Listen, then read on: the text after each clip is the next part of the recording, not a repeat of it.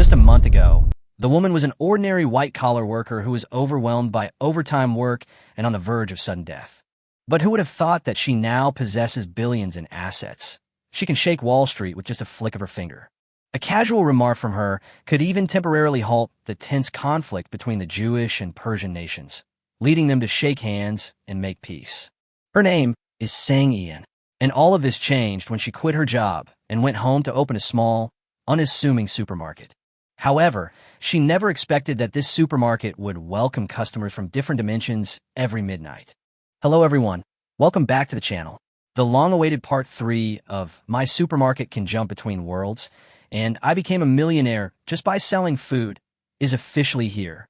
Chapter 161, The Second Door Opens.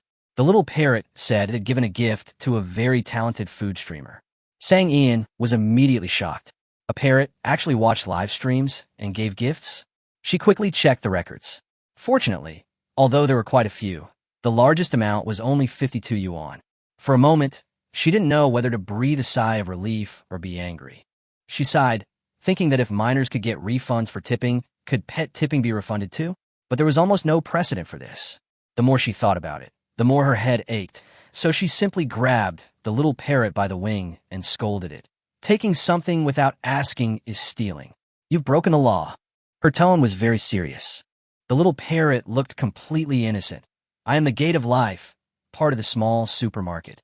Isn't it only natural for me to use the money in the account? Besides, your laws govern people, not parrots. Sang Ian was speechless for a moment, unable to find a reason to refute it. But Sang Ian knew very well that she had to deal with this. Otherwise, the money she had worked so hard to earn would be spent sooner or later. So she directly announced the punishment. I won't take you back to our hometown for National Day. You stay here and watch the shop to pay off the debt. The little parrot tried to argue that she hadn't said beforehand that the money couldn't be touched. Sang Ian laughed in anger. So it's still my fault? The little parrot shook its wings guiltily. At least you are half responsible. She sneered. It's no use, you have to work to pay off your debt. As soon as she finished speaking, the little parrot fell down with a plop, and the whole bird was limp. It used to be able to go out and play and make friends, but now all of that is ruined. On the other side, the little prince was in his chemistry class, but he kept glancing at the two, one human and one bird. Looking at this intelligent parrot, he even had the idea of getting one himself. Just then, with a thump, a burly man wearing a tiger skin suddenly appeared in the supermarket, knelt down, and shouted, Immortal! There really is an immortal. Our tribe is saved. The scene instantly became eerie and tense. Sang Ian snapped out her daze. The little prince pointed at the person and asked, Sister, this is... Sang Ian looked at the little parrot that was pretending to be dead. The little parrot lazily said, The second door has opened. Guests from the primitive society, you may receive them. After saying that, it closed its eyes again and continued to play dead. The man's eyes were filled with excitement. Is the fairy here to save us? This winter has been too long. We've run out of food. Even the wild animals have disappeared, and the hunters can't hunt anything. The old folks have already gone into the forest to die, leaving the food for the young people and children. If this continues, our entire tribe will starve to death. Feeling bewildered and mistaken for a fairy, Sang Ian could only ask him to sit down, bring him a hot pot, and some vermicelli, intending to fill his stomach first. Fortunately, he knew how to use chopsticks, which reassured her somewhat. Although the man knew how to use chopsticks, he didn't know how to eat. Sang Ian had no choice but to demonstrate. Like this, it's delicious. Eat your fill first. The man followed her instructions, picked up some food, dipped it in sauce, and put it in his mouth. The next second, however, he coughed violently, his entire face turning red. Water! Water! He felt like his mouth was on fire and thought he was about to die. Sang Ian quickly handed him water, and he drank most of the bottle in one gulp before finally calming down. He asked with lingering fear, Am I not going to die? Sang Ian looked helpless. She hadn't expected that spicy hot pot would have such a huge impact on a caveman. So she switched to bread and sausages and even helped him unpack them. Eat this, you're not used to hot pot. The man ate in astonishment, feeling as if this was food only gods could eat. After filling his stomach, his emotions finally calmed down a bit, and he even thought about whether he could take some back for his child. Sang Ian took the opportunity to explain, I am not a fairy. and this is not the fairy realm. You can have food, but you must exchange it for yours." The man nodded to indicate he understood, but he remained convinced that this was the celestial realm. After all, it was bright here, yet there was no fire, and the food was so peculiar. Even the kind of hot pot that could eat fire existed. He grew even more convinced that this must be the place where immortals resided. Sang Ian, feeling he had explained clearly, continued, "I can give you food, but what can you offer in exchange?" Chapter 162. This works. The man looked down and realized he had almost nothing on him. He then remembered that the long winter had nearly wiped out any prey in the mountains, and their pre-winter food supplies were almost gone. The 12 elders of the tribe, unwilling to be a burden to their people, had gone into the forest together, prepared to fend for themselves. He went out to other tribes during the day to borrow grain, and only learned of this when he returned at night. He was immediately anxious and rushed into the woods with a torch, trying to bring the man back. But such things had already become a common practice. Whenever food was scarce and the tribespeople went hungry, the elders would voluntarily leave, leaving the chance of survival to the children and young adults. As the leader, he was powerless to change this situation and was filled with self-blame. The forest was dark and silent at night, the snow crunching underfoot. He searched for most of the night, but didn't see a single person. A chill and despair washed over him simultaneously. He couldn't borrow any food, and he couldn't find anyone. He even began to doubt whether his tribe was destined for extinction. He had heard stories of entire tribes starving to death before, but now that it was happening to him, he truly understood that sense of powerlessness. Just as he was on the verge of collapse, a large tree beside him suddenly emitted a 7-colored light. He stepped inside with a hint of surprise and quickly found himself here. But the problem was he was empty-handed. What could he offer in exchange? On the other side, Sang Ian was also in a dilemma. She wanted to help this man, but there were rules at the gate of life. If he couldn't provide something of equal value, giving him too much food might actually lead to his death upon returning home. She pulled out a 25-kilogram bag of rice and tentatively asked, "Do you have anything to trade?" The man quickly waved his hand. "Fairy, my name is G-Phone." This address made Sang Ian feel embarrassed. "Don't call me Fairy, just call me boss." She pointed to the rice and said, "If you want food, you have to exchange it for something." G-Phone stared at the rice, his eyes shining, and without hesitation, he took off his tiger skin and handed it over. Sang Ian was stunned. This was a tiger skin. She didn't know whether to accept it or refuse. G-Phone was a little embarrassed. "This is all I have." She could only look towards the side door to ask. The little parrot glanced at it lazily. "You can exchange it for another bag." Sang Ian was speechless. How could something so obviously illegal be used as payment? But G-Phone was even more convinced that this was the immortal realm. In his eyes, a talking bird was a divine creature. Sang Ian took out another bag of rice and also casually gave him a bag of white sugar. "Is this sugar all right?" she asked. The little parrot gave a curt reply, clearly in low spirits. Sang Ian briefly taught G-Phone how to use it and gave him a blanket to keep warm. After confirming that everything was fine, she quickly saw him off, afraid of wasting time. But as soon as he left, she looked at the tiger skin coat and felt terrible. This is a product made from protected animals. The more she thought about it, the more uneasy she became. So she searched online that night. What she found completely shattered her composure. This thing was enough to get her imprisoned for years, working as a sewing machine operator. Sang Ian immediately walked to the side door and stared at the little parrot. "We need to talk. Doesn't your rule include obeying the law?" The little parrot ignored her. She couldn't help but complain. "If you don't restrict the items traded, I'll be sent to jail sooner or later." The little parrot remained silent. Sang Ian simply plucked it off the branch.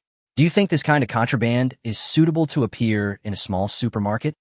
The little parrot replied indifferently, "I only care about equivalent exchange." This answer gave her a headache. The little parrot gloated. "This kind of thing won't happen often. What's illegal to you might be property to someone else." Sang Ian immediately became alert. She narrowed her eyes and asked, "Did you do this on purpose?" The little parrot held its head high, looking proud. "This is called opportunity and challenge." The meaning couldn't be clearer. Sang Ian smiled slightly. "Then you'll be eating vegetarian during the National Day holiday." The little parrot instantly bristled. "No meat?" This was a fatal blow. She added seriously, "It's for your own good. You've gotten so fat." With that, she released her grip and the little parrot flew back into its cage, its rear end facing her. Not only could it not go out to play, but now it was even losing its meat. It completely broke down, falling with a plop from the branch to the bottom of the cage, lying flat and feigning death, radiating utter despair. Meanwhile, Ji Feng, wrapped in a blanket and carrying 2 sacks of rice on his shoulder, rekindled his hope. Holding a torch, he strode towards the tribe. Chapter 163, There's Hope. Ji Feng's tribe lives in natural caves during the winter, only returning to their wooden houses at the foot of the mountain after spring arrives and flowers bloom. The winters are too cold. It's impossible to survive in the wooden houses. That day, Ji Feng rushed into the forest carrying a torch, followed closely by several strong men. The tribe was already struggling. If something happened to the chief, the consequences would be unimaginable. But instead of finding the chief, they found the 12 elders who had gone into the mountains that morning. The elderly were already exhausted. Some were too hungry to walk. Others had fallen ill from the cold. If they had arrived any later, they certainly wouldn't have survived the night. Ignoring all advice, the crowd led them all back to the cave. After all, they were family, and no one could bear to watch them die.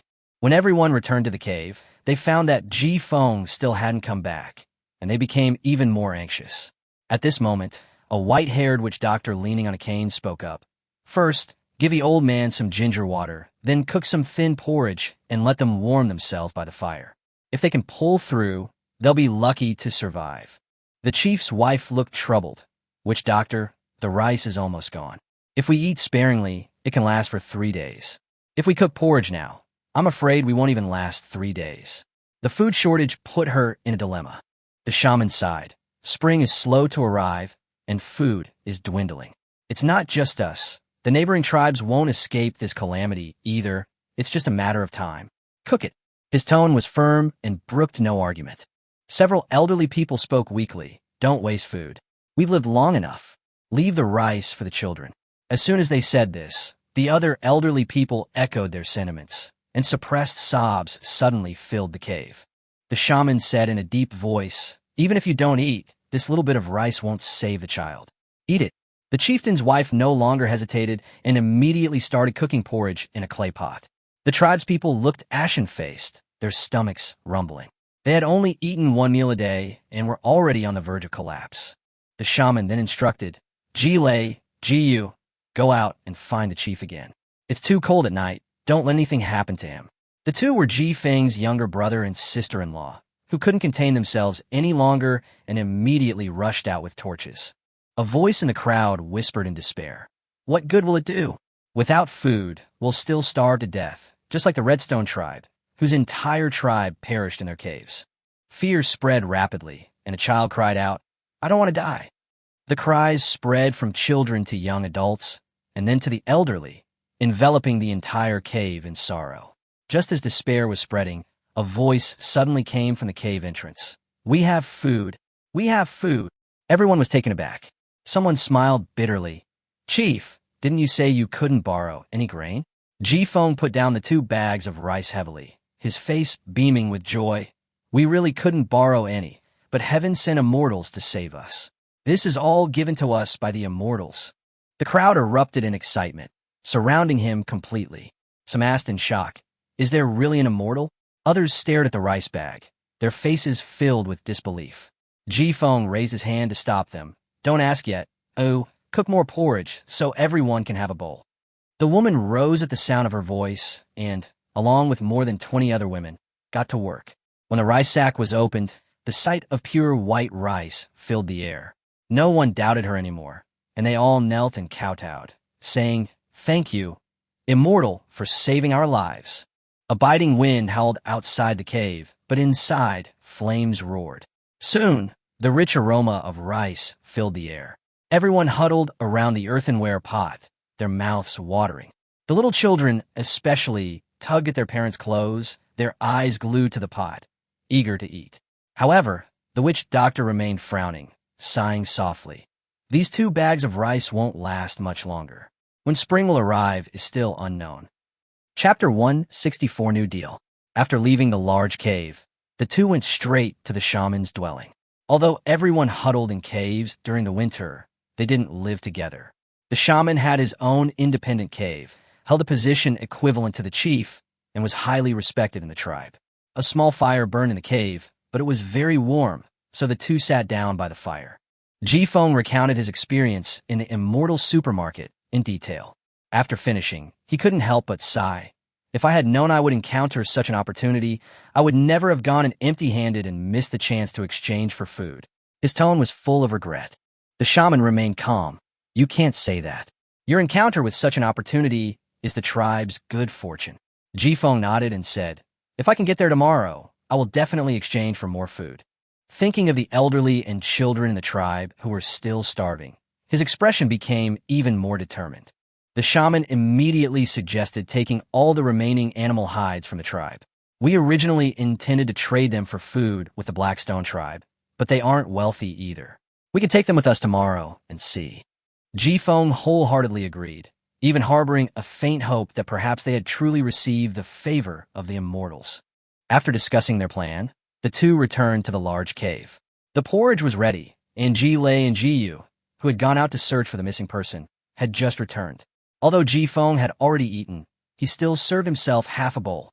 The soft, sticky white rice porridge had a slightly sweet taste. It was the best food they had ever eaten in their lives. The entire tribe of over 160 people consumed 50 jin, 25 kilograms, of rice. Each person received a bowl of thick porridge, with refills available if needed. After the steaming porridge was eaten, satisfied expressions appeared on everyone's faces. The long-awaited warmth and sustenance made the entire cave quiet and cozy. After the meal, Jifeng solemnly instructed, no one is allowed to divulge anything about immortals. Everyone nodded in agreement, and even the children covered their mouths to show they would never speak of it. For them, having a full stomach was more important than anything else. As for exchanging animal hides for food, no one objected. Ji Lei suddenly suggested, if we can exchange hides, what about meat? Why don't we go hunting deer in the forest tomorrow, and take the hides and meat with us? Maybe we can get more food. Jifeng nodded, we can try. Get a good rest tonight, and we'll go into the mountains together tomorrow. The night was pitch black, and everyone agreed in unison, their voices echoing through the cave. In those echoes was a long-lost hope, their yearning to survive. Sang Ian practically swept all the hot pot base ingredients in the store in her shopping cart, and even took the tiger skin shirt with her. She wouldn't dare leave such a thing in the store. At the same time, the little prince was also placing an order, buying 10 bags of rice in one go. To her even greater surprise, the little prince emptied the shelves of all the long, dusty glassware. Glass cups, fruit platters, bowls costing 10 yuan a box, as well as cheap crystal balls, vases, and zodiac animal figurines. He didn't leave a single one out. Looking at the empty shelves, Sang Ian couldn't help but laugh.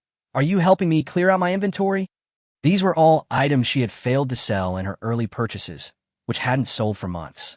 The little prince replied seriously, they don't sell here, but they sell very well over there, and at a much higher price.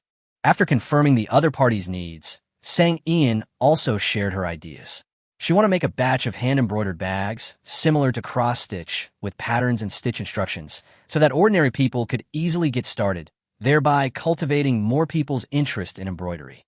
She explained that this not only lowers the learning threshold, but also facilitates the inheritance of traditional skills. Embroidered bags don't need overly complicated designs.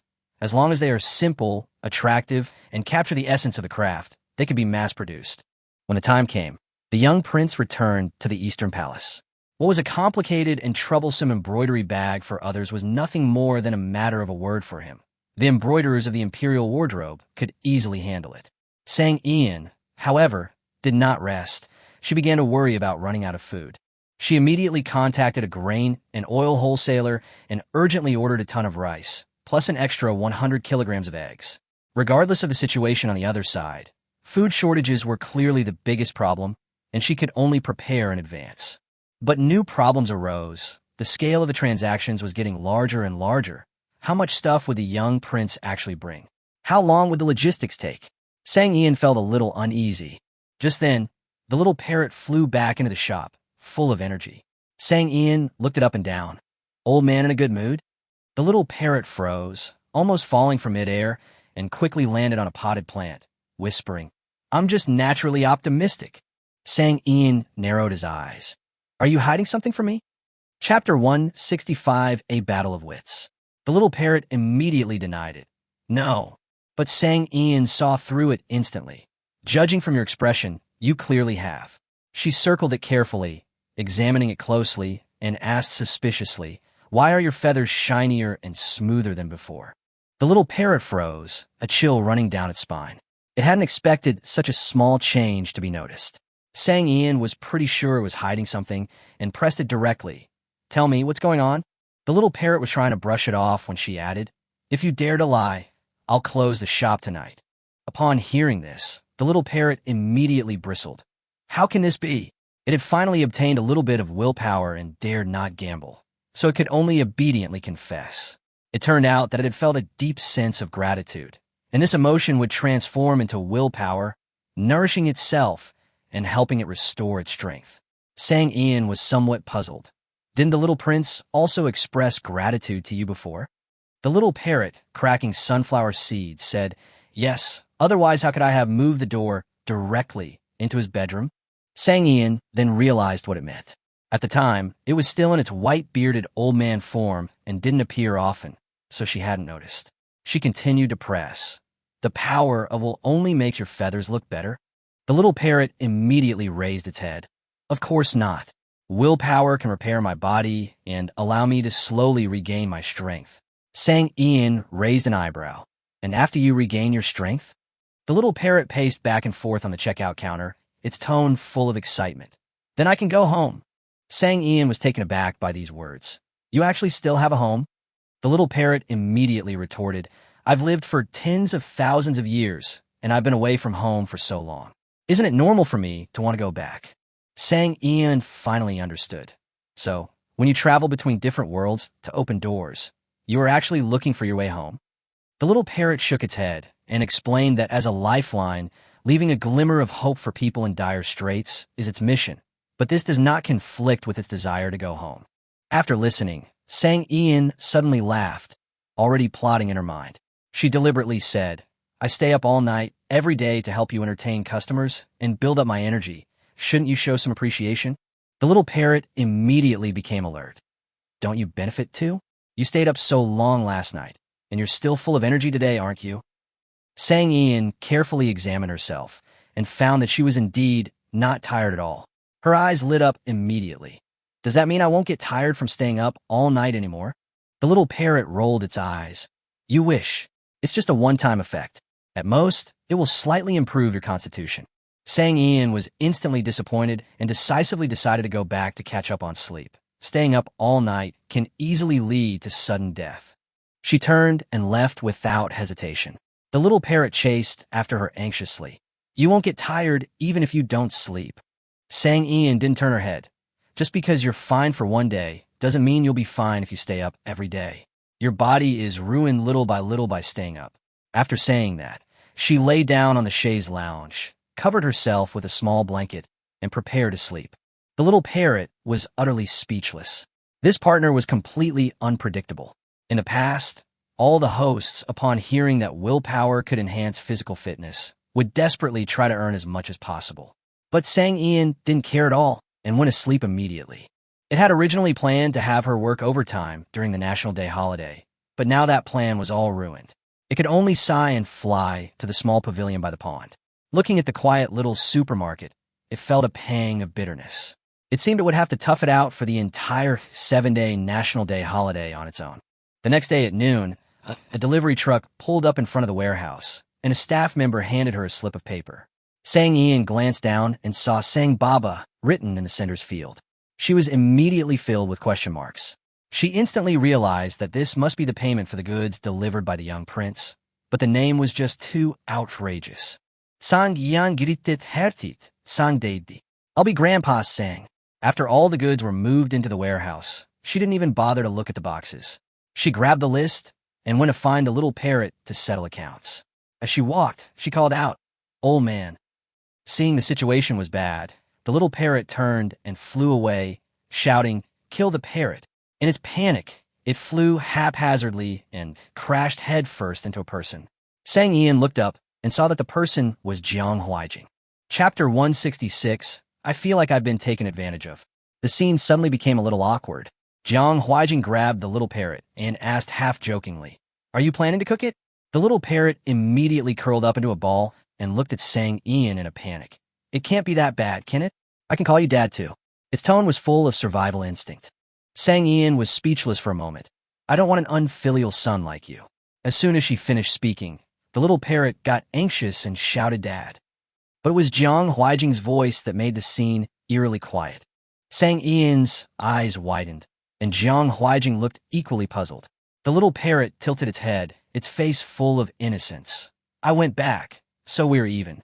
Jiang Huijing smiled faintly. "I think I'm the one who got the short end of the stick." Sang Ian immediately distanced herself. "Don't look at me. I have absolutely no interest in being your father." Jiang Huijing shook the parrot in his hand. "If something happens to your pet, the owner will pay the bill." His tone was meaningful. Sang Ian reacted quickly, pushing the parrot back. No.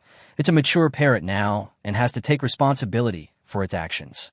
The little parrot was stunned, internally devastated. Is this even allowed?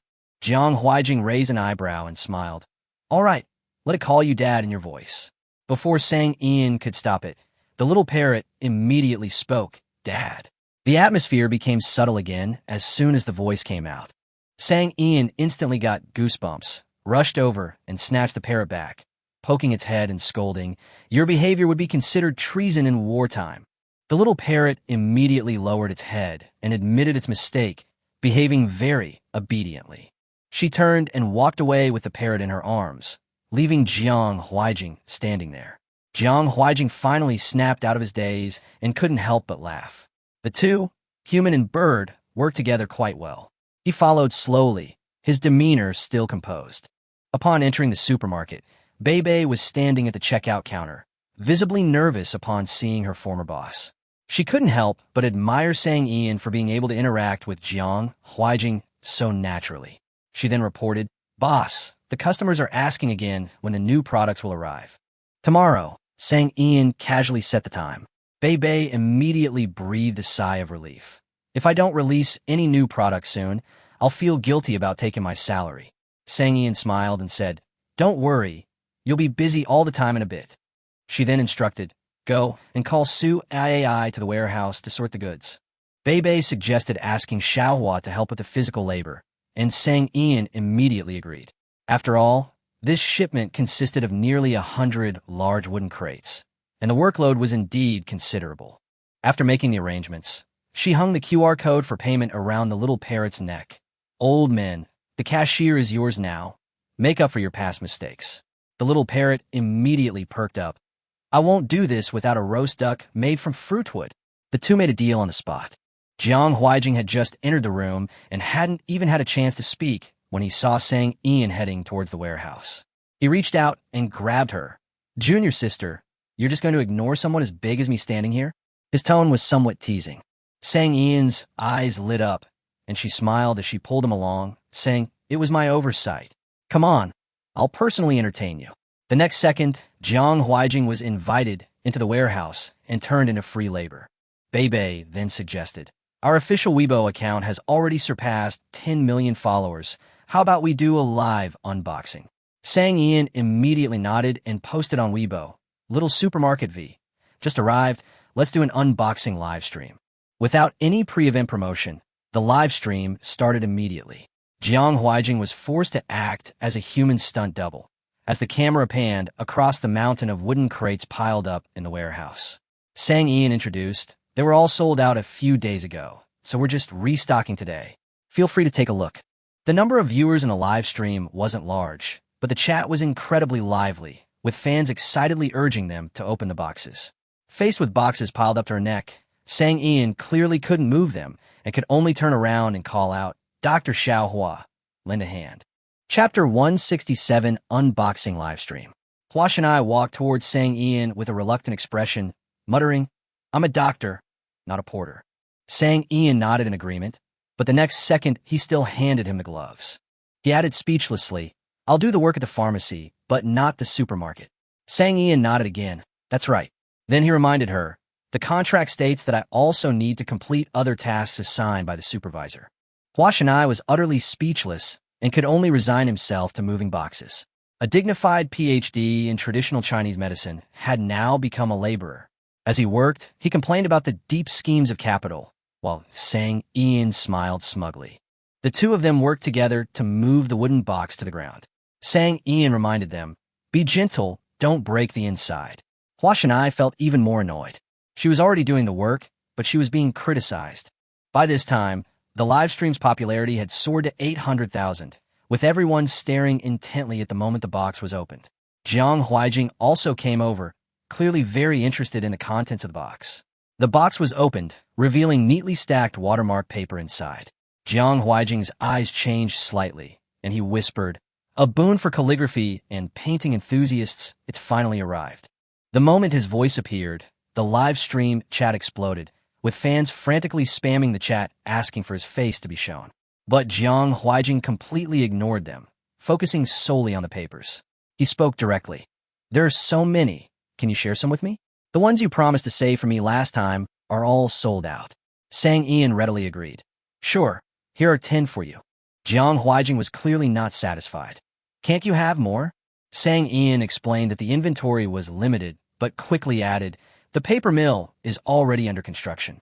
I'll produce it myself from now on. You can buy as much as you want." Hearing this, Jiang Huijing's expression became much more serious.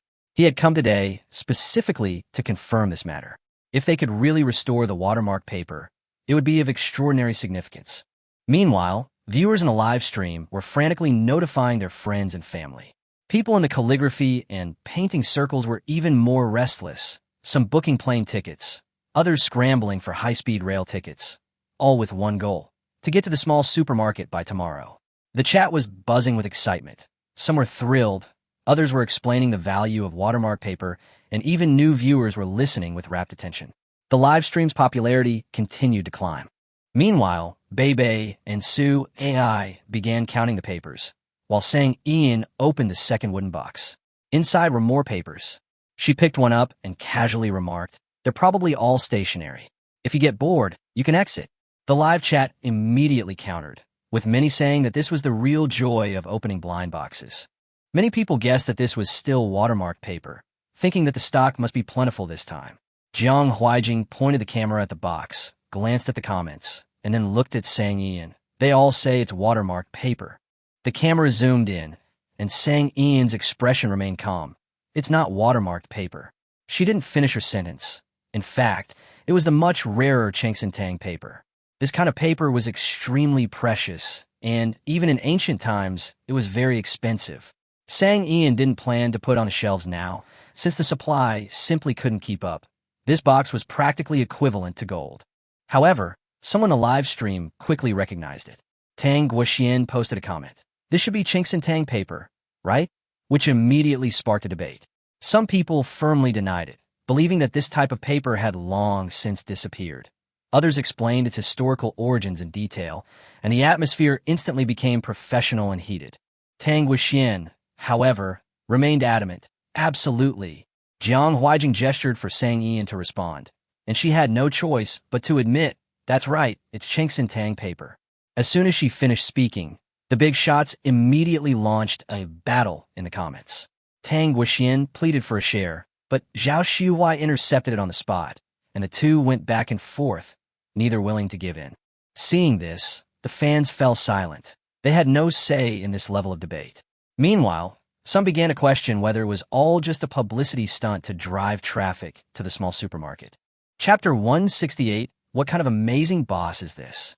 The live stream suddenly became chaotic as a large number of trolls flooded in, convinced that Sang Ian was just creating hype and that Chengxintang paper was nothing more than a gimmick to attract traffic. These people even put on an act of kindly reminding fans not to be fooled by low-level marketing, saying that the small supermarket is just an online celebrity store using the banner of traditional Chinese style, with inflated prices and probably no real ingredients, so that everyone should not pay the stupidity tax. After similar comments went viral, many viewers who hadn't visited the store began to waver. Many people had initially followed the store because of variety show guests visiting it and the rumors that Song Yuqing landed a lead role with just 2 Hanfu outfits. Furthermore, since they had only seen photos taken by customers and had never seen the actual product, they were quickly becoming skeptical after being swayed by rumors. Even when regular customers offered explanations, they were labeled as paid trolls and brainless fans. Seeing this, Sang Ian breathed a sigh of relief, as she had never intended to put Chinks and Tang paper on the shelves in the first place. She smiled and clasped her hands together, saying, "Since everyone has doubts, then let's not put on the shelves, lest someone buy a counterfeit." As soon as the words were spoken, the live chat instantly went silent, eerily quiet. Then, someone became anxious. Tang Guoxianvi, junior disciple. Can't you make an exception? I trust you 200%. I'm really not willing to give up if I can't buy it. Sang Ian smiled helplessly. Uncle Tang, don't exaggerate. Let's talk about it when you get back. Zhao Shuhuiv, little apprentice, me too. I also want to see Chinks and Tang paper. She suppressed a laugh and replied, Master, come to the shop when you have time. I'll give you special treatment. At this moment, Jiang Huijing suddenly spoke up. Then could you also give senior brother a back door? Sang Ian raised an eyebrow. Don't you already have one? Don't be too greedy. After saying that, she closed the box directly. She called Hua Shanai over to move boxes, and the other party couldn't help but complain, Boss, I'm a medical doctor. Isn't it a waste of my talents to make me do manual labor? Sang Ian replied calmly. I'm moving boxes too, aren't I? What are you complaining about? Hua Shanai was speechless after being rebuked and could only obediently take action. Jiang Huijing took the phone. I'll do it. Sang Ian looked him up and down. Are you sure you can handle it? Jiang Huijing laughed in exasperation. How could I be worse than you? Sang Ian said seriously. That's hard to say. I exercise every day, but a middle-aged person like you who stays up late might not be able to keep up. I'm only 4 years older than you. Who told you to look so anxious? With just one sentence, Jiang Huijing began to question his life.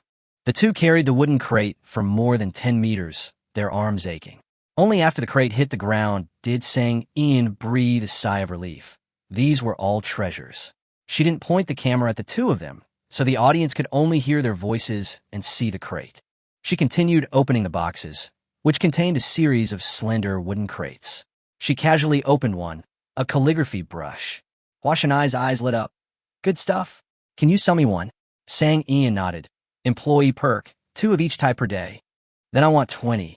He immediately increased his offer and even borrowed quotas from others. Su AI and Bei readily agreed. And Enlu also said he could lend him his quota, which made Hua Shanai overjoyed. At this moment, Anil casually said, Boss, the formalities are all done. Starting this month, the social insurance and housing fund contributions will be paid normally. Su AI was taken aback. We also have social insurance and housing fund contributions? Sang Ian said matter-of-factly, Of course, I'm waiting to retire and collect the money. She added, If you don't want to pay, you can pay it back in your salary. Su AI quickly shook her head. I'll pay. I have to. And Lu smiled and said, And it's the highest standard comparable to state-owned enterprises. Su AI was completely shocked. Happiness came too suddenly. She rushed over and picked up Sang Ian. Boss, I like you so much. Sang Ian laughed. Then it means you're mutually in love. Jiang Huijing, who was holding his phone, frowned and couldn't help but remind her, Why don't you two break up first? If this continues, the live stream might get shut down. Chapter 169, They couldn't resist the sight of medical books. No. We like watching pretty girls cuddling. The live stream chat was scrolling faster and faster, and the topic gradually veered off course. Some envied the employee benefits, some complained about their own company's poor treatment, and some even started job hunting. In an instant, the live stream turned into a massive self-recommendation session. Is the small supermarket still hiring? Graduated from a 985 university, fluent in 5 foreign languages. All sorts of outrageous resumes kept flooding the screen. Jiang Huijing took the opportunity to take the phone away and let Sang Ian read the comments herself.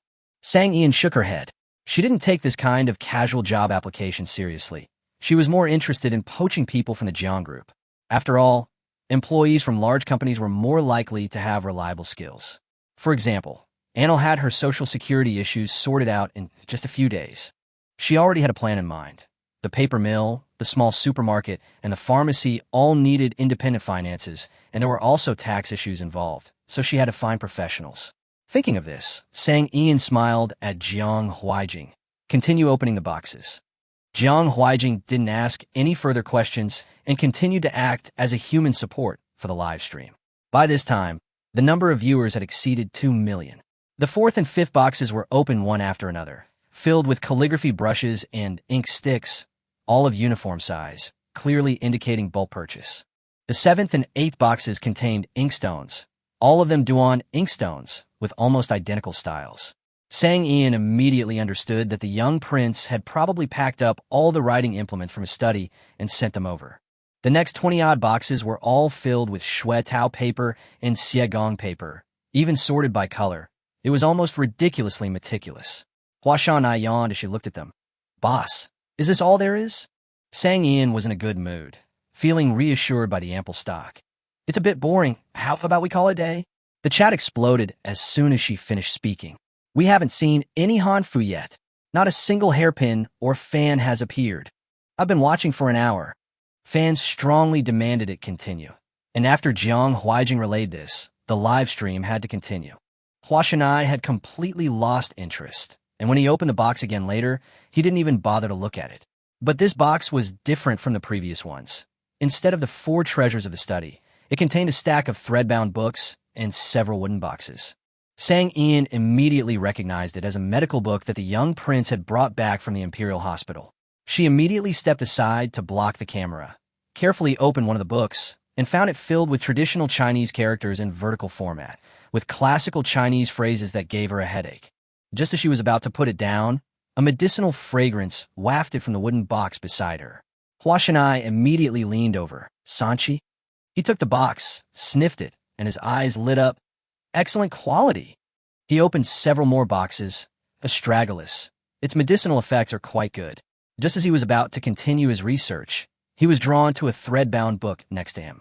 After opening it, he was immediately stunned. The pediatric prescriptions? How come I've never seen it before?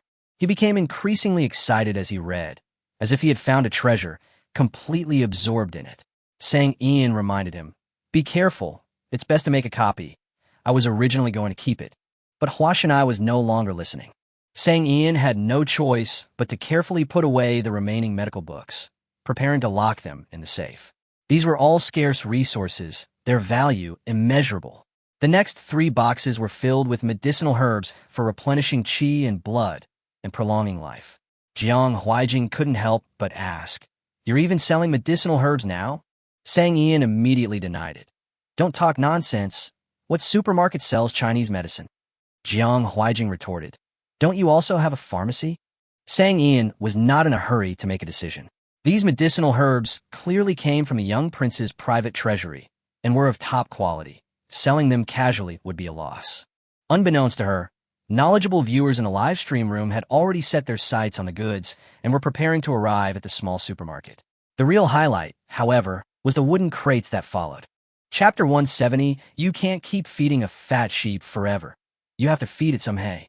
Sang Ian resealed the 4 boxes of medicinal herbs, and Jiang Huijing and Hua Shanai were responsible for carrying them. Hua Shanai was particularly proactive this time, taking the initiative to do the hard labor, clearly wanting to perform well in order to earn the opportunity to get that stack of medical books. Her work efficiency was much higher. He even volunteered to do the unpacking work, saying the boss shouldn't be doing manual labor. Sang Ian was happy to have an easy job, but when the first box was opened, it didn't contain medical books and herbs, but a phoenix-headed guqin. Hua Shanai was stunned. Boss, you even sell musical instruments? Sang Ian carefully took out the guqin and immediately recognized it as a masterpiece. She already planned to take it back to give to her mother. She gently plucked the strings, and with a flick of her fingertips, a clear and bright sound immediately rang out, as if years of skill had been instantly awakened. The live stream chat exploded with excitement. The live chat was filled with amazement. Some praised her talent, while others were eyeing the guqin itself.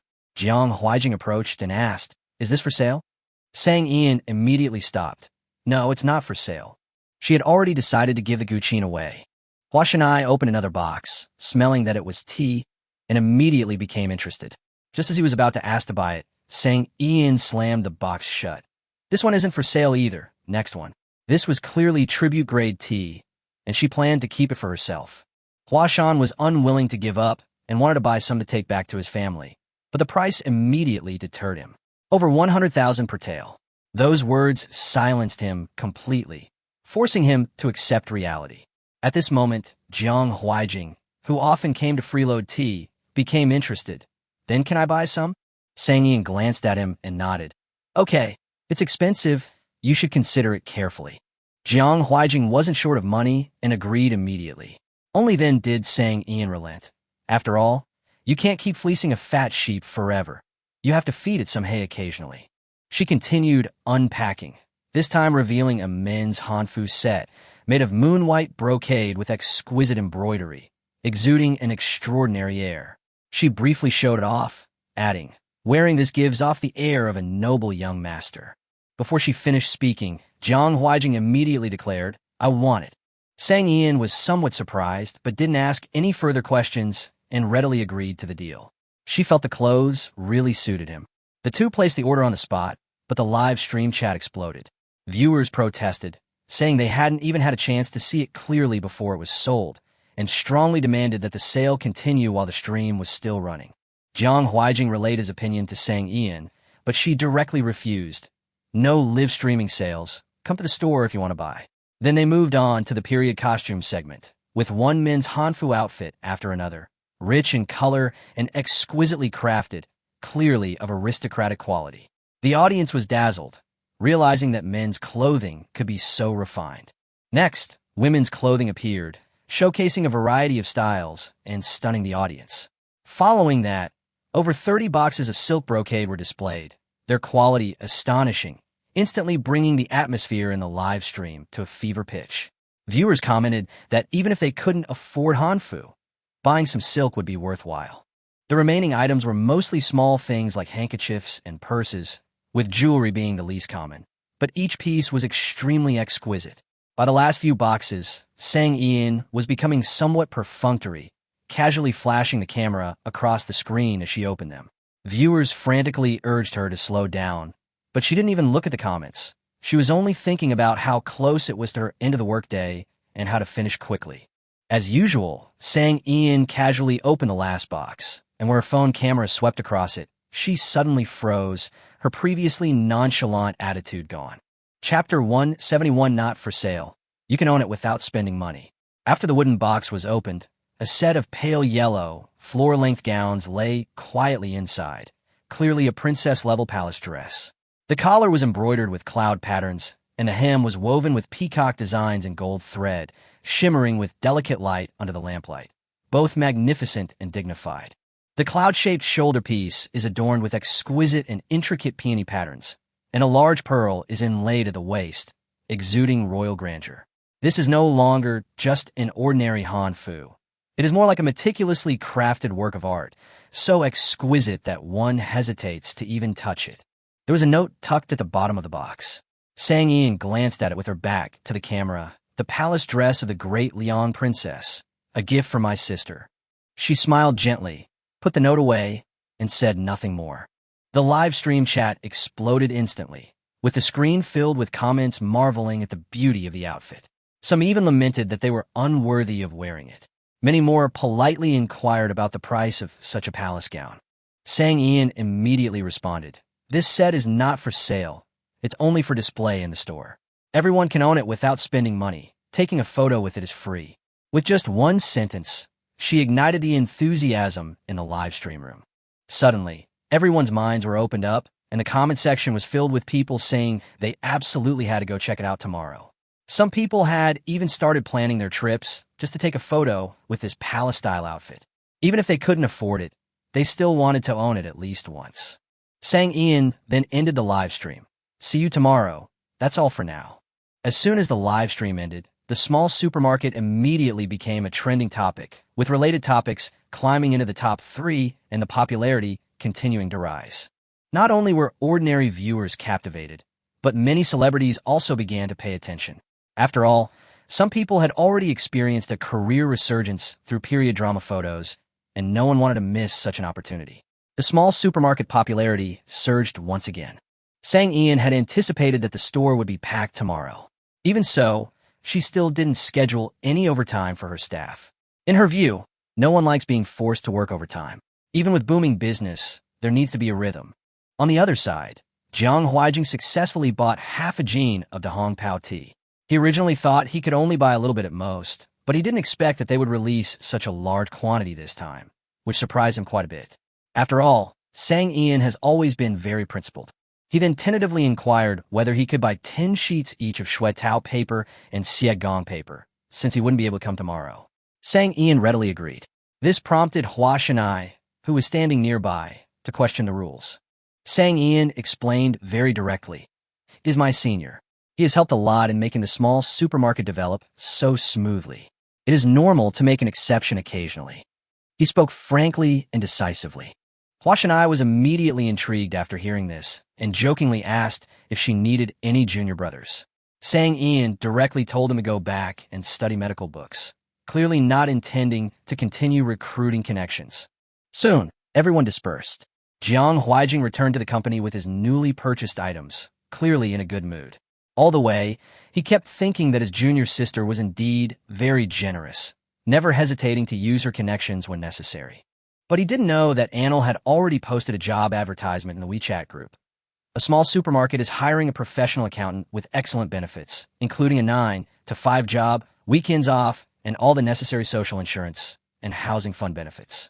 With the small supermarket trending on social media and Bebe constantly sharing her relaxed daily life on WeChat moments, this job instantly became the ideal job in the eyes of countless people. As soon as the news was released, a large number of people began to send private messages to apply. Anil originally just wanted to hire a qualified accountant, but when she saw the messages popping up, she was stunned and couldn't help but wonder if President Jiang knew. Would he want to kill her to silence her? Chapter 172, This Damn Familiarity. Qian Jinming is the financial director of Jiang's group. He has a mild personality, yet he manages the entire finance department very well. For many years, the company's accounts have never had any problems. Jiang Huijing was initially reported for tax evasion due to business competition. Relevant departments conducted a large-scale audit, examining everything from headquarters to subsidiaries, but the results were clean. It was precisely that incident that made Qian Jinming famous. He was extremely strict with finances, and no small problem escaped his notice. Because of this, he uncovered many corrupt officials within the company for Jiang Huijing, securing his position and ensuring a bright future. Logically speaking, such a person should have a substantial annual salary and huge potential for advancement. But looking at the message in the chat box, Anil couldn't help but slowly type out a question mark. Qian Jinming had sent a message. I think this job is perfect for me. What do you think of me? Anil was completely stunned. She had only wanted to hire an ordinary employee, but she had ended up catching a great white shark. The financial work of a small supermarket was actually not complicated. It mainly involved tax processing, and there was no need for someone of this caliber. But she still scheduled an interview and left the final decision to Sang Ian. Sang Ian was also stunned after hearing this. They actually managed to poach the CFO of the Jiang Group. That was quite a blatant attempt to fleece him. She decided not to wait until the next day and started a video interview right away. After adding each other on WeChat, they quickly connected via video. Qian Jinming was sitting in his office, clearly still working overtime, which left Sang Ian speechless for a moment. She couldn't help but ask, "Are you still at the company?" He nodded, "Just some finishing touches." Sang Ian hesitated for a moment. "Would it be inappropriate for us to conduct an interview like this now?" Qian Jinming replied calmly. "It's already after get off work hours. It won't affect anything." Since the other party didn't mind, Sang Ian got straight to the point. She explained the situation very clearly. The work was easy and not stressful, but the salary would definitely be far lower than his current level, and the place was small, requiring one person to perform multiple roles. She even gave an example, saying that Anil was both an assistant and a human resources person, and when busy, she also had to sell and manage goods. If Qian Jinming came, he couldn't just be in charge of finance. After she finished speaking these unpleasant truths, she thought the other party would hesitate at least a little, but Qian Jinming accepted it completely and instead asked a crucial question. "If I join the company, will I also be able to enjoy employee benefits? Can I buy 2 of each type of item per day?"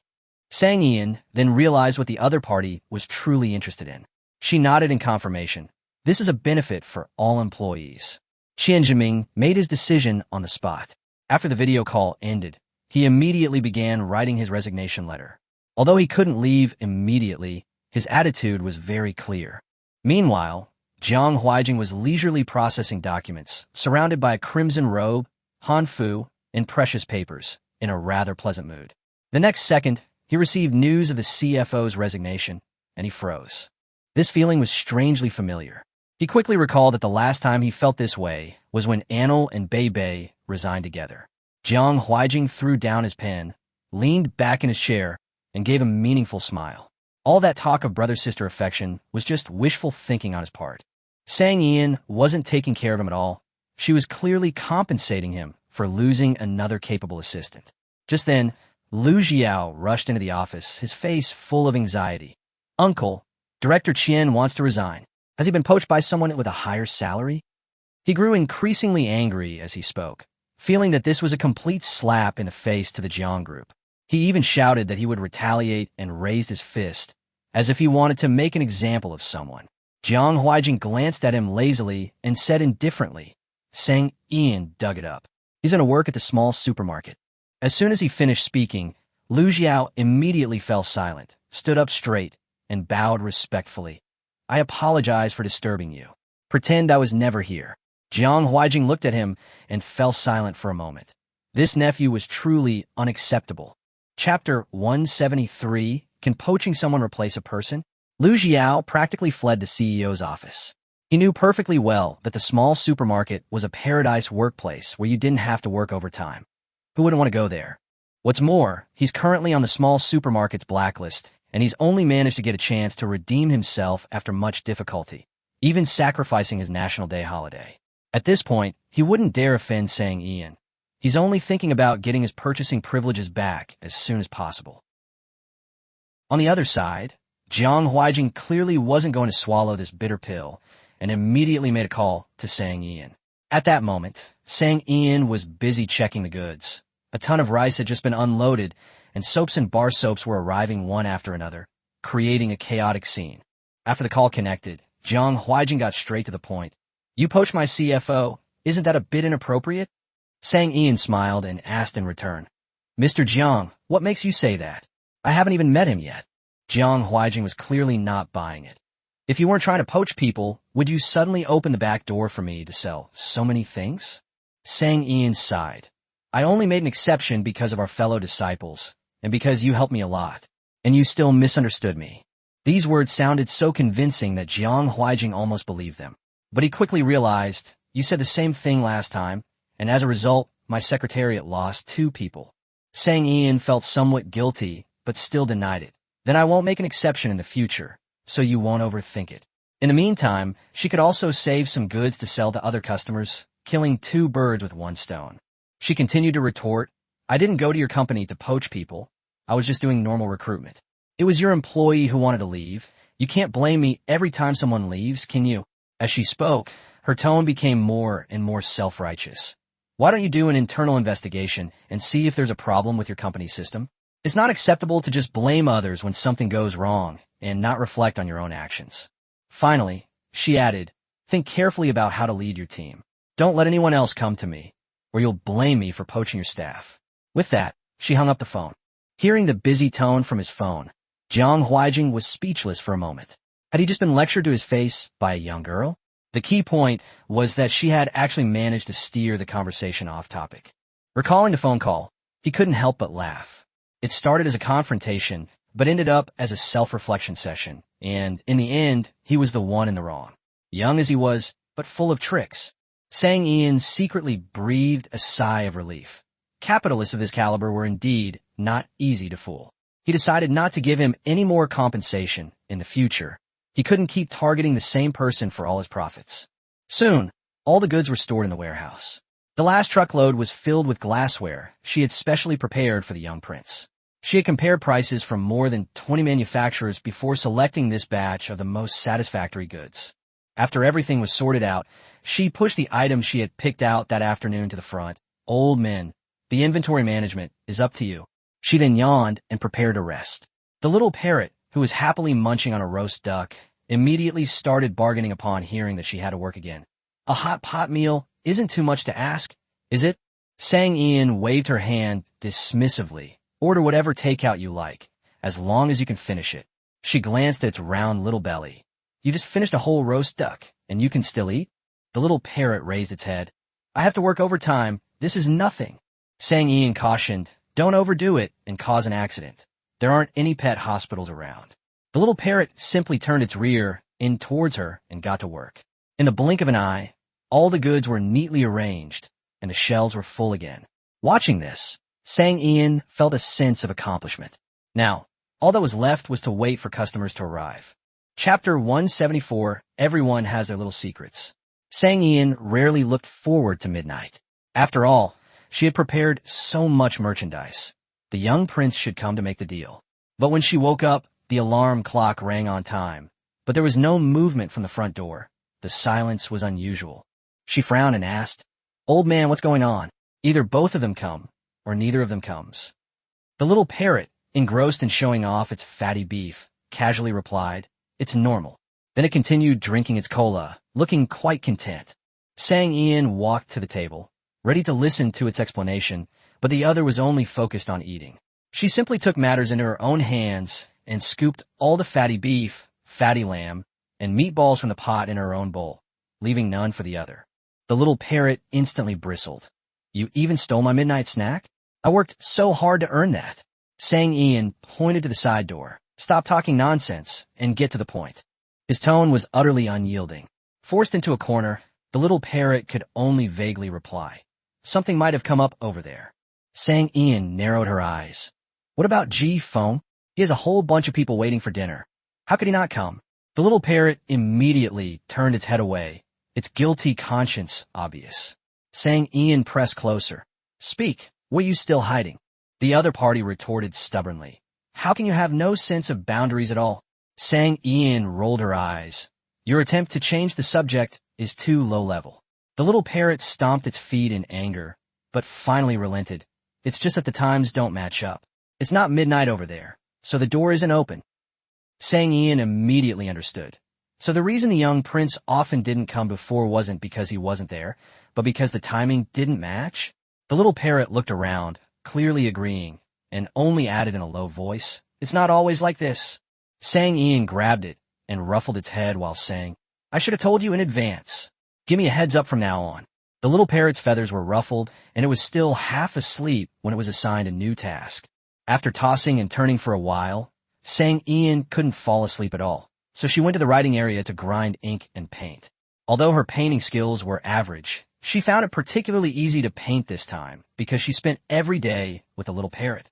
After finishing the painting, she added mulberry branches and leaves to the parrot's feet, making it look like the parrot was surrounded by branches, creating a rather pleasing artistic conception. She looked at the finished product, becoming more and more satisfied. The next day, as soon as Anna arrived, she assigned her a new task, to turn the painting into a logo, register it as a trademark, and then customize shopping bags and stickers. Although the cost would be higher, she wanted to create a unique style for her small supermarket. Anna was already used to this pace and handled these kinds of procedures with ease. After receiving the task, she immediately prepared to leave. Bebe patted her chest and assured them, No matter how many people there are today, it's no problem. The four of us are enough. The little parrot also flew back to join the fun. Me too.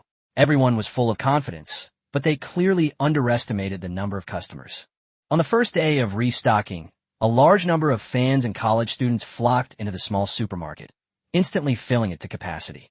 The supermarket was already small, and with so many people, the shopping experience immediately plummeted. Sue was a little anxious. Boss, there are still many people outside. Sang Ian made a quick decision and immediately put up a red cloth at the entrance to limit the flow of people. She explained to the people in line, The store is already full.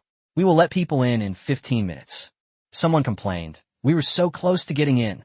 Sang Ian smiled and said, We wouldn't be able to explore properly if we went in now. It'll be more comfortable to wait a while. Everyone agreed that it made sense. But some people still grumbled, What if we just rush in if no one stops us? Sang Ian stopped and smiled calmly. That's easy. Then she turned and waved to the little parrot. Chapter 175, The Parrot Who Takes Bribes but Doesn't Do His Job.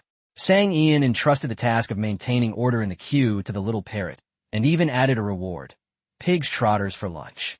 The little parrot instantly became full of fighting spirit and flew straight to the door to start directing.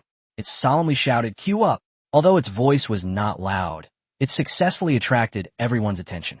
Someone couldn't help but tease it. "What happens if you don't queue?" The little parrot tilted its head and thought seriously for a moment, then finally uttered 2 words: blacklist. Everyone burst into laughter, and some people continued to ask about the consequences.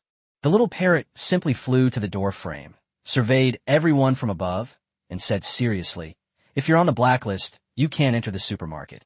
With just one sentence, it instantly deterred those who wanted to test the waters. A girl who was about to try it out immediately withdrew her foot after hearing the instructions, raising her hand to indicate she would definitely follow the rules. The little parrot nodded in satisfaction. This scene amused everyone around, and they all raised their phones to take pictures, creating a relaxed and lively atmosphere. Someone was queuing under the blazing sun and couldn't help but plead, "Could you open the back door?" The little parrot raised its wings to block the sun and didn't forget to complain, "I'm in the sun too. Who's going to open the back door for me?" One sentence shut the person up, and everyone burst into laughter. The boy in front of him simply pulled out a handful of sunflower seeds and fed them to the parrot. "Let me go in and take a look around first." The little parrot looked down at him. "Bribing me?" After saying that, it continued to eat, cracking the seeds quickly, but it wouldn't let go. The boy sighed and reminded him, "If you've accepted a bribe, you should at least do the job, right?" The little parrot glanced at him and then said, "Blacklist." The meaning was very clear. "I took the bribe, but I won't do the job." This scene immediately amused everyone behind him, and they all took out snacks to feed it. The little parrot simply flew down and flitted back and forth in the group, picking out its favorite foods and even allowing others to stroke its feathers as a reward. Although it didn't do anything, everyone felt it was worth it to be able to pet such a clever little parrot. So more and more people started feeding it, and the little parrot was busy as a bee, flitting about like a butterfly. When Sang Ian came out, she saw it mingling freely in the crowd. Someone couldn't help but ask, "Boss, is this parrot for sale? The price is negotiable." As soon as she finished speaking, 2 voices rang out simultaneously. Sang Ian said crisply, "Unintentional." But the little parrot mimicked her voice and said, "Intentional." The identical tone left everyone dumbfounded. This voice-changing ability is outrageous. The middle-aged man was even more tempted and immediately offered, 500,000. I'll buy this parrot. Chapter 176, You're Too Harsh. What? The little parrot flew back in a flash. Sang Ian raised her hand, and the little parrot landed directly in her palm. Before she could even communicate with this bird-loving man, the little parrot was already jumping up and down in anger, its wings flapping wildly. "Only 500,000? Am I only worth 500,000? You human have no taste." Bird lovers were completely baffled, wondering how such a cute and lively little parrot could refer to itself as an old man. He stepped forward, looked at the little parrot whose crest feathers were standing on end in anger, and said with a chuckle, "I can raise the price. How about 600,000? The little parrot, who had initially been somewhat hopeful, suddenly turned its head to look at its business partner and said seriously, "I think you're right. He's so stingy, he definitely can't afford to keep me. Let's not sell me." Middle-aged man, I feel offended. Sang Ian looked up at the sky speechlessly, then reached out and rubbed its little head with her fingers. "Hey Lao Man, what are you thinking? What? If someone offered $1 million or 2 outright, would you really sell yourself?" The little parrot spread its 2 wings, looking completely innocent. Why not? Sang Ian. She didn't quite understand the little parrot's thoughts. No, I should say she doesn't quite understand the mindset of the Lifegate Sung. Anyway, once I get the money, I can still fly back. I have wings. Stand tall and proud. Don't ask why. Just say you're proud. Middle-aged man. I'm right here.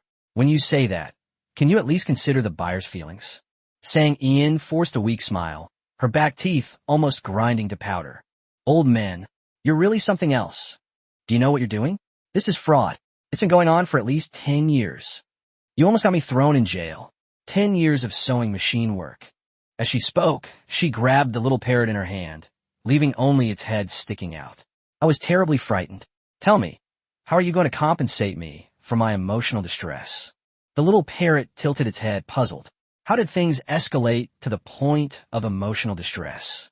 Sang Ian didn't give it time to react. Work overtime for a week. All snacks are confiscated. The little parrot's pupils dilated in shock. It had only had this idea and hadn't even put it into practice yet. How could the consequences be so severe? Besides, it's fine to do chores. It's not like it hasn't done them before. So why confiscate its snacks? It's mixed nuts, sunflower seeds, beef jerky, dried mango, potato chips, ham sausage, spicy strips. This is all money it painstakingly saved up.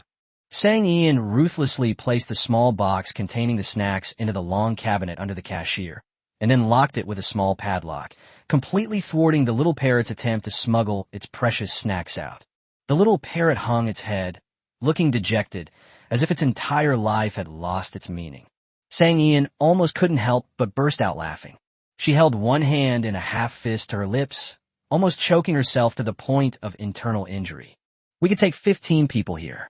After Sang Ian finished speaking, the boy in the lead strode excitedly inside. He had been waiting for a long time. As soon as I stepped into the supermarket, I was immediately enveloped by the cool air from the air conditioner, and I felt like I had come back to life. People are queuing up here and entering in an orderly manner. As the first 15 customers entered the small supermarket, the girl who had almost been blacklisted at the beginning was about to step in. The little parrot suddenly flew over and almost hit the girl's face directly. We can't take advantage of a situation. The girl sighed, head drooping. Can you even count? The little parrot glanced at her. Can't you count? Girl. Okay, this is a little parrot that's quick to argue and criticize. After watching the show to his heart's content, Sang Ian stepped forward and said, Everyone, please wait a little longer. The next wave will be here soon. She wasn't lying. It really was very fast. For customers who had already selected their desired items, upon hearing that there was a small parrot maintaining order at the entrance of the supermarket, they naturally didn't linger inside and all came out to tease the parrot. The presence of the little parrot sped up the shopping process for customers already inside the mini supermarket. With this in and out flow, customers immediately started moving around. Actually, queuing doesn't take very long. Zhao Xuhuai and Liang Yongdong came together, and their hearts sank when they saw the long queue. I wonder how much stock my little apprentice has. I hope it doesn't end up like last time, when a group of customers cleared out all the watermark paper. Yuan parked the car and saw that the two of them couldn't wait any longer and headed straight for the small supermarket. Upon seeing this, the customers in the long queue couldn't help but remind them, the small supermarket is starting to divert customers now, so you'll have to queue. Yes, you have to queue, regardless of age. Some people echoed this sentiment, fearing that these two were the kind of people who would cut in line just because they were older and wanted special treatment. Liang Yongdong glanced at it and exclaimed, Good heavens, this line must be almost 100 meters long. If this continues, when will it be their turn? Even if it were their turn, with water pattern paper, shuetao paper, and xiegong paper, would it still be their turn? President Liang, Teacher Zhao, please line up. I arrived half an hour earlier than you, and I'm still waiting here. The person who said this was a member of the Calligraphy Association, who frequently participated in association activities, and whom Liang Yongdong and Zhao Xuhuai were both very familiar with. Yes, let's line up. Otherwise, there will be even more people later. Don't worry, I definitely won't buy too much this time. I'll definitely leave some for you too. The person further ahead was also a member of the Calligraphy Association. He had missed the watermark paper last time, so he got up very early this time, but he never expected to encounter a queue. He was starting to despair at the long queue, but he never expected to see Liang Yongdong and Zhao Xuhuai here. These two had made quite a splash last time by buying a lot of watermark paper. His mood immediately improved when he learned that the person had arrived so late and was even behind him in line. Zhao Xuhuai and Liang Yongdong exchanged a glance, their moods clearly not very pleasant. The queue wasn't a problem for them. Their concern was that by the time it was their turn, all the papers would be sold out. That's what I mean. Efficiency is key. You guys are always so slow, no matter what you do. The supermarket got new items, and you didn't even come early.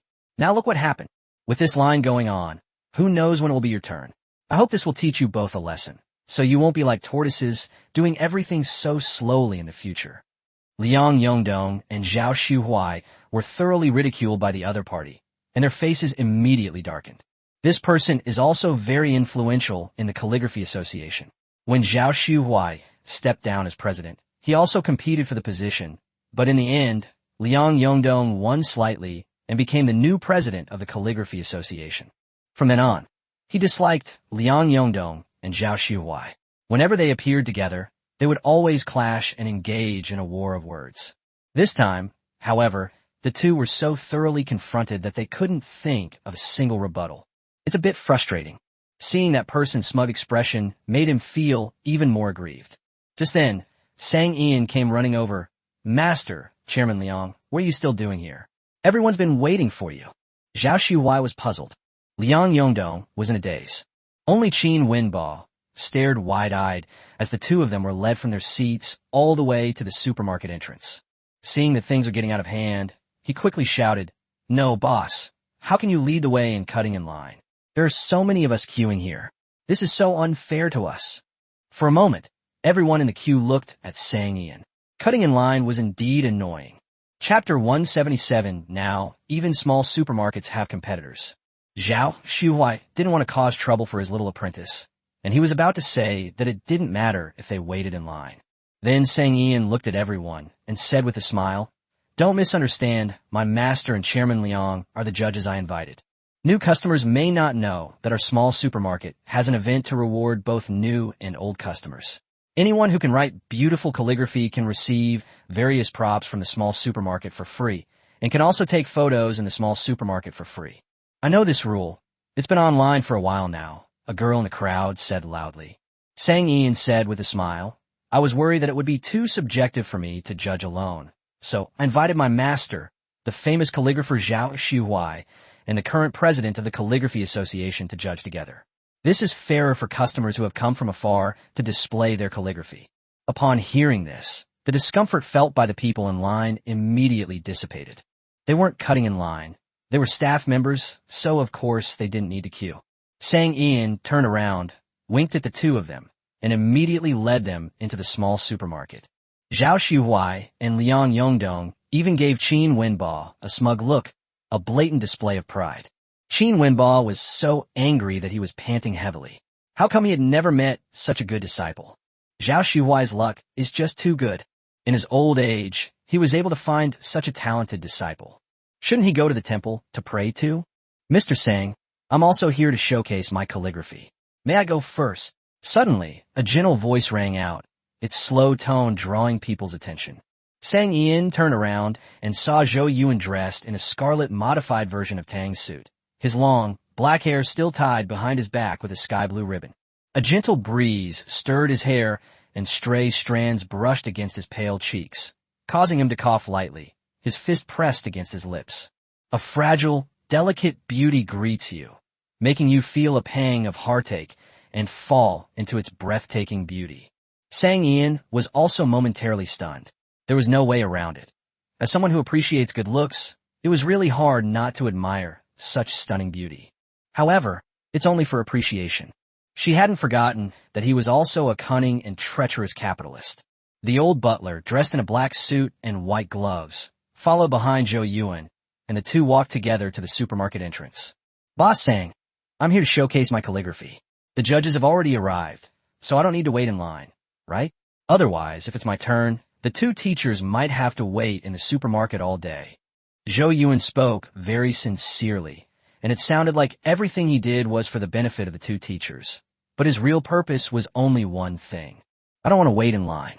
Sang Ian met his eyes, which held a faint smile. "What you said makes a lot of sense. Let's go." Zhou Yuan was quite satisfied. Queuing was definitely out of the question. The purchase limit was already frustrating enough, let alone queuing. The old butler was about to follow Zhou Yuan inside when Sang Ian stopped him, asking, "Are you also going to demonstrate your calligraphy?" The old butler reacted quickly, nodding with a smile. "I'd like to give it a try." Sang Ian smiled slightly. "I never expected that someone your age would enjoy taking period costume photos."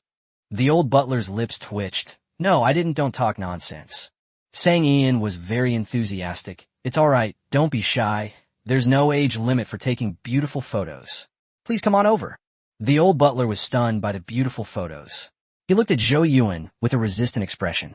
If he wasn't worried about him going in alone, he definitely wouldn't have followed. For a moment, he really wanted to be an incompetent housekeeper, to go against his professional ethics, and not to follow his employer.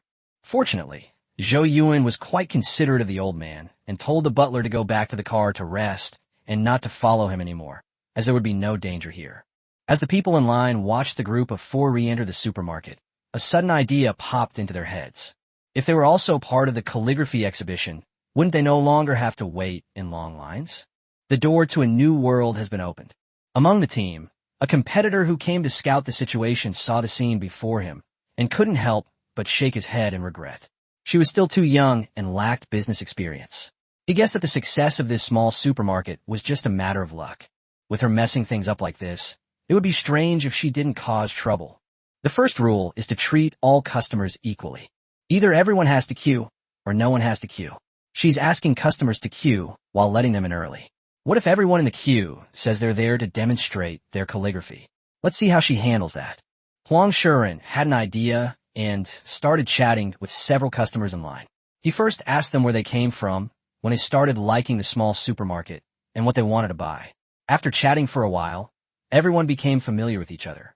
Then, Huang Shuren casually remarked, "It seems that anyone who says they're here to showcase their calligraphy can skip the queue and just go straight in." This sentence seemed to awaken the people who had been waiting in line, and they began to spread the word. As it turns out, there are still many clever people. When the next batch of 20 people were allowed in, a boy at the back of the line very cleverly raised his hand and said that he had come specifically to demonstrate his calligraphy. This is quite a big deal. It has caused a huge stir. In a flash, almost half of the long queue raised their hands, making their intentions quite clear. "We're all here to showcase our calligraphy. Boss, you can't be biased. Everyone else can come in, but we can't." "Yes, yes." Boss saying, "I also came here specifically to demonstrate my calligraphy. I've been learning for over a month. I shouldn't have to wait in line anymore, right?" The long queue suddenly became somewhat chaotic. Finally, he saw the scene he had envisioned. Huang Shuren looked at Sang Ian, who was standing at the front, and watched how she would handle the situation. Chapter 178, Crisis Resolved. Sang Ian wasn't angry at all, seeing this group of customers who were trying to take advantage of the situation. She turned around and went back into the supermarket, took out the Xian paper and brush she usually used for practice, quickly ground the ink, and then went to the stationery section to get a wooden clip, which she used to clip the Xian paper onto it. Sang Ian placed these on a tray and brought them out together. "I'm so happy to see so many people who enjoy calligraphy. Since everyone is here to showcase their calligraphy, let's start by writing a few characters." Sang Ian smiled sincerely and looked at everyone. Customers who passed the test can enter the supermarket directly to display their calligraphy without queuing. Those who just wanted to avoid queuing and sneak into the supermarket. Huang Shuren, who stirred up the chaos and waited to watch the show, was speechless. Well, this is something no one expected. Sang Ian was very patient, trying each one by one from the very beginning. Customers who had never touched calligraphy before were at a loss. The only thing they knew was the correct way to hold the brush, but that was their last act of defiance. Even when writing the most familiar characters, calligraphy and pen are different. If someone who has never practiced before tries to write, the characters they produce will be truly unbearable to look at. When the boy finally returned the calligraphy brush, his cheeks were flushed. He was so embarrassed. He had never written such terrible characters before. Sang Ian still had a faint smile on her lips. It's normal for beginners to write like this because they're not used to using a brush. With more practice, they'll get used to the brush strokes. Upon hearing this, the boy's face flushed even more. He said softly, "I'm just starting out. I don't have much skill yet. I just wanted to join in the fun. I'll practice more when I get back, and then I'll ask the teachers to demonstrate my calligraphy next time." With this start, some of the people who had raised their hands high began to lower them when no one was looking. This is practically a public execution. As Sang Ian walked along, the number of people decreased as she went further. Some of the customers had indeed practiced their calligraphy, but they were all older and not particularly interested in taking period costume photos. However, they were still happy to have the opportunity to receive guidance from Zhao Xuhuai and Liang Yongdong. Of all the people who tried out the program, only 4 were actually able to get in ahead of time. The people in line didn't have any complaints at all. On the contrary, they were all eager to try. They seemed to know how to avoid waiting in line. Isn't it just about practicing calligraphy to make it look beautiful? They went back and started practicing. Once you practiced enough, you won't have to wait in line anymore. Sang Ian glanced at everyone's expressions, almost humming a little tune in her mind. Very good, very good. Now you know the benefits of practicing calligraphy, right? Everyone pick up your calligraphy brushes and get practicing. A potential crisis simply vanished. Huang Shuren felt it was a pity, but fortunately his calligraphy was quite good, and he was able to become one of the 4 ahead of time. Huang Shuren's understanding of the small supermarket was limited to the internet, based solely on some photos and videos, which didn't provide a very clear picture. He came here specifically to find out what was going on. As soon as he entered the small supermarket, the cold air dispelled the warmth in his heart. He followed the others forward, looking ahead and keeping a close eye on his surroundings. As soon as I stepped through the moon gate, I saw that the calligraphy exhibition had already reached the judging stage. In fact, there were only a dozen or so customers participating in the calligraphy exhibition, but all of them had practiced calligraphy, and the quality of their works varied greatly. However, Zhao Xiuhuai and Liang Yongdong smiled as they looked at these young people in their early 20s. They were both very tolerant of the young people, and their guidance was also quite kind. Meanwhile, Su AI has already registered customers who have passed the test. Zhao Xiuhuai and Liang Yongdong will grade these calligraphy works and decide which props to rent based on the grade. You can make an appointment in advance to take photos according to the supermarket's closing time. Of course, for the sake of the photo shoot experience, the number of appointments available each day is limited. Sang Ian had already made a detailed plan when he decided to encourage everyone to practice calligraphy by lending out props for free. This way, the supermarket staff can have 2 days off while also satisfying customers' desire to take photos in the store. It's a win-win situation. Huang Shuren walked in and was completely stunned by the display in the store. He had seen videos and photos where many people commented that the store's interior design and display were amazing, simple yet grand, luxurious yet classic. He had never really believed it. After all, videos can be filtered, photos can be edited, and there are plenty of comments online, some true and some false. As long as you're willing to spend money on marketing and advertising, you can make anything go viral. After all, that was their boss's plan, and they had already made the necessary preparations. But then, out of nowhere, a small supermarket appeared, claiming to promote traditional Chinese culture. They forcibly took the path they wanted to take, forcing them to suspend all their plans. The boss also asked him to come and find out the specific situation before making a decision. Huang Shuren has truly broadened his horizons this time. It seems the owner of this small supermarket is exceptionally wealthy. Looking at all the golden Namu wood in the room, Huang Shuren realized that the online reviews were indeed entirely true. Look at this screen again. The calligraphy and paintings hanging on the wall are all by masters. When Huang Shuren saw the 4 treasures of the study on the shelf, he gasped in surprise. The supermarket owner was too honest. These are all great stuff. Their boss also planned to market his shop under the banner of reviving traditional Chinese culture. However, he could only find 3 or 4 genuine items, such as writing brushes, ink, paper, and inkstones. Most of these were ordinary items, which was to reduce costs. But the owner of this small supermarket makes sure every item is genuine. Huang Shuren frowned deeply. It seemed their boss had met a tough opponent. Sang Ian didn't notice Huang Shuren. At that moment, she was being besieged by a group of elders.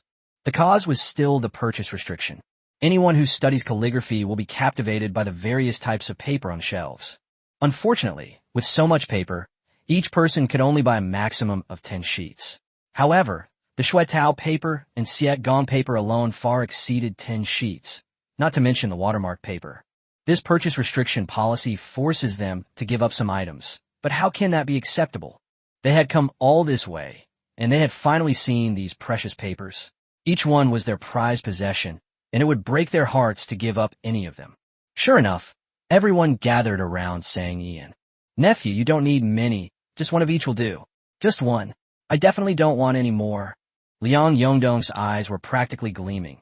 He wished he could move the whole shelf. Yes, Mr. Sang, not many, just one of each will do. I really don't know which one to discard. If my master comes back and finds out I only bought half of the paper, I'll probably be dead. Yuan also muttered along, her chubby face looking pitiful, clearly trying to gain sympathy. Tang Guixian was away on a business trip, so he had to send his disciple over. Sang Ian. Chapter 179, this person is completely unyielding. Before Sang Ian could speak, Zhao Shuhuai spoke up. What's wrong with you all? Why are you making things difficult for my little apprentice? He had a stern face and looked very serious. You should be grateful that you were able to buy them. If it weren't for my little apprentice, where would you have gotten to see these lost papers? You can't be greedy. Rules are rules. Even I, as your master, didn't ask my little apprentice to give me special treatment. You guys should just give up. Everyone looked pale and could only stand in front of the shelves, making their choices. Sang Ian secretly gave her master a thumbs up. It's good to have someone backing you up. The problem was solved without me even having to say a word. Zhao Shuhuai winked at him, looking incredibly cute. Actually, we can cooperate. You help me buy silk, and I help you buy paper. We can exchange quotas and achieve a win-win situation. Zhou Yuan was a silk fanatic. He would get really itchy if he couldn't buy the silk he wanted. However, the small supermarket only sold 3 pieces a day, and someone had already bought one before him. So he had to come to the first floor to find someone to cooperate with. The elderly people gathered in front of the shelves immediately lit up when they heard this. Hadn't this opened the door to a new world? Originally, the customers on the first and second floors were unrelated, but Zhou Yuan's words immediately brought them together. Sang Ian had naturally considered this possibility, and it could be said that she was happy to see it happen. Silk, embroidery, calligraphy, and the 4 treasures of the study are all part of traditional Chinese culture. The more people come into contact with them, the more people like them, and the wider they are spread, the better. Of course, it's unrealistic to expect someone to suddenly like these things. To like something, the first step is to make contact, and that contact must be willing and proactive. Sang Ian stood by the pond, feeding the koi that had become plump for being fed by the little parrot, and happily watched as customers in the shop actively sought out partners to exchange spots. So happy, Zhou Yuan successfully bought his 2 favorite pieces of silk, and was in a very good mood. Business is good, of course I'm happy, Sang Ian said casually. If you can cooperate with the Zhou family, the business will definitely be better. You should be even happier then. Zhou Yuan's desire to cooperate had never died. Sang Ian shook his head and said in a serious tone, people shouldn't be too happy. After all, the moon wanes when it's full, water overflows when it's full, and prosperity must decline. Everything should be just right. Zhou Yuan chuckled softly, a half-smile playing on his lips. As expected of Boss Sang, even your rejections are delivered with such philosophical flair. Sang Ian didn't respond. Cooperation is out of the question. Isn't it better for her to be free and independent? She's not out of her mind to insist on finding a partner to restrict her. With fame comes trouble. Let me remind you, a newly built tower is unstable and could collapse in the blink of an eye. Zhou Yuan hinted. Sang Ian raised an eyebrow, her eyes curving slightly. It seems that President Zhou didn't come here today just for the silk, but specifically to remind me. Zhou Yuan felt a little guilty under their gaze. He had come for the silk, of course, because only Tang's suits made of the finest silk were comfortable. Since President Zhou came all the way here to remind me, why not go all the way and be more direct instead of being so ambiguous? Sang Ian's bright eyes gleamed with a cunning light. This is exactly what it means to strike while the iron is hot, or to press one's advantage. Zhou Yuan wasn't one to take a loss lying down. In exchange, will you sell me 3 more bolts of silk? Sang Ian immediately turned her head away and took 2 steps to the side, distancing herself from Zhou Yuan, indicating that she refused to communicate and ended the topic. The back door definitely can't be opened. 3 horses a day. That's enough to sell for 100 days. We must never again have a situation where the store has no stock to sell. Zhou Yuan took 2 steps closer, lowering his demands. Or 2 horses? Sang Ian made a pause gesture. Stop dreaming. There isn't a single one. Zhou Yuan sighed. This person was really too ruthless and difficult to win over. No business owner would ignore a business crisis. The normal reaction upon hearing such news would be to investigate thoroughly and prepare in advance. That's why Zhou Yuan didn't leave after buying the silk, but instead found Sang Ian and asked her this question. If you want to use this information to get some benefits, it would be best to give him special treatment and buy a few more bolts of silk. Little did he know that Sang Ian remained unmoved, showing no concern whatsoever for the impending crisis facing the small supermarket, leaving him absolutely no opening. His wishful thinking was completely wrong. This person doesn't play by the rules at all. Don't you really want to know about the potential crises in your little supermarket? He pressed on relentlessly. I'm thinking about it. Is President Zhou willing to talk about it? Sang Ian asked earnestly. I see. This guy is the kind of person who tries to get something for nothing. I want to know the information, but I don't want to give him any special treatment. This was the first time Zhou Yuan had encountered a businessman like this. This is really quite tricky. He was about to speak when he heard arguing from the second floor. I want this silk today. Forget about purchase limits. I'll pay double the price. The spoiled voice sounded strangely familiar. Sang Ian looked up at the second floor, her brows furrowing slightly. There were quite a few customers who questioned the purchase limit rules, but weren't they all willing to negotiate? Even if the price is increased, it's an attempt to use that as a condition for exchange, and everyone asks calmly and politely. For example, Zhou Yuan, at the beginning, he also thought about using his money power. Although he was arrogant, it was just a suggestion. This is the first time I've ever encountered such an arrogant and domineering customer. This customer, it's not about the price. Rules are rules. The shop only sells 3 bolts of silk per day, and we've already sold out today. If you really like it, please come back tomorrow. Bei smiled, spoke gently, and had an excellent attitude, but she refused without hesitation. Jiang Yuan felt a bit aggrieved. You're just a small supermarket, not some international brand, yet you're doing limited edition sales. What a joke. What if I absolutely have to buy today? If double isn't enough, then triple, quadruple, or even 10 times, surely that's acceptable. Sang Ian shamefully felt a stirring in her heart. She slowly walked up to the second floor, wanting to see which restaurant's little sheep hot pot had come. Chapter 180, Whose Silly Child Is This? Jiang Yuan didn't come alone. She was brought along by her close girlfriends. Several of my girlfriends have recently become obsessed with a popular online store, just like they're following celebrities. They not only follow the store's Weibo account, but also joined its super topic, and they like to visit it whenever they have free time. As people praise her more and more, she became somewhat interested as well. So, on the first day the small supermarket received its new products, she didn't even go to school. She skipped class and came directly there. This place truly lives up to its reputation. She did see many things she liked. She just hadn't expected there to be a purchase limit. Normally, it wouldn't be a big deal, but when she came, she had already made a bold statement to her girlfriends that if she saw something she liked, she would definitely buy it no matter the price. Who knew the other party would set such strict rules, imposing purchase limits on purchases as they please? Words spoken are like water spilled on the ground. So many of her girlfriends are watching. If she can't buy the silk today, what face will she have left in front of them? Thinking of this, Jiang Yuan became even more extravagant. Just tell me, how much do you want for this piece of silk? Yuan, you're so generous. I just checked the price tag, and the silk you chose costs 699,999 yuan. Wang Yu was stunned. Her family was considered wealthy in Anqing, but compared to a behemoth like the Jiang family, they were truly incomparable. Although her family gave her a considerable allowance, it was nothing compared to anyone else. As a high school student, 10,000 yuan a month would easily surpass most of the people around her. But it was nothing compared to Jiang Yuan. They had never seen Jiang Yuan ever short of money. Whenever she wanted something, she never looked at the price. When the group of them went out together, she was usually the one who paid. It is precisely because of this that Jiang Yuan is very popular, and she is always surrounded by a group of people. Although she often speaks without thinking and hurts people without realizing it, and has an arrogant personality, her generosity outweighs all her other shortcomings. The reason the group went to the small supermarket together was because Jiang Yuan liked shopping, and given the Jiang family's emphasis on traditional culture, they thought Jiang Yuan would definitely like the small supermarket, which is why they were so eager to go.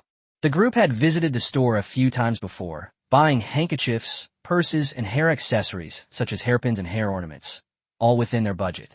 Although they really liked the hanfu in the store, which looked very beautiful, the prices were too high for them to afford. This is one of the reasons why they brought Jiang Yuan with them today. They don't have money, but Jiang Yuan does. Once she buys it, it should be quite easy for the girls to take turns borrowing it to wear and take photos. Things went pretty much as they had planned. Jiang Yuan had very high standards and set her sights on a traditional Chinese dress with a front opening, priced at 899,999 yuan. Just as everyone was having a good time, she spotted a piece of silk that she had her eye on. Unfortunately, it was a limited edition item in the store. As usual, Jiang Yuan, who always wanted what she wanted, became arrogant and started using her money. The two sides started arguing. Shop assistant, Price is not a problem. Our Yuan Yuan is a member of the Jiang family. If she says it, she does it. Su Shui, another friend who came with Jiang Yuan Yuan, also spoke up. Upon seeing someone offering help and having her identity revealed, Jiang Yuan Yuan straightened her back even more, raised her chin slightly, and looked down on everyone, like a proud peacock. Can you, a mere employee, make such a big decision? Why don't you call the boss out? How do you know the boss doesn't want to make a quick buck? Jiang Yuan Yuan was very confident in her financial power. She chuckled lightly. Your boss's limited edition sales are just a form of scarcity marketing. I've seen this trick 1,000,000 times.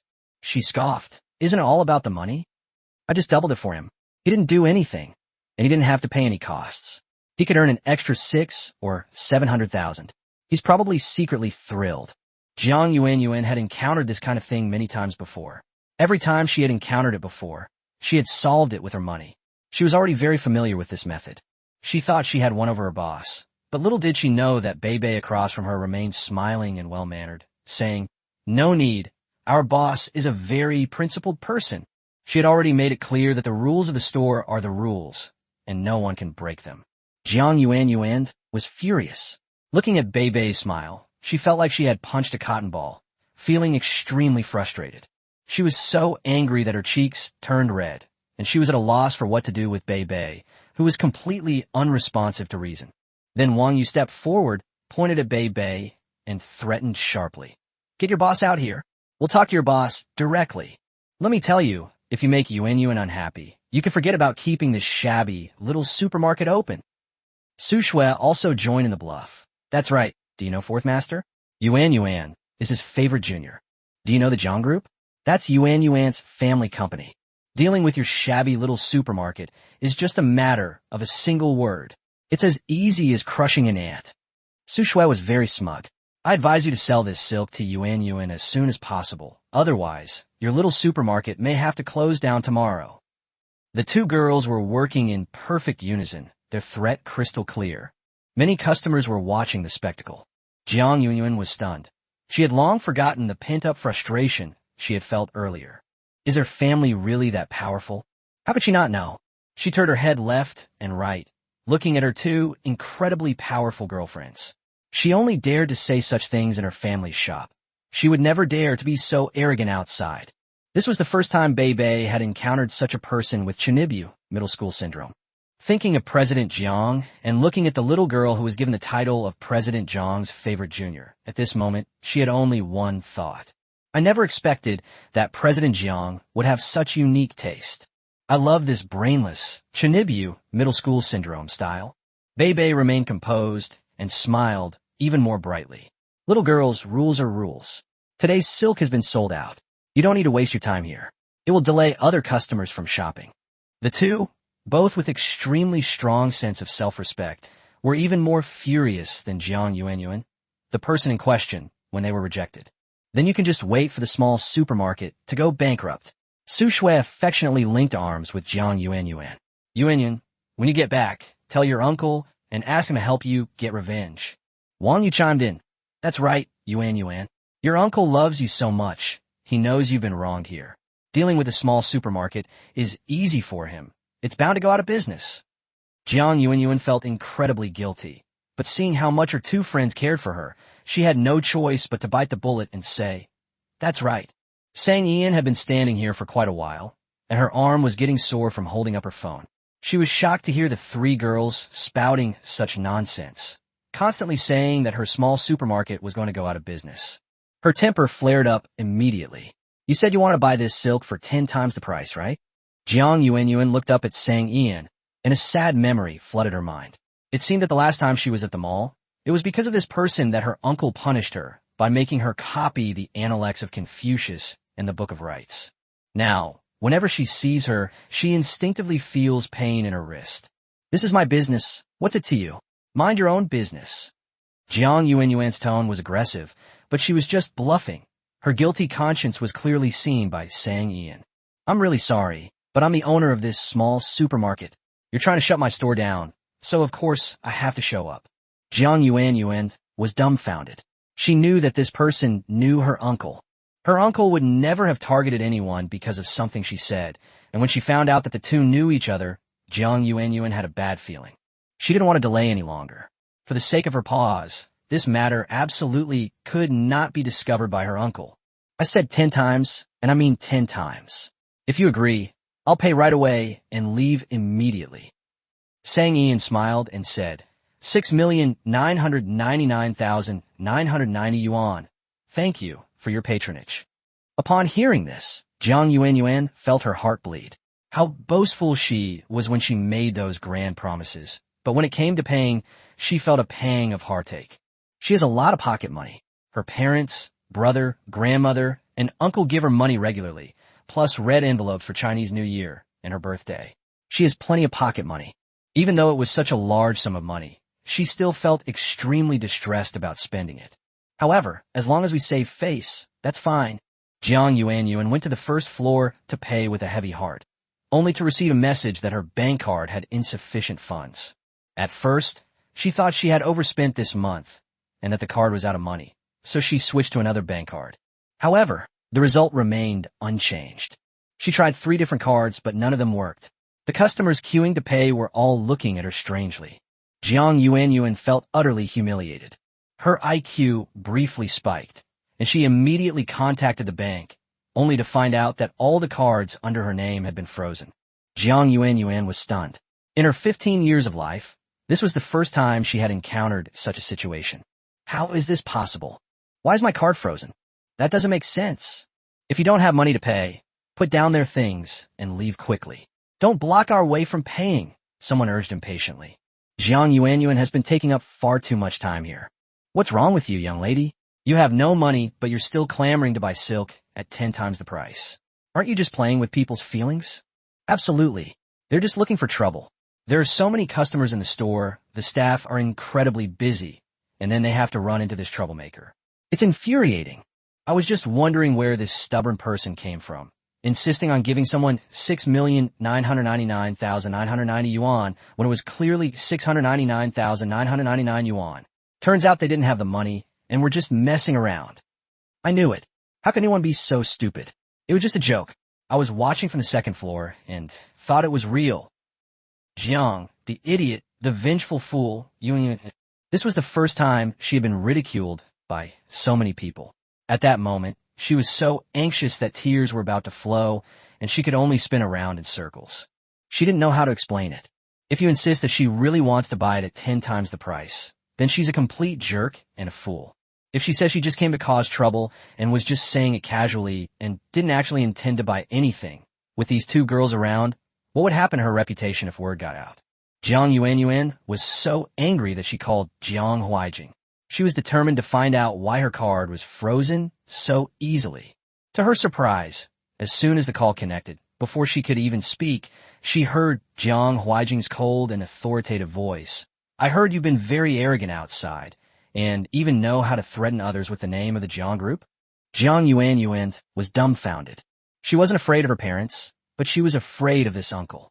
Upon hearing this, she immediately turned around and looked around suspiciously at everyone, as if there was a spy among her. Uncle, no, I didn't. Don't listen to other people's nonsense. How could I be so inconsiderate? Jiang Yuanyuan is incredibly well-behaved. If Jiang Huaijing hadn't seen his little niece's arrogant and domineering behavior outside through a video, he would have found it hard to believe that his little niece was like that outside. A soft chuckle came from the phone, but it sent a shiver down Jiang Yuanyuan's spine. Fear spread from her heart to every part of her body. You are indeed very discerning, even willing to pay 10 times the price for silk. Jiang Huaijing was at a loss for words. He didn't care about money. To him now, money was just a number. He enjoys the pleasure of making money even more. However, seeing the younger generation in the family spending money so recklessly without earning a single penny, Jiang Huaijing immediately realized that the younger generation in the family needed to be properly educated. Otherwise, if things continue like this, he'll either become a spoiled brat or a good-for-nothing who only knows how to spend money. That's why he called the bank and froze all her bank cards. Jiang Yuanyuan was completely speechless. She didn't know what went wrong. Why did her uncle know about what had just happened so quickly and so clearly? Sang Ian chuckled as she looked at Jiang Yuanyuan, whose face had turned pale from being scolded. Anyone who dared to curse her little supermarket to go bankrupt would have to pay a price. Jiang Yuan, right? Congratulations. You've successfully entered my family's supermarket's blacklist. From now on, you're not qualified to purchase any items in the store. Jiang Yuan felt as if she had been struck by lightning. She looked at Sang Ian in disbelief. Why? Disrupting the store's business operations, defaming the small supermarket, or speaking rudely to staff. Any one of these actions will result in being blacklisted. After explaining, Sang Ian smiled and looked at the other two girls. And you too? You're with Jiang Yuan, right? Bebe, remember this. These two are also on the blacklist. Wang Yu quickly explained, Boss, please don't misunderstand. We just came here with Jiang Yuan, and we're just helping her out. I've never thought there was anything wrong with a small supermarket. Su Shui immediately chimed in. We encounter similar situations frequently when we're with Jiang Yuan. It's always our help that solves the problem. It's not our intention. Jiang Yuan asks us for help. We shouldn't be blacklisted, right? Jiang Yuan. Chapter 181, The Village's Only Hope. Jiang Yuan never expected things to develop to this point. Such a close friend, always by her side, always supporting her, in the end, actually abandoned her just to avoid being blacklisted. A strong sense of betrayal surged from the bottom of his heart. But that wasn't all. Just then, Sang Ian smiled faintly and said, Since this wasn't your intention, then there's no need to blacklist you. Jiang Yuan. She could hardly believe it. She felt she was being treated differently, and a strong sense of injustice loomed over her. Jiang Yuan was furious. Why? Why are you treating me like this? The three of us came together, and it was the two of them who were talking the whole time. So how come I'm the only one on the blacklist? This is so unfair to me. Sang Ian smiled and casually said, You can't blame me for this. Shouldn't you blame your friend? They said they were just doing what you said, and you're the one who started it all. So of course you're the one who should be blacklisted. Jiang Yuan was so angry that she stomped her feet, wanting to confront her two girlfriends, but they had already paid and left, giving her no chance at all. To her dismay, Sang Ian continued to provoke her, saying, Aren't you just stupid and rich? Look at the kind of friends you've made. Jiang Yuan clenched her fists, panting heavily, staring intently at Sang Ian, her eyes even clouded with tears. Sang Ian was surprised. With a head full of small dreadlocks and a studded crossbody bag, she thought, such a cool outfit, and you only have this much tolerance? Is the arrogant and domineering Jiang Yuan really so fragile and easily hurt? Can't even listen to a few honest words? You burst into tears after just a few words? Are you about to cry? Sang Ian asked. Jiang Yuan, whose tears were about to fall, raised her hand and wiped them away forcefully upon hearing this. Her eyes widened even more as she looked at Sang Ian, and her voice became even louder. Who's crying? That's right, it has a bit of a cover-up feel to it, especially with her already somewhat red nose. Even if she widened her eyes and spoke loudly in rebuttal, it wouldn't be convincing at all. Sang Ian still showed leniency, saying, Be more careful when making friends in the future, and don't befriend just anyone. Jiang Yuan glared at her angrily, and felt even more like crying. However, she held back and couldn't say a word, afraid that if she uttered a sound, she would burst into tears. Jiang Yuan stared at the magnificent silk, her eyes practically popping out of her head. She had originally planned to buy it as a gift for her mother, but now, forget about buying silk, she couldn't buy anything else in the store either. Thinking about it this way, Jiang Yuan became even more heartbroken. You really want it? Sang Ian asked, noticing her gaze. Jiang Yuan finally admitted it for once. Yes, I really want it. Sang Ian helplessly spread her hands. That's such a pity. You're already on the blacklist and have lost your eligibility to buy. Jiang Yuan was furious. Since that's the case, why are you still talking nonsense? However, you can't buy it yourself. You can ask someone else for help, like your uncle who likes you the most as a junior, Sang Ian kindly suggested. Jiang Huijing had just entered when he heard these words. You're my favorite junior? When did this happen? How come I didn't know? Jiang Yuan suddenly stood up straight, like a straight little poplar tree. Yuan, how could you say such a thing? Where do you put your brother? Lu Xiao arrived a step late and was very dissatisfied with this conclusion. Jiang Yuan pursed her lips and retorted softly. You're so stupid, always sticking by Uncle's side. How could Uncle possibly like you? Don't they say that distance makes things better? If it's not you, then it must be me. She had her own set of logic, and it was a perfectly closed logic that, for a time, left no room for doubt. Lu Xiao huffed. You used the process of elimination quite well, but don't use it next time. President Jiang. That's the silk your little niece has been longing for. She's on the blacklist, so we can only rely on you. Sang Ian said with a smile. Jiang Yuanyuan didn't dare to look at her uncle's expression, so she could only compromise and say, no need to trouble you, uncle. Big brother, you buy it for me. Lu Xiao. This is kind of awkward. Seeing that he remained silent, Jiang Yuanyuan frowned. I'll pay for it myself. You don't need to take me. Lu Xiao remained silent. Jiang Yuanyuan frowned even more deeply. Seriously? You're so vindictive. I just tease you a little. What's wrong with you? You're a grown man. Is it appropriate for you to be so petty?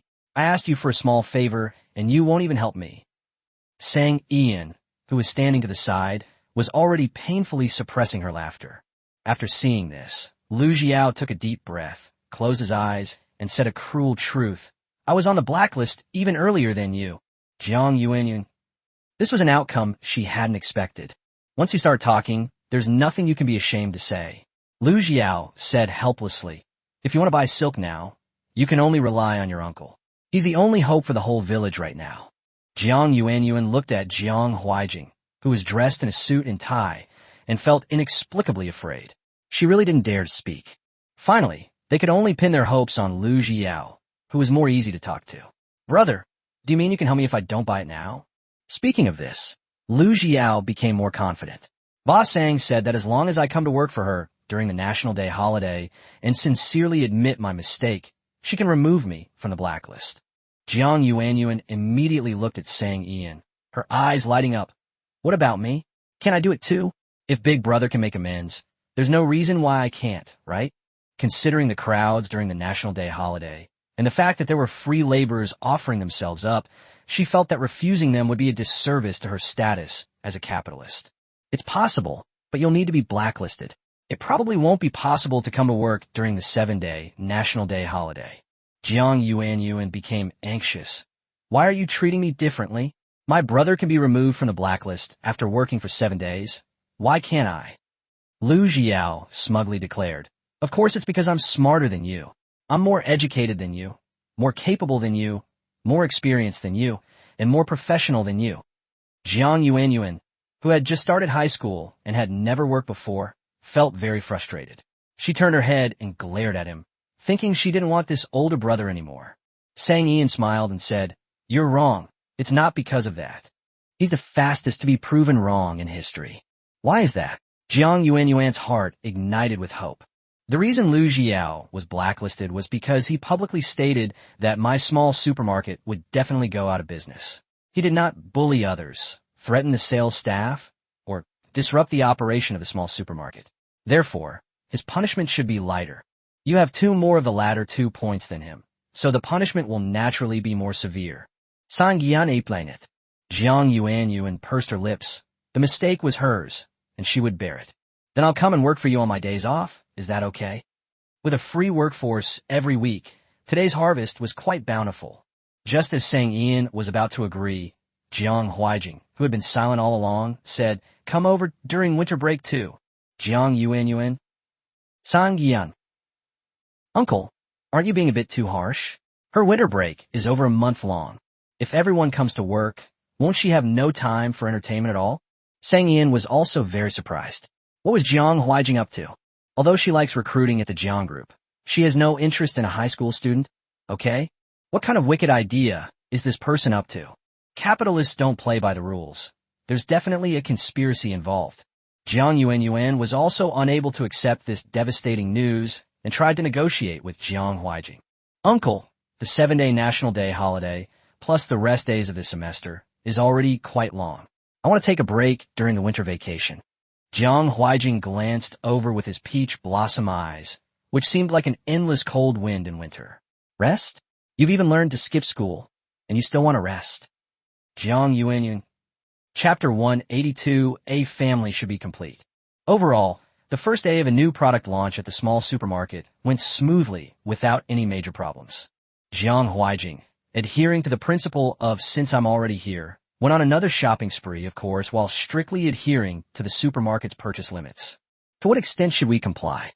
They first made full use of every customer in the store who had no interest in the stationery and writing implements on the first floor, ensuring that no customer's credit was wasted. Using this method, even though each person was limited to 10 sheets of paper, Jiang Huijing managed to collect 200 sheets. Sang Ian thought that was the end of it, as customers in the store had been exchanging purchase quotas in the same way before. Little did they know, Jiang Huijing, that heartless capitalist, had even more dirty tricks up his sleeve. Sang Ian watched as Lu Jiao bought a large megaphone from a small supermarket. She wondered how he, dressed in a suit and looking like an elite, managed to hold the megaphone and shout into the street, "Free rice, noodles, oil, and eggs." At that moment, Sang Ian was completely stunned. She remembered that the Lu Jiao she knew was very concerned about his image and appearance. How could he have changed so much in such a short time? They're just like the pork vendors at the market. Aside from the different things they shout, their demeanor is remarkably similar. As the neighbors, mostly elderly people, came out of their homes and pushed their shopping carts toward the small supermarket, they all made their way there. Sang Ian saw the owner of the nearby beef noodle shop wearing an apron come over, as well as the owner of the stationery store, and even the owner of the tailor shop at the end of the street. She could only give Lu Jiao a thumbs up. "You're awesome." Jiang Huijing's lips curled up slightly, his eyes brimming with undisguised pride, yet he still managed to feign modesty, saying, "Normal operation." Sang Yan giritit hertit. She watched as Lu Jiao attracted more than 20 people with just one loudspeaker. These people came to buy writing brushes, ink, paper, and inkstones, and they would receive a certain value as a gift. Lu Jiao also bought rice, flour, eggs, and soybean oil from the supermarket, so each person could receive one of the 4 items. Seeing them smiling as they carried rice, flour, and oil in one hand and complimentary drinks and snacks in the other, Sang Ian felt a mix of emotions. She should be happy that the sales of daily necessities in the small supermarket have increased, but she feels frustrated when she thinks about how Jiang Huijing has taken advantage of the limited purchase items in the store. She wanted to promote traditional Chinese culture, so how could she let Jiang Huijing monopolize everything he was interested in? However, according to the current rules of the small supermarket, Jiang Huijing's purchasing agent behavior is allowed. This bug must be fixed. Sang Ian fell into deep thought. Looking at the stacks of papers, Jiang Huijing felt very satisfied and couldn't help but joke, "Junior sister, look how much I've spent all at once, supporting your business so much. Shouldn't you give me a membership card?" Sang Ian's lips twitched, and she said coldly, "Why do I feel that President Jiang is more suited to be on the blacklist? Anyway, your nephew and niece are up there. The whole family should be together. If you don't go up, how can you see them? How can you feel that it's inappropriate?" Jiang Huijing pursed his lips and shut his mouth, as if he had gone too far and provoked the other person to the point of barking his sharp claws. If you're not careful, you might get claw attack. He doesn't want to be blacklisted. Who knows what rare papers this person might get their hands on in the future. He didn't want to experience the feeling of seeing something but not being able to buy it. Sang Ian, not wanting to see this cunning capitalist, handed the 2 paper bags he had prepared to Zhao Xuhui and Liang Yongdong. "Thank you so much, Master and Chairman Liang, for coming to help with the evaluation today. You've been so kind, giving scores and providing guidance. You've worked so hard." The 2 men waved with smiles, indicating that they really enjoyed their jobs. Mentoring younger generations and young people are things they enjoy doing. They're eager to see more and more young people fall in love with calligraphy. Sang Ian naturally understood what the 2 were thinking. Otherwise, she wouldn't have sought them out in the first place, seeing that they insisted on not accepting any gifts.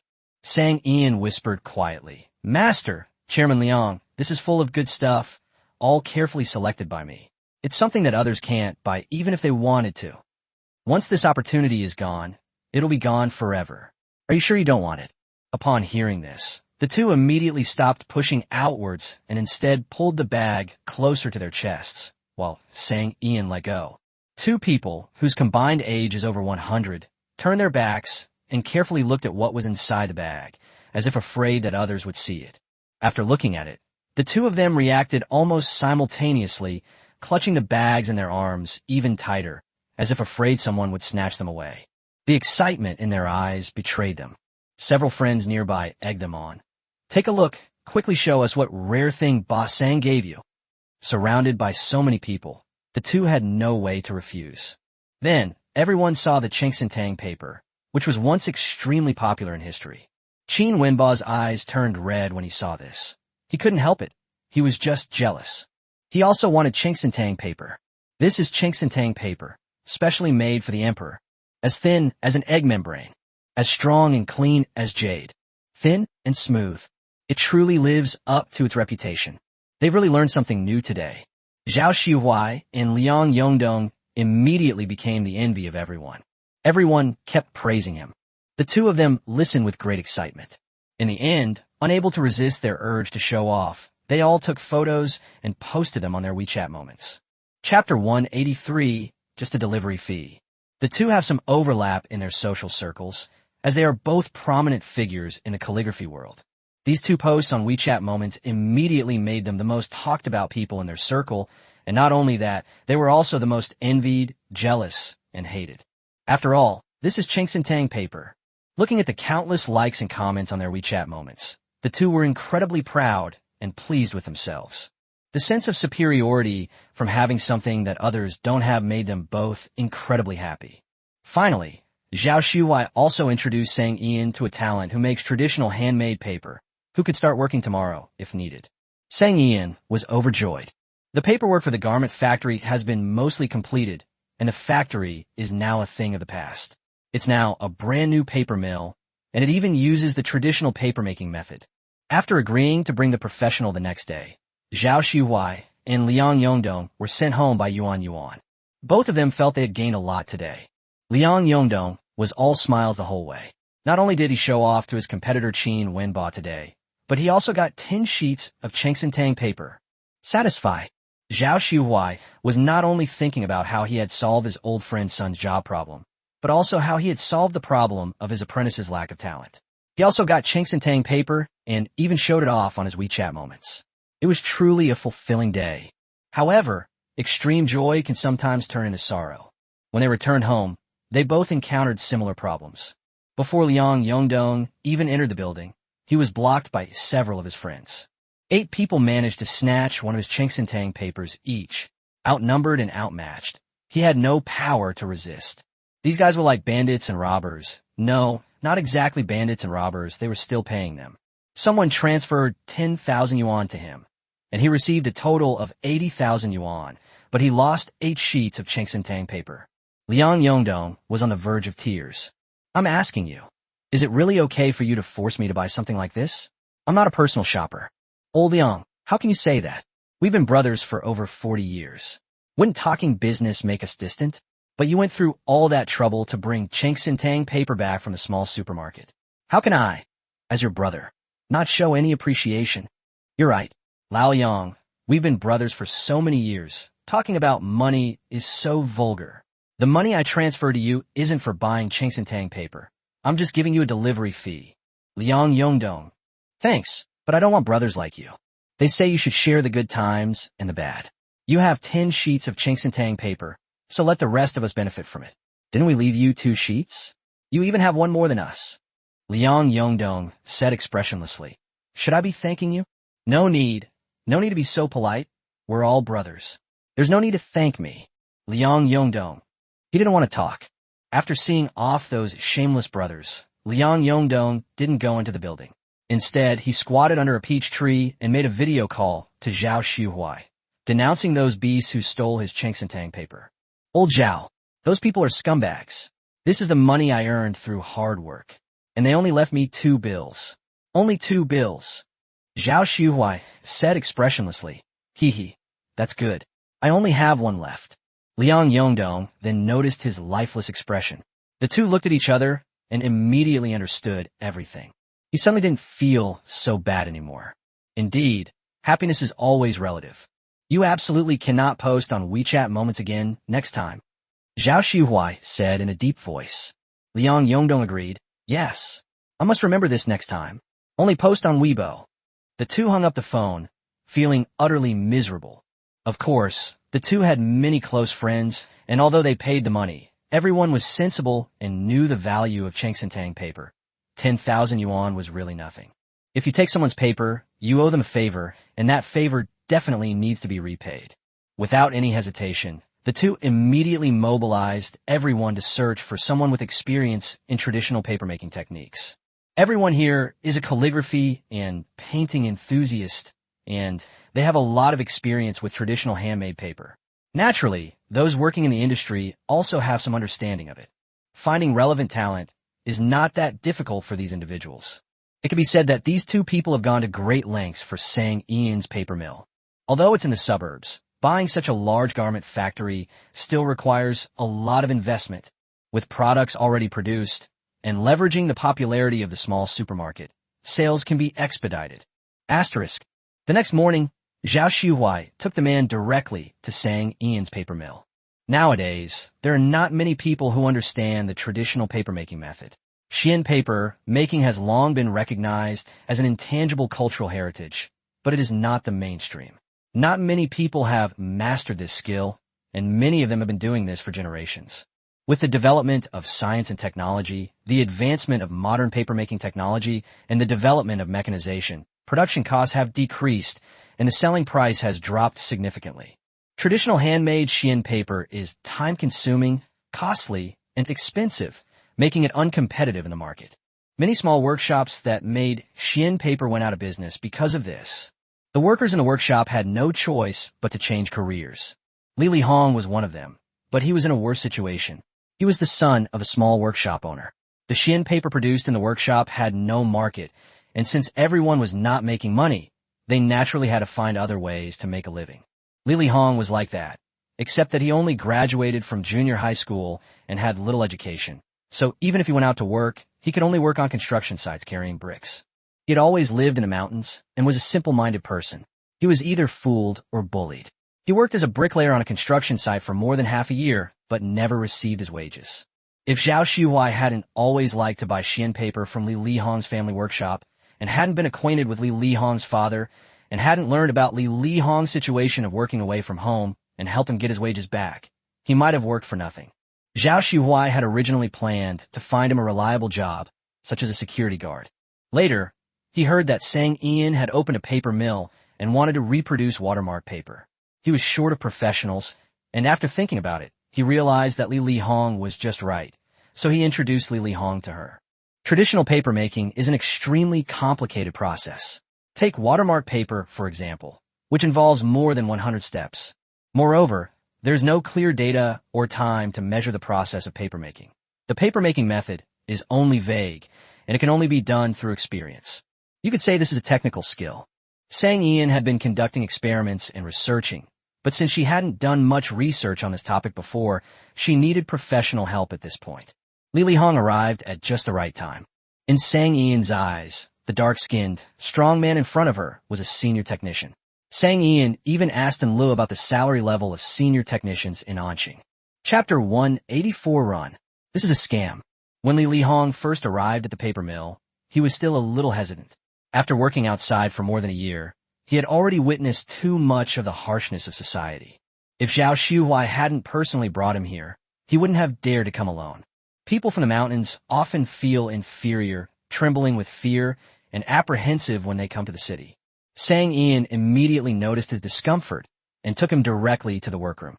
The spacious area contained steamers, hooks, leather sorting tables, leather cutting knives, leather cutting buckets, material tanks, material sacks, material bags, scrapers, paper troughs, curtain beds, paper curtains, paper lifting racks, paper drying racks, and so on. They're all paper-making tools. Li Hong immediately calmed down. This environment was familiar to him. He had been making paper with his family since he was a child. Although there were many tools he was not familiar with, he had used most of them before. The familiar surroundings made him feel completely relaxed. Exactly. Even though he is relaxed, this person still speaks far too little. The interaction between the two was somewhat strange. Sang Ian smiled and said, "Master Li, my master should have told you about the general situation here. I need to reproduce the watermark paper. Although there are only the two of us here now, I'll find more people as soon as possible." Li Liang. Sang Ian continued to explain. There's a 7-day mutual selection period. Food and accommodation are provided, but you may need to tidy up the dormitory yourself. After 7 days, if you think this job is suitable, then these 7 days will be counted as your official working time. Li Liang. Okay. Sang Ian's smile was a little stiff. Could you say one more word? But the man opposite him looked completely sincere. She could only continue. If you think the job is okay, we will sign a formal contract and pay for the 5 social insurances and 1 housing fund. Lilion. Sang Ian. They really are very economical with words. Alright, so this is a taciturn senior technician. The first month is the probationary period with a base salary of 8,000 yuan. Starting from the second month, the base salary will be 10,000 yuan, with 2 days off per week, overtime pay, a 13th month bonus during the Spring Festival, and a year-end bonus. Sang Ian was serious and sincere. If you have any other questions, please feel free to ask, and I will try my best to accommodate them. Then, Sang Ian saw the dark-skinned man pull Zhao Xuhui away and turn to leave. He looked terrified and said nervously, "Grandpa Zhao, you've definitely been scammed. Let's go. Let's call the police." Sang Ian. Call the police? No. What happened? How is she a liar? Zhao Xuhui was completely bewildered. He was just thinking about urging his group of friends to introduce some more professionals when he was suddenly pulled along by a strong man and started running. He's over 70 years old, and the last time he ran like this was 10 years ago. Sang Ian looked completely bewildered and chased after him, shouting, "Stop right there. I'm not a liar. I'm a legitimate boss. How am I a liar?" Lili Hong wouldn't listen at all. Zhao Xuhui was panting heavily, unable to explain himself, his breath coming in disarray. Seeing that Sang Ian was about to catch up in her pretty high-heeled sandals, Lili Hong gave old master Zhao Xuhui a princess carry and ran even faster. Zhao Xuhui. Sang Ian. She had lived for 26 years, and this was the first time she had ever seen a princess carry like this. She couldn't hold it in any longer and chased after Lili Hong while laughing wildly. However, Lili Hong grew up in the mountains and had great stamina, so he could run incredibly fast. Sang Ian is no pushover either. She runs 5 kilometers every morning for a reason, but her high heels affect her performance. Such scenes appeared on suburban highways. A burly man with a dark complexion was carrying an elderly man in his 70s in his arms as he ran ahead, followed by a young woman in high-heeled sandals. This scene was incredibly eye-catching. It was practically a scene from a suburban highway. Even passing vehicles would instinctively brake to see what was going on. Lili Hong was still holding an elderly person, and in the end, Sang Ian stopped him. That was 20 minutes later. Sang Ian's white short-sleeved shirt was soaked with sweat and stuck to her back. Despite the sweltering heat, she was drenched in sweat, her cheeks flushed pink, and her hair was matted and plastered to her forehead. She was bent over, her hands on her knees, breathing heavily. Lili Hong's situation wasn't much better than hers. His work shirt was also clinging tightly to his back, his buzz cut looked like it was soaked in water, and sweat kept dripping down his forehead. He stood in front of Zhao Xuhui, panting heavily, and reached out to protect him, as if the slender and frail Sang Ian were some dangerous person who could harm them at any moment. At this moment, Zhao Xuhui, the only one who hadn't expended much energy, took on the task of explaining. "Zhao Hong, you've misunderstood. Sang Sang is my last disciple. She's really not a fraud. Look at her. How does she look like a fraud?"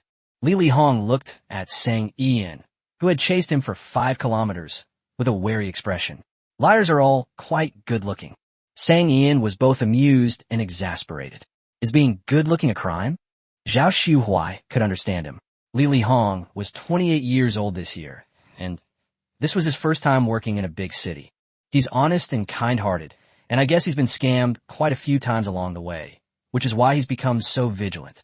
He patiently explained, "Zhao Hong, you can't assume Sang Sang is a fraud just because she's pretty.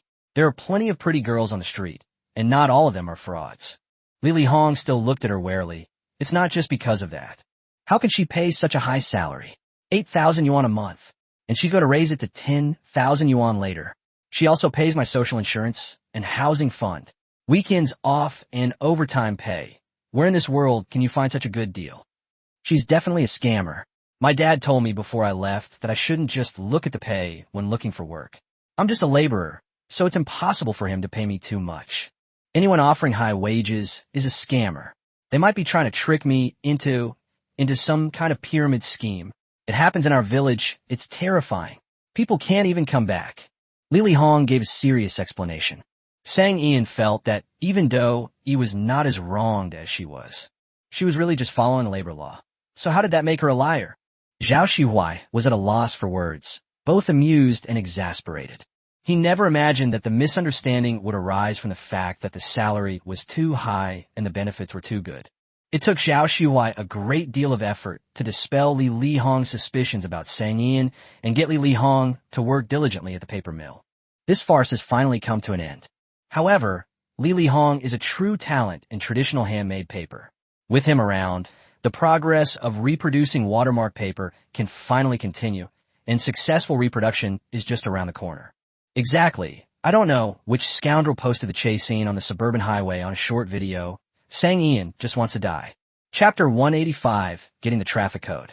The person who posted this short video is a moderately famous internet celebrity with over 1 million followers on a certain short video platform.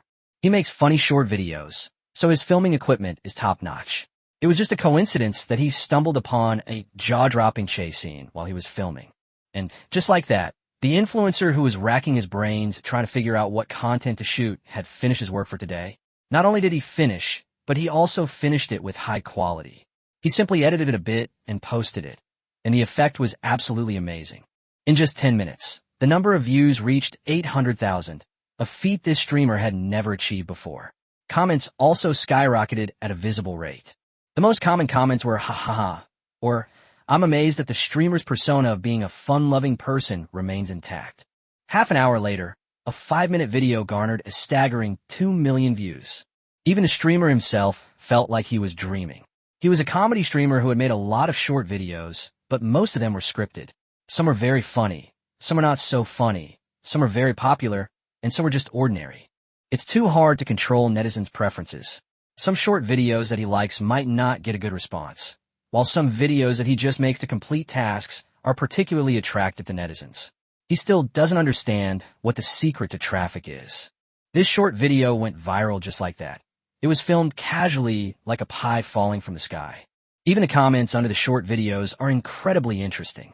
Although the newly renovated living room is still smelling of fresh air and not suitable for living, it's perfectly fine to take a shower. To everyone's surprise, as soon as Sang Ian stepped into the small supermarket, she felt Babe Bay's questioning gaze.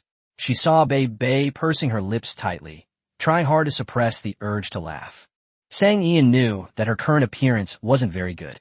After running around in the sweltering heat and sweating profusely, it would be strange if she didn't look better.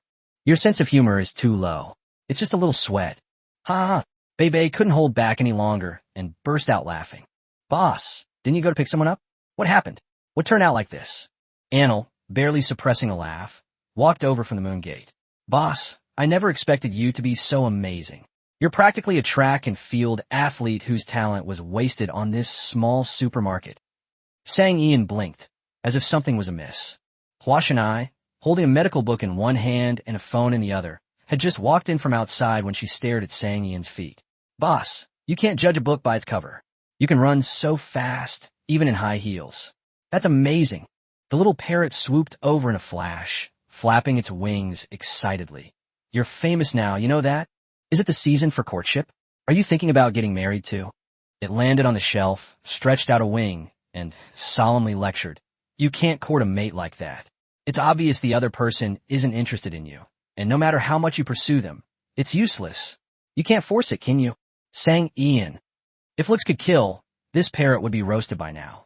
Su AI arrived shortly after.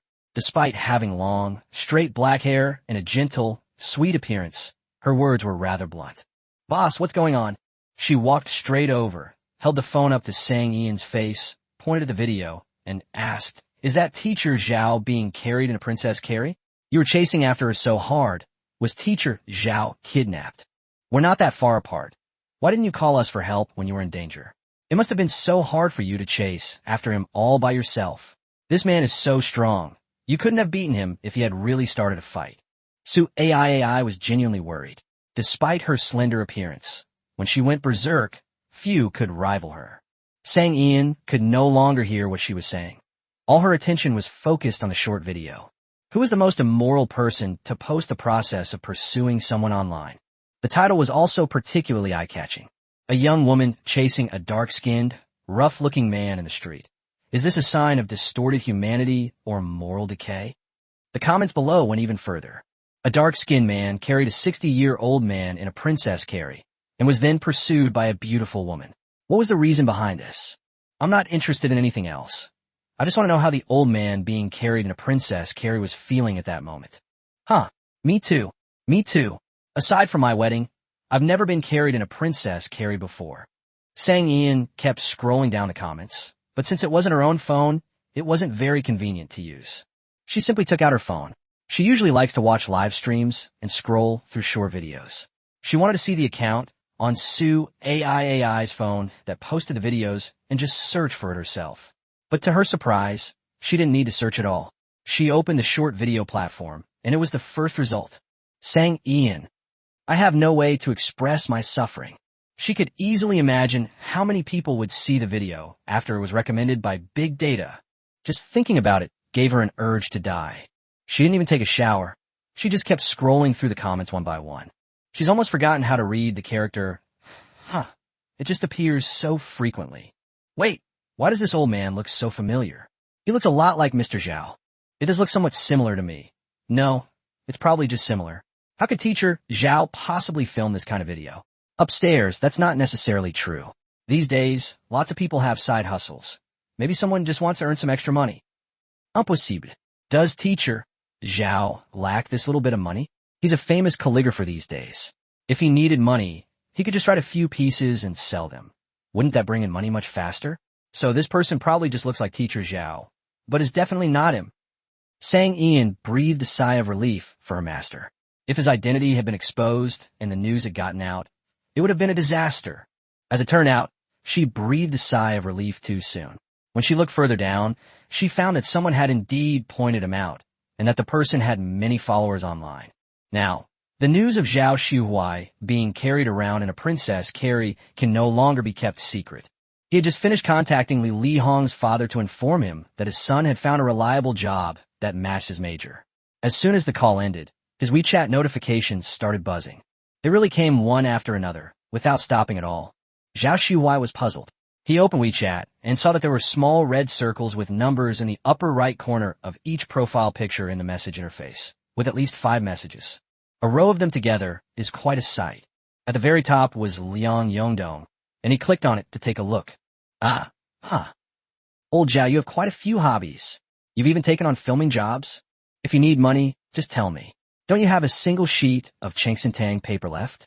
Sell it to me. Do we really need to make funny videos? How much did you pay for this take? Also, what does it feel like to be carried in a princess carry? I've never been carried in a princess carry before in my entire life. Finally, Liang Yongdong kindly shared the short video. Zhao Xuhuai then realized that the farce he had just witnessed had been posted online by some immoral person.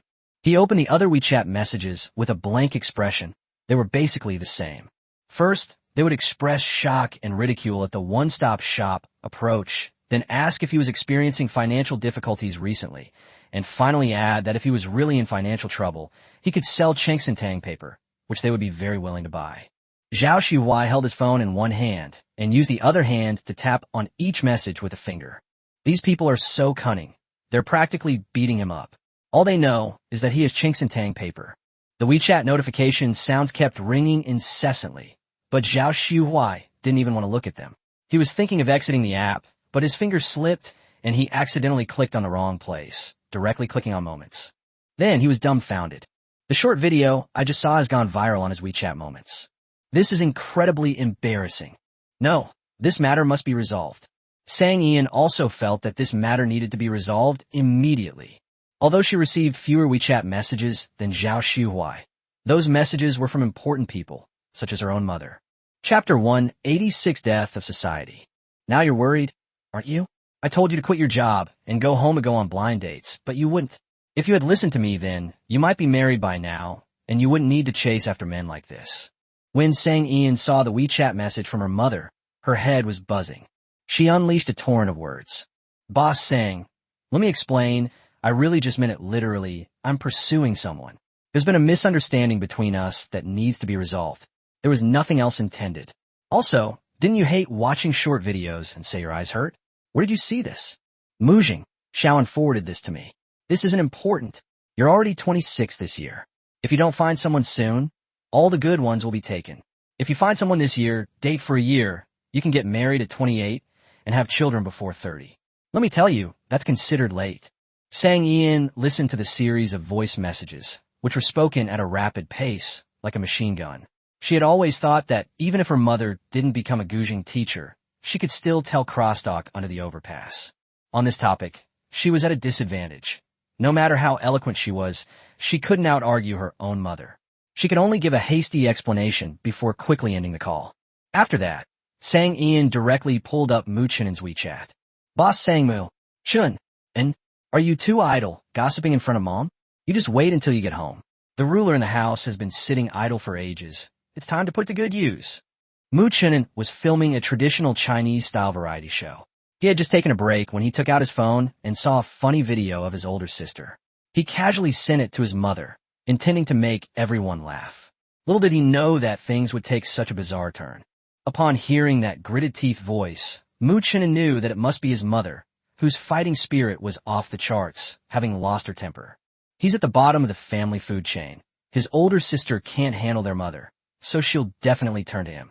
However, this time it was indeed his fault. Thinking of the thick ruler at home, he immediately changed the subject. Sis, this streamer has clearly violated your portrait rights. His short videos are all for profit, and now that the video is circulating so widely, you can contact this influencer immediately and ask him to delete the video. If he doesn't delete it, you can sue him. Boss Sang, do you even need to tell me? Stop trying to change the subject. I've already prepared the ruler. Next time you come home, the ruler will be ready. Mu Chinen wasn't afraid at all. If he were in front of her at this moment, he would still be worried. His older sister would definitely beat him with a ruler. But now that he's not here, no matter how harsh her sister's words are, she'll have long forgotten them by the time he gets home. Mu Chinen, if you need a lawyer, please contact me anytime. Sang Ian smiled and exited the chat interface. She had already asked Bebe to contact the other party. How could she let this video stay up there for such a damaging thing to her image? Fortunately, the video account had business contact information, so finding people wasn't too difficult, although some communication difficulties arose. After all, this short video brought him a huge amount of traffic, which, as an internet celebrity, can all be monetized. Many people are greedy when faced with profit. However, Bebe was no pushover. She hadn't forgotten that she was a legitimate legal professional. If she couldn't even solve this kind of problem, how could she justify the 20,000 yuan base salary her boss gave her every month? Sang Ian looked at Bebe, who had short hair that reached her ears, holding her phone in one hand, rattling off one legal article after another about lawsuits and huge compensation claims. Moreover, if an internet celebrity breaks the law, and then it gets publicized online, then the profession of internet celebrity will probably be ruined.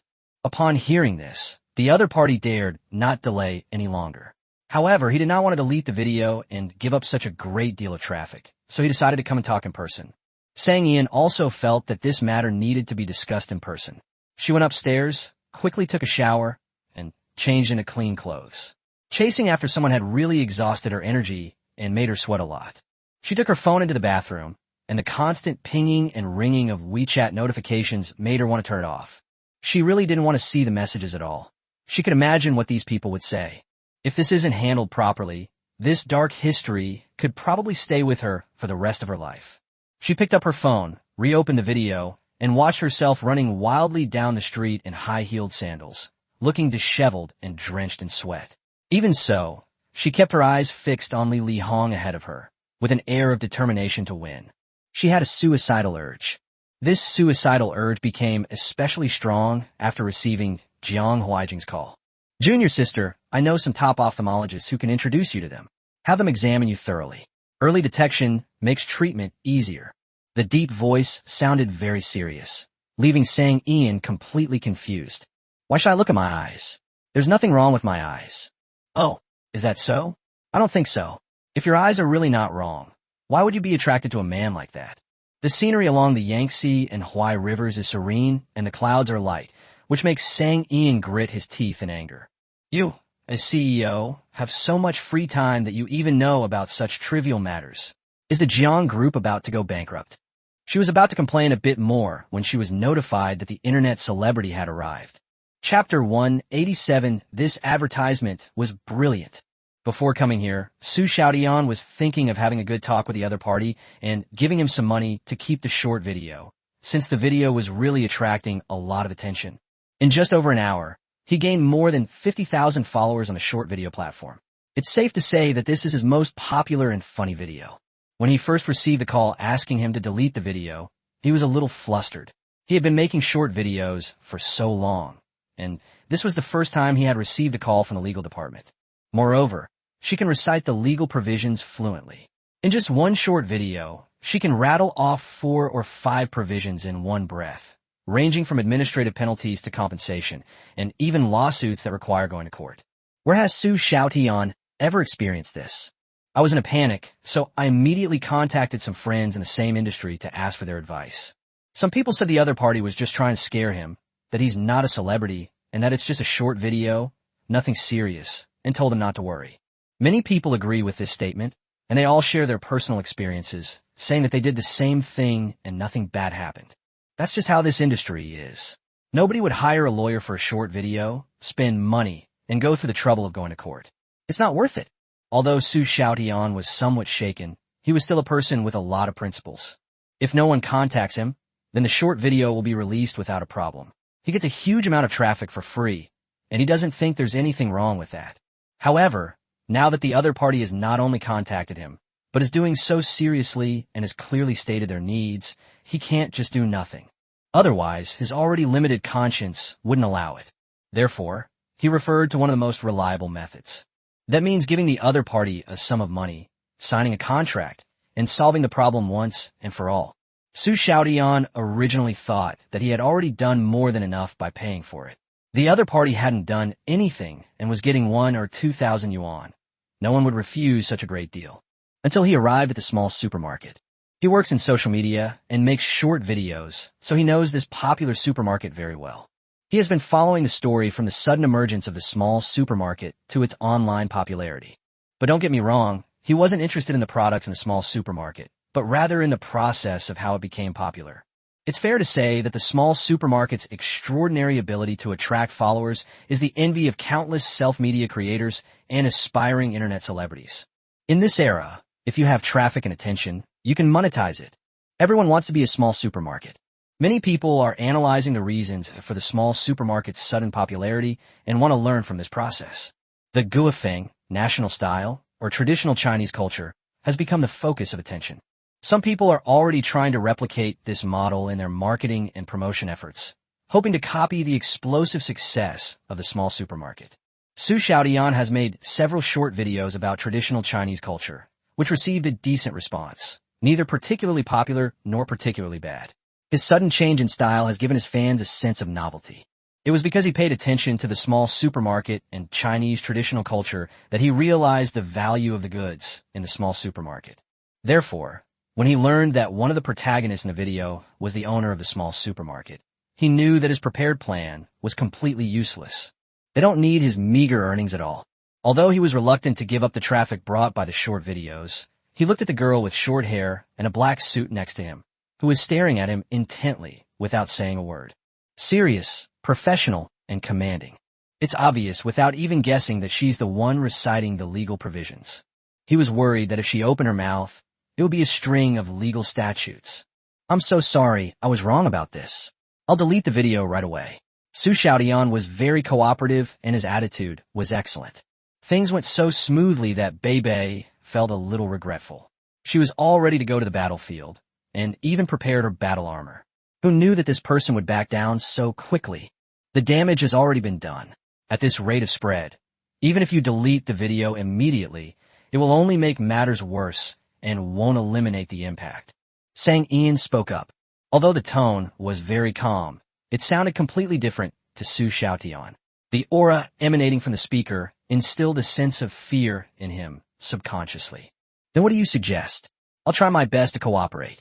Sang Ian had already thought of a solution while taking a bath.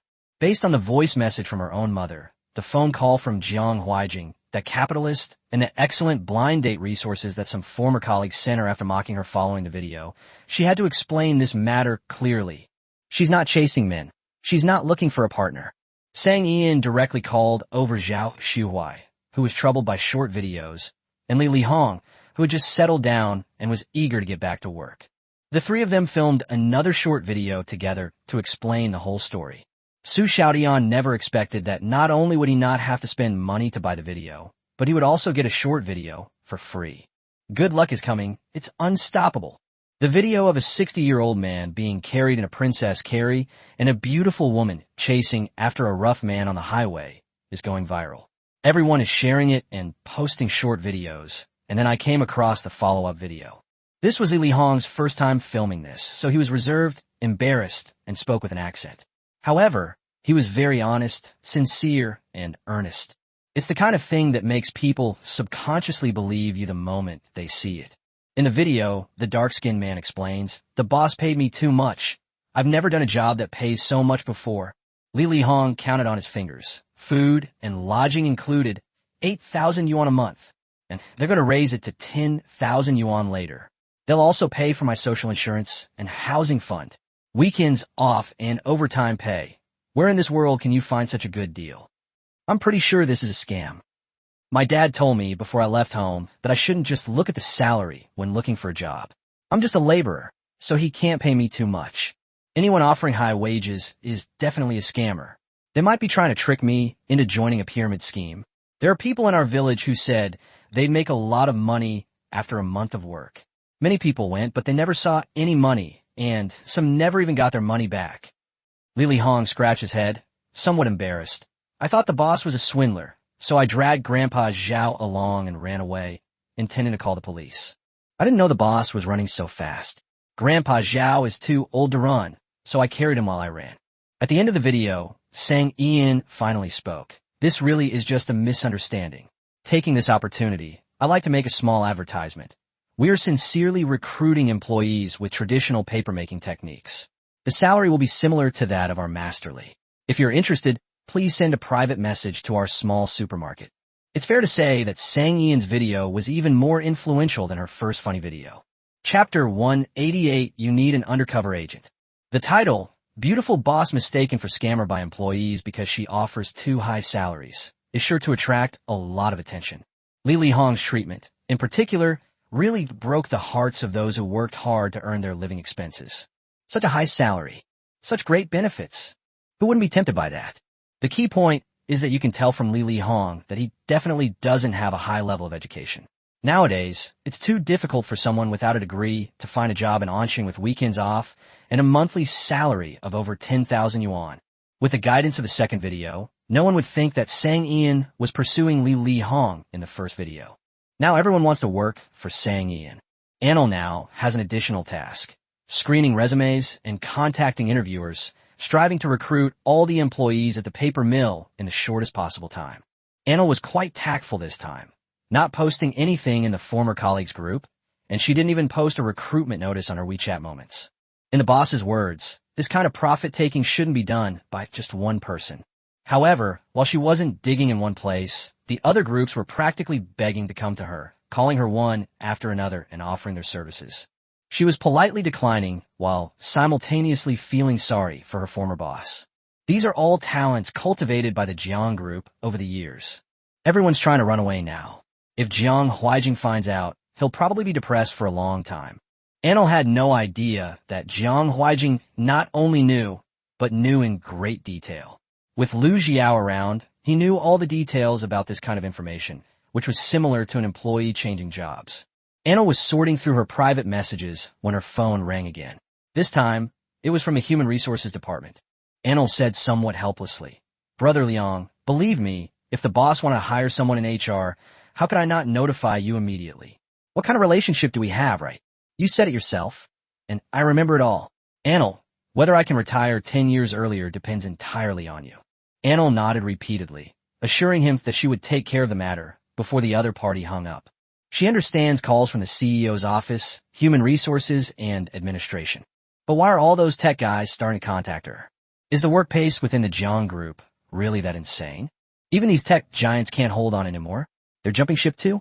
Anil politely declined the offers of his former colleagues, while Lu Jiao recreated the scene for Jiang Huijing, showing how these people had offered themselves up. After saying that, he sighed deeply. Uncle, it's not easy to lead a team. Look at the current state of morale in the company. So many people want to switch jobs. You need to study this carefully and resolve these issues as soon as possible. Jiang Huijing hadn't expected that so many people in the company would want to switch jobs, and they weren't just ordinary employees, but rather those who had worked there for 4 or 5 years and held certain positions. To put it bluntly, they are skilled workers who have been trained by the company and are capable of doing the job. However, Jiang Huijing, as a capitalist, was heartbroken but not worried. In his eyes, these people were not irreplaceable. He looked at his nephew, who was saying he was anxious but whose eyes were brimming with excitement, and calmly asked, "It seems you already have a solution?"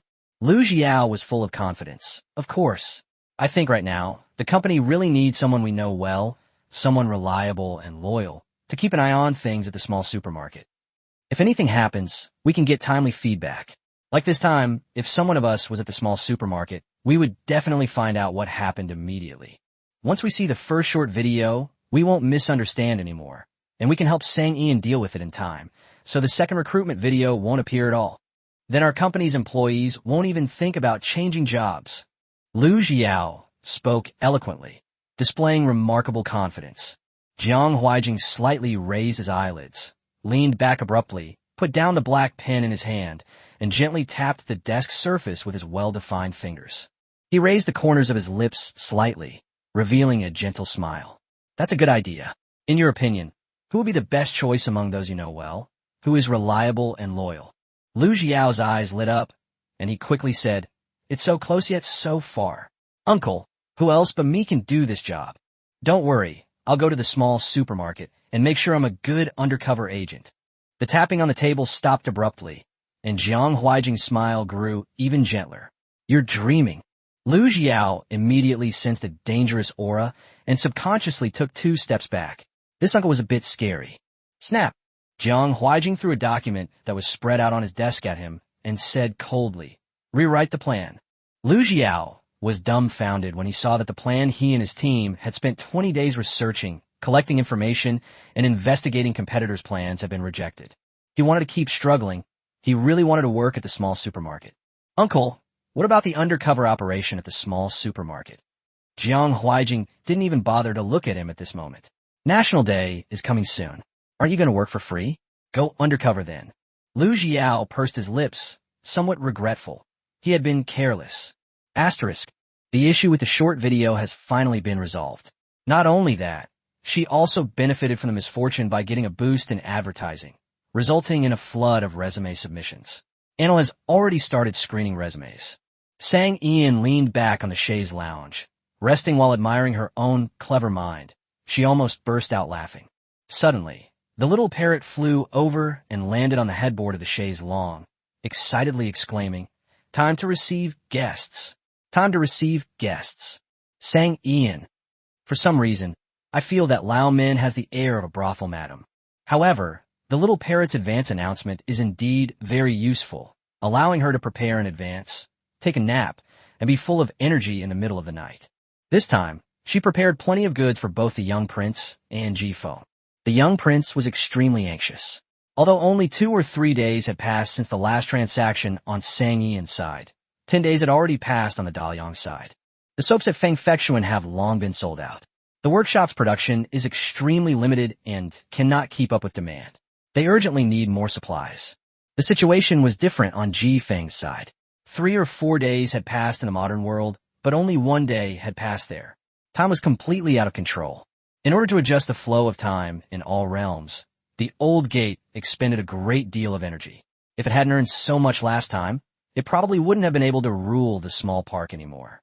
This time, we must make a killing when we open. Chapter 189, The Poor Little Prince. The young prince has been living a very comfortable life lately. Every few days, he would attend the morning court session. If he wanted to get up early and see his powerful patrons in the court, he would get up early and take a stroll around the court. Why don't I want to get up? I sleep until the sun is high in the sky. It's all about voluntariness. Lu Zexu has grown up now. He knows how to deal with the emperor's various demands. If he were to attend court and participate in government affairs, he would act as if he were frail and sickly and frequently absent from work. He was sent to the imperial study for lessons, so he took his organized basic chemistry knowledge and went to consult these well-read scholars one by one. Then, one could see that the once thick hair of the great scholar gradually thinned out. Some scholars, unable to answer his questions, tirelessly searched through classic texts day and night, growing increasingly haggard in the process. Those scholars who were prompted to think about his questions and who were very interested in them were directly sent by Lu Zexu to the second prince. Since everyone was a beginner, they studied, learned, and progressed together. If even a group of people can't figure it out, then don't even think about coming to him. He's currently in poor health and has an image of being ignorant and incompetent. If you don't understand something, go to the Ministry of Works and ask Fourth Brother. Although Fourth Brother is not good at socializing, he is always rigorous when it comes to scholarship. They're all brothers, so whether the second brother can get the fourth brother's help depends on his abilities. Regardless of whether Fourth Brother helps or not, his image in the eyes of these great scholars will rise sharply. For these scholars, a person with extensive knowledge is always respected. No matter what, nobody can get him to do any work. Anyway, he's frail and sickly now. He can't lift anything, can't carry anything, can't stand being overworked, and can't stand being bullied or being spoken to harshly. Otherwise, he'll put on a show of vomiting blood and fainting on the spot. Lu Zexu felt that if he maintained the status quo, it wouldn't be long before someone else would take his place as crown prince. However, this doesn't mean he has no worries. Feng Fexuan and Liliguan were doing very well, especially Liliguan, which made a fortune every day just from those small mirrors. Adding in the profits from pencils, chalk, and blackboards, his private coffers were already overflowing with gold and silver. Lu Zexu is currently in a state where he only needs to eat his fill and his whole family isn't hungry. With so much silver, he can allocate a portion to buy silk, writing brushes, ink, paper, and jewelry. However, these only amount to a tiny fraction of what he has in his private coffers. With the prospect of a steady stream of money in mind, Lu Zexu separated the disabled, those with hidden injuries, or those who were too old from his secret guards, and sent them to various places to establish orphanages and take in homeless orphans. Regardless of gender, everyone is treated equally. At first, the head of the secret guards thought that Lu Zexu wanted to train secret guards again, since the candidates for secret guards were all selected from orphans. Little did they know, Lu Zexu had no such intention at all. He established the orphanage because he didn't want homeless orphans to die or be forced to beg for a living, struggling to survive in this world. Secondly, I want to teach these children to read and write, and let them learn chemistry from a young age. Perhaps then a few children like the fourth prince will emerge who are exceptionally talented in chemistry. In this way, his hard work in going to the small supermarket every time, studying and memorizing those difficult and hard-to-understand knowledge, and then immediately copying them down when he got back, and then analyzing them in detail, summarizing, and compiling them into a book in terms that everyone can understand today. He went to great lengths to bring chemistry to Daliang because he recognized the importance of this discipline. He learned how to make soap, pencils, chalk, and blackboards from there, and even created glass and mirrors. In addition to the enormous wealth he gained, he also brought about great changes to the people of Daliang. He doesn't want to be the crown prince, and he has no interest in the throne. The only thing he's interested in now is spreading chemistry in Daliang. Of course, for children who are not interested in chemistry, the orphanage will also teach them some skills to make a living and survive in this world. Martial arts, blacksmithing, carpentry, embroidery, weaving, cooking, arithmetic, and so on. Of course, if there are any talented individuals among them, Lu Zexu will still focus on cultivating them to prepare them for wandering the world and exploring famous mountains and rivers in the future. Lu Zexu had a very good plan, but unfortunately, a third of the secret guards have been sent out to establish orphanages in various prefectures and counties of Dalian. Aside from the capital, Lu Zexu had basically never been to other prefectures or counties and knew nothing about the living conditions of people in other places outside the capital. He never imagined that there would be so many orphans in various parts of Dalian, especially girls. Upon receiving carrier pigeons from his bodyguards in various regions describing the local situation, Lu Zexu immediately opened his private treasury and ordered silver to be sent to different locations. There are too many orphans. Not to mention other places, even in the Jiangnan region, a land of plenty and prosperity. There are no fewer than 1,000 orphans under the age of 10. Putting aside everything else, building a house that can accommodate so many people costs a considerable amount of money. Add to that the expenses for food and clothing, hiring a tutor, and the consumption of writing materials, and it becomes a truly enormous sum. If one orphanage costs so much money, not to mention that Liu Zexu also sent out so many people to establish 10 orphanages in various parts of Dalian. The initial expenses were the highest, and this was a long-term expense. Liu Zexu was running out of money. That's why he rushed in the moment the door opened. "Sis, help!" Sang Ian had just woken up and was still not fully awake when the scream startled her awake, even chasing away her drowsiness. She quickly walked over and, seeing that he had no wounds, Sang Ian breathed a sigh of relief. "Don't worry. Tell me what happened." Liu Zexu looked at her pitifully. "I'm short of money." Sang Ian laughed and patted his thin shoulder. "Don't worry. I've already prepared everything for you. This time, everything I brought in for you is something that will make you a fortune." As she spoke, she took out small samples of all the soaps and bar soaps she had purchased in the past few days, as well as perfumes and various glass products that she had bought in bulk at a certain small commodity wholesale market in Wuzhou. The young prince's eyes widened as he bent down to look at the dazzling array of goods on the long table. He could almost hear the sound of silver being shoved into his private treasury.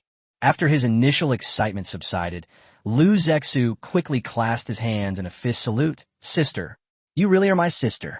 You truly saved my life this time." Sang Ian was also very happy. "I have prepared enough of these for you to sell for a while. I will have Lao Min put them directly into your warehouse later. You will definitely make money." The little parrot hanging on the side door suddenly spread its wings, flew over, and landed on the long table next to the side door. It held its head high and its legs were raised high, walking with an air of indifference. "Given the enormous size of this transaction, I can deliver it directly to your designated location, such as the warehouse outside the palace." Thinking about the energy it could gain from this batch of transactions, the little parrot became arrogant and spoke without any restraint. "That's great. This saves me the trouble of finding excuses to transport it." Liu Zexu was even happier. Sang Ian reached out and grabbed it, complaining with a wronged expression. "Old man, this is where you're wrong. You have this skill. Why didn't you say so sooner? Shouldn't our cooperation be based on mutual trust? How could you keep such an important matter from me for so long?" Sang Ian clutched her chest. "I'm so heartbroken." Chapter 190, The Little Parrot's Daily Expenses, Tipping the Streamer.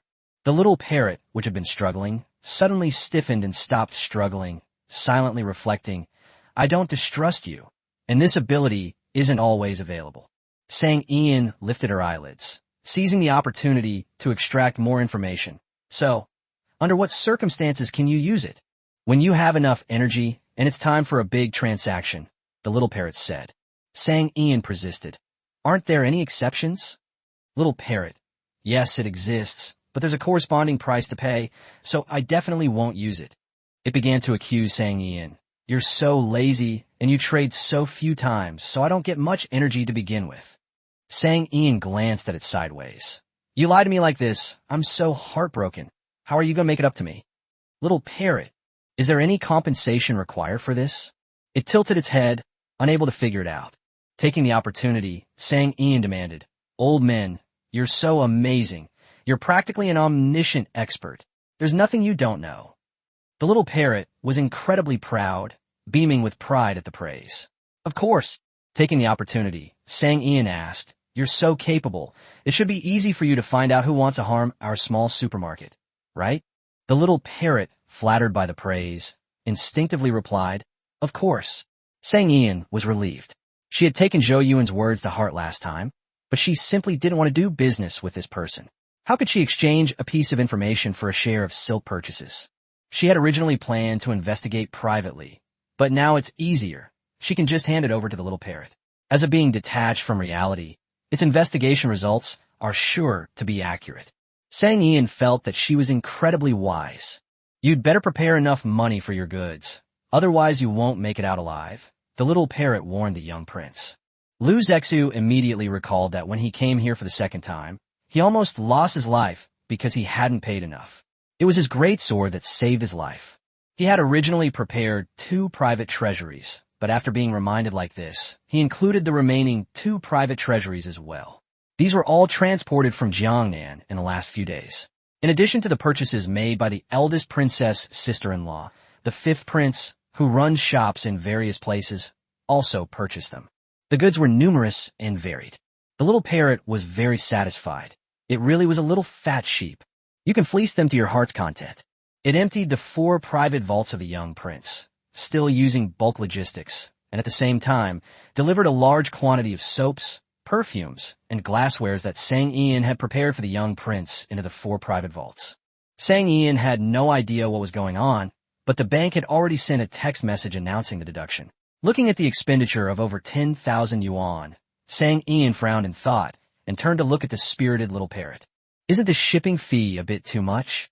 The little parrot stiffened for a moment, then explained, with more items, the logistics costs will naturally be higher. Sang Ian narrowed her eyes slightly, a dangerous glint appearing on her pretty, doll-like face. Is that so?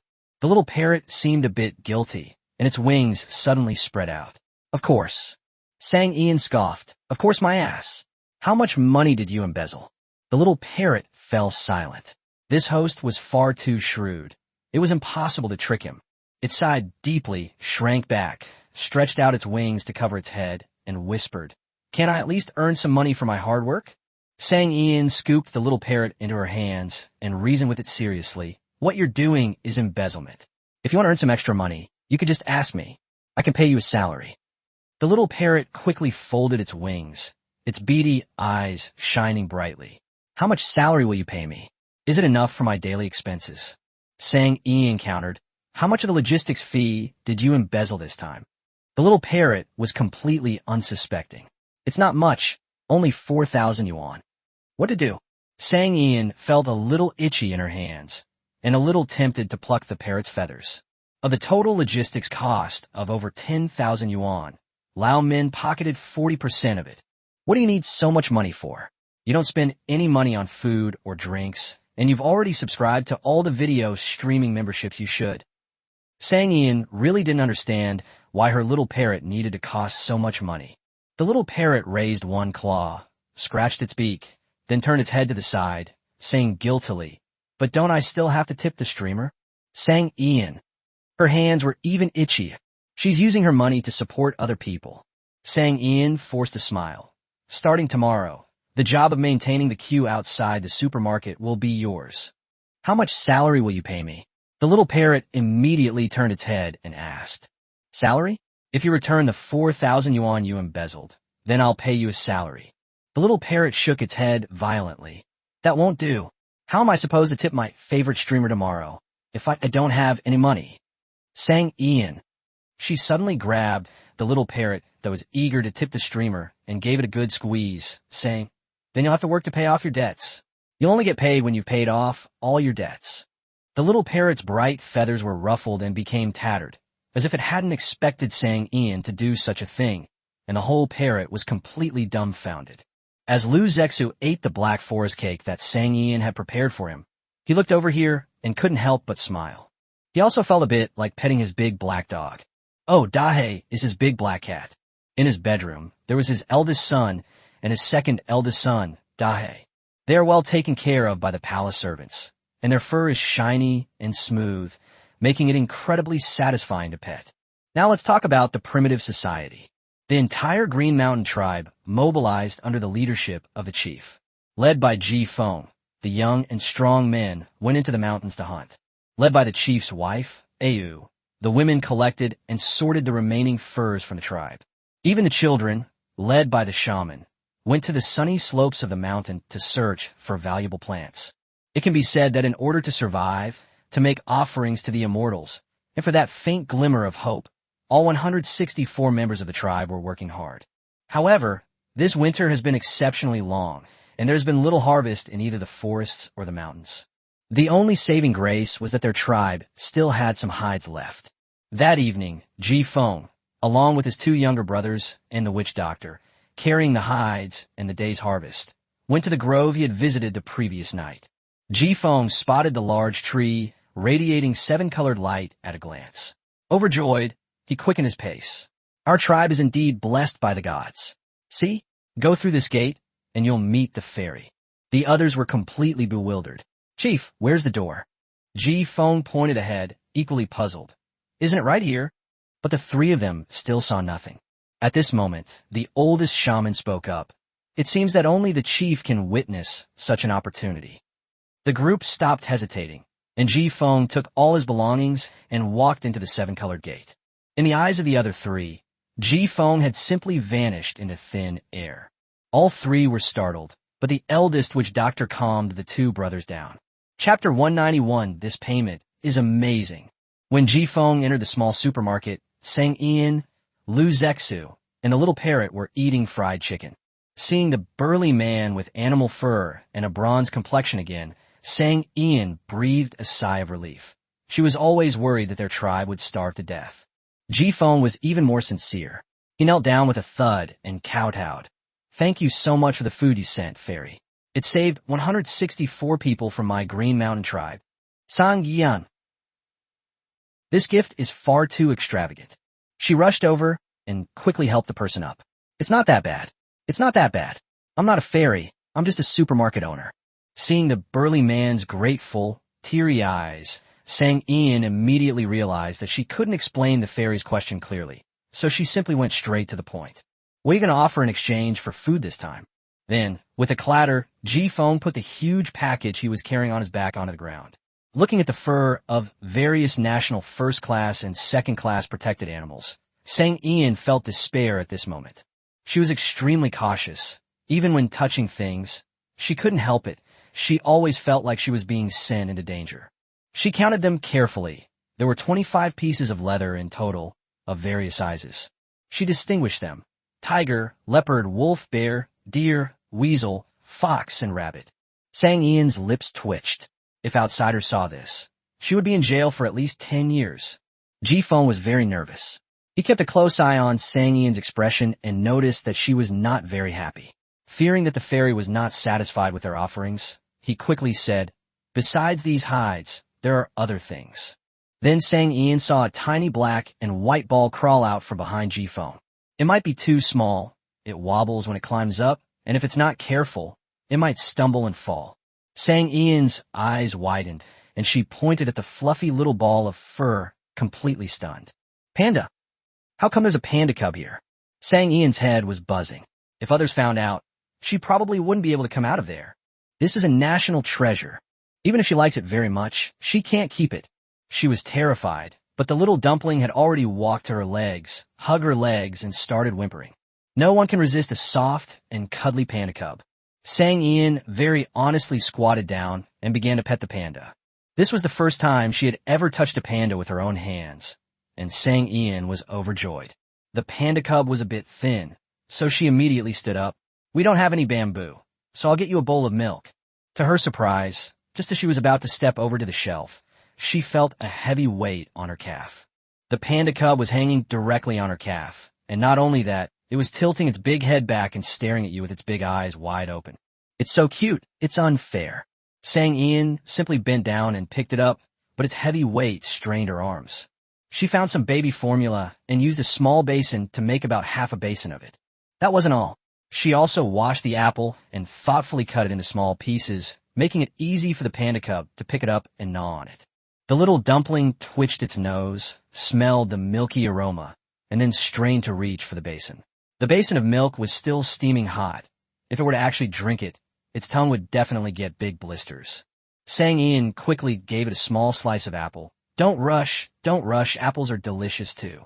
The little parrot observed all of this. Kisses, hugs, being lifted high, milk being prepared, apples being cut, and the baby being fed by the baby. The little parrot became unhappy. It flew to Sang Ian's side in a flash, glanced at the little dumpling who was frantically showing off the apple, and hinted, I want to eat an apple too. Sang Ian pointed to the shelf. Go pick one yourself. The little parrot felt even more aggrieved when it saw the apples in the little dumpling's claws, which had not only been washed but also cut into equal pieces. Instead of eating the apple, it continued, I haven't had any milk from a bowl yet. Sang Ian wondered, is the bowl of milk on the parrot's diet? Want some too? The little parrot nodded emphatically, its beady eyes full of anticipation, waiting for Sang Ian to make it a bowl of soup too. First, count out the grain for Brother G. With so many furs and a live panda, you should be able to buy 2,000 caddies of rice, right? We also got 200 caddies of eggs today. Add that to that, 100 bags of refined salt and 50 bags of white sugar. What do you think? The little parrot wasn't listening at all. It just stared at Sang Ian in shock, stretching out its wings and accusingly asking, "Am I still your pet parrot? Why do I have to work to earn milk, while this silly panda cub can drink milk without doing anything?" Sang Ian looked at the parrot, which was bristling with anger, with an innocent expression. Because it's a national treasure. The little parrot's crest feathers suddenly bristled, and it stomped its feet angrily on the long table. He stretched out one wing and pointed at Sang Ian, shouting, "I'm the one you raised. I'm the one." Sang Ian tried her best to suppress her smile. "So what? I'm still your host, aren't I? You still embezzled my money and used it to tip other streamers, didn't you?" The little parrot suddenly stiffened, its outstretched wings remaining motionless. It had essentially shot itself in the foot. However, asking it to stop tipping that popular streamer is impossible. It simply cannot do it.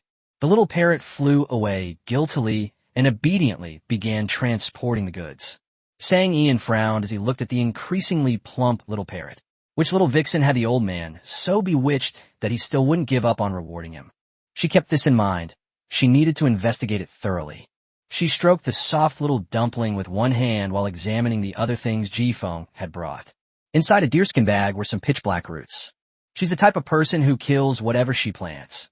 She has absolutely no affinity for plants. Her best record is killing 3 cacti in 1 month. What is this? He carefully examined the rootstock, which was still covered in soil. Jifeng was a little embarrassed. We call it rivergreen. It's edible and grows by streams. The children in the tribe found it in the forest today. Sang Ian immediately understood. They probably had absolutely nothing left in their tribe and had given up everything they could to trade. She figured that since she had never seen any plant from primitive societies, she might as well try anything and see if she could keep them alive. Alas, something seems off. Looking at the little dumpling with its head completely buried in the basin, Sang Ian immediately turned around and asked, "Old man, didn't you say that only people who are in deep crisis and in despair can see you and thus enter the supermarket? What's going on with this panda? How could 2 living beings suddenly get in?" The little parrot shrank its neck and covered its head with its 2 wings, looking quite guilty. Chapter 192 Sang still likes me the most. Sang Ian gritted his teeth. "Old man, are you hiding something from me again? What about trust between people?" The little parrot muttered softly, "Then I'm not human either." Sang Ian. She couldn't respond to that. "Explain, what's the deal with the panda? How can 2 living beings come in at once? If other living beings can come in, what if other ferocious large animals come in? Wouldn't the supermarket be very dangerous?" Sang Ian asked directly, "Are you hiding something from me again?" The little parrot quietly moved its wings aside, cautiously peeking out only its head, and said, "No. The gate of life is the gate of life for all things. The great Tao is 50, heaven extends 49, and man escapes 1. Heaven's secrets not only leave a glimmer of hope for man, but also for animals. If this silly little cub doesn't come in, it'll become someone else's food.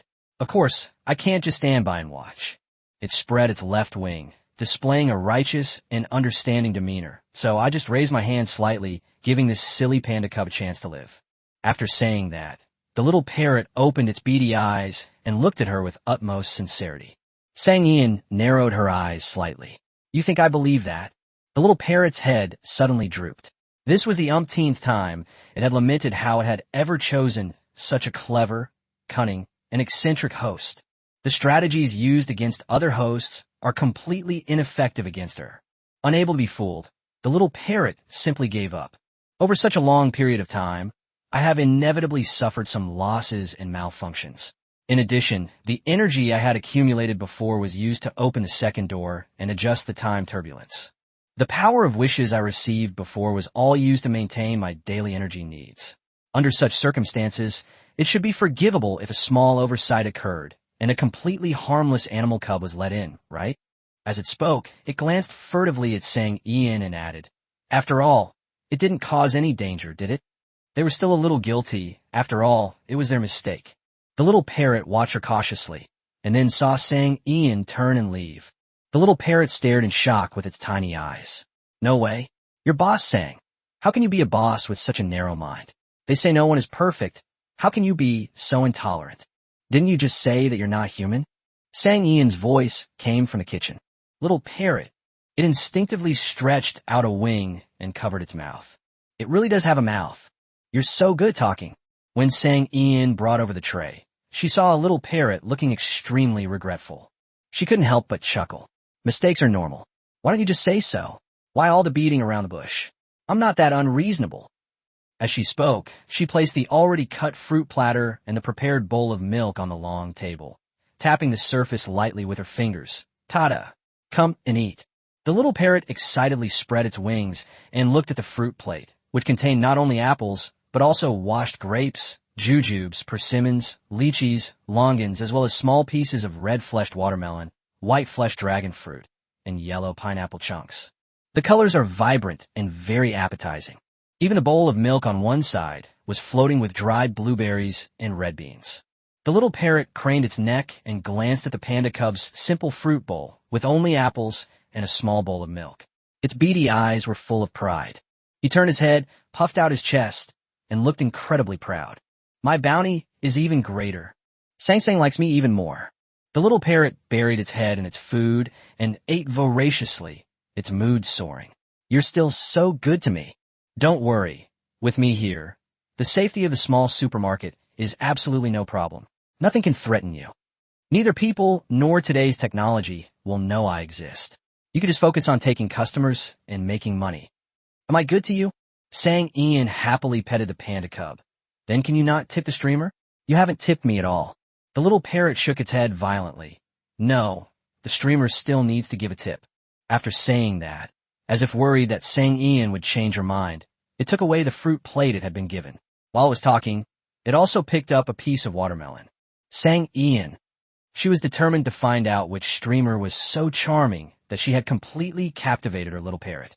The little parrot devoured the watermelon in a few bites, glanced at Sang Ian, and seeing that she had no intention of taking the fruit plate back, simply stood by the fruit plate and buried its head in its food.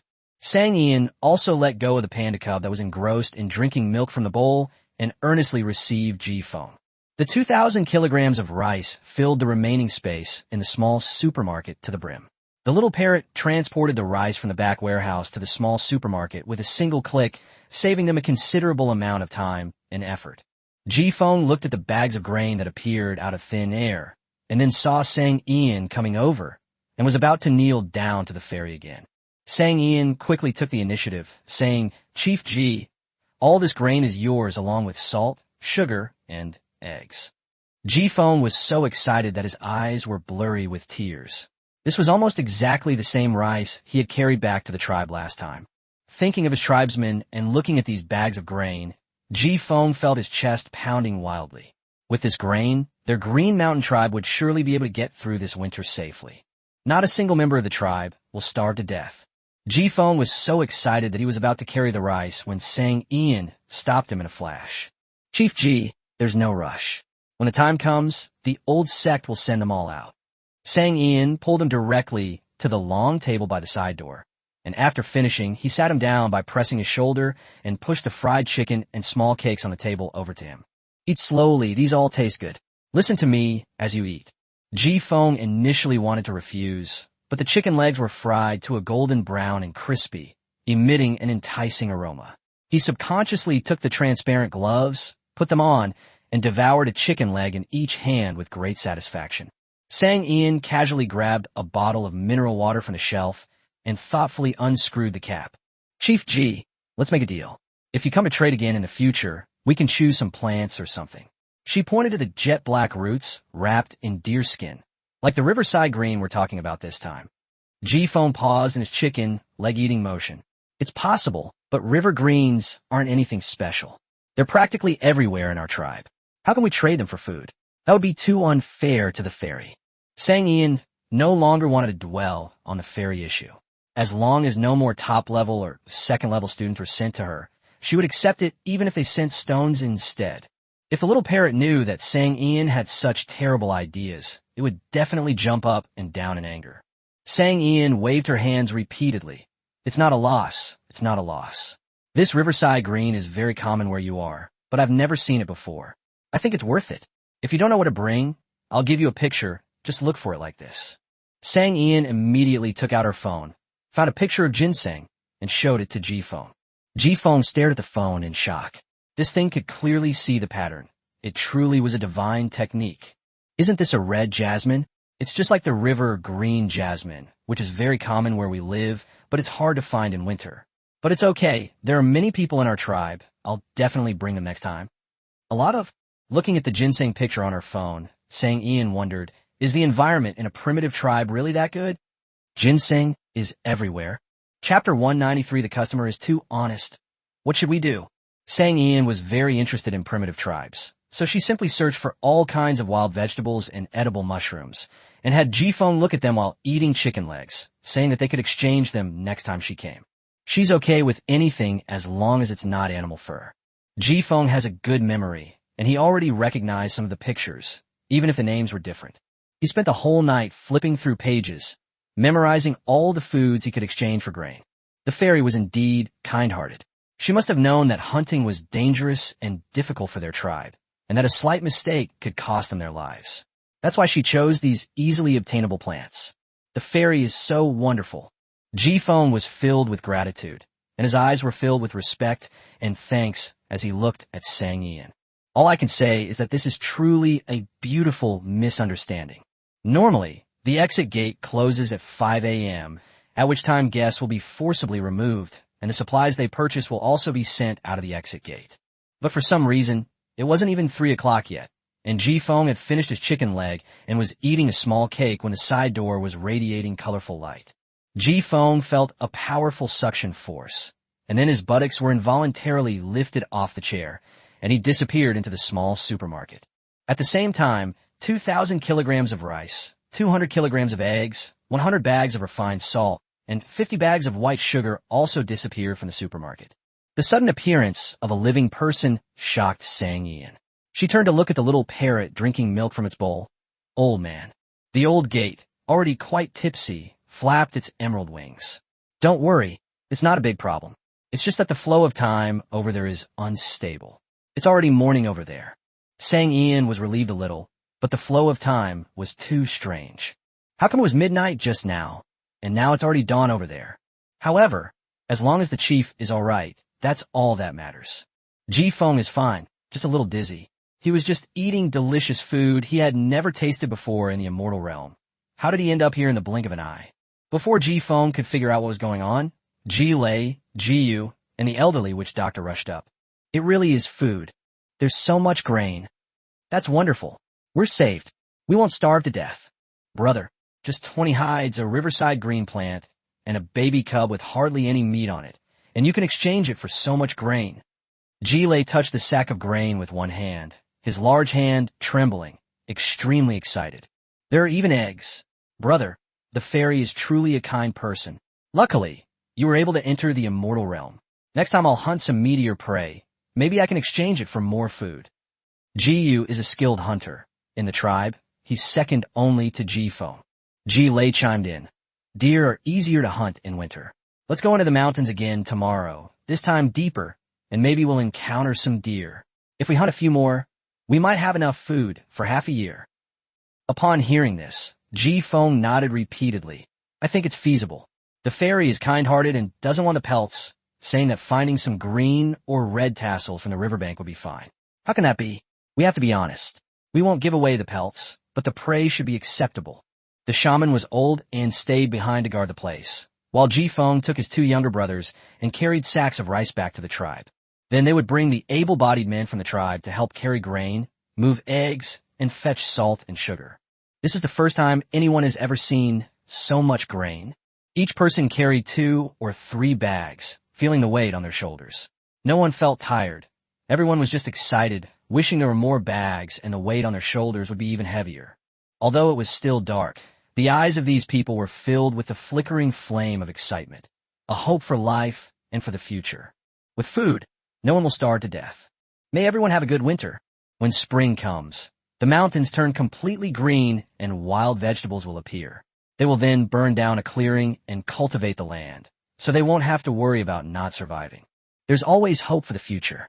Sang Ian instructed Ji Feng on the precautions for storing grain, and when they returned to the tribe, the entire tribe was in an uproar.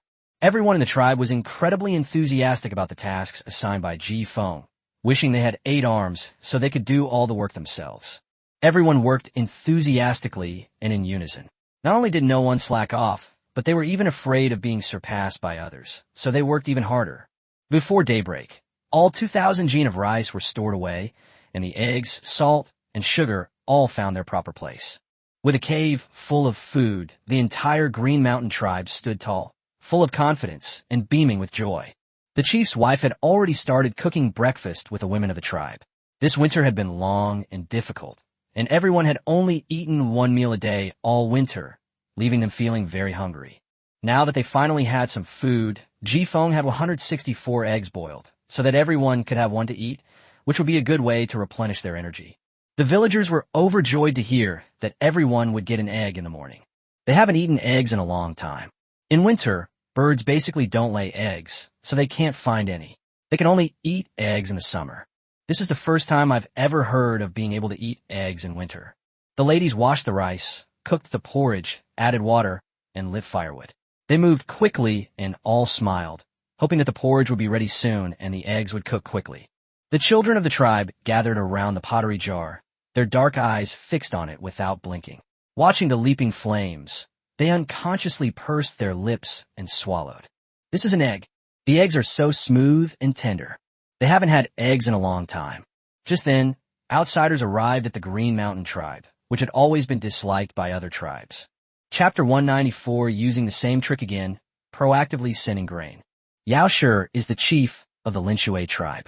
When Ji Feng was desperate, he went to the Linshui tribe to borrow grain. They promised that when spring arrives and the prey in the forest becomes plentiful, they would repay them double. Unfortunately, he was rejected. At that time, Yao Shi, the chief of the Linshui tribe, made his attitude very clear. It was impossible to borrow grain. However, if Ji Feng could bring the entire Green Mountain tribe to join their Linshui tribe, then there was still room for negotiation. Upon hearing this, Ji Feng immediately refused. Previously, the Linshui tribe had also used the same method to absorb a small tribe of similar size to the Green Mountain tribe. The situation back then was similar to that now, with long, harsh winters and a shortage of food. The Greenfield tribe at that time had fewer than 200 people, which, to be honest, was more than the Green Mountain tribe has now. In order to prevent his people from starving, the chief agreed to Yao Shi's proposal and led the entire tribe to migrate to the territory of the Linshui tribe. The chief of the Greenfield tribe thought it was just a matter of moving to a different place to continue living. In the past, their tribe often migrated, and the people were used to it. However, once they were actually incorporated into the Linshui tribe, they realized that it was a completely different story. Although they were incorporated into the Linshui tribe, they still only ate a small amount of rice each day and did the heaviest work, never having a moment's rest. The old man didn't starve to death, but he died from exhaustion. The outcome for young children and young adults was relatively good. At least they survived. Some women were directly distributed among other members of the Linshui tribe to reproduce and continue increasing the tribe's population. It can only be said that the once thriving Green Wilderness tribe was torn apart and ceased to exist in just one winter. Afterwards, the people of the Greenfield tribe were further ostracized by the Riverside tribe. The Linshui tribe, on the other hand, has grown considerably. The hardest and most tiring work is now done by the Greenfield tribe, while their original members have rested for the winter. When spring comes, they are hunting and farming, and with their good health, they are naturally more adept at it. Linshui tribe relied on this method to quickly grow into a large tribe with more than 500 people. They were numerous and powerful, and often clashed with several small tribes in the surrounding area, either fighting over prey or seizing territory, with the surrounding small tribes often suffering losses. But there was nothing they could do. They couldn't resist the Linshui tribe. Some tribes migrated directly, while others retreated to avoid the enemy's advance. In this mountain forest, everyone was struggling to survive. This winter's harsh weather prompted the Linshui tribe to try their old tricks again, attempting to win over the surrounding smaller tribes. However, having learned from the Greenfield tribe's experience, the other smaller tribes naturally wouldn't repeat the same mistake. The Linshui tribe had originally planned to continue to gather smaller tribes that were struggling to survive and strengthen themselves. However, more than half of winter had passed, and they had gained nothing. Just as Yao Shi was getting restless and couldn't wait any longer, Ji Feng from the Green Mountain tribe came knocking on his door. Yao Shi naturally wouldn't let such a fat rabbit that came to his door pass by. He took the opportunity to propose conditions for recruiting it, but he wasn't angry when he was rejected.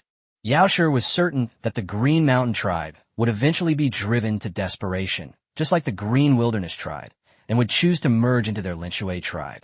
At that time, everything would go as he wished, and their tribe would definitely become even stronger. Yao Shi's idea was very appealing, and the tribe chief also thought the method was feasible. As long as they thought about incorporating the Green Mountain tribe, there would be people to do everything in the mountains, such as chopping wood, hunting, and moving stones. Then, there will be new women who will be distributed among the young men in the tribe to give birth to babies, and the tribe's population will increase greatly. Yao Shi couldn't help but feel excited when he thought about how his tribe would expand to a large tribe of more than 700 people and how he would become the chief of such a large tribe. With such expectations, Yao Shi waited in the tribe for 5 days, but Ji Feng still did not bring the tribe members to his door. He was getting restless. This winter has been exceptionally long. In previous years, the snow would have already begun to melt by this time, but this year it remains unusually cold. However, no one can guarantee how long this severe cold will last. If the temperature rises overnight, the snow melts, and spring returns, then it will be virtually impossible to merge the Green Mountain tribe into their Linshui tribe. Yao Shi was worried that things might go wrong if he waited too long. So he took 4 of the tribe's best hunters, carrying a small amount of food, and went to the Green Mountain tribe to persuade Ji Feng. His thinking was simple. As long as he and his people were given a little something to taste, the Green Mountain tribe would definitely agree, given their lack of food and clothing. Yao Shi was full of confidence, feeling that he would definitely achieve his goal on this trip. A hungry person has no resistance to food. Therefore, when he saw Ji Feng, he exuded a natural sense of superiority. Chief Ji, what's your decision? This winter is long, and without food, our people will suffer terribly. Ji Feng understood immediately. I know all that, but we will not merge with other tribes. Although our Green Mountain tribe is just a small tribe, everyone in us is very hardworking. No one is lazy, whether man or woman. Even the little children know to go to the edge of the forest to collect firewood. I believe we will definitely get through the cold winter. Yao Shi chuckled and said casually, Chief Ji, you don't need to pretend anymore. What's the point of you forcing yourself to save face? He said with a sneer, if things were really as good as you say, you wouldn't have come begging to me a few days ago, would you? With a single glance from Yao Shi, the hunters who had come with him immediately took out the small half bag of millet they had brought. Yao Shi looked at him with a condescending expression. Chief Ji, I am being very sincere. Stop being stubborn. Your tribe has been without food for a long time, hasn't it? Quickly take some and cook some porridge for them to fill their stomachs. Ji Feng looked at the grain, which wasn't even enough for one meal for their tribe. He glanced at it and saw that it contained grass seeds and stones. It probably wouldn't even be enough to fill them up with water. Seeing that Ji Feng was staring intently at the grain without blinking, Yao Shi felt that he had come to the right place and that his plan would definitely succeed.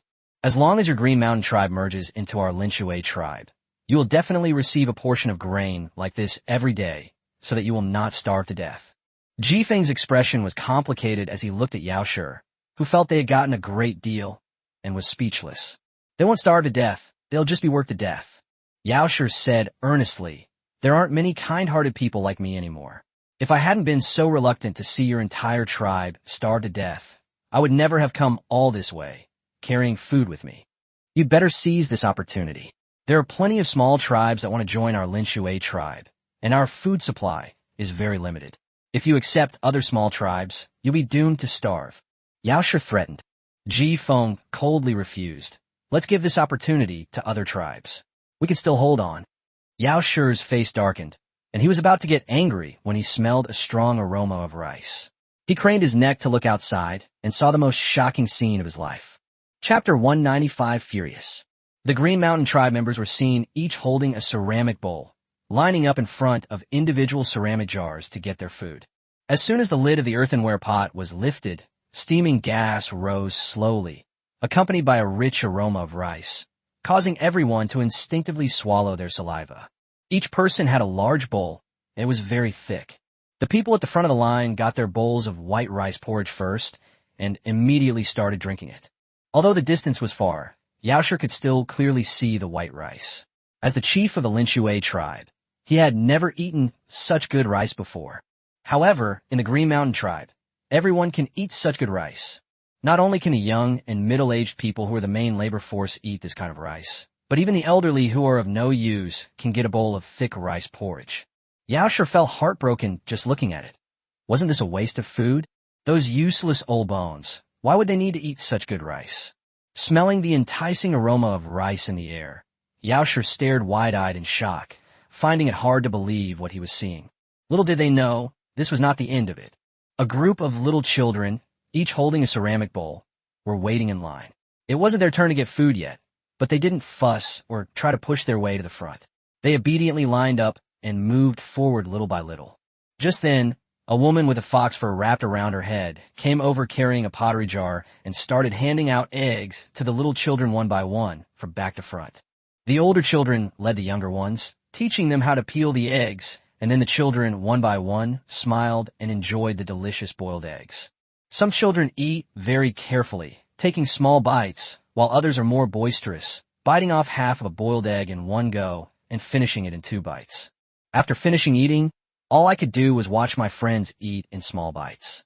However, none of the dozen or so children tried to snatch eggs from the other children who hadn't finished eating.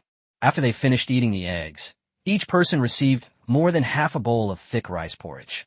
It wasn't that I was reluctant to feed the children. Rather, the oldest of them was only 6 years old, and the ceramic bowls were quite large, so they really couldn't finish the food, especially since there was also an egg. At this moment, Yaosher's heart was bleeding. These little kids who can't do any chores not only get to eat such delicious rice, but they even get to eat eggs? Yaosher pointed outside, panting heavily, and looked at Ji Feng with disbelief. As the chief, are you just going to let your tribesmen run wild like this? Ji Feng smiled and said, that's how it is in our Green Mountain tribe. We share the food. We're all tribespeople. We hunt and work together, so naturally we all eat the same things. Yaosher frowned, looking like he was wasting precious resources. Such good grain and eggs in winter should naturally be saved for himself or for his loved ones. Only a fool like Ji Feng would give away such good things. Ji Feng didn't care what Yaosher thought. Chief Yaosher, the Linshui tribe, is the largest tribe in this area. It has a large population and is wealthy. It would definitely look down on the food of a small tribe like ours. So I won't keep you here. Yaosher watched the people outside wolfing down their food and subconsciously swallowed his saliva. He really wanted to stay and have a meal. But Ji Feng has already said all this. How can he still have the face to stay? Chief Yao, although our Green Mountain tribe is facing difficulties, we are barely managing to get by. There are many other small tribes around us that are in even worse shape. You are so kind-hearted, you must not be able to bear seeing them go hungry. Please send these grains to them as soon as possible. They will definitely thank you. Yaosher's face flushed red, and then turned pale as he was being teased. Finally, she could only glare at him angrily. Just for the sake of pride, you boiled all the food, leaving no way out. Looking at this weather, who knows how long winter will last? Don't wait until your people have all starved to death before you come begging to me. Yaosher stormed off in a rage. They came with such confidence, and now they are burning with rage. As the chief of the Linshui tribe, when has he ever been treated like this? He had gone through a lot of trouble, but not only did he fail to achieve his goal, he was also ridiculed by a minor chief he looked down on, which really made him furious. Chief, where did Ji Feng of the Green Mountain tribe get so much grain? That rice looks much better than the rice our tribe harvested in the fall. The hunter carrying the grain asked. Yaosher snorted coldly. Ji Feng is just putting on a brave face. Such good rice, I bet they didn't produce much of it back home. Didn't I refuse him when he came to borrow grain last time? He must be embarrassed and feel ashamed. Now that I'm here, he's trying to save face. Yaosher never took Ji Feng seriously. Chief, what about bringing the Green Mountain tribe under our control? Another hunter pressed. Yaosher sneered. The Green Mountain tribe will belong to our Linshui tribe sooner or later. Don't be fooled by their thick porridge and boiled eggs today. They won't last long. I'm telling you, within 7 days, he will definitely lead his entire tribe to join us. Otherwise, they will only starve to death. The other hunters nodded in agreement. The chief is right. I just saw the people of the Green Mountain tribe. There aren't many able-bodied men. There's so many old people, children, and women. With so many mouths to feed, the Green Mountain tribe definitely won't last long. Chief, when Ji Feng brings the entire tribe to join us, we can't keep the old men. They're just a bunch of good-for-nothings. Yes, that's right. What can those old people do? Eating them would just be a waste of food. Yaosher snorted lightly. Don't worry, those old geezers. Even if we let them go into the forest to cut wood for several days, it won't take them more than 5 days. Those old geezers will probably either die or get sick. Chief, I don't have a woman yet. Please give me one so I can have a child and have an heir. Yaosher waved his hand and said, I'll make all the arrangements when the time comes. I think there are still a lot of women in the Green Mountain tribe. The group was already envisioning the wonderful life they would have after taking over the Green Mountain tribe.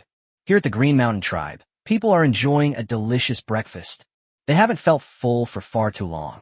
Ji Feng was deep in thought. He was quite aware of potential dangers. Chapter 196: The Weak, Helpless, and Pitiful Little Tribes.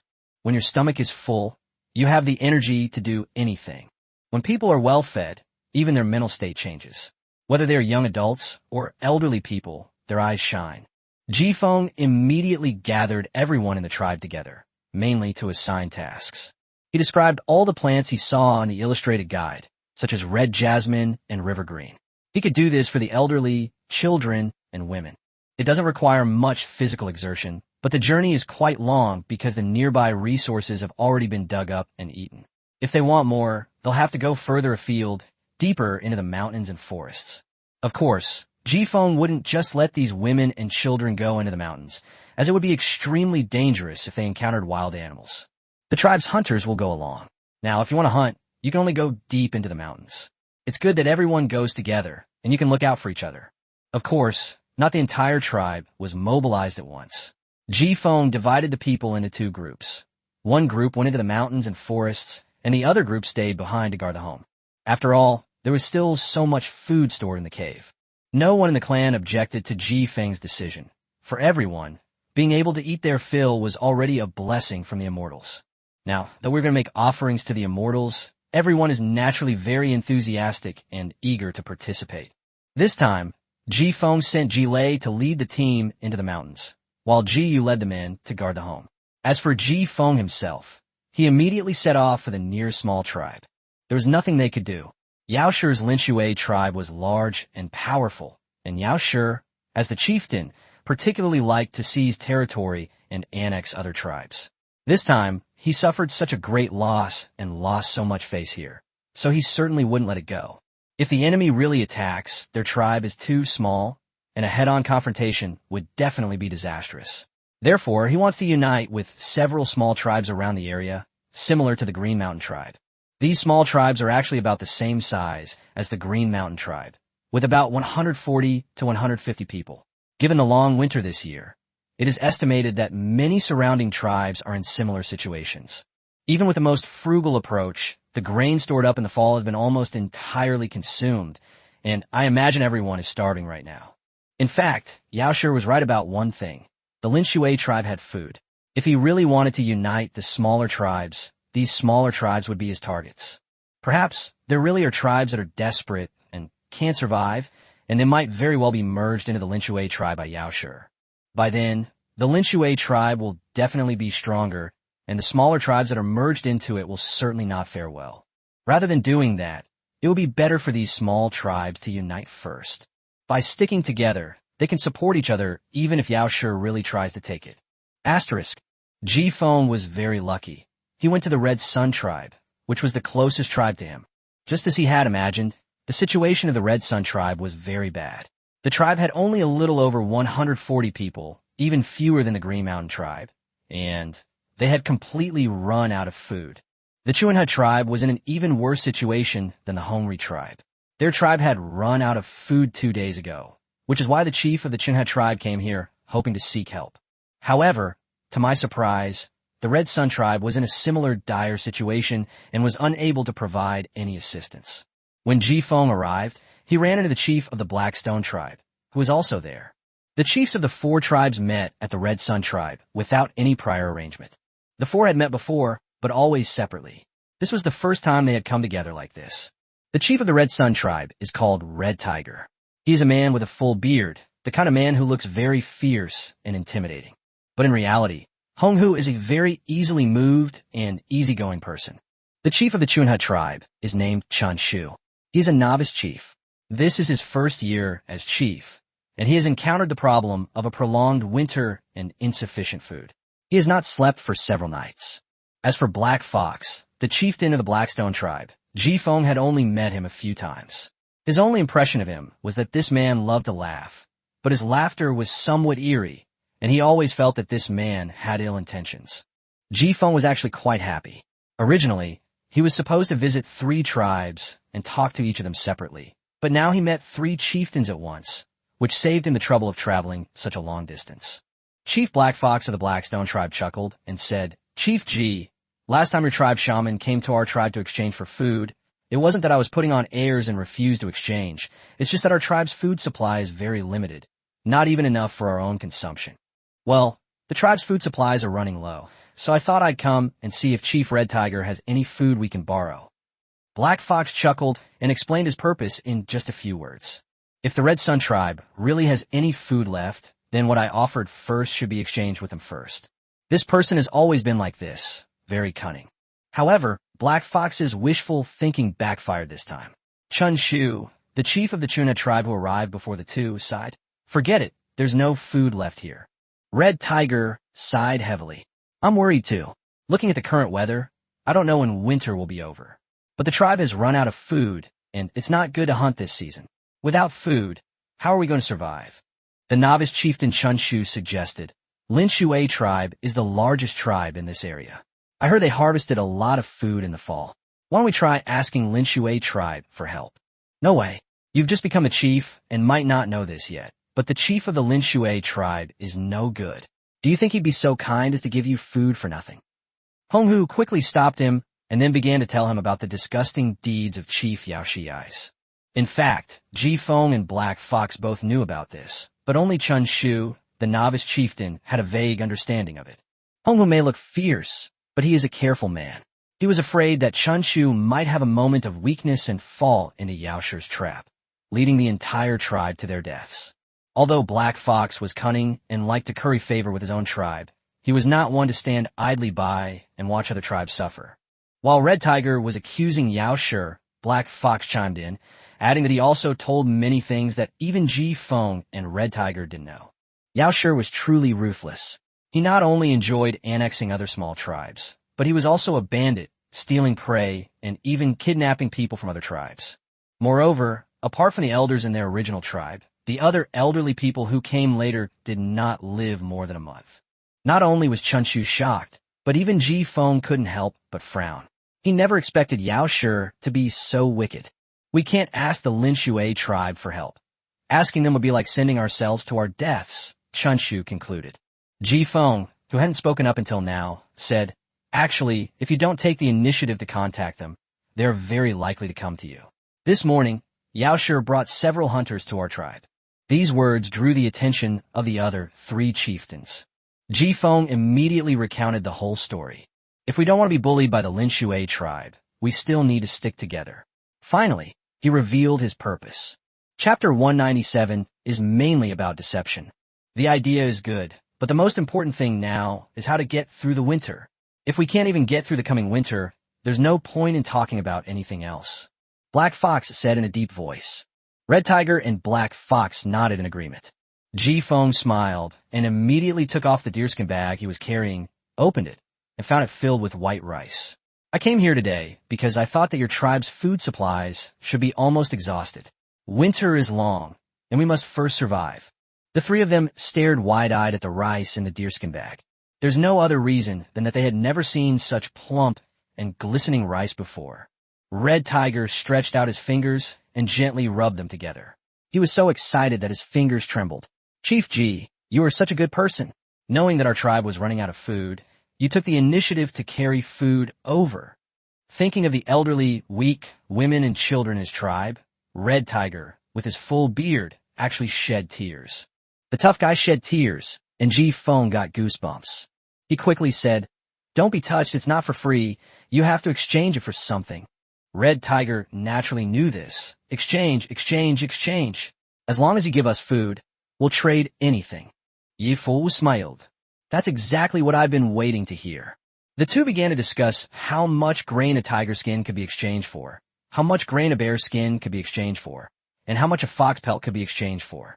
Besides these common furs, there are some plants. As soon as Ji Feng opened his mouth, a string of plant names came out. He had seen these in the supermarket's catalog. Since the fairy wanted them, he naturally had to fulfill her wish. Red Tiger was stunned, while the fierce-looking man looked completely bewildered. He subconsciously raised his hand and placed it on Ji Feng's forehead. "Your temperature isn't high, so why are you talking nonsense?" He casually brushed aside Red Tiger's fan-like hand. "What I said is true. When the time comes, take these things I told you to our tribe, and you will naturally be able to exchange them for food." Red Tiger looked serious. "You're not joking?" "Of course not. As I said, we must stick together and fight against the Lin Shui tribe," Ji Feng said, just as earnestly. Although Chun Shu was a novice chieftain, he was very good at grasping the key points, and he also knew how to seize the opportunity without being taught. "Brother Ji, our tribe may not have much else, but we have a lot of those plants that you just mentioned." Upon hearing this, Black Fox's pupils constricted slightly. "Treachery. This kid beat me to it. Brother Ji, our tribe may not have much else, but when it comes to hides, I can confidently say that even the Lin Shui tribe doesn't have as much stock as ours." Driven by the need for food, the Black Fox followed closely behind. Ji Feng was naturally happy to see this happen. Although each of their tribes didn't have many people, the four tribes combined had 500 or 600 people. Even if the Lin Shui tribe were to attack them, they could unite to resist. After agreeing on the alliance with the three and establishing the rules of mutual support, Ji Feng immediately returned to the Green Mountain tribe. However, he did not return alone. He returned with the chief of the Red Sun tribe and several of his people. The Red Sun tribe has run out of food, and Red Tiger will not give up any opportunity to exchange for food. In fact, the Red Tiger tribe members have always been skeptical about this matter. On the way, the group carried the hides through the snow, taking one step at a time, their steps sinking deep into the ground. Looking at Ji Feng, who was walking at the front, they muttered, "Is what the chief of the Green Mountain tribe said true? Does their tribe really have that much food?" "I don't know about that, but I think the chief of the Green Mountain tribe is a really good person. In the current situation, even if the tribe has food, they will hide it and keep it for their own people to eat. They won't be like Chief Ji Feng, who takes it out to help others. If he can really get food in return, then he's a good person." The other person was clearly very wary. Red Tiger trusted Ji Feng completely, and he kept asking Ji Feng, both openly and subtly, where their tribe got its food. Ji Feng had already considered this when he decided to form an alliance with several small tribes. By creating suspense, obscuring the truth, and fabricating stories, Ji Feng completely fooled his opponent. While most people leave 3/10 of their words unsaid, Ji Feng leaves 7/10 unsaid. The main point is to make it so that the other party can't understand it. After asking around, Honghu concluded that the Green Mountain tribe had prayed to the heavens to leave a chance for survival for their people. The fairy was moved by their sincerity, accepted their offerings, and left them some food. Honghu's attitude towards Ji Feng has changed. Previously, he had regarded him as the chief of a small tribe, just like himself, no different from him. Later, he proposed exchanging grain. He was truly grateful to Ji Feng, as more than 140 lives of his tribe were on Ji Feng's shoulders. Now that he has learned that the food was actually a gift from the fairy, he wishes he could worship Ji Feng, since Ji Feng is someone recognized by the fairy. She's definitely different from ordinary people like him. At this moment, he decided that he must build a good relationship with Ji Feng. If the Green Mountain tribe eats meat, their Red Sun tribe can have soup too. When they actually received 6 bags of grain, 300 jin of rice, and 2 bags of salt, the fierce-looking man with a full beard was already in tears, wishing he could kneel down and kowtow to Ji Feng. This food could save lives. With this food, their tribesmen will not starve to death. At this moment, not only Red Tiger, but also the two tribesmen who came with him were determined to cling to the Green Mountain tribe. These days, whoever has food, whoever can give out food, is the god. We must hold on tight to this powerful figure. Honghu and his group stayed overnight in the Green Mountain tribe. The next morning, they carried their food and headed towards the Red Sun tribe. On the way, they also encountered Chief Chunshu and Chief Black Fox, who were also there to exchange grain. Both men led able-bodied men from their tribes, but they were different. Chunshu of the Chunha tribe was very honest. He carried leather on his back and had a deerskin bag hanging on his body, which was bulging. The four young men who came with him were dressed in the same way. Anyone who didn't know better would think they were fleeing a disaster. Chief Black Fox of the Blackstone tribe was much simpler. He also brought 4 people, but they only carried some furs and not much else, which clearly showed that he had doubts about Jifeng's words. Chapter 198, it turns out I was the fool. Black Fox is a clever and cautious person. Although he agreed with the agreement reached by the group in the Red Sun tribe, and also accepted Jifeng's suggestions, all of this was contingent on the Green Mountain tribe actually having food reserves. But is that even possible?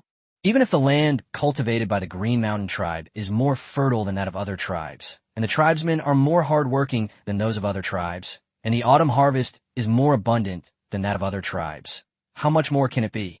In addition, the shaman from the Green Mountain tribe had previously come to their tribe to exchange for a batch of grain, which was enough to prove that their tribe did not have much grain stored up at all.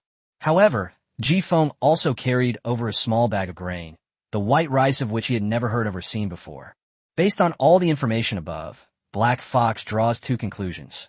First, the Green Mountain tribe doesn't have much food, and Jifeng's word were just an attempt to get them to bring supplies. They might be trying to forcibly keep the pelts, plants, etc. Secondly, the Green Mountain tribe may have some food, but the amount is uncertain. With the Red Sun tribe getting there first, and being the first to exchange for food, they're sure to get a fair amount. So how much will the Blackstone tribe get? If they bring too many hides with them, and if the Green Mountain tribe has almost no food left, they will be too embarrassed to take some of the hides back with them. In that case, all those hides will only be exchanged for a little bit of food.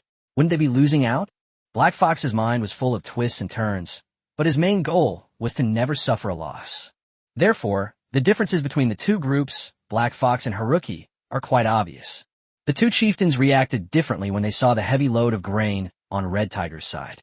The newbie chieftain Chunshu was incredibly excited. Chief Red Tiger, you've traded for so much grain? Red Tiger, with his full beard, was also very happy. He opened the deerskin bag he carried with him and said, Chief G not only gave us grain, but also salt. 2 whole bags. Chunshu's eyes widened in surprise. Wow, Chief G is so kind and gentle. Red Tiger nodded vigorously, then tears welled up in his eyes again. He couldn't help it. He was truly moved. Chief G is so kind. She's our savior. You brought so many things. You must have exchanged more than our tribe. Upon hearing this, Chunshu became even more excited and sped up considerably.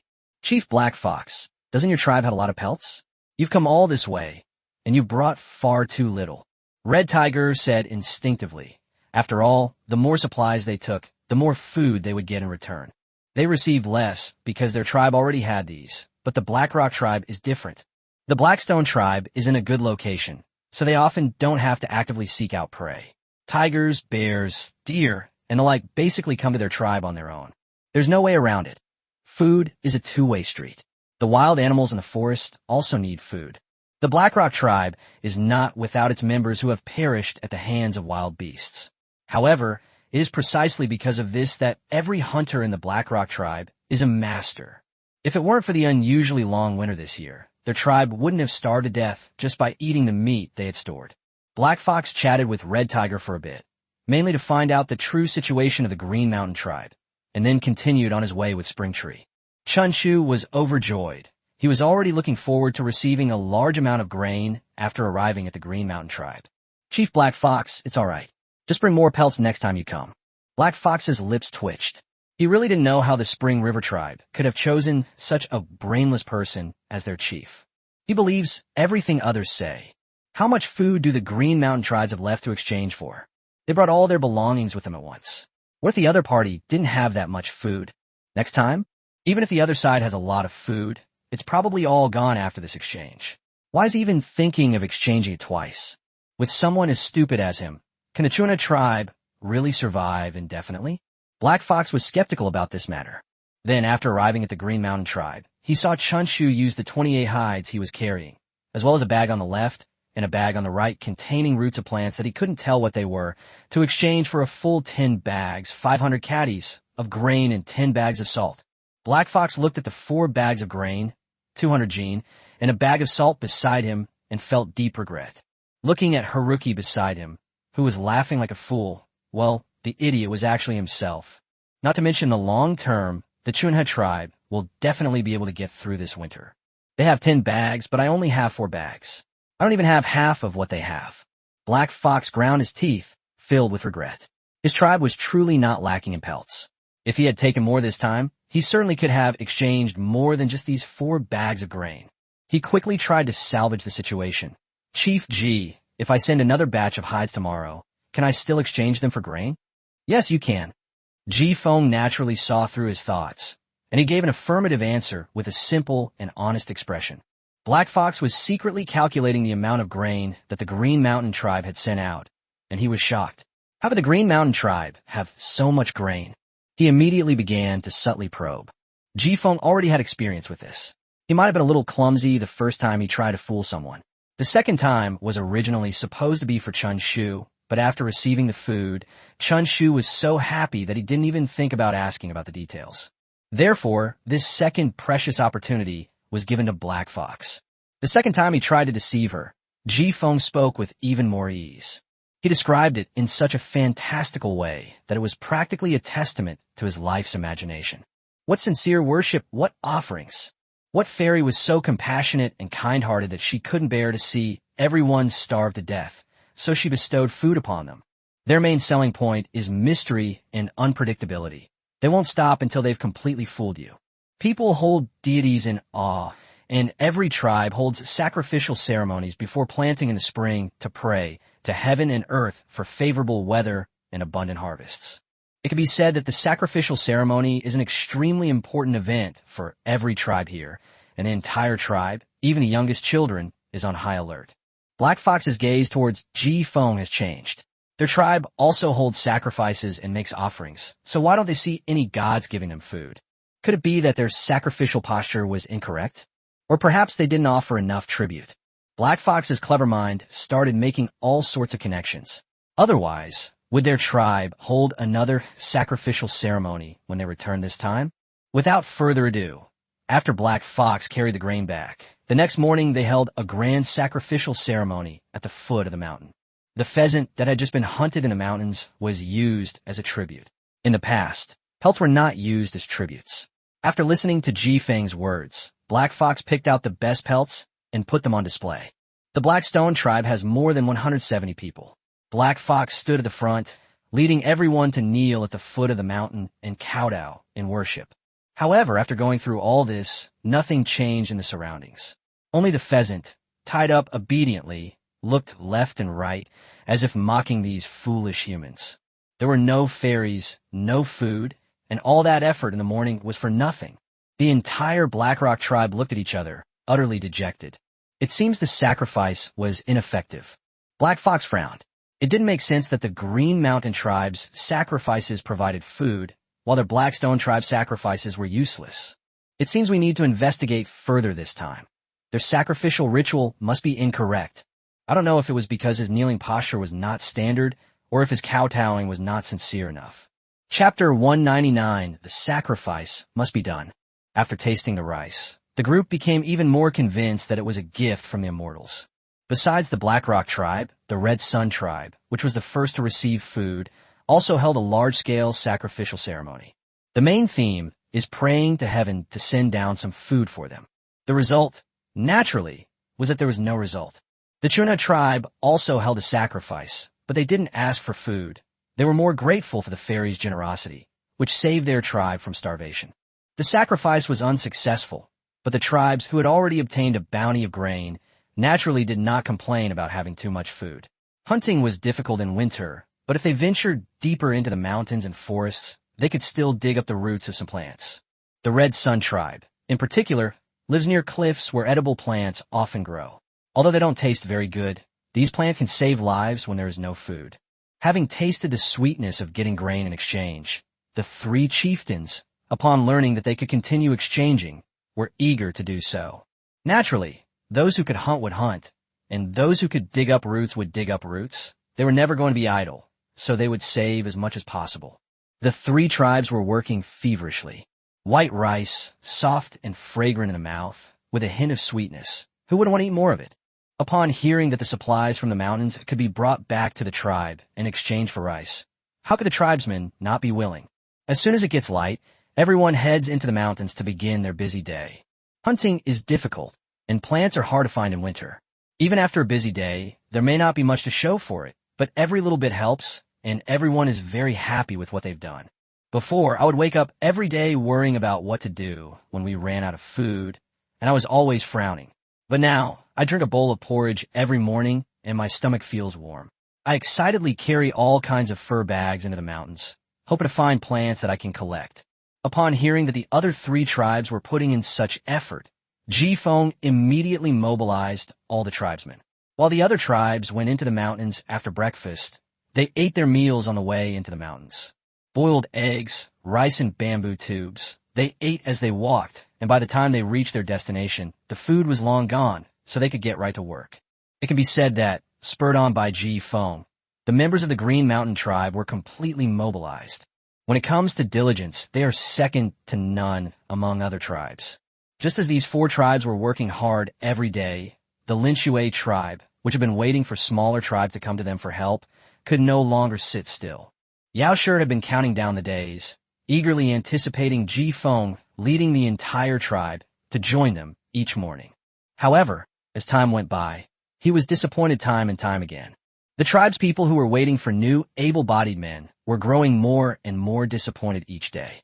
The tribal chiefs were also anxious. None of them wanted to miss such a good opportunity to expand their tribes. Chief, didn't you say that the Green Mountain tribe couldn't hold out for more than 7 days? It's been almost 10 days. Why is there still no sign of them? The clan chief asked. Yao Shi's face darkened. Jifeng is stubborn. If he doesn't want to join our tribe, then let him starve to death.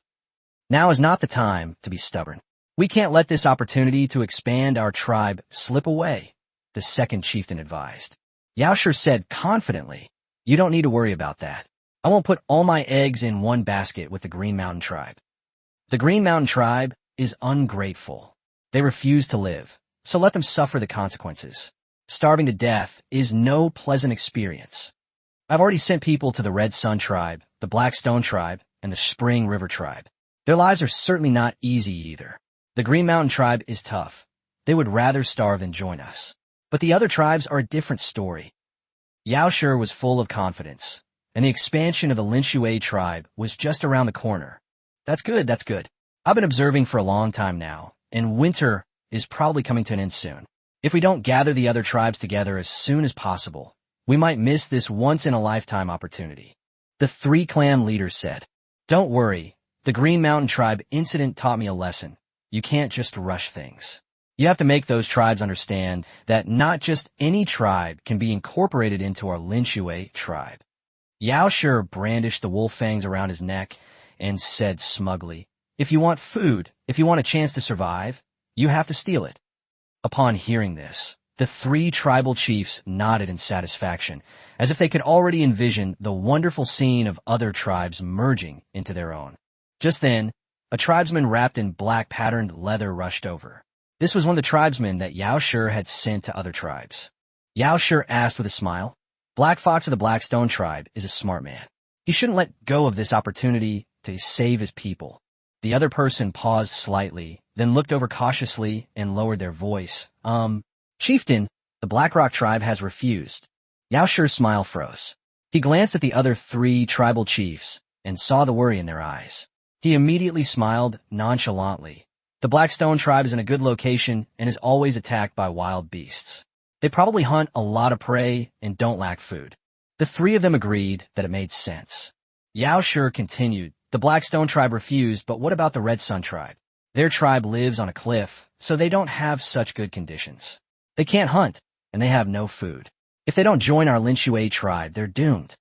Chief, A tribesman limped in, his face bruised, and one could imagine what he had gone through on his journey. How did you end up like this? Yao Shi asked. Chapter 200 mainly focuses on a robbery. The man covered his eyes with one hand, looking somewhat aggrieved. Chief Red Tiger, the Red Sun tribe, has a terrible temper. I just told him to bring his people to join our tribe, and he punched me. I don't know what's wrong with the people from the Red Sun tribe. They were all hitting me with stones and sticks, saying they didn't care about our food, and they just kicked me out. After receiving 2 pieces of bad news in a row, Yao Shi felt a surge of anger welling up inside him, but he didn't know who to vent it on. However, the chieftain spoke up to express his dissatisfaction.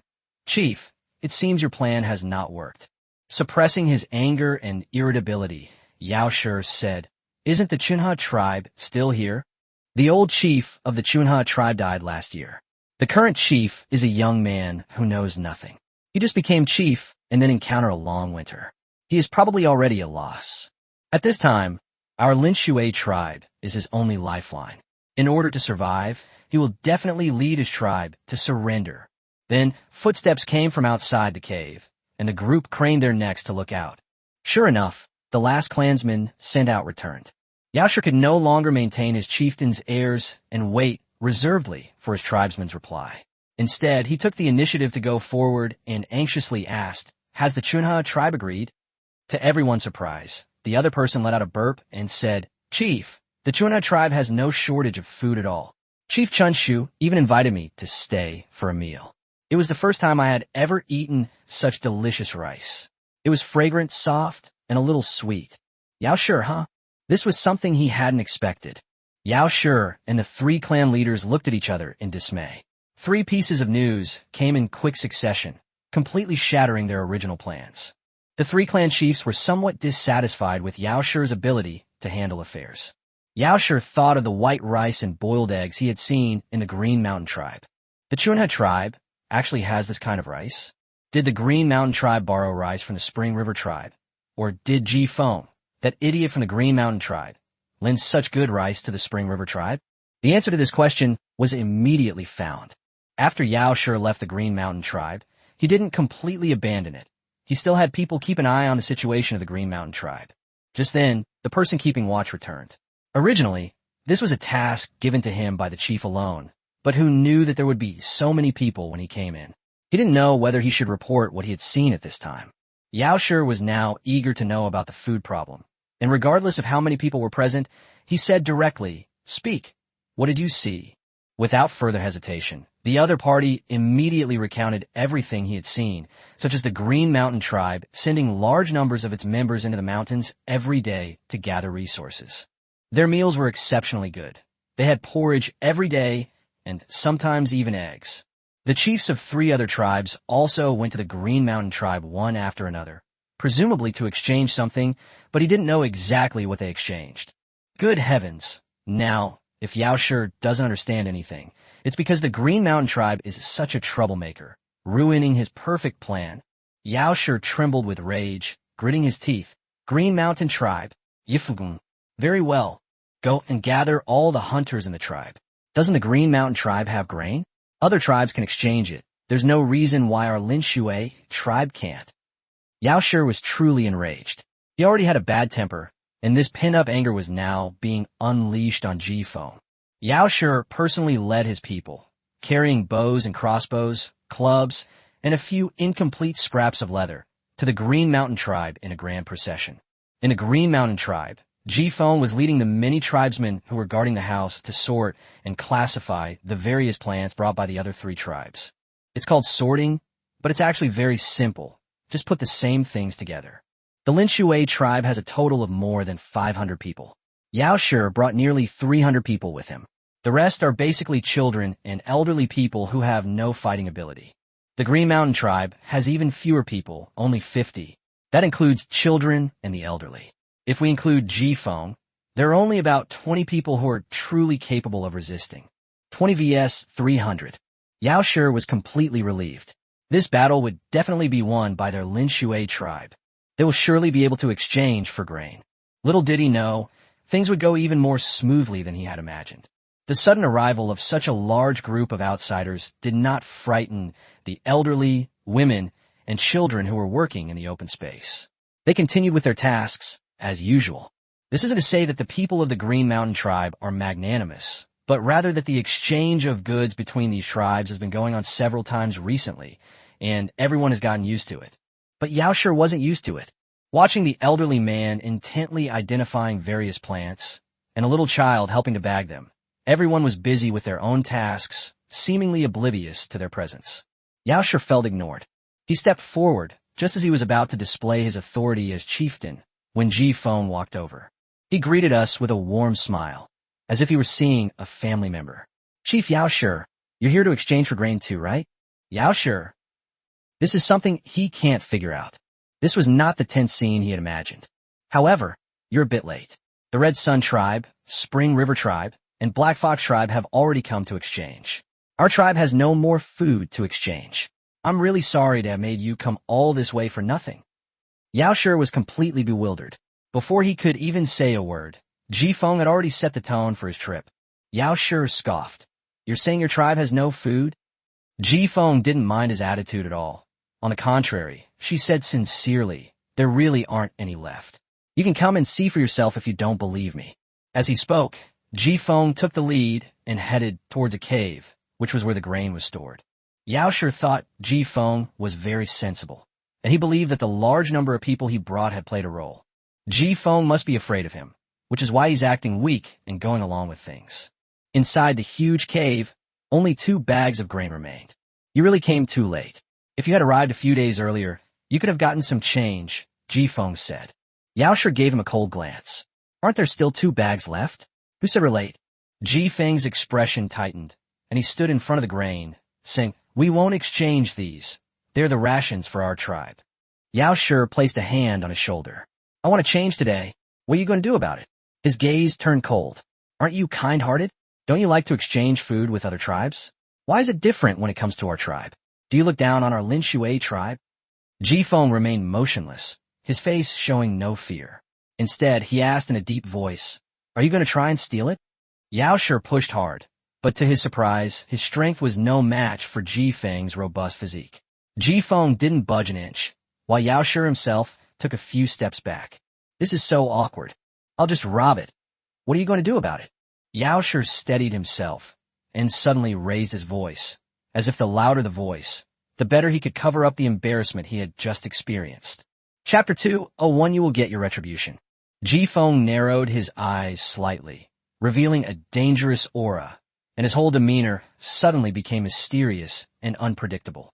"Chief Yaoshir, I advise you not to be too impulsive. Don't bring disaster to the entire tribe because of your own actions." Yaoshir had never taken him seriously, so how could he possibly listen to his words? "You think I'm afraid?" Ji Feng smiled calmly. "Why do you think our tribe suddenly has food?" Yaoshir was stunned. This was indeed a problem. Having already fooled people twice, Ji Feng has now mastered the basic skills of deceiving others. Yaoshir was very honored to receive the 3rd experience voucher. "Our tribe's food is all a gift from the immortals. If you rush up and steal it like this, the immortals will blame you." Yaoshir didn't believe him at all. "Do you think I believe you? Even if it were a gift from the immortals, it should have been given to a large tribe like our Lin Shui tribe. How can an immortal possibly look down on a small tribe like yours?" Ji Feng said slowly, "Don't you know why the immortals didn't give your tribe any food? Given your past behavior, how many people have died unjustly at your hands? You're already incredibly lucky that no lightning has struck you on the head. You're still hoping for divine intervention. His skin is thicker than the bark of that old tree." Why had Yaoshir ever been so humiliated and mocked? His face flushed red and then turned pale. He simply waved his hand and said, "You think I'd fall for your tricks? I'll just rob it today. I want to see if some immortal will punish me." The 2 remaining bags of grain in the cave were forcibly taken away by the Lin Shui tribe. Ji Feng didn't even try to stop them. He just watched as Yaoshir and his group arrived in a great hurry, leaving behind a few rabbit skins that looked like they had been gnawed on, and then carrying 2 bags of rice away. The other members of the Green Mountain tribe saw it, but weren't curious or asked anything. It was simply because this scene had been playing out so frequently lately that everyone had gotten used to it. On the way back, the 3 chiefs of the Lin Shui tribe were a little worried. "What do you think of what Chief Ji said? Is it inappropriate for us to force a change like this?" Yaoshir didn't care at all. 3rd clan chief. You're a good person in every way, except you're too timid. You're too easily frightened. That's right, third brother, I have to say something to you. How could a small tribe like the Green Mountain Tribe possibly attract immortals? You're just listening to Ji Feng's nonsense. The clan chief shared the same thoughts as Yao Shi on this matter. The large size of the Linshui tribe made Chief Yao Shi and the clan chief somewhat arrogant, believing that they were the most capable and the most powerful. The other tribes in the surrounding area were not as good as them. Their tribe is so powerful, so it's only natural that good things would go to their tribe. Seeing that Yao Shi and the first chief didn't seem to care, the third chief could only shift his focus to the second chief. I think that Chief Ji Feng didn't even resist and just let us carry away the grain. There must be something going on here. Maybe what he said is true. The second clan chief patted him on the shoulder. Third brother, I have to say something to you. They're just a small tribe with only 160 people. Our tribe is twice as big as theirs. Look at all the people we have today. And think about how many people the Green Mountain Tribe has. What can Ji Feng do if he won't let us take the grain? Fight us head on. The second clan chief said with a sneer. Can he even win? He can only gain an advantage verbally, saying things that seem plausible but are actually misleading, trying to sway our decision. You don't need to worry about this kind of person at all. After being refuted by the chieftain, the first clan chief, and the second clan chief, the third clan chief fell silent. However, he remained uneasy, feeling that something bad was about to happen. This feeling becomes more pronounced the closer you get to the tribe. However, seeing that the chief and the other two tribal chiefs were all happy, he couldn't keep a sullen face. So he quickened his pace and hurried back to the tribe. When everyone returned to the tribe, the three tribal chiefs were relieved to see that everything was normal. Everyone was beaming with joy as Yao Shi carried the 2 bags of grain into the cave where supplies were stored. This cave is where the Linshui tribe stores its supplies, and normally only the chief and 3 tribal leaders are allowed to enter. After the 4 entered the cave, they were dumbfounded when they saw the empty cave. This place stores the entire tribe's food. There should have been nearly 20 bags of millet and rice left here. They just went to the Green Mountain Tribe. How come there is nothing left? They weren't even left a single grain of rice. The 4 looked at each other, each seeing shock, confusion, and bewilderment in the other's eyes. How could all the perfectly good food be gone? Yao Shi immediately jogged over to ask the people left behind in the tribe if they had seen anyone else come into the tribe, or if anyone from the tribe had been to the cave. The results are all negative. Yao Shi stamped his feet anxiously. No outsiders have come, and no one from the clan has come either. It's like a ghost has appeared. How could this perfectly good grain just vanish in a thin air? Before he could return, he heard the tribal chief's alarmed cry from inside. Chief, something terrible has happened. All the hides we've collected in our tribe have disappeared. Yao Shi's legs went weak, and he collapsed to the ground. How is that possible? How could even a hide be gone? This stuff can't be eaten or drunk. What tribe doesn't eat hides? Yao Shi was completely at a loss. With so much food gone, what are these 500-plus people in their tribe supposed to do? Grain and hides can't just disappear into thin air. Who is this reckless person who dares to steal from our Linshui tribe? The clan chief was so angry that he roared out loud. Yao Shi was still sitting on the ground. I asked around, and nobody has ever been here.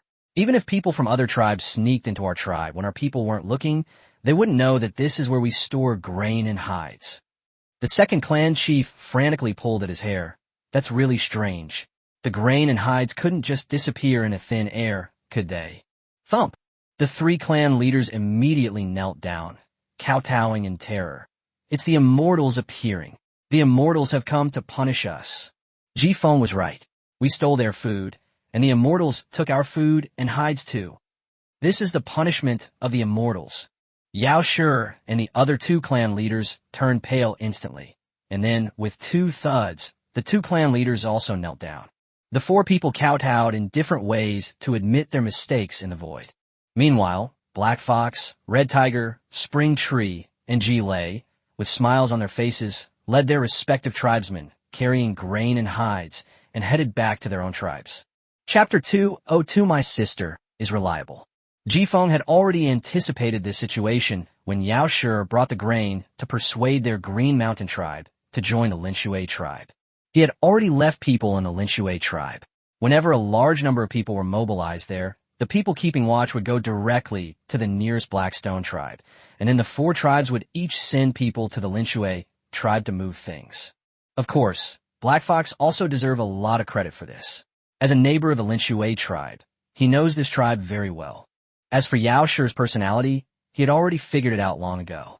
As the tribe closest to Linshue tribe, the tribe Yao Shi originally wanted to merge with was actually the Blackstone tribe. A few years ago, there were even some domineering acts of kidnapping people. Back then, Black Fox led the people of the tribe and rushed into the Linshue tribe without any regard for anything else. They carried torches and threatened to burn down the entire tribe's food supplies if Yao Shi did not release the people. That's how Black Fox managed to rescue the person. It was precisely because Black Fox understood the situation of the Linshue tribe that their raid on their home went so smoothly. With heavy loads of grain on their shoulders, everyone was overjoyed. No one knew how long the winter would last, and no one would complain about having too much grain. Ji Lei further stated that their Green Mountain tribe only wanted the hides, and these 20-plus bags of grain will be directly distributed to the other 3 tribes. Chiefs Black Fox, Red Tiger, and Spring Tree were overjoyed and deeply admired Ji Feng, both for his foresight and for giving away so much grain. These are things that even the chiefs couldn't do. Ji Feng's decision was the most authoritative in the Green Mountain tribe. He watched his younger brother lead the tribesmen, carrying heavy loads of hides on their shoulders, and felt quite pleased. Their tribe still had stored grain. He deliberately placed those 2 bags of grain in the cave to show Yao Shi. He's not stupid. Even if he wanted to unite with other small tribes, he wouldn't exchange all his grain for food, leaving his own tribe members to go hungry. However, even if there was some food left, it wasn't much, but he wasn't worried at all. He had a feeling that the 7-color gate under the big tree would still appear, and he would still have a chance to enter that gate. The hides from the 3 tribes, plus those plundered from the Linshue tribe, make for a considerable amount of hides. With these plants and the game we hunt, we'll definitely be able to exchange them for even more food. As for what to do about the Linshue tribe whose home was raided, what business is that of him? A large tribe of over 500 people, with able-bodied members and plenty of strong laborers, and living near a major river, they certainly wouldn't starve to death. They'll just have a rather miserable life. That wasn't just ordinary misery, it was utterly tragic.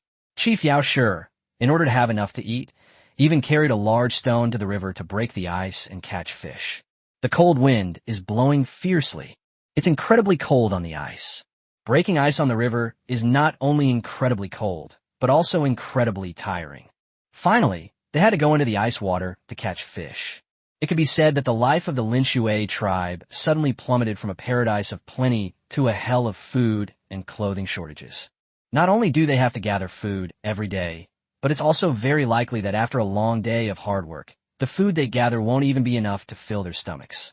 Now everyone in the Linshue tribe is experiencing hunger, and their tempers are getting worse and worse, and their personalities are becoming more and more irritable. Somehow, the starving tribesmen heard that their tribe's food had disappeared overnight because the chief and 3 tribal leaders had stolen the food from the Green Mountain tribe. The food of the Green Mountain tribe was bestowed by the immortals. How can you just steal what the immortals give you? Sure enough, the immortals punished their tribe by taking away all their food. The Linshue tribe is larger than other tribes, and in addition to the chief, there is also a clan head, which makes the relationship somewhat complicated. The tribe's people held a great grudge against Yao Shi, the chieftain who had angered the immortals. Hunger, coupled with the fear of offending the immortals, made these tribespeople very worried about their future. No one can guarantee that the immortals' punishment will only come once. If they wait until spring to sow and autumn to harvest, and then the immortal punishes them again, won't they still have to go hungry? The peace that Linshue tribe had enjoyed in the past was shattered. The tribe members started fighting at the drop of a hat, and Yao Shi was also confused, exhausted, and panicked. A ring of large, watery blisters appeared around the corner of his mouth. He no longer had the energy to scheme against other tribes. This was the goal Ji Feng initially wanted to achieve. Thanks to the efforts of all the members of the Green Mountain tribe, Ji Feng has already prepared 120 of the best quality hides, as well as processed pheasants and venison, and is just waiting for the 7-colored gate to open again. Also waiting for the door to open was Lu Zexu, the young prince of Daliang. Well, he is still the prince at the moment. The young prince practically emptied his private treasury to fund those 10 orphanages, and it seemed he was about to run out of money. Fortunately, he had a sister who was a real benefactor. After returning to his bedchamber, for the first time, he did not immediately write down the new chemistry knowledge he had learned, but instead went to the private storeroom. He originally wanted to see exactly how much stock his sister had prepared for him. Then he opened the warehouse door, and that was the end of it. Because he couldn't get in at all, once the door opened, there was a wall made of stacked boxes. Inside were boxes stacked neatly. All I can say is that Lao Min's door-to-door delivery service is just too good. It's obvious that this person knows how to make good use of space. The boxes inside are packed so tightly that not a single inch of space is wasted. This does allow for the maximum amount of cargo that can be loaded, but it also increases the difficulty of handling the goods. Lu Zexu wanted to see what was inside, but the box was covered in a clump of paste, so he couldn't see anything and had to open it himself. In the end, Lu Zexu had no choice but to take out a dagger and cut open the box. Only then did he realize that it contained nothing but soap. We've finished inspecting the Eastern Palace's warehouses. Only the storerooms outside the palace remain. We'll have to wait until tomorrow to explore those outside the palace. As it turns out, my sister was very reliable. When she said the quantity was large, it really was large. There was no exaggeration whatsoever. Fang Fexuan, which had been out of stock for several days, has finally received a batch of new products. He still cut a bar of soap into 6 small pieces, but since he opened his own soap workshop, he has lowered the price of the soap. It is sold specifically to ordinary people, costing 5 coins a bar, with the main selling point being its affordability. People who have survived the pandemic are now very concerned about cleanliness. As for soap, it is naturally much more expensive, since it is sold to high-ranking officials and nobles who have plenty of money. Even the most ordinary soap costs 10 taels of silver per bar. Nowadays, whether it's a young lady, a young master, or an official, everyone needs soap when taking a bath. This thing has become an essential part of daily life for high-ranking officials, noble families, and wealthy merchants. Chapter 203 The Young Prince is in danger. Manager Zhao of Fang Fexuan has been beaming with joy ever since the supply began. He has never been such an easy manager. Everyone in the capital knows that Fang Fexuan is the crown prince's property. Even if others are envious of this business, no one dares to cause trouble. He doesn't need to bother with dealing with various personal relationships. All he had to do was load and unload goods, collect money, and keep accounts. And he earned 100 taels a month. Manager Zhao felt guilty taking the money, so he would take the opportunity to give the manager of the glass shop some pointers on essential skills for a manager. Speaking of the glass museum, business is booming. In addition to the small mirrors they carried with them, some exquisite and precious objects appeared, which amazed the aristocratic families who considered themselves to be worldly wise and well-traveled.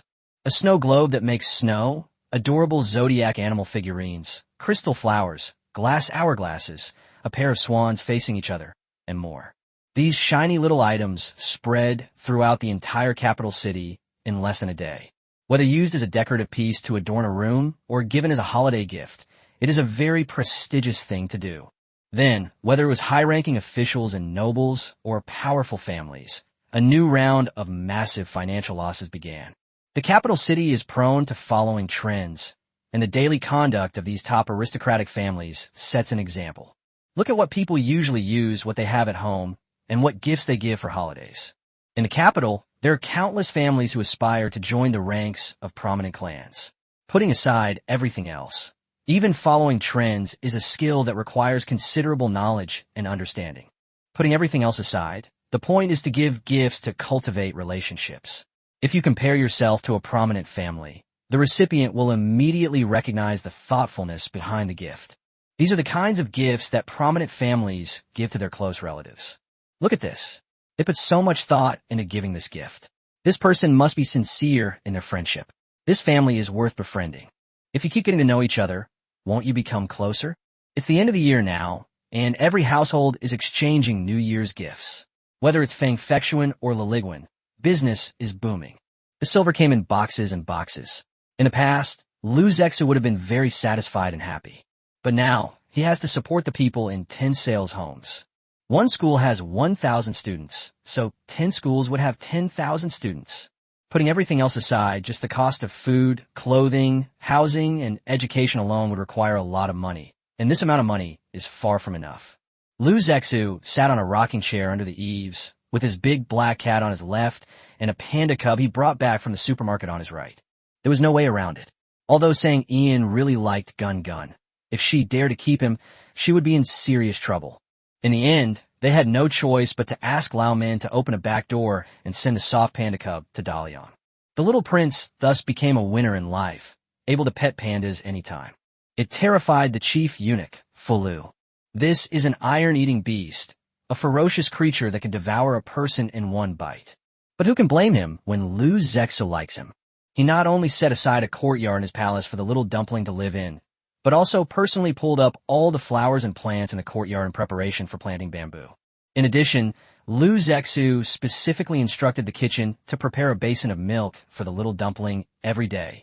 Lu Zexu's daily tasks now consist of reviewing the accounts, calculating the money, petting the panda and dahe, then tearing open a packet of hot pot base, cooking thin slices of mutton, adding some green vegetables, and some hand-pulled noodles. It's incredibly delicious. They lived a very leisurely life. In contrast, civil and military officials were extremely busy. At the end of the year, there were various matters to summarize and performance evaluations to be conducted. Before the new year and before the emperor put down his pen, everything that needed to be finished had to be completed. The civil and military officials were busy, and the princes who had already participated in court affairs were even busier. When people enter the court and participate in government affairs, they naturally hope to make achievements, as political achievements are the best indicator of a person's ability. In order to impress the court officials, he was so busy every day that he didn't even have time to drink water. In this freezing cold, the eldest prince not only had to lead troops to patrol around the capital, but also had to handle the daily affairs of the Ministry of War and incidentally argue with the Ministry of Revenue, where the fifth prince worked, urging them to quickly pay the military camps. Princeton, who is already quite lean, has lost even more weight in the past few days as the year draws to a close. Having finally found a little free time, she thought she should come and visit her frail and sickly younger brother. The second prince has already started teaching at the Imperial Academy, where he teaches chemistry. This prince, skilled in both literature and martial arts, would spend his evenings studying that thin chemistry textbook. If he couldn't understand something, he would have to humbly ask the fourth prince in the Ministry of Works for help. As a result, his originally thick, black hair gradually thinned out. During the day, he had to painstakingly teach the students at the Imperial Academy. The other princes are only this busy at the end of the year, but the second prince is this busy every day. Unfortunately, there was a group of great Confucian scholars at the Imperial Academy who thought he was not following the proper path and was only teaching unorthodox methods. This made it difficult for him to not only attend classes every day, but also to argue with these Confucian masters. I was utterly exhausted. The second prince felt that things couldn't continue like this, and he needed to seek advice from the crown prince. The third prince was the most adept at handling political affairs among all of them. Over the past 6 months, relying on his reputation among the students of Confucian Academy, he quickly promoted the use of blackboards and chalk, which benefited many academies and students, and the third prince's reputation grew louder and louder. It can be said that the third prince was originally very learned and talented, kind and respectful to scholars, and had his own insights into politics. With more issues resolved and more political affairs handled, the third prince gradually gained many supporters in the court. With these supporters, the third prince was extremely busy at the end of the year, with people coming to deliver gifts, pledge allegiance, and show their loyalty, all wanting to contribute to the succession. The third prince was annoyed by these ministers, officials, and even heads of powerful families, so he decided to go and hide with the crown prince, since they were now in a cooperative relationship. As for the fourth prince, he was busy with research and experiments at the Ministry of Works all day long. Although no political matters came his way and no ministers bothered him, he encountered difficulties in his experiments this time and planned to consult his sixth brother. As for the fifth prince, he was so busy with the Ministry of Revenue's year-end settlement and next year's budget that he couldn't even go back to his residence, let alone eat or take a bath. After several days, he couldn't take it anymore. Suddenly, he remembered that the crown prince was also a member of the Ministry of Revenue, and he decided to go to the Eastern Palace to recruit someone. The 5 of them arrived at the East Palace without prior arrangement. Before even reaching the bedchamber, A rich fragrance filled the air. Chapter 2. Oh, for the Little Prince. His frail and sickly character cannot be failed. The 5 people looked at each other, sniffed, and the rich, enticing aroma whetted their appetites. They subconsciously quickened their pace. After passing through the artificial hill and corridor, the 5 arrived at the inner hall. There, under the eaves, the crown prince, who was considered frail and sickly by the emperor and the civil and military officials, sat in a soft armchair. This armchair was quite different from the ones they had seen before. Even the armchairs in their palace, though cushioned, were still hard and uncomfortable, offering only some insulation against the cold. But the thing the crown prince sat on and leaned against was obviously very comfortable and soft, unlike what they used in the palace. Then look at the square table in front of him. There's a copper pot, the middle of which is hollowed out and contains burning charcoal. The copper pot was bubbling away, filled with broth tinged with red oil and topped with small green vegetables. The thinly sliced mutton that had just been put in was scalded into a curl by the high temperature. Pick it out, dip it in some sauce, and it's incredibly delicious. Lu Zexu kept gasping for breath as he ate, his face turning bright red from the spiciness, but he couldn't stop. The lamb was delicious, and the bok choy was delicious too. I didn't even notice the big black cat and the soft panda cubs squeezing over, each reaching their paws toward the dining table, eager to try the bubbling copper-hot pot. Seeing this, Lu Zexu quickly took 2 small dried fish from the table and put them into the small bowl in front of Dahe. He immediately took a slice of apple from the dining table and fed it to the panda cub, who was whimpering while clinging to his leg. After calming the 2 fluffy creatures beside him, Lu Zexu continued eating his hot pot. My sister recommended this beef tallow hot pot base to him, and it tastes amazing, especially in winter like this. Enjoying hot pot while admiring the snow is simply heavenly. That's right, he felt a strong sense of resentment approaching him, and the feeling was getting stronger and stronger.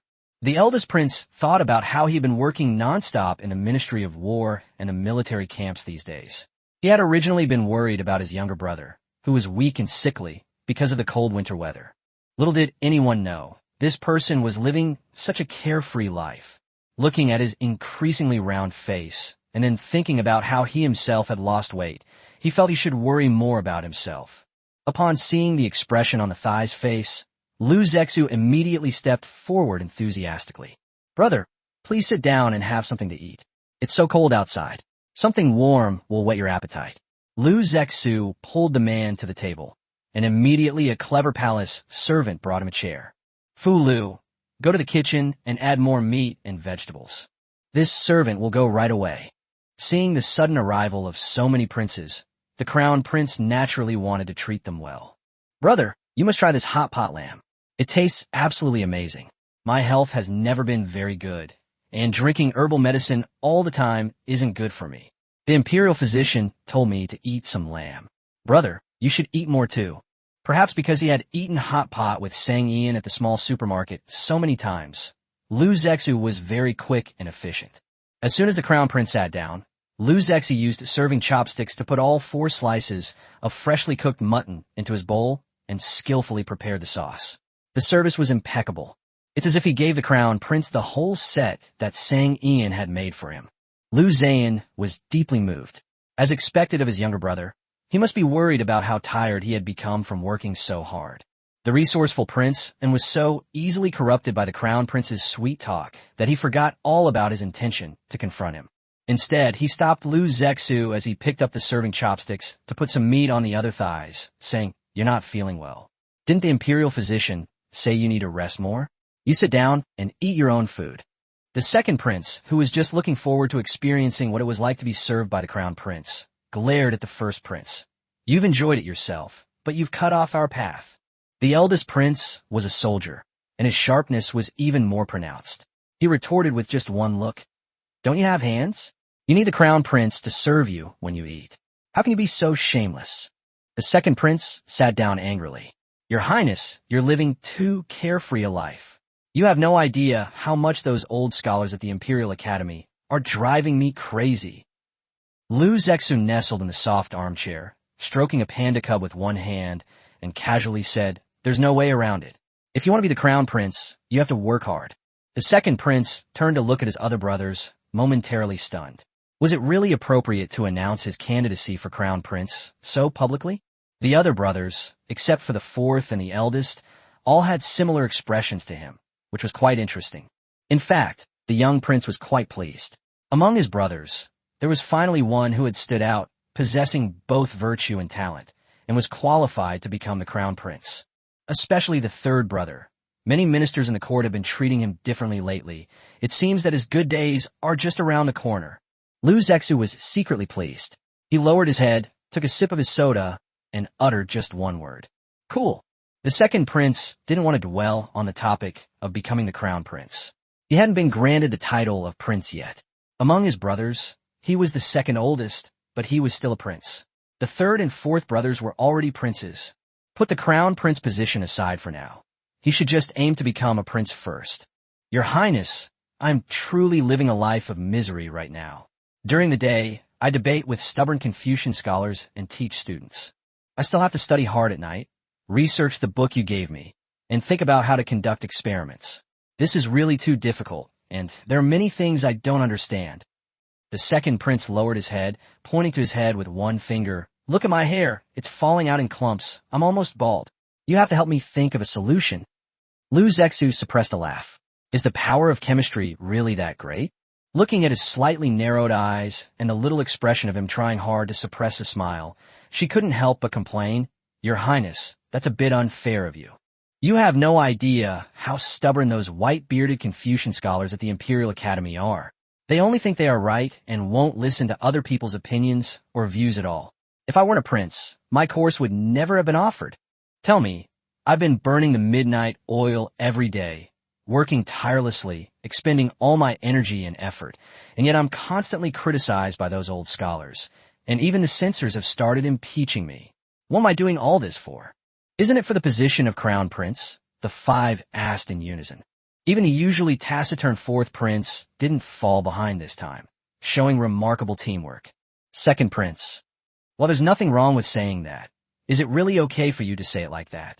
Doesn't anyone find this situation strange? Throughout history, the struggle for the crown prince and the throne has always been bloody and cruel, with brothers fighting and fathers and sons clashing as common occurrences. Where do you see people like this, sitting together in the East Palace eating hot pot and openly discussing the struggle for the crown prince position?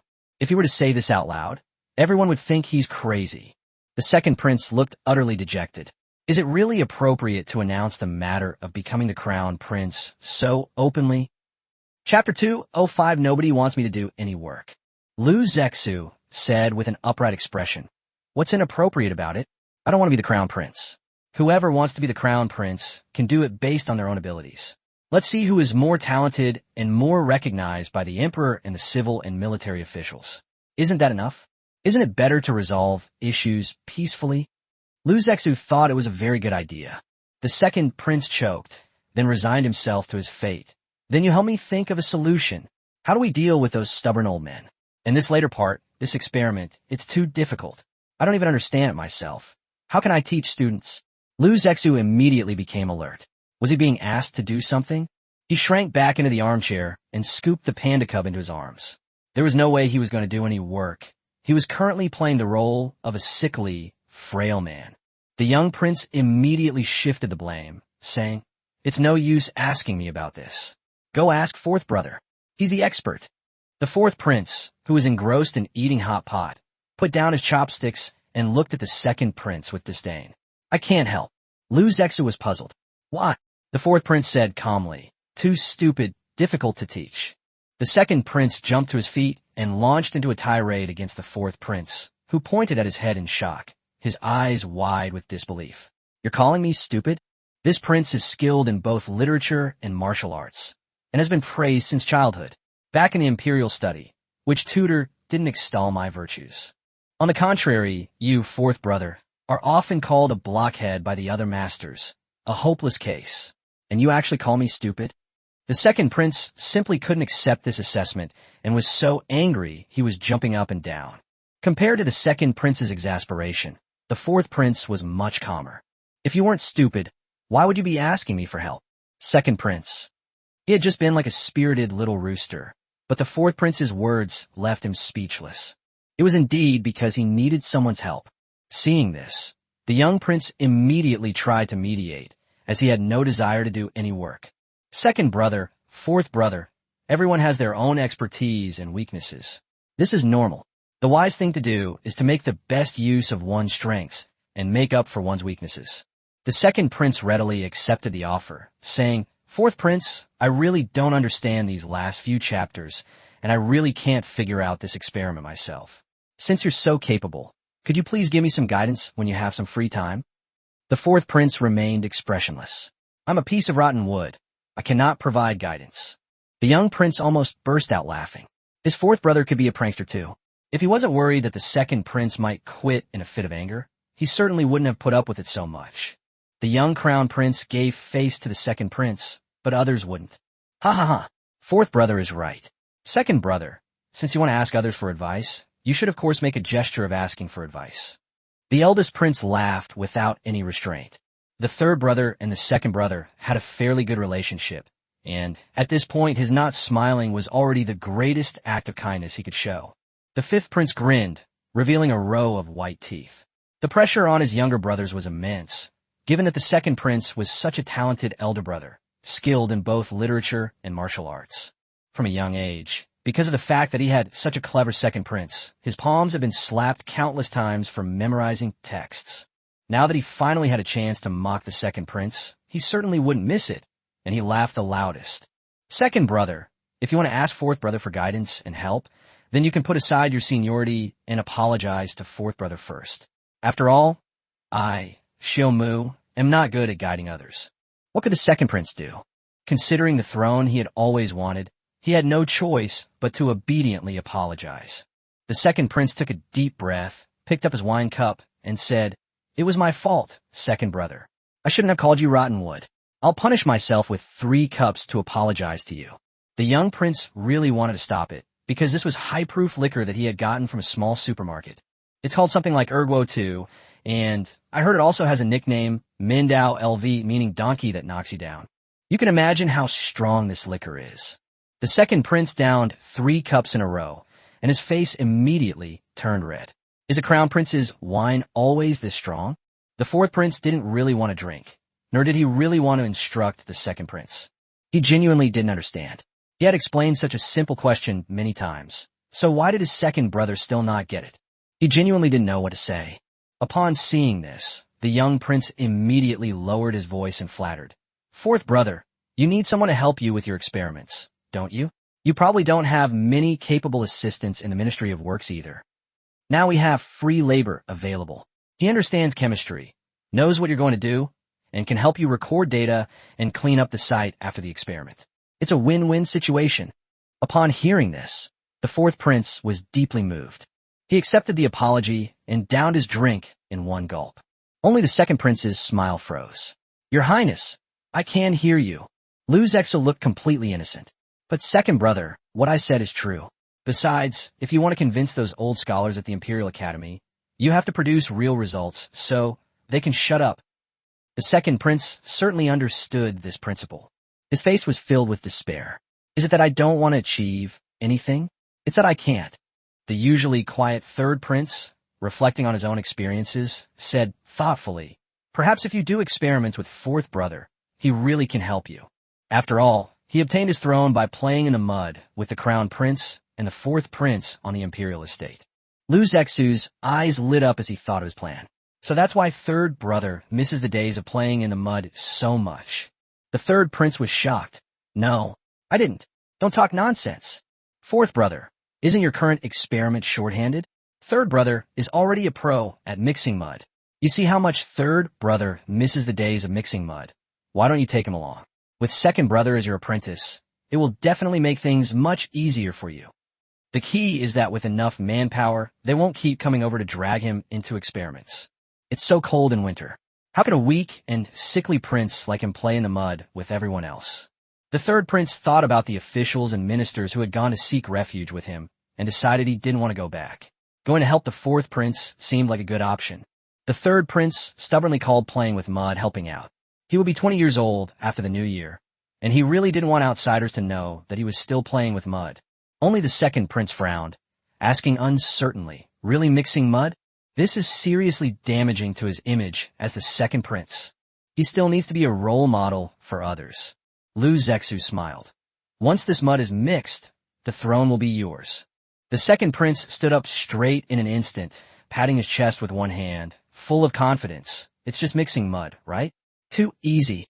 The fifth prince, who was already about 80% full, looked at Lu Zexu with a smile and said, Your Highness, you've arranged everything so clearly for your second, third, and fourth brothers. Shouldn't you make some arrangements for yourself too? Lu Zexu was shocked. This was also meant to make him do the work.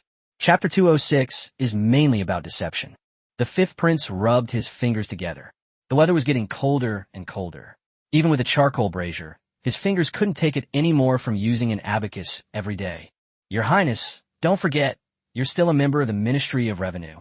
At the end of the year, there are all sorts of taxes and expenditures to be done, and all of this requires accounting and bookkeeping.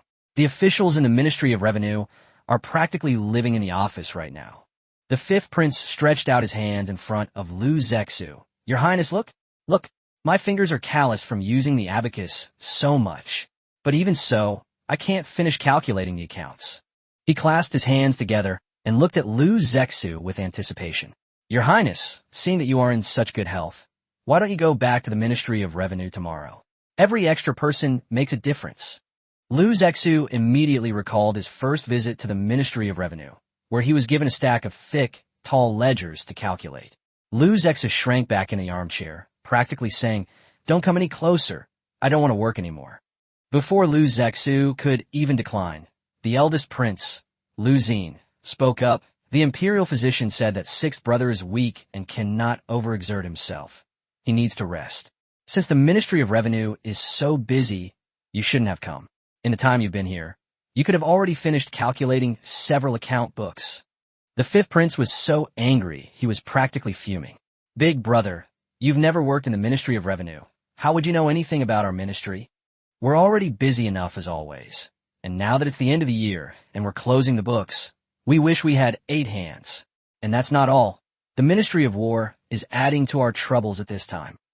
We haven't even finished settling our accounts yet, and they're already urging us to pay our soldiers. How are we supposed to manage that? Lu Xin panicked when he heard this, because he was the main force demanding military pay.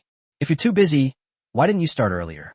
You know that we have to allocate military pay to the army every year at this time, yet you didn't prepare in advance, and I have to urge you. Let's not even talk about the camps near the capital. The soldiers guarding the border are all waiting for their pay and food. The winter is bitterly cold. If it's like this in the capital, it's even more bitterly cold at the border. If they run out of food, how are those soldiers supposed to defend against the enemy if war breaks out at the border? The eldest prince has been so anxious about the military pay these past 2 days that he's developed blisters on the corners of his mouth. This winter is colder than usual. Every winter, Ditsong would launch small-scale raids on the border city of Daliang, burning, killing, looting, and committing all sorts of atrocities. At this time, the soldiers guarding the border should drive out these bandits. If the border troops are short of funds at this time, wouldn't that give Ditsong an opportunity to take advantage of them? However, the Ministry of Revenue kept making excuses and always opposed his proposals during the morning court session, claiming that the Ministry of Revenue was still doing calculations. This caused the crown prince to have to argue with the Minister of Revenue every morning before the court session.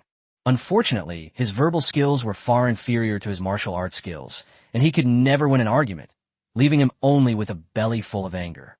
Now that the fifth prince has brought up this matter, isn't he venting all his anger on the fifth prince? The fifth prince also felt wronged. Although what you said makes a lot of sense, this is only my first year in the Ministry of Revenue.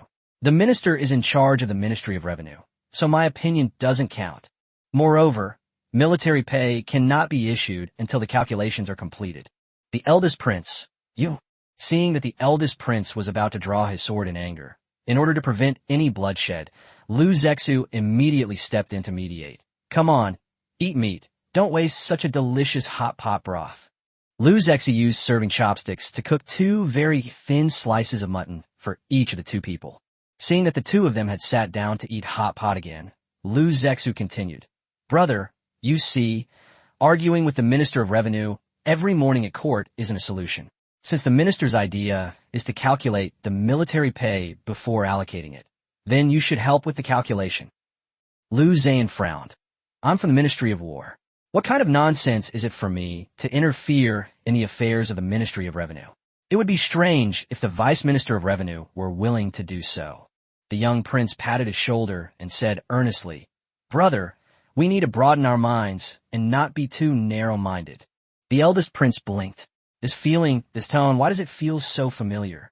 The Minister of Revenue does not want you to interfere with the work of the Ministry of Revenue. But as the fifth brother's elder brother, you see how hard the fifth brother works every day. Getting up early and working late, his fingers are callous from using abacus beads, and when he is busy, he doesn't even have time to eat. You feel sorry for your younger brother, so you help him with some accounting books. What can the Minister of Revenue say? Lu Zexu was full of confidence. Even if the Minister of Revenue is the most senior, he wouldn't dare to prevent his elder brother from caring for and helping his younger brother in front of the entire court. Otherwise, Father Emperor would scold him to death without anyone else even needing to intervene. Lu Zhan's eyes lit up, and he nodded repeatedly. That's definitely the point. He thought about more. If he helped with the calculations and records, he could understand some of the true situation of the Ministry of Revenue, including how much silver had been allocated to other departments. He could then compare it with the military pay. If the amount allocated was too little, he could raise his objections with reason and evidence. Lu Zhan thought this was a really good idea. Seeing this, Lu Zexu started to coax the fifth prince again. Didn't you say you had too many ledgers to calculate? Big brother's abacus skills are also excellent. More people mean more strength, right? Finally, he had a helper. The fifth prince didn't care who it was. He just wanted a living person to help him. The fifth prince very considerately poured the first prince a full glass of wine, then raised his glass in a toast, saying, Brother, you'll have a hard time these next few days. The eldest prince liked this kind of straightforwardness. He downed his drink in one gulp with great gusto and said, I'll just stay at your residence. Is that all right? The sooner this is resolved, the sooner the military pay will be issued. No problem. Of course, no problem. The fifth prince was hoping he would do more so that he could have an easier time. Seeing that the two had also formed a mutual aid group, Lu Zexu smiled with satisfaction and happily petted the panda cub. Finally, all the work was pushed out to others, and he was finally free from doing any work. Very good, excellent. Just as he was feeling pleased, the third prince, who had been forcibly assigned to the mud-mixing team, spoke up, We're so busy we barely have time to breathe, but your highness seems quite relaxed. As the crown prince, isn't this a bit inappropriate? Lu Zexu grasped one of the panda cub's paws, shook it at him, and said innocently, I don't want to be the crown prince, so why would I need to be so suitable? The third prince is a joke. How could he forget that his younger brother, the crown prince, is an oddball? But Lu Zexu wasn't finished. He urged him with exasperation. Third brother, you're moving too slowly. You're a prince now, and one more step and you'll be the crown prince. Try a little harder. Third prince. Chapter 207. The emperor was also feeling unhappy. Although I know my sixth brother doesn't want to be the crown prince, it feels so strange to be urged to hurry up by him so openly. Lu Zexu looked at him expectantly. Third brother, you're riding high right now. You must press your advantage. Besides playing in the mud these next few days, don't forget to go and make your presence known to Father. You can't just bury yourself in your work all the time. You also need to win Father's favor, so you can remove me from the position of crown prince as soon as possible. Do you understand? The third prince felt even more bizarrely that he was not only being urged by the crown prince to hurry up, but also being personally instructed by the crown prince on how to bring him down as soon as possible. No normal person would do such a thing. The position of crown prince was his goal since childhood and the position he had always longed for. However, seeing His Highness the Crown Prince so eager to escape from this position, the third prince had a new suspicion. Was there some kind of trap or murderous intent behind the position of Crown Prince? The shrewd third prince decided to carry out his duties and maintain his reputation, but he could postpone his bid for the Crown Prince position for a while. There's no need to rush. If the young Crown Prince knew that his mere urging had slowed down the third prince's pursuit of the Crown Prince position, he would probably be so angry that he would vomit blood. Seeing the Crown Prince blatantly slacking off, the third prince still felt a little resentful. Why were they either physically exhausted or mentally drained? While His Highness the Crown Prince could eat hot pot and keep pets. Thinking back to before I came here, I had to outwit and outmaneuver an old fox from a powerful family. I had to carefully consider every word I said.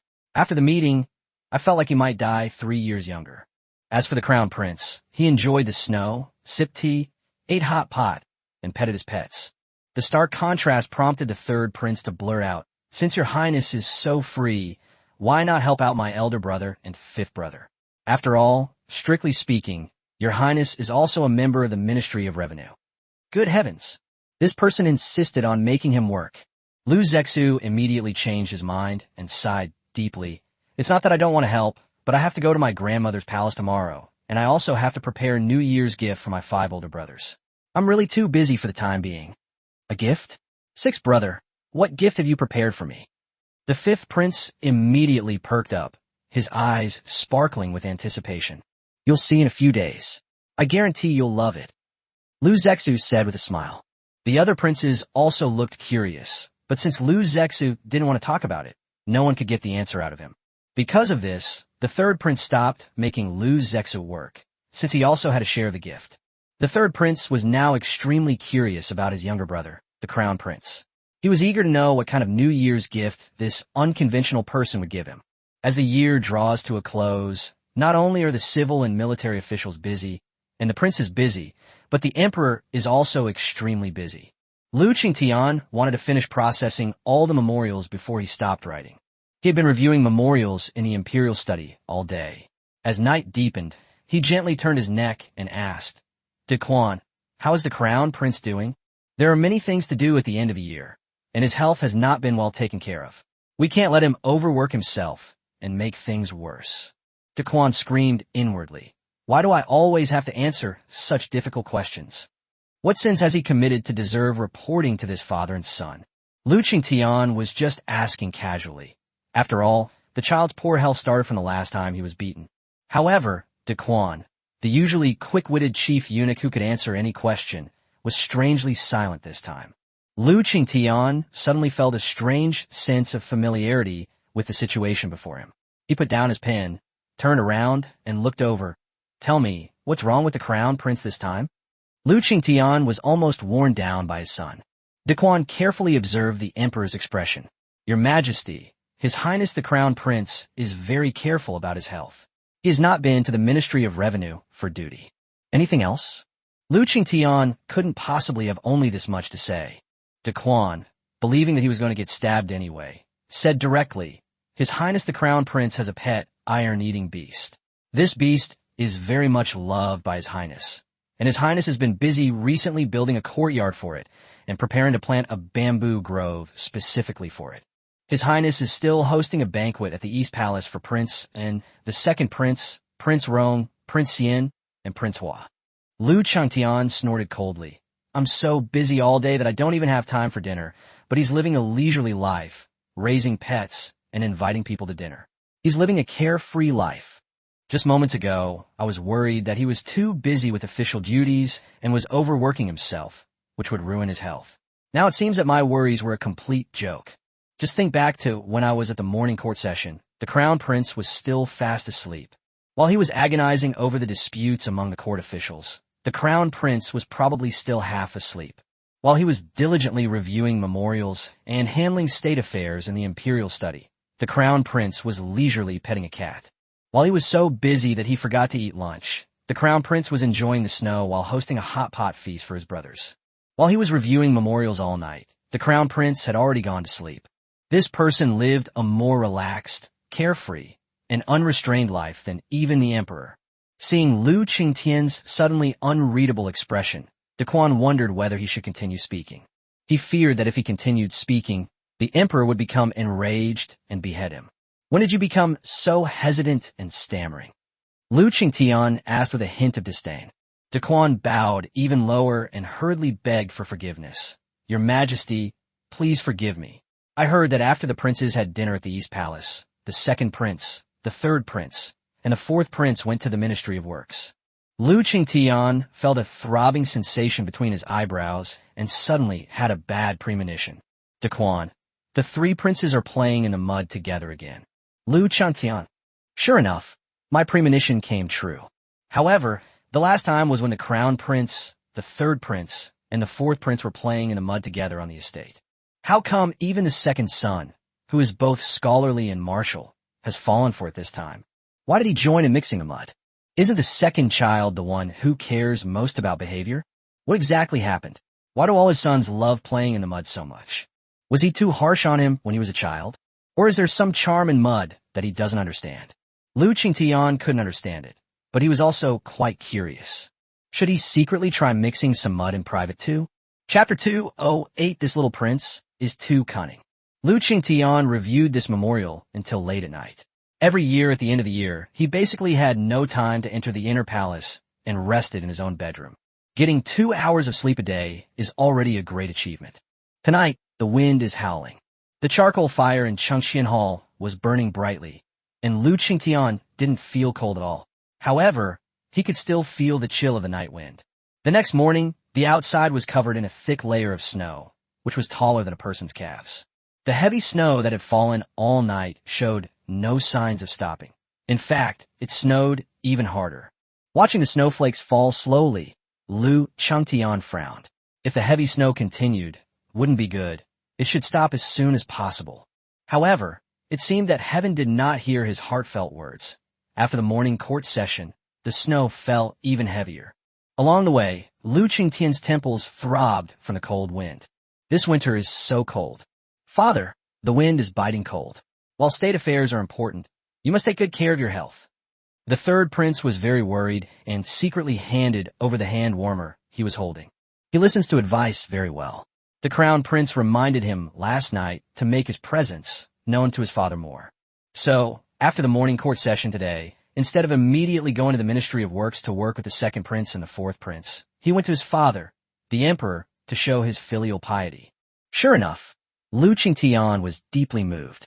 He took the hand warmer handed to him by the third prince, and a warm feeling came from his palms, which also warmed his heart. He patted the third prince on the shoulder and said with appreciation, "That's thoughtful of you. Come on, let's go see your grandmother. It's so cold outside. I wonder how she is in the palace." The third prince felt a surge of excitement.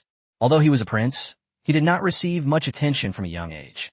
He could only see his father when his father was testing the prince's studies. Even if they met, he still had a second brother who was both learned and skilled in martial arts, and an eldest brother with superb martial arts skills, so he could only get a little bit of attention. He was happy for a long time after receiving a fair evaluation, and then he would go back and study even harder. In my memory, I have never experienced such tenderness between father and son. I saw it more often in the seventh brother. The emperor's favor towards the seventh brother was greater than that of the other 6 brothers combined. He originally thought he had long since stopped caring, but he never expected that a simple pat on the shoulder and a casual, comforting remark would so deeply affect his emotions. Lu Qingtian had no idea that his word would stir up so many thoughts in his son. He just spoke from the heart. The palace servants served him very attentively, and of course, a hand warmer was prepared. However, he felt that it was inappropriate for a man, the emperor, to hold a hand warmer like a woman. This is such a disgrace to his imperial dignity. So he didn't even look at the hand warmer that Daquan brought over and didn't take it at all. However, only those who are cold know the truth. The third brother is the most thoughtful and considerate. When handing out hand warmers, he always did so with his back to the person. In addition, his dragon robe was wide, so he simply hid the hand warmers in his sleeves, making it impossible for others to detect. The two traveled together. Third prince, I've heard you've recently developed a new hobby, and even the second prince has been drawn to it. I've been thinking about it for a long time, but I just can't figure it out. What is it about this mud that makes you princes so fond of it? Third prince, how is he supposed to answer that? He could say it wasn't the allure of mud, but the allure of the throne. But can you say that? The third prince felt that His Highness the Crown Prince had ill intentions. This was not a way for him to make his presence known to his father, but rather a way for him to be sent to his death. The third prince took a deep breath. Your Highness, if you do the first thing, don't blame your elder brother for doing the 15th. Your Majesty, it's actually that His Highness the Crown Prince enjoys playing with mud. We just wanted to learn more about His Highness, so we tried it out ourselves. Lu Qingtian frowned slightly. Sure enough, this kid has never given anyone a moment's peace. He said that his sons, who were all noble princes, would never like to play with mud. Thinking about the crown prince's leisurely life lately, Lu Qingtian felt envious and said in a huff, The crown prince is really becoming more and more outrageous. The third prince's heart skipped a beat, and he was filled with regret. Didn't you say to slow it down? How could I ruin Father Emperor's impression of the crown prince? Isn't this indirectly helping the crown prince? The third prince immediately tried to smooth things over. Father, His Highness the Crown Prince is still young, and sometimes he naturally has a childlike nature. He will be fine when he grows up. Lu Qingtian was even angrier. He's the Crown Prince. He'll be 13 soon, and he's still so playful and unrestrained. Where's he even remotely like a Crown Prince? The third prince had a headache. It feels like things have gotten even worse. He should just shut up. Along the way, the third prince secretly grumbled to himself, finally understanding the Crown Prince's plan completely. His Highness the Crown Prince is truly cunning. He must have expected this to happen today. He accurately predicted his concerns, reactions, and countermeasures. He wanted to use himself to provoke his father and undermine his father's opinion of him. This sentence or two may not be decisive, but as the saying goes, constant dripping wears away a stone, and an iron pestle can be ground into a needle. Who knows if, as time goes on, the emperor's resentment towards the crown prince will grow, and he might depose the crown prince altogether. The third prince was secretly annoyed. How had he fallen into the trap set by His Highness the Crown Prince? He took a deep breath. Next time, he must be more vigilant toward His Highness the Crown Prince, and absolutely cannot let his guard down just because the prince is young, weak, and always smiling. Just as the third prince was repeatedly warning himself, they arrived at the Empress Dowager's palace. Then, the two stared blankly ahead, their eyes wide open, both with the same shocked expression, as did the palace servants behind them. At that moment, bursts of hearty laughter echoed through the hall. It was the Empress Dowager's voice. This is truly rare. When has mother ever been so cheerful? Just as Lu Qingtian was wondering, he saw a familiar profile. The young prince placed a string of pink crystals on the Empress Dowager's wrist, saying, "Grandmother, this is the most beautiful piece of jewelry in my shop, and it's one of a kind. Your grandson specially saved this for you. You look so beautiful wearing it, grandmother." The Empress Dowager looked at the crystal-clear pink bead on her wrist and was extremely pleased. "Your Highness, you've reached the age for marriage proposals. This beautiful bracelet should be reserved for your future crown princess. I'm already quite old. It's not appropriate for me to wear it." "Why is it inappropriate? Who says it's inappropriate? I think it's perfect. What law says that older people can't wear pink bracelets? I think Grandma looks the most beautiful in one." Lu Zexu kept talking nonstop, managing to make the Empress Dowager smile repeatedly. "And this essential oil. The palace servants said that the Empress Dowager has been having trouble sleeping at night lately. When you take a bath, add a drop or two of this essential oil. It can calm your nerves and help you sleep better at night." He had his sister find this for him. He had several bottles prepared to distribute to his male friends. All right, I'll try it tonight. As people get older, they tend to feel lonely. The Empress Dowager was the same. Her concubines often came to her place, but they all had their own purposes, and all they wanted was to gain favor in the harem. "She doesn't like to talk to me. The crown prince is so filial. He always comes over to talk to her, and he never comes empty-handed. If he has anything good, she always gets it first." The Empress Dowager now favors her grandson, the crown prince. Lu Qingtian, who was listening outside, felt even more jealous. He didn't ask the palace servants to announce his arrival and went straight in. Chapter 209. Lu Qingtian is enraged. "Grandmother, what do you think of these glass windows? If you're satisfied, I will have them installed in all the other palaces." Indeed, thanks to the efforts of the fourth prince, the glass workshop on Lu Zex's estate has finally been able to produce such a large piece of glass, and in high definition at that.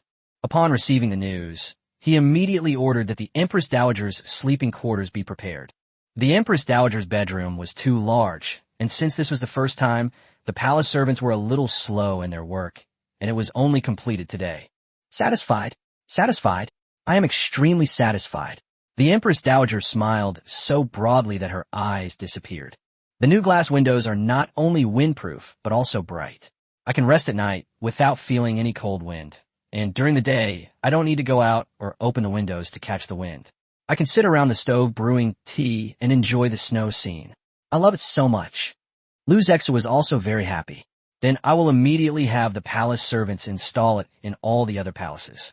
That way, No matter which palace you go to, grandmother, you won't have to worry about being exposed to the cold wind. Cough, cough, cough. Lu Qingtian coughed lightly a few times on purpose to make his presence known. The Empress Dowager was overjoyed to see her son arrive.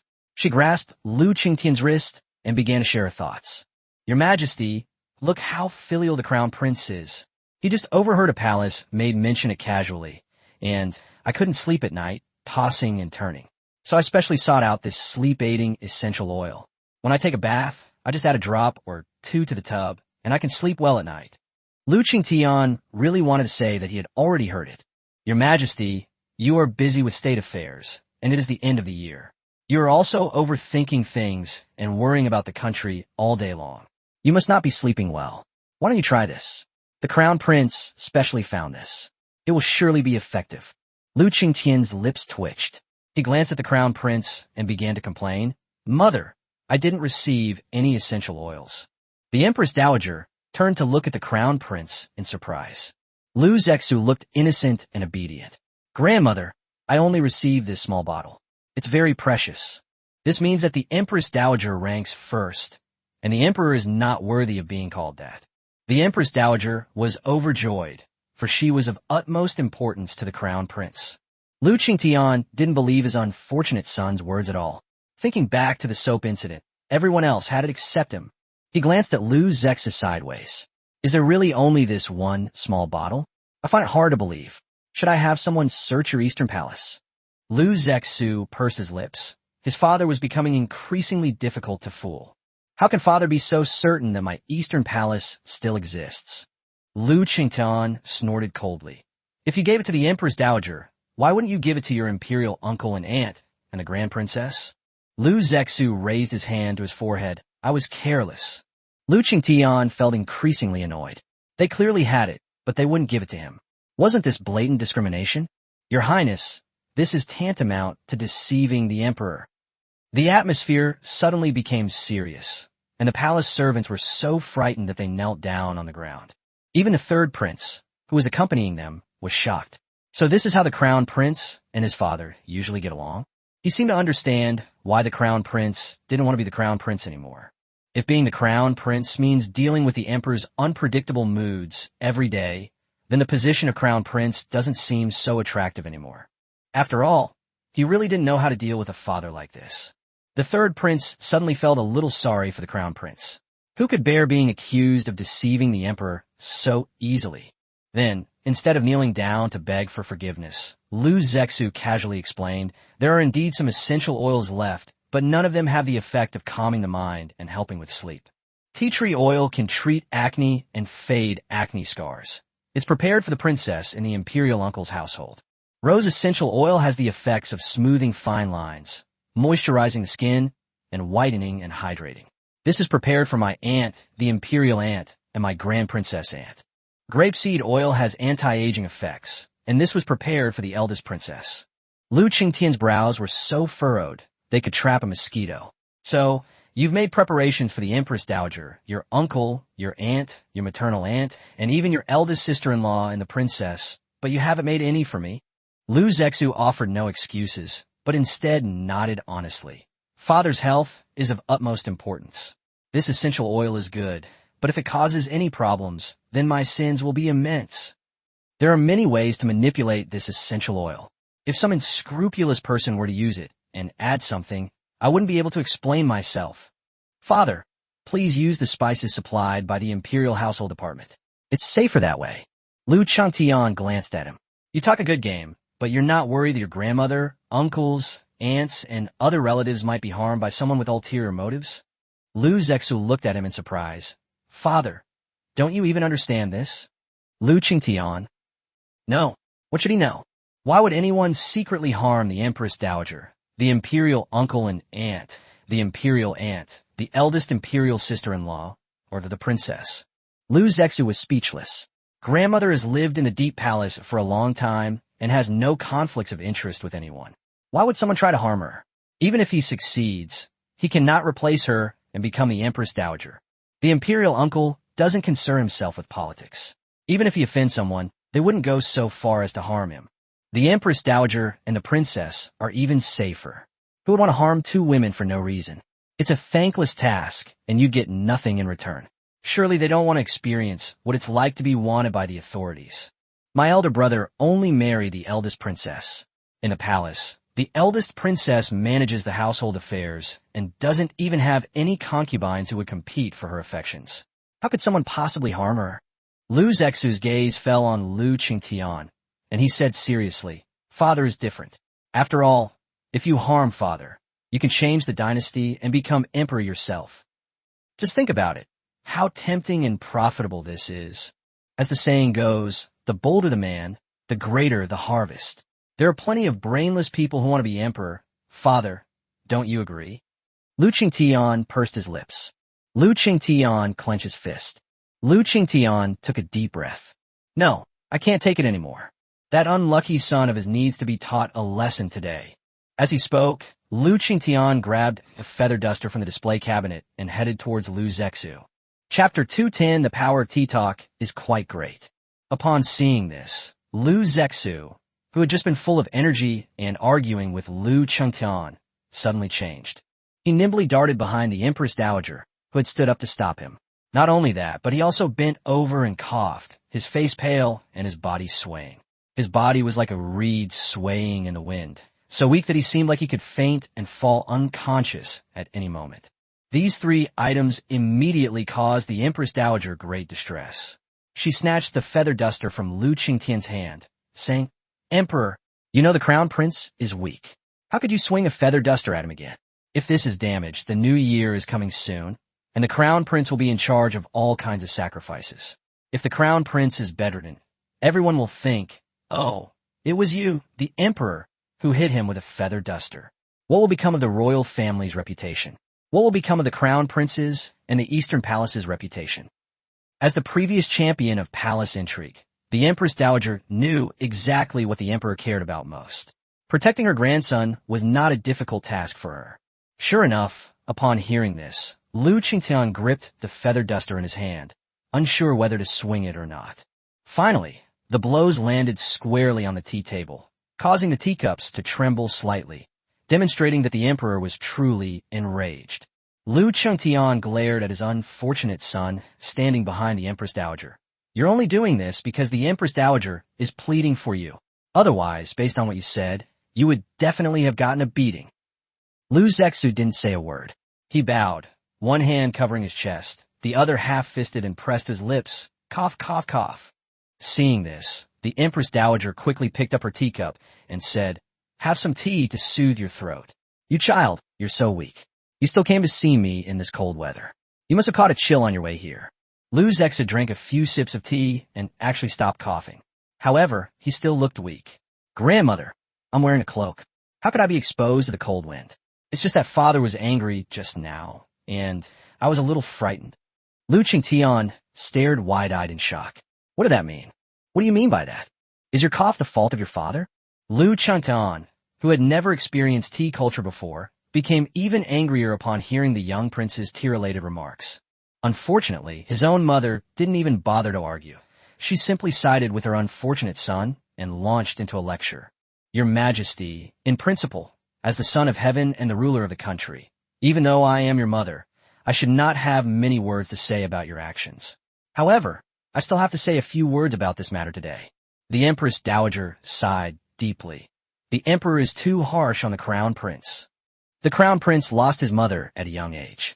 In a vast palace, you are his only father and only he can rely on. But what about you, your Majesty? You have other concubines, other children, and endless affairs of state. How could you possibly know how difficult it is for the crown prince? Just because he is the crown prince, the heir apparent of the country, even I dare not easily interfere. There are too many things that can be done with the heir apparent. The crown prince was able to grow up safely thanks to the wise decision of the late empress.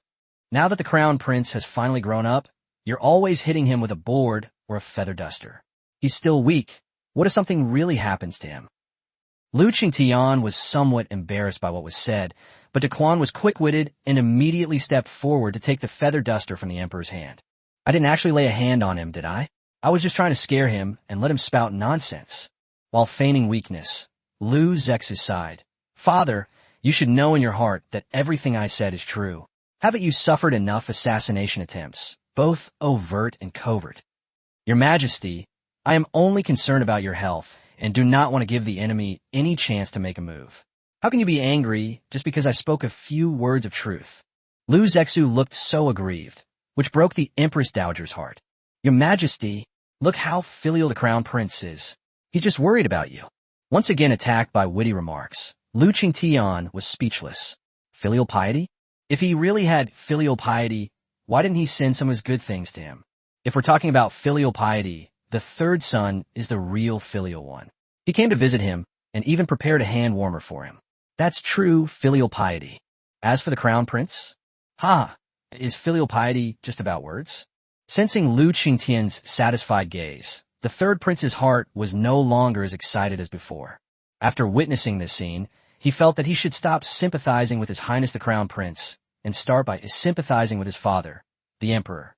After all, it's just too tragic for a king to be so angered by the Crown Prince, yet he can't even hit him, and he still has to be lectured by his own mother. Seeing that the relationship between the father and son had eased, the Empress Dowager seized the opportunity and began to praise the young Crown Prince, trying to make a good impression on him so that the Emperor would not beat the child at the drop of a hat. If Lu Qingtian knew what his mother was thinking, he would definitely cry out that he was innocent. Heavens above, he really only hit the Crown Prince once. Just this once. I really don't resort to violence at the drop of a hat. He's not a tyrant. The Empress Dowager didn't care about any of that. The Crown Prince was now her number one priority. Your Majesty, the Crown Prince is extremely pure and filial. Even your younger siblings praise him highly. Look at the windows of my bedchamber. In the past, during winter, there was always a cold wind, day and night. Although there was a charcoal fire in the room, it wasn't cold, but it wasn't as warm as it is now. In the past, when it snowed in winter, I would be stopped by the palace servants if I wanted to go out to enjoy the snow scenery. They were either worried that I would be blown by the wind and catch a cold, or that the roads outside the palace would be slippery and I would fall. I cannot go out at all in winter. Now look at this glass window. I don't need to go out at all. I can enjoy the snow scene right here in this bedchamber for as long as I want. Tell me, is the Crown Prince filial? Lu Qingtian thought of the cold wind he felt last night, and then looked at how warm the Empress Dowager's bedroom was, and then at the glass windows, which were clean, tidy, transparent, and also windproof and warm. Such windows are naturally much better than paper windows. However, his bedchamber was not there. Lu Qingtian started to feel jealous again. Mother, the Crown Prince is indeed very filial to you. Lu Zexu quickly chimed in, very modestly. Father is busy with state affairs all day and has no time to take care of grandmother. It is only right and proper for your son to fulfill his filial duties on his behalf. Lu Qingtian's years of self-cultivation were almost broken by these teasing words. Lu Cheng was so angry he ground his teeth. Then why don't you show any filial piety to your father, the Emperor? Lu Zexu looked innocent. Your subject doesn't think he's as well-behaved and sensible as seventh brother, nor as innocent and cute as seventh brother, nor as intelligent as seventh brother. When it comes to filial piety, seventh brother does it extremely well. He said earnestly, Your Majesty, I believe that by spending less time around you and avoiding angering you, I have already fulfilled my filial duty. Lu Qingtian, why does this sound so strange? Is fulfilling filial piety really that easy? Is it enough to simply talk about filial piety? The third brother at least gave him a hand warmer. Lu Qingtian stopped beating around the bush. Since the Crown Prince is so filial, when will you install these glass windows in my bedroom? Lu Zexu raised an eyebrow. His father's skin was getting thicker and thicker. He's now second to none when it comes to shamelessness. Chapter 211 Being an emperor is a high-risk profession. Lu Zexu simply gave up. All he did was ask for something. He can too. When will Father Emperor bestow upon me a few mansions, a few imperial estates, a few chests of gold and silver jewels, and a few chests of pearls and jade ornaments? Lu Qingtian looked at his unfortunate son in surprise, then laughed in anger. He put his hands behind his back and paced back and forth in the shop. Is it you who is being filial to me, or me who is being filial to you? Lu Zexu shrugged and said casually, In the past, Father Emperor's rewards to seventh brother were far more than this. I'm underestimating him. From childhood to adulthood, apart from festivals, I have never received many rewards from Father.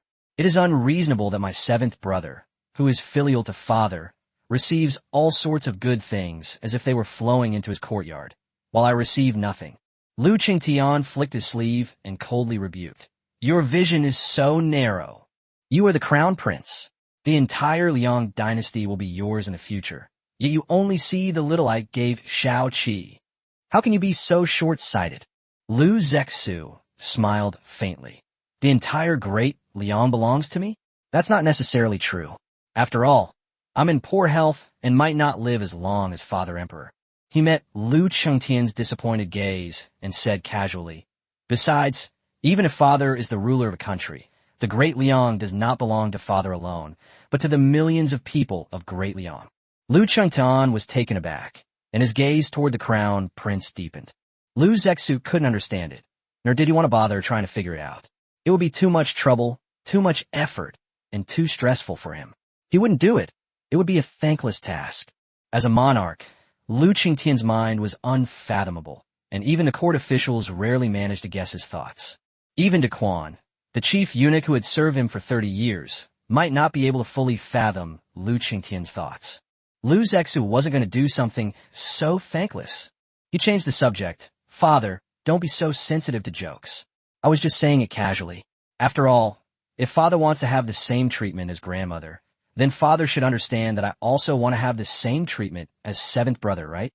Lu Qingtian's expression remained unchanged, and Lu Zexu didn't seem to care. However, these glass windows can't be installed in a short time. There isn't enough glass, and there aren't enough craftsmen to install them either. My uncle, aunt, and all my brothers are working on the project, so we really don't have enough manpower right now. Lu Zexu said. The third prince suddenly understood. So, this is the New Year's gift your highness prepared for us? Lu Zexu nodded with a smile. I originally wanted to give my brothers a surprise. Lu Qingtian laughed angrily. So, you prepared glass windows for your brothers, and you also prepared them for your royal uncles, aunts, and maternal aunts, but you didn't prepare one for me? Lu Zexu sighed deeply, looking as if he had been wronged. Father, you have really misunderstood me. Lu Qingtian glanced at him sideways, even taking 2 steps back to give him enough space, as if to say, let me hear what other nonsense you can spout. Lu Zexu was serious and extremely respectful. Father, glass windows are indeed not suitable for you. Look, these glass windows are very clear. Anyone with good eyesight can see clearly into the bedroom, even from a great distance.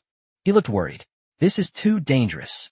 If Father's bedroom has glass windows, and if the assassin is a skilled archer, he won't even need to get close to Father's bedroom. He can just find the right moment and shoot with just one arrow. He held up one finger. Father may be about to pass away.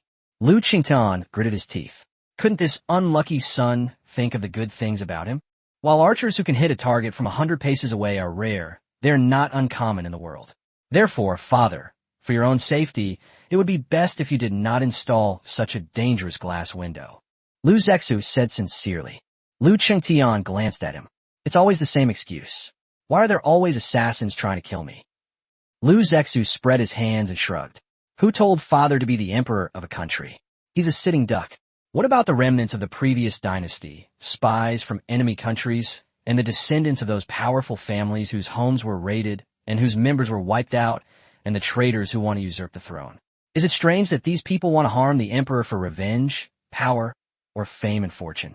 Lu Qingtian's hands were itching again, and he really wanted to slap someone, but when he saw the Empress Dowager, he withdrew his hand that was about to reach for the feather duster, and instead raised his hand and flicked Lu Zexu on the head. Shut up. After much deliberation, Lu Zexu ultimately decided not to return it. He didn't want to be punished. Lost in thought, Lu Zexu didn't notice the third prince's somber expression. He finally understood why His Highness the Crown Prince didn't want the position. Being an emperor is extremely risky. You're constantly at risk of being assassinated, and you never know when you might lose your life. It seems he needs to reconsider whether he should continue vying for the position of Crown Prince. Lu Qingtian was furious, but had nowhere to vent his anger. Thinking of the stack of memorials, he could only go back and continue reviewing them.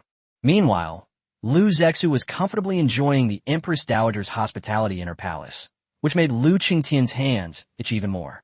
This kid is living too carefree. Thinking that he wouldn't be able to finish reviewing his own memorial until late at night, and comparing himself to others, Lu Qingtian felt very unbalanced. This resulted in a large number of rewards arriving at the residence as soon as the third prince returned. The third prince is truly favored by the emperor. The emperor must be very pleased with the third prince.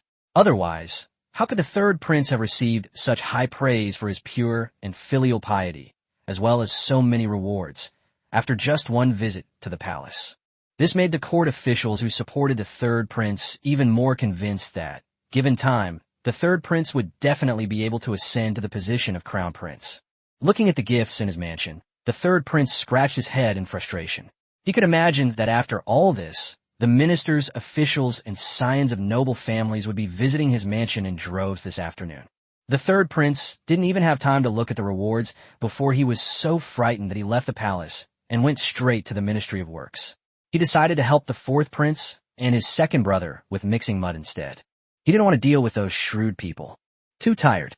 But the carefree young prince suffered retribution. Chapter 2:12 The Little Prince's Tragic Joy. Heavy snow fell in Beijing for 7 consecutive days, with snowdrifts reaching waist-deep on the streets, making it difficult for vehicles to travel. Even if officials and common people start sweeping the streets on the very first day of the heavy snow, the snow will accumulate thickly again overnight, and it will still need to be swept again. Moreover, the heavy snow that had been falling for days had collapsed the roofs of many homes. Fortunately, the people in those homes were alert, and no one was seriously injured by the accident. Many houses also had their roofs collapse in the middle of the night, trapping the entire family underneath. Heavy snow fell at night, and with the roof collapsing, many people lost their lives after being trapped and frozen all night. Those who were lucky, or those with substantial family assets, may have had their houses intact, but due to the severe cold, many of them caught a cold. With the heavy snow blocking the roads, even though the city's roads were being cleared by government officials, it was still extremely difficult to go out and make purchases. The heavy snow lasted for 7 days, and the people inside the city suffered. One can only imagine how severe the disaster was for those outside the city. With the Lunar New Year just around the corner, this snow disaster has occurred, so the imperial court naturally has to provide immediate disaster relief. The young prince had already noticed something was wrong on the third day of the heavy snow and immediately ordered an inventory of the mansion's storerooms and his private treasuries in several residences in the capital. To this end, he not only emptied the inventory of several embroidery workshops, silk shops, and gold and silver shops in the capital. Despite his reputation as a spoiled brat, the young prince squandered vast sums of money in the capital at the very beginning of the snow disaster. All the high-ranking officials in the capital knew that the crown prince owned 2 of the most profitable shops, Fangfectuan and Liliguan. Everyone also knew that the crown prince made a fortune almost every day and was extremely wealthy. Many people are envious of such income, but no one dares to provoke Tai Sui. They were unaware of the crown prince's secret spending. They only knew what Lu Zexu wanted them to know. That's why the crown prince's reputation for extravagance has endured. This time, with heavy snow falling in the capital for days, Lu Zexu was going to spend a fortune, but he only bought luxury items, embroidery shops, silver shops, silk shops, none of which were of any practical use. Such actions, especially when heavy snow is falling and people are suffering from snow disasters, are more likely to provoke discontent among many officials. The crown prince of the country only knows how to enjoy himself, does not cherish the people, and is unaware of their suffering. At first, such views and opinions were only in the minds of these ministers. However, the more the disaster progressed, and the more severe it became, the greater the ministers' opinions about the crown prince became. The court officials started their usual refrains, saying that the crown prince was unworthy of his position, that he was extravagant and disregarded the suffering of the people. Nearly half a year later, Lu Zexu finally saw the entire court of officials again. He was overjoyed to see such a large-scale impeachment against him.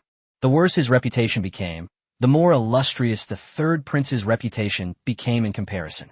Lu Zexu was so happy that he gave 2 taels of silver to all the palace servants in the East Palace as a way of celebrating his upcoming wonderful life. Perhaps even the heavens couldn't bear to see him so happy. The heavy snow lasted for 7 days. On the 8th day, the snow gradually subsided, and the imperial court began to provide disaster relief. Lu Qingtian directly assigned the disaster relief task to the young prince. Lu Zexu, "Father, I am still young. Disaster relief is a matter of great importance. I have no prior experience and am truly unfit for this responsibility. If I act improperly, it could very well delay the treatment of the disaster victims. Lu Zexu was filled with regret. He really shouldn't have gotten up so early and gone to the morning court just to see the civil and military officials impeach him with his own eyes. His original plan was that if he attended the morning court session, when many officials were impeaching him, he would randomly pick a few hot-tempered old stubborns, say a few words to them, and then those old ministers would naturally bring up the matter of deposing the crown prince. He could very well achieve his predetermined goal and realize his ideal within a single day. However, he never expected that he would attend the morning court session repeatedly this month. Just this once. He was given such a big task by his father. Lu Zexu felt that he could struggle a little longer. Father, I believe that my third brother is exceptionally capable and fearless in the face of hardship. Entrusting this matter to him is the most suitable option. My third brother will surely be able to handle this matter well. The third prince, who was lost in thought. During this period, he specifically collected information on the number of times his father had been assassinated since ascending the throne, and found that there had been a total of 28 assassination attempts. Even though my father was protected by guards and royal secret agents, there were still 3 times when he was almost killed. The third prince immediately decided that he should give up the position of crown prince. He was not good at martial arts, and if he were to be assassinated, he might really lose his life. While that supreme position is indeed tempting enough, one must be alive to enjoy it. Since he had decided to give up the struggle for the position of crown prince, he had no need to win over any court officials, much less to stand out everywhere. Anyway, he's a prince now. Even if the crown prince ascends the throne in the future, although the crown prince is full of schemes and has as many tricks as lotus roots, he's still good to his brothers. As long as he doesn't commit any crimes, he will remain second only to the emperor and above all others. The third prince's plan was brilliant, but little did he know that he would be betrayed by the crown prince. This is such a big task. The national treasury is full now, and there is no shortage of silver and grain. Once this disaster relief work is over, it will be a great achievement. He now fully understands the crown prince's intentions. Do they want to pass the crown prince position to him? Where can you find such a good deal? Just as the third prince was about to refuse, he saw several ministers echoing his opinion, expressing their strong agreement with the crown prince's suggestion. If they were just ordinary court officials, it wouldn't matter, but these were all important officials in the court and top-ranking civil officials at that. It was either the Minister of Personnel, the Vice Minister of Works, or even the Ministers of Rights and Justice who intervened. The third prince felt a throbbing pain in his temples. When did his abilities become so strong? He remembered that he only promoted the use of blackboards and chalk in the Imperial Academy, the National Academy, and other academies, which made it more convenient for teachers to give lectures and for students to learn better. He only did this one task, so how did he win the hearts of so many important officials? The third prince felt that all of this was to highlight and contrast the crown prince, and had little to do with his own abilities. He turned to look at the crown prince, who had sincerely recommended him, and gritted his teeth. Father, you see that all the ministers agree with my proposal. Lu Zexu was determined to pass on this task. Lu Qingtian snorted coldly. Don't want to work? You're so lucky. Even the emperor has to work, so why shouldn't you, the crown prince, work? Chapter 213, Second Brother.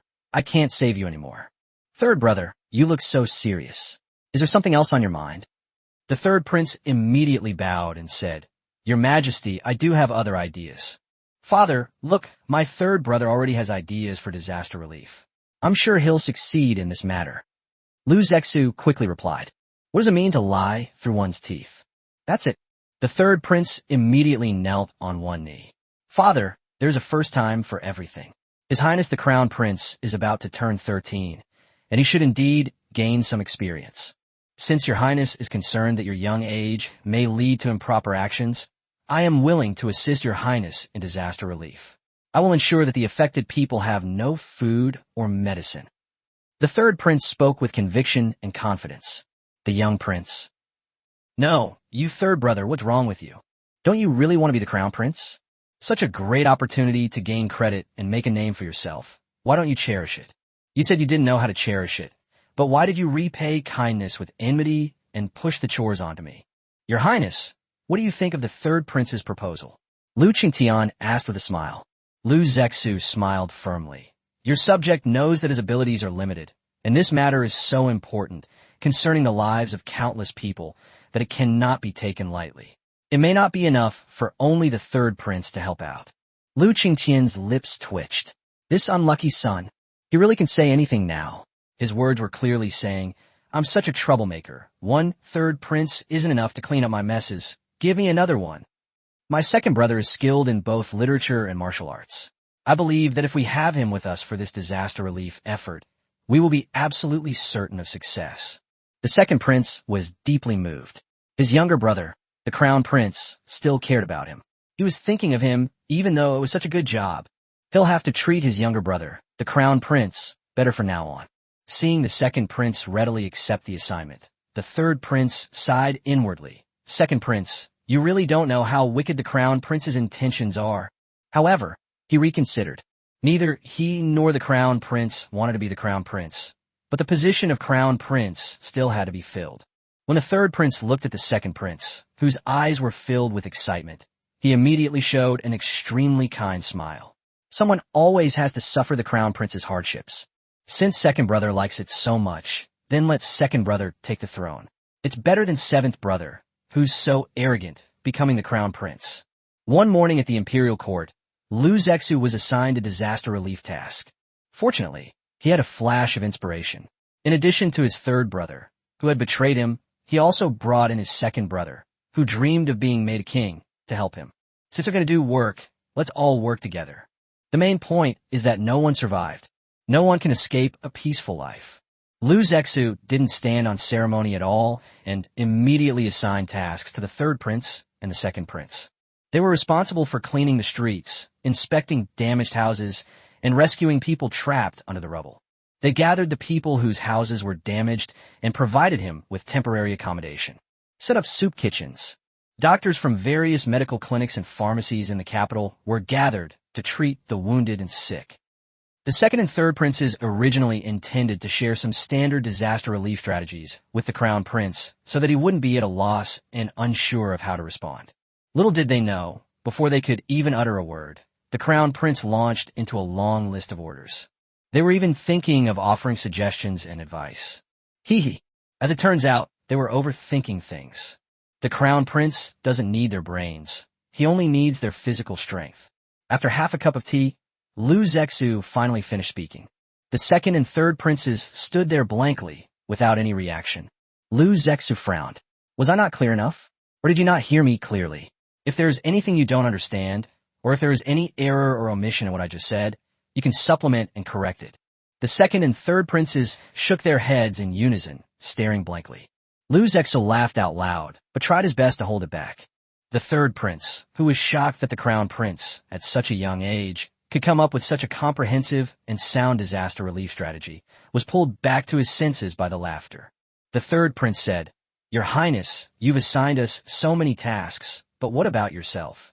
Lu Zexu asked earnestly, Does third brother think I've assigned too many tasks? Third prince, that is. Lu Zexu turned his head. Second brother, do you think I've assigned too many tasks? The second prince, his eyes bright and full of energy, immediately shook his head. Not much.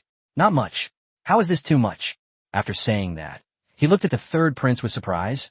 Third brother, really? Although you're not good at martial arts, your body shouldn't be this weak, right? A grown man can't even do this little bit of work, and you think it's too much. The third prince's lips were tightly pressed together, and the look in his eyes as he gazed at the second prince was indescribable. This was the first time he had ever seen someone so eager to throw their life away. Unfortunately, the second prince completely misunderstood the third prince's meaning and instead sincerely advised, Third brother, why don't you learn some martial arts? It doesn't need to be too advanced, just the basic skills will do. I don't need to be able to fight, just to improve my health. The third prince's expression was somewhat indescribable. Little did anyone know, the second prince wasn't finished yet. Third brother, I'm doing this all for your own good. You should think it over carefully. If you learn martial arts, your body will definitely become stronger, and you won't be so weak that you can't handle even a little bit of work. What's so much of a task that His Highness the Crown Prince has assigned? Lu Zexu almost wanted to applaud him, But he didn't see that the third prince was already furious and his face had turned ashen. As the younger brother, the young crown prince felt that he should be more lenient with his third elder brother. He looked at the third prince with a sincere expression. Just now, my elder brother offered to help me with disaster relief. We haven't even left the palace yet, and my elder brother is already going back on his word. Is there anything the third prince doesn't understand? This is clearly naked revenge. This is retaliation for his suggestion during the morning court session to assist the crown prince in disaster relief. This younger brother, the crown prince, is too vengeful. However, considering that this task did not fall to him, but was instead pushed to the crown prince, even if there was any merit, it would belong to the crown prince. The third prince finally felt a little more at ease. Isn't just doing work? He can. He's fine with anything as long as he's not made the crown prince and has to face so many dangerous assassination attempts. And so, the three of them embarked on a vigorous disaster relief effort. Well, of course, only the second and third princes did the work. As for the young prince, using his brain is already exhausting enough, so of course he's not needed for this kind of physical work. Furthermore, the second prince was incredibly proactive and hands-on in this disaster relief effort, taking on every task with great effort and concern. This demonstrates just how determined he is to be granted the title of prince. Although this was Lu Zexu's first time taking charge of disaster relief, the three of them cooperated extremely well and quickly stabilized the situation in and around the capital. However, the disaster was far more serious than they had imagined. Not only the people in the capital and surrounding areas needed relief, but other prefectures also suffered from the disaster. Food and herbs are both high-volume consumables. Heavy snow blocked the roads, and even though the imperial court allocated enough disaster relief funds, food and herbs were not readily available. The atmosphere in the court became increasingly serious. Chapter 214, Cunning and Scheming. This is the first time in the 200-year history of the founding of the Great Liang Kingdom that such a severe snow disaster has occurred. Moreover, it was near the end of the year, and the disaster affected 4 prefectures radiating from Kyoto. There were 2 prefectures where the snowfall was even heavier than in the capital, but due to the heavy snow blocking the roads, the relevant reports on the disaster were not delivered to the imperial court until 20 days later. Lu Qingtian and all the officials underestimated the extent of the snow disaster. I originally thought that only the capital was affected by the disaster, so I figured it would be good to leave the disaster relief work to the crown prince since it was in the capital. Now, disaster relief is needed in the 4 northern prefectures, not to mention the crown prince, who has never left the capital for official business. Even if the task were entrusted to the ministers who have served in the court for many years, this matter would be extremely difficult. The emperor's words were law, since the crown prince had already been put in charge of disaster relief. Even if the disaster worsened, this task could still only be handled by the crown prince and could not be delegated to anyone else. However, given the current situation, even those ministers who have served in the court for many years cannot guarantee that disaster relief can be completed under such difficult conditions. However difficult it may be, disaster relief efforts must continue. The atmosphere at the morning court session was unusually solemn. Kyoto is the capital of the Great Liang dynasty, and since the crown prince is in charge of this disaster relief effort, with the 2 princes assisting him, speed is of the essence. There was no time to discuss countermeasures or make preliminary preparations. The young prince received his assignment that very day, and the disaster relief efforts began immediately. The second and third princes were incredibly efficient. They didn't give grain and medicine merchants any chance to raise prices. The speed at which the crown prince provided disaster relief was admirable, even among the court officials. His efficiency was truly remarkable. However, it was the second and third princes who did the work. As for the crown prince, he's still on a shopping spree. He continued to buy useless pleasures. Compared to the 2 princes who worked diligently to provide disaster relief, the crown prince's actions greatly disappointed the ministers. Now, the 4 prefectures have been suffering from the disaster for more than 20 days. If the local prefect is capable, he can still control the local grain and medicine prices. If the local prefect does not have the means, then you can imagine what the grain and medicine prices in these places are like now. Although the national treasury has been relatively full in recent years, it cannot all be poured into disaster relief. Putting everything else aside, the military pay still hasn't been issued. Therefore, Each of the court officials had their own ideas about how much silver should be allocated for disaster relief. The second and third princes naturally wanted more silver, knowing that the prices of grain and medicine had doubled, so the more silver the better. The second prince made an outrageous demand, asking the Ministry of Revenue for 500,000 taels of silver. The Minister of Revenue immediately pleaded poverty, listing several areas where money would be needed, especially the major expense of military pay. Disaster relief was important, but military pay was even more important. The Minister of Revenue was a real miser. No matter which aspect of the court needed money, his first words were always to complain about being poor. Others would be frugal by splitting a copper coin in half, but this Minister of Revenue would split a copper coin into 4 pieces. The main character is a penny pincher. However, it was precisely because of this stingy official that the national treasury of Dalian remained full every year. Whether it was repairing the Yellow River or providing disaster relief, money could be taken out, and the national treasury was never empty. There was only one Minister of Revenue, while the second prince and the third prince were 2. Even in a 1 versus 2 situation, the Minister of Revenue was not at a disadvantage and even showed signs of victory. The second prince, seething with anger and determined to do a good job in the disaster relief mission so he could win the throne, stood in the court, his composure completely gone, his face red and neck bulging with rage. Minister Chien, 350,000 taels of silver is the minimum. If we don't even have that much silver, we won't be able to reach the 4 affected prefectures and counties for this disaster relief effort. Minister Chien remained unmoved. 250,000 taels is the limit that the Ministry of Revenue can currently provide.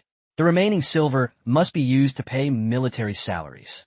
Regarding the amount of money for disaster relief, the third prince had already discussed it with the second prince, and 350,000 taels was the minimum they could accept.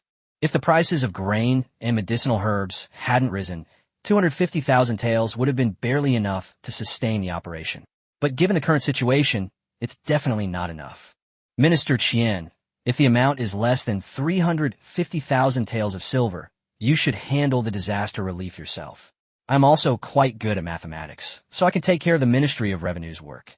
After the third prince decided to abstain from being the crown prince, he became less courteous to the court officials. Since he no longer needed to curry favor with them, he naturally did whatever pleased him. The Minister of Revenue was also stubborn. He was loyal only to the current emperor, and he showed no respect even to princes and dukes. There's no need for your highness to go through such trouble. The Ministry of Revenue can only provide 250,000 taels of silver, but your highness can find a way to cover the rest. I recently heard that during the Great Disaster, His Highness the Crown Prince still spent lavishly in the city, buying up several embroidery shops, silk stores, and silver shops in the capital. Since the Crown Prince is so generous, surely he won't be stingy with providing some money for the disaster-stricken people. The minister's words seemed to open a new world for the court officials. Everyone thought it was a good idea. After all, almost every one of the ministers in the court had sent money to Feng Fectuan and Liliguan, and in large sums at that. These are all the Crown Prince's properties. His shops are making a fortune every day, almost emptying the minister's pockets. It's time for the Crown Prince to bleed some money. In no time, the young prince became a prime target in the court, with everyone eager to take a bite out of him. The eldest prince was so angry that his face turned red. If it weren't for the young crown prince standing in front of him tugging hard on his sleeve, the eldest prince probably would have rolled up his sleeves and started a fight with these old ministers. The second prince was shocked by the shamelessness of these ministers. The third prince was simply enjoying himself, watching the show. The fourth prince was not good with words and didn't know where to begin when he wanted to argue. As for the fifth prince, he didn't attend court at all. He was still at the Ministry of Revenue, calculating and settling accounts. This made the crown prince appear somewhat powerless in the court, as even his maternal grandfather, the Duke of Jinghua, did not stand up for him. Of course, this is a tacit understanding between the grandfather and grandson. Lu Zexu had no objection to the Minister of Revenue. On the contrary, he quite admired the old man. This person tried to outsmart him, and he wasn't too happy about it. What Minister Chien said makes some sense. As soon as Lu Zexu spoke, the court fell silent, and all the ministers' eyes turned to him. Lu Zexu smiled slightly. You gentlemen are paid by the emperor, so you should share his burdens. Now the people of Liang are suffering from disaster, and the national treasury is short of silver. I believe that you ministers will generously contribute to alleviate the snow disaster." The ministers looked at each other, their eyes filled with big question marks. "No, when did we say we would pay for it ourselves? We're asking you to pay us." Chapter 215, The Little Prince's Equal Exploitation of Everyone. Lu Zexu was very pleased to see the sudden change in everyone's expressions. He pretended to be puzzled and said, "Or is it that the reasons you ministers gave just now were just empty words? That you are only concerned about sharing the emperor's burdens and caring for the people? Is that just a matter for me alone? Do you ministers have no intention of sharing the emperor's burdens or helping the people?" This was a huge accusation. In an instant, all the civil and military officials knelt on the ground, harboring even more resentment towards Minister Qian, who had made the suggestion. This miser even dared to covet the crown prince's money.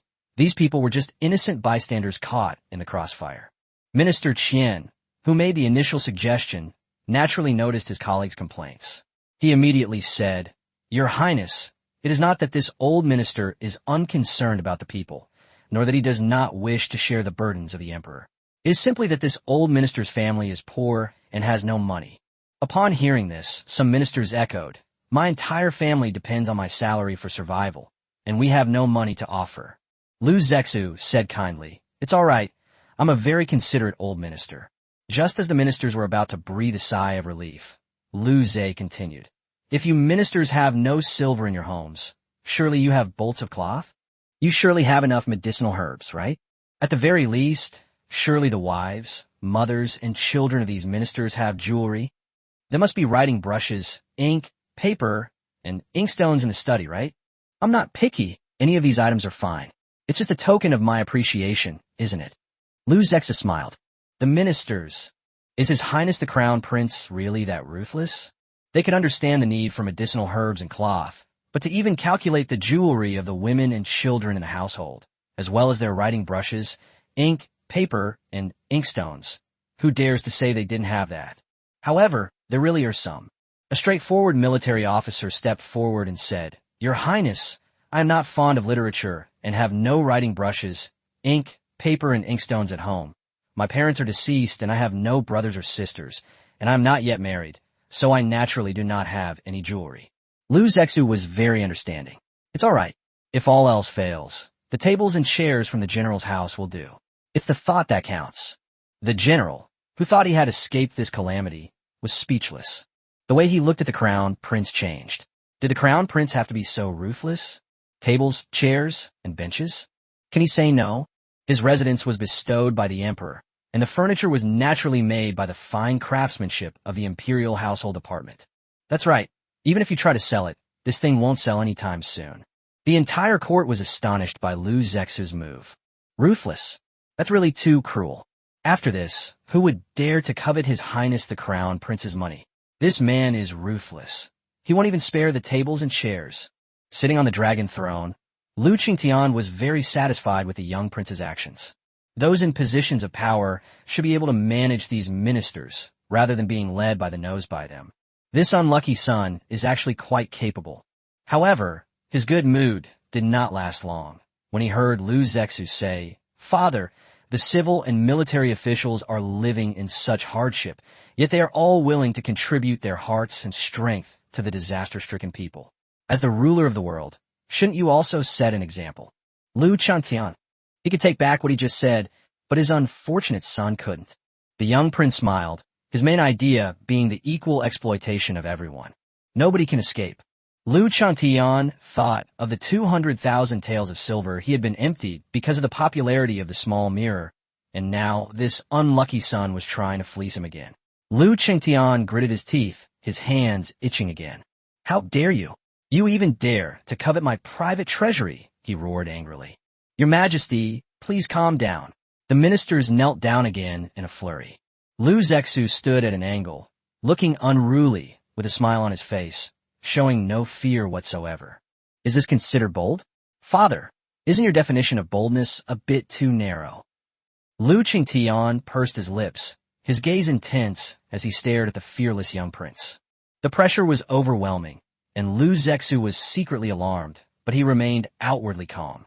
"Your subject has always treated everyone equally. Since your subject allows civil and military officials to express their feelings with some items, you will naturally not ask your majesty to spend real money. Lu Qingtian lifted his eyelids and realized that his unfortunate son was trying to establish his authority in front of all the officials. To establish authority by stepping on him, the emperor is utterly audacious. However, he likes it. You can choose any items from my private treasury. Lu Qingtian thus made his stance clear. Lu Zexu's eyes lit up. You said it yourself. Then don't blame him for being impolite. After the morning court session ended, the young crown prince immediately ordered the second and third princes to lead people to the homes of various ministers to receive their gifts. The national treasury only has 250,000 taels of silver available, so the minister's wishes must be implemented as soon as possible. He needs it tonight. As for Lu Zexu, he naturally went straight to the emperor's private treasury. He would have been doing a disservice to this once-in-a-lifetime opportunity if he hadn't emptied the treasury. As soon as the morning court session ended, the ministers who were close to him gathered together to discuss how the crown prince would use the 250,000 taels of silver for disaster relief. After all, those were 4 states and counties. Those were hundreds of thousands of ordinary people. If this matter is handled even slightly wrong, the crown prince will inevitably cause public resentment and discontent among officials, making it imperative to depose him. Some officials, who were forced to express their sympathy to the disaster victims, were very dissatisfied with the crown prince's behavior and were eagerly anticipating the arrival of this day. Some officials, even those who were dissatisfied with the crown prince, did not want him to make a mistake in this task. After all, it involved human lives. The happiest people were the imperial concubines in the harem and the 7th prince. The mother and son had been suppressing their feelings for too long, and finally, the moment when the crown prince made a mistake came. This is absolutely a golden opportunity from heaven. The 7th prince and the imperial concubine immediately spread the news that the crown prince was extravagant and disregarded the lives of the people. Rumors spread quickly among the people, and public resentment was stirred up. That's how some rumors are. They change as they're passed around. Eventually, it became that His Highness the Crown Prince, indulging in pleasure, had gone so far as to embezzle disaster relief funds, leaving the people of the 4 affected prefectures with no way to survive. The rumors intensified, and the eldest prince, feeling uneasy, went directly to the Eastern Palace. Upon meeting the Crown Prince, he was about to bring up the matter when Lu Zexu interrupted him. Brother, you must immediately go to the Ministry of Revenue to urge them to pay the military wages. Also, keep a close eye on the northwest border. Ditsong won't let such a good opportunity slip by. The eldest prince also looked solemn. I know. I just came back from the Ministry of Revenue. The military pay has already been dispersed. Lu Zexu felt a little relieved. Brother, you should still prepare for the expedition. If war breaks out on the border, Father will not allow my uncle and grandfather to lead the troops. The eldest prince patted him on the shoulder. Father has already discussed this matter with me, so don't worry about it. Focus on your disaster relief efforts. Suppress those rumors. Lu Zexu smiled sincerely. Big brother, I'm only doing this because I'm on your side. Once the disaster relief effort is over, my second brother will definitely be granted a title of king. You must work hard to earn military merits, otherwise your second brother will surely surpass you. The eldest prince laughed heartily. Don't worry, second prince, you're a long way from beating me. Lu Zexu smiled, and just like that, he rolled it up. We can't count on our third brother, so now we can only rely on our eldest and second brothers. After seeing off the eldest prince, Lu Zexu felt a great sense of relief. As rumors of the crown prince embezzling disaster relief funds intensified, the entire court and beyond were watching him closely. After spending 2 days emptying the emperor's private treasury, the crown prince fell asleep. He's going to make a big deal tonight.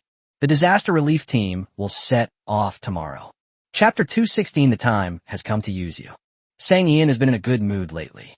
First, there's been progress in the reproduction of watermark paper, and finished products will be available soon. Secondly, Xiao Taizi Logistics delivered the goods to our door a few days ago. Although the sender on the shipping label was still Sang Baba, it made Sang Ian feel an urge to pluck all the parrot's feathers.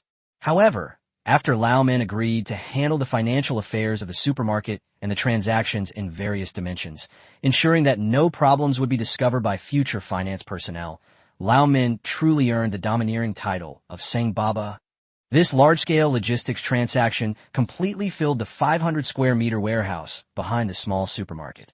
Sang Ian was like a little mouse that had fallen into a rice jar, happily opening blind boxes in the warehouse every day. The employees at the small supermarket are busy serving customers and don't have time to work here, while the pharmacy is relatively much less busy. The POS system is also very simple. Although Lu Ji, who specializes in Western medicine, is 68 years old, she has learned how to use the POS system. Whenever there's work to be done at the supermarket or in the warehouse, Dr. Xiaohua and Cashier Su AI are called over to help. Dr. Xiaohua wasn't interested in any other tasks, but he was very enthusiastic about unpacking and sorting blind boxes. In the past, Hua Shanai would stay at the pharmacy every day while studying the medical books he had obtained. But in the last few days, he stopped looking at the medical books and went straight to the warehouse. That's quite a positive attitude. Sang Ian now streams herself, opening blind boxes every day, and her small supermarket fans have grown to 20 million. Because there were so many wooden crates, no one knew what was inside without opening them, which made it difficult to put the items on the shelves. Sang Ian decided to start live streaming blind box openings. Whatever she opened, her fans would inevitably see those items in a mini supermarket the next day. This ensures that the small supermarket has a steady stream of customers every day. The little parrot is very dedicated. It maintains order in front of the supermarket every day. However, Sang Ian also paid a salary, and the little parrot was full of energy every day so that it could tip its favorite streamers. This saved Sang Ian a lot of trouble, and also gave the small supermarket a unique label. Some people may not be very interested in the goods in the small supermarket, but they're interested in the parrots and want to see the intelligent little parrots, so they come over. This has made the popular online store even more famous and attracted a more diverse customer base. Although the small supermarket has purchase limits, the daily income is still quite considerable. Sang Ian felt exceptionally good every night when she looked at the daily sales figures of the small supermarket. Previously, she had bought shops to open pharmacies, acquired bankrupt clothing factories, opened paper mills, and settled accounts for her house renovations. Her bank account balance was decreasing rapidly. The original balance of over 100 million was reduced to only 10 million. Fortunately, the small supermarket can help her recover some money every day. Sang Ian wasn't worried about not having money. After the large warehouse was filled with boxes, she had no choice but to rent 2 more large warehouses nearby. Although none of the individual warehouses are as big as our own, one is 400 square meters and the other is 300 square meters, which together is barely enough. That's right, it's only barely. Ever since Chief Ji Feng brought a large amount of fur and a panda cub with him, and exchanged it for 2,000 jin of rice from her, she had been worried that the primitive tribe would starve to death due to food shortages in winter. So she filled the 2 large warehouses she had rented with grain. Sang Ian directly contacted a grain brand manufacturer and bought 20,000 jin of rice and 20,000 jin of flour at wholesale price, with a manufacturer responsible for delivery to her door. Not only that, she was also worried that the primitive tribes had no cooking skills and that it would be difficult to find supplies and supplement nutrition in the winter. So she contacted several chicken farms and managed to gather 2,000 caddies of eggs. Refined salt is much more convenient. With just one phone call, the manufacturer sales representative will deliver it to her door. Sang Ian made a large purchase of 5,000 bags directly.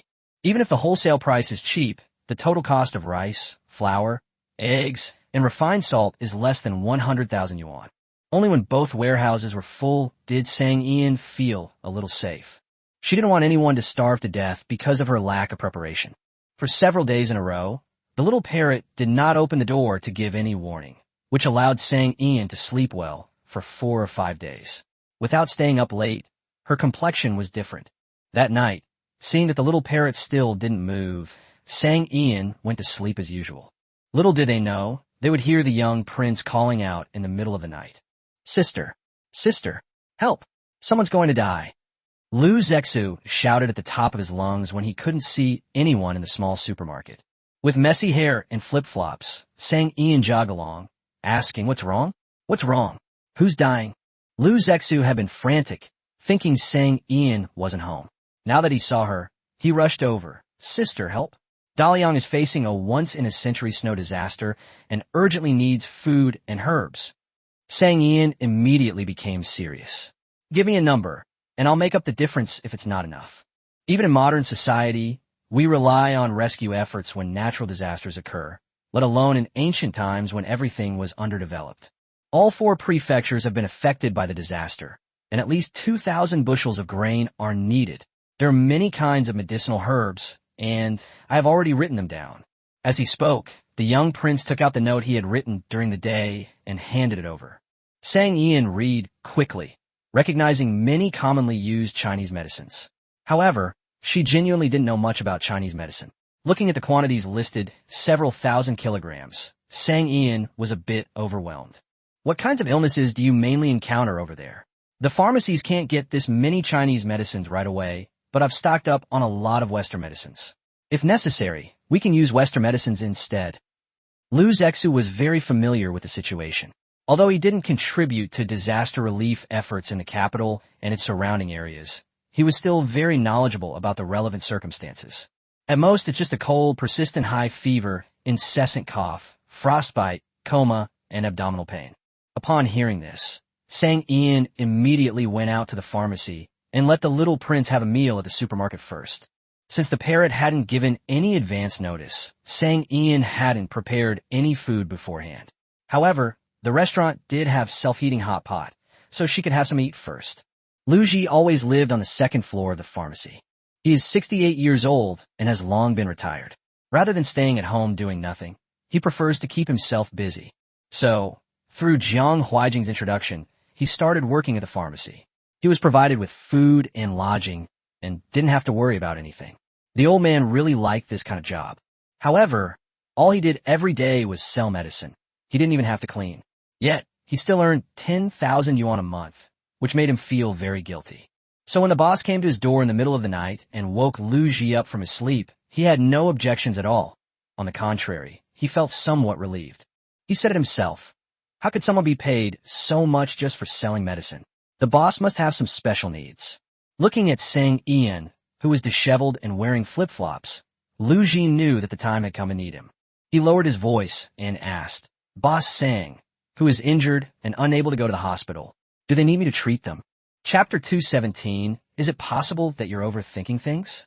Sang Ian's lips twitched, and she swallowed back the words that were already on the tip of her tongue. Did he think this place was a ripoff? Seeing her like this, Lu Ji felt that he had guessed correctly. He said sincerely, "Boss, don't worry. Don't look down on me because of my age. My scalpels are not rusty at all." Sang Ian. She truly hadn't expected that her oldest employee would have such insightful ideas. "Old Lu, I'm a law-abiding, patriotic, and dedicated citizen. Let's not even think about such a criminal thing." Lu Ji was puzzled. If it's not for dealing with situations where it's inconvenient to go to the hospital, why would the pharmacy pay such a high salary to hire a retired doctor like me? Sang Ian immediately relayed what Lu Zexu had just said to him. "Old Lu, what kind of commonly used medicines are needed for these situations?" Lu Ji immediately took out her pen and, as usual, quickly wrote out the prescription. Upon seeing the scribbled characters, Sang Ian quickly stopped him. Old Lu, you can't write it like that. I can't understand it." There was no other way, but Lu Ji had to rewrite it stroke by stroke. Sang Ian didn't rush him. He went straight to the 2nd floor and knocked on Hua Shanai's door. This man came from a family of traditional Chinese medicine practitioners. If he wanted to gather the medicinal herbs needed by the young prince in a short time, he would need Hua Shanai's help. Hua Shanai is a young man. When he was told that midnight was not a normal time to rest, he had become more and more skilled at staying up late since he got his hands on a medical book. He was engrossed in watching when there was a knock on the door. Hua Shanai always had her medical book in her hand. As soon as she opened the door, she saw Sang Ian in her pajamas. He paused for a moment, then politely declined. "Boss Sang, although I've been reassigned to work at a small pharmacy, I'm a very upright person and I don't accept workplace unspoken rules." Sang Ian. She was completely baffled by all this.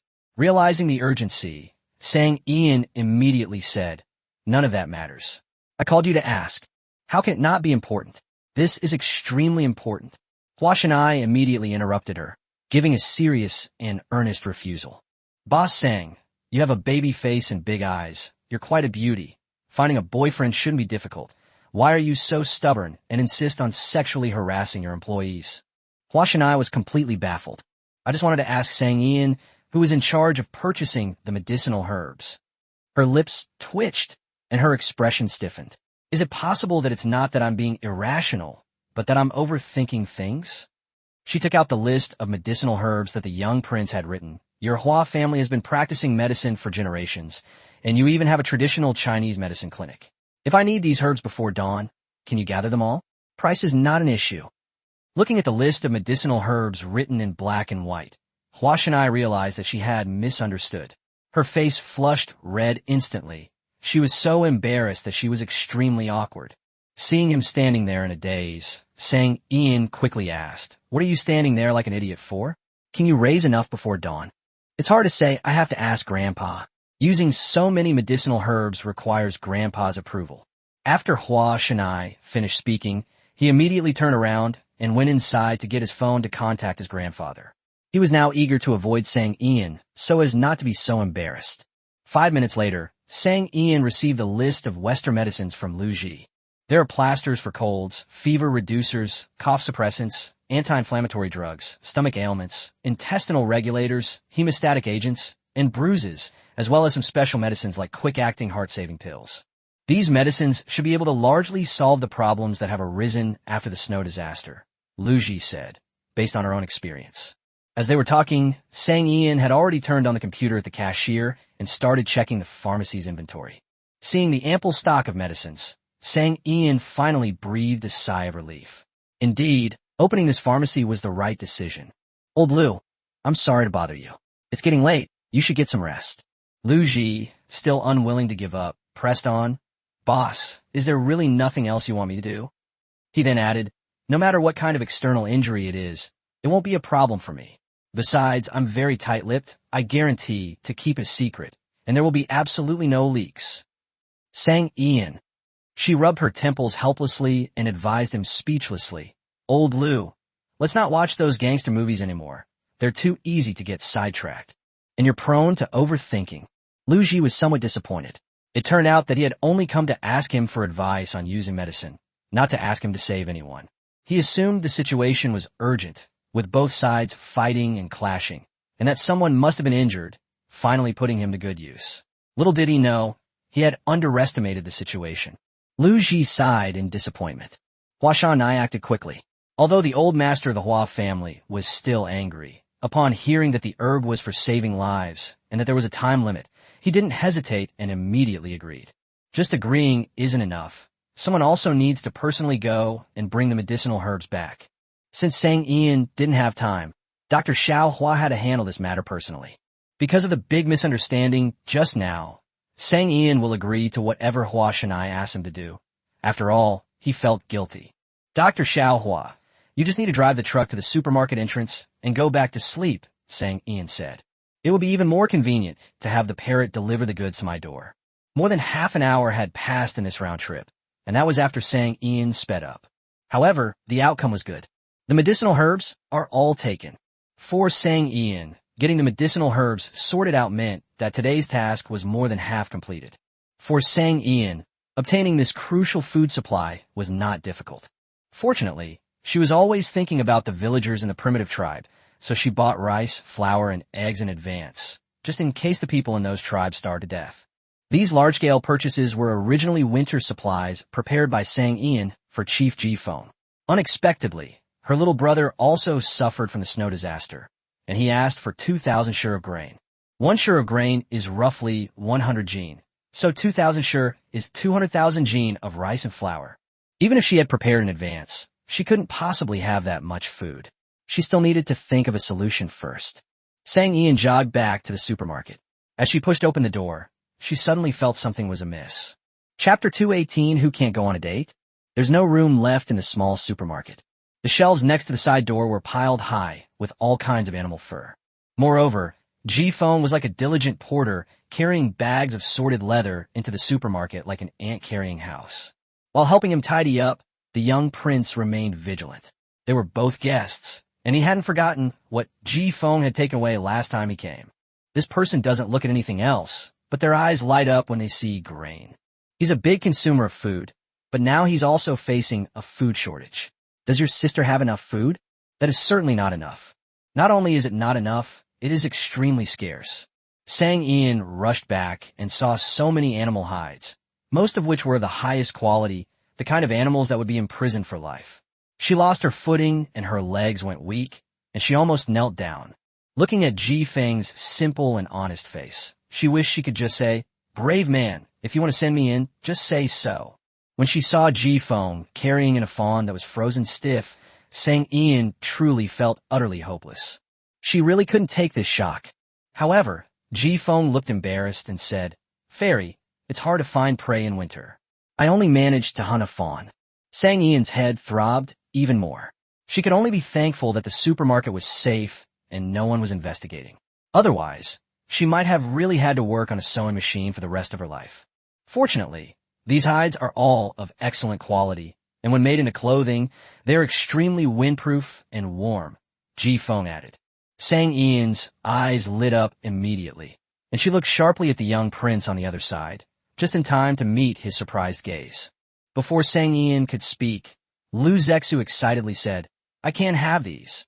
The snow disaster in the 4 prefectures of Daliang meant that both the affected people and the officials on their way to provide relief needed warm clothing. If you're looking for the best way to stay warm in winter, animal fur is definitely the way to go. Ji Feng didn't understand what the two meant, but continued to show off. "Fairy, these red tassels are still not easy to find in winter. There are 50 here, and there are still some in the tribe that haven't been cleared out. I will send them over next time." Sang Ian smelled the strong aroma of ginseng. The ginseng was still covered in dirt and debris, and its roots were broken in a complicated way, probably because it wasn't carefully dug up. "I can do that too," said the little prince. Ginseng is a great thing for strengthening the body and nourishing the vital energy. Although he had some, considering the 4 disaster-stricken prefectures, a single slice of ginseng could save a life. Sang Ian naturally understood this principle. "You sent me a lot of medicinal herbs before. I'll have the old man send them all back to you later." "That won't do." The little parrot, who hadn't shown up all night, suddenly flew back from outside. Sang Ian smiled gently. What happened to the promised preview? The little parrot landed in the luxurious birdcage above the side door, looking rather guilty. You know about weather forecasts, right? Weather forecasts are often inaccurate, so it's understandable that mine isn't very accurate, isn't it?" Sang Ian's bright eyes curved into crescent moons, and her smile became even gentler. "Make it up. Keep making it up. Let me hear if you're good enough to be a screenwriter." The little parrot puffed out its chest, held its head high, and declared confidently, "I didn't make this up. Everything I said is true. Even horses stumble, and people make mistakes, so why can't birds make mistakes?" The tone of his voice was one of self-righteousness. Sang Ian rolled her eyes. "If you hadn't just flown back from outside and there weren't any breadcrumbs on your wings, I would have believed you. Little parrot, isn't this person a little too smart?" It drooped its little head, looking dejected, like a wilted cabbage, and muttered softly, "Can't I even go on a date?" Sang Yan. Her eyes widened in shock, her large eyes flashing with even bigger question marks. "No, what do you mean by what are you going to do? Dating? Is there something wrong with my ears? Or is something wrong with your mouth?" The little parrot glared at her. "What kind of look is that? Are you discriminating against birds? Can't birds go on dates?" Sang Ian's expression froze, and her eyes twitched slightly. "Forgive my ignorance. I've never actually seen a bird that goes on a date." The little parrot suddenly spread its wings and perked up, saying, "A single dog like you can't possibly understand the joy of dating." Sang Ian, who was discriminated against by a parrot, was speechless. Fine, whatever, she's single. She really didn't have much of a say when it came to dating. Sang Ian quickly changed the subject. "So, you neglected your duties for personal reasons and forgot to give advance notice. How are you going to make amends?" The little parrot felt very guilty. "Won't I get overtime pay if I work tomorrow?" Sang Ian refused quite boldly. "I don't need your little bit of overtime pay." "Then tell me how to fix this." The little parrot, having given up entirely, quickly added, "It can't go too far. I won't agree to anything too extreme." Sang Ian smiled. That's exactly what she was waiting for. "It won't be excessive, I promise. I won't make any unreasonable demands. Can the door stay open 2 hours later?" The little parrot suddenly flew to the long table by the side door and paced back and forth on it in agitation. You still think this isn't excessive? Do you know how much energy it takes for me to delay the flow of time by 2 hours and maintain a stable time flow? A sly glint flashed in Sang Ian's eyes. So, it's not that it can't be done, it just requires consuming some energy. The little parrot immediately stretched out its wings and covered its beak. Oops, I've been tricked by that wretched host again. Sang Ian stretched out a finger and began to stroke its fur. Old man, you should know that these 2 extra hours are all for trading. Think of how much energy you can earn from that. The little parrot seemed to enjoy being petted. It tilted its head and looked at her, saying, "What you gain is definitely less than what you spend. My very existence is subject to rules and limitations. Even if I were to disobey, I would have to pay the price. I've finally managed to accumulate some energy, and if I extend it by 2 hours, I'll have used up 90% of it." After saying that, the little parrot glanced at her and warned, "Don't break the rules, or you'll pay the price. I have energy to burn, but you don't." Sang Ian didn't take it seriously. How could she possibly break the rules? Time is of the essence now. Sang Ian continued to persuade, no, to convince. Old men, we need to broaden our horizons. You've expended energy, but you'll gain the power of your will. The little parrot's eyes lit up. It shamefully felt a flutter in its heart. Energy can be obtained through trading, but willpower is much harder to acquire. It sensed the energy within its body. Let's do it. This job was worth it. Sang Ian breathed a sigh of relief and immediately got to work. Now the supplies that the young prince paid for have been retrieved. The little parrot flew to the young prince and, sensing the goods he had prepared for the transaction, became very excited. This is going to be a big deal. Once this is completed, half of the energy consumed by extending the time will be recovered. The bank's transaction notification arrived as expected. Upon seeing the notification of a 30,000 yuan transaction, Sang Ian raised an eyebrow and looked at the little parrot. Tell me, how much did you embezzle this time? Chapter 219, Buying Grain. The little parrot bristled. Who embezzled? Who embezzled? Would I, a member of the prestigious Sheng Men, do something as despicable as embezzlement? Hee, don't you know it yourself? It must be said that this statement is not very hurtful, but extremely insulting. The little parrot, exposed, raised its head, its expression somewhat defiant. Would that be considered embezzlement? I was just collecting a delivery fee at most. Sang Ian. She took a deep breath. So, how much did you charge for the errand? The little parrot tilted its head, preened its feathers, and looked incredibly smug. Someone as capable as me, charging 500 yuan for an errand isn't unreasonable, is it? Actually, I just wanted to round it up for you. Otherwise, the shipping costs would look messy with all the small amounts. Sang Ian's lips twitched. Thank you so much. She smiled faintly, suppressing the urge to pluck the parrot's feathers. You think a little parrot like you earns 10,000 yuan a month enough to live on? Why are you still trying to make money off shipping? The little parrot didn't care. That's all the money I gave to my favorite streamer. Now I'm going on a date, so of course I need some money for it. Speaking of this, Sang Ian was furious. She still hadn't found out which streamer had seduced her little parrot. All I can say is that the little parrot did an excellent job of keeping it a secret. It truly is a secret that has existed for thousands of years without being discovered by the world. As long as it doesn't want others to know, then outsiders will definitely not know. Don't you always bring bread from the supermarket on your dates? What other expenses do you need? Sang Ian asked again. How is this discovered? The little parrot was surprised. It had thought it had done it very discreetly. We can't just eat bread all the time. I also need to give some small gifts. Sang Ian, you're not a bird. Yet you make the dating process seem more sensible than she is as a human. Is that really appropriate? Sang Ian didn't want to waste any more time. Given that you took 500 yuan for the delivery fee without permission, the transaction time will be extended by another hour. The little parrot's bright green crest feathers immediately bristled. No, absolutely not. Half an hour at most. Make a deal. Originally, he just wanted to give it a try. If it worked, great. If not, he wouldn't lose anything. Sang Ian readily agreed. Little parrot, something feels off. Sang Ian wouldn't give it a chance to react and quickly changed the subject. Why can't I sell him the medicinal herbs that the little prince gave me before? No reason why. It's the rule of the transaction. You can sell it to someone else, but you can't sell it to the original owner. The little parrot explained. Got it. It's another hard rule. First, send all the rice, flour, and eggs in the storeroom to the young prince. Oh, and also these medicines in the pharmacy storeroom. Sang Ian handed the list that Lu Ji had written down to the little parrot. Well, not only do I have to deliver the goods, but I also have to be responsible for sorting them. Some of the medicines in the pharmacy's warehouse were in boxes, but some were unboxed. They all needed to be sorted out before being sent to the young prince's warehouse. Not only that, the 2,000 fine furs, 50 ginseng roots, and the little deer that Ji Feng sent were also sent over. Lu Zexu was actually very nervous, as 2,000 shur of grain was not so easy to gather. 200,000 caddies of grain in Daliang. Only large grain merchants could afford to provide it. However, it would be best if these grain merchants could supply the shops as soon as possible and stabilize the grain price. That's right. Merchants are profit-driven, and not everyone can be a benevolent person who helps others. More merchants will choose to inflate prices at this time to make a profit. To stabilize grain and medicinal herb prices, he needed a large quantity of grain.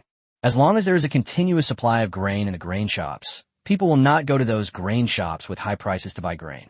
Once grain merchants realize that no one will buy grain with increased prices, they will lower the prices themselves over time.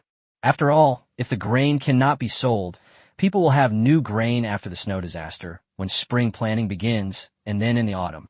By then, who would still buy old grain? If grain merchants want to continue selling grain, they will restore the grain price to its original level. At that time, the crisis in grain prices will be resolved. The key to solving all this is having enough food. Sang Ian naturally understood this as well. After instructing the little parrot, she immediately drove away. The supermarket carries many brands of grains and oils, and a salesperson delivers them regularly every month. However, these are all relatively expensive. For example, Golden Dragon Fish, October Rice Fields, Wuchang Rice, Beidawang, etc. Previously, she directly contacted brand manufacturers for cheap bulk rice. This type of rice was priced lower, and although the taste wasn't as good as other brands, it was cheaper. However, she now has less than 8 hours, and she must buy enough food within those 8 hours. So she has no choice but to ignore price and focus on quantity. Before setting off, she called the sales representatives of each of the grain brands she was working with. Although it was already past midnight, there were still many young people who were up at this hour. Sang Ian was concise and clear. She wanted all of the brand's inventory in Anqing. Rice, millet, flour, she wanted it all. They immediately loaded it onto a truck and transported it to her rented warehouse. The sales staff who received the call were overjoyed and immediately got to work, even in the middle of the night. These are all sales figures. It's all commission. All of them are bonuses. Fortunately, Sang Ian is also a customer of these brands, although only a small customer like supermarkets, and the delivery is very slow. However, the sales representatives of these brands have delivered goods to supermarkets before. If it were a different client today, even a large order, the process wouldn't be this swift. The process of reviewing and signing contracts alone could be enough to trap Sang Ian.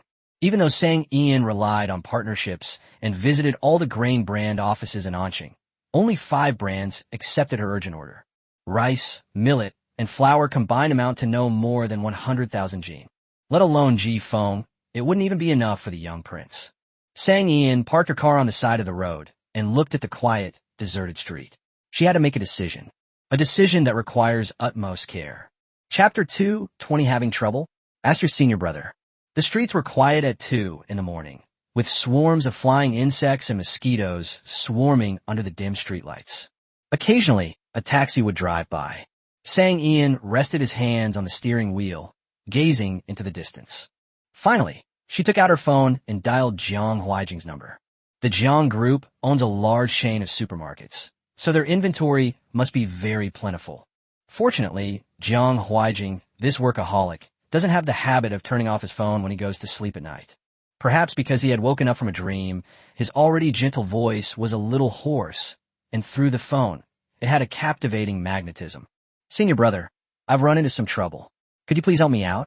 Half an hour later, the two met at a warehouse in the suburbs. These 2 rows of warehouses all belong to IGS Supermarket. Although online shopping has become increasingly popular in recent years, making it difficult for brick-and-mortar supermarkets to operate, IGS Supermarket has its own online shopping program. and offers free home delivery for purchases exceeding a certain amount. Such measures allowed supermarkets to maintain their market share during the rise of online shopping. In Anqing, there are as many as 20 IJS supermarkets. All the supermarket's inventory is stored in these 2 rows of warehouses. 2:30 a.m. 20 large trucks were parked in a row at the entrance of the warehouse. This should be a time for sound sleep, but here they are working hard and busily. Under the direction of the person in charge, the movers quickly loaded the goods onto the truck. Since he had already risked asking Jiang Huaijing for help, Sang Ian didn't stand on ceremony. Not just rice, but also millet, wheat flour, eggs, instant noodles, dried noodles, milk powder, canned food, 8 treasure porridge, ham sausage, rice noodles, self-heating rice, and so on. Considering the current temperature in Dalian, Sang Ian also ordered all the semi-finished steamed buns, dumplings, and baozi, since they couldn't spoil anyway, and these foods would be more convenient to eat. The warehouse logistics manager was dumbfounded when he saw such a large number of purchase orders. This cleared out the entire stock of convenience foods and grains in 20 supermarkets in just one night. Looking at these orders, he had only one thought in his mind. Where has this disaster occurred, and does it need assistance? The last time such a large quantity of goods were shipped was during an earthquake in a southwestern region, when people from all walks of life donated money and supplies. However, looking at the big boss standing next to Sang Ian, he didn't have the courage to ask. In the Jiang Group's business landscape, Ijia Supermarket is just a tiny, insignificant piece. Not to mention a mere logistics supervisor like him. Even the manager in charge of Ijia Supermarket would probably only get to see President Jiang once a quarterly meeting. He had finally gotten the chance to do something for President Jiang, so he had to make sure it was done perfectly. This opportunity to shine was too precious to miss, and he couldn't let his curiosity ruin it. Sang Ian calculated that there was about 150,000 jin of grain available here. She breathed a sigh of relief. The young prince's side was enough, but Ji Feng's side was still far from satisfactory. Senior brother, once it's packed up here, we'll deliver it directly to the paper mill's warehouse. The payment will definitely arrive before noon tomorrow. With that, Sang Ian turned to leave. Jiang Huaijing stopped the man, saying, although the Jiang Group is not involved in the logistics industry, I can still think of a way to help you with transportation. I'm not responsible for the transportation. Thank you for your help this time. I owe you one. Sang Ian spoke very solemnly, saying that without Jiang Huaijing's help, she definitely wouldn't have been able to make up for the food shortage. The young prince said that their relief team would set off tomorrow. If they couldn't gather enough food, she couldn't be sure how much time would pass on the other side when the gate of life reopened. The best way to avoid casualties is to send all the food and medicine over tonight. Jiang Huaijing raised an eyebrow. It's really not easy to get your junior sister to owe you a favor. Now that you've already done so, are you sure you don't want to make the most of it? Sang Ian was slightly taken aback. What else do you need? Jiang Huaijing asked. This isn't enough. At this time, the wholesale farmers markets should already be open. I'll go take a look, Sang Ian said. Let's go together. That way it will be faster. There are 2 large agricultural wholesale markets in the north and south of Anqing. We can split up and go separately. Jiang Huaijing suggested. No, this side is more important. We can't afford any problems here, Sang Ian objected. Don't worry, I'll have Lu Jiao come and keep an eye on things. Jiang Huaijing unceremoniously dragged his nephew out to do the hard labor. Lu Jiao, who had just fallen asleep, was remotely woken up. Hearing the task his uncle gave him, he felt dazed and thought there was something wrong with his ears. He's a special assistant now. But one person could be in charge of an entire project and lead a team as a junior leader. You actually made me do something as unskilled as monitoring shipments in the middle of the night? Lu Jiao was utterly disillusioned. However, upon hearing that these goods were all ordered by Sang Ian, Lu Jiao, who had been cursing, immediately sped up his work and became more proactive again.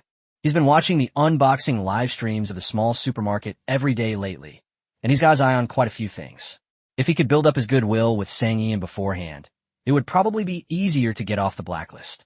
Then the bulk purchasing became an assembly line operation. Lu Jiao went to the warehouse to oversee the shipment. Once the truck was loaded, a driver and a worker accompanying the truck would take it to the paper mill's warehouse. Sang Ian notified Li Hong in advance, asking him to wait at the warehouse to open the door. Meanwhile, Sang Ian and Jiang Huaijing were already circulating in the farmer's market, mainly selling rice, millet, wheat flour, eggs, noodles, and other things that could be stored, such as potatoes and sweet potatoes. Sang Ian also took some fruits that store well, such as apples and pears. Sang Ian and Jiang Huaijing each hired a truck, gave the driver an address, and delivered the goods they purchased at the farmer's market to the small supermarket. 5 a.m. Sang Ian was the first to return to the small supermarket. At this moment, a day has begun in the urban village. The nearby breakfast shops are already open. Some migrant workers living nearby have already gotten up and are having breakfast. Dr. Xiaohua had already parked the truck in front of the small supermarket. Sang Ian glanced at it and saw that the truck was full of medicinal herbs. Sang Ian called over several workers to unload the goods. Each truckload cost 1,000 yuan, and the 10 workers unloaded all the goods from both trucks into the warehouse in less than half an hour. Just then, Jiang Huaijing arrived with his truck. Since the workers hadn't left yet, the 10 of them did another job together. With one truck, it was even faster, and unloading the goods only took about 10 minutes. In less than an hour, 10 people unloaded 3 truckloads of goods, and each person earned 300 yuan. Everyone was all smiles, praising Boss Sang for being so generous. They said they would definitely contact them if there were any good jobs like this in the future. Sang Ian added them on WeChat and even created a group chat so they could just call out if there were any jobs available. With everything settled, Sang Ian breathed a sigh of relief. This time, I owe it all to my senior brother's help. He's been busy most of the night. Senior brother, you should go back and get some rest first. I'll treat you to a meal in a couple of days. Despite staying up most of the night, Jiang Huaijing was still full of energy and showed no signs of fatigue. Okay, I'll be waiting. As he spoke, he went back to his car and picked up 2 bags containing lunchboxes. Eat breakfast before you sleep. Sang Ian was slightly surprised. She hadn't expected him to be so thoughtful. She hadn't even thought about breakfast herself, while Ji Feng and the little prince were still waiting for her at the supermarket. Compared to him, I feel like a useless woman who's used and then discarded. Sang Ian took the food box. So what if she's a scumbag? She thought. Thanks. Lu Jiao had just finished working at the paper mill and drove over. After greeting Sang Ian, he yawned widely and went home with his uncle. Lu Jiao ignored his own car and got into Jiang Huaijing's car. After getting on the bus, he started searching around. What are you looking for? Jiang Huaijing asked, puzzled. Breakfast? I just saw you carrying 2 bags for Sang Ian. I'm your nephew. Don't tell me you bought breakfast for Sang Ian, but not for me. Lu Jiao's stomach was rumbling with hunger. Chapter 2, 21 Nephew versus Junior Sister. Jiang Huaijing drove on, oblivious to everything else, saying, I forgot. Lu Jiao looked shocked. Am I still your favorite nephew? In your heart, am I not as important as Boss Sang? Jiang Huaijing raised his eyes. What do you think? Lu Jiao immediately quieted down. Okay, I got it. Others prioritize women over friends, but you prioritize women over your nephew, he complained in a low voice. Jiang Huaijing's lips curled into a slight smile. Stop talking nonsense. Then you prepared breakfast for Sang Ian. Why didn't you remember to prepare some for me too, even if it was just for me? As he spoke, Lu Jiao's stomach rumbled again. That has nothing to do with being attracted to women. After all, I have many nephews, but I only have one junior sister, Jiang Huaijing said with a smile. Lu Jiao sighed deeply. Well, he shouldn't have brought this humiliation upon himself. But uncle, why didn't you ask Sang Ian what he needed so much grain and convenience food for?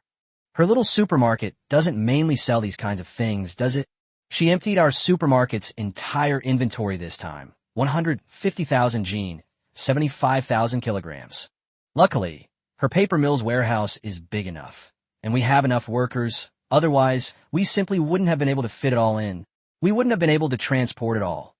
My uncle said, you said she needs so much food, and in such a hurry. What does she need it for? Disaster relief? I haven't heard of any major disasters lately, have I?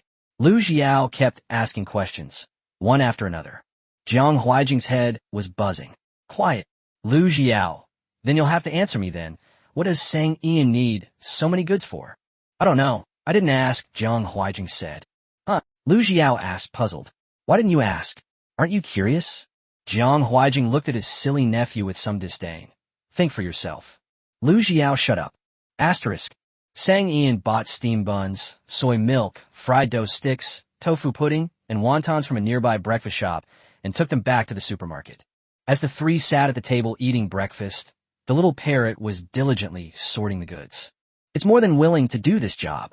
Although this host is too shrewd and not easy to fool, he is really good at earning energy. While extending the closing time does consume some energy, it's not as much as it claims. The reason it's unwilling to extend trading hours, besides being reluctant to waste energy, is more importantly that it doesn't want to miss its morning stroll in the park. The energy it gained from these two transactions today is just a fraction of what it consumed by extending the closing time. The rest is pure profit. If Sang Ian can generate this much energy with every trade, it can be extended every time. After doing this a few times, you can open the third door. That's not the most crucial point. After this transaction, it will definitely receive more willpower to repair itself, and it will definitely become stronger and stronger. Maybe it will be able to find its way home on its own.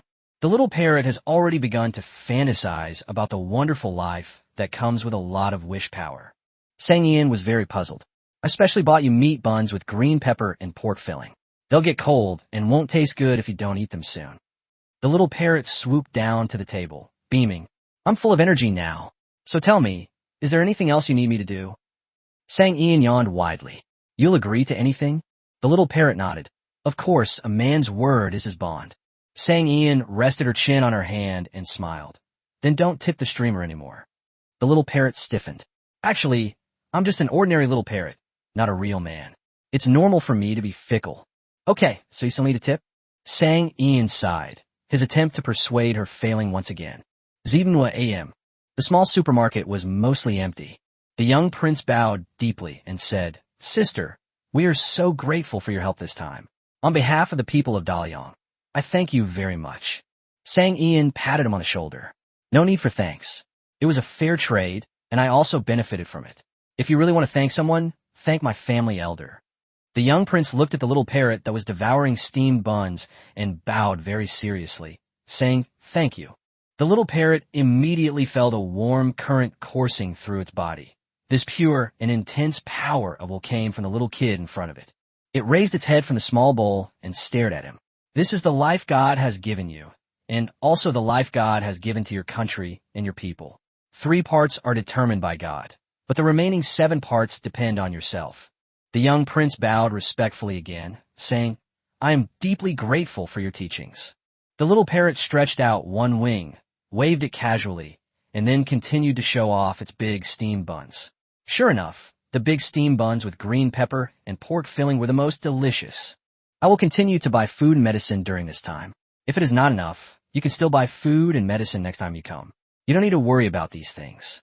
Just take good care of yourself. You are too weak. Don't get sick halfway through the disaster relief. Sang Ian said. The young prince, his eyes brimming with gratitude, said, My sister is so good to me. But don't worry, I'll stay here in the capital. My second and third brothers can handle the disaster relief. They're incredibly capable. Sang Ian thought about it and understood that if he wasn't in the capital, even if he needed food, he wouldn't be able to get a large amount of food from her in time.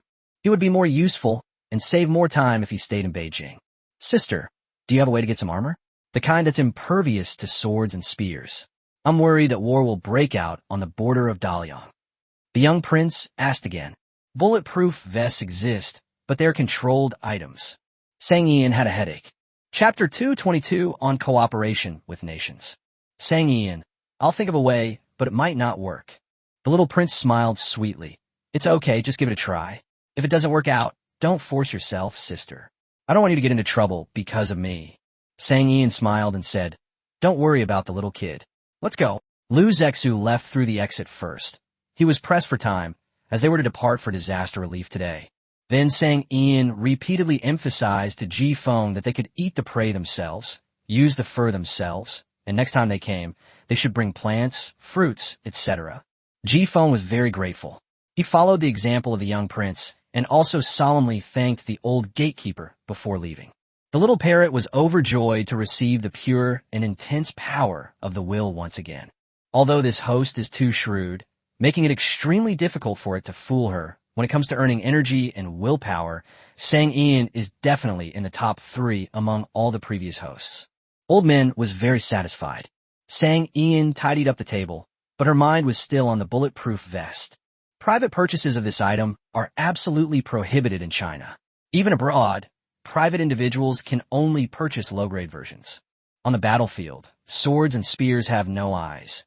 If you have a bulletproof vest, the danger will naturally be much less. The young prince is so young and his body is so weak, he definitely needs a bulletproof vest. If you want to purchase it through legal channels, you'll have to cooperate with the relevant authorities. Sang Ian seemed to be deep in thought. In fact, she was very willing to cooperate with the country. With the backing of the nation, everything she does will be very convenient. Most importantly, having this advantage will definitely help the country's development. As a Chinese, she deeply desires for her country to become strong. However, this is not something she can do just because she wants to. There's a crucial hurdle to overcome. If she were to voluntarily hand it over, the prerequisite would be to prove the existence of the gate of life. The most direct way would be to conduct a transaction with the customer from the other world in front of the other party, which would be the only way to gain their trust. However, the rules of the gate of life itself dictate that it will not be known to the outside world, making such a method of proof impossible. She had previously considered using the supermarket surveillance system to record the transaction process as evidence. To my surprise, the supermarket security cameras weren't broken, but the footage showed absolutely nothing. Everything seemed normal. She has no way to prove the existence of the gate. Even if she goes to the relevant departments, they won't believe her. They'll just think she has mental problems, let alone hand it over to the state. If she can't take the initiative, then the relevant departments will have to pay attention to her small supermarket first. Sang Ian pondered repeatedly the rules governing the existence of the gate of life. First, it is mysterious and unpredictable, possessing a self-protection mechanism that makes it impossible for outsiders to detect. Second, to protect the host's personal safety, the guest from the other world cannot cause harm to the host. The hardest thing about cooperating with the country is to avoid the rules of the survival gate, and also to find a way to convince the other party of the uniqueness of her family's small supermarket. Sang Ian scratched her head. It's been several months, and the small supermarket has become so popular online. How come no one has noticed her yet? Are the rules of the gate of life really that strict? Her family's small supermarket is so unique. Are those people blind or brainless? How come they can't see the problem? We can't exactly let her hand over a whole bunch of animal pelts that meet the first and second national standards to the police station and expect them to come and investigate, can we? Old Min is so good at tampering with and hiding information. She worries that even if she does it, the police will only see her as an illegal business owner and won't think there's anything special about her small supermarket. In the end, even if she cooperates with the country and receives the silver bracelet, her birth canal may still remain undiscovered. The result was that a world where only she was injured was achieved. For safety reasons, this illegal self-destruction strategy is not advisable. With such a large-scale shopping spree she's gone through this, surely someone will notice something amiss? If she's interviewed by relevant departments or noticed by security agencies, and they take the initiative to investigate, they're all talents trained by the country, so they should be able to find something and analyze something, right? Once the other party discovers even the slightest clue, she can seize the opportunity to propose cooperation. In this way, even if the other party is unaware of the existence of the gate of life, the cooperation can continue as long as it is carried out once or twice. This way, the rules of the gate of life can be bypassed, and the goal of cooperating with the country can be achieved. However, the plan did not go smoothly at all. She felt she had been high-profile enough, but still no one came to investigate. Sang Ian plopped down again, feeling somewhat irritated. He thought he could simply use his master's and senior brother's connections to find a reliable person working within the system, leak some information, and test the waters. She had just picked up the phone to contact Zhao Xuhuai when suddenly a sharp pain rose in her chest. It felt like sharp needles piercing his heart, causing Sang Ian to turn pale instantly from the pain. Clang! The phone I was holding fell to the ground. Sang Ian clutched her chest, the pain causing her to collapse onto the long table. No way. She only stayed up all night once, and now she's going to die suddenly again? Surely not. Sang Ian was sweating profusely from the pain. The throbbing pain in her chest made it difficult for her to breathe, as if she were about to die at any moment. She reached out and tried to hook her phone, which had fallen to the ground, in order to call 120 emergency services. Then Old Man flew over and landed on the long table. You'll regret not listening to your elders. You're just ignoring what I say. The little parrot paced back and forth on the long table in anger. At this moment, Sang Ian was experiencing extreme pain. Her face was as pale as paper, and she was teetering on the brink of death. Even so, her strong willpower allowed her to remain calm and think rationally. What's the meaning? She struggled to lift her head, her hair clinging to her forehead and cheeks like tangled strands, and asked in a low voice. The little parrot was so angry it jumped up and down, its wings fully extended. The rules of the Gate of Life are that it must not be known to the outside world. As the host, you dare to reveal it on your own initiative, which is a violation of the rules. Didn't I say that anyone who breaks the rules must pay the price? I'm the original body. I have broken the rules, and the price I pay is the loss of some of the energy that sustains my existence. And you are the host I chose. You have no energy, and the price you pay is your life. Sang Ian's face tightened, and she gritted her teeth to fight the throbbing pain in her chest. She had oversimplified things. I'm just thinking about it. I haven't done anything yet. The little parrot was very angry. So, the rules are just a minor punishment for you, not a death sentence. Puff! As soon as it finished speaking, Sang Ian coughed up a mouthful of blood, staining his white shirt with bright red blood. Chapter 223, Revealing Heavenly Secrets Will Bring Retribution. The little parrot breathed a sigh of relief upon seeing this. Thankfully, it hadn't died. Sang Ian felt a mouthful of blood and felt extremely nauseous. She tried to remember, but the sharp pain in her chest made her feel weak and powerless, unable to move at all. She laughed in exasperation. Old men, aren't your ridiculous rules a bit too strict? Wasn't the plan to punish them a little, to teach them a lesson? If I don't go to the hospital soon, I'll die. The little parrot, furious, spread its wings, one wingtip pointing at Sang Ian, who was sprawled on a long table, and scolded, "Serves you right for being disobedient. Now you know what pain is, huh? You deserve it. Everyone says the rules of the Gate of Life are not to be known by outsiders. As the host, instead of helping to keep it a secret, you actually want to reveal it on your own initiative. Why don't you just fly to the moon? Besides, going to the hospital won't help. Your injury is incurable. Just bear with it. You won't die." Sang Ian. We really lost a lot of money this time. She tried to slow her breathing to ease the pain in her chest. Since she was already being punished, she might as well ask all the questions at once. We can't let this pain go to waste. She curled her fingers and tapped the table, softening her tone. Old men, your rules are too domineering. Can't you change them? The little parrot lowered its head, looking dejected. These are the rules that have been etched into my being since I was born, and I can't change them. Why? Sang Ian truly didn't understand how the rules acting on her, as her own being, could not be changed. The Gate of Life is a glimmer of hope left by heaven for humankind, and its existence is naturally subject to stringent conditions. Have you ever seen those TV shows where people get punished for revealing secrets of heaven? That's exactly what's happening to you now. The little parrot immediately gave him a good scolding. Sang Ian's thoughts were racing. So, she only wanted to reveal a little secret about the Gate of Life, and she started to feel chest pain and vomit blood. This was the so-called retribution. She narrowed her eyes slightly. So, as long as I don't leak it on my own, I won't be punished if others discover the secret of the Gate of Life. The little parrot scoffed. Impossible.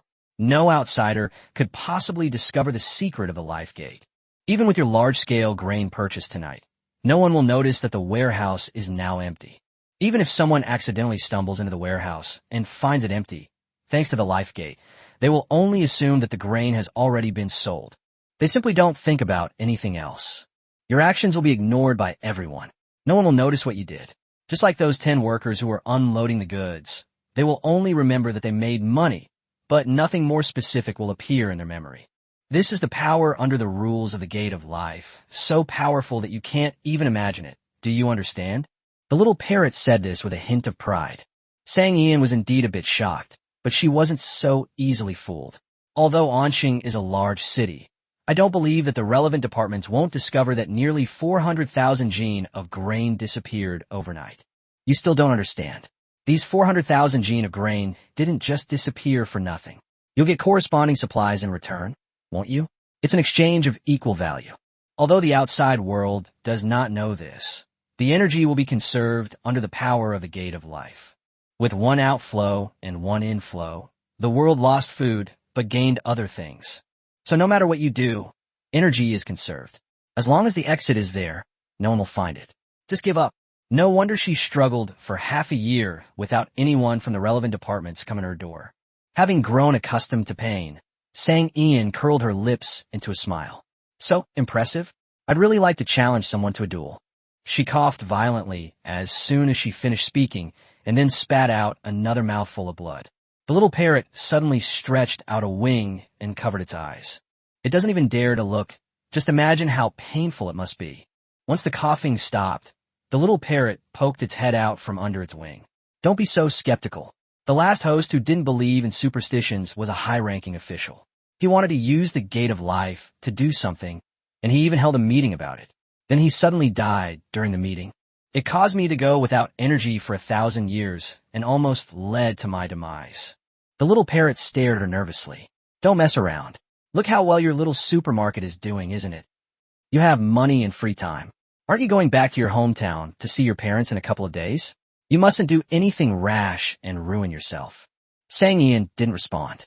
Having regained some strength, she went upstairs, leaving the cleaning to the little parrot. The second floor has now been completely transformed, with an area of 120 square meters and a rooftop balcony. The plants on the balcony are all riverside greens that G-Phone gave us. They are lush and green, and Sang Ian doesn't take much care of them. They grow very healthily on their own. With these little guys around, the air here is much better. Sang Ian had already moved the chaise lounge to the balcony.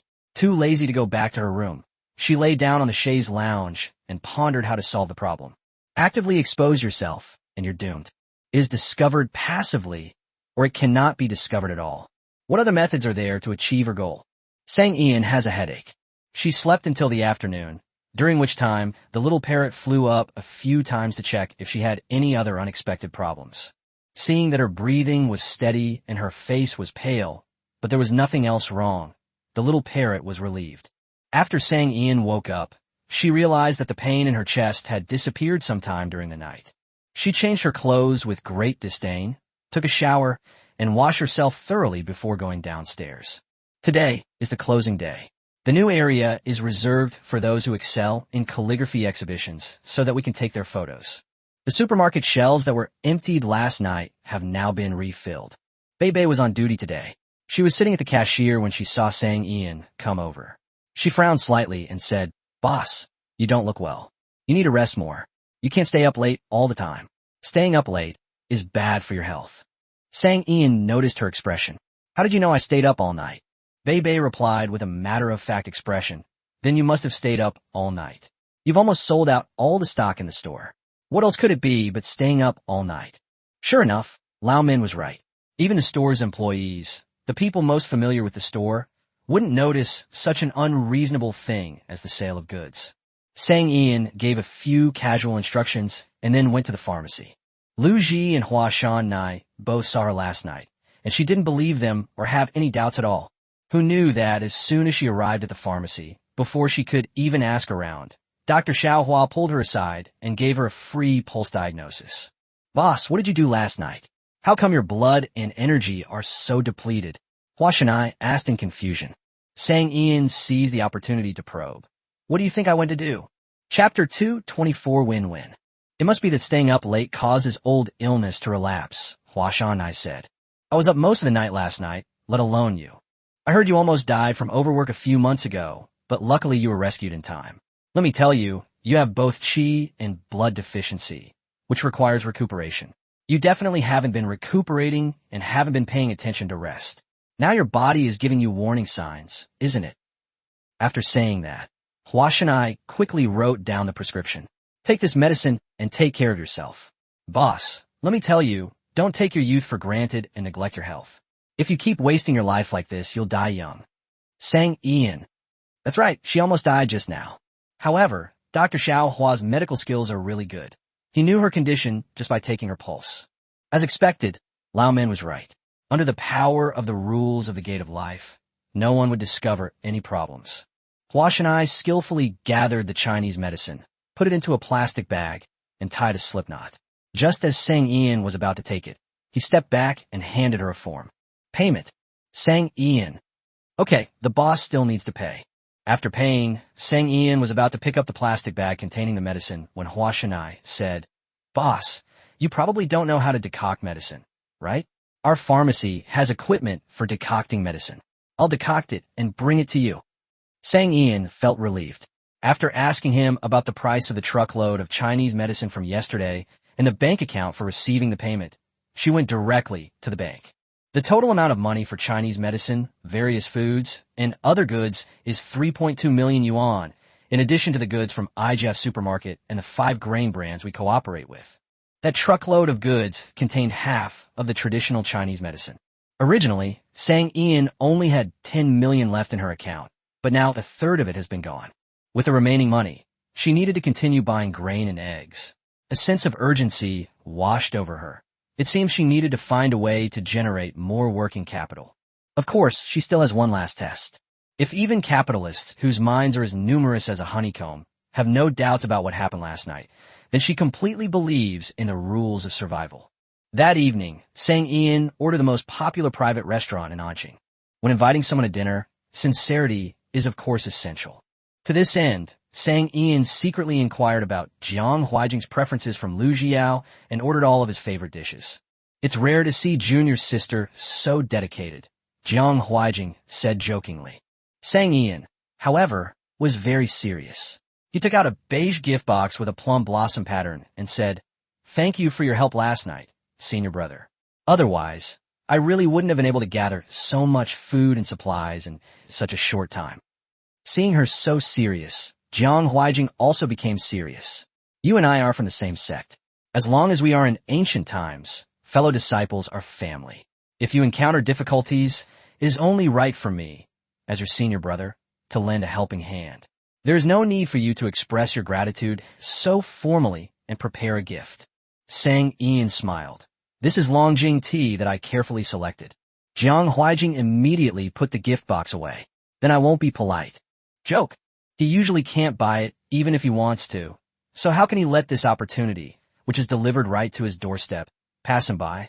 It was prepared especially for you. Sang Ian asked casually, Aren't you curious why I'm in such a hurry to buy all this grain and convenience food? Jiang Huijing chuckled and retorted, Isn't that obvious? It must be related to the products in your supermarket, right? Sang Ian lifted her eyelids slightly and stared at the man sitting opposite her, her whole body tensing up instantly. The harmonious atmosphere at the dining table suddenly froze. She pursed her lips, raising an eyebrow slightly. How so? If I'm not mistaken, you and your supplier are exchanging goods, or your supplier has encountered some difficulties and urgently needs a large amount of goods, so they're asking you for help. Or there's been a disaster somewhere, and they urgently need goods. Jiang Huijing raised the corners of his lips, a slight smile in his peach blossom eyes, and said confidently, We can't escape these possibilities. Sang Yi gazed at him quietly, her emotions a complex mix. Jiang Huijing picked up a handkerchief and wiped his mouth. Is there something on my face?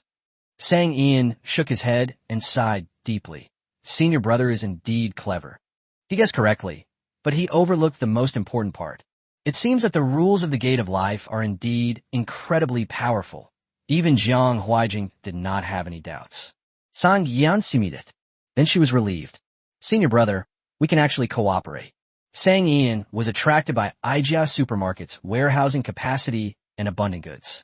In the future, when purchasing in large quantities, the prices could be the same as those for large companies' holiday welfare purchases.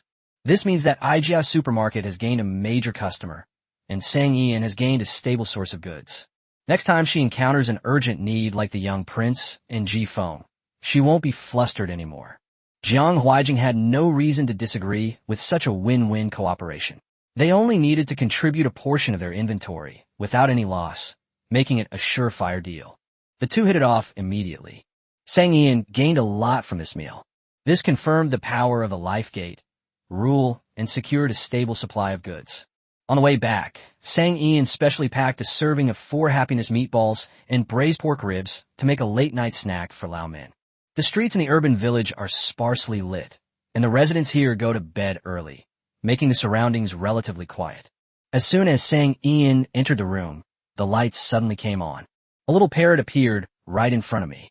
You finally know to come back. Look at the time.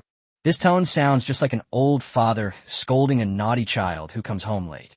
Sang Ian was taken aback by this idea. She held up the plastic bag she was carrying and said, "I brought you some late-night snacks."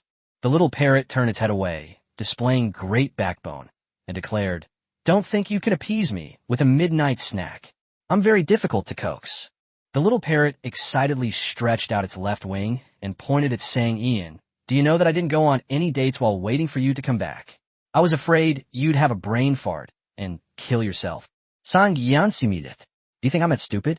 I cherish my life very much."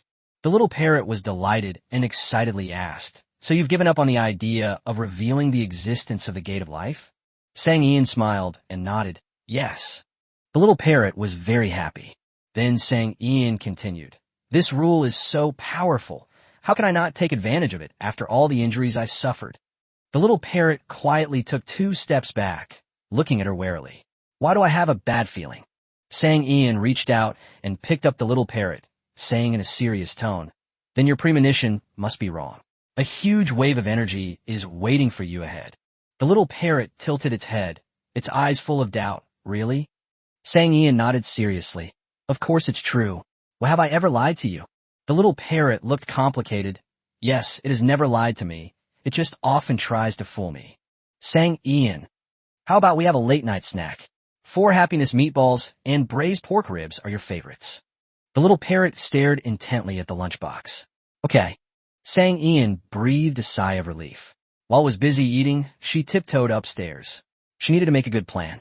Chapter 225 New Plan versus Daliang Disaster Relief. Sang Ian went to the balcony first. She simply added soil to the riverside green plants and kept them in small pots, only watering them and not taking care of them much. Now, this small patch of riverside greenery has grown lush and green, with thick, glossy leaves, each one small and adorable. Sang Ian subconsciously stroked the thick leaves. "It seems that your vitality is stronger than that of the cactus. You've been alive for so long, and not only have you not died, you're even more resilient." As she watered the plants, she pried off some of the withered leaves from the bottom with her hands, while her mind raced, contemplating how to make a big splash. In fact, as long as she grows bigger and stronger, big enough to be involved in various industries, and strong enough to lead the entire industry, she can achieve her ultimate goal. If this plan is followed, the power of the gate of life's rules will actually be the strongest protection for her. She needs to think this through carefully. At the very least, she needs to come up with a 5-year plan. Sang Ian was about to go to the study, but when she looked at the time, it was already 11 o'clock. She decided to go to sleep first, as she shouldn't stay up late. It's the same if we make plans tomorrow. After all, work is never-ending. With direction and goals in mind, the rest is easy. Daliang. The disaster relief teams are ready to go. The second and third princes are each in charge of 2 adjacent prefectures, while the young crown prince, who is the main person in charge of this disaster relief, doesn't even leave the capital. The third prince felt his head buzzing. He frowned deeply. "Your Highness, this task is primarily your responsibility. Rumors are circulating in the capital that you have embezzled disaster relief funds. Is it appropriate for you to remain in the capital?" "It's perfect. Why wouldn't it be? I think it's perfect." After saying that, Lu Zexu yawned widely. He hadn't slept all night and was too tired. "Believe it or not, if you don't come with us, the moment we set off, rumors about you being muddle-headed, incompetent, ignorant, and fond of pleasure will spread throughout the capital. Aren't you giving others an opportunity to take advantage of you?" The third prince was furious. "Lu Zexu, I'm so excited." Third prince, "I'm so angry." It's like the emperor isn't worried, but the eunuch is. Lu Zexu patted his shoulder to soothe his agitated emotions. Relax. Relax. It's nothing." Seeing his reckless and self-destructive attitude, the third prince took a deep breath. Otherwise, he was afraid he would be so angry that he would die. "Second brother, we too are here to assist the crown prince in disaster relief. Don't you have anything to say?" The third prince had no choice but to seek outside help. The second prince frowned in deep thought. The disaster relief journey has been arduous, and His Highness the Crown Prince is in such poor health. What if he falls ill? It's better if he stays in the capital. The third prince also frowned deeply. He hadn't expected this. However, Your Highness, you may not go, but you must give us the money, right? Otherwise, even if my third brother and I go to the disaster-stricken prefectures, we won't be able to do anything. The second prince emphasized the pronunciation of silver. Then let's make it 50,000 taels each, Lu Zexus said. The second prince stared in shock, his eyes wide. Your Highness, you really are greedy? The Ministry of Revenue allocated 250,000 taels of silver. 150,000 taels, isn't that a bit too much? Lu Zexu. He looked at the startled second prince with a serious expression. Why did his second brother seem a little dim-witted? He couldn't help but wonder if his second brother was really suitable to be the crown prince and inherit the throne. After the second brother ascends the throne, will he really not be misled by the ministers in the court? The second prince, preoccupied with the throne, completely failed to notice the young crown prince's expression. He continued to persuade him. Your Highness, this disaster relief money really cannot be touched. If you are truly short of money, come to my residence and take some. Lu Zexu. Thank you so much. Just then, a guard came to report. Your Highness, the food and medicine have been packed, and we are ready to depart at any time. Grain and medicinal herbs? Where did you get the grain and medicinal herbs? The second prince finally found the key point, and he could hardly believe it. The capital city was also affected by the disaster, so where could it allocate food and medicine to relieve other prefectures and counties? Lu Zexu, bought with silver. The second prince looked at the endless convoy and stared at Lu Zexu as if he were a god. Your Highness, you're too amazing. It's incredible that they were able to buy so much food and medicine in such a short time.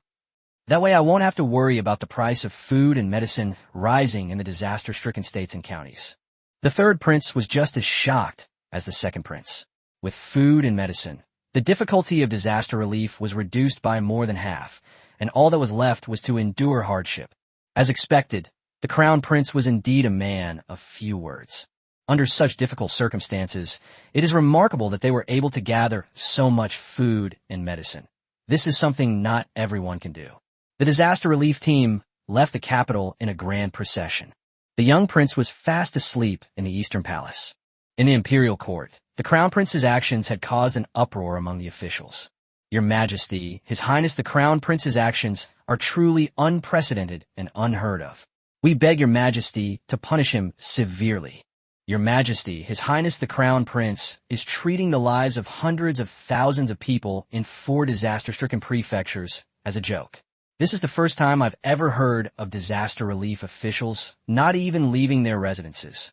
Your Majesty, I have heard that His Highness the Crown Prince withheld 150,000 taels of the 250,000 taels of silver allocated by the Ministry of Revenue, giving only 100,000 taels to the second prince and Prince Rome for disaster relief. Such behavior is truly despicable, and I implore Your Majesty to punish him severely. In a short time, several radical censors in the court impeached the crown prince one after another, listing his recent bad behavior. The morning court session was turned into a meeting to criticize the crown prince. Finally, the elderly Duke of Jinghua stepped forward and knelt on the ground with a thud. Your Majesty, the crown prince is weak and sickly, and is not a good choice for heir apparent. I beg Your Majesty to choose another virtuous and capable person to take over the Eastern Palace seal and inherit the throne of our great Liang. The imperial court suddenly fell silent. The crown prince's maternal grandfather actually knelt down and begged to depose the crown prince and appoint a more capable person in his place. What exactly is going on? Is the Duke of Jinghua really His Highness the Crown Prince's maternal grandfather? Lu Qingtian's temples throbbed. What's wrong with this Duke of Jinghua? They actually took the initiative to lead the call to depose the crown prince. What sins did the crown prince commit in his past life to have such a maternal grandfather in this life? When it comes down to it, we still have to rely on his father, the emperor. Chapter 226, My Unlucky Son, is like a locust. Lu Qingtian looked around at everyone and said in a deep voice, the crown prince is stationed in the capital to procure food and medicine. My esteemed ministers are all important officials in the court. How can you listen to rumors circulating in the streets? To impeach the crown prince in court without any verification. Is this an act of contempt for the Eastern Palace, or contempt for the imperial authority? With a whoosh, the court officials knelt on the ground, pleading, "Your Majesty, please forgive us." Lu Qingtian's anger was still burning. His voice was deep and carried a strong sense of oppression. If you all handle state affairs with such carelessness and sloppiness, drawing conclusions about rumors without verifying them, I will doubt your ability to hold your current positions. The ministers who had just stepped forward to impeach the officials were terrified, a chill instantly gripping their bodies, and could only loudly apologize. Having angered the king, what future do they have? The censors were very puzzled. The emperor was in his prime, and he was not close to the crown prince. He rarely mentioned the crown prince in his daily life. Even when the crown prince entered the court, he was never personally taken under his wing and taught. Instead, like the other princes, he was simply thrown into the 6 ministries. The prince was only reprimanded for his inconsistent work habits, without any serious instruction. On the contrary, he praised the other princes highly and promoted them to high-ranking positions and made them kings. Isn't this clearly a sign of dissatisfaction with the crown prince? This disaster relief task is so difficult, yet it's been handed over to the inexperienced crown prince. Isn't that just waiting for him to make a mistake so they can take the opportunity to depose him? The censors thought they had figured out what the emperor was thinking, which was why they jointly impeached the crown prince at the morning court. Little did they know that the Duke of Jinghua would take a drastic step and personally propose to depose the crown prince. Then, the emperor was furious. The censors were terrified. This was not what they had imagined. As expected, the emperor's will is unpredictable. They can forget about having any future. After venting his anger, Lu Qingtian abandoned the kneeling court officials and stormed off. Once outside the court, Lu Qingtian's angry expression immediately changed. He rarely smiled, and he even seemed to be in the mood to chat with the Grand Eunuch Dequan. I don't know if the Duke of Jinghua is too old and his mind is confused. When the crown prince was attacked, not only did he not speak up for the crown prince, but he even stabbed the crown prince in the back. The crown prince's maternal family is completely unreliable. We still have to rely on me. Dequan chuckled and echoed, "Your Majesty is wise. With your Majesty protecting the crown prince, he will naturally be safe and sound." Lu Qingtian was in a good mood. The crown prince has been working very hard lately to procure food and herbs. Let's go to my private treasury and find a few things that the crown prince usually likes to reward him. Dequan's face changed instantly upon seeing the son. Who is Lu Qingtian? He immediately noticed, and his brows furrowed slightly. What? You think I shouldn't reward the crown prince? Dequan immediately knelt down and begged for forgiveness. "Your Majesty, please forgive me. The crown prince has worked hard for the people and naturally deserves to be rewarded." Only. Dequan hesitated, then cautiously looked up at Lu Qingtian. He had already complained countless times in his heart that he really didn't want to be the Grand Eunuch anymore. Being caught between this father and son is really too difficult. Speak your mind. What kind of talk is this, stammering like that? Lu Qingtian reprimanded in a deep voice. Dequan closed his eyes, gritted his teeth, stamped his foot, and declared resolutely, "Your Majesty, the crown prince has emptied your private treasury." Lu Qingtian, "What did you say?" Dequan bowed his head and said, "The other day in court, many ministers expressed their condolences for the disaster-stricken people. In the end, didn't the crown prince mention your Majesty?" Lu Qingtian immediately recalled what happened in court that day. He did agree with the crown prince's suggestion, but he remembered that he said at the time that the crown prince should choose for himself. How could they have emptied the place? Lu Qingtian thought about his private treasury, which contained all the wealth he had accumulated since ascending the throne. There were birthday gifts for him, tributes from various prefectures and counties, and so on. Many of the items inside were things he cherished dearly. The thought that his unfortunate son had taken all his treasures made Lu Qingtian walk even faster, followed by a string of palace servants and guards. Dequan followed closely behind, running all the way. He was a little worried that the emperor would be too shocked after entering the private treasury. Should he notify the imperial physician to make preparations? As it turns out, Dequan's preparations were not in vain at all. Lu Qingtian looked at the empty private treasury, his face grim. It was truly empty. There was no exaggeration whatsoever. How empty should it be? Even the wooden shelves in the private vault where porcelain was kept were taken away. The ground was so clean that not a single pebble was left. Sensing the dimness in the storeroom, Lu Qingtian frowned even more deeply. Daquan, get over here. Which servant is in charge of guarding my private storeroom? How come I don't even know to turn on a lamp? Daquan jogged along, took a deep breath, looked up at the roof, and whispered, Your Majesty, the lanterns were taken away by His Highness the Crown Prince. Lu Qingtian subconsciously looked up at the empty roof beams, his lips twitching. Is he a locust? Daquan dared not speak, although he really wanted to say yes. When they said they emptied the place, they really meant it. Except for fixed items like doors and windows that couldn't be moved, everything that could be moved was taken by the Crown Prince. Lu Qingtian flicked his sleeve and continued walking inside, his expression growing increasingly grim with each step. His white jade chest set is gone. His jade ghost set is gone. The red coral, which was like a small mountain, is gone. Many of his cherished possessions, the precious swords presented as tribute from foreign lands, the precious bows sent by the Mongols, and so on, are all gone. Lu Qingtian felt a throbbing pain in his temples. It was just a disaster relief effort, wasn't it? Do we really need so many treasures? Lu Cheng was so angry that he felt dizzy and almost fainted. Fortunately, Daquan had summoned the imperial physician in advance, which prevented something even more terrible from happening. After being pricked with acupuncture needles, Lu Qingtian's mind cleared up considerably, but he was still angry. My personal savings accumulated over so many years have been completely emptied. I demand an explanation today. Lu Qingtian marched triumphantly and arrogantly to the East Palace.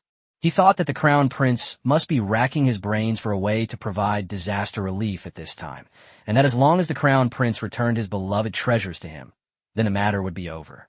After all, the Crown Prince meant well. He was doing it all for the people. Little did they know, Lu Zexu was feeding and petting the panda in the yard. The soft, fluffy panda cub was munching on a small apple and drinking milk from a bowl, and it would even whine and act cute towards Lu Zexu. It was incredibly adorable. Lu Zexu stroked the panda's head, feeling incredibly happy. Your Highness, the hot pot is ready. Would you like a dine now? Fulu asked, bowing. Prepare the meal.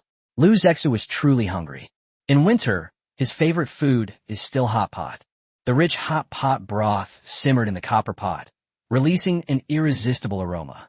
Lu Qingtian's appetite was immediately whetted. As the emperor, he had never tasted such a meal before. He thought to himself that he had punished a group of ministers at the morning court session because of this unfortunate son, but his unfortunate son repaid kindness with enmity and emptied his private treasury. He himself was busy with state affairs all day long and dared not slack off in the slightest. But what about the Crown Prince? He doesn't even go to the morning court session, and he has nothing to do all day. He just raises pets and eats good food. He lives a leisurely life. Lu Qingtian felt shamefully envious, and his resentment grew stronger. He strode out. Your Highness, the disaster in the 4 northern prefectures is so severe, yet you, as the person in charge of disaster relief, are indulging in lavish feasting and pleasure. What should your punishment be? Chapter 2:27, Can this filial piety be taken back? Lu Zexu was cooking venison. The thinly sliced venison was rolled in the red, spicy oil and scooped out slightly. He then dipped it lightly in the sauce, and it was incredibly delicious. Father, would you like to eat with us? This is the perfect food for winter. Whether it's bok choy, venison, or mutton, it's all delicious. Lu Zexu's invitation was very casual. As for fatherly love, he had long since stopped expecting it after he reconciled with himself. He no longer wanted to be the Crown Prince, so he cared even less about those tedious formalities and empty rituals. Lu Qingtian wanted to continue scolding his unlucky son, but watching Lu Zexu enjoy hot pot with mutton and venison and then take a bite of frozen tofu and bok choy when he got tired of it, he couldn't help but feel incredibly satisfied. Lu Qingtian walked over instinctively and sat down at the dining table. Fu Lu, being perceptive, had already personally prepared the sauce and served the bowls and chopsticks. Following suit, Lu Qingtian's eyes lit up after taking a bite of mutton, and he started eating even faster. It's really delicious. The venison is spicy and flavorful. The mutton is tender and juicy, and the vegetables, infused with spiciness, are even more appetizing. In this cold winter, a hot pot is so warm and comforting. It's just perfect. The two of them devoured all the food on the table, and in the end, they were fighting over the food. Seeing the last piece of mutton, Lu Changtian quickly put his chopsticks down and said, "I am your father, and as his son, you should be filial and give me this piece of mutton." Lu Zex's chopsticks were quick and efficient. "Father is so old, and you've eaten so much. I'm worried that eating too much will upset your stomach. Let me take care of this sin for you." Just as the last piece of mutton was about to fall into Lu Zexu's chopsticks, Lu Qingtian panicked. "How dare you?" "Really? I think I'm quite timid. Otherwise I wouldn't be too afraid to go to disaster relief and would have to stay in the East Palace." Lu Zexu wasn't afraid at all. He successfully cooked the mutton slices into the hot pot. Lu Qingtian was not giving up. Even if it was in the pot, he would still try to snatch it. "Didn't you stay in the capital to procure food and medicine?" Lu Zexu raised his eyes and glanced over. "Since Father Emperor knows, then don't be sad about the items in the private treasury. In the current situation, food and medicine are not so easy to obtain." Lu Qingtian paused with his chopsticks, and the already cooked mutton went into Lu Zexu's mouth. Lu Qingtian was furious. He had just lost the battle for the mutton. Snap! He slammed his chopsticks onto the table. The force was so great that the small plates on the table bounced up. "I told you to go to the private treasury and choose whatever you want, but I didn't tell you to take everything away?" Lu Qingtian finally realized the purpose of his trip. Lu Zexu took a sip of plum juice and looked at him innocently. "But Father Emperor never said that I couldn't move everything out, did he? Father Emperor only allowed me to choose whatever I wanted. So I chose all the items from the private treasury." "Lu Changtian, are you even angrier now?"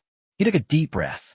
"The treasures in my private treasury, just 2 or 3 of them, would be enough for you to raise grain and medicine. You took them all away. Are you trying to use public office for private gain and embezzle from it?" Lu Zexu looked at him in surprise, his expression seeming to say, "You can even ask such a question. Do you think it's appropriate? Even if there is grain in the capital right now, it's only a small amount, and it's impossible to buy it in large quantities. Surely Father Emperor is aware of this." Lu Qingtian snorted. "I heard that you raised 2,000 shur of grain and over 1,000 jin of medicinal herbs for your second and third sons. Father's information is still so accurate." Lu Zexu chuckled lightly. "All of Father's treasures have been used by your son to exchange for food. In the current situation, how can we possibly get food without shedding some blood?" Lu Chengtian naturally understood the reasoning, but he couldn't find any clues at all. These grains and medicinal herbs seemed to have appeared out of thin air. "Where did you get your food and medicine from?" Lu Zexu's expression remained unchanged as he casually said, "If I were to say that the immortals were moved by Father Emperor's diligence in governing and love for the people, and could not bear to see hundreds of thousands of people in the 4 prefectures lose their lives, would Father Emperor believe me?" Lu Qingtian's expression tightened, and he became serious in an instant.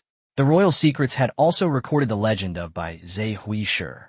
The establishment of the great Liang dynasty was made possible by the assistance of the auspicious beast by Zhe, which enabled the Lu family ancestors to end the chaos and establish the great Liang dynasty.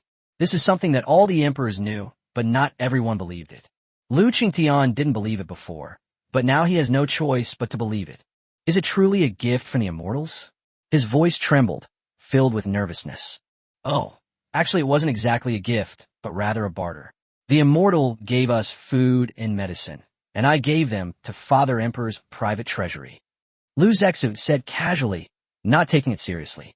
However, Lu Qingtian was extremely excited. "Excellent. With the help of immortals, the great Liang dynasty will surely enjoy a long and prosperous reign."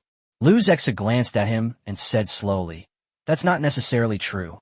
After all, the immortals were grateful to my father for being a wise and diligent ruler who loved his people, which is why they provided the grain. If Father Emperor is not a wise ruler in the future, or if the next emperor is not a wise ruler, then the immortal will definitely no longer help our great Liang." Lu Zexu seized the opportunity to slip in his own agenda. "Father, I am not one to endure hardship.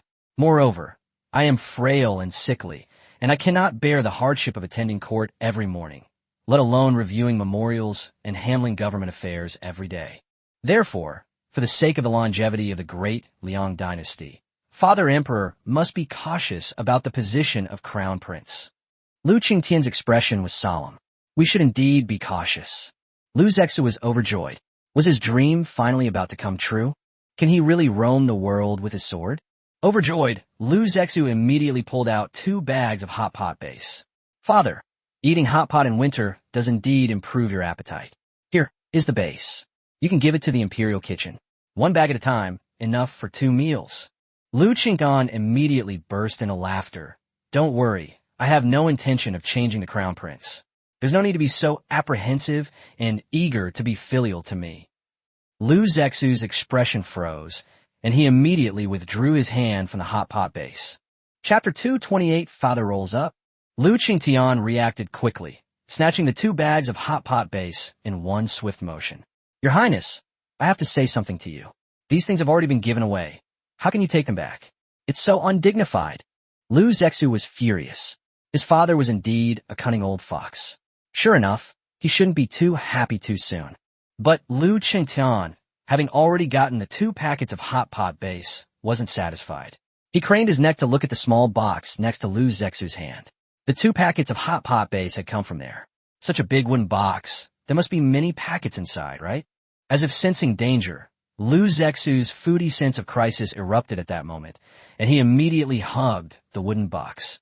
As it turns out, experience is indeed the best teacher. Lu Qingtian beat him to it and snatched the wooden box back. He opened it and saw that it was indeed full of things. He picked it up and wanted to leave. Hey! Lu Zexu jumped up in a flash, blocking his way.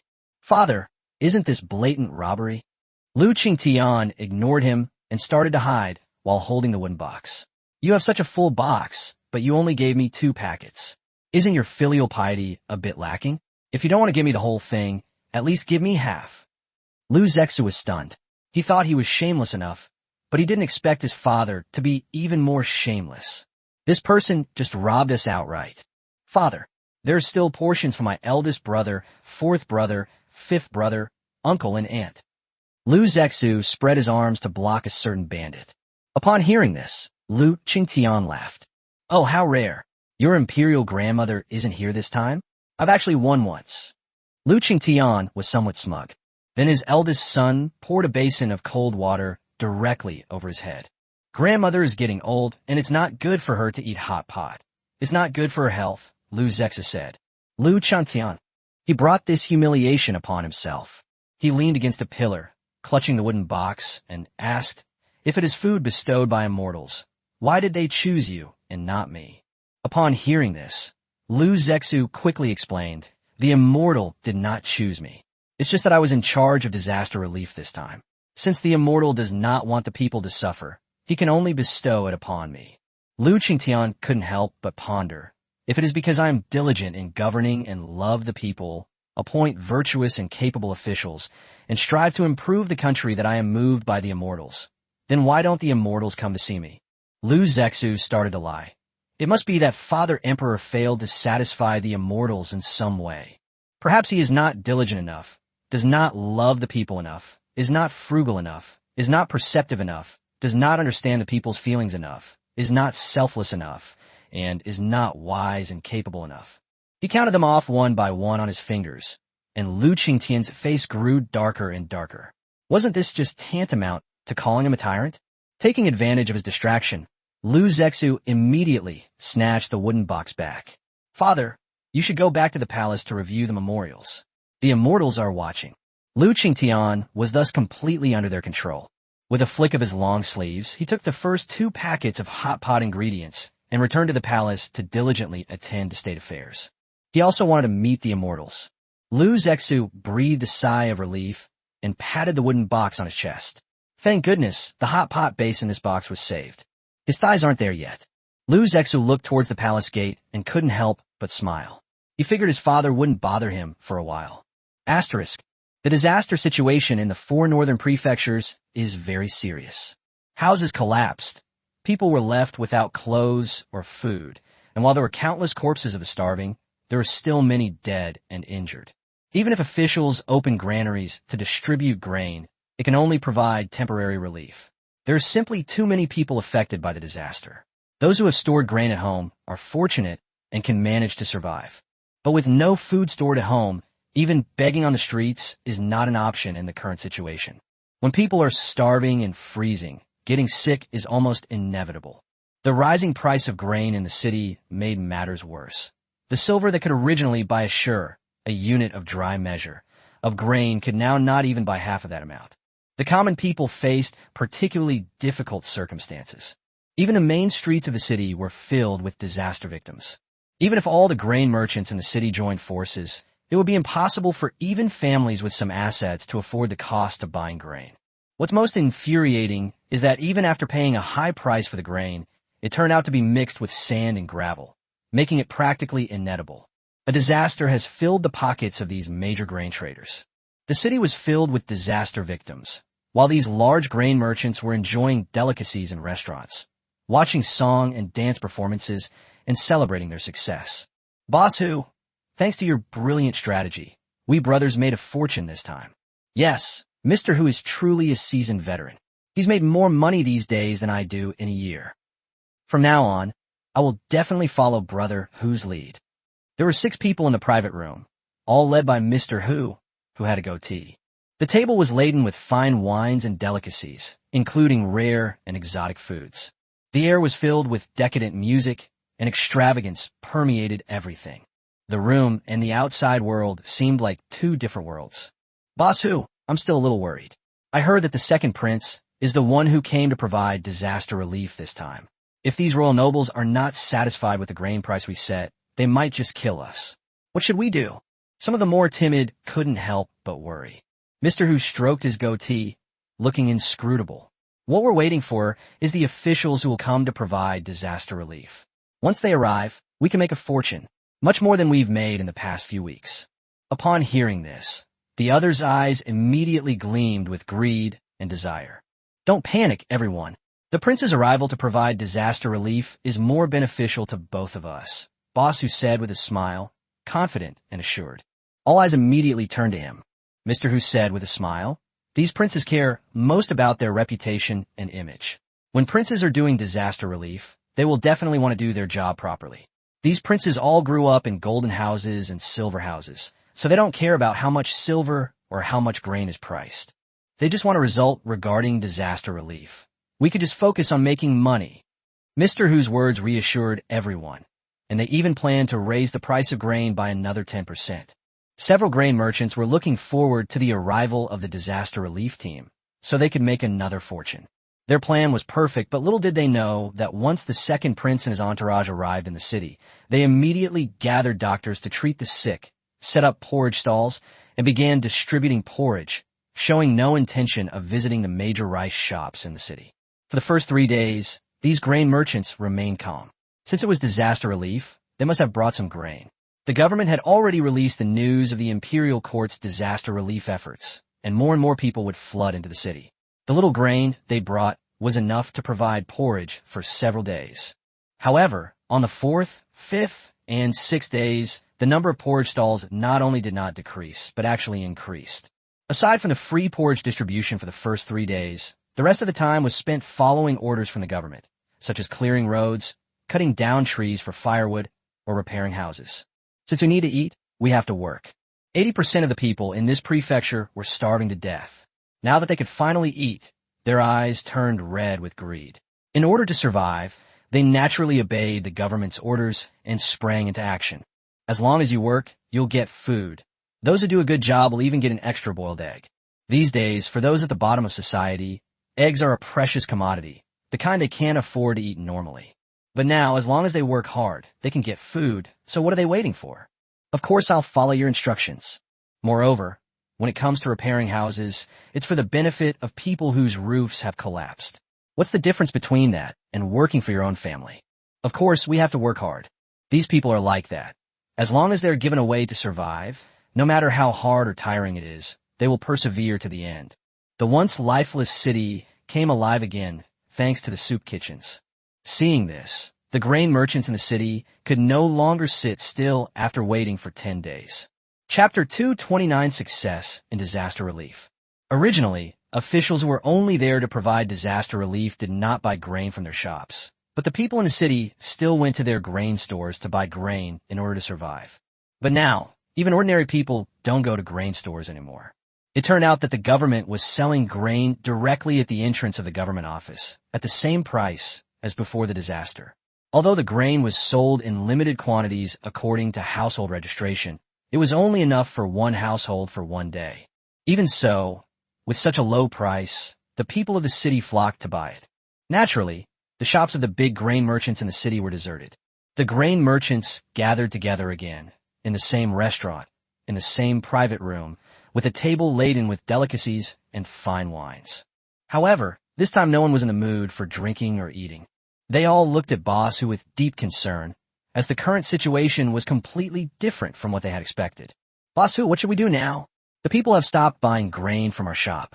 If this continues, how can we continue our business? Some impatient people asked directly. Mr. Who stroked his goatee, still looking confident.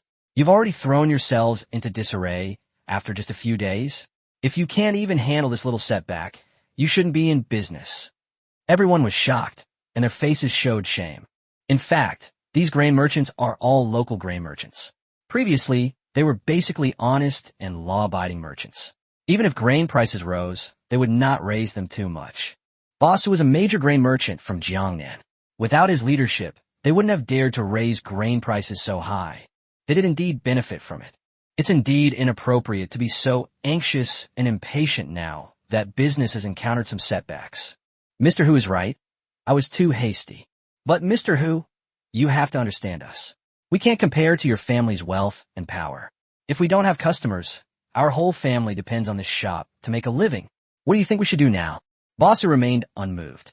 To him, this minor crisis was nothing more than a drop in the ocean. There is no need for you to worry.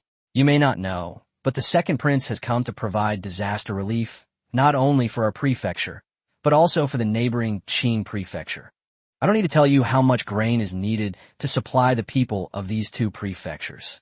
You all should know very well how long you think the government's grain supply can last for these two prefectures. Upon hearing this, everyone nodded in agreement. When the disaster relief grain runs out, won't we grain merchants be the ones to rely on in the end? At that time, you can raise the price of grain again. That's fine too. As he stroked his beard, Mr. Hu spoke with confidence. The grain merchants were immediately reassured, and they all went home with smiles on their faces. After everyone left, Bossu's face immediately darkened. Sir, the second prince brought a large amount of grain on this trip, which disrupted grain prices in the 4 prefectures and counties, aroused public anger, and caused chaos. This plan is now useless. A man in black emerged from the shadows and spoke in a deep voice. Who says it's useless?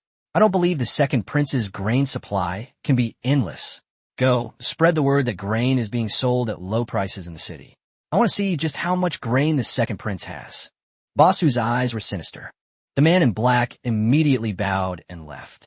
The second prince noticed that recently, more and more people were flocking into the city to buy grain, and more people were going to the government office to collect tasks. He was overjoyed. This greatly reduced the disaster relief pressure on other officials. It's important to understand that the nearby villages are quite remote, and there are other county towns as well. Even transporting such a small amount of grain consumes a lot of manpower and resources. Now that these people are coming directly, it really saves a lot of trouble. Time passed day by day. The grain merchants in the city were so engrossed in waiting that their mouths were full of blisters. One after another, the wagons loaded with grain kept coming and going without stopping. The sheer white rice was dazzling to everyone. Half a month has passed since the disaster relief efforts began, and the city has come back to life. Small vendors have also set up their stalls, but the grain shops in the city remain deserted. The grain merchants finally couldn't sit still any longer. The disaster relief grain was clearly coming in continuously. If they waited any longer, where would they find business? Finally, everyone lowered their prices, and the grain price in the city stabilized. The second prince thwarted a conspiracy without lifting a finger. Bossu's elaborate scheme had no effect whatsoever. Instead, the second prince discovered the scheme and turned the tables on him. This forced him to flee for his life. The grain he painstakingly transported from Jiangnan was seized by the second prince and ultimately used to support disaster victims. Bossu suffered a double loss. The second prince's side made good progress, while the third prince's side was a bit more complicated. However, the young prince prepared enough medicinal herbs before setting out, which timely stopped the epidemic and saved the people of the city. Of course, disaster relief work inevitably involves hardship, not to mention the arduous journey. The freezing weather and the hardships of riding a horse alone were quite unbearable. The two of them spent more than 2 months on disaster relief and lost a significant amount of weight. When they returned to the capital, the young crown prince was so frightened by the sight of his 2 elder brothers that he immediately took out face powder and started slapping it all over their faces. Suddenly, a pale-faced, weak, frail, and terminally ill young prince appeared. Look at how exhausted his 2 elder brothers are. He can't bear this hardship. It seems we need to get his brothers to roll up their sleeves. Chapter 230, as long as my brothers have a good enough reputation, I won't have to do any work. The young crown prince only came out of the East Palace to greet the second and third princes when they returned to the capital. After that, he stayed in the East Palace and never went out. Minimize your presence. Moreover, there were many rumors circulating about the crown prince embezzling disaster relief funds. Now that the disaster relief work has been completed, life in the 4 northern prefectures has gradually returned to normal. The people in the capital returned to their normal lives much earlier. Of course, the rumors about the crown prince embezzling disaster relief funds had long since faded away. However, when the second prince and the third prince returned to the capital, and all the civil and military officials praised them highly, the young crown prince added fuel to the fire among the common people. The second prince and the third prince have suffered so much hardship and pain. Their good reputation must be spread. Understanding the people's sentiments and loving them like one's own children, that's the mark of a wise and capable ruler. Originally, the 2 of them were the ones who handled most of the disaster relief in the capital. So, they didn't need to put in much effort to spread such rumors. As long as they stirred things up in tea houses and taverns, grateful people would spread the word from 1 to 10 and from 10 to 100. Ever since the third prince decided to give up vying for the extremely dangerous position of crown prince, he has used all his cunning to guard against the crown prince. Upon noticing the various praises he received from the common people, he immediately had his men take advantage of the situation to downplay his own presence and shift all the credit to the second prince. There's no other way. Things have come to this point, so I have no choice but to sacrifice my fellow Taoists to save myself. Second brother, you'll have to bear this infamous suffering all by yourself. Unfortunately, the 2 were in charge of different prefectures and counties, so simply pushing credit to them wasn't very effective.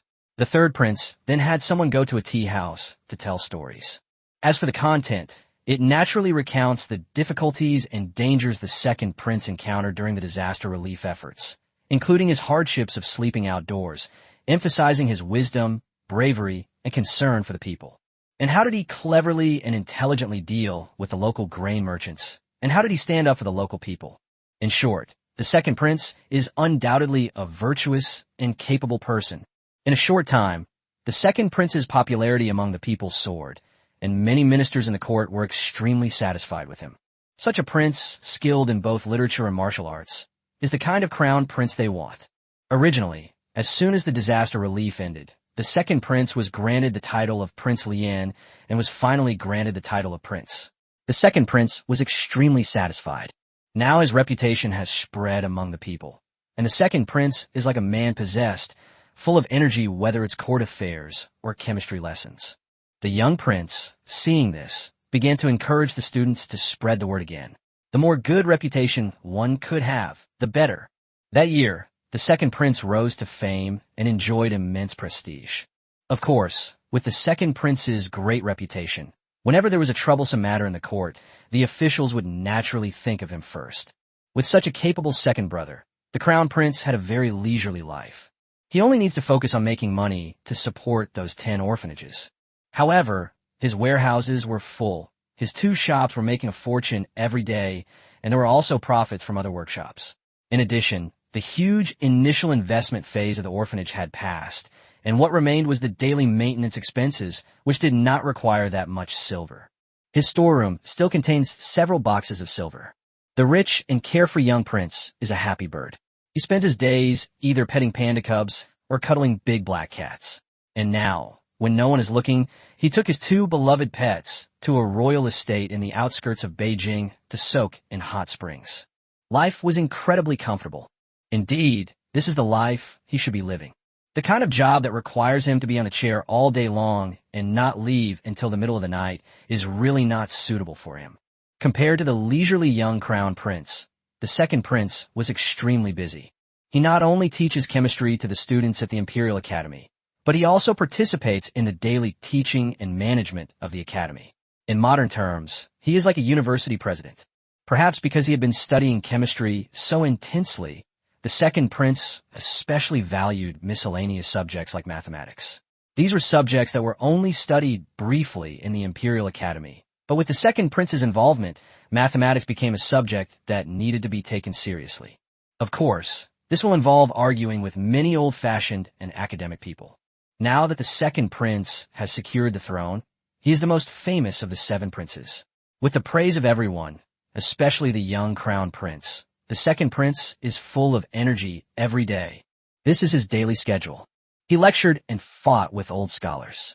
He promoted mathematics and fought with old scholars. He studied chemistry and was treated like a subordinate by the fourth prince. Even so, he still managed to find time to fight at the Ministry of Personnel and provoke the regulations of the Ministry of Rights, hoping to secure a unified opportunity for the students of the Imperial Academy who were skilled in various miscellaneous subjects to take the examination for the 9th rank minor official. It should be understood that this would shake up the ancient imperial examination system of the Great Liang Dynasty. In the Great Liang Dynasty, officials were appointed only if they participated in the imperial examinations. To become an official, one had to be a candidate for the imperial examinations. Even the lowest-ranking officials had to be appointed by the Ministry of Personnel. Many of these minor officials could be bought with money. The second prince's actions, including direct admission through examinations, affected more than just one person's interests. The difficulties involved are unimaginable. Even with some supporters behind him, the second prince still found it quite difficult to accomplish this task. Seeing the second prince growing increasingly thin, the third prince couldn't help but advise, "Second brother, what you're about to do is groundbreaking and unprecedented. It's bound to be difficult, so why are you so determined to do it?" The second prince smiled and shook his head. "It's precisely because there's no precedent for this that I have to do it. I've been in the court for many years, and I know all too well the officials and the atmosphere of the 3 departments and 6 ministries. It is said that powerful families are like ironclad dynasties, while dynasties come and go, and there are very few ministers in the court who come from humble backgrounds. The ministers come from prominent families, and naturally they have to protect the interests of their families in many matters and at many times. However, as officials, they should prioritize the people, the country, and the people's livelihood. I only had some vague ideas before, but after this disaster relief effort, I fully understand how important a capable and good official is to the people." The third prince sighed. "I'm not trying to discourage you from doing it, but you need to be realistic about your abilities. Look how thin you've become lately." The second prince's eyes sparkled, full of energy. "Third brother, don't worry. I wanted to change this situation for a long time, but I haven't found a good solution. I was fortunate enough to receive guidance from His Highness the Crown Prince the other day, which enlightened me. Now that I have a good plan, I will naturally implement it." It was not in vain that His Highness the Crown Prince thought of this method for so many days. At this point, the second prince's words were full of admiration. The third prince's lips twitched. He knew it. How could my second brother suddenly become so diligent in his duties? His Highness the Crown Prince was indeed involved in this. He looked at his foolish older brother with pity in his eyes. Wasn't the Crown Prince making it obvious that he wanted him to do the work? The third prince hinted, "Haven't you noticed anything amiss here?" Chapter 231, Little Brother, I Can't Save You Anymore. The second prince blinked, staring intently into thought, then met his expectant gaze and asked with a puzzled look, "Is there something wrong?" The third prince's hopes vanished instantly. He pursed his lips and continued to hint, "Since His Highness the Crown Prince has such a brilliant plan, why doesn't he implement such a monumental undertaking himself?" The second prince immediately broke into a confident smile. "Is there any need to ask? It's natural that my sixth brother likes me and values me as his second brother. Otherwise, why would he help me achieve merit and be made a king, and then entrust me with such a historically significant task?"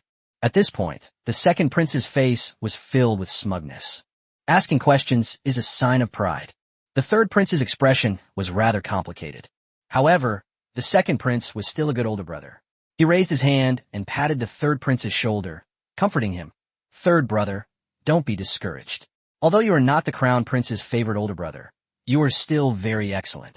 He held up 2 fingers, indicating a short distance. You're only a little bit behind me. As long as you work harder, you can definitely become the elder brother that His Highness the Crown Prince has his eye on. The third prince felt a throbbing pain in his temples, and his expression froze. Thank you so much. Never mind. It won't work. This person is beyond saving. That's settled then. Anyway, I'm not the one doing the work. The little prince happily tricked his older brother into doing chores while he soaked in a hot spring, petting the fluffy creature in an incredibly good mood. Meanwhile, good things were happening one after another for Sang Ian. Her paper mill has finally yielded results. Through her research with Li Lihong and Li Lihong's father, Li Xian, they finally created watermark paper by hand in modern times. God knows how many times they failed during that time. Either the background pattern wasn't clear enough, or the paper wasn't glossy enough. Even with the paper-making method for watermarked paper, the 3 of them repeatedly studied and compared it, and conducted a series of experiments. Of course, they also used some modern and more convenient tools, which finally allowed watermark paper to see the light of day again. The person who deserves the most credit is Li Xian, who has dedicated his life to making traditional Xian paper. If Li Lihong hadn't promptly asked his father to step in, watermark paper wouldn't have been able to be produced so easily. When the finished product was completed, Sang Ian was extremely excited. She has truly brought back the watermark paper that had been lost to the annals of history, to allow modern people and future generations to see, use, and understand the handmade paper culture of the Chinese nation. During this period, Sang Ian spent all her free time at the paper mill, working alongside the workers. She put in just as much effort and dedication as anyone else. For the past few months, the paper mill has had no output and has been operating at a loss. Sang Ian also spent money to renovate the staff dormitory and staff canteen. Now the rewards are finally coming. Sang Ian stood in front of the workers and said happily, "We've finally succeeded. I hereby announce that everyone will receive an extra month's salary this month as a bonus for your hard work during this period. Consider it a celebration." The workers immediately erupted in cheers. Some people jumped up with joy. Some people were stunned and couldn't believe it. It included meals and accommodation, 6,000 yuan a month, social insurance, and housing fund, weekends off, and overtime pay. Such a great job. I've only been doing it for a short time, and I'm already getting a bonus. They're so lucky. It's unbelievable that I actually found such a great job, with all the promised benefits fully paid out. They could only dream of such a great job. It seems I need to work harder and more diligently in the future, so as not to upset the boss and get fired. That's great. That's really great. A smile also blossomed on Li Lihong's dark face, and perhaps because his skin was so dark, his teeth looked exceptionally white. Sang Ian was also very excited. Isn't this wonderful? All our efforts have paid off, and we've finally seen the finished product. Li Lihong nodded repeatedly, excitedly saying, "Yes. Finally, we don't have to worry about our factory going bankrupt anymore." Sang Ian. Her smile froze. What the hell? So that's what excites you. Before she could even begin to explain, she noticed that Li Xian, who was in his 50s, was also looking worried. They're already giving out bonuses? There's so many people here, and we haven't even sold anything yet. Boss, are you sure our factory won't go bankrupt with all this spending? Unfortunately, Li Xian's small factory, which used to be owned by a family workshop, went bankrupt simply because no one bought his handmade Xian paper. If the family factory hadn't gone out of business and there hadn't been a lack of livelihood in the village, Li Xian wouldn't have let his son, who had never left the town before, go to work in the city. Fortunately, his son was taken care of by his old customer, Mr. Zhao. Otherwise, who knows how long his son would have been ripped off. Sure enough, upon hearing that his son had returned to his old trade and joined a paper mill, still using the traditional paper-making method, and that the paper mill was short-handed, Li Xian came over carrying a snakeskin bag. Sang Ian took one look and realized that this was a veteran craftsman who had spent his entire life making traditional Xian paper. He was a rare talent. Keeping him as an advisor would be more than enough. Sang Ian had great respect for Li Xian. It would be even better if this 50-something-year-old worker wasn't constantly worried about their paper mill going bankrupt or constantly asking her to reduce the quality of the canteen food or not to give out holiday bonuses tomorrow. Even though she repeatedly promised that the paper mill would not go bankrupt, Li Xian would still come over and nag her whenever he saw the factory's expenses. Sang Ian smiled, her eyes crinkling. Master Li, don't worry. Before we made the watermark paper, the factory was losing money, but I kept it running. Now that we've reproduced the watermark paper, we'll be making money soon. Master Li, we need to reproduce not only watermark paper, but also the historically renowned Qingxintang paper, as well as Shui Tao paper and Xiegong paper. Our factory will not only not go out of business, but will grow stronger and stronger. Sang Ian was confident, as this was a very important part of her first 5-year plan. Master Li, you guys just focus on production. Leave the sales to me. Li Xian readily agreed. Who doesn't like receiving bonuses? He likes it too. Who would have thought that he, a 55-year-old man, could find such a good job? His monthly salary is a whopping 12,000. With an extra month's salary as a bonus, he'll receive 24,000 yuan in salary alone this month. My goodness! Li Xian's eyes narrowed with joy. It seems he needs to work even harder. He absolutely cannot let the factory go bankrupt. We absolutely cannot let such a great job disappear like this. There are 20 workers in the factory, and everyone thinks the same way. For a time, all the workers' enthusiasm for their work soared to unprecedented heights. And what about Sang Ian? She looked at the watermark paper lying on the shelf, a slight smile playing on her lips. She was a little short-staffed. She took out her phone. With such a skilled person, which one should she target? Chapter 232, the person who tried to fleece the customer was caught red-handed. Regarding watermark paper, Sang Ian does not want to lower the price. It wasn't that she wanted to make a huge profit from it, but rather that the cost of the watermark paper was simply too high. Not only is it time-consuming and complicated, but the raw materials are also all trees. Putting aside the issues of paper-making and environmental protection, it is not easy to purchase these trees in modern times. In addition to the additional labor costs, Sang Ian decided to keep the price of watermark paper unchanged. After all, changing prices is quite troublesome. Not only do we have to make changes, but we also have to explain things to customers when they ask questions, which is both time-consuming and troublesome. It's best to keep things unchanged. Of course, she's short on money lately, so she'll get some of the raw materials from the overly honest Chief G phone.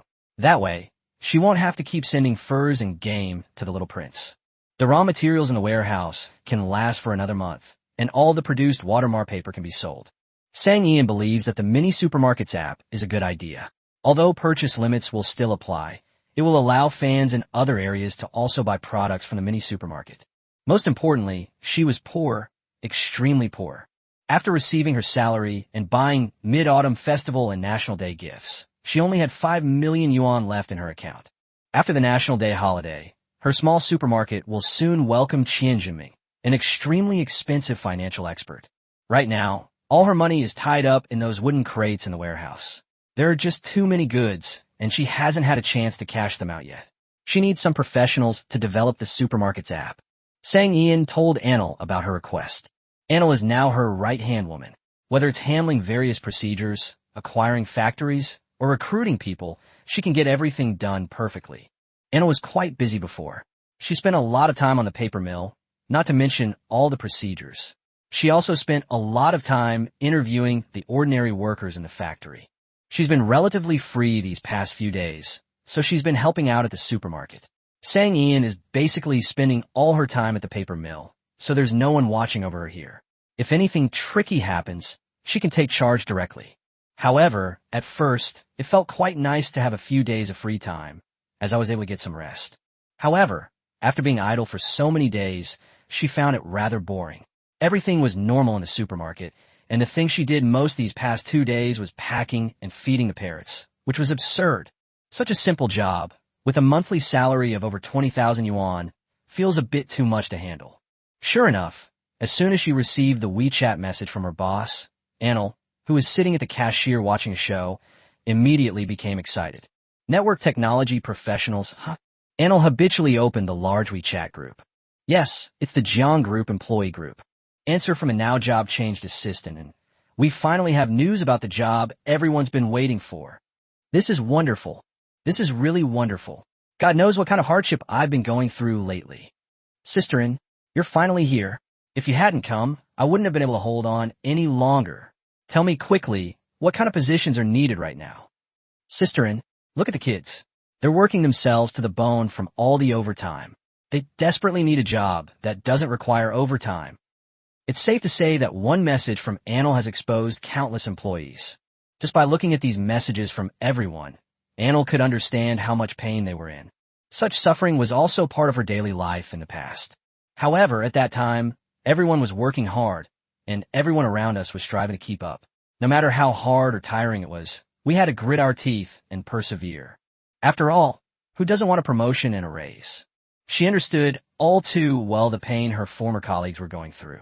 Answer from a former assistant at Ant Financial.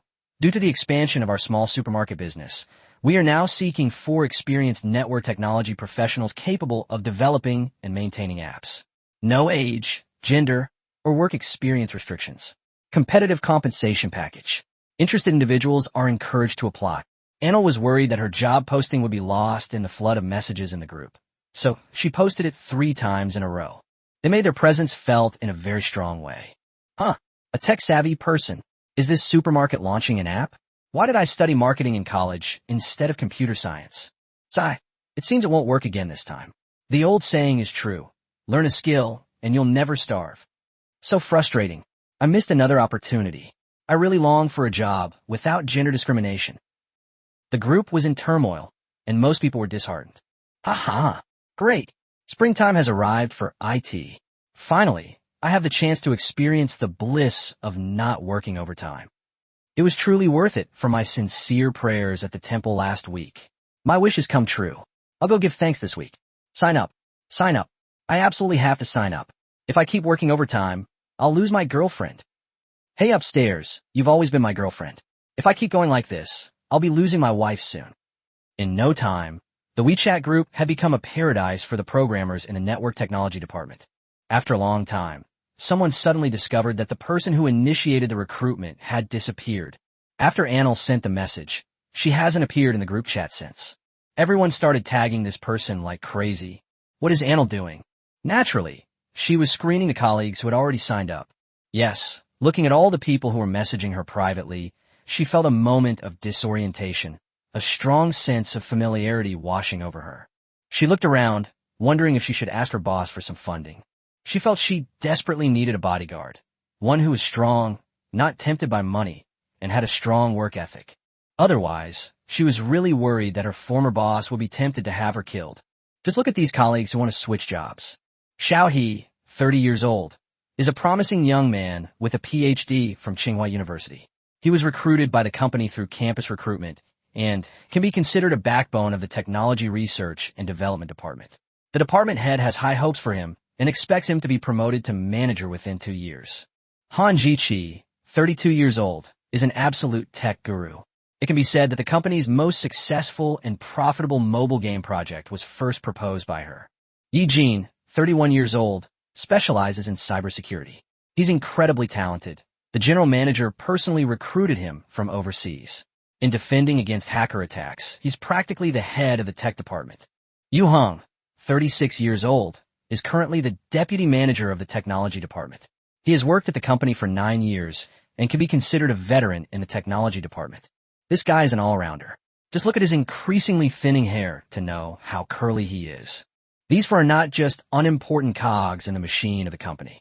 At the very least, that's a very important component. If she would take down all 4 of them, her life might truly be in danger. Although she knew that the small supermarket had good pay, good work, a good boss, and good benefits, she also knew that working at the small supermarket actually meant a low social status. Anna was very puzzled. Jiang Huijing was also very puzzled. Although he wasn't in the main group, his nephew was. Lu Xiao had set Anil to be on special watch list, so he would receive a notification whenever Anil appeared. Jiang Huijing, who was originally living in an urban village, decided to have a serious talk with Sang Ian. He went straight to the small supermarket. I happened to witness Anil using voice input. Answer from the already changed assistant. You guys need to think this through carefully. The salary at this small supermarket definitely won't be as high as what Zhang's group offers. You should seriously consider it before making a decision. Feeling the cold wind, Anil subconsciously looked up and saw Jiang Huijing in a striped suit. She froze. Boss, where are you? If you don't come back soon, you'll be collecting my corpse. Jiang Huijing's tone was calm, his gaze cold. Who wants to switch jobs? Chapter 233, It's Really Not My Fault. Anil subconsciously recited the names of the 4 people. Coincidentally, Jiang Huijing was familiar with all 4 of their names. Jiang Huijing is particularly familiar with employees who can generate profits for the company. Putting aside everything else, the mobile game project that Han Ji-chio and his team developed generated over 100 million yuan in daily revenue, making it an absolute money-making project that he always remembered vividly. There's also Yi Jin, a cybersecurity expert. With him around, the group's network system can be protected from attacks. He even designed a targeted firewall. It's fair to say that I feel very safe. Yu Heng is also the deputy manager of the technology department, and he has made great contributions to the department's development. Xiaoyi was also a management candidate cultivated by the technology department. What exactly happened to make these 4 people want to quit their jobs? Well, is going to work at a small supermarket considered a job change? Jiang Huijing himself was very puzzled. There was nothing he could do. Although such shocks had occurred many times, he still couldn't understand them. Anil was so overwhelmed by the imposing aura emanating from Jiang Huijing that she could hardly breathe. Just then, her phone received 4 replies in a row. Xiaoyi, of course I've thought it through. Han Ji-chio, why would I have asked you to sign up if I didn't think it through? Yi Jin, this question is somewhat redundant. Yu Heng, is it that I'm not capable enough, or that there are some conditions I'm not meeting? You can just say so. From the replies alone, she could feel how determined the 4 of them were to switch jobs.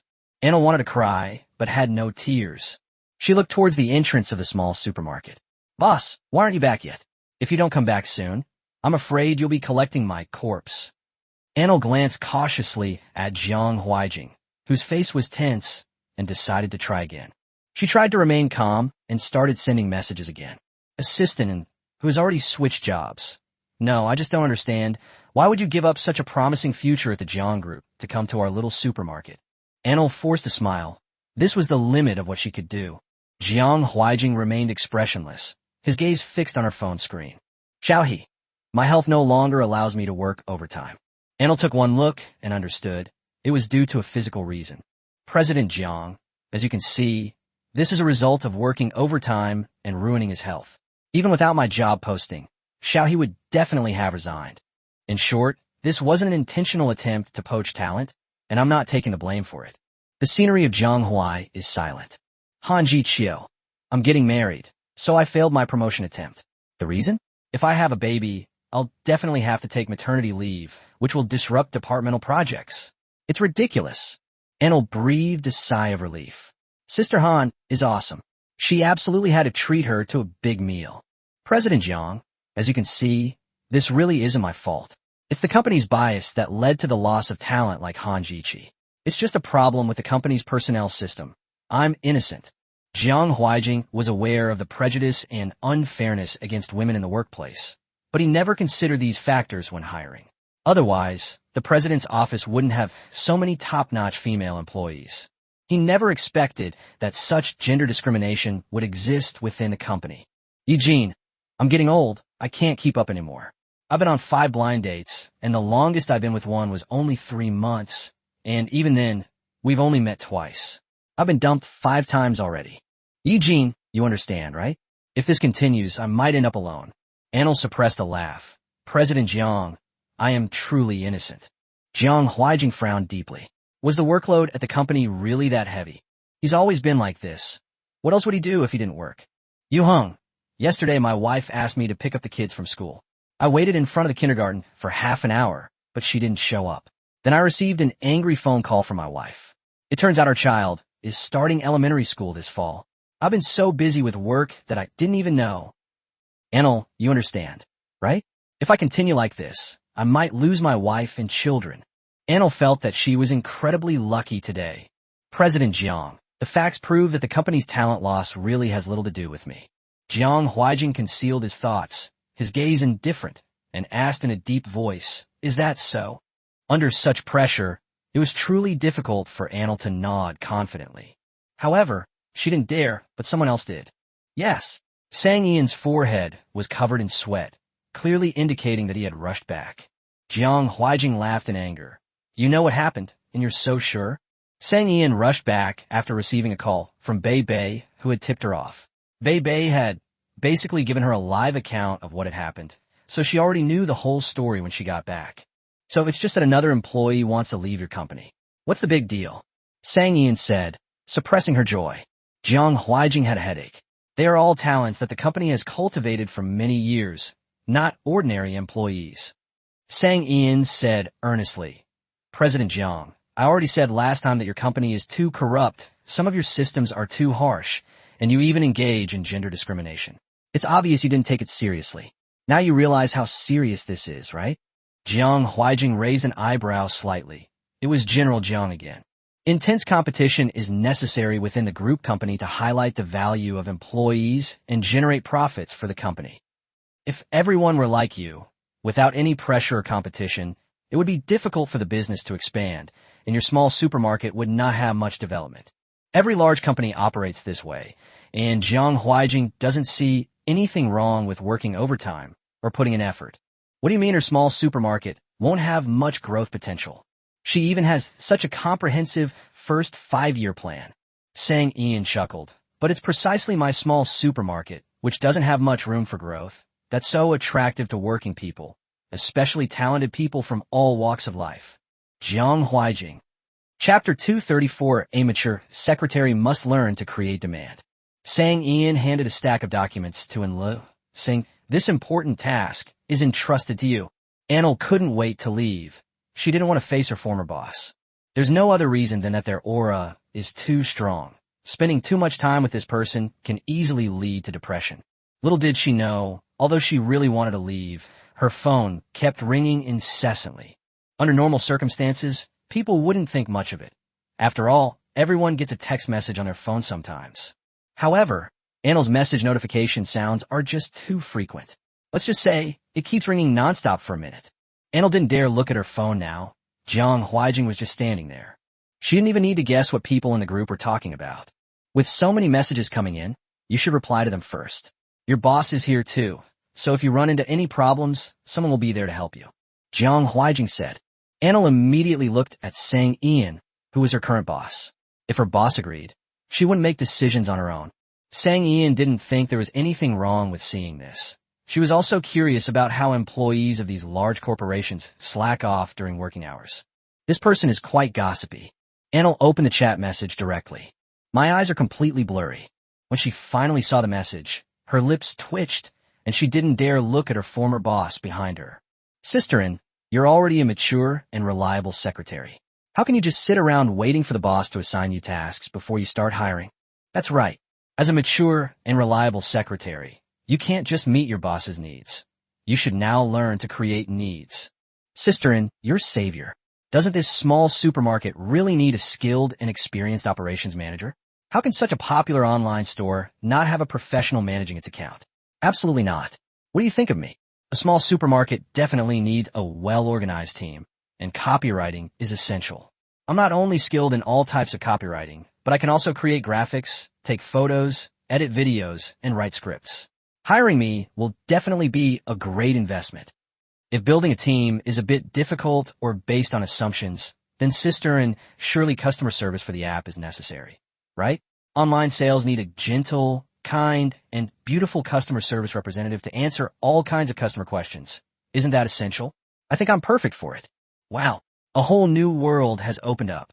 Now that we have customer service, shouldn't we also need warehouse staff, packers, and other support personnel? What I want right now is some mindless, purely physical, mechanical work. I'm open to any salary, as long as I don't have to deal with idiotic clients and brainless bosses anymore. Immediately, everyone racked their brains to create various positions in the small supermarket, striving for a frontline opportunity for themselves. Unfortunately, not everyone can be as energetic as if they've been injected with adrenaline every day, going to work and working overtime with full vigor. Some people may be able to adapt to such a highly competitive work environment, but most ordinary people just want to take a break.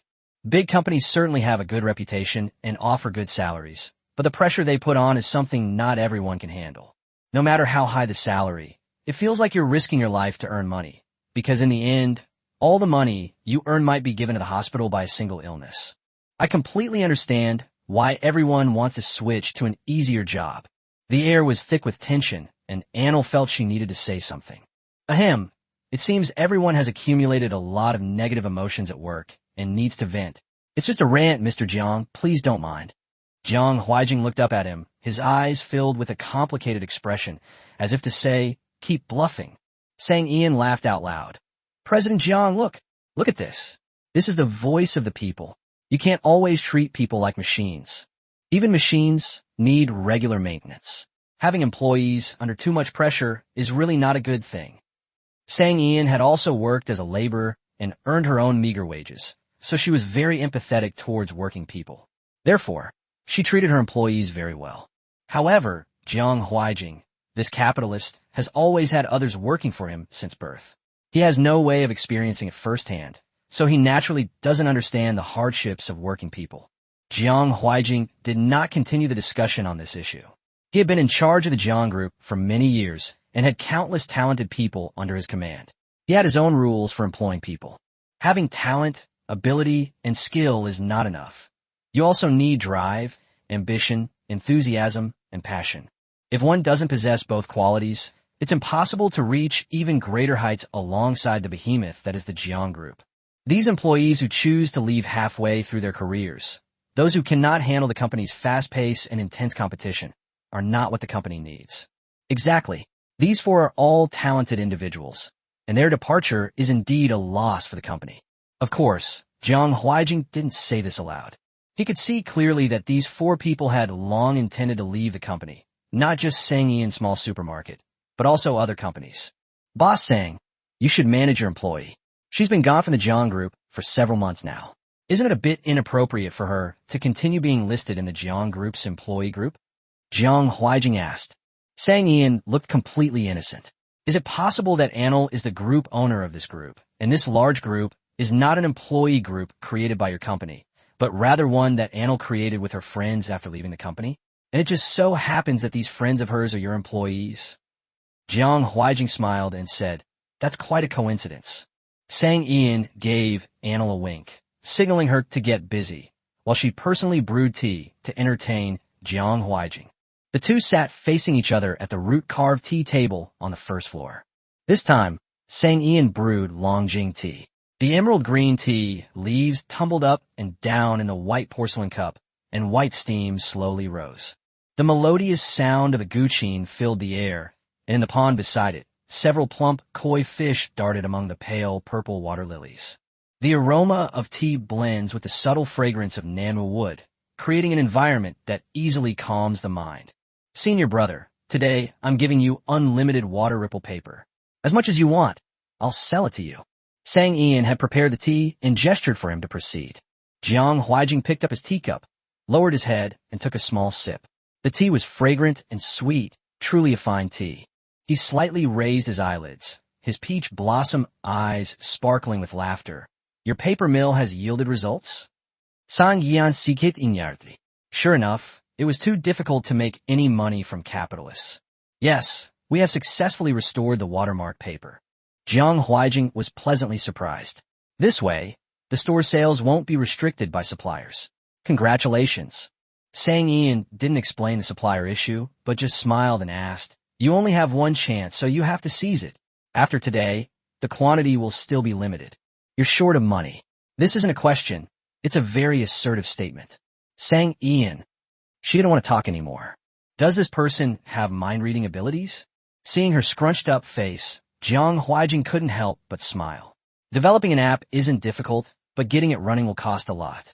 If you're short on money, I'd be happy to invest. Chapter 235 Running Out of Money. Time to make some. Sang Ian refused firmly. She must have absolute say in what she wants to do, and there can be no second voice. Jiang Huijing spent half the afternoon drinking tea here and finally ordered a batch of watermark paper for practicing calligraphy before leaving. Finally, still unwilling to give up, he asked, if you need investment, feel free to contact me anytime. I still have some spare funds. Sang Ian smiled in response. Okay. She doesn't want to create a wildly popular app. She just needs a sales platform and doesn't need so many operating expenses.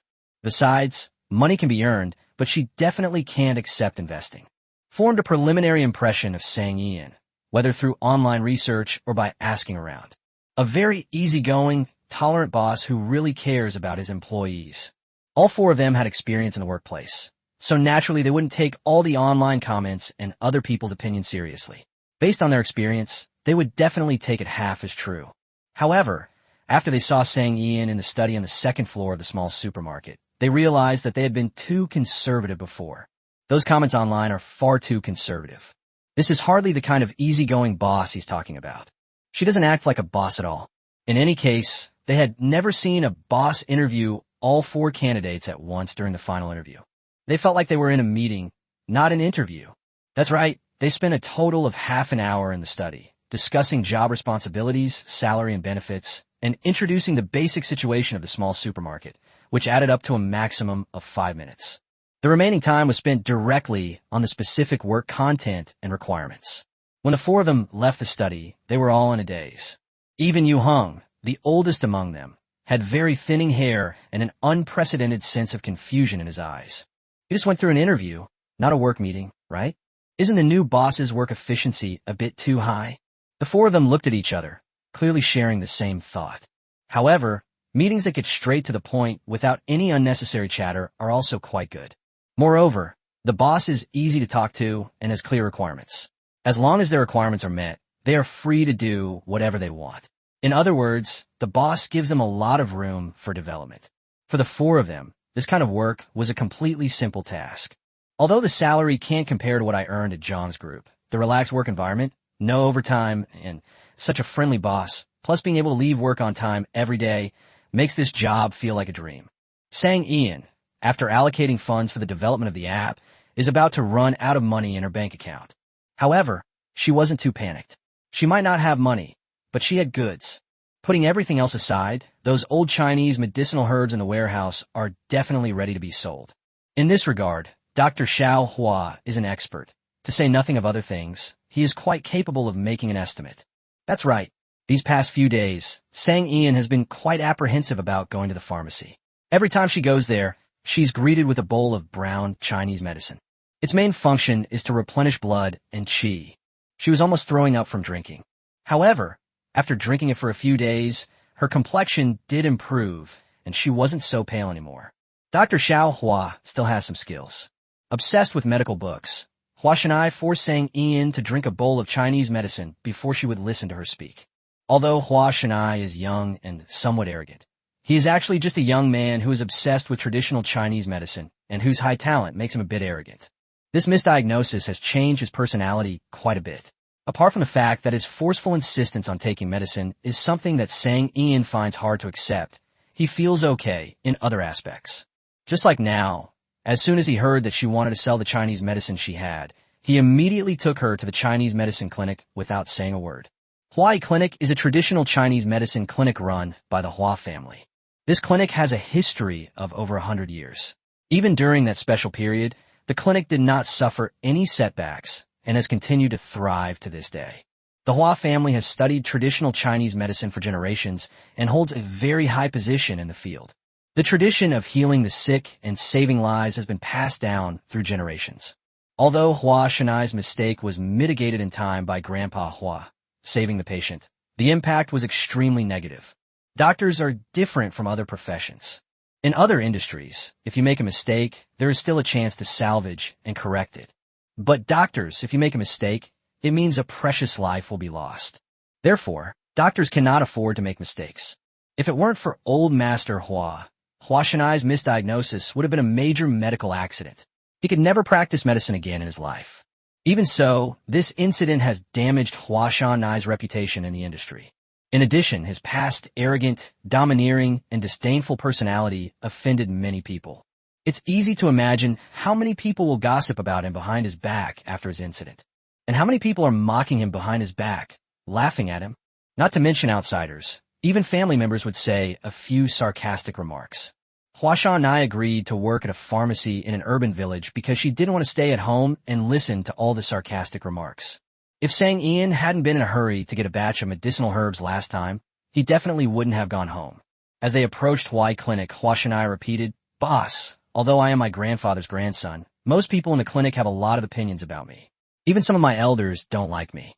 If you want to do business with them, you'd better be prepared." Along the way, Sang Ian had learned a great deal about the unfortunate Hua Shanai. Sang Ian was deeply moved that he had gone home late at night to help her gather medicinal herbs, even though he clearly didn't want to. Since he liked reading medical books so much, she would get him a few more in the future. "Don't worry. I'm here to do business, not to fight," Sang Ian reassured her. However, once she actually entered Hua Hospital, she felt that she had spoken a bit rashly, and there are always exceptions to everything. Chapter 236 got beaten up. Hwai Clinic is an ancient courtyard with a classic and elegant style. There are two majestic stone lions at the main entrance, and the plaque in the middle is powerful and vigorous, a testament to the passage of time. It is the culmination of the Hua family's century-long medical practice. Healers with his skillful hands, bringing the dead back to life. Sang Ian greatly admires this kind of doctor. Hwai Clinic, a century-old traditional Chinese medicine clinic, enjoys a great reputation in the field of traditional Chinese medicine. The doctors who practice at the clinic not only have apprenticeships, but are also graduates of traditional Chinese medicine universities, holding positions such as professor or associate professor, and are all highly accomplished in their respective fields. Even the person who prepares medicine in the clinic is a student of several big shots. Many patients who believe in traditional Chinese medicine, or those who haven't seen much progress with Western medicine, come here for a checkup. Appointments for several doctors at Hwai Clinic are already booked a month in advance. Traditional Chinese medicine practitioners like Hua Sheng no longer practice, but with this pillar of strength, Hua Medical Clinic has a backbone. When Sang Ian and Hua Shanai entered, the front hall of Hua Medical Clinic was quite lively. A middle-aged woman was pushing her daughter in a wheelchair and was cursing at a doctor. "I trusted you, which is why I brought my daughter all the way from afar to your clinic for treatment. And what have you done? You are all heartless and despicable, making money off your dishonest deeds. Look at the medicine you're prescribing.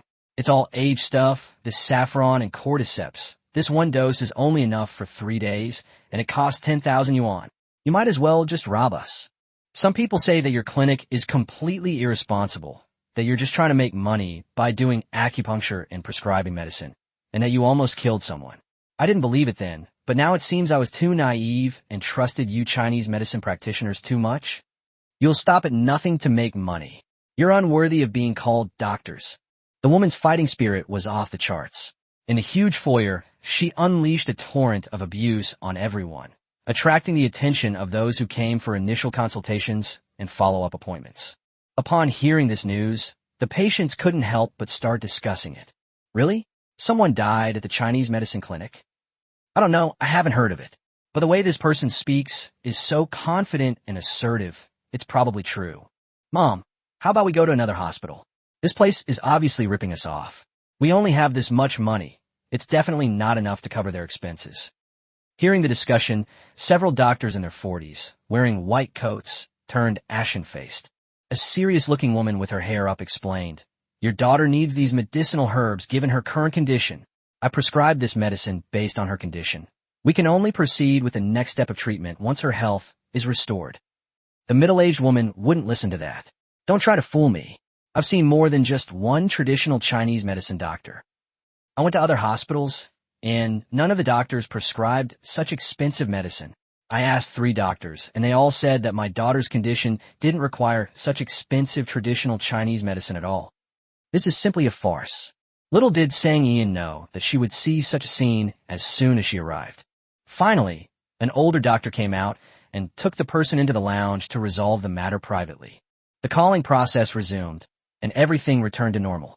Hua Shana had a somber face, her lips tightly pressed together, and she was in a bad mood. He led the person into the inner courtyard, and before he could speak, the woman with the serious expression from before rushed over, carrying a broom, and headed straight for Hua Shanai. "How dare you come back? The century-old reputation of the Hua family has been completely ruined because of your arrogance." As she spoke, she waved a broom at Hanayama Nai. "If you hadn't misdiagnosed him before, why would the patient question my prescription and distrust our clinic? You're a rotten apple that spoils the whole bunch. How dare you even step into the clinic? The woman grew angrier as she spoke, and she swung the broom even more forcefully. Huashan Nai stood there motionless, letting the broom hit him. Seeing that the woman had no intention of stopping, Sang Ian couldn't bear to watch any longer. As the broom swung around again, she grabbed the broom handle with one hand. With a smile and a kind tone, she said, "Doctor, this is a hospital. Isn't it a bit excessive for you to hit someone in public like this?" The woman was already tall and thin, and her expression was extremely serious. At this moment, she was in a very bad mood, so she naturally didn't give Sang Ian a friendly look. "And who are you? What business is it of yours if I'm disciplining my own nephew?" Sang Ian raised an eyebrow and turned to look at Hua Shanai. "She's your relative? But you two look so alike. If she hadn't said anything, I really wouldn't have been able to tell you were related by blood. This is my eldest aunt. This is my current boss." Hua Shanai gave a brief introduction to both parties. Originally, this was just a simple introduction, but who knew that when the woman heard Sang Ian's identity, her already angry heart was like a fire, and she angrily pulled the broom directly from Sang Ian's hand. Pointing one end of the broom at Hua Shanai's head, he roared, "You traitor, Hua Shanai! I've never seen anyone as disloyal as you. The other day, you took all the Chinese medicine from our clinic's warehouse. All because of you, the boss, right? Those were all ordered by our clinic and the herb farmers. The quality is top-notch, much better than other herbs of the same price on the market. You didn't even say hello, just took them away like that. Do you think this clinic is your home?" The woman said arrogantly, "This clinic belongs to the Hua family. Although you are Dad's grandson, it's still uncertain who will ultimately inherit this clinic. Don't even think about using the clinic's resources to line your own pockets," the woman said, giving Sang Ian a special look. Sang Ian stood directly in front of Hua Shanai and became serious. "Doctor, I paid a high price for this batch of medicinal herbs from your clinic, and my payment was directly deposited into your clinic's account. Hua Shanai didn't take a single penny. Don't keep slandering people. I came here today to discuss a business deal with your clinic. Please don't waste my time here. Aunt, we have other things to do, so we won't bother you any longer," Hua Shanai said politely before leading Sang Ian inside. The woman felt that Hua Shanai didn't take her seriously at all. Thinking about the misunderstanding she had just experienced, she angrily swung a broom at Hua Shanai's back. Perhaps she used too much force in her anger, or perhaps the broom had been used for too long, because one end of the broom flew off uncontrollably. With a loud bang, one end of the broom struck Sang Ian directly on the back of the head. Chapter 237, Am I That Scary? Sang Ian felt a sudden rush of heat to her head, and her vision went blank. She gasped in pain. She turned around abruptly, covered the back of her head with one hand, and went towards the woman. The woman was also taken aback by this unexpected turn of events. Seeing the menacing Sang Ian approaching, she instinctively brandished the broom in her hand, shouting, "Don't even think about teaming up with that traitor Hua Shanai to seize our clinic's assets." Sang Ian's head was buzzing, and she wasn't really listening to what she was saying. She grabbed the broom handle that was swinging at her, and with a sudden, forceful pull, threw the broom handle at the woman's head. The broom handle brushed past the hair near her ear before crashing into the wall behind her and cracking with a thud. The woman was so frightened that her legs went weak, and she sat down on the ground with a thud. Sang Ian gave her a cold glance. "Stop trying to scam me. I didn't hit you, and I won't pay your medical bills." She turned to Hua Shanai and said, "You saw just now I didn't hit her. You have to be my witness, and don't let her frame me." Woman, Hu Shanai, originally feeling somewhat depressed, seeing her rubbing the back of her head while still retaliating, it turned out that her biggest fear after the incident was being staged for an accident. "That's absolutely outrageous." Hua Shanai had a joking idea. "What if I don't testify for you? This is Hua Medical Clinic, and my aunt is the attending physician. Everyone will definitely side with her." He was always eager for drama, saying, "Look at my aunt, she's a doctor. She knows exactly what situations will get you more compensation. Boss, you'd better get the money ready." Upon hearing this, Sang Ian stopped rubbing the back of his head and immediately interlaced his fingers, rotating his wrists to loosen his muscles and bones. She's already so poor, and this guy still wants to extort money from her. Hua Shanai, who was closest to her, sensed a murderous aura and quickly grabbed her arm. "What do you mean by this?" Sang Ian's expression was unfriendly. "Since I'm definitely going to be framed, I have to give her a good beating. Otherwise, Wouldn't you have wronged me for nothing? The woman, who was about to stand up, fell down again with a thud. Sang Ian. Has she become that terrifying? This person was actually terrified by her. What are you all doing gathered here? Don't you need to see a doctor or see patients? An aged voice rang out, and everyone instinctively looked towards the doorway. Hua Sheng, dressed in a simple Tang suit, walked into the lobby, exuding the air of a renowned traditional Chinese medicine expert. The woman stood up at this moment. Dad, Xiao Nai has brought her boss over. I'm just worried that what happened last time will happen again. If Xiao Nai takes that warehouse full of high-quality Chinese medicine and resells it, raising the price a bit, she can make a lot of money. These Chinese medicines are all the property of our clinic. We can't just let anyone take them away like that. Last time, all the medicinal herbs in our warehouse were taken away, and we almost couldn't prescribe medicine for our patients. Dad, you can't spoil Xiao Nai anymore. He's now trying to get everything from the clinic into his pocket. In the end, the last sentence is the most important and what she is most worried about. Hua Sheng looked at Hua Shan-nai. He was now able to keep his composure, which was very good. It seems my hard work has paid off. He has changed so much. So you know you're coming back? Hua Sheng grumbled. He was given a job at the pharmacy, not forbidden from going home. Facing her grandfather, Hua Shan-nai spoke respectfully. The boss wants to discuss a business deal with the clinic. In other words, he didn't come back. He just went out with his boss. Aunt Hua's face was very unpleasant. She felt that her father had not taken her words to heart, and that his only concern was his eldest grandson, Hua Shan-nai. Boss, next time I don't want to hear you say that Xiao Nai emptied the clinic and lined her own pocket. Boss Sang paid 20% more for the goods than the market price. If you don't believe me, you can ask the finance department. Washington issued a stern warning. The aunt couldn't believe it. Were there really such fools these days? As it turns out, it really does exist. In fact, Sang Ian's thinking was very simple. This was originally Hua Shan-nai way of saving him from an emergency, so he naturally couldn't let others talk about him behind his back because of the price. Mr. Hua, I have some old Chinese medicine here. I wonder if your clinic would accept them.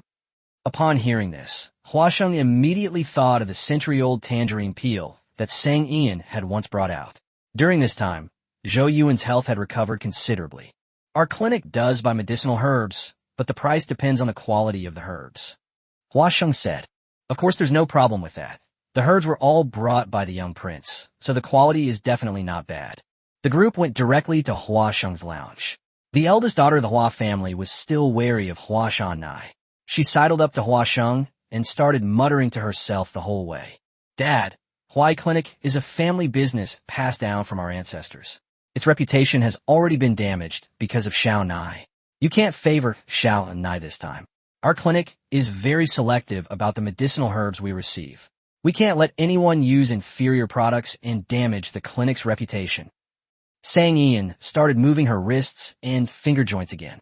Hua Shan-nai immediately became alert and hurriedly advised, Boss, we're here to do business, not to fight. You said that yourself. Sang Ian turned and glanced at him, feeling a little guilty. I was just stretching my wrists. You're overthinking it.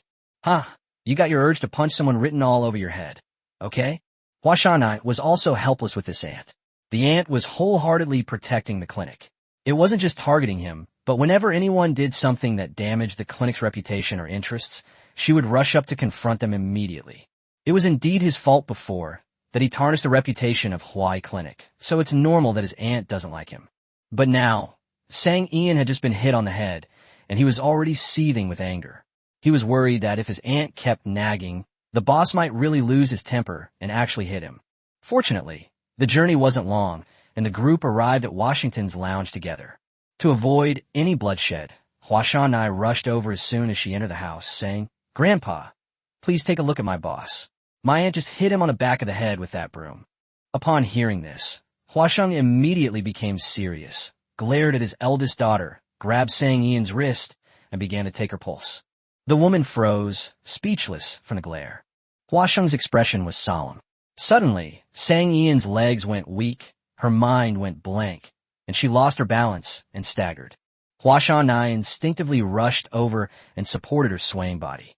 The eldest daughter of the Hua family suddenly turned pale. Chapter 238. This is a ruthless person. The eldest daughter of the Hua family was truly frightened.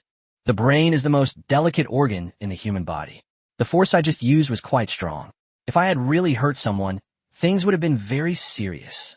She watched the two of them nervously. Sang Ian was helped to sit down in a chair, her face pale and weak.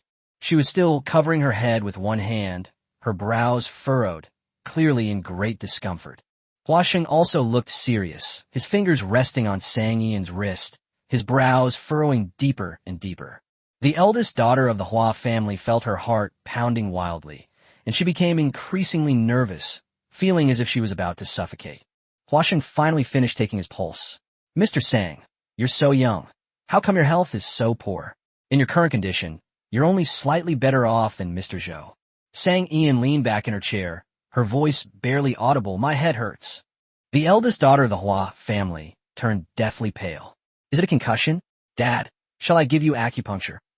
Before Huasheng could speak, Sang Ian slowly began. "I refuse. You're so hostile towards me. What if you use this as a personal vendetta and stab me to death?" The eldest daughter of the Hua family was so angry that her face turned even uglier. Just as she was about to explode, Sang Ian began to sigh, rubbing her temples with one hand. "My head hurts." The eldest daughter of the Hua family swallowed the words that were on the tip of her tongue. She took a deep breath and calmed her anger. She gave the kindest smile she had ever given her life. It was quite startling that she, who never liked to smile, was forcing herself to smile. "Mr. Sang, I am a doctor. I have the professional ethics and conduct of a doctor. I have been learning from my father since I was a child, and I have cured many patients. They all trust me completely. You can trust my medical skills." Sang Ian raised an eyebrow. "Dr. Xiaohua, why is your aunt still talking nonsense?" "Hu San Nai?" "No. How did the fire end up on him?" The eldest daughter of the Hua family was furious and instinctively retorted loudly. "When did I?" "Sang Ian, I have a headache." The eldest daughter of the Hua family, She gritted her teeth in anger, but had to lower her voice. "When did I ever talk nonsense?" Sang Ian looked completely innocent. "I saw it with my own eyes when I came in. A patient questioned your prescription and started cursing at you in public." The eldest daughter of the Hua family's face turned pale, then red, then white, as the anger and shame of being scolded to her face surged up again. "That's because they don't understand. They've misunderstood," she explained in a low voice. Sang Ian didn't care. "My head hurts so much. Could it be that I'm losing my mind?" Her eyes were full of worry. "Mr. Hua, I was injured in your clinic. The perpetrator should pay compensation." She rubbed her temples with one hand. "I don't need much, just around $1 million. After all, I injured my brain. Who knows if there will be a brain hemorrhage or blood clots. If this knocks me out of my mind, she'll have to take care of me for the rest of my life. And that won't just be $1 million. This is clearly an attempt to stage an accident." The eldest daughter of the Hua family also realized what had happened and immediately knew that she had been tricked. She was trembling with rage. "This is extortion. This is illegal and a crime." "You're perfectly fine." Sang Ian immediately looked at Huasheng, who was sitting to the side, and asked, "You just took my pulse. How do you think I feel?" Huada's daughter immediately looked at her father. Huasheng's lips twitched. This guy was really good at conning people. He could fool anyone without fail. He looks serious. He is deficient in both qi and blood, and his mind is damaged. "Are you experiencing dizziness, tinnitus, fatigue, weakness, palpitations, shortness of breath, and lethargy?" Sang Yan pulset her lips. As expected of an old Chinese medicine doctor, he was truly amazing. "It's always accurate. With your health like this, if you don't take good care of yourself, you won't even live to 40. Huasheng said seriously. Sang Ian's eyes widened suddenly. Her already large eyes appeared even larger with this shocked stare. "They won't even live to 40? That won't do. She's already 26 years old, doesn't she? She doesn't have many years left to live." No, absolutely not." Startled, Sang Ian turned to look at the eldest daughter of the Hua family. "This is not just a matter of 1 million. You've shortened my lifespan by 30 years. I could have lived to my 70s. Even 10 million would be too little for you." The eldest daughter of the Hua family was both angry and anxious. She had never encountered such a shameless person. This person is clearly just being unreasonable and spouting nonsense. Her attack didn't have that much power, directly having her health. "Dr. Xiaohua, give my personal account to your aunt. I need to see my compensation for my losses within 3 days. 10 million. Not a penny less. The eldest daughter of the Hua family was now truly anxious. I won't give it. I don't have any money.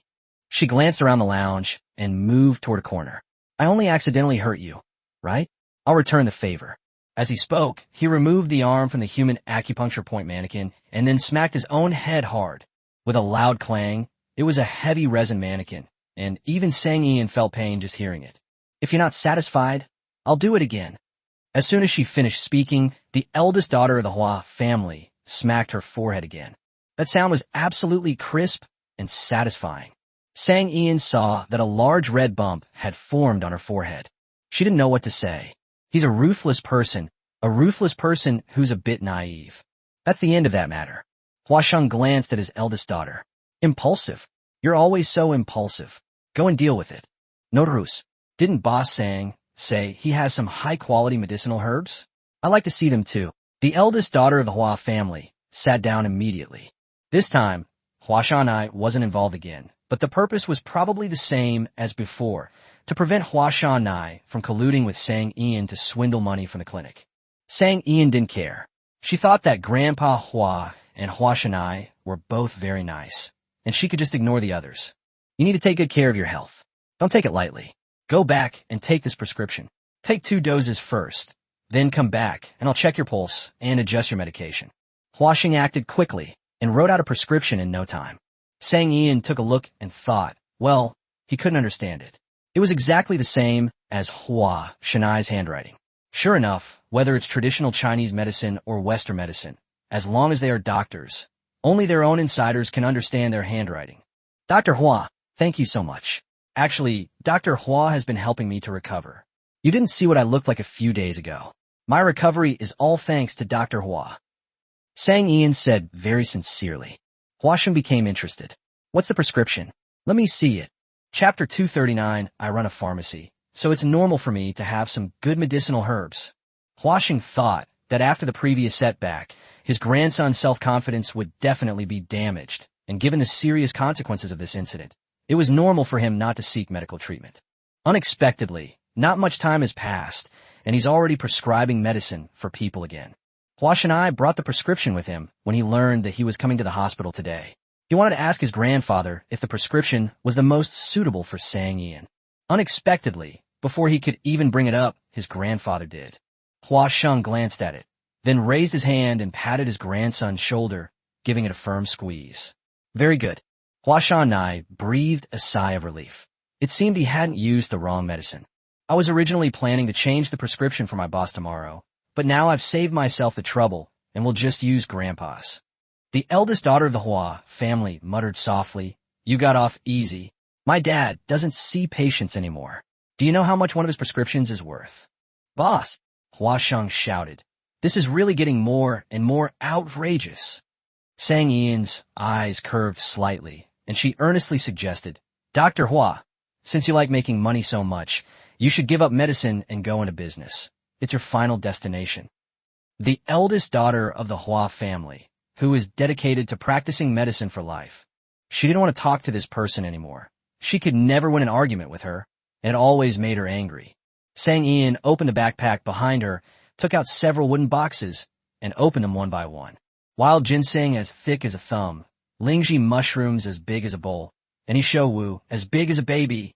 Also include angelica, astragalus, nodo ginseng, cordyceps, and saffron.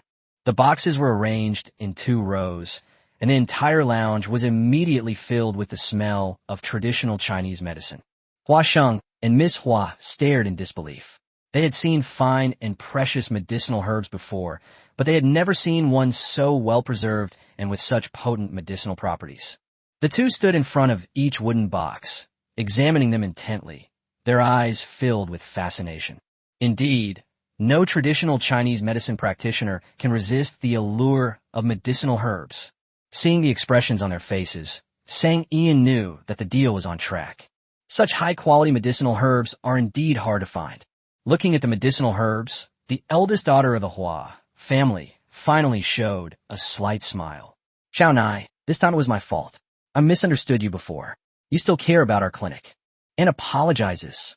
With these more potent herbs, some patients' symptoms that were previously difficult to treat can now be addressed. The eldest daughter of the Hua family actually smiled, a rare occurrence for her. Sang Ian really didn't expect that this serious, almost harsh, middle-aged woman would apologize to a junior. That's really a strange person. Hua Shan Nai was used to it. Her aunt had always been like this since she was little.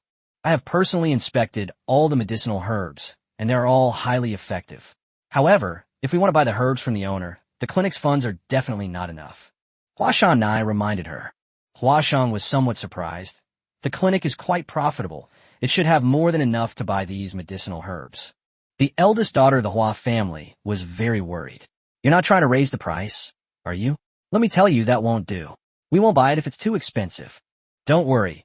I've looked into the recent auction prices of medicinal herbs.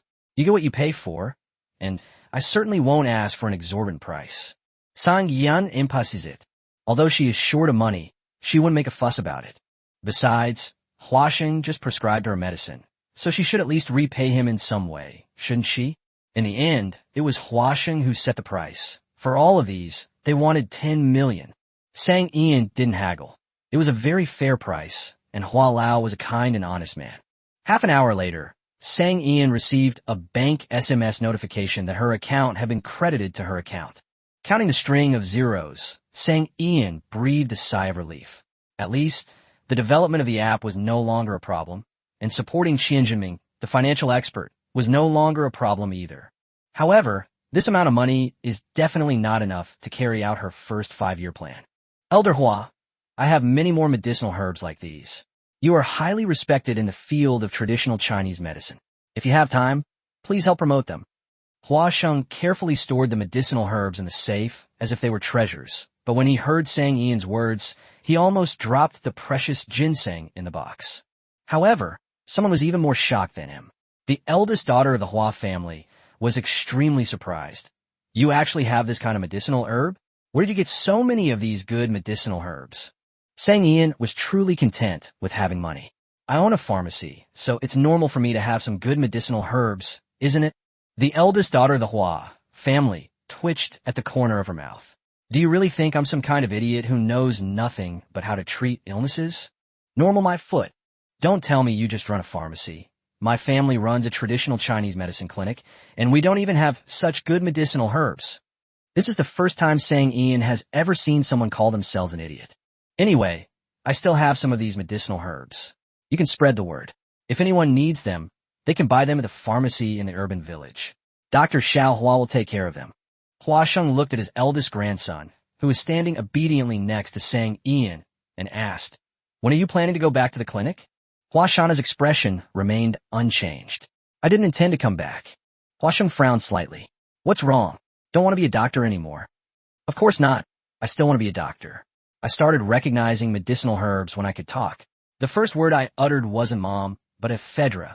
How could I possibly give up medicine after studying it for so many years? Hua Shan Nai spoke calmly. He had now come to accept his shortcomings and inadequacies. However, my knowledge is limited, and I am not qualified to stay in the clinic now. I need to continue learning. What can you learn at a pharmacy? Are there good teachers or good friends there? Hua's eldest daughter suddenly asked. No, there aren't any, but there are many medical books over there. However, he didn't say this aloud. He didn't want to disclose the specifics of the pharmacy situation. Aunt, I could take over your patient today. I've recently done some new research in this area, and it might yield unexpected results. The eldest daughter of the Hua family glanced at him and said, I'm thinking of you, but you want to steal my patient. Aren't you repaying kindness with enmity? They don't trust you at all. Such uncooperative patients are a hassle for your aunt. It's better to let me treat them. Hua Shan I suggested. In the end, the eldest daughter of the Hua family agreed. Meanwhile, Hua Xing actually introduced Sang Ian to a big client, a very large client. If this deal goes through, she'll have enough startup capital for her 5-year plan. That's right, it's not so easy to get freebies from familiar acquaintances. Chapter 240 on the methods of exploiting wool. Zhou Yuan is probably a typical Tang suit enthusiast. Every time I see him, he is wearing all kinds of Tang suits, and each one has a different design. Whether it is the material or the workmanship, they're all top-notch. In addition, his long, black hair, as smooth as silk, was tied back with only a single silk ribbon, and he exuded a gentle and leisurely aura as he strolled around. To be honest, there aren't many people in today's society who are truly devoted to wearing traditional Chinese clothing. However, it suits this person especially well. If it weren't for his overly pale complexion and the frail, fragile air about him, he would have exuded an even stronger aura of a noble young master. Sang Ian was surprised that he arrived so quickly. The speed truly astonished her. As if he could read her thoughts, Zhou Yuan smiled gently and said, "I was here for a follow-up appointment anyway." Sang Ian raised an eyebrow, scoffing at his words. "Shouldn't doctors be the ones to come to your home to serve patients of your caliber? Go to my home for a follow-up appointment? How is that possible?" Zhou Yuan was speechless. "What do you mean by a patient of my level? What level am I? I feel like you're discriminating against rich people." Sang Ian was amused by this statement. All she could say was that domineering CEO novels were misleading young people.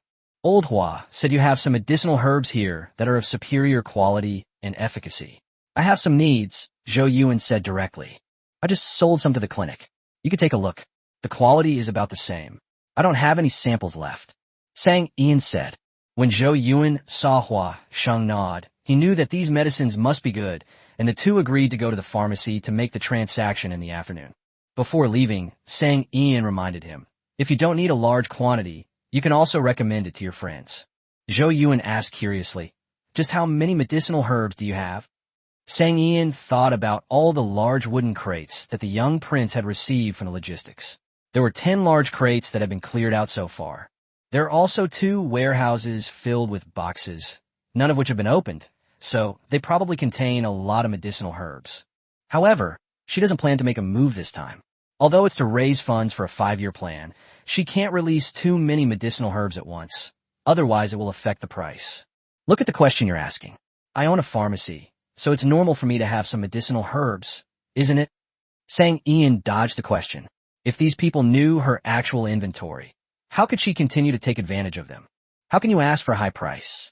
When they arrived, the two brought a bag of medicinal herbs.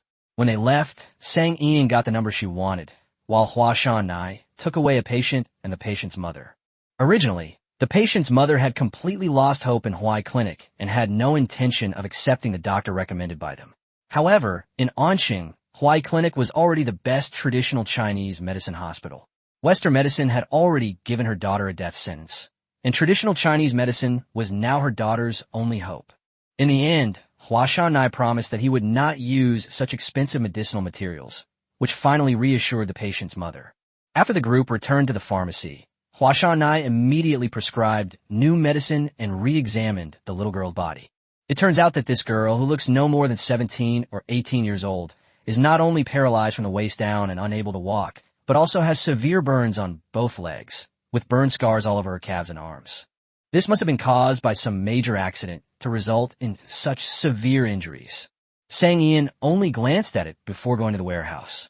She wasn't a doctor, and no matter how much she sympathized with the little girl, there was nothing she could do. It's better to trust Dr. Xiaohua. He's so skilled, and he volunteered to treat this patient. He should have a solution. Hua Shanai recently read a medical book that offered a different perspective on paralysis. Moreover, the book contains some case records, some of which would be unbelievable and inconceivable in modern times. This broadened Hua Shanai's thinking considerably, and she gained a deeper understanding of some diseases. Looking back on my arrogance and complacency over the years, it's simply laughable. Traditional Chinese medicine is a vast and profound art. He has only learned a little bit, yet he is already arrogant and conceited, truly unaware of his own limitations. Realizing his own shortcomings, he gradually calmed down and continued to study medicine diligently. The more he studied, the more he discovered his own shortcomings, which made him more humble and always maintain a sense of awe towards patients and illnesses. At first, he thought the little girl was only paralyzed in her lower limbs, but he didn't expect that she also had such severe burns. After asking, I learned that the movie theater caught fire while the girl was watching a movie. She was lucky to survive the fire, but she suffered multiple burns and was paralyzed in her lower limbs. The patient's mother asked hopefully, "Doctor, how is my daughter? Can she still walk?" "There's a chance," Hua Shan said with a smile. The woman's weary eyes suddenly lit up with a bright light. "That's wonderful. That's really wonderful. We've been to so many hospitals and undergone so many treatments, only to be disappointed in the end. We were almost in despair. We never expected that things would turn around like this. Ching Ching, did you hear that? You still have a chance to stand up. The girl in the wheelchair nervously clenched her fingers. She had been disappointed too many times. Every time she went to the hospital to see various specialists, she was full of hope. But hope was shattered time and time again. They had visited almost all the famous hospitals in the country, and she was already in despair. If it weren't for her mother's insistence, she would never have come to Anqing or seen a traditional Chinese medicine doctor. Now that she had finally heard the good news, she didn't even dare to smile, for fear that a smile would shatter this beautiful dream. Hua Shanai squatted in front of the wheelchair and said softly, Ching Ching, your injury is very serious. It will take a very long time to recover. You need to treat it step by step. Don't rush it. You need to give your body time to heal, okay? The little girl nodded emphatically. As long as I can stand up, I can wait as long as it takes. Hua Shanai smiled. Very good. You should maintain this mindset. Take this medicine for 3 days. The middle-aged woman carried a large bag of traditional Chinese medicine, as if it were a priceless treasure. The treatment takes a long time. If you're not a local, it is best to rent a house nearby. This area is an urban village, and the rent is very cheap, which will make it convenient for treatment. Hua Shanai suggests. Gao Qin readily agreed, saying she would do anything to help her daughter stand up again. After the mother and daughter left, Lu Ji slowly walked over, holding a thermos in each hand. Ji Qing's injury is to her nervous system, which is an irreversible injury. Current medical methods cannot treat it. Unless a miracle happens, she can stand up again. Chapter 241, How could a capitalist possibly be interested in that kind of thing? Hua Shanai asked in confusion. How did you know that, sir? When the little girl was sent to the hospital, her injuries were very serious. She had burns covering 35% of her body. She barely survived. During the treatment, there were several expert consultations, and I participated in them as well. Lu Ji also sighed. Ji Qing's nerve system in her calf is completely damaged. Even the best neurologist in the world cannot make her stand up again. You were just comforting her, weren't you? Hua Shanai did not give a direct answer, saying, just because Western medicine can't do it doesn't mean traditional Chinese medicine can't. Let's try treating it first. Lu Ji didn't take it to heart. In his mind, Ji Qing would never be able to stand up again. As for Hua Shanai, who wasn't a little arrogant when they were young, who doesn't dream of becoming a miracle doctor who can cure all diseases. There's nothing wrong with young people having a bit of sharp edge. Asterisk. As for Sang Ian, looking at the 10 boxes of medicinal herbs that had already been cleared out, her brain immediately switched to RMB, and all she could hear was the clattering sound of money. She picked and chose, then packed a large bag full and took it to the pharmacy, ready to welcome the big fat sheep. Zhou Yuan did not disappoint Sang Ian. He did not come alone, but brought 3 people with him, 2 men and 1 woman, all in their 50s or 60s, and each from one of the 3 Chinese hospitals. Sang Ian was overjoyed. She put on her most genuine smile and served the pu'er tea she had specially brewed. Mr. Zhou is truly a good friend. He brought me 3 important clients. Seeing her smiling eyes and bright eyes, Zhou Yuan said with a half smile, since we're friends now, it shouldn't be a problem for you to sell me a few more bolts of silk from your shop, right? Of course. You can buy anything you like today. Sang Ian waved his hand generously. This was a wonderful surprise. Zhou Yuan had been eyeing several of the silks inside for a long time. Dr. Gu, Dr. Wei, Dr. Sun, it seems you'll have to buy something too. Otherwise, how can you repay Boss Sang's generosity? Sang Ian blinked in confusion. What do you mean? Aren't these 3 clients you introduced to me? Zhou Yuan smiled meaningfully. Hua Shanai slowly walked over. Is it possible that these 3 doctors are identification personnel invited by President Zhou? Sang Yan. Sang Yan. This was the huge change in her mood. Sure enough, she was too naive and thought things through too simply. Sang Ian's beautiful eyes were fixed on the pale, fragile, yet noble-looking man in front of her. This was a capitalist. Zhou Yuan looked completely innocent. From beginning to end, I never said that these 3 were clients introduced to you. This is all your guess. Sang Ian pursed her lips slightly. As expected, capitalist hearts are all black. Oh no, capitalists have no heart. Zhou Yuan reached out and touched his nose, feeling a little guilty. You can't say that, boss sang. You're a capitalist now, too. Sang Ian smiled in response. Yes, that's why I don't have a conscience either. I was originally thinking that since he was so worried, I would introduce him to 3 big clients so that I wouldn't set such a high price for him later. Now it seems, if we don't raise its value by 20%, it would be a disservice to her tumultuous emotions. Sang Ian and Hua Shanai opened all the samples to make sure that there was one of each kind of medicinal material. On the long counter, there was a long string of wooden boxes, which looked quite impressive. If you didn't know better, you would think it was a street stall. Having been sick in hospital for a long time, he became very familiar with the Chinese medicine he drank every day. The reason he invited these 3 Chinese medicine doctors over was simply because he was worried that they might not be able to accurately determine the efficacy and quality of the medicine. Although he and Sang Ian were quite familiar with each other, one must be cautious when doing business. At this moment, smelling the rich aroma of herbs in the air and seeing the 3 traditional Chinese medicine practitioners staring at the herbs with shining eyes, not even blinking, he knew that these herbs were not only fine, but also of the highest quality. Without wasting any words, Zhou Yuan wrote down the medicinal herbs he wanted one by one and handed them to Sang Ian, saying, I want as many as are listed here. Sang Ian glanced at them and found that they were mostly medicinal herbs for strengthening the body's foundation, replenishing blood and qi, and prolonging life. Thinking of the 10 wooden crates in the warehouse, which overlapped 70% with those on his list, Sasanjian couldn't help but smirk. How many? How many do you want? Are you sure? Zhou Yuan didn't understand her implied meaning. These medicinal herbs were basically the main medicines he needed in his daily life, and now that such high-quality medicinal herbs were available, he naturally had to take them. Of course I'm sure. How much is it in total? Sang Ian held out her hand. 50 million. Zhou Yuan was very knowledgeable about the prices of medicinal herbs. His list contained 10 kinds of herbs. Although the prices were a bit higher than the market price, considering the quality of these herbs, he could accept the price. To everyone's surprise, Sang Ian smiled and corrected her. It's 500 million. Cough, cough, cough. Zhou Yuan, who was holding a small teacup and sipping pu'er tea, choked, and his face turned even paler. Sang Ian feigned doubt. Does President Zhou think I'm beautiful and kind-hearted, and that I'd only sell you such a high-quality medicinal herb for such a small amount of money? Cough, cough. Zhou Yuan, who had almost recovered, choked again upon hearing this and started coughing again.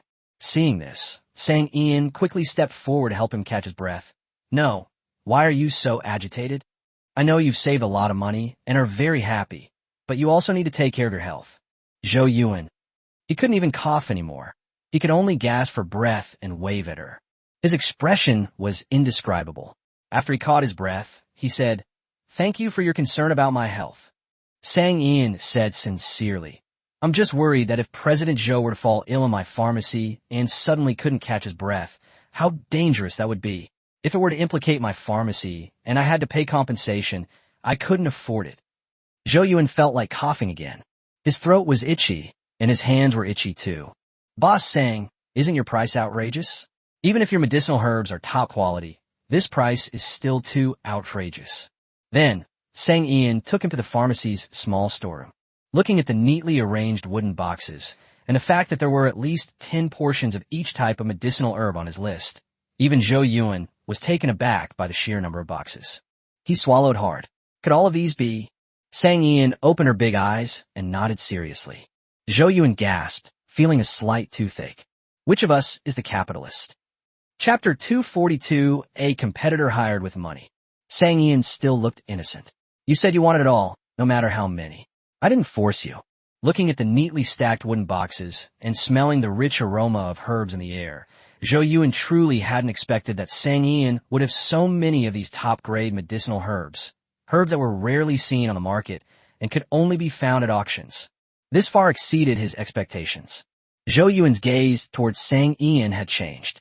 Besides the fabric business, the Zhou family also operates various medical-related industries, including traditional Chinese medicine, Western medicine, and various biomedical research and development experiments.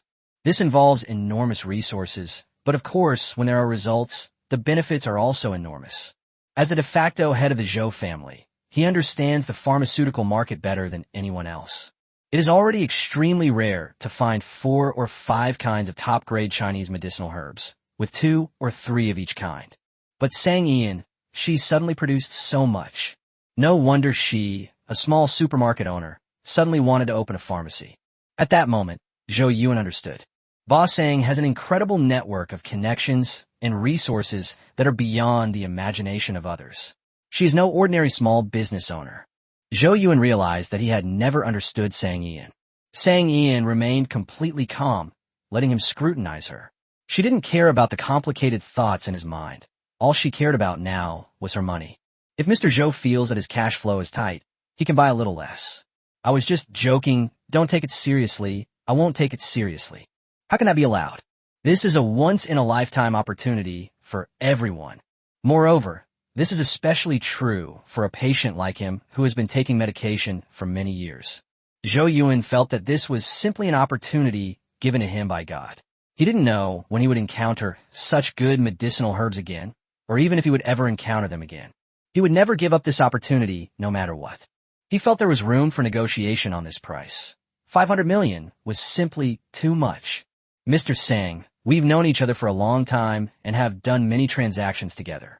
The transactions have always been quite pleasant. Could you lower the price a bit more? I think 450 million for these medicinal herbs would be more appropriate. I think 500 million is the most suitable, Sang Ian said without even thinking. Zhou Yuan felt somewhat helpless. Negotiating prices with this person was extremely tiring. Given our relationship, the price shouldn't be set so rigidly. There should be room for negotiation. Sang Ian glanced sideways, her beautiful eyes filled with doubt. What's our relationship? Did you bring 3 appraisers with you when you came to buy medicinal herbs? Zhou Yuan. He really wanted to say that it was perfectly normal to bring professionals to do the relevant assessments when making such purchases, but faced with Sang Ian's expression that said, I just want to complain about you, he couldn't say a word. This person is clearly using what he just said to shut him down. Zhou Yuan still wanted to try. After all, this was no small deal. He needed to think carefully about what to say. There's no way around it. When collaborating with others, negotiating the distribution of benefits and the terms of responsibility is perfectly normal. Both parties understood that this was a business deal. When it comes to business, the main part is definitely the discussion. However, this boss Sang doesn't play by the rules at all. She's not a normal businesswoman. There's no such thing as discussion or negotiation with her. Whatever price she sets, that's it. If you try to negotiate like a businessman, going through 3 or 4 rounds of back and forth, she might find it troublesome after just one sentence and decide not to continue working with you, opting to find someone else. Therefore, negotiating prices with her is extremely difficult. Boss Sang's thoughts are too hard to guess, and you can't try to guess what she's thinking by trying to guess what a businessman is thinking. Even a capitalist like Zhou Yuan, who has few rivals at the negotiating table, is sometimes unsure of what to say. When it comes to negotiating prices, he often hesitates for a moment, circling his words around in his mouth before finally uttering them. This is like a duck that's already in our mouths. We can't let it fly away like this. Zhou Yuan said in a familiar tone, this isn't a one-off deal. This is just our first collaboration. There will be plenty of opportunities like this in the future. I think we don't need to fight over immediate gains. How about we each compromise and settle for 480 million? What do you think? Not good. Sang Ian answered very decisively. The price cannot be lowered. Zhou Yuan. He knew it. If Mr. Zhou only wants to spend 480 million, then just buy less medicinal herbs. I never force anyone to do anything against their will. Sang Ian offered her advice very seriously. Zhou Yuan. Boss Sang, you're so tight-lipped about prices even with your friends, and you even charged a high price. Doesn't your conscience hurt? Sang Ian smiled, her eyes crinkling. Capitalists don't have a conscience, do they? Don't you think so? Zhou Yuan. I always feel like she's insulting me, but I have no proof. At this moment, Huashan and I walked in with 3 doctors. The expressions on the 3 men's faces were even more exaggerated than Zhou Yuan's just now. They were all shocked by the outrageously luxurious little warehouse. Such top-quality medicinal herbs, such rare herbs, and there's so much of it piled up here. This is simply unbelievable. I haven't heard of any new medicinal herb merchants in Anqing. Where did this young girl come from? That was terrifying from the very first move. Such a large-scale operation is rare not only in Anqing, but also across the country. There are few medicinal herb merchants with such impressive capabilities. The three men belonged to three different hospitals. At that moment, they looked at each other, their eyes met, and suddenly, as if struck by a flash of inspiration, they found themselves in perfect harmony. Since Mr. Zhou can't consume so many medicinal herbs by himself, I will purchase a batch on behalf of our Anqing traditional Chinese medicine hospital. Ginseng, Ganoderma lucidum, Astragalus membranaceus, Dendrobium, and saffron, give me some of each. Dr. Gu spoke first. The other two secretly thought to themselves, cunning, he beat us to it. As if a start button had been pressed, Dr. Wei stepped forward. Our pharmacy is also short of medicinal herbs, Mr. Sang. With so many kinds of Chinese medicine, just give me a little of each. Upon hearing this, Dr. Gu immediately realized that he had made a mistake and bought too little. Dr. Wei, that cunning old fox, had thought things through more comprehensively. The only female doctor among the three smiled gently. Our Sun Family traditional Chinese medicine clinic is small in scale, not as large as your hospitals, and I don't have many demands. I'm not picky about the type of herbs. I can sell any kind of herbs from here to any herb supplier. That's great. Tell me what you want, and I'll go look in the storeroom. Sang Ian liked Dr. Sun very much because he was very demanding and kind. This female doctor, in her 50s, has wrinkles on her face, but that does not diminish her charm in the slightest. On the contrary, she possesses a beauty that comes from simplicity and natural grace. She is very calming, and even the wrinkles on her face seem to be the gentle marks of time. The other two exchanged a glance. We were careless. This Dr. Sun beat us to it. Seeing the four of them chatting animatedly, Zhou Yuan's earlier leisurely demeanor vanished, replaced by a pallid expression of tension. He strode over towards them. Gentlemen, I invited you here to appraise the medicinal herbs, not to compete with me for them. The three of them. This is a little awkward. Chapter 243, Who Says You Can Only Have One Date? These are all doctors who wouldn't be tempted by good medicinal herbs. If the quantity is limited, that's fine. They're just here to take a look and certainly won't try to take the medicinal herbs from Zhou Yuan. After all, when it comes to money, none of the three of them can compare to Zhou Yuan, the capitalist. However, the situation is clearly different now. This is half a warehouse full of medicinal herbs. With so many medicinal herbs, it shouldn't be unreasonable for them to buy just a little bit, right? That's what the three of them thought, and that's what they said. Dr. Gu, it's not that Mr. Zhou can't consume so many medicines by himself. As the saying goes, whoever sees it should share it. So I, as a hospital staff member, am purchasing some to help ease the burden on Mr. Zhou. Dr. Wayne nodded repeatedly. Yes, Mr. Zhou. It is indeed quite difficult for you to collect all these medicinal herbs by yourself. Since we are here, we should naturally help share the burden. Dr. Sun smiled, as usual. Since President Zhou spent a lot of money to invite us here, we must make sure it's worth the money. Since President Zhou is in trouble, we should naturally help him out. Zhou Yuan laughed in exasperation, and as his emotions churned, he began to cough again. I invited you here to help me identify medicinal herbs, not to make you my competitors. All three of them understood this principle. They were just making excuses to buy some medicinal herbs. Zhou Yuan dared not continue to haggle with Sang Ian. 500 million it was. He immediately signed the purchase contract, fearing that if he delayed even a moment, the medicinal herbs he had his eye on would be divided up by these three. Sang Ian looked at the numbers written on the contract with a big smile, overjoyed. With this sum, she had the starting capital for her first 5-year plan. Although the funds haven't arrived yet, it's only a matter of time. With this money, she can finally put down half of the pressure she's been under lately. Sang Ian was very happy about the upcoming wealth.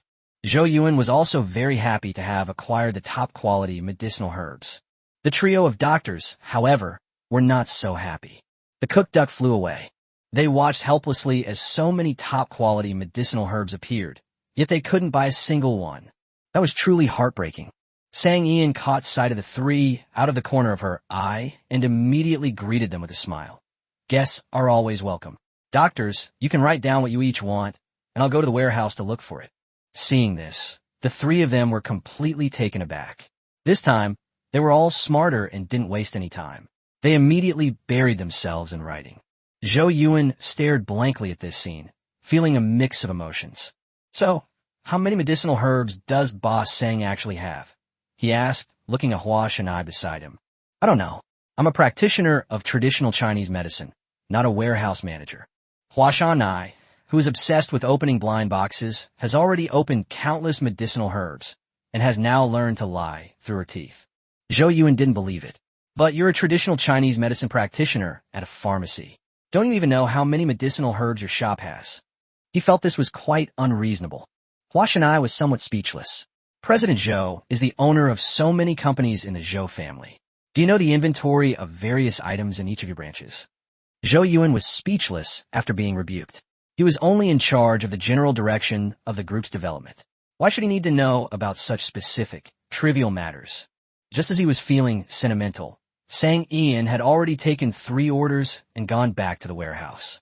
Zhou Yuan really wanted to go and see how many top-grade medicinal herbs Sang Ian was hiding, but Hua Shanai stopped him. Mr. Zhou, if the payment arrives a day earlier, you can take these medicinal herbs with you sooner, so as to avoid any unforeseen complications, right? What can Zhou Yuan do? We can only get someone to handle this matter as quickly as possible. Sang Ian acted quickly. After arriving at the warehouse, he immediately caught the little parrot that wanted to fly away and brought it into the warehouse, letting it temporarily work part-time as a stock clerk and play some of the roles of stock clerk. The listed medicinal herbs were sorted and loaded into the car. The little parrot obediently did as instructed, its movements incredibly swift. In the blink of an eye, the boxes of medicinal herbs that had been placed in the wooden crate were put into the car. The numbers are neatly arranged. Sang Ian tossed it a handful of sunflower seeds, then casually leaned against the car body. Old man, is there something you're happy about? You seem unusually easy to talk to today. The little parrot froze, then tilted its head and glanced at her. I just saw you running around doing all this. And Anil is busy with the application for UNESCO Intangible Cultural Heritage status for water ripple paper. You don't even have a helper by your side, and it's a bit tiring, so of course I wanted to help you. After the little parrot finished speaking, it instantly stretched out its wings, and its left wing gently patted Sang Ian's hand. Now you know how good I am to you, right? When you're in trouble, I'm the first to help you. Sang Ian nodded. Thank you, Lao Man. I'll treat you to a big meal tonight. The little parrot stretched out one wing to cover its head and whispered its request. Actually, I'd rather get a raise or something. Sang Ian was astonished. You now earn a high salary of 10,000 yuan a month. You don't have to pay a mortgage, a car loan, support a wife and kids, or save money for retirement. Isn't 10,000 yuan a month enough for your expenses? She simply couldn't believe it. The little parrot immediately retorted, but I need to tip my favorite streamers, treat my buddies to some big meals, and most importantly, I need to go on dates. Dates cost a lot of money. Sang Ian raised her hand to her forehead. She really didn't know how the little parrot was supposed to go on a date, or how expensive it would be. Can the 2 parrots fly into a high-end Western restaurant and enjoy an authentic French meal? Or can they fly into a movie theater and watch a romantic movie? Even if they could actually get in, would they be able to understand the movie? Even if you include both of these, it wouldn't cost much. Could it be that Lao Men gave the other party a gift? However, rings, bracelets, earrings, and necklaces are not very suitable for parrots. Sang Ian was filled with doubts about how the money had all been spent. The little parrot seemed to read her mind, tilting its head back and saying meaningfully, don't bother guessing. How would someone who doesn't even have a date understand the exorbitant costs of dating? Sang Ian. My hands are itching to pluck some parrot feathers. However, she suppressed the urge to pluck the hair and patiently asked, I don't know. You're so knowledgeable. You can explain it to me. The little parrot's eyes lit up instantly, and it became even more energetic. It proudly raised its head, puffed out its chest, and looked extremely smug. Of course it's because I have 2 more dates now, so naturally I don't have enough money. Sang Yan. 2. This was an answer she hadn't expected. So, is her husband actually a playboy? Chapter 244 showing off is really unacceptable. Sang Ian felt it was very necessary for her to have a serious talk with Lao Men about dating. This is a moral issue. Old men with so many dates, don't you ever have any problems with your dates? The little parrot proudly stretched out its wings and said, no, everyone gets along very well. They all like me very much, think my feathers are very beautiful, and think I am very majestic. Sang Ian. She was a little confused. Could it be that birds are different from humans, and that they prefer to date in groups? She doesn't understand. However, judging from Lao Men's smug and proud appearance, there should be no problem. The things she imagined, such as being surrounded and attacked by a large number of small birds, being chased and beaten by them, losing feathers all over the ground, and having patches of feathers and bald patches on her body, should not happen. A raise is not an option, since my parrot has dating needs. However, a bonus is possible. Sang Ian supported the old man's dating fund with 5,000 silver dollars.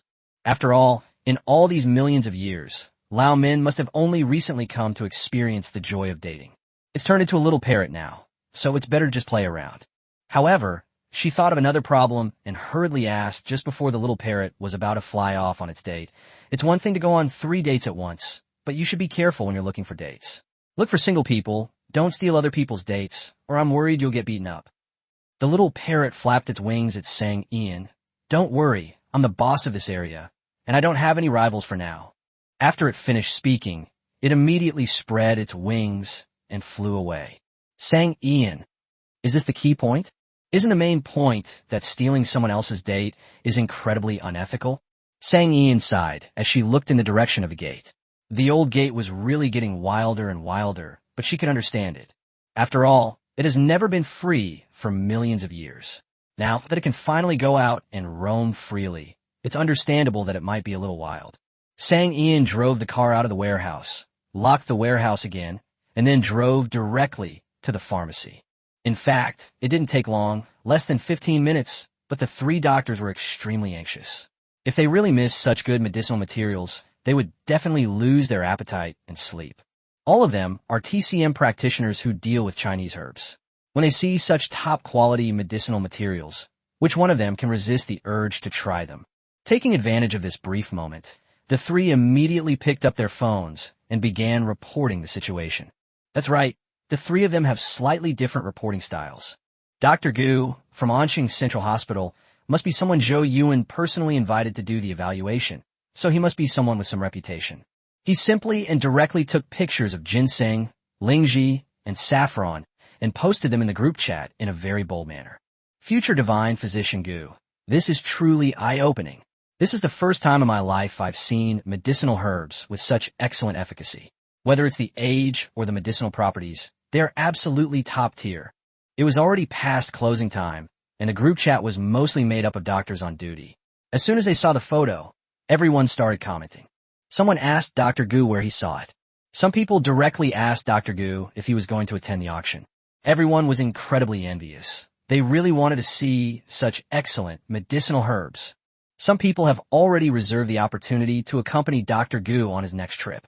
They hope that there will be another opportunity like this in the future, so that they can go out with him and see the world together. Dr. Gu felt incredibly satisfied as he watched the chat group flooded with messages. Even the corners of his mouth turned up in a wider smile. Even if he couldn't buy it, he had seen it with his own eyes. Little did I know, some people are just that stubborn and dare to say anything. It would be wonderful if our hospital could use such high-quality medicinal herbs someday. As soon as the message was posted, it immediately went into overdrive, as if it had endless resentment. With one message after another being posted, the same content copied and pasted, appearing in a flurry. The fonts are different, and they come in various colors. The most outrageous one is larger and bolder, and it even flashes with rainbow colors, as if saying, "Look at me, get to know me, notice me." Then, the dean, who had never spoken in the group before, actually popped up. "Dean, buy it." The future legendary Dr. Gu. Very expensive. Dean, finance department, transfer the money. The future legendary Dr. Gu. If there's another one, I'll definitely take it. Dean, if you can't buy it, don't come back. He simply slapped the stack of wooden boxes, neatly arranged, that was in the small storeroom into the box. I sent it directly to the group. Future Divine Physician Gu. These are all medicinal herbs, but they already belong to Mr. Zhou. Everyone, please pray for me. The boss has gone to the warehouse. If he can find any more herbs, I will definitely bring them back to our hospital. Dr. Gu quickly sent the last message and then breathed a sigh of relief. He had only intended to use the opportunity of reporting to slightly boast about his experiences that day, but little did he know that it would alarm the dean. He knew his uncle all too well. He must have his eye on these medicinal herbs. Given his uncle's meticulous and methodical nature, if he returned empty-handed, he might be nagged about it for months. If I had known that showing off would bring out my uncle, the dean, I definitely wouldn't have bragged about it in the group. However, looking at the new message on his phone, a limit of 10 million was not a small amount. He looked at the other two people, thinking that with money, they would have the confidence to compete. What a coincidence! Dr. Wei thought the same thing. Since I'm going to buy medicinal herbs, I should of course report to the hospital and ask for their approval regarding the amount I can purchase. Dr. Wei naturally showed off a bit, but he was more tactful in his actions. He only posted it briefly on his WeChat moments. He carefully selected the shooting angles for all 8 medicinal herbs, striving to showcase every detail. The one in the very center is a selfie of him with a large wooden box filled with medicinal herbs. His circle of friends includes patients, hospital colleagues, and some peers. One post on WeChat Moments, a 9-grid layout, instantly made him the most dazzling person in his circle of friends. There's no way around it. Putting everything else aside, just looking at these medicinal herbs, everyone could distinguish them fairly well. Who wouldn't want to have such good medicinal herbs? Especially the 9-square grid in the very center, that's really enviable. It's as if he owns all of that. How can anyone not be envious? The comments under this post on WeChat Moments are mostly from people wanting to buy several items. If you didn't know better, you'd think he was a herbal medicine dealer. Dr. Wei really made his presence felt. Of course, he didn't expect that he would receive the task of bringing these medicinal herbs back to the hospital right after posting on his WeChat Moments. He took the phone, walked to the side, and explained to the other party for a long time before they believed that the medicinal herbs had already been sold, and whether he could buy them was entirely up to fate. Then he received a permit for 20 million. Buy as much as you can. Chapter 245, this is truly an unexpected result. Dr. Sun was the least likely to show off. She made a very brief phone call to the clinic, which lasted less than a minute, and then hung up. Less than 5 minutes after she hung up the phone, she received a notification text message from the bank. Dr. Sun smiled when he saw the transfer balance. She had a feeling that there must still be medicinal herbs in Boss Sang's warehouse. Otherwise, she wouldn't have made a special trip there. Fortunately, there is sufficient funding. This is a once-in-a-lifetime opportunity. Now that we've encountered it, we can't miss it. We should buy as much as we can. It's important to know that medicinal herbs with sufficient efficacy can be of great help to patients. The impact is significant, whether it's the treatment situation, the recovery speed, or the treatment effect of certain special diseases. No traditional Chinese medicine practitioner could refuse such excellent medicinal herbs. When Sang Ian drove back, the 3 people were already standing at the entrance of the pharmacy. Anyone who didn't know better would have thought they were 3 greeters. When the 3 of them saw the neatly arranged wooden boxes in the car, their eyes lit up immediately. The 3, who were originally teammates, instantly became rivals. However, Sang Ian was not a shrewd businessman, nor did he want to raise the price of medicinal herbs through the bidding among the 3. After all, medicinal herbs have different properties than other commodities. Medicinal herbs, they can save lives. After all, these 3 people weren't like Zhou Yuan, who had deceived her feelings. She had already divided the items among the 3 of them according to the lists they had provided. The quantities are roughly the same. How much can be bought depends on how much capital the 3 individuals have. She couldn't raise the price, nor could she lower it. After all, Zhou Yuan was still here watching. There were many overlapping medicinal herbs here. If she sold them at 2 different prices in front of Zhou Yuan, the capitalists would probably come after her. As Zhou Yuan looked at the medicinal herbs divided into 3 piles, he had the illusion that they were not top-grade medicinal herbs, but rather piles of cabbages by the roadside. He suddenly had the feeling that he had spent 500 million yuan to buy a bunch of radishes and cabbages. I inexplicably feel like I'm being a bit wasteful. Because Sang Ian was well prepared, the atmosphere among the 3 doctors was very harmonious. Dr. Gu took out 10 million yuan, determined to take all the medicinal herbs back with him. Of course, that's impossible. When Sang Ian came over, she brought all the remaining medicinal herbs from those 10 large boxes, mainly to clear out her stock. She originally thought that since all 3 of them came from the traditional Chinese medicine hospital, the hospital's consumption would definitely be greater than that of an individual, and they would certainly demand a certain quantity when making purchases. However, Sang Ian forgot that hospitals deal more with ordinary people. Such top-quality medicinal materials are also very expensive, and these people cannot afford them. Hospitals usually prescribe some equally effective but relatively inexpensive medicinal materials for these people. Therefore, even when hospitals purchase these top-quality medicinal materials, they do not spend a lot of money. Compared to Zhou Yuan's prices, Dr. Gu's 10 million yuan could only buy about 10 kinds, one of each, which is less than 1/5 of the pile in front of him. Dr. Wei is a little better, but not by much, since his procurement funds are only 20 million. He had 3/5 left of his pile. Although she didn't manage to win everything, Dr. Wei was still very happy to have beaten Dr. Gu. So, happiness is always relative. Dr. Gu, this is such a pity. Your hospital is the largest traditional Chinese medicine hospital in Anqing. How can you be so stingy when it comes to purchasing medicinal herbs? Dr. Gu was feeling down and didn't want to talk to this conspicuous bag. But Dr. Wei wasn't finished yet, and continued to exclaim, "We're able to find such top-quality medicinal herbs today, entirely thanks to President Zhou. This is a once-in-a-lifetime opportunity. Once it's gone, it'll be gone forever." He sighed deeply. As someone in the same profession, I feel sorry for you. Dr. Gu glanced at him. You only bought a few more medicinal herbs than me.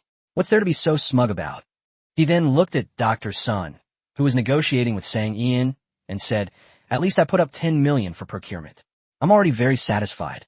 Okay? If I'm not satisfied, wouldn't Dr. Sun be filled with regret?" Upon hearing this, Sang Ian looked over in confusion. Why does Dr. Sun feel regret?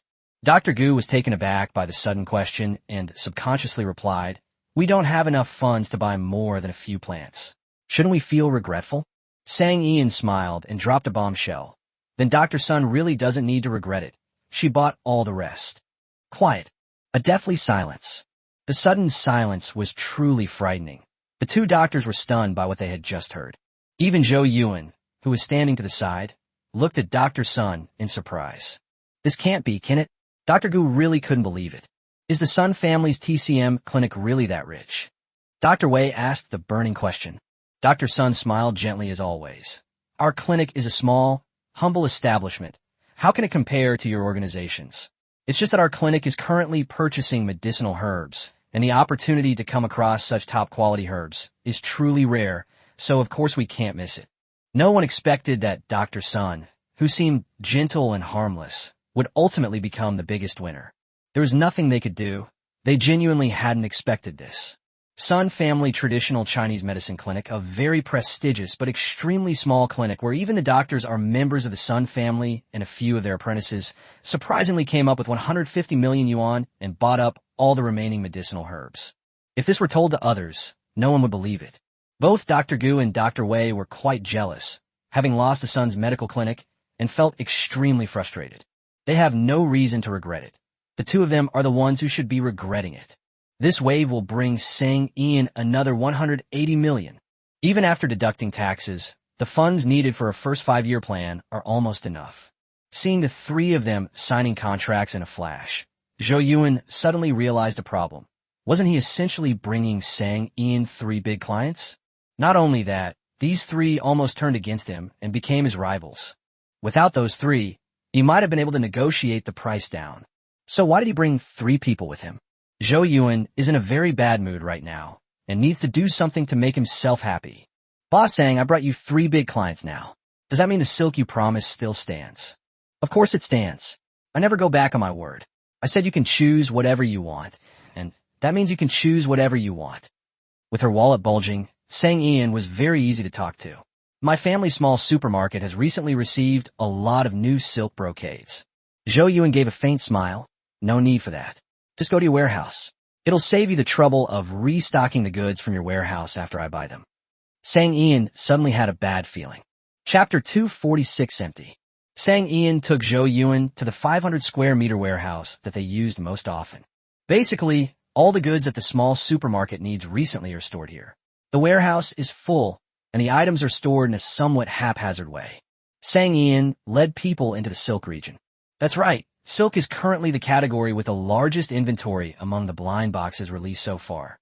Of course, this may also be related to the small supermarket's rule of limiting the sale of 3 pieces per day. Unlike other products, there is no limit to the total number of items sold per day, but only a limit on the number that each customer can buy. Silk is a precious commodity and has extremely high requirements for its storage environment. This section of the silk area is full of large wooden boxes.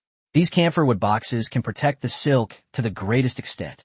Now, that Zhou Yuan has come over and wants to see the silk, he can only open the boxes one by one to see the silk inside. Sang Ian has become nothing more than a tool for opening boxes. Sang Ian drove ahead, and Zhou Yuan followed behind her, looking at each horse one by one. There were 20 wooden crates on a row of shelves, and each wooden crate was locked. The large box will hold 8 bolts of silk, and the small box will hold 4 bolts. Some of them will have the same pattern, and some will have different patterns, but one thing will remain the same. All of these silks are top-quality silks that are hard to buy even if you have money. Identifying fabrics was Zhou Yuan's forte, and upon seeing these silks, his initially somewhat depressed mood immediately lifted. Sang Ian was already quite tired after a long day of work, and after opening 20 boxes, her forehead was covered with beads of sweat the size of rice grains. She plopped down on the lid of a box and fanned herself with her hand. "Mr. Zhou, please enjoy the view. I need to rest for a bit." In the past, this amount of work would have been nothing. She was someone who could run 5 kilometers every day without getting out of breath. But now, she gets exhausted after just a little bit of effort. However, the old man said that the power of her wishes would slowly heal her body, and that dying young should not happen to her. After all, she has saved many people. Why do I say should be? Because Sang Ian is always restless. She was different from all the previous hosts. The previous hosts either loved money or power, and the greedy ones wanted both. As long as the gate of life could satisfy their needs, they would never actively challenge the rules or jump around on the brink of death. Old Gate truly couldn't fathom her, nor did it know if she would act erratically again, so it dared not speak so definitively. After learning this, Sang Ian no longer regretted her previous experiment. Only after testing the power of the rules of the Gate of Life did she dare to act recklessly. Zhou Yuan admired the view as he walked along, a slight smile on his face, quite satisfied with what he saw. Such silk cannot be compared to that produced by machines in a factory. He had even just discovered several bolts of silk of a quality he had never seen before. It's not a difference in weaving techniques, but rather a difference in the type of silk. In any case, even with his experience, he couldn't figure out the true origin of the silk. He had to go back and ask his elders. Perhaps they could tell him. "I'll take them all," Zhou Yuan said slowly. Sang Ian, who had almost closed her eyes from exhaustion, suddenly opened them wide. "What did you say?" Zhou Yuan smiled and repeated, "I said I'll take all 20 boxes of silk." Sang Ian's smile froze. "President Zhou, this is 20 boxes, a total of 140 bolts.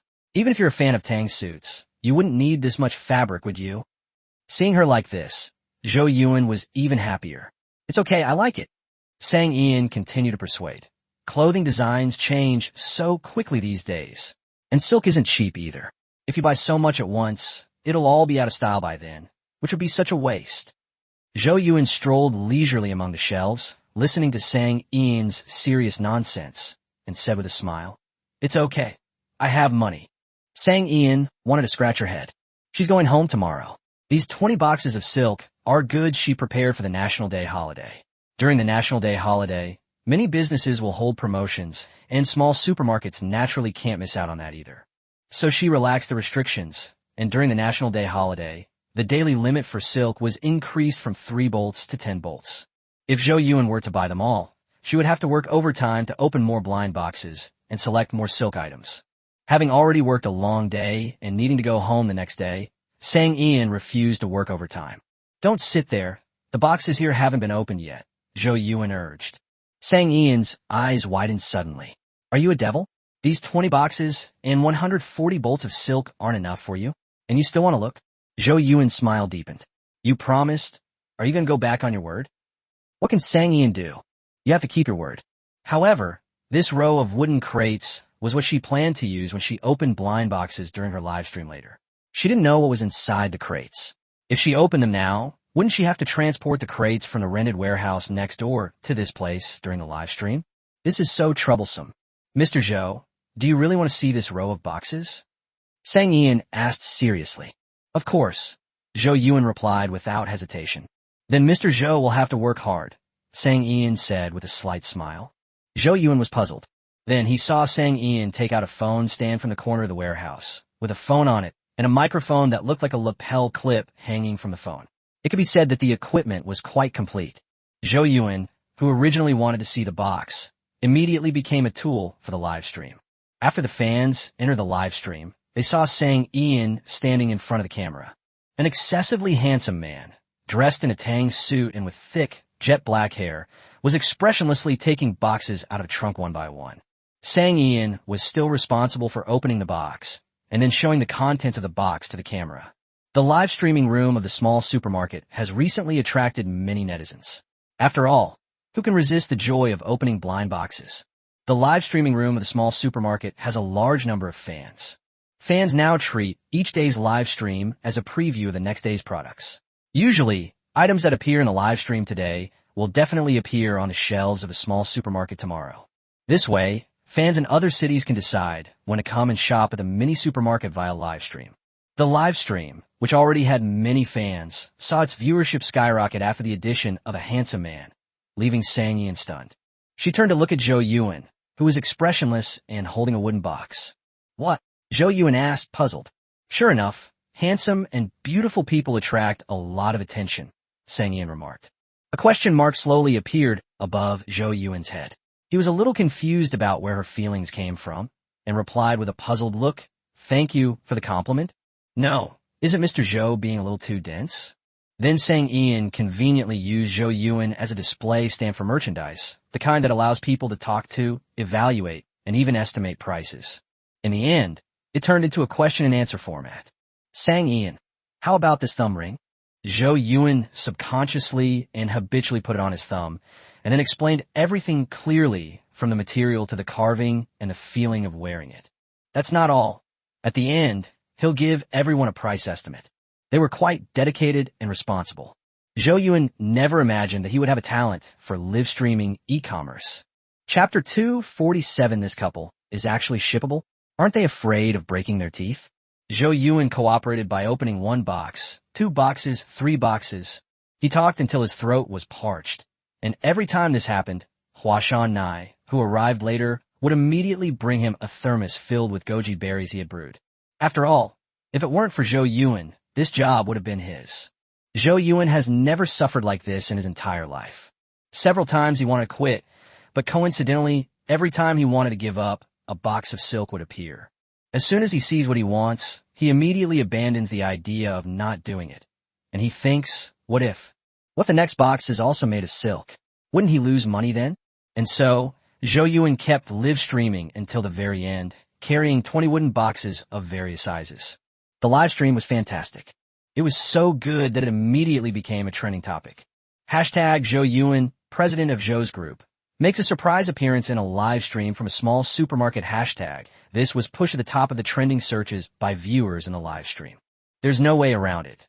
The Zhou group has a great reputation, and Zhou Yuan is handsome enough to be considered both good-looking and rich.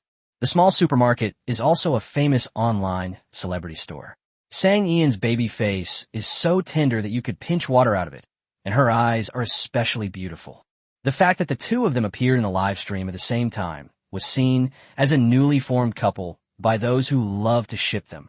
In their eyes, a live stream that lasts for more than 2 hours is full of sweetness, the kind that's so sweet it's almost cloying. The comment section was buzzing with activity, and netizens had come up with all sorts of creative ways to use the live stream replay. Sang Ian tricked Zhou Yuan into helping with chores, which they saw as a sweet daily routine. As agreed, Sang Ian agreed to sell the silk she had cut to Zhou Yuan, which they saw as a sign of their special favor toward Zhou Yuan. After all, Boss Sang used to be incredibly impartial and never made exceptions for customers. If they say there's a purchase restriction, then there is. The rules are set extremely strictly. This is the first time such an exception has been made. And Zhou Yuan, a dignified CEO with hundreds of millions at his disposal, actually helped Sang Ian with a live stream. What else could this be but love? On his way back, Zhou Yuan saw these comments online and couldn't help but twitch his lips. This is what you call pampering? Is it a form of pampering that makes him do chores? He doesn't want this favor at all. Whoever wants it can have it. Zhou Yuan was too tired to say a word and could only vent his frustration in his mind. Only these 160 bolts of silk could soothe his injured throat. Thinking of Sang Ian's heartbroken expression as he signed the contract, Zhou Yuan felt that his throat didn't hurt so much anymore. This was a good deal. Although these 160 bolts of silk cost him another 180 million, he was still very happy. After all, it's quite difficult to see Sang Ian's pained expression. Meanwhile, Sang Ian, who was feeling the pinch, was still busy working in the warehouse. As soon as she finished broadcasting, she started sifting through the silk, impulsively buying up the stock from the National Day holiday. Zhou Yuan, that capitalist, was too cunning. He had taken all the silk from the warehouse. What can Sang Ian do? In order for the small supermarket to operate normally during the National Day holiday, she must prepare the silk again tonight. She never imagined that she, a top expert at exploiting loopholes, would one day be troubled by the fact that the fat sheep were voluntarily handing over their wool, and that they were handing over far too much wool. Fortunately, she had Hua Shan-nai to help her out. Otherwise, she would have been exhausted, especially since she was currently very weak. That day, she first went to Hawaii Clinic to sell medicinal herbs. After returning, she engaged in a battle of wits with Zhou Yuan, the capitalist. After finally selling out the medicinal herbs, Zhou Yuan bought up all the silk in her warehouse. Then she started a live broadcast. After the live broadcast, she began to sort out the silk inventory. She really couldn't hold on any longer. Unfortunately, Lao Min has been out on dates and hasn't returned yet. It's all thanks to Hua Shan-nai. It would have been even better if he hadn't brought over a full bowl of traditional Chinese medicine.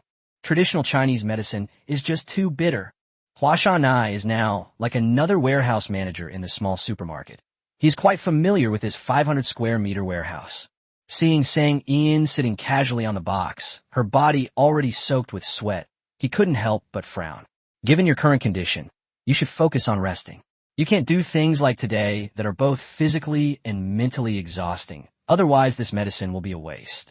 Sang Ian's mind raced as she calculated her income for the day. Hua Yiguan sold 10 million worth of medicinal herbs. Zhou Yuan, 500 million. Dr. Gu, 10 million. Dr. Wei, 20 million. Dr. Sun, 150 million. The medicinal materials alone amounted to 690 million. Zhou Yuan contributed 180 million yuan to the silk industry. Total revenue today, 870 million. Sang Ian closed her eyes happily. That's 870 million. She earned the highest daily income of her life. It's worth the effort, even if it's tiring. Sang Ian tilted her head back and drank all the Chinese medicine in the bowl in one go, suppressing the bitter taste in her mouth because she was thinking about money. It won't happen again. I still cherish my life very much. As she spoke, Sang Ian wiped her mouth. Thinking that she would be going home tomorrow and would be able to end this dreary life of taking medicine every day, she was extremely happy.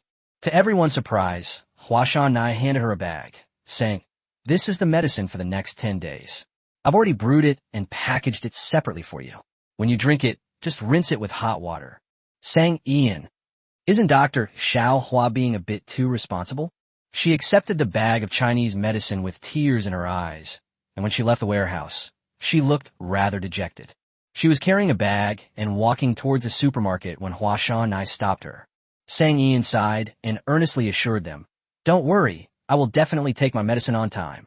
I will definitely not let all your hard work go to waste. If you don't believe me, I can send you a video." "That's not the issue." Sang Ian was puzzled. Then Hua Shan-nai took out her phone, pointed it at her, and showed her a QR code for receiving payments.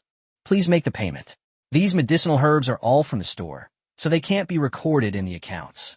Sang Ian, even though she's the boss, she still has to pay. Chapter 248 contains some emotion, but not much. The next day, Sang Ian packed her suitcase. She felt that she hadn't brought much, yet the suitcase was already full. Fortunately, she sent some packages back a few days in advance. Otherwise, one more box wouldn't have been enough. This time, she wanted to bring back all the good things she had accumulated over the past few months. Sang Ian had booked an early morning flight. She carried her suitcase downstairs, opened the roller shutter door, and her day in the urban village had begun. Outside the breakfast shop, a large pot for boiling tea eggs was already burning, with steam rising from it. When the steamer basket next to it was lifted, a burst of hot steam came out, revealing one after another large meat buns with thin skins and generous fillings. Several workers were already sitting at the wooden tables outside the shop, chatting, drinking porridge, eating steamed buns and side dishes, their faces full of satisfied smiles. Sang Ian pulled her suitcase, all smiles. She was going home today. This is the first time she's been home since she resigned. "You're leaving already?" The little parrot flew out of the supermarket and landed directly on the suitcase. Sang Ian smiled and stroked the feathers on its back. Are you reluctant to part with me? So you came out to see me off? The little parrot nodded. We've never been apart for this long before. Of course I'm reluctant to part. We've been working together for so long, and we'll continue to work together in the future. Aren't you going to miss me this first time leaving me? Sang Ian was about to explain when the little parrot didn't give her a chance. It immediately stretched out its wings, turned around, and angrily accused. Look at how impatient you are. It's obvious you don't care about me at all. I came to see you off early this morning. I even took a day off from my daily journey to the West Performance just to see you off. But you just waved goodbye to me, and that was it. You didn't show any reluctance at all. The little parrot was so angry that its crest bristled. It stretched out one wing, pointed at Sang Ian, and angrily shouted, Don't you have a heart? Sang Ian. Suddenly I felt guilty, thinking that I was so excited to go home that I didn't really feel any reluctance. She crouched down, looked at the little parrot, and softened her voice. It's my fault. When I come back, I'll bring you some local specialties from home, all delicious, so you can eat your fill. The little parrot snorted. You think you can get rid of me with just a little food? Things are getting complicated. So what do you want? The little parrot's eyes lit up. It had finally reached this step. It takes several $1,000s to make up for the sadness in my heart. Sang Ian immediately suppressed her guilt and looked at it with a half smile. Is this why you chased after it? Oops. They've been found out. It seems its acting skills still need further improvement. The little parrot stomped its foot in frustration. Who told you to give everyone benefits and bonuses except me?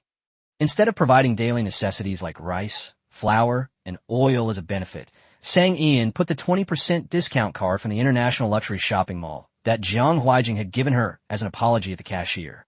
Anyone in the store who wanted to shop at the mall could use it directly. Everyone is very interested in this benefit. After all, even if you don't buy luxury goods, you can still buy gold. Gold bars at 20% off, isn't that a great deal? Sang Ian looked at the little parrot in front of her, accusing her of being unfair, suppressing a laugh. The black card is right there. You can use it too. When I get back from home, I'll take you to the mall. Whatever you like, I'll buy it for you, okay? The little parrot's eyes darted around, and it tentatively asked, Can I get cash instead? Sang Ian. Don't tell me you're short of money again. The little parrot looked up at the sky and thought, How could this money possibly be enough? Sang Ian. What he said made perfect sense, and she couldn't refute it. You can't cash it out. Sang Ian tapped its head. Finally, Sang Ian gave it a holiday bonus of 500 yuan, saying, Take good care of the house. You have a cell phone, so if you encounter any problems, contact me immediately. Even if I can't get back right away, I will find someone to help. The little parrot, having just swindled another 500 yuan, was very happy and looked satisfied. It flapped its wings at Sang Ian and urged, Hurry up, or you'll miss your flight. Sang Ian. So, the old man's actions this morning had nothing to do with whether he was willing to part with her or not. It was just for the holiday bonus, right? All I can say is that Lao Min had feelings for her, but not many. Sang Ian only found out about having a new romantic partner while waiting to board in the departure lounge. As for the source of news, it wasn't through Weibo's trending topics. The trending topic about her, and Zhou Yuan only stayed online for 3 hours before it started to decline and disappeared from Weibo by 9 p.m. Sang Ian only found out she had a rumored boyfriend after seeing the WeChat message from Jiang Huijing. Jiang Huijing. The Zhou Group has indeed made good progress in the raw materials and pharmaceutical fields in recent years. However, Zhou Yuan has had poor health since childhood, and it's a miracle he's still alive. He's not a good choice for a partner. Sang Yan. Jiang Huijing. Zhou Yuan is a man of deep thoughts. Despite his frail health, he has managed to develop the Zhou Group to its zenith, which speaks volumes about his cunning and scheming. If you're in a relationship with him, you must be vigilant and avoid being manipulated by him. Sang Ian, your account has been hacked. Sitting in the car, Jiang Huijing frowned slightly. His fingers paused briefly as he typed, his already slightly agitated mind becoming even more restless. He didn't quite understand his junior sister's thought process. The only option is to explain this in a simpler and more direct way. Sang Ian, who was sitting in the waiting room, received a video call invitation. President Jiang, so your account wasn't hacked. Then why are you spreading rumors? My relationship with Zhou Feiyang, oh no, with Zhou Yuan, is purely a business transaction. Don't talk nonsense. Jiang Huaijing curled his lips and said, I didn't spread rumors. Now, the whole internet knows about your relationship. There's even a rumor that you're getting married soon. Sang Ian was completely stunned and said blankly, we're just like sheep fleecing and sheep being fleeced. Could it be that I went too far in fleecing and am now being punished? The little girl on the screen stared wide-eyed in shock, muttering to herself in self-reflection. It was kind of cute. Jiang Huaijing's peach blossom eyes were full of smiles, and the panic he felt upon seeing the rumors about the two of them was miraculously smoothed over. He raised an eyebrow, asking in confusion, a transactional relationship? Zhou Yuan helping you with your live stream is a transaction. Sang Ian immediately began to accuse Zhou Yuan of various crimes. Because of a moment of carelessness, Zhou Yuan seized the opportunity and completely emptied her silk inventory, buying a full 160 bolts. She was truly heartbroken. Sang Ian kept chattering away, venting all the things she had been holding back. Jiang Huaijing listened patiently until she finished complaining. Then he said, next time if you don't have enough manpower, you can contact me. Sang Ian asked in surprise, isn't it a bit inappropriate for senior brother to be so busy with work? It's all right, I'll let Lu Jiao go. Jiang Huaijing turned around and betrayed his nephew. Sang Ian couldn't help but feel a moment of sympathy for Lu Jiao. But she would never refuse such a great opportunity. She smiled and said, okay. Chapter 249, Returning Home. Boarding. Landing. Go home. Sang Ian's hometown is a small third-tier city. She told her parents in advance when she went home this time. There was no other way. If she hadn't told them beforehand, the middle-aged couple might have gone off to enjoy their time together. There's no way around it. These two have such a great relationship. From meeting to getting married, to having children, and right now, their feelings for each other have never changed. The two were inseparable all day long. They were working together. Both are teachers of traditional Chinese musical instruments and run a studio, mainly training children, but adults are also welcome to learn. One-on-one sessions are quite expensive. Sang Xiao specializes in teaching the xiao, vertical bamboo flute, and eru, two-string bout instrument, but his true specialty is the suona, double reed horn, though few people learn it nowadays. Mu Zheng specializes in teaching the guqin and pipa, and her classes are always full, which shows how popular she is. The two of them go to work together and leave work together. They're basically together every day and inseparable. They can be said to be the most enviable couple in the neighborhood. Of course, this doesn't mean the Sang family never had arguments, but don't misunderstand, the arguments in the Sang family weren't arguments between the couple. Instead, it was an argument between the two of them and their child. Typically, Sang Xiao, as the father, is responsible for mediating conflict between his child and wife. But what about Mu Zheng? If you can't win an argument, or if you get really angry, then you'll be merciless with a feather duster. Sang Ian, who was very mischievous since childhood, had a deep understanding of her mother's violence. The reason why she could run so fast and not even pant for 5 kilometers was entirely due to the skills she had developed as a child under her mother's feather duster. To avoid getting hit by a feather duster, you need to be quick-witted and run very fast. She hadn't been home for more than half a year, and she even missed the times when her mother used to chase and beat her when she was a child. When Sang Ian arrived home, it was just noon. Sang Xiao, who had already received the news, had prepared a table full of her favorite dishes, as well as a bowl of hot hand-pulled noodles. Come on, are you hungry? Here's some authentic Dad's hand-pulled noodles. This time I didn't make egg sauce. I used your favorite egg and tomato sauce. The couple were overjoyed to see their daughter return. Mu Zheng picked up a braised prawn and said, look at your face. It's as white as paper. You look even worse than when you're at work. Is running a small supermarket this busy these days? Sang Ian quickly reassured her, no, I'm just thinking about going home. I was so excited last night that I couldn't sleep at all and didn't get enough rest. What could be so busy about running a small supermarket? Sang Ian had mastered the skill of lying through her teeth to perfection. She could fool almost anyone. Regarding the issue of children returning home, Sang Ian wasn't very clear about the situation in other families, but this was the situation in their family. When the child first came home, the parents were overjoyed. They cooked delicious food, show concern for each other's well-being, and worry about this and that.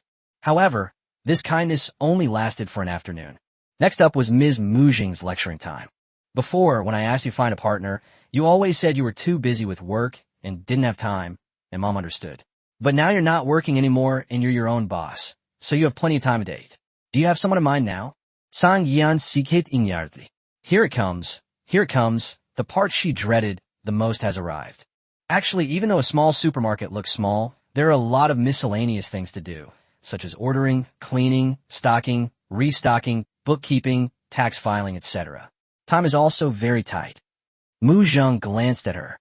Who just said running a small supermarket isn't busy? Sang Ian. When it comes to verbal skills, Mu Zheng said with a smile, I knew you wouldn't care. Mom, you've picked out a few for me. Sang Ian was stunned. How many? Mom, aren't you exaggerating a bit? Mu Zheng rolled her eyes at her. What's with the exaggeration? Look at you. You're already 26 years old. It's already October, and the new year is just around the corner. You'll be 27 by then. Don't you feel any sense of urgency? Sang Ian leaned back on the sofa, looking nonchalant. So what if I'm 27? I'm in the prime of my life, still young. Mu Zheng was annoyed by her attitude. She glared at her troublesome daughter and said, Yes, you're 27 years old and still young, younger than 30-year-olds. But there are plenty of people younger than you. If you don't find someone now, it will be even harder to find one later. If you drag this out any longer, all the good men will be taken by other men, and then you'll only be able to pick from among those ugly ducklings. I'd like to see where you'll go crying then. Mu Zheng became increasingly anxious, and every time she thought about it, she developed mouth ulcers. Sang Ian still stared with her innocent-looking big eyes. What's there to cry about? Why do I need a man? I'm perfectly fine on my own now, aren't I? Snap! The wooden zither slapped her on the back, making Sang Ian cough violently. Mom, are you sending me away? It can't be that serious. It's just about finding a boyfriend, right? It wouldn't amount to murdering a daughter, would it? Mu Zheng was startled to see her face turn even paler. She quickly poured her a glass of water. I didn't use much force. Why such a strong reaction? Sang Ian didn't want to talk. If it were before, there would definitely be no problem, but now, her broken body hasn't recovered yet. She took a sip of water and leaned back lazily on the sofa, not wanting to say anything. Mu Zheng is a person who will not give up until she gets what she wants. She took out her phone and opened a photo album. I know you like good-looking people. These three are all very handsome. Handsome? We can take a look. This is a civil servant from the Ministry of Culture. He's honest and reliable, and he definitely wouldn't scheme against you. He is a university professor, cultured, knowledgeable, and refined. He also has beautiful handwriting. You share the same interests. This is even better. He works at a large company and is a manager. He's capable and ambitious. If you two get together, you'll definitely have a good life. Sang Ian looked at the photos of the three people, then stared at Mu Zheng with a doubtful expression. Ms. Mu Zheng, your taste has deteriorated significantly. Tell me, which of these three is even remotely handsome? You're just taking advantage of the fact that they're handsome and can't talk. If they could talk, they'd be jumping up and down, shouting back at you. The questioned wooden zither. She smiled. Sang Ian suddenly became alert. Mu Zheng grabbed a feather duster and came over, saying, You're asking for a beating. Sang Ian jumped off the sofa instantly and nimbly fled. Ms. Mu Zheng, you can't do this. Getting angry ages you faster. Mu Zheng threw a feather duster at Sang Ian. Mu Chunin happily returned home, wanting to give his family a surprise. But little did he know that as soon as he pushed open the door, a feather duster came flying at him. Chapter 250, Let's save up more dowry for my sister. 5 minutes later, Mu Chunin, with a red and swollen forehead from being hit by a feather duster, sat on the sofa, looking at his mother and sister with a wronged expression. You came back just in time, Mu Zheng and Sang Ian said in unison, though their tones were slightly different. Mu Zheng lamented his youngest son's bad luck. As for Sang Ian, she was just glad that her younger brother had saved her from a disaster. Then Sang Ian received 2 unfriendly glances. Mu Chunin only gave his older sister a token glare. He knew his mother's personality all too well. My older sister was chased and beaten by my mom with a feather duster so many times that when she was learning calligraphy as a child, she liked to watch him with a ruler in hand. If he wasn't serious or was lazy, he would definitely be punished with a ruler. It could be said that the culprit behind the hardships he suffered in his childhood was his mother. His older sister simply inherited her mother's skill in wielding a feather duster. Mom, you really don't need to rush things about my sister finding a boyfriend. Mu Chunin began his usual advice to his sister. Look at my older sister. She's young and beautiful. What's the difference between her face and a high school student's? Her skin is better than that of female celebrities in the entertainment industry. Age is not a problem for her at all. So, Mom, you really don't need to rush your older sister to find a boyfriend. Where Mu Zheng couldn't see, Sang Ian gave him a thumbs up, thinking, my little brother is awesome. Mu Zheng frowned deeply and began to criticize Sang Ian's words, emphasizing that she hadn't thrown the feather duster for no reason. How can I not be anxious? When other people look for a partner, they look at the person's character, ability, appearance, wealth, and family background. What about your sister? Mu Chunin, it depends on the face. Sang Ian didn't think anything was wrong at all. What's wrong with judging by looks? Finding a partner is about marriage. Life is so long. How could you possibly live with someone you don't like? Seeing that Mu Zheng was about to grab the feather duster again, Mu Chunin quickly hid the feather duster behind his back. Mom, what my sister said makes a lot of sense. Two people get married to spend their whole lives together, so they should definitely find someone they find pleasing to the eye. Mu Zheng glanced at her eldest daughter. Does she want to find someone she finds pleasing to the eye? I painstakingly picked out 3 handsome men for her, and she actually said my taste is flawed. As she spoke, she took out her phone again and showed her youngest son the blind date she had found, saying, isn't he handsome? To be honest, the 3 of them are better looking than the average person. However, when you think about their big spender Jiang Huijing and the rumored boyfriend who was on Weibo yesterday, their looks are quite ordinary in comparison. However, Mu Chunin didn't dare to anger his mother. He got a beating as soon as he walked in the door. Mom, compared to me, these 3 are far inferior. Mu Zheng glared at him, annoyed. You're a celebrity, and they're just ordinary people. Of course, they're not as handsome as you. Furthermore, if we really let your sister meet her standards, will she ever be able to get married? Will she be able to win over the men she sets her sights on? Mu Chunin immediately said, she can get married. She can get married. At worst, our family will prepare more dowry. Mu Zheng was so angry she was speechless. It seems she can't retire. Not only can she not retire, but she also has to work harder, teach more children, and save up a dowry for her eldest daughter. Seeing that she was safe for the time being, Sang Ian breathed a sigh of relief. As long as she wasn't set up on blind dates or pressure to get married, she was fine with anything. Aren't you busy right now? How do you have time to go home? Sang Ian asked. Your younger brother is a celebrity now, you know? You have no idea how much work this traditional Chinese-style variety show has brought me. Now that the show is almost over, I can finally rest for a couple of days, catch my breath, and then make some more money. Mu Chunin was very pleased with himself. Only 2 days. If I were you, I would stay home and sleep for 2 days to rest and recuperate. It's such a short time, and you've already gone through all that travel and hassle. Sang Ian looked at the bloodshot eyes, the dark circles under his eyes, and his thin face that was almost turning into a pointed chin. She frowned tightly and said, when you get back, go to the small supermarket. I'll have Dr. Xiao Hua take your pulse and prescribe some traditional Chinese medicine to regulate your body. Let me tell you, don't take advantage of your youth, your young age, and your good health to work day and night and recklessly ruin your body. When you get older, how you treat your body will be how your body treats you. It will all come back to haunt you, believe me. She looked serious. She had been taking medicine for a while and knew all too well what it felt like to be physically depleted. Mu Chunin nodded haphazardly, not really taking the matter to heart. In the past, he would mooch off the company's famous teachers, take all sorts of courses, and get paid a basic salary. He liked to be a lazy bum and give up, but wasn't that because he had no other work to do? Now that he finally has a job, of course he'll take any work he can get. After all, they're all good scripts and good production teams, and he'd be heartbroken to miss out on any of them. Sang Ian saw through his thoughts at a glance, raised her hand, and patted his shoulder. Did you remember what I said? You're making such a fuss over just 2 days. Wouldn't it be better to stay home and get a good night's sleep? Isn't this my older cousin's wedding, and he asked me to be his best man? How can I not come back? Mu Chunin yawned again. Sang Ian turned her head sharply to look at Mu Zheng, shocked. Mom, my cousin is getting married? Sangbo is already 30 years old. Haven't you seen how anxious your aunt is? If he doesn't get married soon, your uncle and aunt will be even more worried. Mu Zheng said with some envy. Now it's all good. Sangbo has finally been settled, and they don't have to worry about this matter every day anymore. Is this a request for me? Sang Ian pursed her lips, pretending not to understand, and began to change the subject. When is the wedding date? I need to prepare a wedding gift for my cousin. When we were little, my cousin would take me to play every day. I remember when I was in elementary school, if someone bullied me, he would raise his fist and fight back, getting himself all bruised and swollen.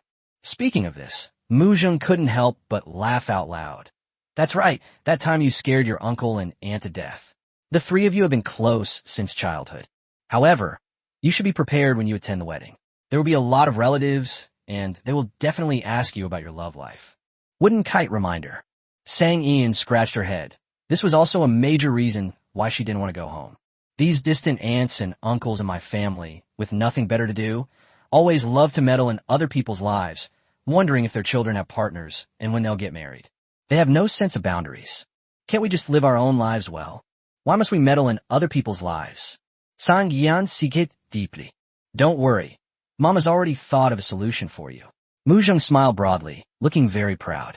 Sang Ian's eyes lit up, and she immediately jumped off the sofa, eagerly massaging Mujung's shoulders and back, asking, Mom, do you think this pressure is right? Are you satisfied with this frequency? Mujung squinted, looking completely satisfied. Left side, yes, a little harder. How about this? Sang Ian asked. Good, keep it up, Mujung said with a smile. Mom, what kind of solution are you talking about? Sang Ian asked with a smile. Wooden kite, I'm festi. Okay, I'll wait. Muchinin quickly stood up and went to pour water. The siblings took such good care of the wooden zither that they were very comfortable. They eagerly awaited Mujung's good solution. Chapter 251, You Were Bullied? 7 p.m. Sang Ian, dressed in a very gentle beige dress, sat in a hot pot restaurant. Opposite her sat a man wearing black trousers and a white shirt. This is the solution that Mujung came up with to solve the problem. My cousin is getting married the day after tomorrow, so I'm making the most of tonight and tomorrow to go on blind dates. If you find something you like, just make a decision. That way, if any relatives ask her about her personal life at her cousin's wedding, she can admit that she has a boyfriend, and those people won't have any other opinions. Sang Ian initially rejected this idea. She even resorted to her charm, saying she wanted to spend more time with them and didn't want to go on blind dates, but it was completely useless. Mujung even looked disgusted. She wanted to enjoy her time alone with her partner and didn't need a third wheel. Sang Ian was speechless at the time. There was no other way. She eventually came. Who would have thought that after she got home, she ate one meal at home and then went to eat with her blind date for the second meal? Well, this meal wasn't very pleasant. I never imagined that one day I would actually have dinner with Boss Sang, and it would even be a blind date dinner. Sang Ian raised an eyebrow slightly, a faint smile on her lips. I just run a small supermarket. I'm not really a boss, that's just a nickname given by fans and netizens. Your shop isn't just any ordinary small supermarket. It's a place that promotes our long-standing traditional culture, including ancient writing implements, ink, paper, and inkstones, captivating silks and brocades, exquisite embroidery from various schools, and numerous ancient jewelry pieces. Your place is a base for promoting traditional culture. The other party was very excited. I work in the Ministry of Culture, and I happen to be in charge of publicity. After we get together, you can open a small supermarket in our city, and then I can help you promote it. Is this helping her promote herself, or helping him gain political achievements? Sang Ian put down her chopsticks. Then don't even think about it. The small supermarket will always be in Anqing. The man frowned. How can that be? You'll definitely be coming back after we get married. How can the small supermarket stay in Anqing forever? Sang Ian wiped her mouth and smiled. Sir, who gave you the confidence that I would be interested in you? Do you earn more than me, or are you better looking than me? The other person's expression immediately changed. He was about to retort, but Sang Ian did not give him a chance to speak. I'm a straightforward person. I don't like to be wishy-washy. I prefer to be direct. I think we are not suitable, and there is no need for us to continue our contact. The money has already been paid. Please enjoy your meal. As Sang Ian stepped out of the hot pot restaurant, she truly felt that the air was much fresher. She definitely won't go on blind dates again. It's too risky for her to get breast cancer. Sang Ian turned around and went to the snack street, where she ate grilled squid, stinky tofu, lamb skewers, and fried chicken strips from beginning to end, feeling extremely satisfied. Little did she know how sensitive and proud a man is to criticism. Fei Hong became increasingly angry, so he simply posted a short video of his blind date with Sang Ian, along with a small supermarket, mainly criticizing Sang Ian for being arrogant, domineering, vain, and condescending. In short, he listed Sang Ian's 4 major sins and concluded that he looked down on people like Sang Ian and preferred simple, hard-working girls who could live a down-to-earth life. Not only that, he also implied at the end that a woman like Sang Ian would not be attractive to anyone with a brain or self-respect, let alone the president of the Zhou Group. Fei Hong usually works in the publicity department. In his spare time, he also manages his own account and is considered a minor internet celebrity on his short video platforms, with over 100,000 followers. Adding to the fact that the small supermarket and Sang Ian and Zhou Yuan had just been trending on social media, this gossip is still fresh and hot. Netizens who like to ship couples are still excited about it, and they will definitely click to see if they see related topics. The small supermarket is a popular online store, and Sang Ian is the owner of that popular online store. Boss Sang actually went on a blind date and was rejected by the man she was meeting. Everyone must be curious, so they went in to take a look. In the end, it turned out to be a video that Fei Hong filmed when he entered the hot pot restaurant. The video ended after he sat down, and the rest was all made up by him. With so many conditions converging, the video's viewership skyrocketed, it was shared rapidly, and quickly moved to social media platforms like WeChat Moments. After Sang Ian finished eating and drinking and returned home, the hashtag small supermarket owner saying disliked on blind date hashtag quickly became a trending topic. How did Sang Ian find out? As soon as she entered the house, Mu Zheng asked expectantly, "How are you feeling?" Fei Hong works in the Ministry of Culture. He's a smart young man and does a good job. Thinking of Fei Hong's utilitarian calculations, Sang Ian snorted coldly. "Not good at all." Mu Zheng immediately frowned. "Why isn't it good? I think the other person is great. What are you dissatisfied with?" "I'm not satisfied with anything about him. He just wants to take advantage of me." Sang Yan complained. Mu Zheng's expression changed instantly, and she hurriedly and anxiously checked Sang Yi's safety from head to toe. She asked nervously, "You got a free ride? Were you bullied?" Sang Ian thought for a moment and nodded. Verbal bullying is still bullying, so she wasn't lying. Mu Zheng's short temper flared up immediately. "Look at you, all dressed up. How dare you bully my daughter? No way. I have to talk to old Fei's wife about this. She's always praising her son, saying he's perfect in every way. That's why I let you go on this blind date. Who knew this grandson would turn out to be this kind of person? He bullies people on the very first blind date. If I don't get an explanation today, I'll change my mind." Mu Zheng rushed straight into the kitchen. Sang Ian realized that things were in deep trouble and had escalated significantly. She quickly put down the large chicken cutlet in her hand and chased after him to the kitchen. They bumped right into Mu Zheng, who was carrying a meter-long solid wooden rolling pin and looking furious. Sang Yan. Chapter 252 Apology. Sang Ian was genuinely worried that Mu Zheng would pick a fight with a rolling pin. After all, her mother had done this before. "Back in the day, my mom had a legendary feat, chasing a thief for 3 blocks with a rolling pin. She finally caught the burglar and gave him a good beating.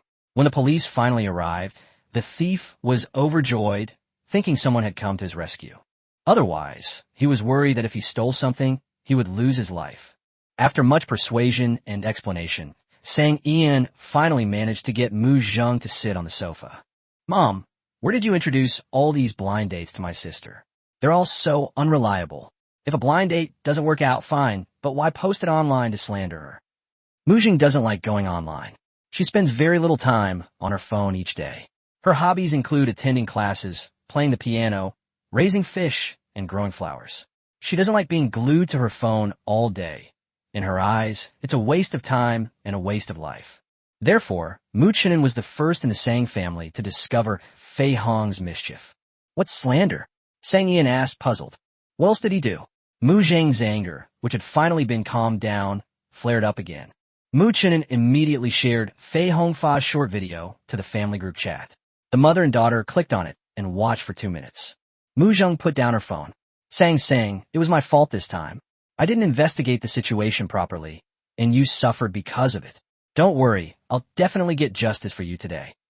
As she spoke, Mu Zheng picked up the rolling pin again, her arm trembling with anger.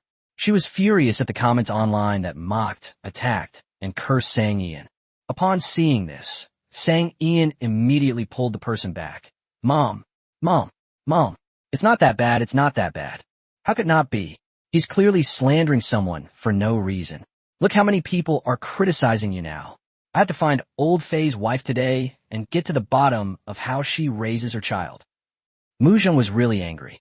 Her social life was very limited, and she never expected that something like this, which only happened in casual conversations, would actually happen to her daughter one day. Actually, she felt more guilty. If she hadn't failed to properly vet people, and if she hadn't misjudged them, such a terrible thing wouldn't have happened. Sang Ian immediately seized the opportunity. Mom, I don't think you're very good at judging people. In the future, please don't arrange blind dates for me. I'll find someone myself. If I meet someone I like, I'll definitely bring him home. Mujang frowned. What if we don't run into them? Sang Ian laughed. Then it's even simpler. Let's not get married. If I were to get married, I would definitely find someone I like. I can't just settle for anyone, can I? Mujang pursed her lips. That's true. That's right. That's how it should be. You can't just marry anyone who's good enough, can you? You'll just get divorced sooner or later. What's the point? Mu Chenin chimed in from the side. Mujang was already devastated and felt guilty towards her daughter. Now, persuaded by her children, she naturally relented. She sighed deeply. If you don't want to go on blind dates, then don't go on blind dates. Actually, I'm not asking you to get married right away. I'm just worried that with your free and easy personality, how will you manage on your own if you don't get married in the future? Sang Ian didn't take it seriously. Why can't a person live alone? I have money and free time. I can do whatever I want. No one is watching me. I don't have to spend all my time with my husband and children, and I don't have to worry about daily chores. When I meet a handsome guy, I can admire him without restraint, and no one will accuse me of cheating. What a wonderful life. Mujang rolled her eyes at her. You're carefree when you're young, but what about when you get old? What if you can't earn money anymore? What if you get sick? What will you do all by yourself? Sang Ian fell silent. Mujang thought her daughter was stumped by her question, and that her daughter had finally figured it out.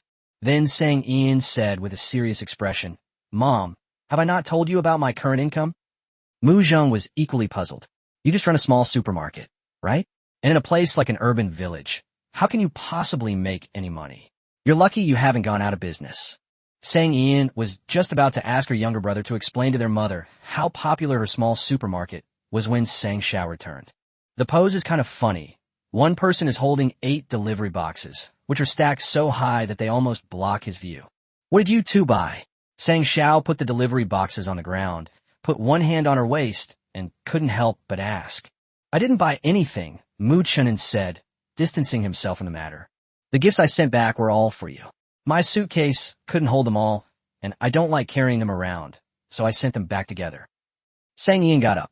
She knew that the number of packages she had sent was far more than just these 8. Let's go. Let's move together. There's still so many packages at the courier point. I just ran into the courier when I came back, and he was stunned. Sang Xiao took the 2 siblings to the courier point again. Mu Zheng originally wanted to go too, but Sang Xiao insisted that she not let her. How could hands that play the zither be used for such rough work? That's right. Over the years, Mu Zheng hasn't done much housework. Sang Xiao has taken care of everything. This time, the 3 of them borrowed a trolley, tied more than 20 express delivery boxes to it, secured them with rope, and pulled them all home. After the 3 of them moved all the packages into the living room, Sang Xiao and Mu Zheng exchanged a glance, feeling that their daughter was showing signs of being wasteful. Sang Ian took in their expressions and said, Mom, my small supermarket is actually making quite a bit of money. These are all gifts I brought for you. As she spoke, she gestured with her eyes for Mu Chenin to come and help unpack the package. Mu Chenin was more than willing to do this job. Sis, is there a gift for me? You didn't tell me you were coming back, Sang Ian said innocently. Mu Chenin was a little annoyed. I promise I won't do any more surprises next time. Sang Ian couldn't help but flick his forehead with her finger. I was just kidding. I sent back a lot of things. You can choose for yourself. Mu Chenin was delighted and even worked faster. Then the situation became like this. Mu Zheng and Sang Xiao sat on the sofa in the living room. Mu Chenin was in charge of unpacking the package, while Sang Ian was in charge of explaining it. Sang Ian really kept all the good items she thought were suitable for her family, and she brought them back with her this time. The more than 30 express delivery boxes piled up next to the coffee table are proof of this. Mu Chenin is an absolute perfectionist. Even opening a package requires meticulous attention to detail, from small to large boxes. Mom, Dad, my little supermarket is doing really well. The money I'm making now is incomparable to what I used to earn when I was working. You really don't need to worry about me being alone and unable to earn money when I get old, or having a miserable old age. As they were talking, Moochinen opened a delivery box and took out a long, narrow wooden box inside. Chapter 253 is correct. They're all fake, just handicrafts. Sang and Ann had placed everything there. She knew what it was just by looking at the box. She pointed the small wooden box directly at the wooden zither and the mulberry flute, and with a click, the box opened. On the yellow velvet cushion was a simple and elegant jade hairpin. The jade was clear and translucent, with beautiful lines and a lustrous sheen. Mom, this is for you. The moment I saw this hairpin, I knew it would suit you perfectly. You usually like to wear your hair up in class, right? This hairpin will be perfect for you, and you'll definitely look beautiful in it. Sang Ian directly shoved the hairpin into Mu Zheng's hand. Mu Zheng stared blankly at the hairpin. Although she didn't know much about jewelry and jade, she had been a performer of folk musical instruments when she was young and often participated in official events, so she had gained a lot of knowledge. The performance that left the deepest impression on her was at a jewelry festival event, where she saw jewelry and jade up close for the first time. She remembers clearly that one of the hairpins was a very simple one, without any carvings, but it cost 400,000. She was stunned. She immediately squeezed forward. She had to take a good look at such an expensive hairpin to make it worthwhile. At that time, she simply admired it. The exorbitant price made her never even consider owning it. There's no way around it. The gap is just too big, so big that even having any hope seems like overestimating one's own abilities. But now, her daughter has actually given her a hairpin. At this moment, Mu Zheng's heart was filled with truly complex emotions. Sang Ian's hair-tying skills were superb. While Mu Zheng was distracted, she had already quickly and efficiently completed the task without using anything else. She simply wrapped the hairpin twice, inserted it horizontally, and a simple bun was successfully done. Dad, is Mom pretty? Sang Ian asked. Beautiful. Absolutely beautiful. Sang Zhao's praise was truly heartfelt. After saying that, she quickly went back to the master bedroom, took the small mirror from the dressing table, and let Mu Zheng see for herself. Mu Zheng turned her head left and right, looking at herself in the mirror. A jade hairpin was inserted in her dark hair. She looked really beautiful, simple and elegant, very stylish. Sang, which jewelry store did you buy this hairpin from? The workmanship is really good. It looks just like the real thing. Sang Xiao asked. If he needs to buy a gift for his wife in the future, he can consider buying it from that store. Sang Ian. She was full of enthusiasm, eager to show off her financial strength to her mother and put her mind at ease. Little did she know, before she could even speak, her father pulled this stunt on her. The wooden zither then took the hairpin off and examined it carefully again. It felt smooth and lustrous to the touch, and it really did look like jade. Mu Zheng then looked at the box. Basically, when you buy jewelry, the store should provide a jewelry box, which should contain the merchant's information. However, this one is rather strange. It's just a simple wooden box, and you can't find a single word on it. Sang Ian didn't quite understand how to play the wooden zither. Mom, what are you looking for? Oh, I'd also like to know which jewelry store you bought it from. It's so realistic. If it were real jade, it must have been incredibly expensive. You silly child, you're just coming home. Why did you have to buy a gift? It's so well made. It must have cost several hundred yuan, right? Mu Zheng tied her hair up again with a hairpin. You said you just opened a small supermarket and earn a meager living. Don't spend money on these things anymore. Use them yourself. Sang Ian smiled bravely.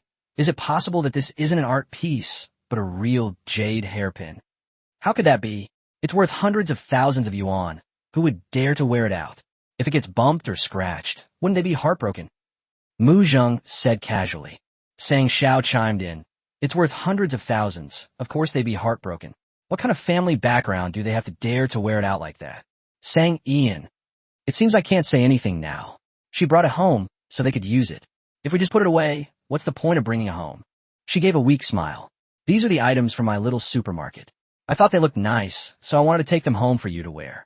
The two were surprised. Your little supermarket still sells jewelry? They both said in unison. Yes, we sell not only jewelry, but also antiques.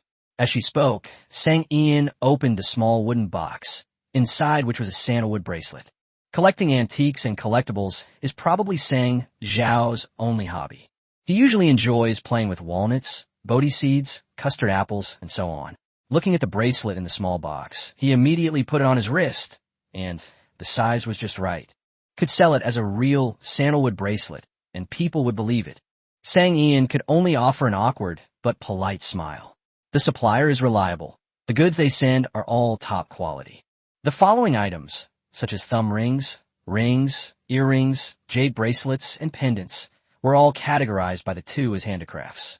Sang Ian offered no explanation. When she took out the various styles of Chong Sams that she had ordered in Anqing, Mu Zheng's eyes lit up. Sang Xiao pushed her into the bedroom and told her to change into them quickly.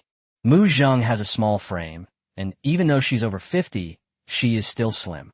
Wearing a simple Chong Sam and with her hair up, she exudes a gentle and graceful aura when she walks out of the bedroom.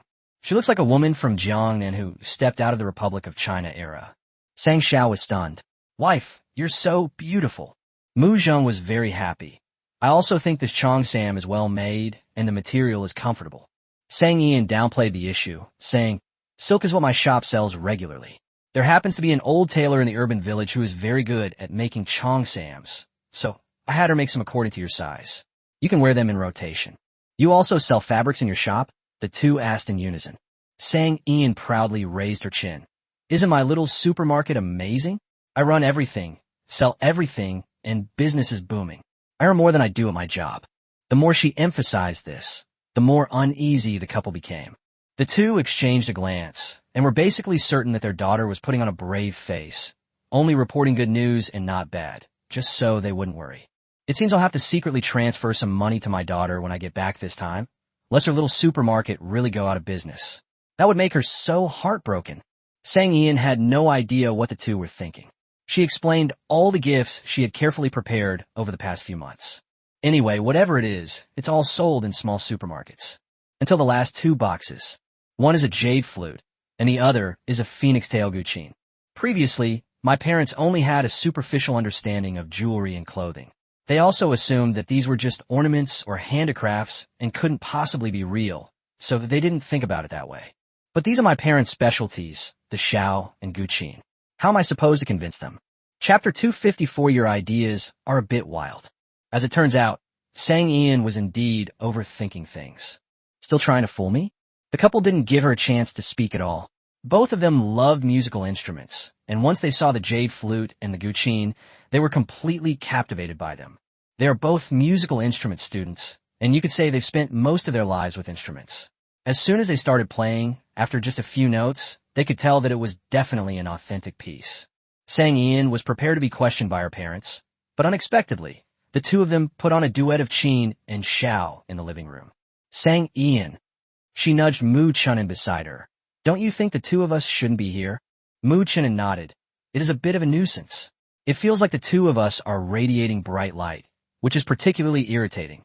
The couple not only played a tender and affectionate piece, but they also exchanged loving glances during the performance, their eyes only for each other, which gave Sang Ian goosebumps. It's hard to believe that this couple is over 50 years old. They're even more clingy than young people. However, the duet of the Qin and Xiao was extremely melodious and moving, which just goes to show that Dad and Mom are still as good as ever. The song ended. Both of them gently stroked the jade flute and the guqin with great affection. Mu Zheng immediately exposed Sang Ian's secret. "So those weren't just handicrafts, they were all real? Well, what's the point of all this hype?" Sang Ian could only proceed as planned. "Yes, they're all real. However, I didn't lie to you. They are indeed all products from a small supermarket. The price I purchased from the supplier is much cheaper than what's available on the market, so you don't have to worry about them breaking if you touch them." Sang Ian was worried that the two of them would just hide it away, so she continued, "I brought this all the way back for you as a gift, so please don't just leave it unused. Otherwise, what's the point of me going through all this trouble?" Mu Jing and Sang Xiao exchanged a glance and asked in unison, "How much does this cost?" Sang Ian scratched his head, looked up at the chandelier, and appeared deep in thought. "Just tell me. I promise I won't hide them. I'll wear them when I need to and use them when I need to." Sang Ian was a little embarrassed. "It's not because of that. Actually, when I was sorting the goods, I just kept the good ones for you. You asked me how much they cost? I really don't know." Mu Jing, she took a deep breath. "Is this how you run a business?" Don't you really think your little supermarket will go out of business? Sang Ian was indignant. I've been running the business very diligently every day, okay? How could it possibly go bankrupt? Mu Zheng glanced at her sideways and said, if you don't run it seriously, your little supermarket might still be able to survive. Sang Yan. No. What do you mean? I am your own daughter. How can you treat your own daughter like this? Am I no longer your favorite little darling? I just feel really frustrated. Dad, aren't you going to do anything about your wife? She's gone too far. Sang Ian pleaded with Sang Xiao for help. To her surprise, Sang Xiao picked up her phone, turned it around to face her, and asked, is this the small supermarket you own? It turns out that someone also forwarded Fei Hongfa's short video criticizing Sang Ian to Sang Xiao. After clicking on it, he intended to refute these uncomfortable comments below. Who knew that when I tapped my phone, maybe it's because I've used it for so long, I somehow ended up tapping on a short video posted by a fan of the small supermarket. This is a video showcasing a small supermarket, clearly showing its layout and providing a clear explanation, especially regarding supplies and pricing. Looking at the headline about the renovation costing hundreds of millions, Sang Xiao's mind went blank. For a moment, he even wondered if he had misread the character. Sang Ian readily agreed upon seeing the short video, but worried about scaring the two of them, she shifted the blame to the mysterious supplier. The video is too exaggerated. These Phoebe Janan wood furniture pieces are just placed in supermarkets by suppliers to decorate small supermarkets. No matter how valuable they are, they have nothing to do with me. Anyway, she would never sell furniture, so there's nothing wrong with saying that. Mu Zheng also watched the video of the store visit, and after hearing her explanation, she became even more worried. Won't thieves come knocking? Wealth is a powerful motivator. This is furniture worth hundreds of millions. The security at Lao Min isn't just the best in the world, it's absolutely the best in the universe. Of course, she couldn't say that. She simply used the claim that she had the world's most secure security system to fool them. Anyway, her parents didn't know anything about these things. As long as she described it in an exaggerated, powerful, and awesome way, it would work. Sang Ian patiently explained to them for a long time, finally convincing her parents that she was now a money-making expert. With such a substantial amount of savings, they didn't need to save up for a dowry. She even transferred 1 million yuan directly to her mother as a filial gesture. Moreover, she gives them money every year so that they don't get too busy making money, opening too many training classes, or teaching too many students. My parents are over 50 years old and have reached the age where they can enjoy their retirement. She hoped they could have an easier time. There's no need to worry about money. In contrast, Mu Jing and Sang Xiao were stunned into silence as they watched the bank's text message notification of the deposit. They were shocked quite a bit that night. Overall, it was a bit excessive. The daughter they raised has unknowingly grown into a little rich woman. The young heiress's business is thriving, and she spends 1 million yuan at a time. Mu Jing looked at her bank card balance and pondered for a long time. If I had known you could make so much money, I definitely wouldn't have pressured you to go on blind dates. With your earning power, you could live whatever life you want in the future. But you need to be careful when choosing a boyfriend. Don't get fooled by men. Sang Ian only chose to hear what she wanted to hear. So, you won't urge me to go on blind dates anymore, right? Mu Zheng straightened his back and smiled.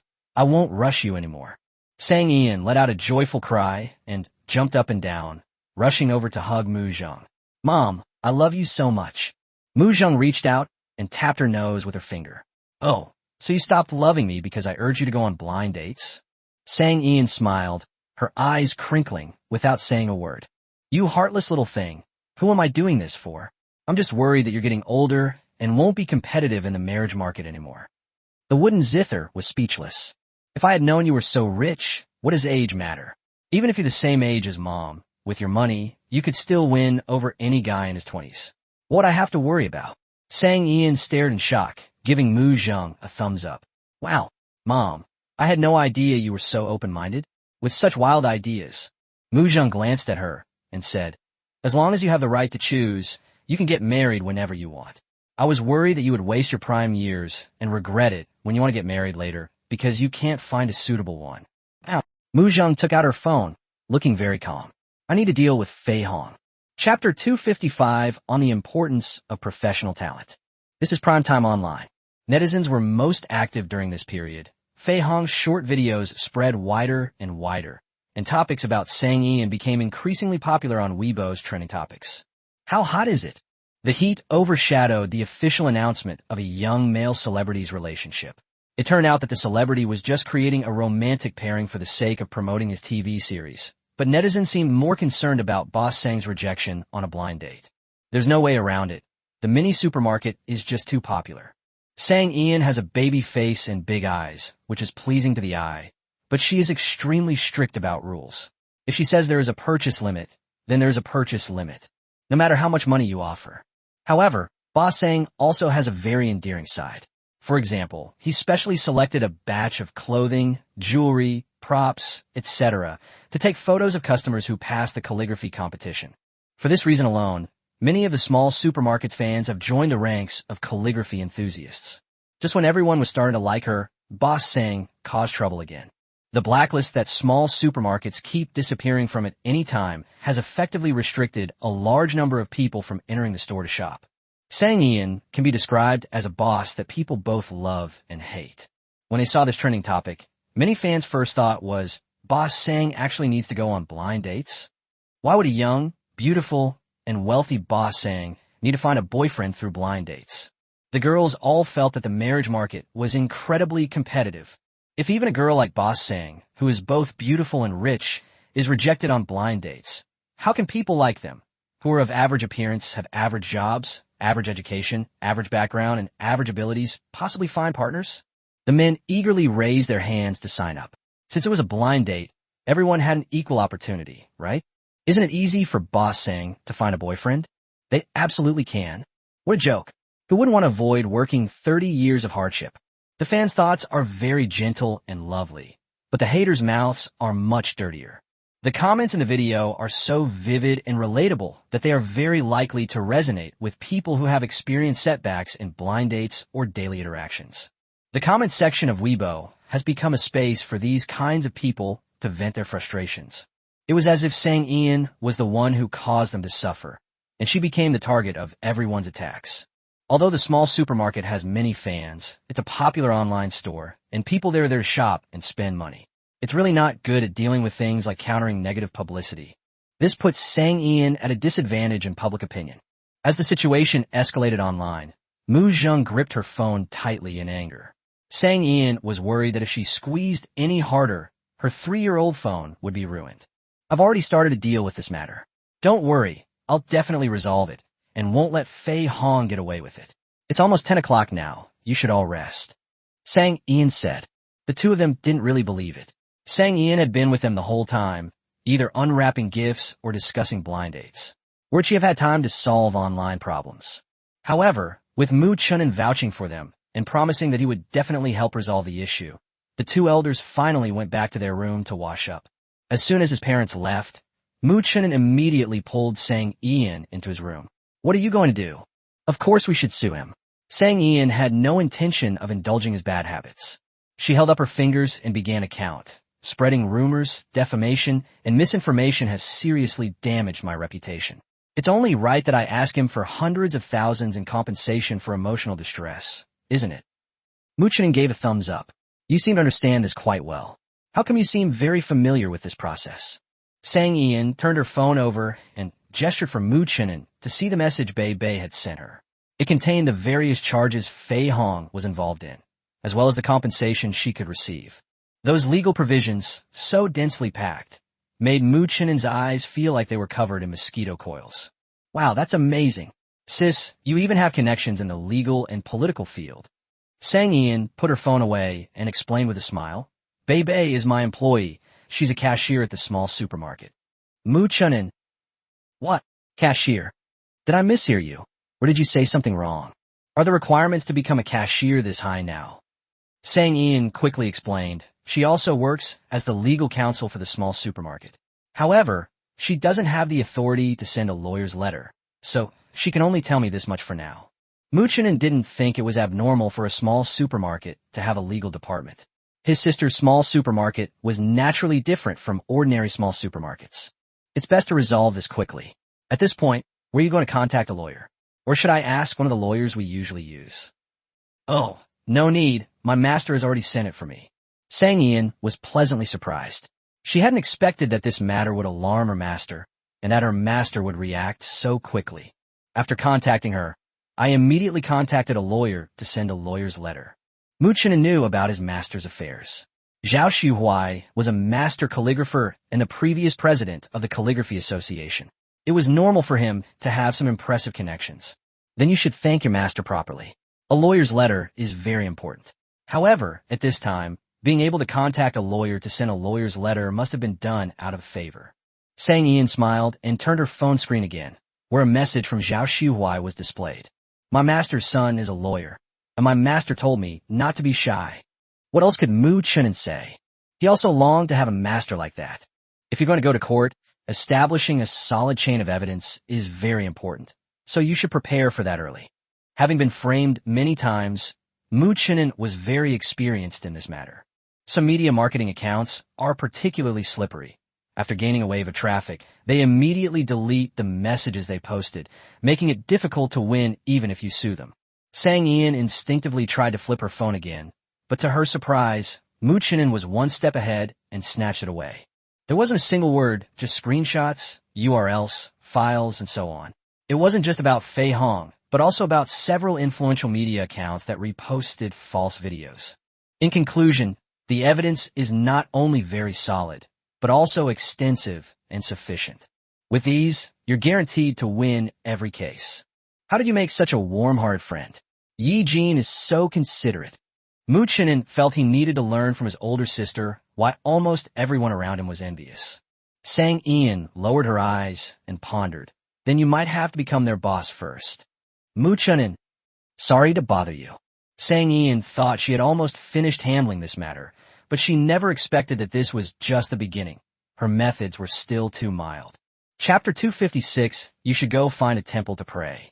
Although she had been thoroughly vilified online, Sang Ian didn't care at all. The joy of her mother, no longer urging her to go on blind dates, completely dispelled the annoyance caused by the online attacks. Sang Ian slept soundly, and the psychological pressure she felt every time she went home disappeared without a trace. She slept well, but the couple in the master bedroom, Sang Xiao and Mu Zheng, barely slept all night. They sat against the headboard, holding their phones, heads down, fingers moving rapidly, frantically arguing with the trolls. When Sang Ian woke up in the morning, she saw that her parents had dark circles under their eyes and bloodshot eyes. Even while eating breakfast, the two of them acted like internet addicts, holding their phones and typing rapidly. Seeing this, Sang Ian immediately took their phones. I already said I'll handle things online, so you don't need to worry. Hurry up and eat, then go take a nap. Mu Zheng, I'm just so angry. No one can stop me today. I'm going to have a serious talk with Lao Fei's family about this. She had barely finished speaking when her phone rang. Who would call so early in the morning? Upon seeing the familiar name, Mu Zheng answered the call immediately. Before she could even unleash her fury, the other party launched into a barrage of accusations. Mu Zheng, what's going on with you, child? You sent a lawyer's letter to my son's workplace first thing this morning. Is she crazy? How did you raise your child? My son looks down on her, and she gets angry and embarrassed. What's wrong with my son posting a video and telling the truth? Is telling the truth illegal these days? She actually sued my son. No wonder she's so old and still doesn't have a boyfriend. Someone as vain and materialistic as her. It would be strange if any man wanted her.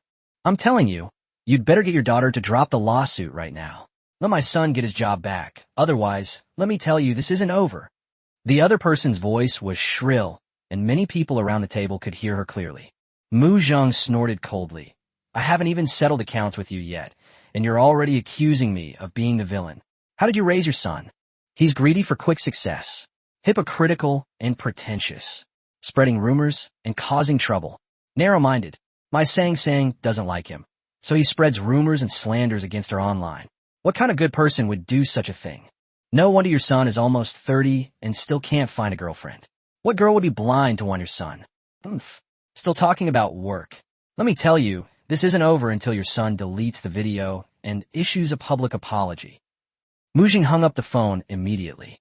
Upon hearing that Fei Hong had been sued and suspended from work, she finally let out the anger she had been holding in all night.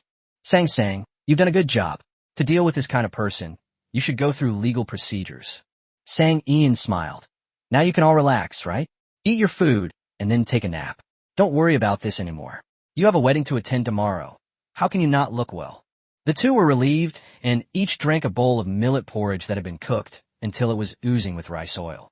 They then went back to sleep without worry.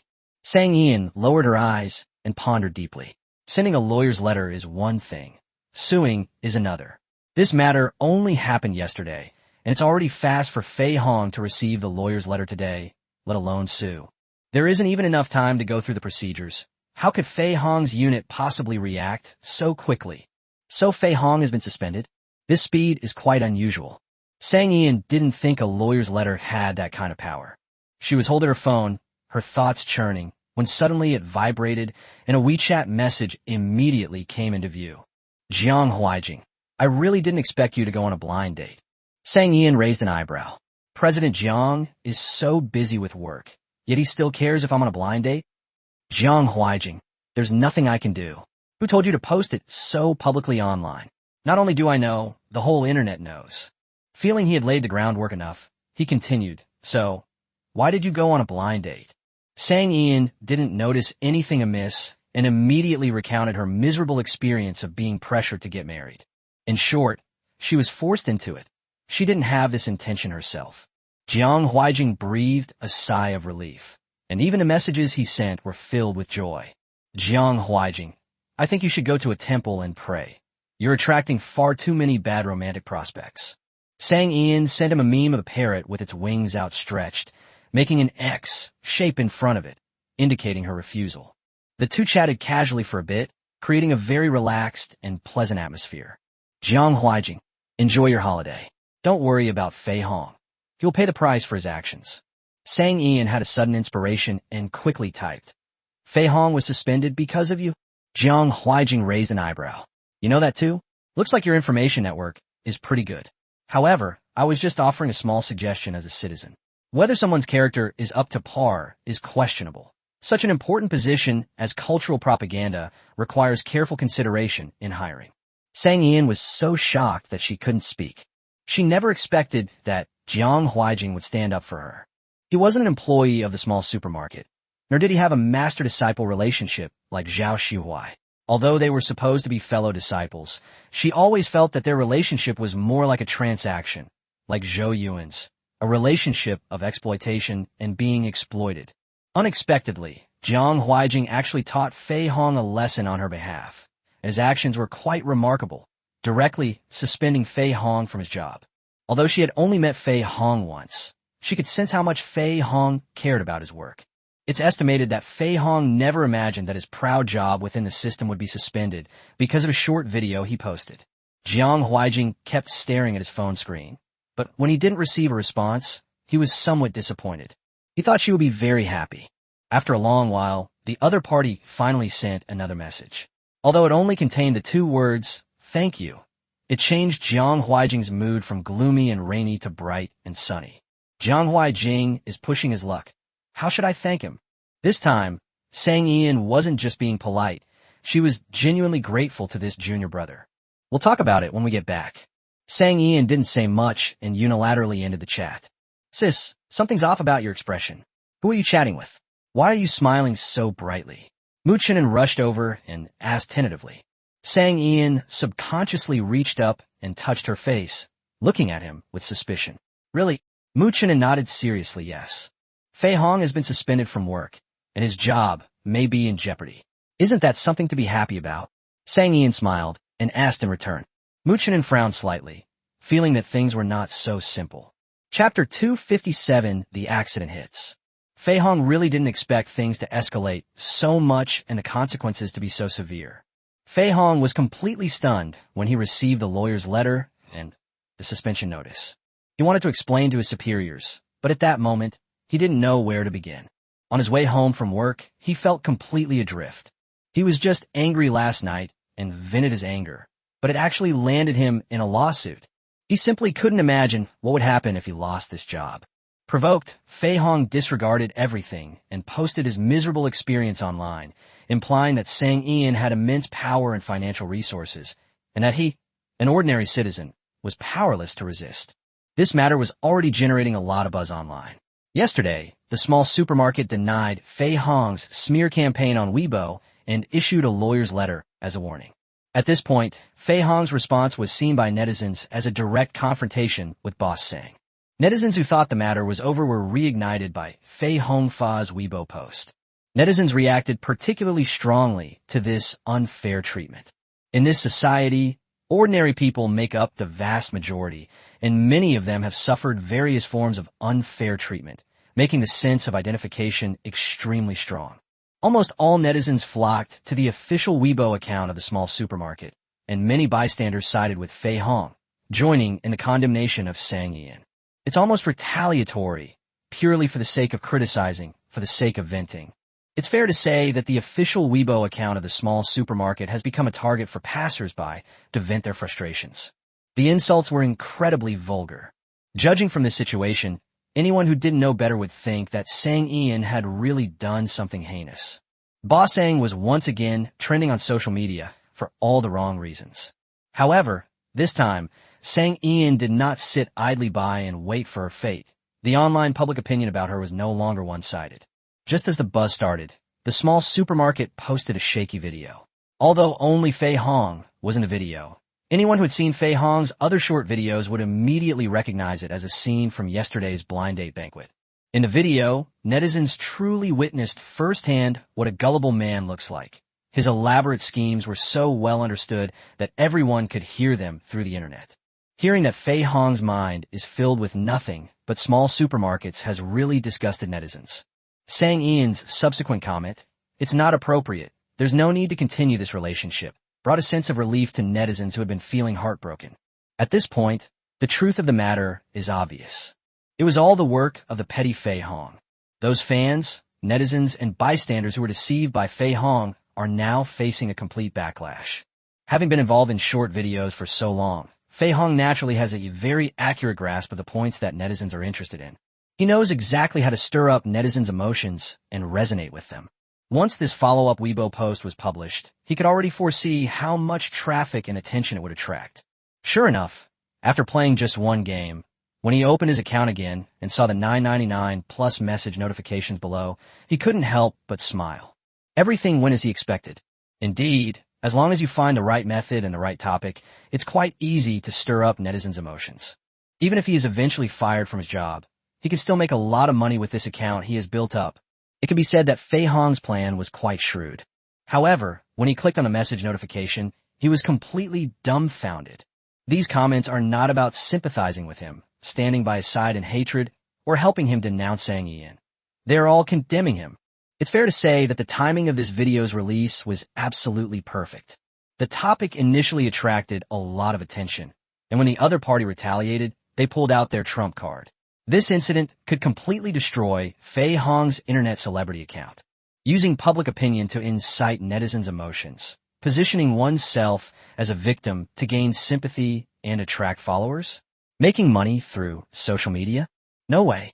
During the years that Sang Ian worked, she didn't learn anything else, but recording and taking photos as evidence had become her daily habits. There's no way around it. I've suffered too many losses, and the habit just naturally formed. She originally planned to film the blind date and show it to Mujing, mainly to dissuade her from arranging any more blind dates for her. Unexpectedly, the video ended up being used for this purpose. Before noon, Fei Hong's account, which had taken 2 or 3 years to accumulate over 100,000 followers, lost half of its followers. By evening, when online traffic was at its peak, Fei Hong's account only had a few hundred followers left. He had no way out. Want to make money through social media? It's not that easy. The happiest people after this result were Mujing and Sang Xiao. Being sued, suspended from his post, and having his escape route cut off, Fei Hong is now being attacked by netizens. The comments on the small supermarket's official Weibo account were either apologies or expressions of sympathy for Boss Sang's encounter with a bizarre man on a blind date. In the end, it directly sparked online discussions about blind dates and marriage for single men and women. In recent years, there have been many more men and women who prefer to be single, especially many girls who are able to earn their own money and live quite carefree lives. They don't want to get married and live a life of washing clothes, cooking, taking care of their husbands, and raising children. This idea goes against the traditional concept of forming a family, getting married, and having children. Many parents don't understand it, and this leads to arguments with their children and family conflicts. The incident involving Sang Ian acted as a catalyst, sparking a discussion across almost the entire society. Does everyone have to get married? This has become a topic of discussion, sparking heated debate. Of course, such a discussion will not yield any results. Both sides held very stubborn views and had very strong reasons to support them, so neither could convince the other. Such heated discussions led to increasingly hostile comments on the official Weibo account of the small supermarket. Upon seeing this, Sang Ian immediately switched to her Weibo account. Sang is off work today. Great news. Great news. After this incident, my mother will never pressure me to go on blind dates or get married again. From now on, there's no pressure coming home. Finally, she tagged the official Weibo account of the small supermarket, attracting all the criticism from netizens on her own. These days, who wouldn't want enlightened parents? This is absolutely enviable. Especially those older single women who don't want to get married and are being pressured to do so, are so envious they're almost in tears. They can only point to Weibo and say to their elderly mothers, "Look at other people's parents. How open-minded they are. Can't you learn from them?" It's fair to say that the topic has been completely steered off course. Sang Ian leaned back on the sofa, looking at the envious and jealous comments under her Weibo posts, feeling incredibly pleased with herself. The wooden zither and the mulberry flute were also in high spirits. The two of them have already mastered the art of showing off and flaunting without any instruction, and they have made the most of this skill. Chapter 258 went viral on social media, focusing on a story where no one survived. After taking a nap, the two of them, one carrying a shao, vertical flute, and the other carrying a chin, a 7-string zither, went to a small orchestra they had formed in their spare time. It's actually just a few like-minded people who often bring their instruments to play in the pavilion of the small park. Most of them are for personal enjoyment. Many members are retired but can't stay idle, so they find a hobby, rehearse, chat, brag, and the day just passes by in laughter. Today, the Sang Shao and the Wooden Zheng are definitely the most dazzling stars in the crowd. As soon as Sang Shao took out his jade flute, it immediately attracted everyone's attention. He then boasted for a short while, which only intensified everyone's attention. "Old Sang, you've struck it rich. You're even willing to buy a jade flute now. Good heavens. The tone of this jade flute, it's definitely the work of a master. Hey, old Sang, what did you rob that bank? Why didn't you call me? That jade flute must be worth at least $1 million. Sang Shao revealed a smug look. "What nonsense are you talking about? My daughter gave it to me. I already told you that I have everything I need at home, and my current shao is very good, but she insisted that it suits me, so she brought it back for me when she came back for National Day. This child just wastes money. Tell me, wouldn't it be better to save it?" Seeing Sang Zhao's irritating appearance, the onlookers all felt an itch to punch him. "When you say that, could you please tone down the smile on your face?" His mouth is practically stretched to his ears in a wide grin. However, everyone secretly envied Sang Shao for having such a sweet and caring daughter. Sang Shao raised his wrist, revealing the sandalwood beaded bracelet on his wrist.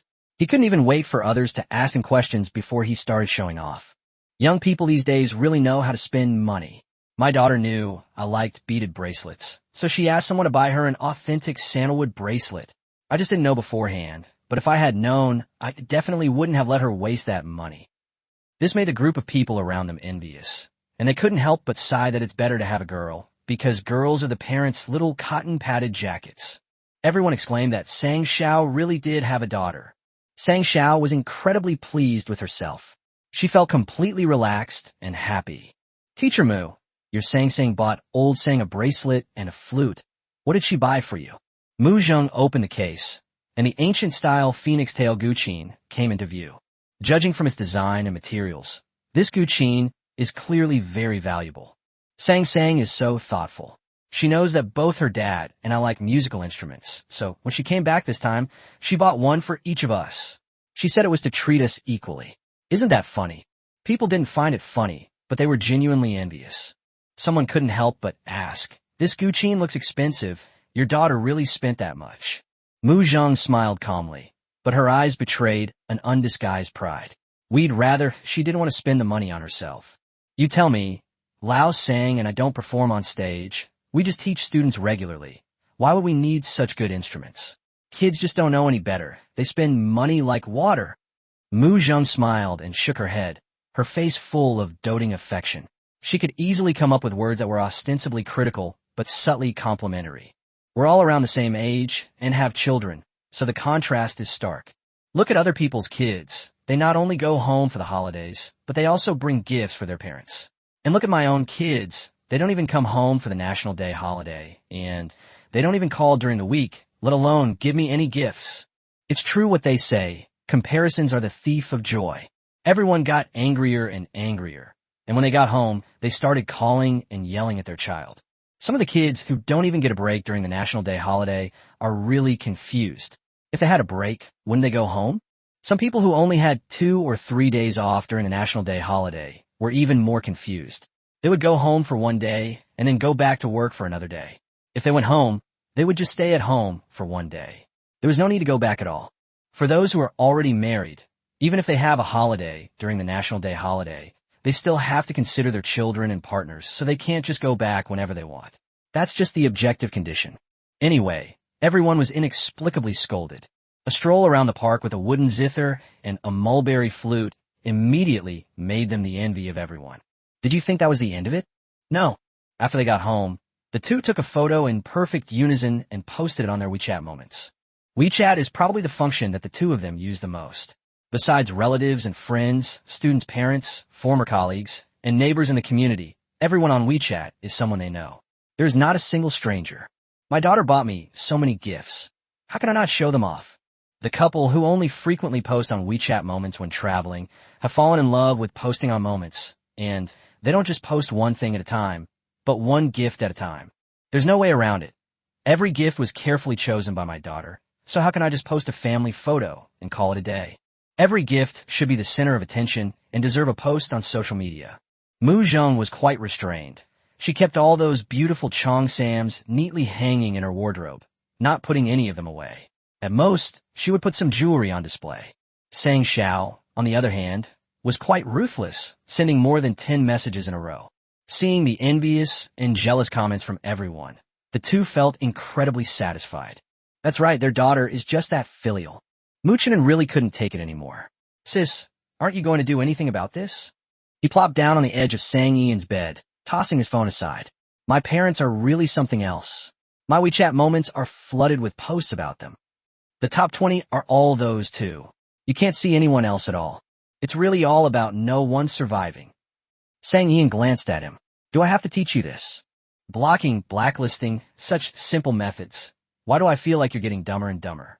Can someone like you really survive in the entertainment industry? Muchinen looked shocked. You're amazing. You even dared to block your parents. Don't accuse me wrongly. I didn't do anything. I just chose not to see their moments. Anyway, they don't know. Sang Ian quickly explained that she still didn't dare to block her, as her mother's feather duster was very sturdy. Muchinen sighed. Oh well, it's rare for them to be so happy. Let their WeChat moments be flooded with posts. Tomorrow is Brother Tion's wedding. Things should be fine by then. Sang Ian looked surprised. You don't actually think that Mom and Dad only posted it on WeChat moments to show off the gifts, do you? Isn't that right? Muchinen blinked in confusion. That boastful tone, that irritating manner. He might get a sack over his head if he goes out there. What else could it be but showing off? Sang Ian sighed deeply. It seems you really have traded all your intelligence for your beauty. Muchinen, is it really okay to call me stupid to my face? Chapter 259, Mutual Praise versus the Appearance of an Eccentric. Sang Ian knew what her parents were thinking. They were worried that some relatives who came to Sang Bo's wedding banquet would point fingers and gossip about her, since she was still single. After all, at her age, she's considered an older single woman among her parents' relatives. By having parents show off their wealth first, relatives and friends can see that they have substantial financial resources, which is what worldly people consider success. That's the prevailing societal view. If an ordinary girl doesn't have a boyfriend, people will think there's something wrong with her. She was too ordinary, too common, and couldn't find a partner at all. Nobody wants her, and can't get married became her fixed adjectives. Some relatives and friends will then use the guise of concern to gossip and criticize. It's not that I shouldn't be too picky or that it's okay to settle for someone mediocre, because it's harder to find someone when you're older, It's just that I'd like to introduce you to some other single young men I know. They don't care about age, appearance, job, education, or family background. In their eyes, since you're both single, you could just make do. What's there to be picky about? When you encounter people like this, especially if they are elders, it's really hard for a junior to say anything. You can only swallow your anger. However, if you're a successful person with a thriving career and abundant wealth, that's a different story. Even if you're single, unmarried, and without a partner, everyone can understand. After all, as a successful person, you naturally have to be careful when choosing a partner and find someone who is your equal. At this point, even if you're 26 and still single, people will subconsciously think you're focused on your career, so it's normal that you don't have time to find a partner. Sang's parents, both over 50, were worldly wise and naturally understood this principle. That's why they flaunt it so blatantly. They want all their relatives and friends to know how outstanding their daughter is and how successful she is in her career. To shut them all up, their daughter has the right to be single. It has to be said that the couple's day of showing off had a very good effect. The next day at the wedding, a large number of relatives came, and basically no one pressured them to get married. Mujung wore a light purple, long cheongsam with a matching violet imperial concubine bracelet on her wrist. Her jet black hair was tied up with a jade hairpin, making her look incredibly gentle and noble. Sang Ian specially made matching mother-daughter outfits, made from the same piece of silk. However, her cheongsam was a shorter style, which, combined with her fresh, baby-face features, made her look less gentle and more energetic. Her long hair was tied up with a white jade hairpin, and a blood-red jade bracelet adorned her fair wrist, making her pale skin glow.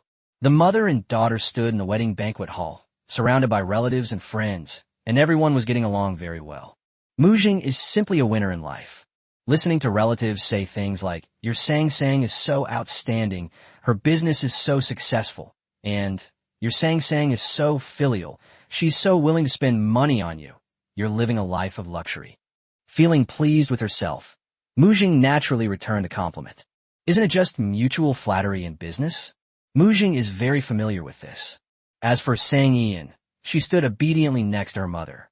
When the topic turned to her, she would say a few words, but for the rest of the time, she was basically just a mascot. After turning 25, this was the first time Sang Ian had enjoyed the wonderful moment of not being pressured to get married by relatives and elders.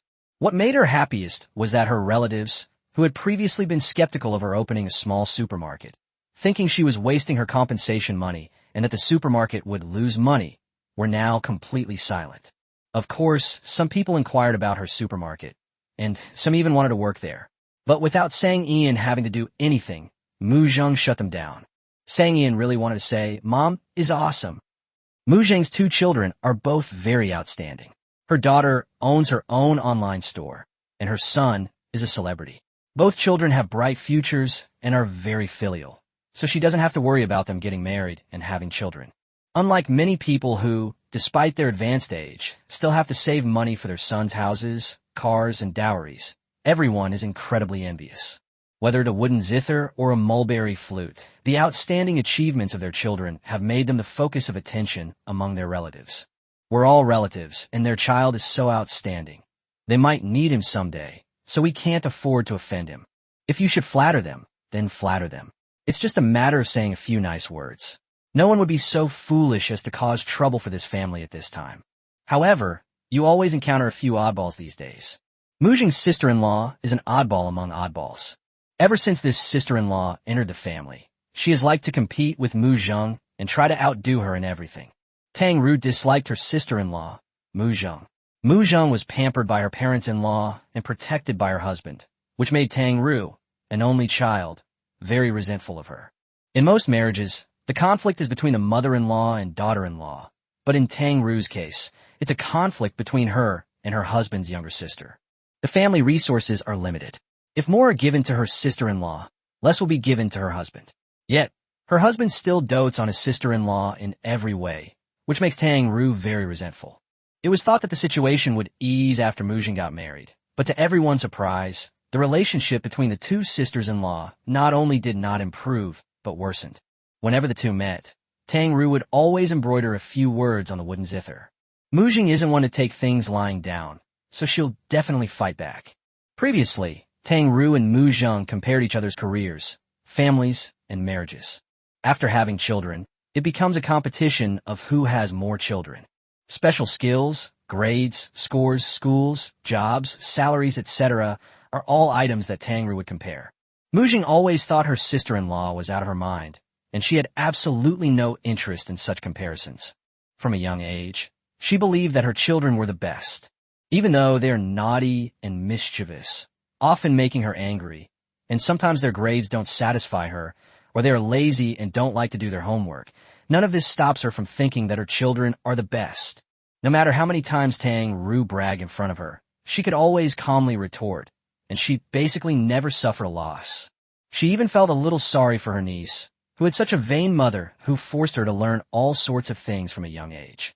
She also spoke privately with her older brother a few times, saying that pushing children too hard is really not good for their development. However, my older brother said that last time, the situation would only be better for a few weeks, but the solid state would recover quickly. As long as Tangru is there, this problem will never be solved. Even under such high pressure, Mu can never surpass Sang Ian in terms of grades, university, major, job, or salary. Over the years, Tangru has never experienced the joy of victory with the wooden zither, not even once. The two had a bad relationship. They didn't even have each other's phone numbers, let alone WeChat. After getting married, they didn't have many opportunities to meet. Tangru had been preparing for Sang Bo's wedding for a long time, just waiting to see Mu Zheng at the wedding banquet, so she could show her off. Chapter 260, As Long as You're Rich, my husband is still in kindergarten. Sang is getting more and more beautiful, but her complexion is not good. She must be working too hard. Tangru was also dressed in a very glamorous outfit, wearing a white fitted dress, silver pointed high heels, and a pearl necklace around her neck, making her look quite high profile. It's not that your aunt is criticizing you, but for a girl, it's best not to work too hard. No matter how successful you are in your career, it's not as good as marrying well. Take my Kiki, for example.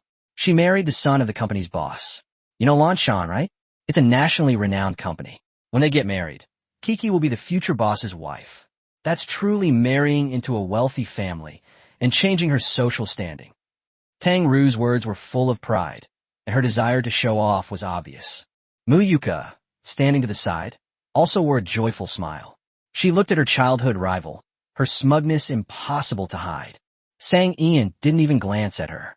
She just smiled and said, "Oh, I don't like being a boss's wife. I like being a boss. What's the point of marrying into a wealthy family? It's so much more fulfilling to become a wealthy family yourself." Tangru choked for a moment, then sighed. Girls, in the end, still have to get married, have children, and return to the family. Your competitiveness is so strong that it will scare all the men away. Sang Ian said seriously, "How much success can a man achieve if he's afraid of others being outstanding? What would I do with a man like that? I'm at a poverty alleviation office." Tangru was speechless after being rebuked and could only sign the tone of someone who had been through it all. When you get old and you're still all alone, what's the point of making so much money? Sang Ian stopped the wooden zither that was about to charge in a battle and smiled politely. "How could it be useless? Haven't you heard? As long as you're a rich woman with money, your husband can still be in kindergarten. When I get older, I'll have a young and handsome guy standing by my side. Isn't that great?" Tangru's face turned red with anger, but she couldn't think of a single word to retort. It was Muyuka who spoke up, saying my mom didn't mean anything by it. She just feels that you're not getting any younger and you don't even have a boyfriend yet, so she's a little worried about you. She may have said some things that weren't very nice and hurt you, but she did it for your own good. My mother is, after all, your elder. You don't need to be so aggressive. Sang Ian smiled faintly. Was I hurt? I'm not that fragile. But this kind of concern is unnecessary. My parents don't interfere, so my aunt doesn't need to worry about it either. She looked at Tangru, her smile still on her face, but her voice was cold. "Auntie, you should focus your time and energy on Kiki. Joining a wealthy family is not an easy thing. Once a prenuptial agreement is signed, the wealthy family is still a wealthy family, but it has nothing to do with you." Muyuka's expression changed drastically. Her boyfriend had indeed said that if they got married in the future, they would definitely sign a prenuptial agreement. However, she was still unconvinced. "Muyuka Kananchet had feastitli. At least I have a high-quality boyfriend like you. Unlike you.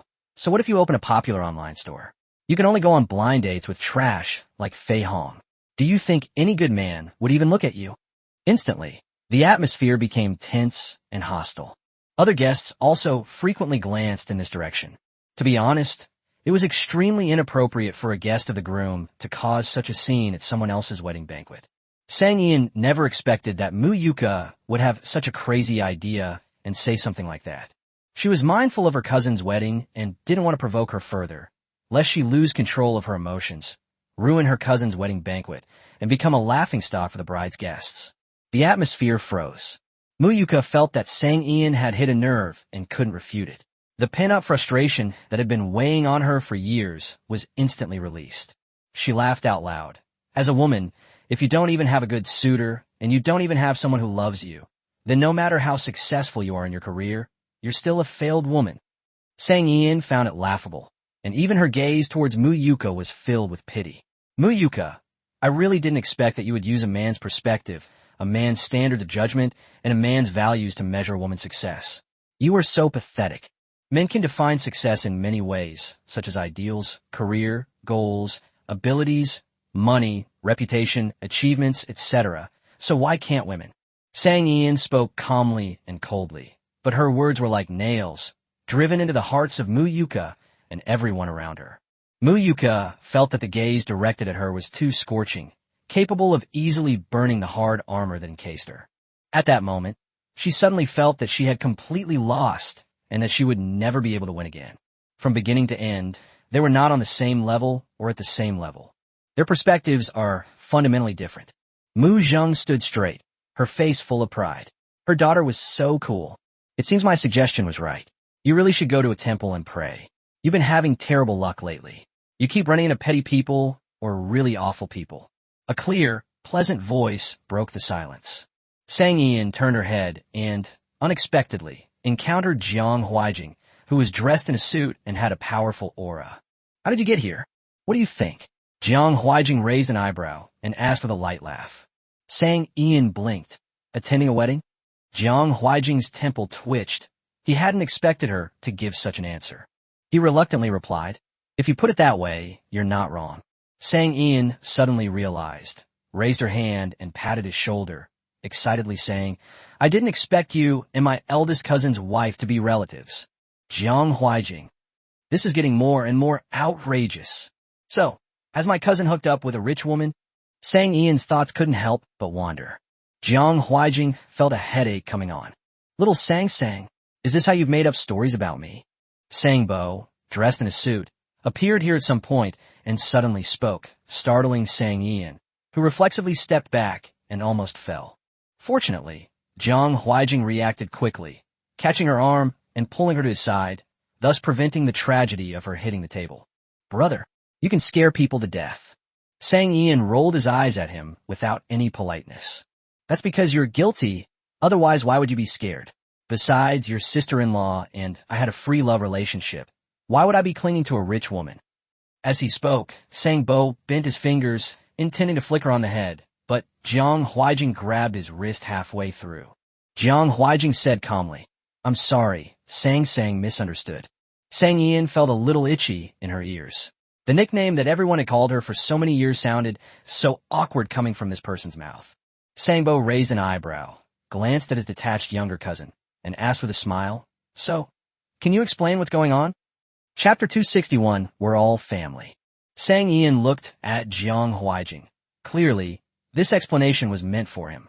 Jiang Huijing could only smile good-naturedly. Sang is my junior sister. I had an appointment with a friend to discuss some matters, and I happened to see her, so I came over to say hello and congratulate her on her marriage. Upon hearing this, Sang Bo suddenly realized, how can you still be so confused? They're coming for you. It has nothing to do with your cousin-in-law. Sang Ian turned to the side and looked up, her big eyes filled with doubt.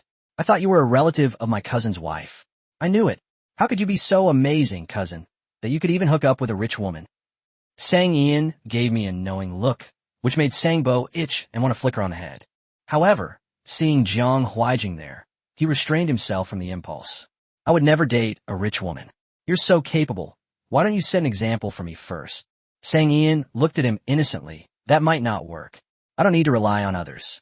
My senior brother is very capable. I can ask him for help. Jiang Huaijing pursed his thin lips slightly, a barely perceptible curve appearing at the corners. We're all family. It's only right.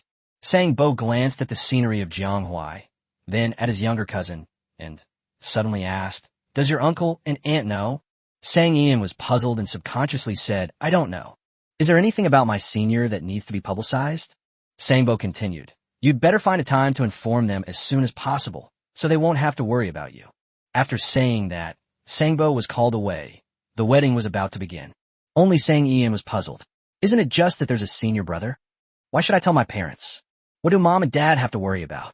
My cousin spends all his time doing experiments at the research institute, and his thinking has become a bit muddled, hasn't it?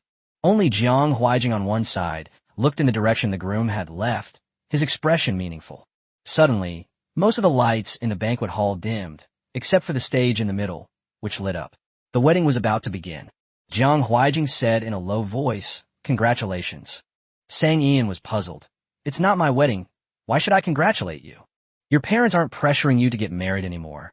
Isn't that something to congratulate you on?" Jiang Huaijing's voice trailed off slightly, carrying a hint of amusement. The words landed on Sang Ian's ears, making them itch a little. Worth it. Worth it. Just thinking about not having to go on blind dates anymore makes me want to eat 2 more big crabs today.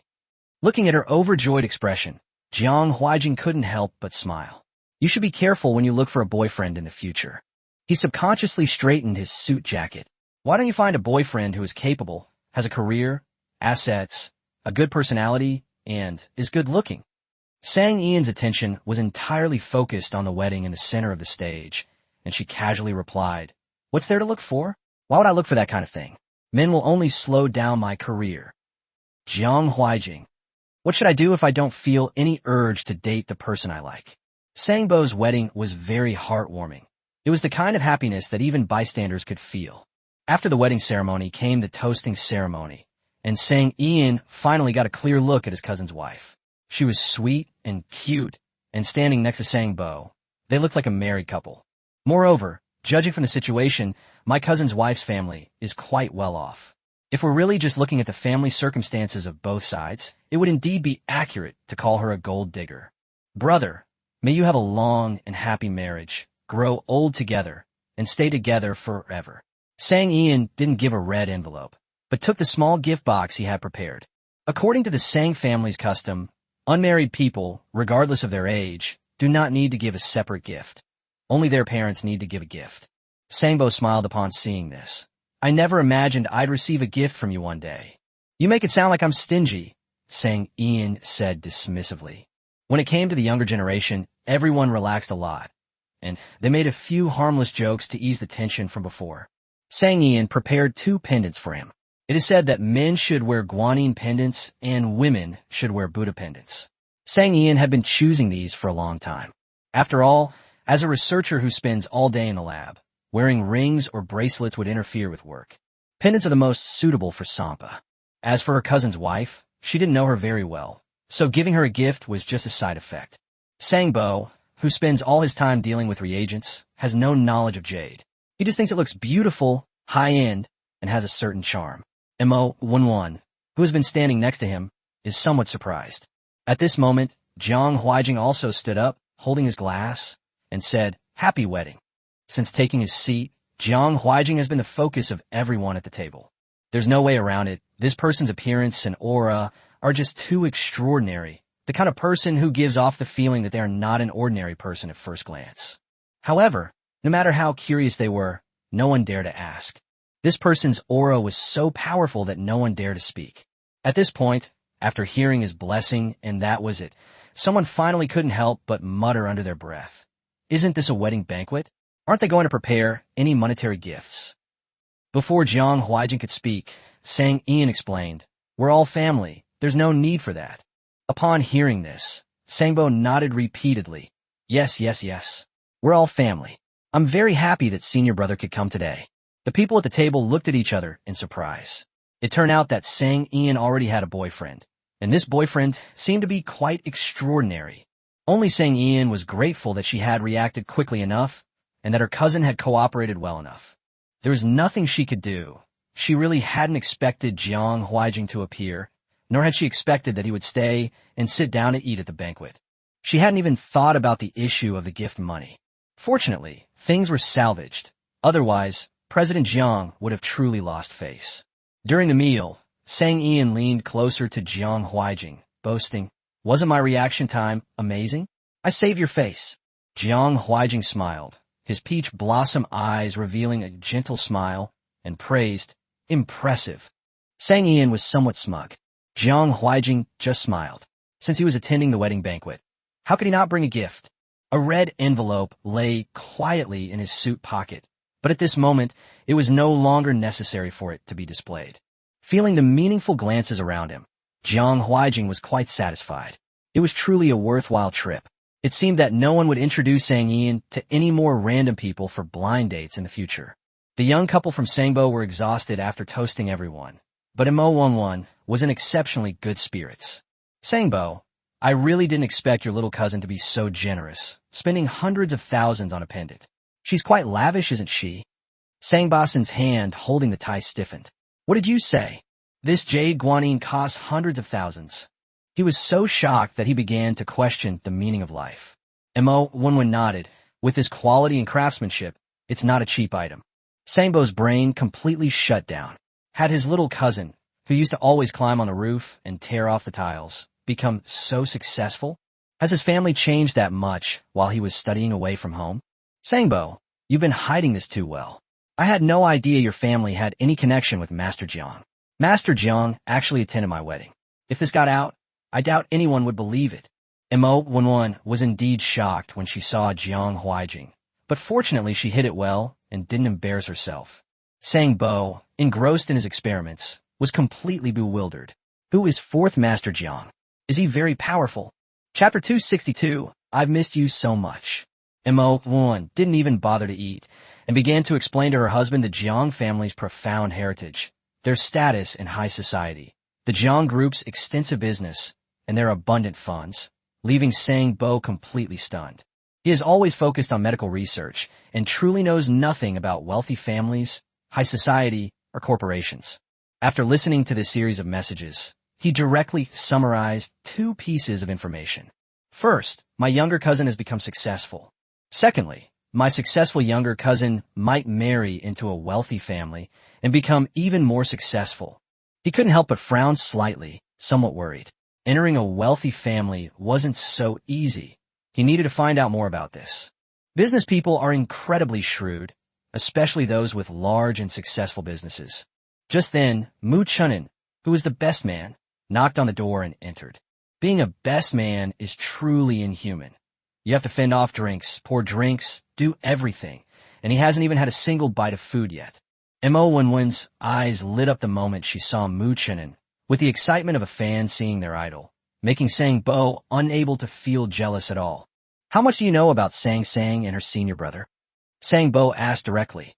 While busy eating vegetables to fill his stomach, Mu Chunin casually replied, "I know all that. They're just fellow disciples. It's no secret." Wenwen said the Jiang family is no ordinary family. You should keep a close eye on Sang and make sure she doesn't get bullied. Being with these capitalists could easily lead to her being taken advantage of. Sangbo looked worried. Snap! Mu Chunin's chopsticks fell onto the table. He looked at Sangbo in shock. "Who are you saying my sister is with?" Sangbo was even more surprised. "Didn't you say you knew everything?" The two were completely at odds. "My sister told you that she's with Master Jiang?" Mu Chunin asked.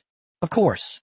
Otherwise, why would someone like Jiang Huaijing appear at my and Wenwen's wedding banquet?" Sangbo countered with a question. "That could also be because Master Jiang has ulterior motives towards my sister. Anyway, my sister is still single and doesn't have a boyfriend." Mu Chunin would definitely side with his older sister. Mo11, standing to the side, felt an urge to take out her phone and capture the scene.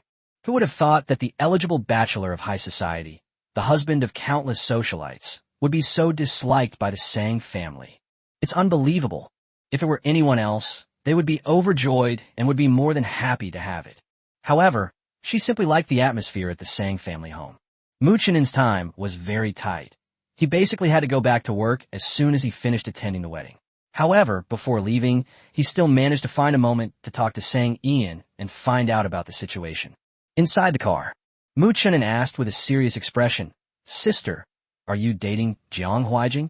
Sang Ian's eyes widened. "What could possibly make you have such a terrible idea? I'm not that foolish as to want to be with someone who's got 800 tricks up his sleeve." Mu Chunin felt a little relieved, and then said, "I think Jiang Huijing has ulterior motives towards you." Sang Ian chuckled.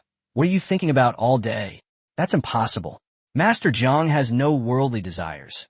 He just wants to grow old with his work." Mu Chunin was very stubborn. "It's not just me who feels this way. My cousin feels the same way. Jiang Huijing probably likes you." Sang Ian raised her hand and patted the brim of his hat. "Don't overthink it. I have that much self-awareness. Jiang Huijing only cares about work and old objects. How could he possibly like humans?" Mu Chunin. All right, at this moment, he strangely felt a little sorry for Jiang Huijing. Once an older sister's mindset is formed, it's very difficult to change it. Even if Jiang Huijing likes his older sister, it will definitely be an extremely difficult path. Mu Chun went to the airport with peace of mind. He still had to work hard. In case his older sister really got caught up with Jiang Huijing, her dowry would definitely be more substantial, so he still needed to save up more. Sang Ian didn't take it seriously at all. The idea that Jiang Huijing liked her only lingered in her mind for a moment before returning to the same point. Except for the first few days, Sang Ian had a very comfortable National Day holiday. She felt so comfortable that she didn't want to go back to Anqing. However, Mu Zheng and Sang Xiao could no longer tolerate this bright, shining light bulb.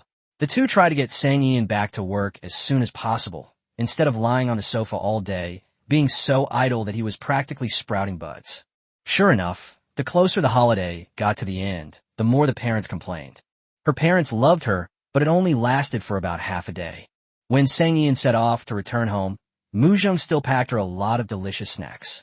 This habit hadn't changed since she got into university. Sang Ian returned to the small supermarket with her suitcase. It was already evening. The setting sun dyed most of the sky red. The urban village was still bustling. Students who had just finished school were running around wildly on the roadside, while workers who had finished a long day's work walked in twos and threes, some carrying cooked food, and others carrying small bottles of liquor toward their rented rooms. Looking at the bustling street, Sang Ian felt a pang of longing even though she had only been away for about 10 days. Before she even entered the small supermarket, a bright green parrot flew towards her, its voice brimming with joy. "You're finally back. I've missed you so much." Looking at the little parrot that landed directly on the suitcase, Sang Ian said with a smile, "I missed you too. This suitcase is half full of snacks for you." The little parrot flapped its wings, very happy. "That's more like it. All my hard work these past few days hasn't been in vain." Sang Ian reached out and patted its little head. "Old man, you've worked hard. I'll give you a vacation, a long vacation, 2 weeks. How about that?" The little parrot tilted its head, pleading for its rights. "Paid leave." Sang Ian suppressed a laugh. "Paid." The little parrot was very satisfied. "That's great." As Sang Ian carried the suitcase upstairs to the second floor, she asked, "How's the shop these past few days? Has anything unusual happened?" The little parrot tilted its head and looked at the ceiling. "There shouldn't be any, right?" His tone sounded very uncertain. Sang Ian suddenly had a bad feeling. Chapter 263, as a little parrot. It's normal to have a side hustle, right? Sang Ian strolled around the small supermarket, and it was pretty much the same as before she left, with no changes. Thank goodness. Even if something unexpected happens, it shouldn't be anything serious and won't cause any serious consequences. Sang Ian was relieved. The little parrot that had been flying around her was very dissatisfied. It flapped its wings and complained, "We've been working together for more than half a year now. I always thought there was basic trust between us. You've really disappointed me." Sang Ian sat down at the tea table, looking thoughtfully at the little parrot that was also perched on it. "Talking so much, I feel like you're a little guilty." The little parrot immediately stretched out one wing, covered its mouth, and tilted its head, remaining silent. Sang Ian also felt very tired along the way. It's true that once you get injured, you need a year to recover. She pressed the kettle button and brewed herself a cup of Dahong Pao tea. The steam rose slowly, and the aroma of the tea wafted through the air, instantly calming her fatigue from the journey. The little parrot was relieved to see that she didn't ask any more questions about the store. It stretched out one of its wings and fluttered over a blue and white porcelain teacup. Sang Ian cooperated perfectly and immediately filled the cup with tea as well. The little parrot went over and began to savor the imperial tribute to Hong Pao. Business was booming during the 7-day National Day holiday. We didn't have enough staff, so Anil called over Dr. Xiaohua and Sue AI from the pharmacy to help out. Do you know how much our daily turnover was? The little parrot, having drunk the tea, couldn't stop chattering and started reporting its findings again. Sang Ian looked around while asking the little parrot, how much? The little parrot's eyes lit up, flashing RMB symbols, a full 80 million. Sang Ian was also surprised. How many customers must this small supermarket serve every day? It's estimated that all the various goods that had already been sorted out in the large warehouse are gone. It seems that live streaming unboxing of blind boxes will continue for some time to come, and the duration will need to be extended. Otherwise, small supermarkets may face the risk of running out of stock. Seeing that Sang Ian didn't respond, the little parrot became restless and took the initiative to remind her. Aren't you going to say anything? Sang Ian bilinkit. What does that mean? The little parrot cried out anxiously, money. Sang Ian feigned confusion. Weren't overtime pay and holiday bonuses already given a while ago? The little parrot stretched out its wings in a panic. The supermarket sales are so good. Shouldn't you, as the boss, reward the outstanding employees? Sang Ian, outstanding employee? Who? The little parrot jumped up and exclaimed, Me. These past few days, thanks to my diligent work, not a single person is cut in line outside the supermarket. Sang Ian suppressed a laugh, pretending to be serious. Isn't that what you should do? Besides, I've already paid you a salary. The little parrot immediately deflated, having failed to make any money. It couldn't help but start muttering to itself again. Sure enough, beautiful women are all unreliable. Sang Ian. So, should she say thank you at this point? Thank it for complimenting her on her looks? The little parrot perked up again. Fortunately, the wise and powerful me had anticipated this outcome, conducted a risk assessment, and started a side business. Otherwise, how could I maintain my position as the #1 leader without being shaken? Sang Ian felt that she had put her mind at ease too soon. She put down her teacup, took a deep breath to calm herself, and gave a forced smile. So, what kind of side hustle have you started? The little parrot was incredibly proud of itself, tossing its head back with an air of smugness. Don't worry, I earn my money through my own abilities. Hee. Are you even more worried now? The little parrot puffed out its chest and boasted. Ahem. Right now, standing in front of you is a rising star in the live streaming world. You'd better treat me well from now on, and I can give you a discount when I promote your products. Sang Ian. She felt a little short of breath, realizing her mental preparation hadn't been enough, but she still managed a strong smile. Live stream. The little parrot nodded proudly. That's right, my live streams are very popular. I can earn over 10,000 yuan per stream. Let me tell you, some brands have already asked me to do live streaming sales, but I didn't agree. What kind of relationship do we have? I'll definitely help you sell your products. The little parrot tilted its head and looked at her. How was it? Wasn't I nice enough? Sang Ian expressionlessly took out her phone and opened the app she often used for live streaming. In the pet section, the homepage featured a bright green Amazon parrot. Wearing sunglasses and a gold chain around its neck, it stood in front of a specially made, shiny microphone, mouth open, clearly ready to sing at the top of its lungs. Sang Ian clicked on the Read It short video. A melodious and familiar song drifted over. You carry the load, and I'll lead the horse, welcoming the sunrise and bidding farewell to the sunset. By overcoming obstacles, one can achieve great things. Having overcome countless hardships, we set off again and set off again. To be honest, the little parrot sang in tune, and its special effects outfit was too eye-catching, exuding a nouveau riche vibe that was both tacky and cool and very conspicuous. How could such a singing little parrot not attract the attention of netizens? Even this Read It short video has over 10,000 comments.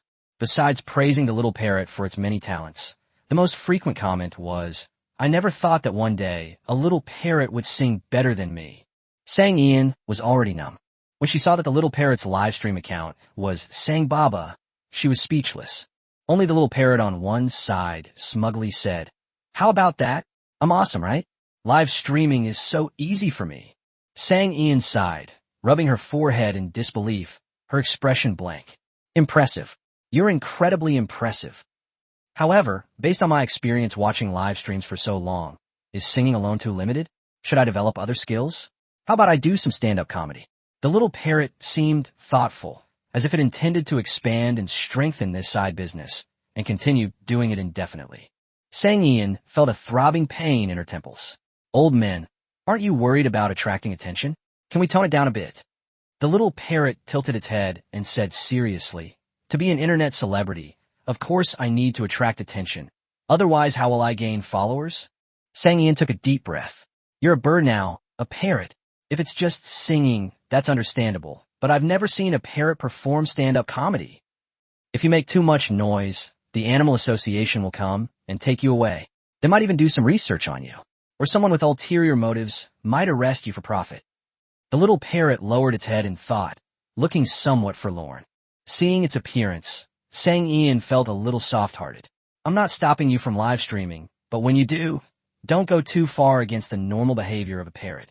The little parrot, who had just been looking downcast, suddenly looked up, its eyes sparkling, and asked excitedly, So what do you think of stand-up comedy? Sensing that she had been deceived, Sang Ian remained expressionless. Not good at all. Chapter 264. You've really got me all figured out. During the National Day holiday, a little parrot named Sang Baba became an internet sensation for its singing. Everyone knows that parrots can talk. It's not new that parrots can sing. There are many online streamers who keep parrots and regularly film their daily lives and post them online. Eating sunflower seeds, nuts, talking, and singing are all skills that parrots often perform. However, these are basically all guided by the owner, or at the very least, there is dialogue involved. However, Sang Baba is different. There was only one parrot in the live stream. It had an exceptional talent for language. Not only could it sing, but after singing a few lines, it would also ask for gifts. It was simply amazing. Although it only sings one song over and over again, the theme song of Journey to the West, Where's the Road Ahead? It is a little parrot. How high can your expectations be for a parrot? Sang Baba not only became the strongest newcomer on the live streaming platform, quickly attracting fans and threatening those big streamers with tens of millions of fans, but also became popular all over the internet. Fans who had shopped at the mini supermarket immediately associated Sang Baba with the little parrot that maintained order outside the mini supermarket. Goodness, this is an amazing collaboration. Many fans of small supermarkets started following Sang Baba in this way. The number of fans of the little parrot skyrocketed like a rocket.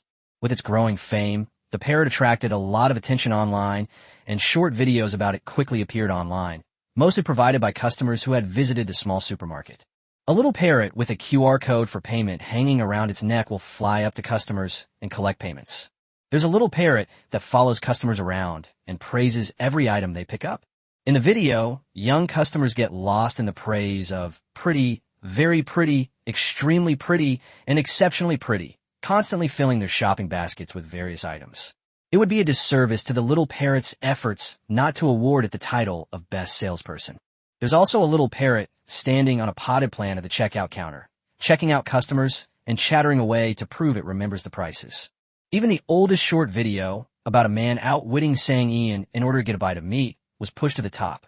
Netizens have so much material at their disposal, and these short videos keep coming one after another, making new fans extremely excited. It can be said that the little parrot started the live stream to make money, and because of its previous efforts, it directly became an internet celebrity parrot. Moreover, its fan base is almost comparable to that of a small supermarket. Sang Ian spent an hour learning the whole story. Looking at the little parrot's popularity, the revenue behind it, and all sorts of business cooperation information, Sang Ian was completely overwhelmed. All right, it's confirmed. From now on, her daily work will include handling various business cooperation invitations, fan interactions, and platform work requirements for the little parrot. Sang Ian was completely baffled. The little parrot keenly sensed that something was wrong and felt a little guilty. It's just I've taken on a side job. It's not really related to the small supermarket, so it shouldn't be considered a special case, right? As he spoke, he looked up at the ceiling and down at the tea table, but he just wouldn't look at Sang Ian. Sang Ian was completely numb. The little parrot felt a little embarrassed. You don't have to do these trivial things. Just hire an employee. Your senior's company has so many employees. Just grab anyone. I'm not picky. I'll pay their salary. Although it hurt a little, the little parrot still spoke with great pride. Sang Ian's lips twitched, and she scooped up the little parrot, giving it a thorough rub. You really did plan everything perfectly. The little parrot was ruffled by the wind and looked completely bewildered. It sighed. This is the price of fire. Sang Ian. Asterisk. Of course, there was good news when I came back from holiday. Thanks to the efforts of 4 experts, well, they probably didn't put in that much effort since the job wasn't that difficult. The mini supermarket app was finally completed. The app's image is the same as the supermarket's logo, a small parrot standing on a mulberry branch, surrounded by the branch in a traditional Chinese ink painting style, exuding a strong sense of traditional Chinese aesthetics. The pages inside also feature a traditional Chinese design, which is very simple and elegant. The most important feature is the shopping function. Watermark paper is the most prestigious, firmly occupying the center position. Small supermarkets have a wide variety of products, and many of them are unique, making it a bit difficult to stock them. Fortunately, some of these were purchased in bulk by the young prince, and these items are still very valuable when listed on the app, such as handmade embroidered bags. Following the steps of cross-stitch, the little prince made a large number of these simple handmade embroidered bags, which are very popular among some craft enthusiasts. I feel no pressure at all if I want to embroider a handkerchief, purse, ribbon, or something similar by hand. Products like these, generated in bulk, are best sold gradually through an app. Of course, there are also jewelry items such as hairpins, earrings, hair ornaments, and bracelets that can be purchased in bulk. Anything with a large inventory can be purchased through the app. As for the unique items in the small supermarket, photographing them all would be too much work, and since they would be removed from the shelves once sold out, the operating cost would be too high. Sang Ian doesn't want to do everything right now. Just a few items that aren't available in small supermarkets will do, mainly to avoid making the app seem too empty. The app's main purpose is to sell watermark paper, since paper mills can now produce it themselves, which can meet the needs of more and more customers. Of course, other traditional handmade papers from the small supermarket will also appear on the app, but the daily supply is limited and not as plentiful as the watermark paper. However, these are all temporary. She is already preparing to work with Li Xian and his son to study how to reproduce Chengxintang paper. She has the technique of paper making, and Li Xian and his son have relevant experience. With gradual experimentation, they will eventually succeed. It's just a matter of time.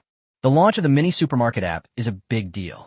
Sang Ian promoted the product on the official Weibo account of the small supermarket and repeatedly promoted it during the new round of blind box opening live streams, which excited the fans. After all, the small supermarket has many fans in other cities in Anqing, but they don't have the time, energy, or money to make a special trip. Even if these fans like it very much, they can only look at it. But now, the app is about to launch, which is great news for fans in other cities. Otherwise, the travel expenses alone would be enough to buy several batches of my favorite items. The fans were happy, but there were also many who were pessimistic. After all, developing, maintaining, and operating an app requires a huge investment. A popular online store going all out like this, aren't they worried about overspending? There's even a claim circulating online that Boss Sang got cocky after making some money, and that the app could bankrupt the small supermarket in just a few months. Chapter 265, Earning Money and Paying Taxes, is a matter of course. Running an app is an extremely expensive undertaking. Leaving aside development and maintenance, just operation alone requires a lot of money. The most crucial point is that even with all that money, there's no guarantee of attracting enough users or having a sufficient user base. The initial investment for the success of a new app can be in the hundreds of millions. For example, the earliest food delivery app, Meituan Waimai, and other food delivery apps that followed, as well as Didi Chuxing, all initially attracted users by giving away a large number of high-value coupons. Users will only flock to a site when they see tangible benefits. However, the prerequisite for issuing a large number of high-value vouchers is an overwhelming marketing campaign, which is a major expense. Take Pinduoduo as an example. When this app suddenly appeared, it was sponsored by major variety shows, had product placements on TV, and was promoted online like a virus. This alone cost hundreds of millions of yuan. Not to mention the real cash rewards of 100, 200, 300, 600, or 800 yuan. The investment involved is truly enormous. Therefore, apps are money-burning things. If you don't have a lot of money and huge profits, you really can't afford to do it, and there's no point in doing it. When apps were popular, many people tried to make them, all thinking there were huge profits to be made, and many wanted to get a piece of the pie. After all, my country is a populous country, and who wouldn't be envious of such population benefits? However, very few of them actually succeed. The outcome for most people was extremely tragic. Many businessmen with modest assets have stumbled on this issue, losing their wealth accumulated over a decade within months, returning them to square one. This is already considered a relatively good outcome. Some are burdened with debt and will never be able to turn their lives around. It is precisely because such social news is so common that many people were pessimistic after the launch of the small supermarket app, believing that Sang Ian was too arrogant and wanted to meddle in everything. If you're going to open a supermarket, just do it properly. Why go into other industries? Why make an app? Sang Ian didn't care about these pessimistic views. The more people talked about it, and the more intense the discussion became, the higher the app's popularity would be. She considered it free publicity. However, she didn't care, but the fans of the small supermarket did, the employees of the small supermarket did, and the four big shots who created the app cared even more. Whether you're at work or not, if you see any unpleasant comments, you'll definitely want to argue with the person who made them. Aside from settling the app's launch date, saying he was busy handling various matters. In order to avoid working overtime, to have weekends off, and to be able to take a break occasionally, Sang Ian really put in her highest work efficiency. First, CFO Qian Zhiming finally took office, and all the financial issues of the small supermarket, paper mill, and pharmacy were handed over to him. Sang Ian was flattered to have this big shot on her side. With him around, the chances of her first 5-year plan succeeding were definitely much higher. Qian Zhiming hadn't expected to be treated so well. His boss personally showed him around the business scope he was about to be responsible for. The base salary is 60,000 yuan, with performance-based pay and bonuses calculated separately. Although it is much different from his salary at John's Group, he likes the atmosphere here. Freedom, ease, and no workplace pressure. With my work experience and abilities, working in finance here would be similar in workload and difficulty to retirement. Most importantly, he works at a small supermarket, giving him a significant advantage and an extra purchasing privilege compared to ordinary people. Qian Zhiming could already imagine his future life. A gentle and easygoing boss, easy work, high salary, and the ability to satisfy his hobbies. It was simply perfect. Then he received all sorts of folders, stack after stack. Anil saw Qian Zhiming as if he were her savior. Boss, you're a true bodhisattva, a savior from suffering. I have so few financial skills, and the small supermarket's business is expanding. I really can't handle it. Looking at the folder that was half a meter tall in front of him, Qian Zhiming realized that his previous ideas had been somewhat naive. Although this is a small company, it seems like there's quite a lot of work involved. Worried that he might have misunderstood, Qian Zhiming cautiously asked again, "Is all of this my job?" Anil smiled and nodded. "Don't worry, boss. Bebe and I have handled the simpler issues like official expenses, daily expenses, and employee salaries and benefits. However, we have limited knowledge of tax issues, so we'll have to rely on you." Qian Zhiming casually opened a folder and looked at the various sales figures. He couldn't help but raise an eyebrow. He was wrong. He was really wrong. He shouldn't assume that just because a supermarket isn't large, it's a small company and the work must be easy. Judging by this income, this new boss is no ordinary rich man. It was one thing for the small supermarket to be highly profitable, but he never imagined that even an ordinary little pharmacy could make such high profits selling medicinal herbs. It was beyond his imagination. If you pay taxes on the full amount, it will be quite a sum. With a new boss placing such importance on tax issues, it seems he won't have to worry about changing jobs anytime soon. Qian Zhiming patted the folder and looked at Sang Ian on the other side. "This is my job. There are never any problems with the accounts I handle." Sang Ian also breathed a sigh of relief. The tax issues have finally been resolved by professionals. She felt reassured only after the payment for the medicinal herbs had been received and the taxes paid. "Hurry, hurry, hurry. The app is about to launch, boss. Aren't you worried about downloads, registrations, and product sales?" Anil may have gotten too caught up in the heated online arguments with netizens, so she was particularly concerned about the app's launch and response. On the contrary, the boss, Sang Ian, leisurely went downstairs. Yes, Sang Ian had arranged for Qian Zhiming's office to be on the second floor of the pharmacy. There was no other way. The small supermarket couldn't fit it. The paper mill was quite a distance away, and the environment at the paper mill was indeed worse than here. Luckily, there was an empty room on the second floor of the pharmacy, so in the end, we had no choice but to use it here. What's there to worry about? We're just making this app to give small supermarkets another sales channel. We're not trying to create a shopping platform. I'm not worried about low download numbers. I'd be worried if it gets a lot. Sang Ian understood this very clearly and thoroughly. Why? Isn't it better to have more users for an app? Anil couldn't quite understand his boss's thought process. Sang Ian said with a smile, "There are too many customers. What if I clear out my inventory? Restocking is quite troublesome for me. Without products, how can my little supermarket stay open?" Anil's expression froze. That's it. I was just spouting nonsense online, arguing with a hater, saying that if our app gets less than 10 million downloads, I'll do a handstand while washing my hair. Sang Ian. No, do you guys all play this high? Anil wore a pained expression, deeply worried about her future. Chapter 266 sold out in 5 minutes. Or you could cancel your account and run away. With hair that long, washing your hair upside down would be incredibly difficult, Sang Ian sincerely suggested. Anil raised a hand to his forehead, looking weary. No, they know me. They're my nemesis. My deadliest enemy. Sang Ian looked at her with sympathy, raised her hand, and patted her shoulder, saying earnestly, "This tragedy tells us not to make bets lightly. Can't you have a little more confidence in the app? Maybe it will perform very well after it goes live." Dr. Xiao Hua walked over, carrying a bowl of medicine. Sang Ian. By the way, how's that paralyzed little girl you took over doing? Do you have a detailed treatment plan? Hua Shanai handed over the bowl of medicine, saying, "Drink your medicine." Sang Ian. The attempt to change the subject failed. After she finished taking her medicine, the mini supermarket app was officially launched. Qian Jinming, holding his phone in one hand, walked down the stairs from the second floor. His face was serious. "Mr. Sang, I forgot to ask earlier, am I the only finance staff member in this entire supermarket?" Sang Ian nodded. "My business is small.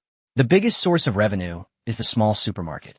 The pharmacy and paper mill are just the tip of the iceberg. One accountant is enough, and the accountant's job should be quite easy." Qian Jinming pursed his lips. "So, selling on the app is also part of my job?" Sang Ian nodded again. "You don't need to worry about that. The small supermarkets app is basically prepared for fans outside of Anqing. Moreover, the products on it are mostly purchased in bulk, with the majority being the 4 treasures of the study and the successfully reproduced watermark paper. Sales volume is unlikely to be high, and this workload is probably minimal." Qian Jinming's expression was somewhat complicated. "Boss, why don't you check the back-end records first?" Sang Ian was puzzled. She opened the app, and then she was stunned. All the goods in the shopping area have turned gray. The image prominently displays the words "sold out" in bold font in the center.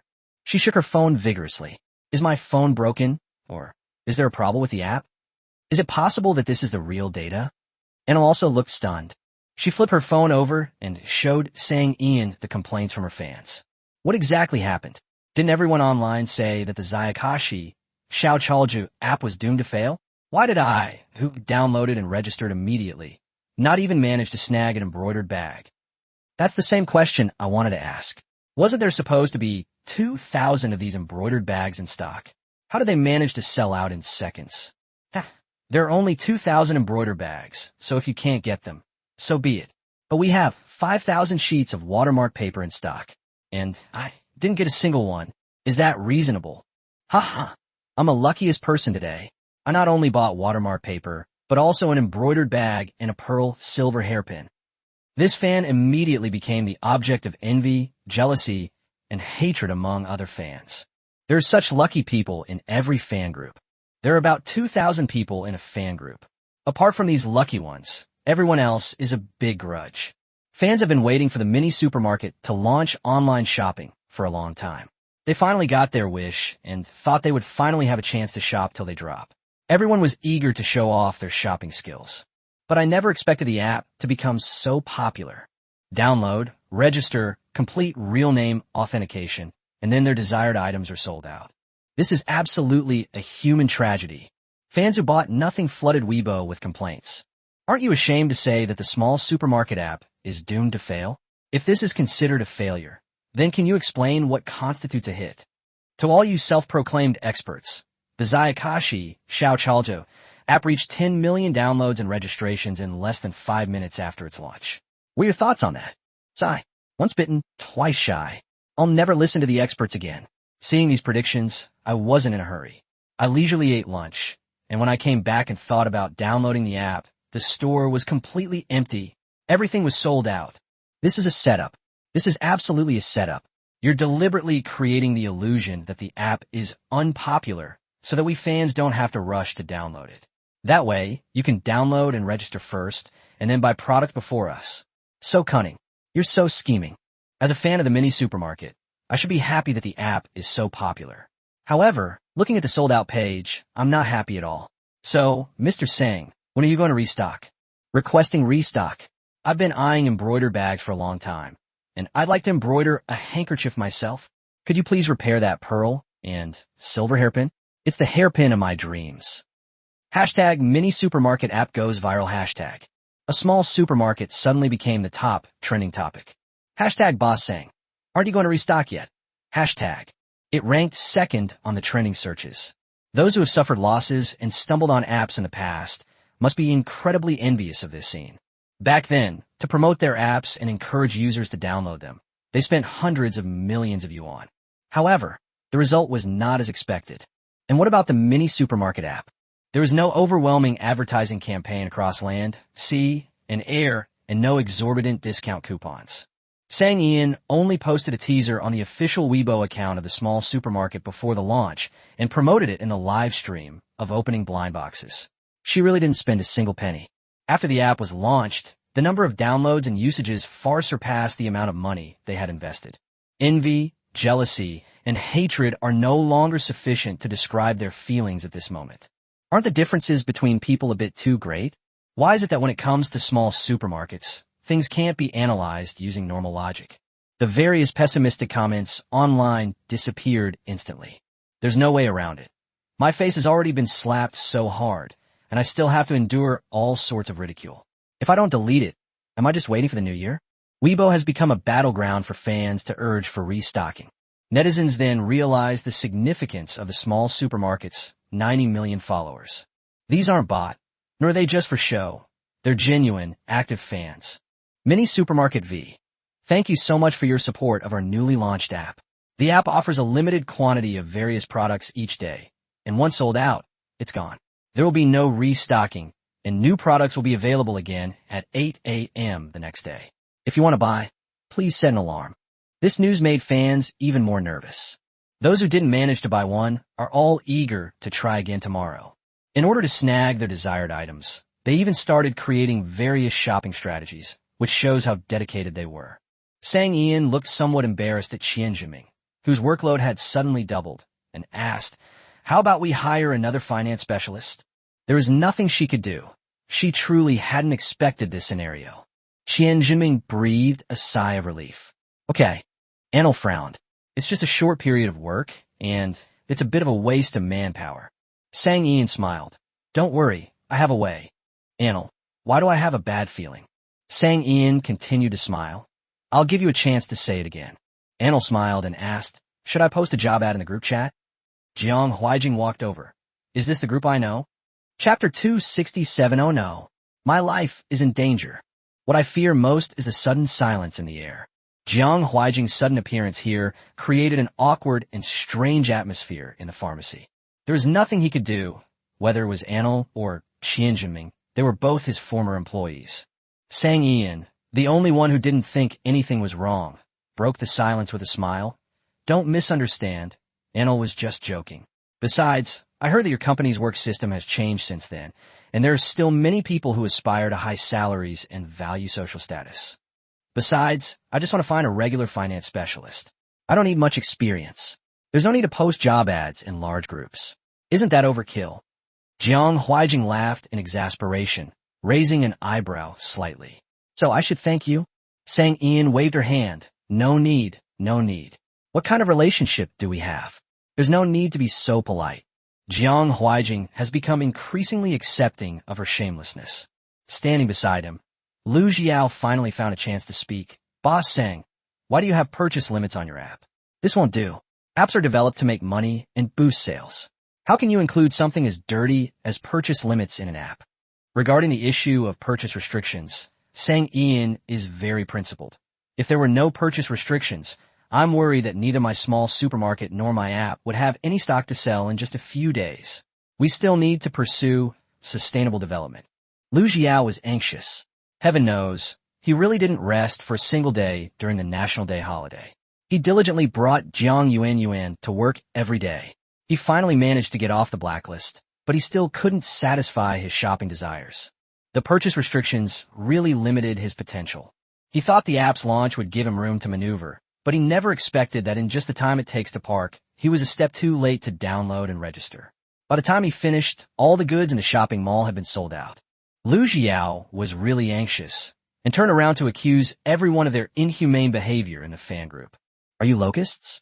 In such a short time, not a single blade of grass has grown. Couldn't you leave a little for us slow-clicking fans? Lu Jiao vented his frustration in his fan group before calming down from missing the purchase opportunity and turning to Mo Sangian. Hopefully, she can loosen her grip on the purchase restrictions. Little did he know, he was once again met with a merciless rejection from Sang Ian. Lu Jiao felt that he had gotten off to a bad start, and the purchase restrictions were really unfriendly to him. Each customer can only buy one item of each category, and he can't come every day. Plus, he has a wide range of interests, from thumb rings to bracelets to pendants, the 4 treasures of the study, tea, and so on. He can only buy one item from each category, and the key is that many of the items are unique. If he doesn't buy them today, other customers are very likely to snatch them up. If he can't buy them, he'll really be furious. This purchase restriction regulation is really making Lu Jiao want to vomit blood. Jiang Huijing had figured out Sang Ian's personality pretty well. No one could be an exception to the rules she set, and no one could challenge them. What are you going to do about your finance specialist? Jiang Huijing brought the topic back. Sang Ian's gaze returned to Lu Jiao. Although the purchase limit cannot be changed, there is still a way to increase the number of purchases. Lu Jiao lazily lifted his eyelids. I know, your employees can buy one more item every day. His eyes suddenly lit up. You want to poach me? Jiang Huijing glanced sideways, a smile blooming in his peach blossom eyes, and looked at his eldest nephew. You seem very excited and expectant. Lu Jiao felt that, at this moment, he was standing at a major turning point in his life. On the left is my extremely strict and impartial uncle. On the right is his ideal boss, whom he longs for. Lu Jiao is truly caught in a dilemma. This is such a difficult choice. He glanced cautiously at his uncle. Otherwise, he might have just acted on impulse. Don't people always say to follow your heart? Uncle, I'm so sorry, I didn't mean to, but Boss Sang gave me too much. Lu Jiao made this very difficult choice in 10 seconds. Jiang Huijing smiled slightly. It's good that you've thought it through. Is my uncle really that easy to talk to? Lu Jiao could hardly believe it. He even looked outside the small pharmacy to make sure it wasn't raining red. At this moment, Sang Ian spoke up, somewhat embarrassed. Why are you all in such a hurry? I haven't finished speaking yet. Don't rush to make a decision. Lu Jiao's heart skipped a beat, and he immediately had a bad feeling. Sang Ian smiled and looked at Jiang Huijing. President Jiang, don't worry. I know that Assistant Lu is your capable assistant and your right-hand man. How could I be so unethical as to poach him? A person as upright as me would never do such a thing. You can rest assured about that, Mr. Jiang. Jiang Huijing's lips twitched, as if you hadn't dug enough. When you say this, could you please look at Annel next to you? She used to be my boss in the president's office. Qian Zhiming behind you is my CFO. Lu Jiao sensed something was off and immediately panicked. You're not trying to poach me, are you? Sang Ian gave a kind smile. What are you digging for? Your vocabulary is a bit lacking. Lu Jiao suppressed his impatience and forced a smile, but his words sounded like they were being squeezed out from between his teeth. So, what exactly do you mean? I just need a finance specialist to handle some simple, trivial financial issues. The workload is not large, and I don't need a full-time employee at all. Sang Ian smiled brightly. So, Mr. Lu, how about developing a side business, doing a part-time job in your spare time? Lu Jiao was stunned. This development was something he hadn't anticipated. Qian Zhiming also glanced at the new boss. So, this is how you hired a finance specialist to help him handle some simple and trivial matters? Sang Ian began to paint a rosy picture. Even if it's part-time, you'll still be an employee of the small supermarket, and you'll receive all the benefits you're entitled to. Moreover, as the small supermarket grows, employee benefits will increase, such as allowing you to purchase more items. Upon hearing this, Lu Jiao could no longer resist and immediately agreed.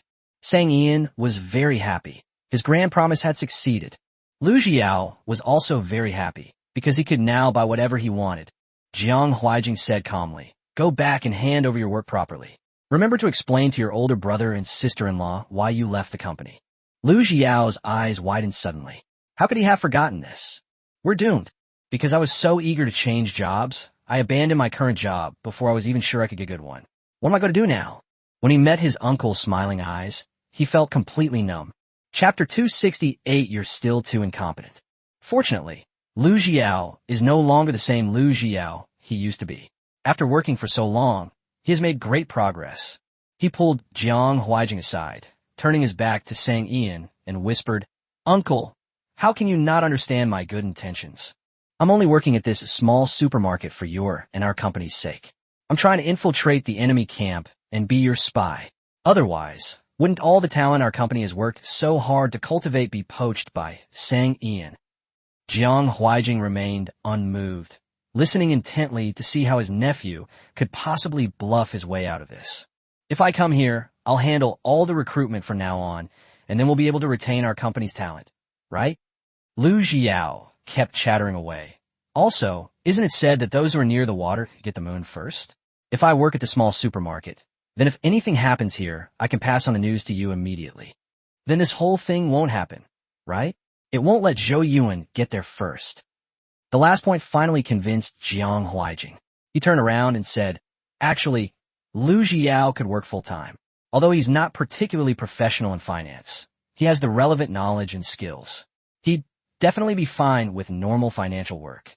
Sang Ian smiled and said seriously, "I definitely believe what you say, but my small business can't compare to a large and powerful company like your Jiang Group.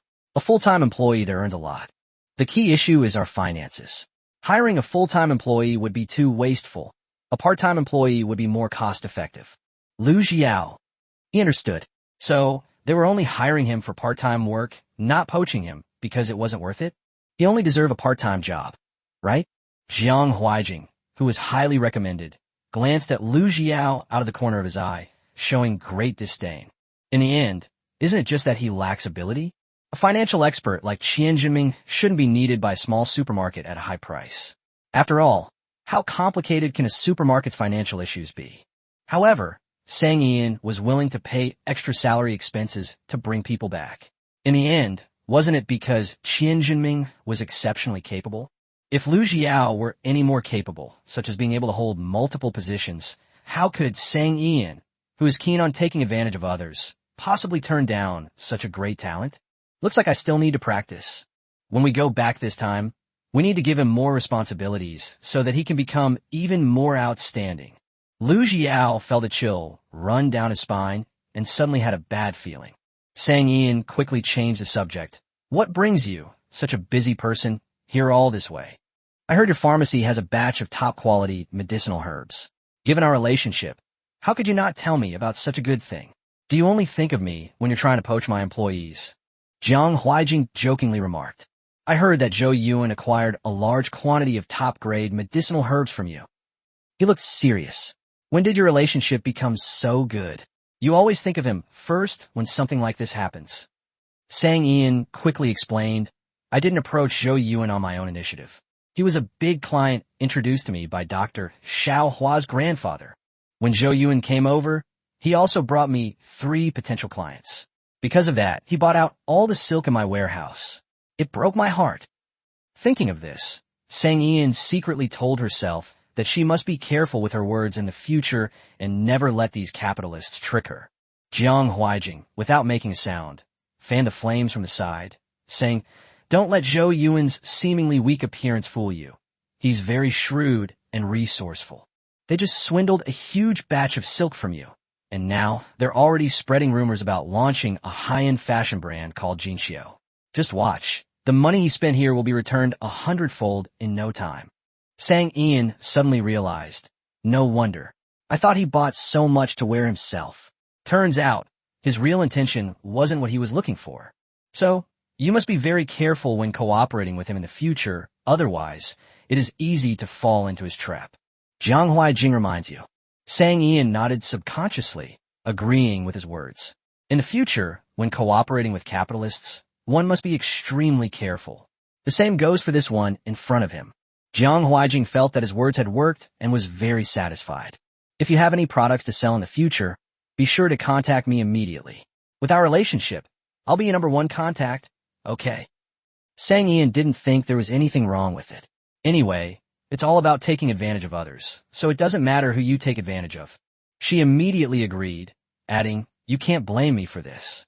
You didn't say you needed medicinal herbs, did you? The Jiang Group isn't involved in the pharmaceutical industry. Jiang Huaijing gazed into her slightly curved eyes, a faint smile playing on his lips, and said gently, it's my problem, my fault. Sang Ian nodded in satisfaction. Although the Jiang Group is not involved in the pharmaceutical field, who doesn't have several elderly relatives in their family who need to take care of their health, I naturally need medicinal herbs that can replenish blood and qi and prolong life. Jiang Huaijing, Jiang Huaijing, explanation. That's why he came here in person. The large batch of top-grade medicinal herbs that Zhou Yuan bought caused such a sensation in high society, and the effects were truly remarkable. Everyone in the elite circles knows about Zhou Yuan's dilapidated body.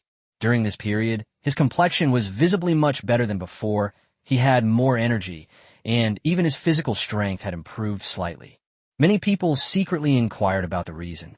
At first, they thought the Zhou family had hired some skilled, traditional Chinese medicine doctor again.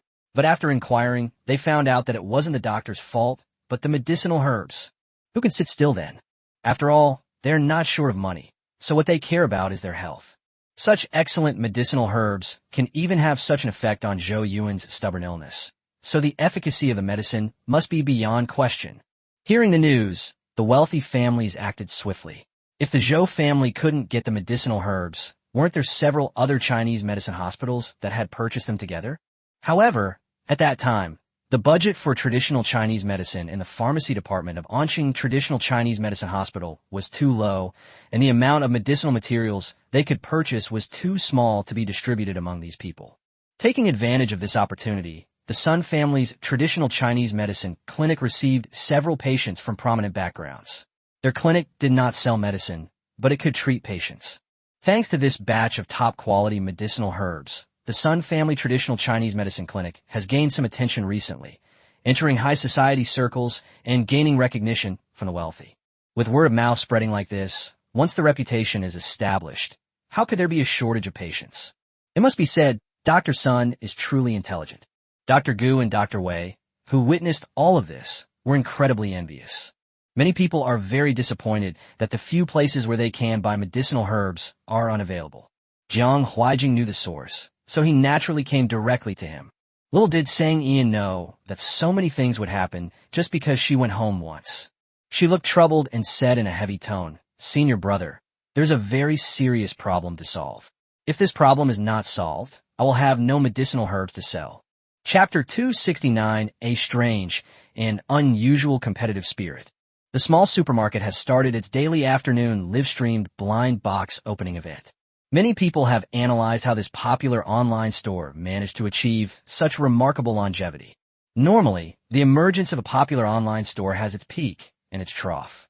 When you're surrounded by hype, you're bound to be incredibly popular. However, once it reaches a certain point, the hype will inevitably decrease. After it decreases to a certain level and levels off, netizens will start chasing new hot topics. These trendy online stores are changing at an incredibly fast pace. However, this is just a normal fluctuation in the curve for a popular online store. However, small supermarkets are completely outside this pattern, which is abnormal. It's been popular for more than half a year now, and this has always been the peak. We haven't seen a trough. Not only did it not experience a downturn, it has remained incredibly popular. What's more, just when you're about to forget about it, it suddenly trends on social media again. They didn't just go up one by one, they went up in groups of several. Everyone noticed that the official Weibo account of the small supermarket was gaining more and more followers. They had created an app without spending a penny on promotion, and the fans had driven it to success, making it far superior to any other app that was being launched at the time. After much analysis, everyone concluded that the small supermarket's continued popularity is inextricably linked to its daily afternoon blind box live streams. During the National Day holiday, the live streams of opening blind boxes were also suspended. Logically speaking, after more than a week without broadcasting, most of the fans would have left. However, as soon as Sang Ian started her live stream, before she even said a word, the number of viewers in the live stream jumped by tens of thousands. In the blink of an eye, the number jumped from 500,000 to 550,000. Sang Ian was amazed by the popularity of the small supermarket. Little did she know the immense impact the instant sellout of the products after the app's launch would have on fans who had been eagerly anticipating the product but hadn't managed to buy anything. Everyone's just waiting for the live stream so we can have a good chat with Boss Sang. Even though it was something he had planned out beforehand, when many fans saw Jiang Huijing appear in the live stream, they immediately forgot their original intentions. Everyone was asking in a live chat who this handsome guy was. Was he a new employee at the small supermarket? Even through the screen, the fans were all very outspoken, asking for his contact information or demanding that Jiang Huijing perform a talent show. They didn't need any special talent, just singing or dancing would be fine. Sang Ian watched helplessly as the number of viewers in the live stream soared to 20 million. The fans were exceptionally enthusiastic during the last live stream, when Zhou Yuan helped her open blind boxes. Sang Ian sighed. I figured it out. You guys just really like looking at handsome guys. You get excited and thrilled when you see a handsome guy. It was the same last time. The comment section was filled with ha ha ha, or everyone loves beauty. Leather is no good. Jiang Huijing then spoke up and asked, was the episode with Zhou Yuan well received, or is the current episode better received? Sang Ian asked in confusion. They're pretty much the same, but what's the point of comparing them? Jiang Huijing, with a serious expression, strangely revealed his competitive spirit. Of course there is. Which episode is better proves who is more handsome and more popular, doesn't it? Sang Ian's lips twitched. Does your CEO even have to compare this? Jiang Huijing turned to look at her, a slight smile playing on his lips, his peach blossom eyes suddenly radiating a warm, spring-like joy. So, who do you think is more handsome, me or Zhou Yuan? Who is more popular? Sang Yan Bilinkit. What kind of question is this? There are tens of millions of viewers in a live stream. Can someone really answer that question, Liv? She narrowed her eyes slightly. Could this person be deliberately setting a trap for her, or deliberately getting revenge on her? After all, it's quite beneath the dignity of the dignified fourth Master Jiang to come and help her with her live stream. Sang Ian skipped over the topic, saying, Senior brother, we need to open 20 boxes today. Let's hurry up. Jiang Huijing has also become a tool for live streaming. Actually, Lu Jiao initially wanted help with the live stream in place of Jiang Huijing. In Jiang Huijing's mind, live streaming equals wasting time equals wasting money equals wasting life. Lu Jiao was worried that her uncle's bad temper would anger Sang Ian, and that he would blacklist him, which would be a huge problem. Little did he know, Jiang Huijing didn't let him get involved at all. Instead, he was eager to try the live streaming and was really looking forward to it. Right? The scene in the shot is Jiang Huijing wearing a well-fitting three-piece suit, white shirt, gray vest, and gray coat, standing in front of the camera, very seriously introducing the various items that have been opened. Professional, knowledgeable, and perfect. Even the number of bullet comments has decreased significantly, as everyone is focused on admiring the handsome guy. But what happens off camera? Lu Jiao was huffing and puffing as he pushed the boxes, sorting out the goods he had opened and putting them into boxes of the same category. Some were for tomorrow's delivery, while others were unsellable and needed to be stored away by Sang Ian in the safe. Actually, this job originally belonged to Sang Ian, but now her job is to sit next to Jiang Huijing and answer fans' occasional questions.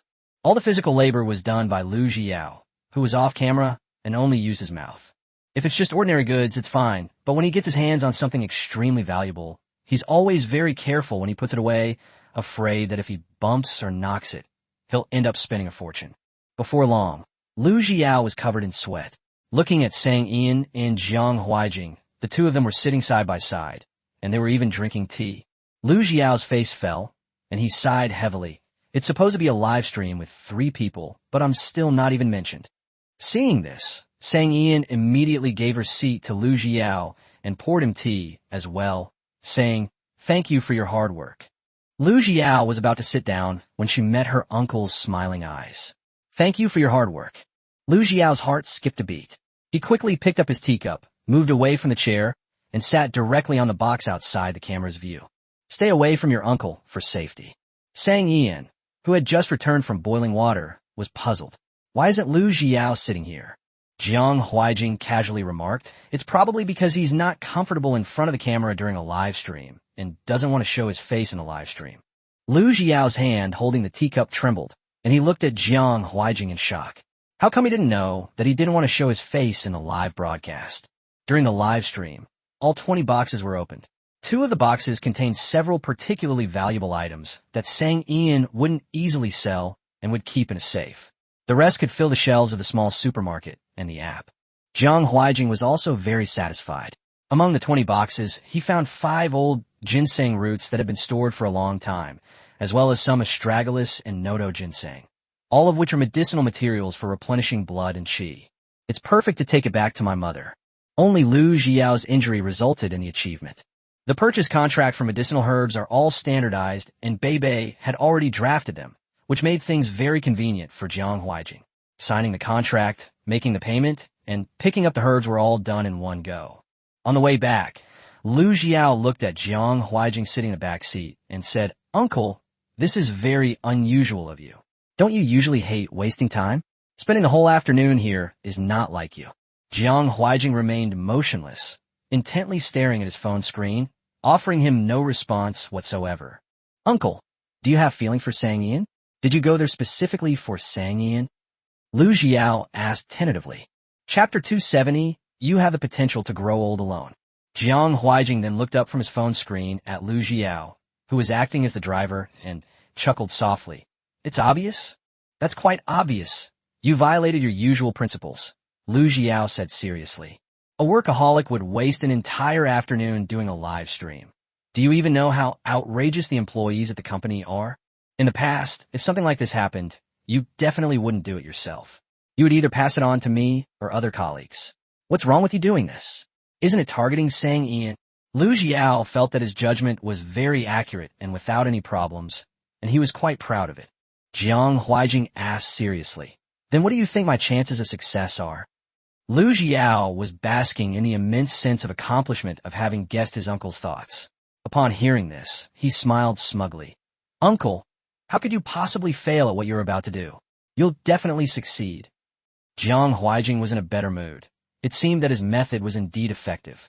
Then he heard Lu Jiao ask excitedly, Uncle, how's your investigation going? When are we going to make a move? With the strength of our Jiang group, acquiring a small supermarket is absolutely no problem. Jiang Huijing suddenly felt that something was not quite right. Acquiring small supermarkets.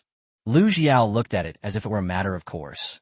If it weren't for acquiring the small supermarket, why would you waste so much time? Isn't it obvious? You're using this opportunity to inspect the small supermarket, preparing to acquire it. I don't ask for anything else. I just want to take over the small supermarket, so I can buy all the ones I've got my eye on. Lu Jiao was very much looking forward to it, and his voice was filled with excitement. Otherwise, according to the small supermarket's purchase limit, he doesn't know when he'll be able to buy all the things he wants. Jiang Huijing. Okay, he overestimated his nephew's intelligence. There was still no reply from the back seat. So, Lu Jiao took the opportunity while waiting at a red light to turn around and look. Uncle, you wouldn't even be unwilling to grant me such a small wish, would you? Jiang Huijing had already put away his smile and said earnestly, When you get back, you should ask your sister-in-law to arrange a blind date for you as soon as possible. Otherwise, I'm worried that you'll end up alone. Suddenly struck by a heavy blow, Lu Jiao blinked in confusion. Compared to me, you're more likely to end up alone, aren't you? That's something the whole family knows. I'm still young. You're so old. Shouldn't you be the one going on blind dates? Between the two of us, you're more likely to end up alone, right? Jiang Huijing looked at him thoughtfully. That's not necessarily true. Lu Jiao originally wanted to defend himself, but the traffic light changed, so he had to drive on. Jiang Huijing continued looking down at his phone, his brows furrowed slightly. This shouldn't be happening. How could this be? It doesn't make sense. Even after arriving home, Jiang Huijing still had a furrowed brow. As soon as Jiang Yuanyuan got home, she saw his expression and subconsciously asked, Uncle, with that expression, does it mean our family's going bankrupt? Jiang Huijing, regaining his senses. What are you thinking about all day? Can't you think about the good things about our family? Lu Xiao complained. After what happened last time, Jiang Yuanyuan had toned down her temper considerably. Just as she was about to apologize to Jiang Huijing, she caught a glimpse of his phone screen, which displayed the scandal between Sang Ian and Zhou Yuan. Uncle, I didn't expect some of your age to have such youthful hobbies. Don't you also think Sister Sang and Zhou Yuan are a good match? Jiang Yuanyuan was very excited. This was her new favorite couple. What does a young person's hobby mean? Is he old? What do you mean by saying that Sang Ian and Zhou Yuan are a good match? At this moment, Jiang Huijing didn't know which one he should complain about first. Jiang Yuanyuan, as if she had finally met a fellow shipper, pulled Jiang Huijing aside and launched into a frenzied barrage of words before her little niece had finished speaking. Uncle, look at Sister Sang. She's smart, beautiful, rich, and has an attractive lazy charm. Zhou Yuan is even more of a sickly handsome young nobleman. With that beautifully torn look, he's just too attractive. These two standing there, they're a match made in heaven. Jiang Yuanyuan excitedly spoke up. Jiang Huijing merely glanced at her indifferently. Take a day off tomorrow and have your second brother and sister-in-law take you to the hospital to get your eyes checked. You're so young, and you're almost blind. Jiang Yuanyuan. My eyesight is excellent, she answered instinctively. No, you have serious vision problems, Jiang Huijing said firmly. Jiang Yuanyuan walked up to him, her eyes wide and glaring. My eyesight is perfect 5.0. I don't even need glasses. How could my eyesight be a problem? Jiang Huijing said calmly. Then he has a problem with his brain. Jiang Yuanyuan. She stood there stunned. What was going on? Either I have vision problems or brain problems. Can't I just be a healthy person? After parking the car, Lu Xiao sighed. Maybe my uncle is getting old and going through early menopause. Just now he yelled at me, saying I'd end up alone, and even tried to get my parents to set me up on blind dates. Is this really going too far? The brother and sister looked at each other, forming a victim alliance. Lu Xiao finally found someone to vent to, and once she started talking, she began to pour out her grievances, recounting everything that had happened to her on the bus. Jiang Yuanyuan, a fan of celebrities. Jiang Yuanyuan changes her wall decorations faster than she changes her clothes. There are no rules when it comes to shipping couples. If someone looks pleasing to the eye, you could just ship them. Jiang Yuanyuan's little light bulb suddenly lit up. She raised her arm and patted Lu Xiao on the shoulder, saying earnestly, Brother, why don't you ask your uncle and aunt to arrange blind dates for you? Otherwise, you'll really end up alone. Lu Xiao. No, what's wrong with you? Weren't we supposed to complain about the great demon king together? Why are you carrying a backstab? Jiang Yuanyuan had already run all the way to Jiang Huijing's study. She exclaimed excitedly, Uncle, I know your secret. You have to give me a big red envelope as hush money today. Chapter 271, I know you, like my sister sang. Jiang Huijing was still struggling with his phone. Hearing this, she looked up at her smug little niece and said in a nonchalant tone, Tell me, what secret do I have? Jiang Yuanyuan put her hands behind her back, straightened her back, and tossed her head, causing her braids to splatter all over her back. Uncle, do you like my sister sang? Jiang Huijing remained expressionless, his long, slender fingers resting on the solid wood desk. Sister Sang? I remember you and Sang Ian didn't get along well. Weren't you very unhappy about going to help out every week during your days off and spending the National Day holiday at the small supermarket? Jiang Yuanyuan said quite confidently, People change. Don't you know such a simple truth? And Sister Sang is amazing. Have you seen her calligraphy? Not only is her regular script and clerical script excellent, but her cursive script is incredibly wild. I absolutely love that lazy, unrestrained arrogance. Jiang Yuanyuan looked at her fair hands. Anyway, I really can't write it. I don't have that momentum, that style, or that artistic conception. When I went to work, I saw Sister Sang's traditional Chinese painting. I thought it was so beautiful and had such charm. If I had painted it, I would have spent a lot of money to frame it and hang it on the wall to show it off. But Sister Sang seemed to think that her skill level was too poor, so she just threw it aside. And another thing, she can even play the guqin. Not the guzheng, but the guqin. She plays it just as well as a professional. That's not all. She even got involved in the reproduction of watermark paper. I heard from Anil that Sister Sang spent all her time at the paper mill recently, working with the workers to research it, which is how watermark paper was brought back to life.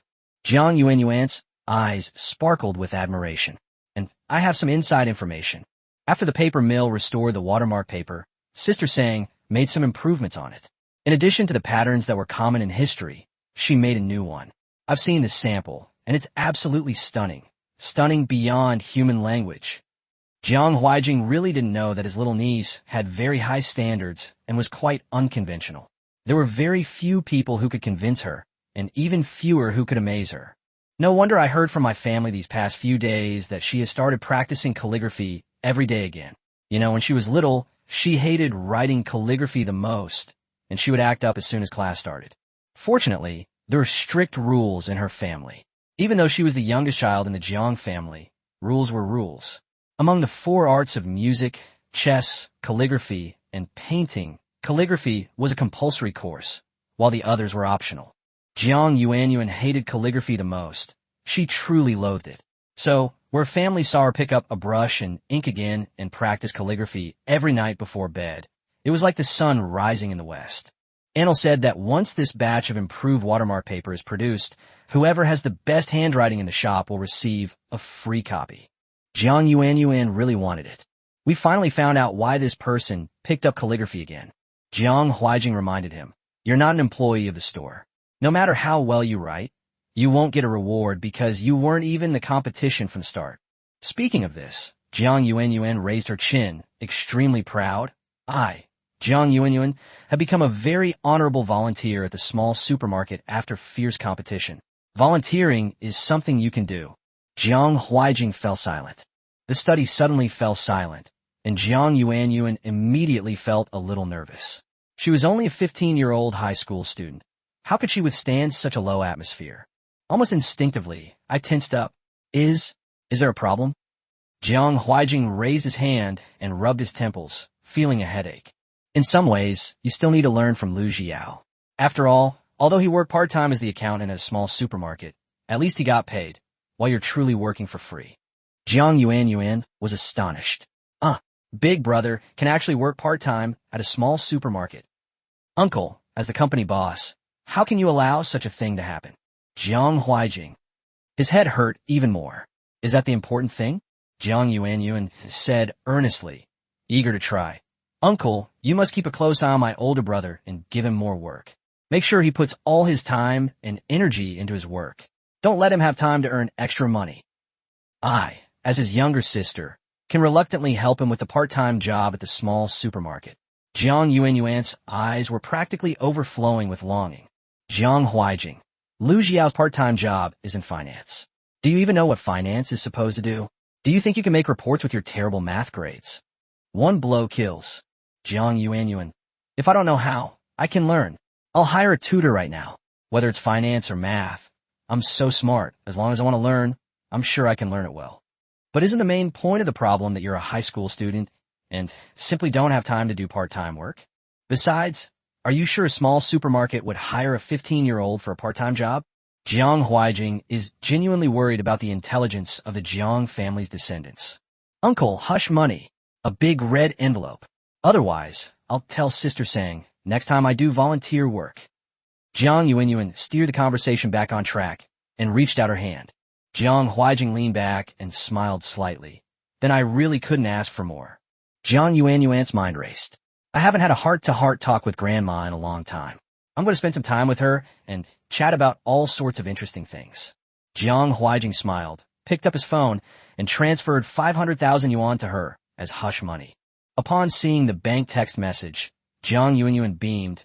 I'm very trustworthy, Uncle. Don't worry. I promise I'll keep it a secret and won't tell anyone that you like my Sister Sang. With this money, plus her allowance, she can finally get her hands on that hanfu she had her eye on last time. Jiang Yuanyuan, delighted, said generously, Uncle, this is your first time pursuing a girl, so you probably don't have much experience. If there's anything I can help you with, just let me know.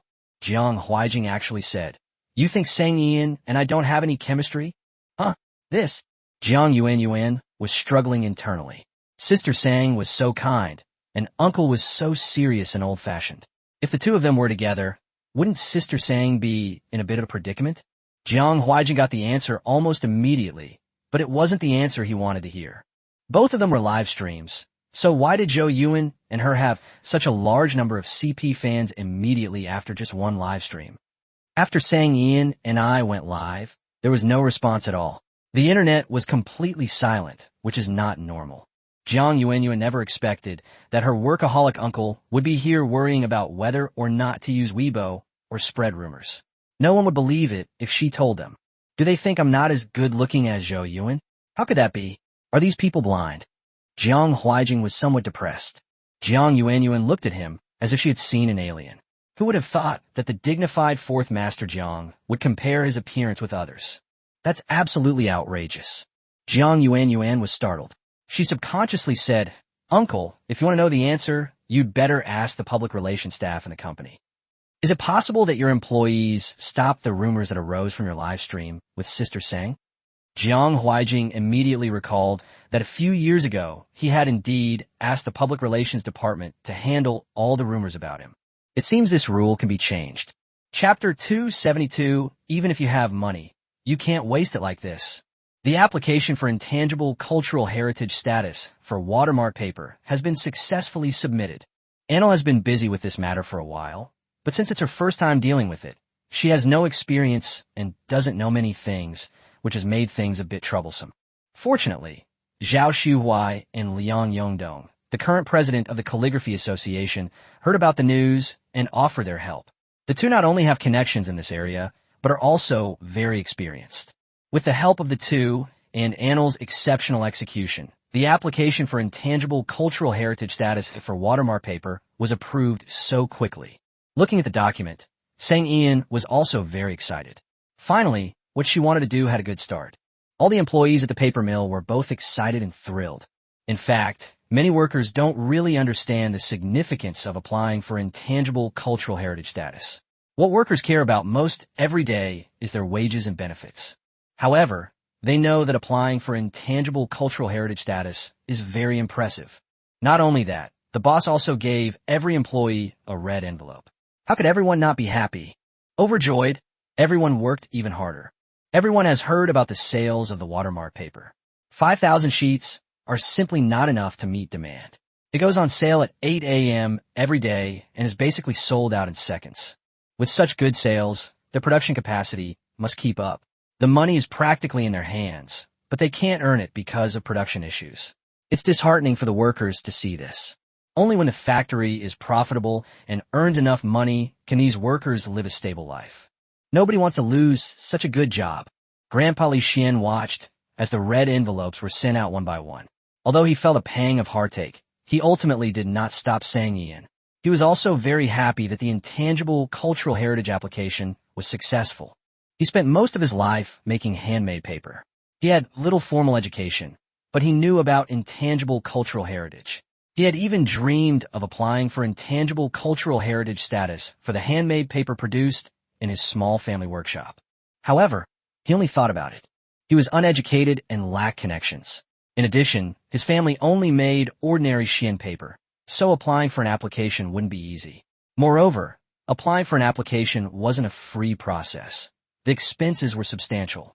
It's unbelievable that his small workshop went out of business, and he got a job at a new factory. His lifelong dream has finally come true. Li Xian was extremely excited. "Uncle Li, is the sun rising in the west today? You didn't stop me from giving the workers red envelopes? I was just worried that you would stop me," Sang Ian said with a smile. Li Xian was a little embarrassed. "You're the factory manager. Why should I stop you from giving out red envelopes to your employees?" Sang Ian suppressed a laugh, as if he hadn't been the one to disagree last time. "Besides, our watermark paper sells so well, the factory is making a profit. It's just a matter of giving out a red envelope, so let's give it out." Li Xian spoke with great generosity and magnanimity. Then Sang Ian said, "Watermark paper has indeed started to be profitable. Uncle Li, our next task is Tang paper. This is very difficult and cannot be accomplished in a short time. But don't worry, no matter how much you invest in the early stages, I'm telling you right now, I will definitely not give up on reproducing Tang paper. You could just focus on your research and don't worry about the materials or expenses. Just use it with confidence." Li Xian's expression was grave. Or should I go and ask those red envelopes for them back? He had no choice. If he didn't do this, he was genuinely worried the factory would go bankrupt. Sang Ian tried hard to suppress her laughter and pulled Li Xian back from turning around to ask for a red envelope. She quickly advised, It's not that serious. We really don't need to. Li Hong, standing to the side, was also worried. I've seen the accounts. When we were reproducing the watermark paper, we invested more than 3 million yuan in the early stage. Just when we could start selling it, we had to figure out Tang paper. This is a real problem. I estimate it will take even longer and require even more investment. We need to be more frugal. It's already good enough that our salaries are paid on time. There's really no need to give out red envelopes or anything like that. Li Xian felt his son was right. Factory manager, you can't just go there so recklessly. What if our factory goes bankrupt because of this? Saying the extravagant factory manager, Ian. By the way, factory manager, we've successfully applied for World Heritage status. Is there any bonus? The bonus should be used to experiment with Tang paper, Li Hong said hurriedly. Seeing the father and son who were constantly worried that our factory would go bankrupt, Sang Ian patiently explained, Although there's no bonus, don't worry, your factory manager has plenty of funds, and our factory definitely won't go bankrupt.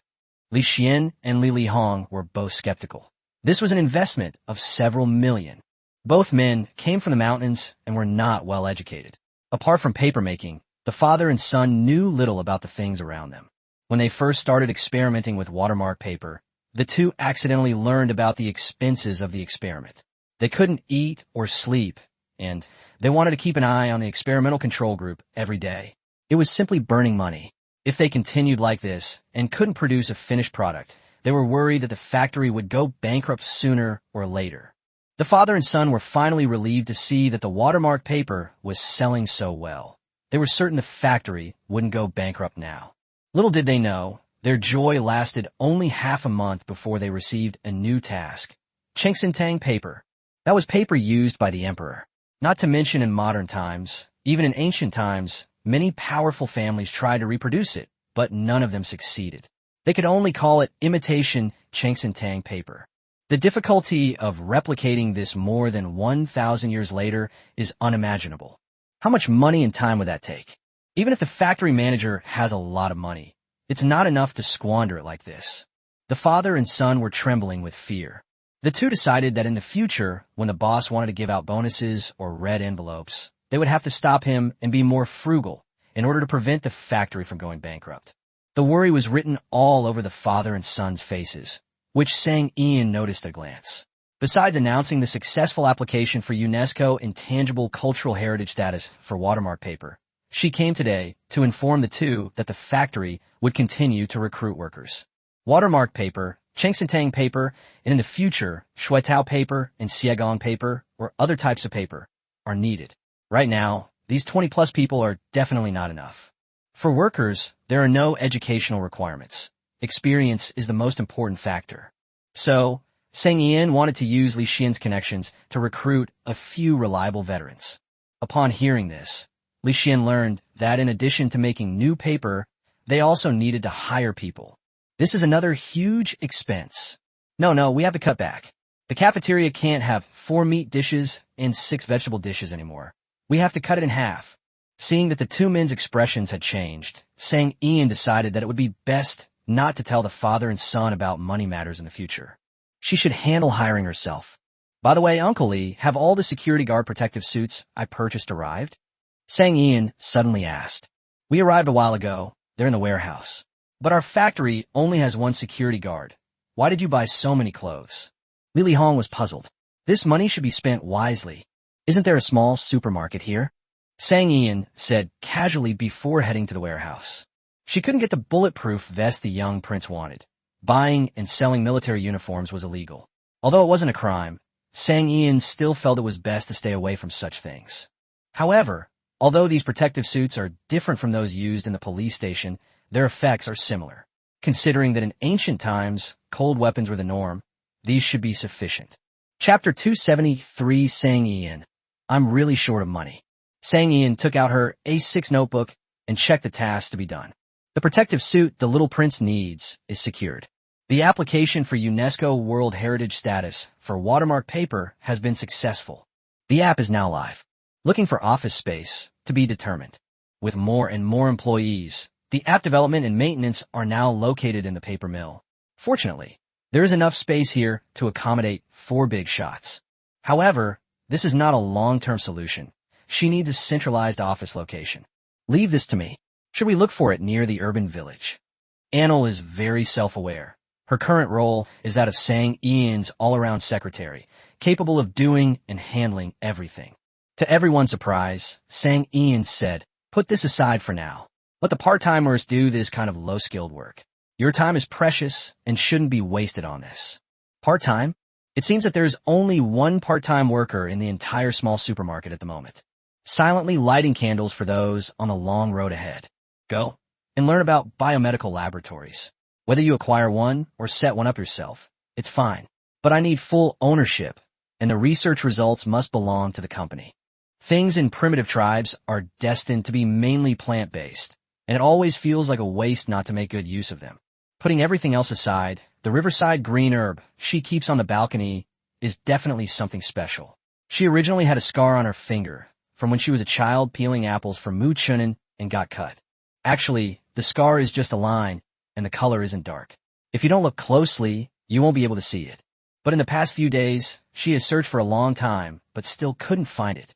At first, she thought she was seeing things or her eyesight was deteriorating. She even asked Anil, Bebe, and the little parrot to look for it, but none of the 3 could find it. The 3 of them thought she was showing off her fair and slender fingers. Sang Ian felt utterly wronged. Heaven knows, she really did have a scar on her index, middle, and ring fingers. She usually just uses hand cream, not a big brand, just Yu Mei Jing, which she's used since she was a child. She's always used it as hand cream because it's cheap, comes in a lot, and she doesn't feel bad about using it. She's been using it for over 20 years, so the scars definitely have nothing to do with it. She thought about it for a long time, eliminating all the impossibilities, and the only thing left was that she had to take care of the riverside plants on the balcony every day. Watering, plucking leaves. Every time I handle the leaves near the roots, I accidentally get my hands covered in the sap. The scars on her fingers are probably related to hebienching. However, she wasn't sure either. Fortunately, she had an appendectomy when she was in high school, and the long scar was enough for her to experiment with. Once the laboratory is set up, hebienching will definitely be the first research subject. If all else is true, and it is as she guessed, then it will truly benefit a group of people. To ensure the rigor of her experiments, Sang Ian would take a picture of the appendectomy incision before applying the leaves of the riverside green herb to the scar each day. She wanted to see what the results would be after a month. Sang Ian had already started daydreaming, but after walking quite a distance, she realized that there was no one around her. She turned around and saw that Anil was standing there blankly, staring into the void, her eyes unfocused and confused. Sang Ian quickly went back and waved her hand in front of her eyes. "What's wrong? Are you possessed?" "A ghost." Anil then came to her senses and asked uncertainly, "Boss, did you just say something wrong? We're not going to set up a biomedical laboratory." "You're right, it's a biomedical laboratory," Sang Ian said. Anil took a deep breath. "Boss, although I don't know much about this, it's a money-burning business. It's worth hundreds of millions.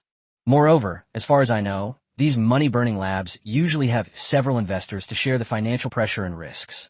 It's basically impossible for one person to fully fund and acquire one unless you build it yourself. Then let's build it ourselves. It doesn't need to be big, nor does it need many researchers. Just a small but complete set. Do you understand what I mean?" Sang Ian asked. Anil was so anxious he wanted to grab his hair. Building a biomedical laboratory, not to mention anything else, just the various experimental equipment alone, would be incredibly expensive. "Boss, why don't you reconsider?" Sang Ian's attitude was firm. "No need to consider it. This is something I must do." Anil really didn't understand. "Boss, why do you insist on setting up a biomedical laboratory?" Sang Ian looked up at the sky and earnestly lied. "What can I do? I have such a grand dream of becoming a scientific researcher." "Anil, then this dream might be a bit too expensive." Sang Ian smiled bravely. "It's okay, I have money." The more boldly she spoke, the more heartbroken she was. She had oversimplified things, thinking that selling the medicinal herbs the young prince had traded for would provide enough profit to support her next plan. Now it seems that it's simply not enough. This biomedical laboratory is a giant money-devouring beast. With the funds she currently has, she'd be lucky to even be able to set up a laboratory. Fortunately, the small supermarket and the app will keep making money for her. Otherwise, she was worried that her income would be cut off. Sang Ian felt that she was really too poor. I really want to be rich. Feeling the pressure of the economy, Sang Ian felt she needed to replenish her energy. Only delicious food could soothe her sorrowful soul. We absolutely must have a roasted duck made with fruit wood. Sang Ian carried the 2 roast ducks back to the second floor. The little parrot turned its head, smelled the aroma, and flew in through the second floor window. Recently, Sang Baba has become very popular. Many customers who come to the small supermarket will take out their mobile phones and take pictures of it. When a little parrot notices someone taking pictures of it, it will secretly strike a pose, hoping to capture its majestic and powerful side. That's right, it's just a tiny parrot, no bigger than the palm of your hand. Even if an international photography master came, they probably wouldn't be able to make it look majestic and imposing. The customers were taking pictures of the little parrot with their phones when it suddenly disappeared. The camera lens was now empty, causing a stir among the customers. Where did my big parrot go? Where's my Sang Baba? He's gone. Could he be lost? Seeing this, Bebe, who was sitting at the cashier, laughed and said, "No way. Our boss is back. He probably brought some good food." Everyone felt a pang of regret. Some quick-witted people immediately asked what the little parrot usually liked to eat, so they could bring some next time they came over, and maybe they could even pet the little parrot. That's quite clever, you could say. Meanwhile, Sang Ian sat at the dining table, trying to soothe her overly impoverished heart with delicious food. The little parrot stood directly on the dining table, also looking down and munching on a duck leg. Its speed was no slower than Sang Ian's, and it seemed to enjoy the food even more than she did. Sang Ian asked a crucial question. "You used to always urge me to take clients, but I've been resting for the entire National Day holiday. Why haven't you been urging me to get back to work?" The little parrot paused in its munching on the duck leg, its glistening beak gleaming, its eyes full of sincerity. "I just wanted you to rest a few more days, didn't I?" It stretched out its wings and paced back and forth on the dining table, slowly saying, "I'm not a heartless capitalist or a cruel skinflint. My business partner is in poor health. Yet I force you to entertain guests. I did all this for you." The little parrot made a pretentious remark. Sang Ian remained unmoved, chuckling as she looked at it. "Keep bluffing. Let me hear what else you can say." "Little parrot, can it find a different partner? This person is too shrewd. It's too difficult to fool them." Chapter 274, I really want to pluck this parrot bald. Sang Ian sighed deeply. "Keep it simple. Keep your way of speaking simple."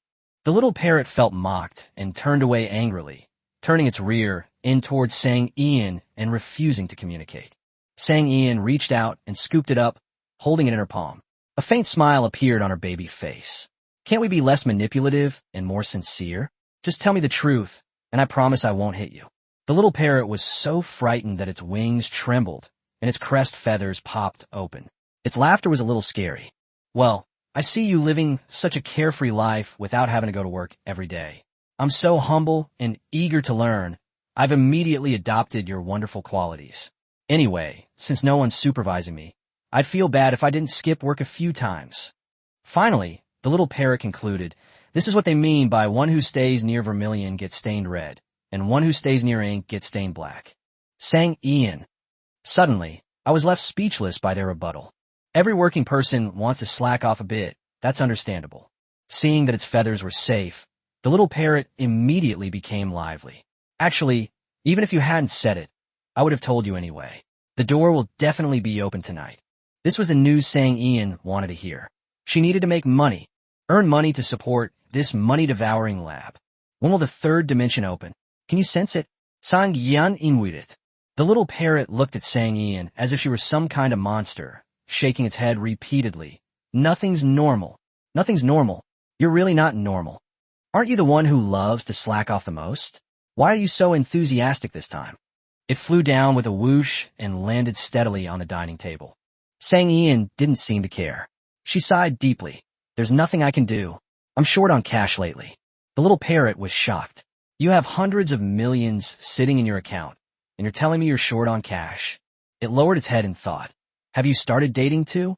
And like me, with several dates?" That shouldn't be enough to spend so much. That's hundreds of millions. Suddenly, it seemed to remember something. Its eyes widened in shock. Its wings stretched out, and it even jumped back, staring at Sang Ian in disbelief. How could you do such a thing? It suddenly raised its voice, and if it weren't for the good soundproofing on the second floor, customers downstairs and next door would probably have heard it. Sang Ian was also startled by its shout, her eyes widening in surprise. No, what did I do? The little parrot also felt that its voice was too loud and somewhat inappropriate. It was better to keep this a secret, otherwise it would affect Sang Ian's reputation. It stretched out its left wing, covered its mouth, and said in a low voice, "Are you keeping a handsome young man as a mistress?" Sang Ian. I knew it.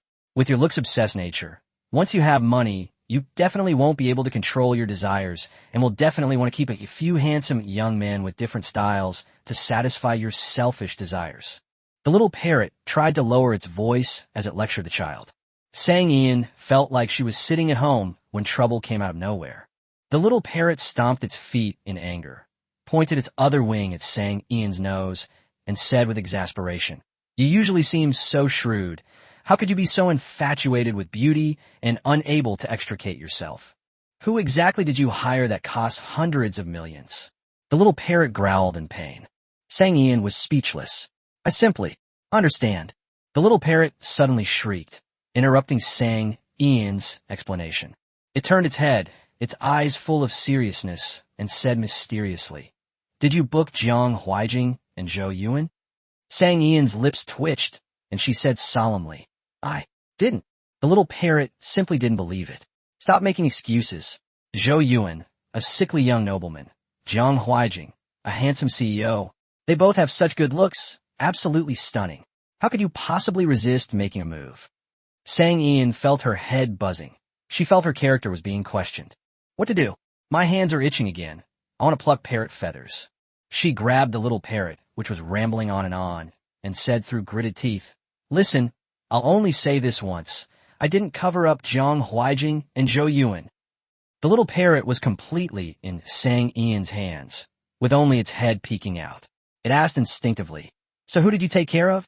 Which one is prettier than the two of them?" Sang Ian. She struggled to resist the urge to pluck the parrot's bald spot. Why do I have to have a boyfriend? Can't I enjoy life on my own? The little parrot stared intently at her. So what have you enjoyed that hundreds of millions aren't enough? It's nothing. I just raised a money-devouring beast, a really expensive money-devouring beast. Sang Ian said. The little parrot was a little unhappy. You already have such a capable, smart, beautiful, and all-around wonderful pet like me.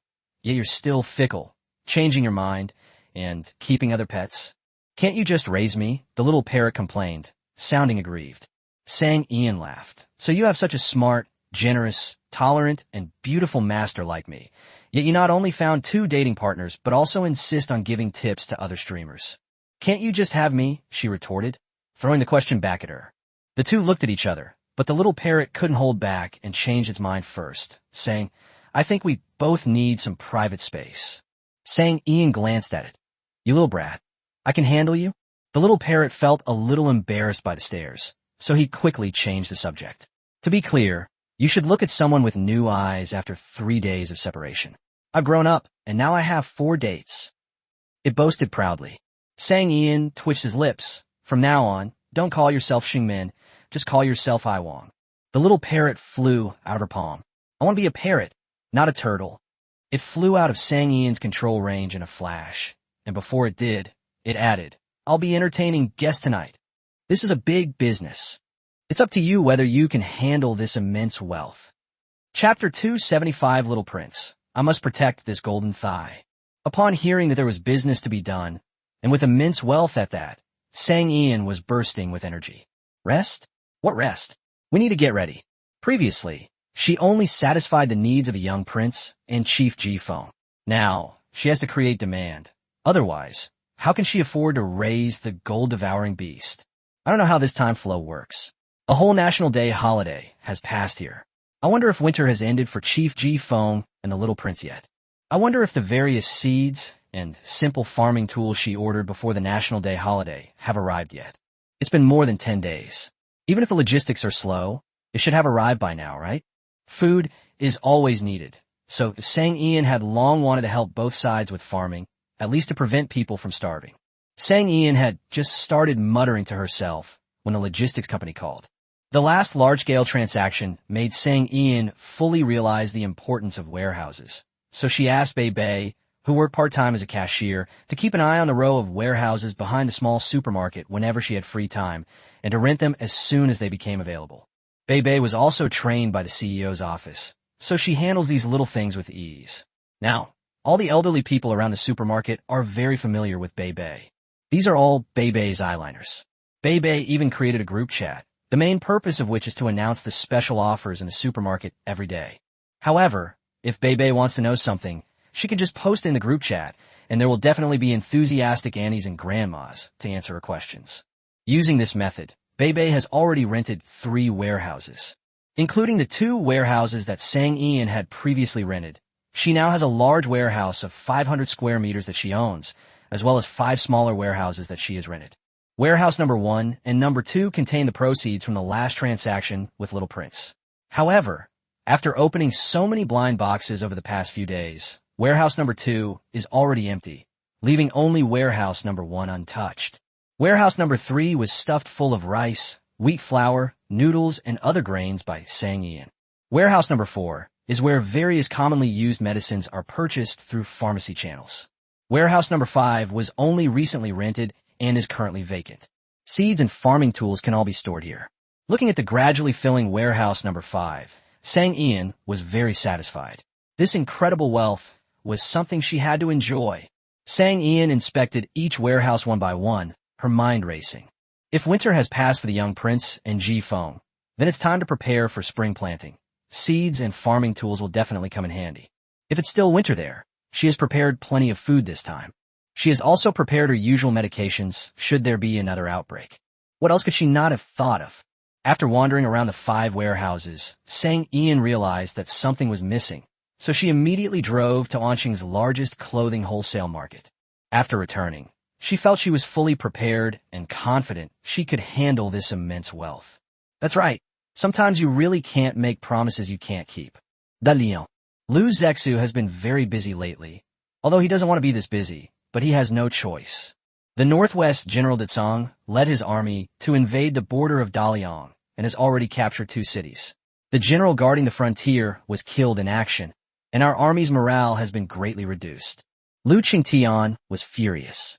In a fit of rage, he almost led the army into battle himself. If it weren't for the fact that all the civil and military officials were kneeling on the ground, he probably would have already gone to the frontier to fight a bloody battle with Dezong. Lu Qingtian cannot go.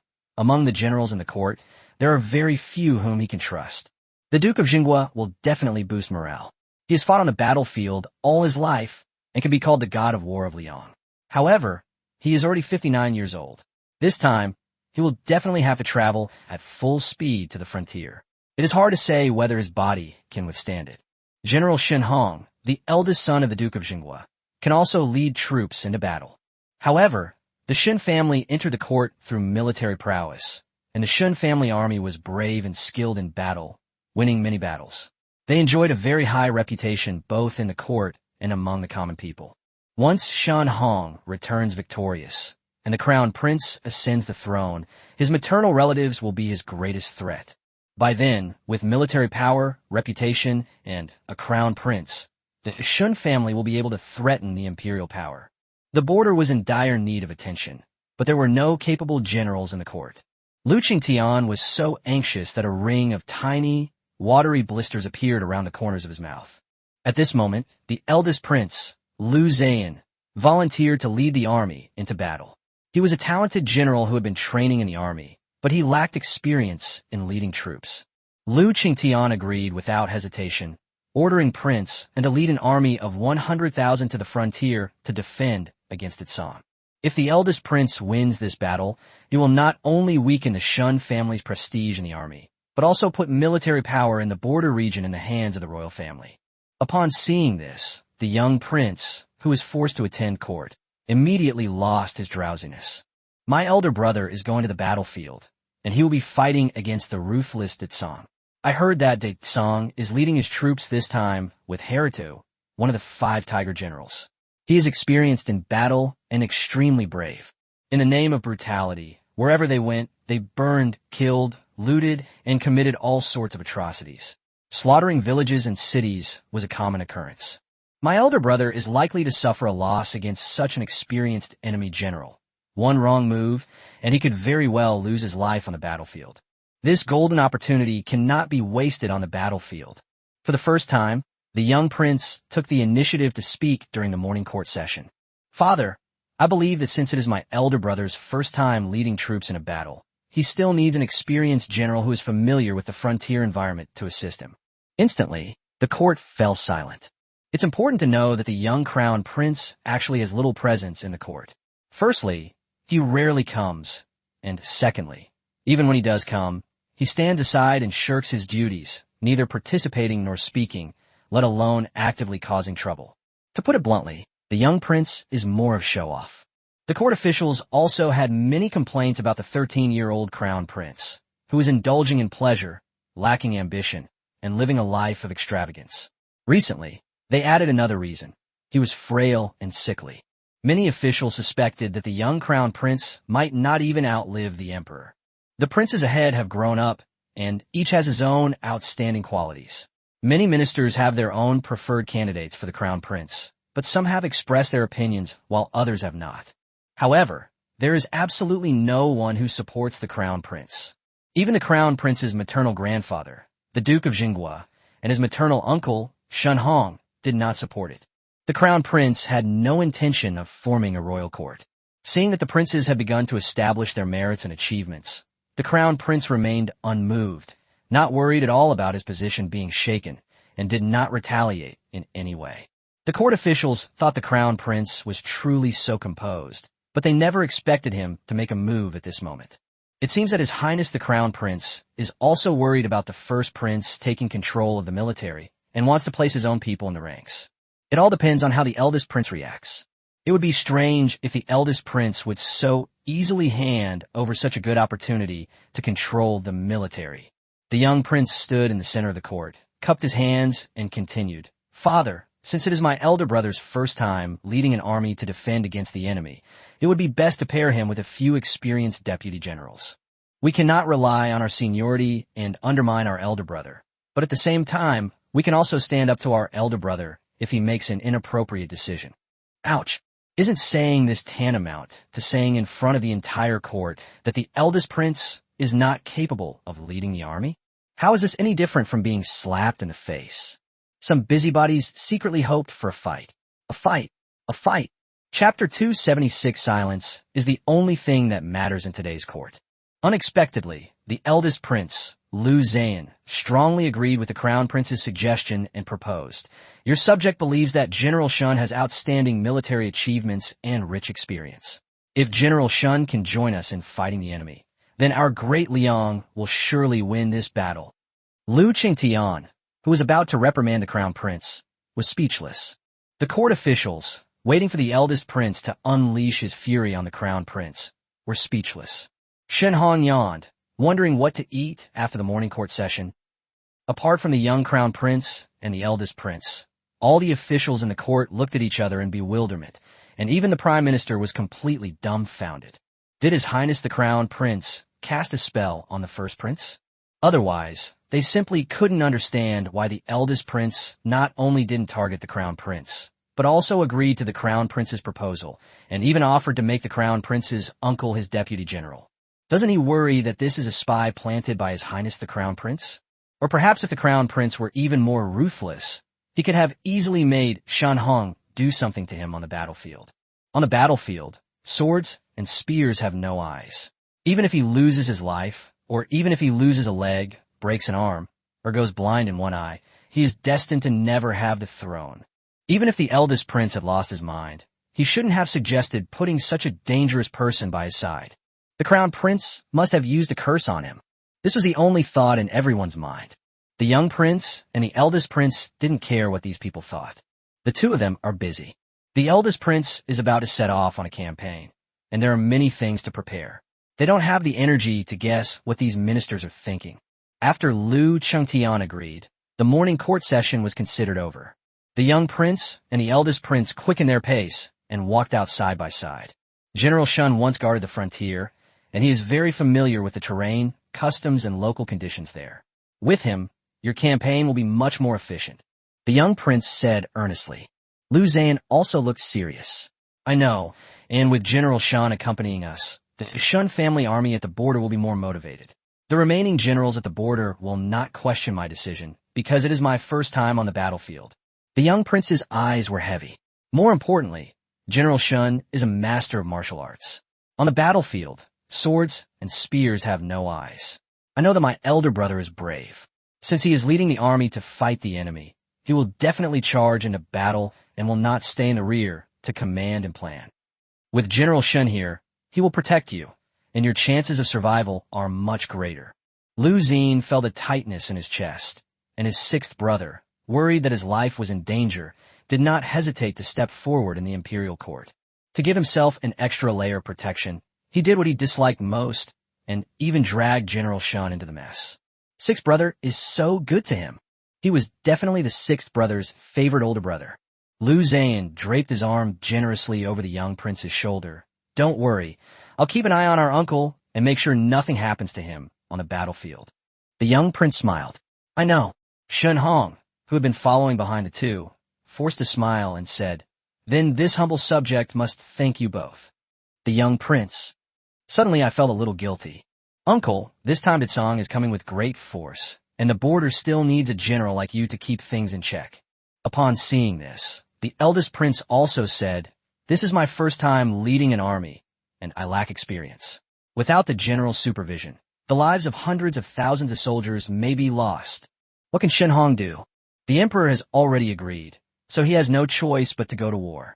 Shen Hong sighed deeply, but heaven knows he was secretly overjoyed. As a military general, it was his duty to protect his country and its people. Faced with a powerful enemy who has breached our city and harmed our people, he, as a military general, should charge in a battle and fight on the battlefield. Even if he dies on the battlefield, he will never regret it. However, he also knew in his heart that the emperor was wary of the Shun family and would not easily allow the Shun family to regain control of the military. He had already given up hope, but unexpectedly, the crown prince made such a brilliant move, which allowed him to get what he wanted. Shen Hong's steps as he left the palace were even lighter. If it weren't for the many ministers behind him, he would have loved to jump up and express his excitement. Little did they know, the ministers had been watching them all the way. The ministers were all like lost lambs. Everyone's heart was filled with a mix of emotions, like a raging storm.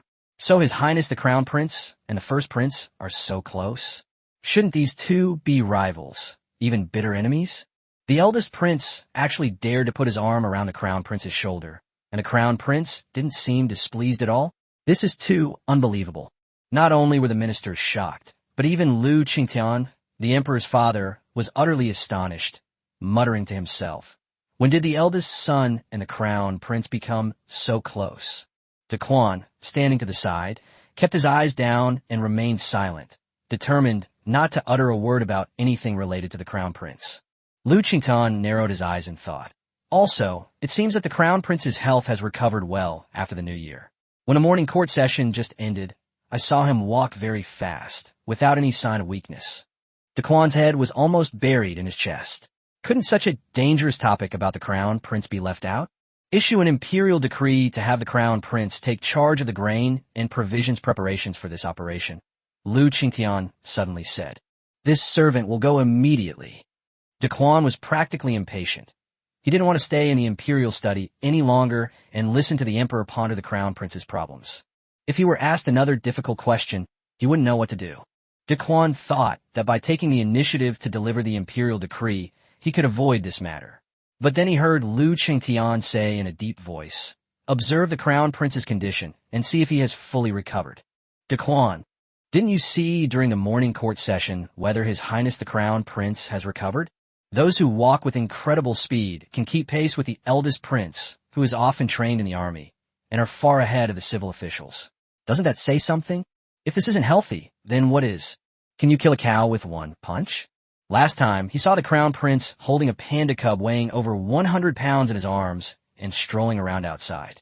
If the cub wasn't healthy, then most of the court officials were probably not far from death.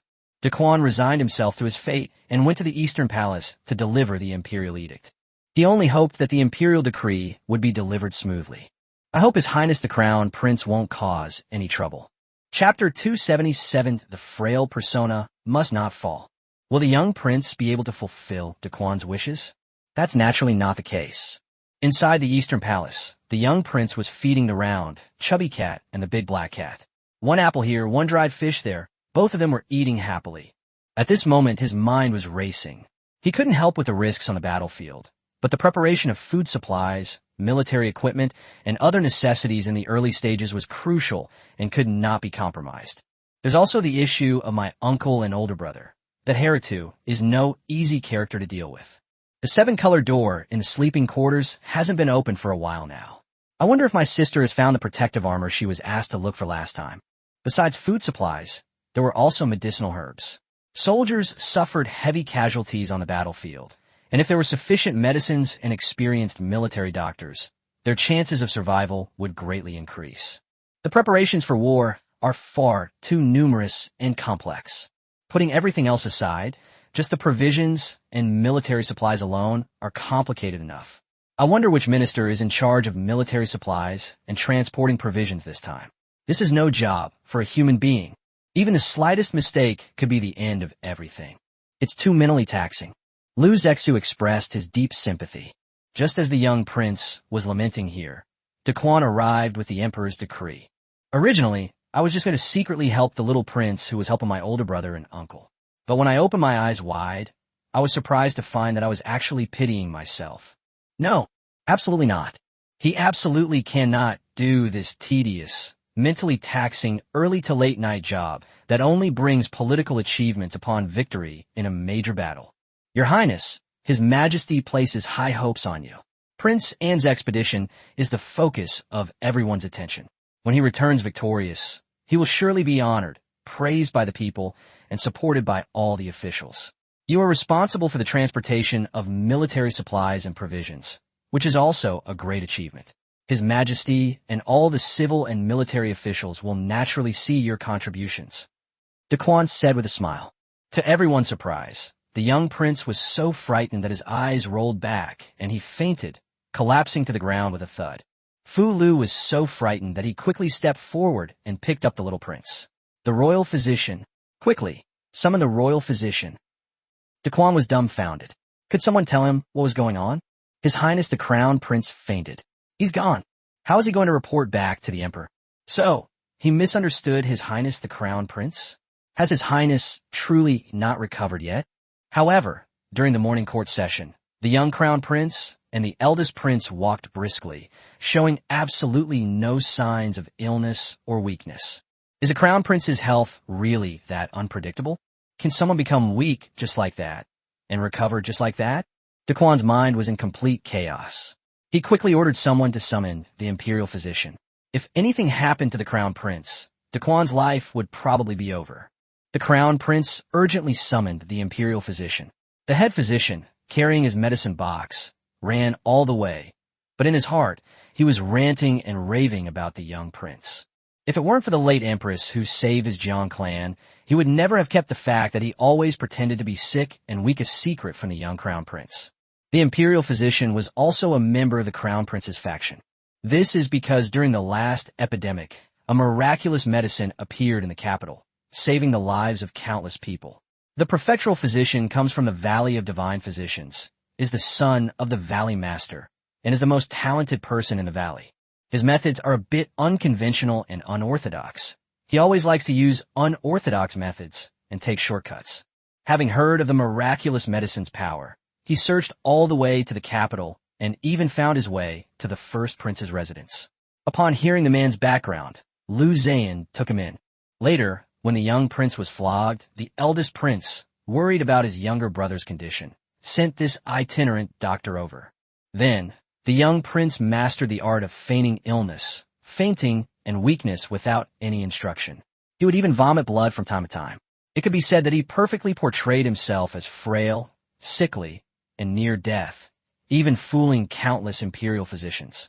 These effects are all due to the various small pills secretly prepared by this quack doctor. Especially when he vomits blood, that little red pill is the most effective. But in such a short time, he's already used up all of them, so this time he can only pretend to faint. The imperial physician was only 7 or 8 years older than the young prince. He was tall and elegant, dressed in white, and did not care about social status. However, he was particularly kind to the young prince, and the two got along very well. Outside the bedchamber, Daquan was pacing anxiously like an ant. Inside, the young prince was eating spicy snacks and drinking sugary drinks. Even Falu, who had been anxious and worried just moments before, was now holding a pickled chicken foot and gnawing on it until his nose was covered in sweat. It was so spicy, but the spicier it was, the more he wanted to eat. Meanwhile, the imperial physician who rushed over was eating tomato-flavored potato chips, making crunching noises as he ate, looking quite content. "Godwing, is your little red pill ready yet? I need it urgently." The young prince's eyes were filled with vicissitudes. What was wrong with his father? Why did he not use so many ministers in the court, but instead exploited a child who had just turned 13 years old? In his sister's words, he is still a minor. He's still a child. How can I shoulder such a heavy burden? Are those ministers in the court just sitting around doing nothing? They get paid, but don't do any work. The young prince was very angry. He definitely couldn't accept the task of supplying military provisions and transporting grain. Lu Zexu was so angry that he ate the spicy strips with the same gusto as if he were gnawing on a braised pork knuckle. The physician, happily munching on potato chips, heard this and took a small porcelain bottle from his medicine box, tossing it over. "It's ready. Enough for you to vomit 100 times. The young prince was very satisfied. He was determined to firmly attach the label of being frail and sickly to himself. Fu Lu, who was gnawing on a chicken foot, paused, feeling a pang of sympathy for the emperor and the princes, who always had to endure this performance from the crown prince. The imperial physician, feeling sorry for the royal physician responsible for treating the young prince and the people who were about to be frightened by the young prince, was eager to see the drama unfold. He said, "Eat 2 pills at once for a surprise." The little prince's eyes lit up, and he even forgot to eat his spicy snack. What surprise? The physician tilted his head back, poured all the remaining potato chips from the bag into his mouth, and continued to crunch them away. "You'll see when the time comes. I guarantee it will be an experience you've never had before." The young prince was somewhat tempted. "Academician Jiang, you've finally arrived. Please take a look at His Highness the Crown Prince. He just fainted." Daquan hurriedly pulled Jiang Yuanzheng towards the inner hall. He was extremely anxious. Upon hearing this, the young prince nimbly jumped onto the bed, threw off the covers, and crawled inside, closing his eyes with a peaceful expression. With a few quick movements, Fu Lu gathered up the snacks the 3 of them were eating and casually stuffed them into a cabinet on the side. The physician, Shini, had already sat down at the table and picked up his pen to write a prescription. The moment the bedroom door was pushed open, Fu Lu was already standing by the bed with a freshly washed handkerchief in hand, ready to wipe the little prince's sweat. Jiang Yuanzheng couldn't bear to watch. He placed his hand on the young prince's wrist, his beard twitching as he put on a convincing act. Daquan asked cautiously, "Your Excellency, what's wrong with His Highness the Crown Prince?" Jiang Yuanzheng stroked his beard. "It's nothing. It's just that the weather has been bad these days, and Your Highness has been feeling down, which has taken a toll on your mental energy and caused you to overwork. Take some medicine and get some rest." Daquan first breathed a sigh of relief. Then his mind was full of questions. His Highness the Crown Prince had been eating and drinking at the Eastern Palace or the Imperial Estate lately. So how could he have been so distracted? How did you become overworked? That's what the head of the academy said. Daquan's journey back to the palace to fulfill his mission was truly bewildering and full of twists and turns. In the end, he could only take back what Professor Jiang had said verbatim. Upon hearing this, Lu Qingtian was furious. Chapter 278, This Unlucky Son is No Longer Worth Keeping. Lu Chang was so angry that he threw the folded document in his hand down with a thud, which landed on the table. Too mentally taxing. Overwork. Daquan was so frightened that he immediately knelt down. "Your Majesty, that's exactly what Imperial Physician Jiang said." Lu Qingtian's tone was unfriendly. "What trouble did the Crown Prince expend? Is it because you're always thinking about what to eat for the next meal? Thinking about it too many times that it's exhausting?" Daquan suppressed a laugh and focused on the ground. The palace maids cleaned very diligently today. The ground was spotless. Still overworked? What has the crown prince done? He didn't even leave the capital for disaster relief. Moreover, he skips the morning court sessions, the Ministry of Revenue, and the lessons at the Imperial Study. How could he be overworked? Is it because you petted too many fluffy toys and played in the mud too much that you got tired? Cough, cough, cough, cough. Daquan couldn't suppress the laughter in his heart, so he could only pretend to cough to cover it up, since the Emperor was in a bad mood. I want to see just how sick he really is, or if he's just faking it to be lazy. Lu Qingtian really stopped reviewing memorials and didn't even summon the imperial carriage. He went to the East Palace, filled with anger. The East Palace is very lively. I heard that the Crown Prince had summoned the imperial physicians again, and the second prince, third prince, fourth prince, and fifth prince had all come over. The four of them brought medicinal herbs to visit their younger brother. During this period, the second prince has been subtly and effectively reforming the bureaucracy, and his efforts have been quite impressive. Because some minor officials could now pass the exams, various miscellaneous studies in the Imperial Academy flourished, especially mathematics, which was an essential subject for minor officials. As for chemistry, it can only be said that everything is still in its infancy, and it will take a long time before it can make any progress. However, the second prince was very confident about this. His current standing among the students is absolutely top-notch, all thanks to the Crown Prince's advice. Now, the second prince admires the young Crown Prince immensely. Upon hearing that he was ill again, they immediately brought over the finest old ginseng from the mansion. It's so cold. With your health, why aren't you resting at home? Why are you attending the morning court session? Lu Zexu held a handkerchief in one hand and coughed lightly a few times. It has nothing to do with the morning court session. It was all my father who scared me. Father actually wants me to be in charge of military supplies and provisions. How can I possibly do that? Wouldn't that delay military operations? Now, not only the second prince, but also the other princes were very dissatisfied with Lu Chengtian's decision. The second prince frowned. Father knows your health is poor. How can he let you work so hard? The fourth prince remained expressionless. There are many ministers in the court. Why choose the sixth brother? The increasingly irritable fifth prince, fueled by the calculations, was filled with righteous indignation. Are all the officials of my great Liang useless? At this time, the Northwest is freezing cold, yet they make the Crown Prince, who has just turned 13, work so hard. What use are these people? Having already seen through the true nature of the young Crown Prince, the third prince, feeling the suspicious gazes of his many brothers, subconsciously explained, Father is probably trying to build momentum for sixth brother.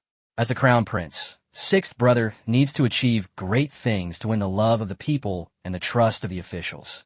The young prince's pupils constricted slightly. This third prince was indeed his nemesis. This will prevent him from playing the victim and clinging to powerful figures. The remaining three nodded in agreement, and the young prince quickly said, Isn't it that Father Emperor wants me to have some kind of accident on the way to escort the grain, preferably die, so that he can rightfully replace the Crown Prince? Holy crap! The third prince's eyes widened suddenly. When it comes to boldness, the sixth prince is the one. How could he say such a thing so openly? However, no one should believe such an outrageous guess, right? The fifth prince asked in confusion. Change the Crown Prince? Who? Who does Father want to be the Crown Prince? Seventh prince. The fourth prince pondered. It's possible. Father Emperor dotes on the seventh prince the most.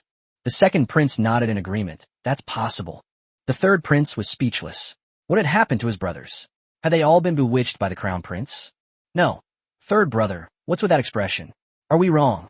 The second prince keenly noticed his contempt and mockery. The third prince sighed. Even if Father wanted to change the Crown Prince, he wouldn't do it this way. Besides, even a tiger wouldn't eat its own cubs. Seeing that the third prince was causing him trouble again, the young prince quickly coughed several times. Cough, cough, cough. Third brother, don't forget, there are no fathers and sons in the imperial family. Serving the emperor is like serving a tiger. The third prince remained silent. Indeed, there are no fathers and sons in the imperial family. Otherwise, why would he have studied so hard since childhood in order to gain his father's attention? The second prince, already the Crown Prince's biggest fan, said, Sixth brother is right. Who knows what Father is thinking? Is he senile? Sixth brother, You can't take on the job of escorting grain." The fourth prince agreed, saying, "Father has always doted on consort Gui and her son. This isn't the first time he's been blinded by lust. Sixth brother, you definitely can't go to escort the grain. Also, you need to be careful in the future." The fifth prince was so agitated by the account book that he said directly, "Sixth brother, just stay in the East Palace and recuperate. Let whoever wants to take this job take it." Father is getting more and more muddle-headed, being completely fooled by the seventh prince and his mother. For a moment, the princes took turns recounting how Lu Chengtian had shown favoritism towards the imperial concubine and the seventh prince over the years. While feeling sorry for herself, she also felt very sorry for the crown prince. After all, they didn't have their father's care and love, but they still had their mother's. The crown prince, however, only had himself. The crown prince's younger brother is so pitiful. No, the crown prince cannot accept this injustice. The young prince felt the atmosphere had been built up enough to move on to the next step. He was just about to speak and get to the point. Lu Qingtian pushed open the door and entered, his faint smile concealing his raging anger. He had been standing outside the hall for a quarter of an hour, having heard all their suspicions and complaints about him. "I really didn't know you had so much dissatisfaction with me." Everyone turned pale upon seeing this. In a flash, all the princes knelt on the ground, pleading, "Father, please forgive us." Only the young prince is still lying in bed. His sickly persona absolutely cannot be ruined. Lu Qingtian was truly angered by his rebellious sons. "Am I getting senile?" The second prince kept silent. "Am I blinded by lust?" The fourth prince dared not utter a sound. "Am I old and senile?" The fifth prince was so frightened that he dared not move. Lu Changtan, enraged, looked at the third prince. "Father, please forgive us. We brothers were just too worried about the crown prince." The third prince steered the conversation toward the young crown prince, implying that if anyone was going to get scolded, they would all do it together. The main point is to make everything neat and tidy, leaving nothing out. Lu Qingtian also looked at the culprit on the bed. Little did anyone know, Lu Zexu's eyes were tightly closed, his breathing was weak, and blood was still flowing from the corner of his mouth. Chapter 279, Going Too Far. Lu Changtian. Imperial Physician. Summon the Imperial Physician immediately. The Royal Physician. Where is the Royal Physician? Fulu. Summon the Royal Physician. Chaos erupted in the Eastern Palace. Lu Zexu's sudden outburst of blood was incredibly timely. Lu Chengtian completely forgot about settling accounts, questioning, and punishment. Upon hearing Fu Lu's description, Shini knew that the young prince must have tried 2 small pills at once. Actually, the little pill he made was originally intended for those whose internal energy became chaotic, whose blood and qi surged, and who went into qi deviation due to practicing martial arts. His philosophy is that as long as the surging blood and qi are expelled from the body, the internal energy will naturally flow smoothly and evenly. He never expected that the little pill would be discovered by the young prince and develop new functions. In order to avoid harming his body and vomiting blood, the young prince practiced his internal energy with great diligence. Even when he was sleeping at night, he didn't forget to practice his skills. If he hadn't been certain that the young prince's internal strength had reached a certain level, he wouldn't have been so cheeky as to suggest that he try eating 2 pills at once. Who knew this person would be so practical and so receptive to advice? He had only mentioned it that morning, and now, at noon, he had already bravely put it into practice. That's right. After taking 2 pills, not only is the effect of the medicine doubled, but there are also other benefits. For example, they may appear pale and weak, unable to take care of themselves. For example, his breathing is weak, and it looks like he might not make it. Not only that, but medicine is also useless. Shini, carrying the medicine box, used his lightness skill and arrived at the crown prince's bedroom in the blink of an eye. For the young prince to go to such lengths, consuming 2 pills at once, it must be an extraordinary situation. He couldn't miss such a great opportunity to watch the spectacle. Missing even a second would be disrespectful to the young prince's efforts. As Shini had guessed, there really was a great spectacle to behold, but he had no time to be happy. This spectacle isn't something everyone can witness. He never expected that the current emperor would also be in the Eastern Palace. Moreover, just watching him take a pulse and administer acupuncture, his sharp eyes and powerful aura, are something that most people can't withstand.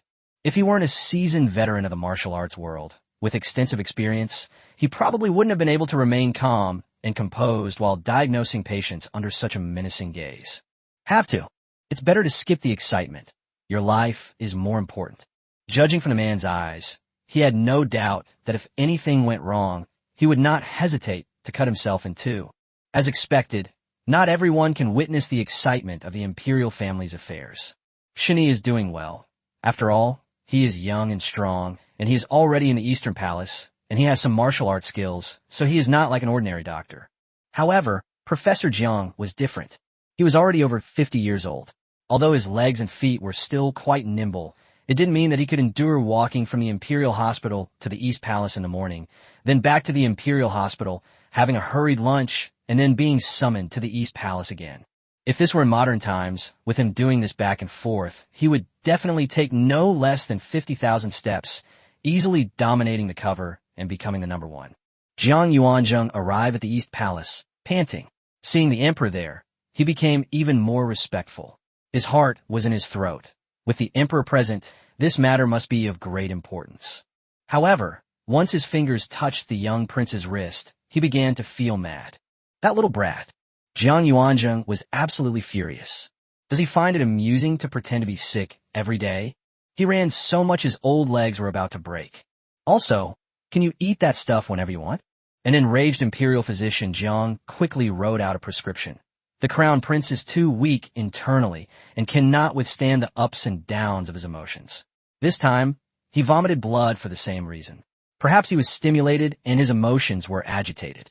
Everyone understood immediately, and their gazes towards Lu Chengtian changed. The crown prince's predicament is all Lu Chengtian's fault. He entered the room so suddenly, and with such an accusatory air, the crown prince must have been frightened. Lu Qingtian frowned, his mind filled with doubt. When did the crown prince become so timid?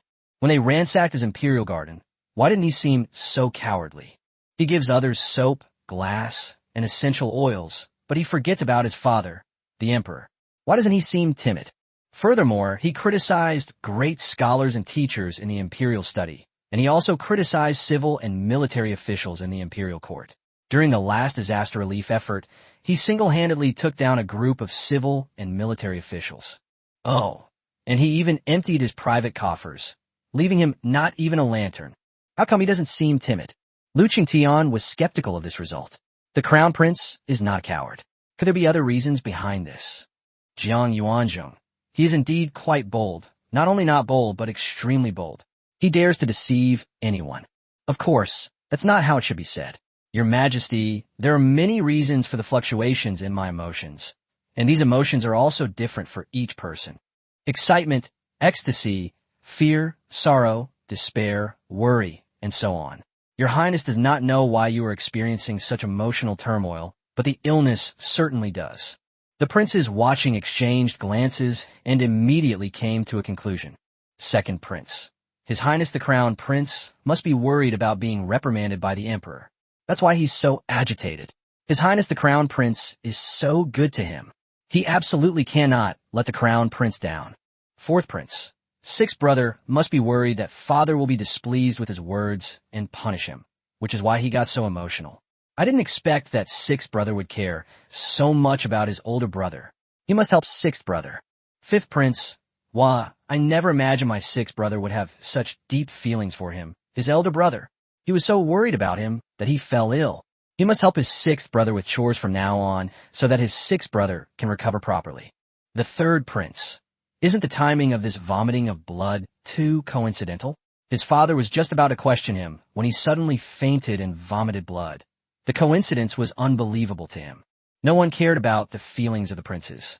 Lu Qingtian looked at Shuni and said, "Just now, the imperial physician gave the crown prince acupuncture and prescribed a medicine." Jiang Yuanzheng immediately focused on Shuni. He was certain that his Highness the Crown Prince was all right, not because of his superior medical skills, but because he had seen similar pills before.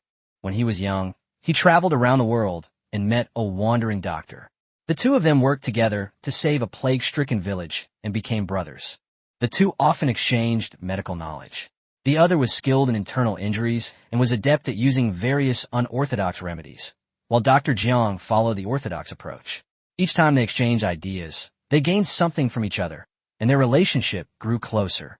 In the end, in addition to exchanging medical techniques, the two would also boast about their disciples and younger generations, and would definitely write a letter whenever they achieved something. Despite their boasting, their relationship remained as good as ever, though it was a bit of a hassle to use carrier pigeons. He had seen this little pill years ago, so he knew its effects. And looking at the white-robed divine wing, what else could he not understand? This is clearly the son that his old friend boasted about so much in his letter. One person enjoys watching the drama unfold. One person is so bold that they dare to deceive anyone. It's no wonder that these two can't possibly get along. Chapter 280, it still takes the eldest brother's intervention. Jiang Yuanzheng was determined to teach the young prince a lesson. Otherwise, his old bones simply couldn't withstand the strain. He stroked his beard and said, "Your Highness does need acupuncture, but acupuncture alone is not enough. You also need to take medicine and take a medicinal bath. This medicine is very bitter, and the bath will cause a sharp, needle-like pain all over the body, which is quite difficult to endure. However, His Highness will surely recover after 49 days." What is the young prince, who is pretending to be sick, most afraid of? One is to succeed to the throne and become emperor. First, drink bitter medicine. First, they are afraid of pain. The three are listed in no particular order. It can be said that once Jiang Yuanzheng made his move, he completely controlled the young prince. But right now he's coughing up blood and unconscious. If he stood up to object, wouldn't that give him away? He could only pray silently that his companions in the manor would be able to help him out of his predicament. He didn't want to drink particularly bitter medicine, and he certainly didn't want to take a painful medicinal bath. Shani certainly couldn't let his little brother suffer like this, so he immediately retorted, "Your Excellency, His Highness's condition clearly only requires acupuncture, medicinal diet, and proper rest to recover. Why are you making things so complicated?" Jiang Yuanzheng snorted coldly. This medicinal bath was his secret recipe, which had the effect of strengthening the body. He wouldn't give it to anyone else. His Highness the Crown Prince is physically weak and needs a medicinal bath to strengthen his constitution and replenish his vital energy. Shani sighed deeply. "I thought the head physician's medical skills must be very high, and there were many juniors who could learn from him. I didn't expect him to be a quack doctor who was spoiled by the wealth and luxury of the palace." "How dare you?" Daquan suddenly spoke up and rebuked. "What do you mean by being spoiled by the riches of the palace? What's with that flippant, dismissive tone?" Shani wasn't afraid at all. He was willing to fight anything to protect the little brother he had just taken in. He smiled faintly and looked at Lu Qingtan. "The emperor has been poisoned. Did you know?" Suddenly, the bedchamber fell silent. Eunuchs and palace maids knelt on the ground. Everyone was trembling all over. How could they possibly listen to this? Will they be able to see the sun rise tomorrow? Will I be silenced? The princes looked at Lu Qingtian with tense expressions. The force with which the door was kicked open and the loud, reprimanding voice that had just terrified them had turned them pale. Who gets poisoned like that? The third prince. Indeed, the emperor's position is extremely dangerous. Fortunately, he saw through everything early on and cut his losses in time. Whoever wants this immense power can have it. He's not courting death. The little prince, lying on the bed, almost blurted out, "Holy crap. Is father poisoned? What kind of poison did I get? Who poisoned them? When was it downloaded? What is Father Emperor's current situation? Most importantly, is there an antidote?" Although he never cared for himself in the slightest, he still hoped to live a long and healthy life, to live to be 100 years old. The only calm person in the hall was Lu Qingtian, the person in question. "Young man, do not speak recklessly. I take my pulse every 3 days. If I were truly poisoned, as you say, the imperial physicians would have found out. Moreover, I do not feel any discomfort in my body." However, Chief Physician Jiang had a serious expression. He knew his old friend's abilities and was familiar with the lineage of the divine Dr. Valley. The person in front of him was his successor, and he might have really seen out some poison that he couldn't diagnose. "What poison has the emperor been poisoned with?" he asked in a deep voice. "Like 1,000 days of intoxication," said Shani. Jiang Yuanzheng frowned deeply. What is 1,000-day intoxication? Why is it not showing up on the pulse? The most dangerous aspect of the 1,000-day intoxication is that the poisoned person will not feel any discomfort, nor will there be any indication on their pulse. However, from the time of poisoning until 1,000 days later, the poisoned person will fall into a deep sleep, just like when they are drunk. The divine wings slowly began to speak. The bedchamber was completely silent, and the prince's faces were solemn.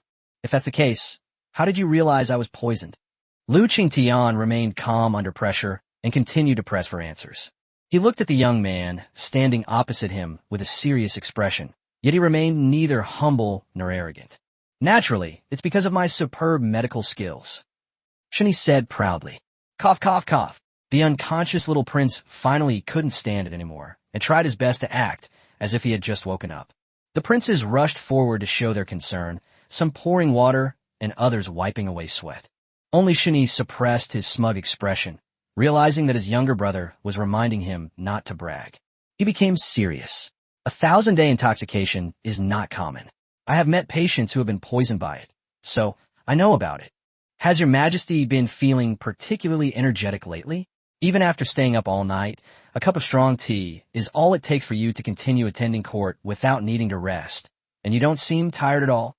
Lu Qingtian's heart skipped a beat, his hands behind his back clenched into fists, his mind a jumble of thoughts. He has begun screening for people who might have poisoned him. Shani stepped forward to take Lu Qingtian's pulse, and even pricked his finger with a golden needle to take a drop of blood. He then dripped the blood onto the silkworm that Lu Qingtian carried with him, and the blood immediately turned dark red. It's been less than a year since he was poisoned, Shani said. How do we solve this? The prince's voice was weak and feeble, yet he asked the most important question at hand. The poisoning isn't too severe. It can be cured, but it will be painful. Acupuncture, medicine, and medicinal baths. As soon as Shun Yi finished speaking, Jiang Yuanjing's expression changed drastically. This targeting is a bit too obvious. Lu Qingtian wasn't stupid, and immediately said, since you have a way to cure the crown prince's illness, then let's do it your way. Without saying a word, Shani quickly wrote out a prescription and handed it to Dean Jiang. The first is the prescription for detoxification, the second is the acupuncture points, and the third is the medicinal herbs and time for the medicinal bath. Lu Qingtian frowned. The crown prince no longer needs to drink medicine or take medicinal baths. He only needs acupuncture. Why does he still have to suffer? Does he, the emperor, not even receive the same treatment as his son? Shani nodded. The crown prince doesn't need it, but your majesty does. Acupuncture cannot detoxify. Detoxification still requires herbal decoctions. As for medicinal baths, they can replenish the essence and blood that your majesty has lost. Have to. What else could he say? We have no choice but to comply. Lu Qingtian was busy returning to the palace to detoxify, and had no time to care about his son's rebellious reputation. Since you can't be in charge of transporting the grain supplies, who do you think is the most suitable person in the court to do so? Lu Zexu frowned in thought. The third prince's heart skipped a beat, and he immediately had a bad feeling. Sure enough, the crown prince said, third brother is quick-witted, meticulous, and extremely reliable. He is the perfect person to escort the grain supplies. Third prince. Thank you so much. Can you please shut up? Chapter 281, this incredible achievement. Whoever wants it can take it. With the third prince's cunning, would he really let such a great achievement fall into his lap? That's absolutely impossible. This is clearly the emperor's way of giving the crown prince credit and creating political achievements. What's the point of him joining in? Many ministers in the court already had high hopes for him. If he were to suddenly step forward again, would those ministers remain obedient? The third prince feared that he would end up being put on the hot seat of power by his cronies, and that the crown prince, who didn't care about anything and was eager to get rid of the position, was in a very dangerous situation. The crown prince must have already thought of this, and was planning to entrust him with the task of escorting grain and ensuring the supply of the army's rear. Insidious. The crown prince is truly cunning. That person is as cunning as a honeycomb.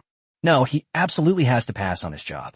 The third prince glanced at the second prince, who was still in shock, and sighed inwardly. Second brother, better to die for a friend than for myself. I'm really sorry for what I did to you this time.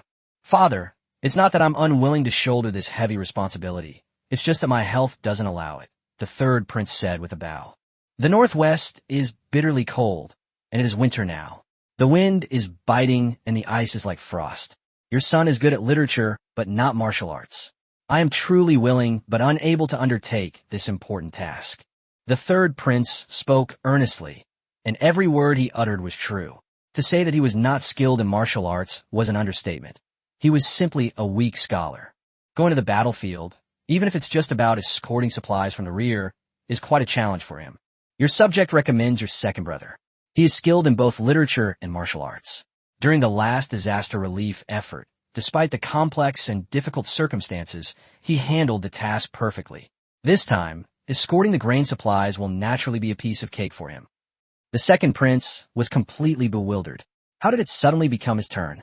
What did the third prince mean by this? But I still have a lot of things to do at the Imperial Academy, and I still have so many students. The third prince immediately offered enthusiastically. It's all right. Isn't there fourth brother here? Fourth brother is arguably the best in the Great Liang when it comes to chemistry. Fourth brother shouldn't mind giving some guidance to the students at the Imperial Academy, right? The fourth prince, who was still worried about the crown prince's health, looked completely bewildered. Why was he still needed to do something? What was the third prince up to? Before he could speak, Lu Qingtian nodded. It's settled then. He left after saying that. Second prince. No? How was it decided?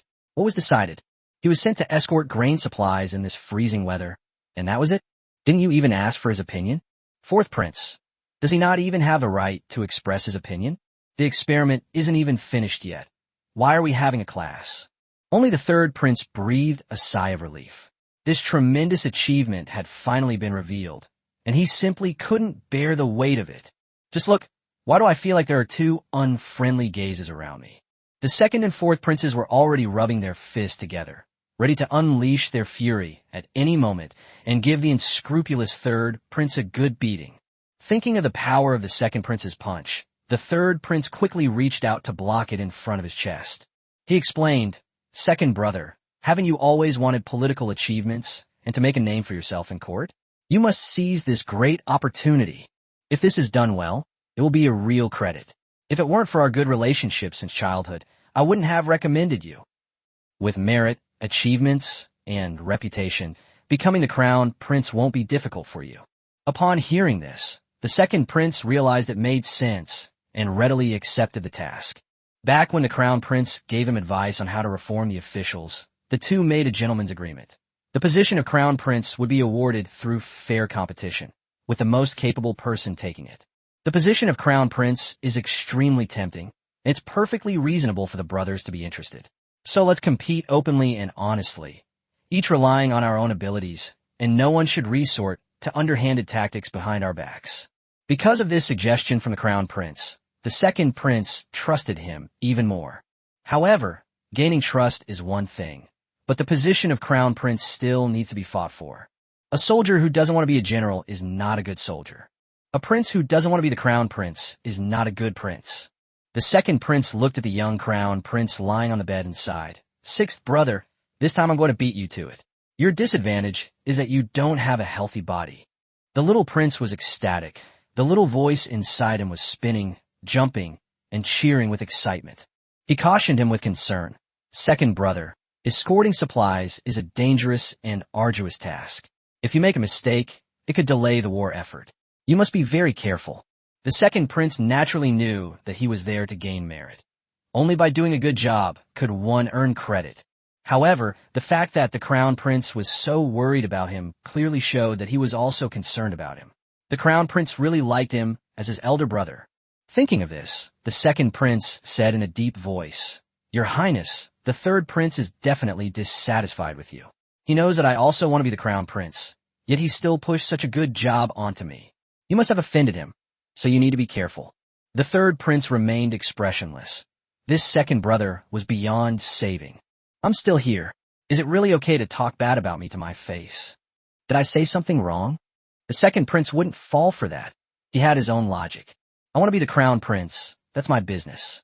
But if he finds out that someone is hindering the crown prince or is outwardly compliant but inwardly defiant, he won't stand for it and will report them.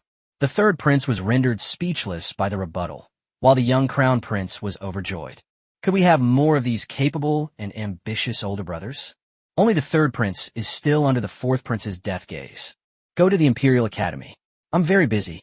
I haven't done many experiments and don't have time to teach students, the fourth prince said coldly. Anyway, He was already a prince and wasn't afraid of anyone. The third prince repeatedly refused. That won't do. I can't teach the heavenly book. That's right. Chemistry was almost like a foreign language to him. I don't know how to teach my child. The fourth prince's fists were itching. After conducting experiments for so long, probably for mixing mud, his forearms had developed muscles. The third prince was in a bind, worried that he would be beaten, so he quickly said, "It's all right. Otherwise you can write down everything you want to teach, word by word, and I'll go teach the class." The fourth prince then lowered his fist. The young prince suppressed a laugh, thinking, serves him right. I'll stop trying to sabotage me. After everyone had gone back, Lu Zexu asked, "Was my father really poisoned by that 1,000-day intoxication?" Shini pulled out another bag of potato chips, this time barbecue flavor, and happily crunched them down. "Of course, although I'm just a quack doctor, I'm even more skilled in poisons than in medicine." The young prince was surprised. This was something he hadn't expected. Shini laughed and said, "I'm only telling you this because we're good friends. This is a secret that even my father doesn't know." The young prince raised an eyebrow. "So, you want to acknowledge me as your father?" "No way, the age isn't right." "Divine wings. Get lost.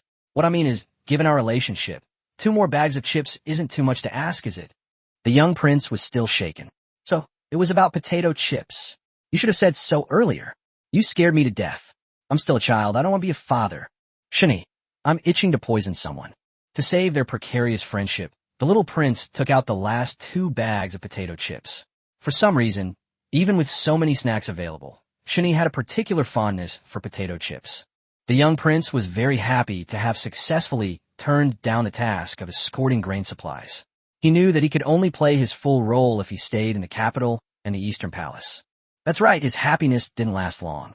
3 days later, Lu Qingtian fainted during the morning court session. Before he fainted, he ordered the crown prince to oversee the country.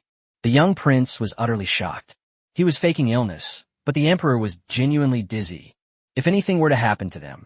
Chapter 282, Forced to Work. News of the emperor's poisoning caused turmoil in the court. Lu Zexu was forced into the situation.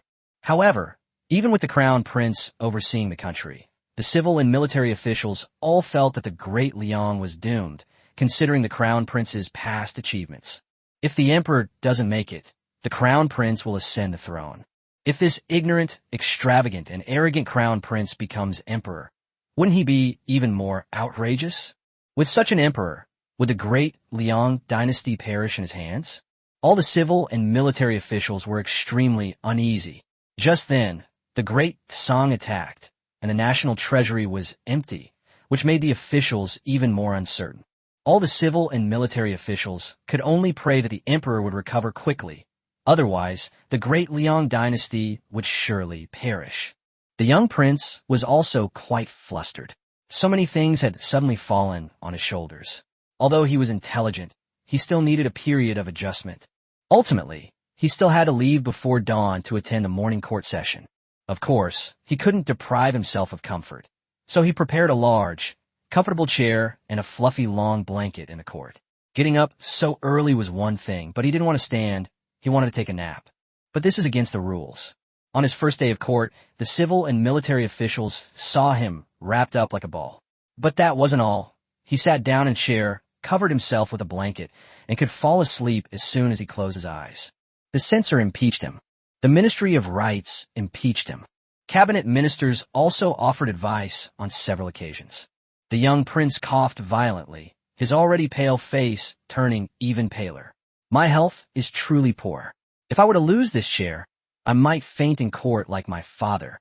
Upon hearing this, the disgruntled ministers all stood up, as if nothing had happened. The emperor has fainted. Fortunately, there is still the crown prince. If even the crown prince had fainted, the court would have been in turmoil, and there might even have been traitors who seized the opportunity to fight for the throne and cause internal strife. These people are all intelligent and naturally don't want to see such a scene. Since the crown prince is unwell, let him lean on a chair. As usual, the ministers began to present their memorials, and as they talked, they would often start arguing, which was common. In the past, it was always the emperor who would summarize, propose solutions, and then make a decision. But now, the crown prince is overseeing the country. As they argued, they suddenly realized something was wrong.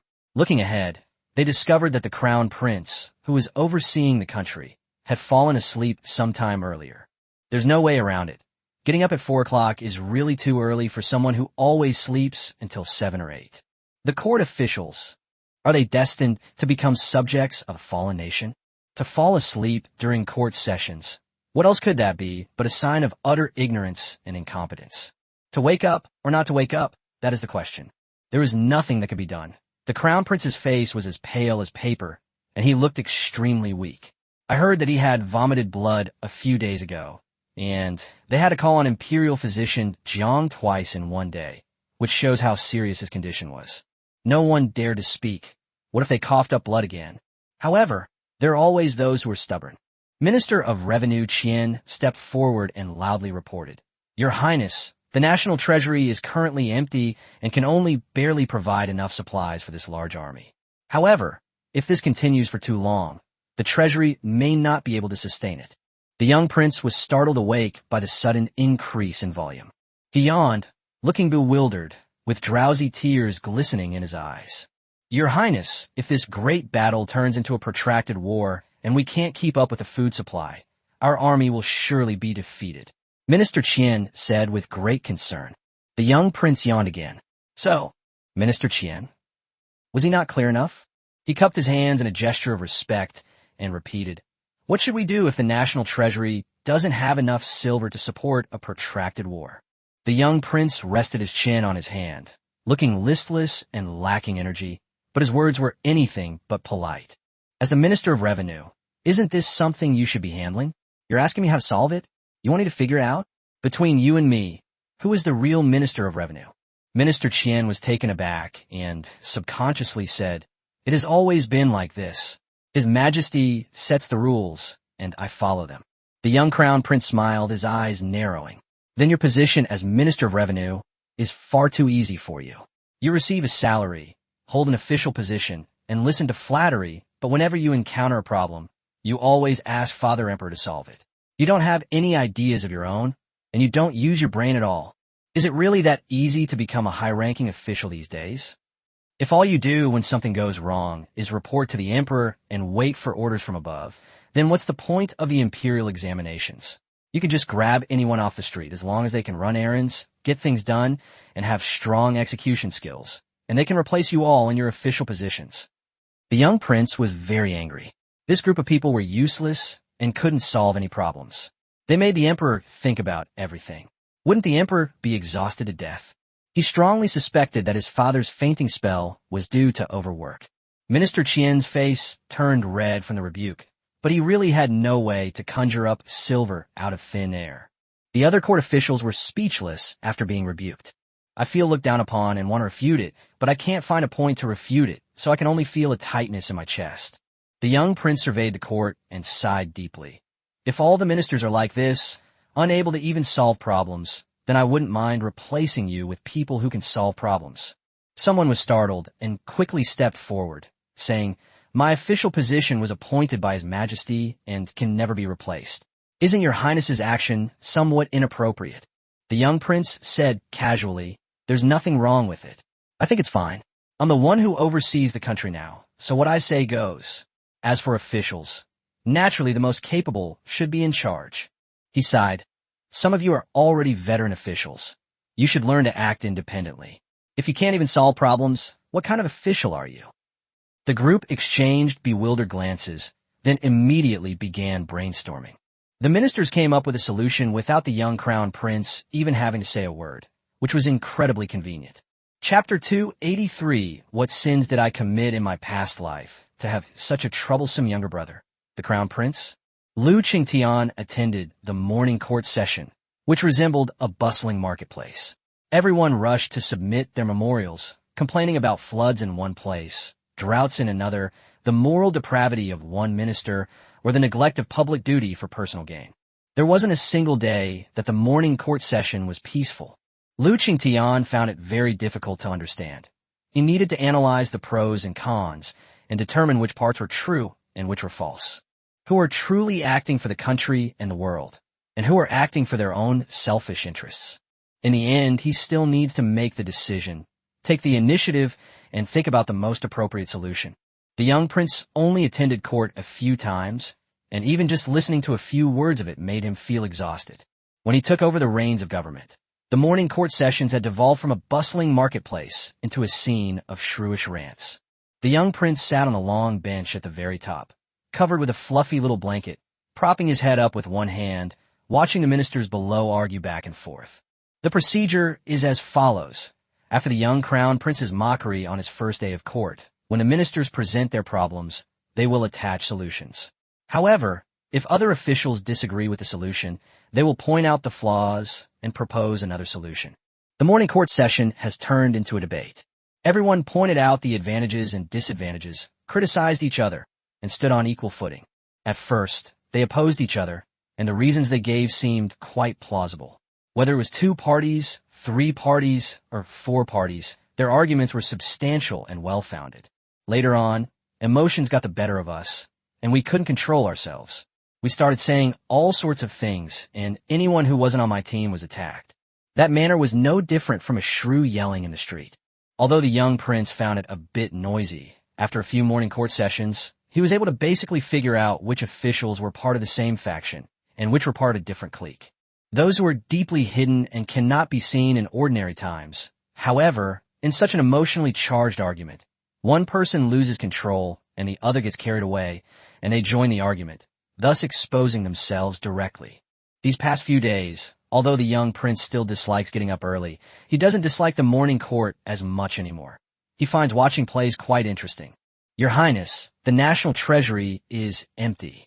I believe that increasing taxes is the most effective solution. The speaker was the Minister of Personnel. Your Highness, last year the people suffered from both plague and snow disaster. This year's spring planting is already very difficult. It is not advisable to add taxes. I think that the military pay of the Southwestern Border Army can be temporarily diverted to ensure the success of this war. The speaker was Minister Chien of the Ministry of Revenue. This is the end of the argument. The pros and cons have been analyzed very clearly, and now it's time for the Crown Prince to make a decision. The matter has been debated for several days now. The young prince felt the time was right and looked in one direction with a smile. I wonder what Prince Rong's opinion is. Third prince. He just knows. He was completely numb. From the very first day, the young crown prince attended court. After the ministers had finished arguing, he would look at him and ask this question. And each time, regardless of which side solution he supported, the crown prince would agree without hesitation. He looked as if he himself was making all the decisions, only speaking through the crown prince's mouth. Anyone who didn't know better would think he had controlled the crown prince. At this time, all the officials in the court would focus their attention on him, and their gazes would be quite meaningful, as if they were assessing his abilities. It made his scalp tingle. God knows he was being honest and didn't do anything. He's been so wronged. He had never envied a mute person so much. He really didn't want to answer if he could. But looking at the young prince on the throne, with his slightly curved eyebrows and eyes, he was just looking at you like that. All the civil and military officials are looking at you like this. Third prince. I'm so angry I want to curse. His princely upbringing prevented him from resorting to vulgar insults, but he couldn't remain in such a passive position indefinitely. The third prince bowed. In my opinion, neither of these 2 options is appropriate. The people are already struggling. Imposing heavy taxes will only lead to their misery and is not a good policy. Furthermore, with the Great Song invading the border, bandits in the Southwest might take advantage of the situation, making the misappropriation of military funds even more inappropriate. Minister Chien sighed. Unless absolutely necessary, I would not resort to such a desperate measure. I simply cannot conjure up silver out of thin air. The Minister of Personnel was displeased. Everyone understands the principle, but the current difficulty is that the national treasury is empty, and we urgently need silver to supply the army. Now we can only choose the lesser of 2 evils, unless Prince Rong can think of a more secure and mutually beneficial solution. The third prince didn't care at all, and said with a smile, Your Highness the Crown Prince is extremely intelligent, and surely you have a better and more reliable method. Today, we must remove the hat he has on controlling the Crown Prince. The young prince met his gaze. Very good. You have successfully caught my attention. The third prince suddenly felt a chill run down his spine, a bad premonition. This feeling was all too familiar. It never meant anything good. The young prince took a sip of tea and said slowly, "If I truly have a foolproof plan, would Prince Rong be willing to lead the charge for the thousands of soldiers on the frontier?" Really? The third prince was very frustrated. Could he say no? The entire court is watching him. If he were to utter even a single word of dissent, his reign as a prince would be over. The third prince bowed and clasped his hands, saying, "Your subject will certainly serve you with utmost loyalty." The young prince smiled even more broadly. "That would be wonderful. That corrupt vice minister of the Ministry of Personnel we talked about yesterday. Let's confiscate his property." A few days ago, the memorials from the Court of Judicial Review and the Ministry of Justice also mentioned several officials and their relatives who neglected their duties for personal gain and committed embezzlement and corruption. All of their property was confiscated. The entire court. Third prince. This was an angle they hadn't considered. Confiscating property. The third prince's expression was contorted. He wanted to slap himself hard for what he had done a moment ago. Why did he have to do something so offensive? The young prince nodded. The Great Liang has been established for 100 years, and there are many corrupt officials among them.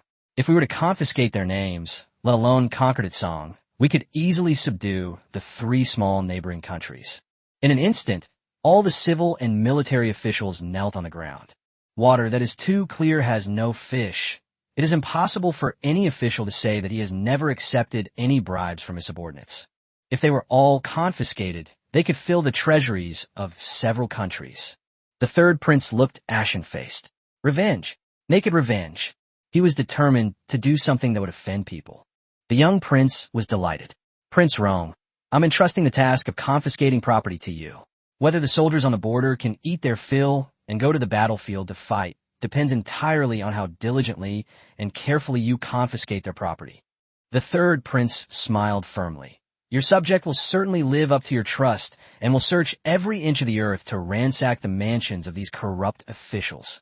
The young prince laughed. "I'll remember that. I'll be checking later." Third prince. He is an adjective. Do we really have to dig 3 feet into the ground? That's definitely necessary.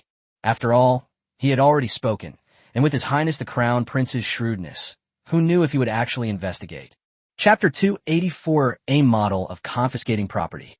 After the morning court session, the third prince, accompanied by his men and several officials from the Ministry of Revenue, went to the residence of the Vice Minister of Personnel and began ransacking the house in a great hurry. The Vice Minister of the Ministry of Personnel owned a large mansion in the capital. When his property was confiscated, his family members gathered in the courtyard and knelt on the ground. The third prince brought a large entourage, and in just one day, they thoroughly searched not only this residence, but also all of the vice minister's other residences. At first, the third prince thought that confiscating the property was an offensive act that would not be good for his reputation. But then he thought, since he didn't want to be the crown prince anyway, wouldn't it be better if his reputation was a little bad? Therefore, when his house was actually searched, he no longer felt any reluctance. When he found box after box of gold, silver, and jewels, famous paintings and calligraphy, and rare treasures in the secret room of the study and the hidden passage of the bedroom, his face turned extremely ugly. The third prince's men carried all the collected boxes into the main courtyard. The fifth prince, along with several minor officials from the Ministry of Revenue, frantically recorded the information and shared the good news with the crown prince and Minister Qian of the Ministry of Revenue. The money for the war effort has been secured. This will ensure that in this great battle, Dalian will not be defeated by Datsong due to insufficient supplies from the rear. Minister Qian couldn't sit still any longer. He rushed straight to the vice minister's house, eager to see the confiscated gold and silver treasures with his own eyes. The young prince was also very happy. His elder brother and uncle were both going to the battlefield, and he didn't want them to suffer defeats or face mortal danger because of logistical difficulties. He took his guards and rode in a carriage to the vice minister's residence to join in the fun. The third prince was very satisfied with his work. Upon meeting the crown prince, he confidently reported, "Your Highness, I have lived up to your expectations. In the vice minister's residence, we confiscated a total of 500,000 taels of gold, 1 million taels of silver, 20 boxes of jewelry and jade, 20 boxes of precious ornaments, 2 boxes of calligraphy and paintings by famous artists, and 1 box of rare books by renowned artists. In addition, we seized 500 bolts of silk and cloth." The young crown prince sneered. How greedy! Such a corrupt official, right here in the capital, right under Father Emperor's nose. How ironic. Everyone remained silent, their lips pursed. They didn't dare to gossip about the emperor behind his back like the crown prince did. They still vividly remembered being caught red-handed by their father last time, and they couldn't afford to make the same mistake again. However, while they cannot speak, they can still nod. The fifth prince nodded his head like a chicken pecking at rice. Minister Qian, who was only focused on money, completely ignored the young prince's complaints. Your Highness, I really dug deep this time. This gold was found in the secret chamber. The third prince couldn't help but boast. The young prince, with one hand behind his back, his face pale and weak, leaned against the railing by the pond, as if a gust of wind could blow him away. He chuckled. Does third brother think he did a perfect job, without any oversights? The third prince was very confident. I've dug 3 feet into the ground. Where else can he hide? The young prince looked at the frozen lotus pond before him and asked, Has this been dug up? The third prince's face stiffened. The young prince pointed to the artificial hill on the side. Was that place overturned? The third prince remained silent. Sure enough, the crown prince is the crown prince. His mind is as cunning as a hornet's nest. The group, who had just stopped to rest, took their tools and began chiseling ice and carving artificial hills. Fortunately, the crown prince brought his men with him when he arrived, and they joined in, making rapid progress. The third prince frowned. We've already seized quite a bit of gold and silver here. There shouldn't be any more in other places, right? How will we know if we don't try? This vice minister is so greedy. He has been an official for nearly 20 years. Who knows when he started being greedy? No one can guarantee that he won't hide the embezzled silver in other places. The fifth prince immediately spoke up, as he was completely on the crown prince's side, and whatever the crown prince said went. These are all military supplies for our army, right? Minister Qian, there's no need to trouble you to put them into the national treasury. Just hand them over to Prince Lian, which will save you the trouble of putting them into and taking them out of the treasury. Upon hearing the news, the eldest prince and the second prince also arrived. Seeing the glittering gold and gleaming silver, the eldest prince, as the commander-in-chief of the army, was overjoyed. The second prince, who was in charge of provisions and military supplies, was equally excited. Money makes things easier. Although Minister Qian felt distressed, he did not object, since the confiscation of property was originally intended for this major battle. However, the registration still needs to be completed for future verification. Third brother, you should be more careful and thorough in your work. Learn more from His Highness the Crown Prince. If more silver is found, we will lose a large sum of military funds because of your mistake. The eldest prince sighed. Third brother, you really don't know the value of firewood and rice until you're in charge of the household. The second prince also spoke up. Not to mention anything else, just herbs and provisions alone would cost a fortune, and even then, there's a chance you might not be able to buy them. I'm really short of money. If we miss a few boxes because of your mistake, it's like the soldiers on the frontier will miss out on several bowls of rice and a lot of medicine. They might even lose their lives because of the lack of these medicines. The third prince, who had been lectured repeatedly, was quite frustrated, but surprisingly stubborn. I've already dug up the entire courtyard, but there was absolutely no need to dig up the rockery and lotus pond. It's all a waste of time. He glanced at Lu Zexu and complained. His Highness the Crown Prince just loves to make things difficult for people. We found it. We found it. 2 gasps of surprise landed like a slap across the third prince's face. Everyone rushed over, with the eldest and second princes being the fastest. Under the ice, the lotus pond was covered with boxes wrapped in tarpaulin. Seeing the results, everyone worked even harder. This time, even the Crown Prince's personal guards joined in the ransacking. The speed of retrieving boxes from the ice has increased significantly. There was even an underground secret room near the artificial hill. Although the room was not large, it was filled with wooden boxes. Everyone excitedly carried it outside. 15 large boxes were found at the artificial hill, all filled with jewelry. When the boxes were opened, they were dazzling and magnificent, enough to dazzle anyone's eyes. The third prince was completely stunned. He simply couldn't believe it and blurted out instinctively, "How did you know there were more boxes inside?" The young prince looked completely innocent. "I don't know. Didn't third brother say that I like to torment people?" Third prince, is the crown prince holding too many grudges? Chapter 285. This is the real deal when it comes to ransacking a house. The goal is to leave nothing behind. All the boxes at the bottom of the lotus pond were dug out. There were 50 boxes in total. A total of 100,000 taels of gold. The third prince was completely speechless. He was completely convinced and immediately admitted defeat, saying, "This time I was careless. I never expected that this Vice Minister Zhou would even target the lotus pond and the artificial hill." The young prince smiled and said, "Third brother has overlooked more than just this."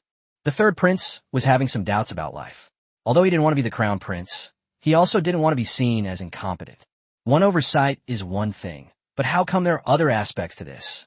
Could it be that this Vice Minister Zhou has hidden embezzled funds elsewhere? The third prince asked. The young prince shook his head. No, what I mean is, since it's a confiscation of property, it should look like a confiscation. Third brother is too kind-hearted. The third prince. Kind-hearted? He's already dug 3 feet into the ground, and he's still kind-hearted? In the past, there have been times when houses were raided, but they always only confiscated all the money and valuables, and I've never heard of digging up the ground. The third prince looked at the courtyard, which was already full of holes and dug beyond recognition, and had deep questions.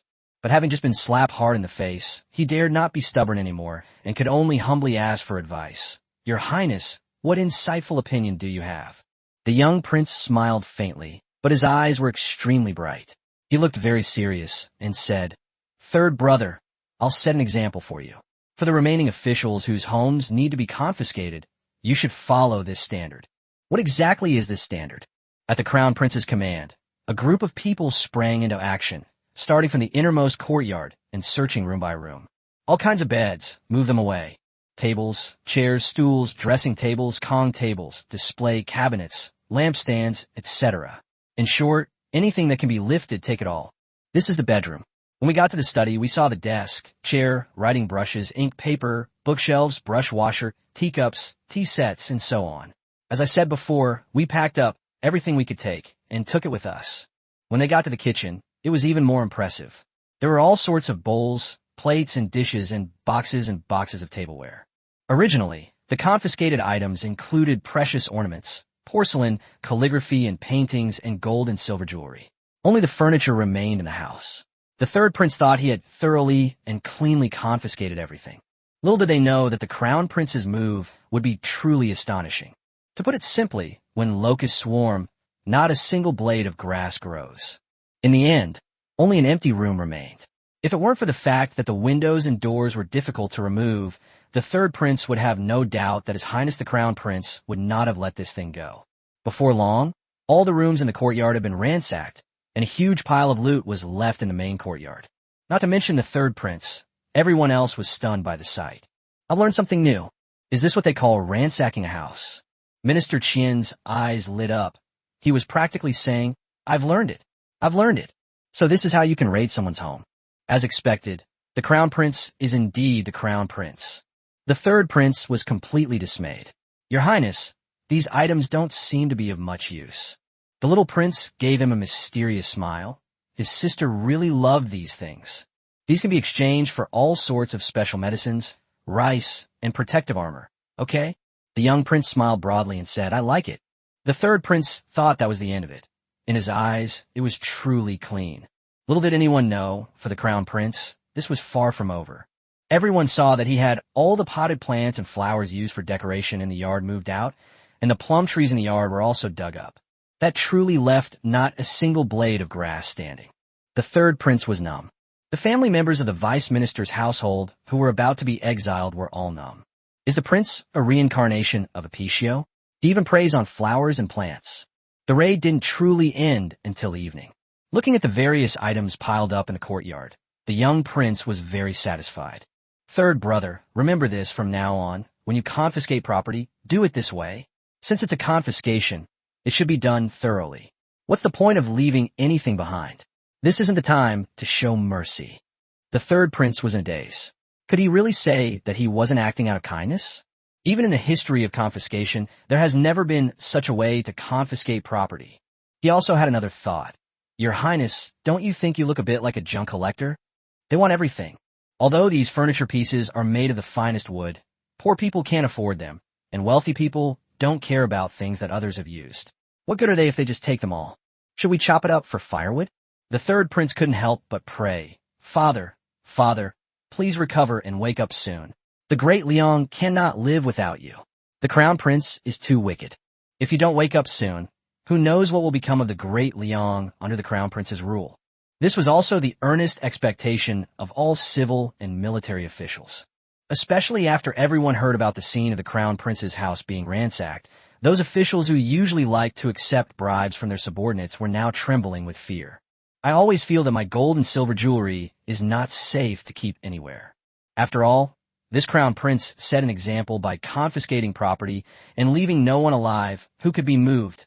Some of the veteran officials had already gone into the palace and knelt outside the emperor's bedchamber, weeping bitterly. Their cries were truly heartbreaking, enough to move anyone who heard or saw them to tears.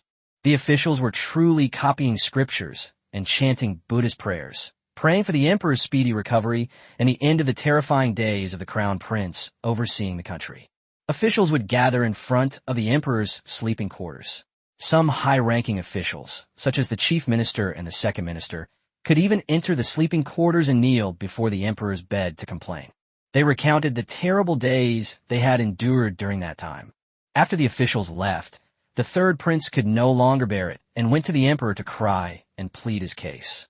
There's no way around it. The little prince only needs to say a few words, and the prince has to run himself ragged. It was one thing to confiscate his property, but whenever there were any difficult or important matters in the court, the crown prince would send him to handle them. He thought that once he finished one task, he could take a break. Little did they know, this task was never truly finished. It was as if the crown prince had already controlled the rhythm of his actions. As soon as he finished one task, the next one would be thrown into his hands. The main feature is a seamless connection. If he wants to rest, he needs to improve his efficiency and get things done in the shortest amount of time so that he can have some breathing room.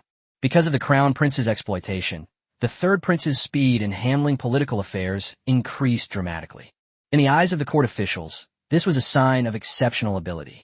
No matter how difficult the matter is, the third prince can always handle it quickly and well.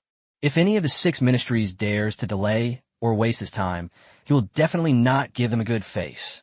And so, under the leadership of the third prince, the efficiency of the government offices increased dramatically. In the eyes of the officials, this showed that the third prince had outstanding leadership skills. This is the ideal candidate for crown prince.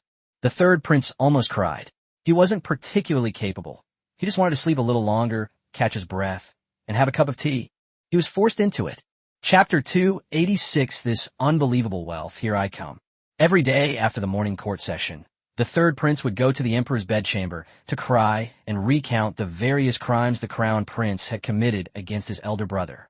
Then we went to the government office, rolled up our sleeves, and got to work. Even though he knew the emperor was in a coma and couldn't possibly give him an answer, he still persisted in doing so. Unconsciously, Lu Qingtian became his confidant. Lu Qingtian, who was now awake but still weak, was speechless. Can't we just let him have some peace and quiet, so he can recuperate in peace and quiet? However, Lu Qingtian, who was originally worried about the court and unable to rest peacefully, was able to focus on recuperating after hearing the complaints of the officials and the third prince. The crown prince has handled state affairs quite well, so let him continue in his role. In any case, the Liang dynasty will eventually be handed over to him. Our little prince has long been increasingly irritated by these court affairs. Even though many things have been handed over to the third prince, he still has a lot of work to do every day. He could barely handle it in just a few days, let alone like his father, who did it for decades. No, he can't do it. The position of crown prince must be relinquished as soon as possible.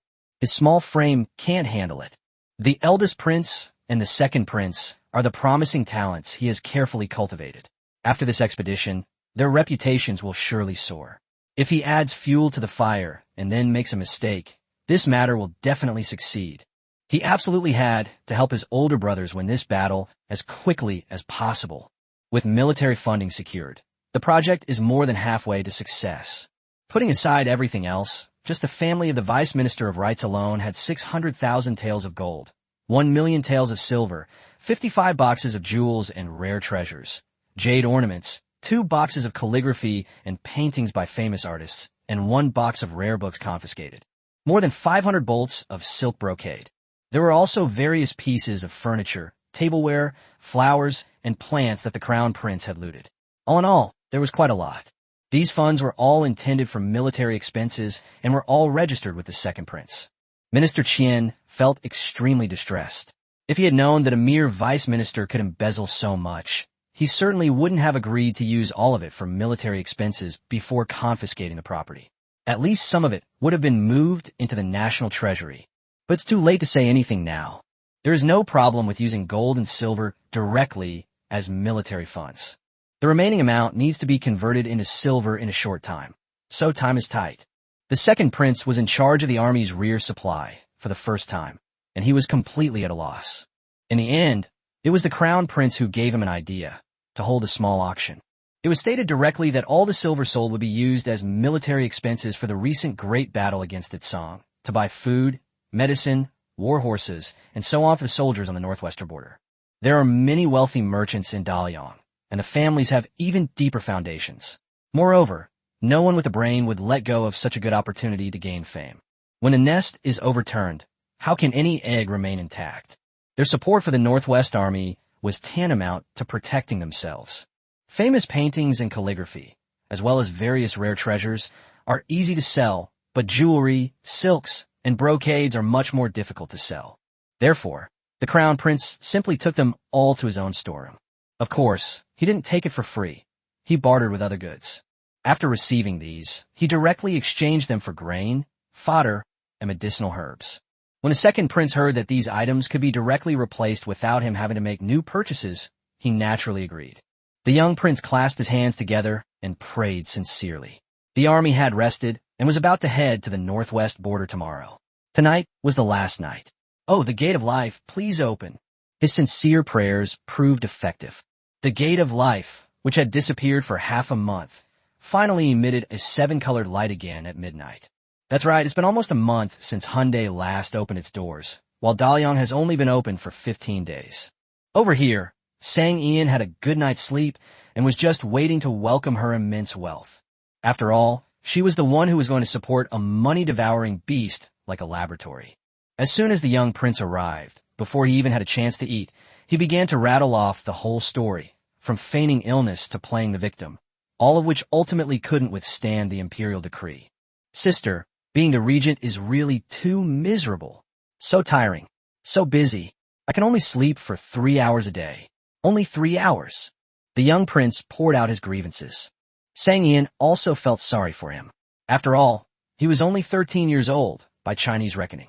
In modern times, people of that age would still be in junior high school, immersed in the ocean of knowledge. As long as he studied well, he didn't need to care about anything else. However, the young prince has tragically shouldered the heavy responsibility of the nation. Sang Ian brought out all the delicious food she had packed back, including hamburgers, fried chicken, fries, chicken wings, pizza, shrimp balls, and more, and placed them in their usual spot. After suffering so much, you definitely need to eat something delicious to make up for it. You sit down and eat. Give me the list of what you need this time, and I'll prepare it. Sang Ian pressed the little prince down to the long table, while opposite him, a little parrot was already frantically gnawing on a golden and crispy fried chicken leg. The young prince pulled a folded piece of paper from his sleeve. Sister, urgently needed. Extremely urgent. Logistic support for an army of 100,000. Indeed, it is an immense and extravagant fortune. Sang Ian, who desperately needed the money, was very excited. Now was the time to check the effectiveness of her preparations. Grain, 20,000 sure, a unit of dry measure. Sang Ian silently calculated that 1 sure of grain is about 100 jin, so 20,000 sure would be 2 million jin. 1,000 tons. Her warehouse contains all kinds of rice, flour, instant noodles, and dried noodles. If you add them all up, you'd be lucky to have 500 tons. Fortunately, she had a partnership with a large supermarket under the Jiang Group, and the person she was dealing with was the only part-time employee of the small supermarket. Lu Jiao has been living a very busy life lately. Just how busy? He was already capable of working on projects independently, and had long ago formed a project team of 10 people. After 3 months of hard work, the time to see the results was almost here. His competitor was formidable, and he could lose if he wasn't careful. He really couldn't afford to be careless. He had just finished his work for the day and lay down for less than half an hour, about to drift off to sleep, when his cell phone rang repeatedly. Lu Xiao really wanted to curse. Can't a person even get some sleep? Disturbing people's sleep is a crime punishable by lightning, you know?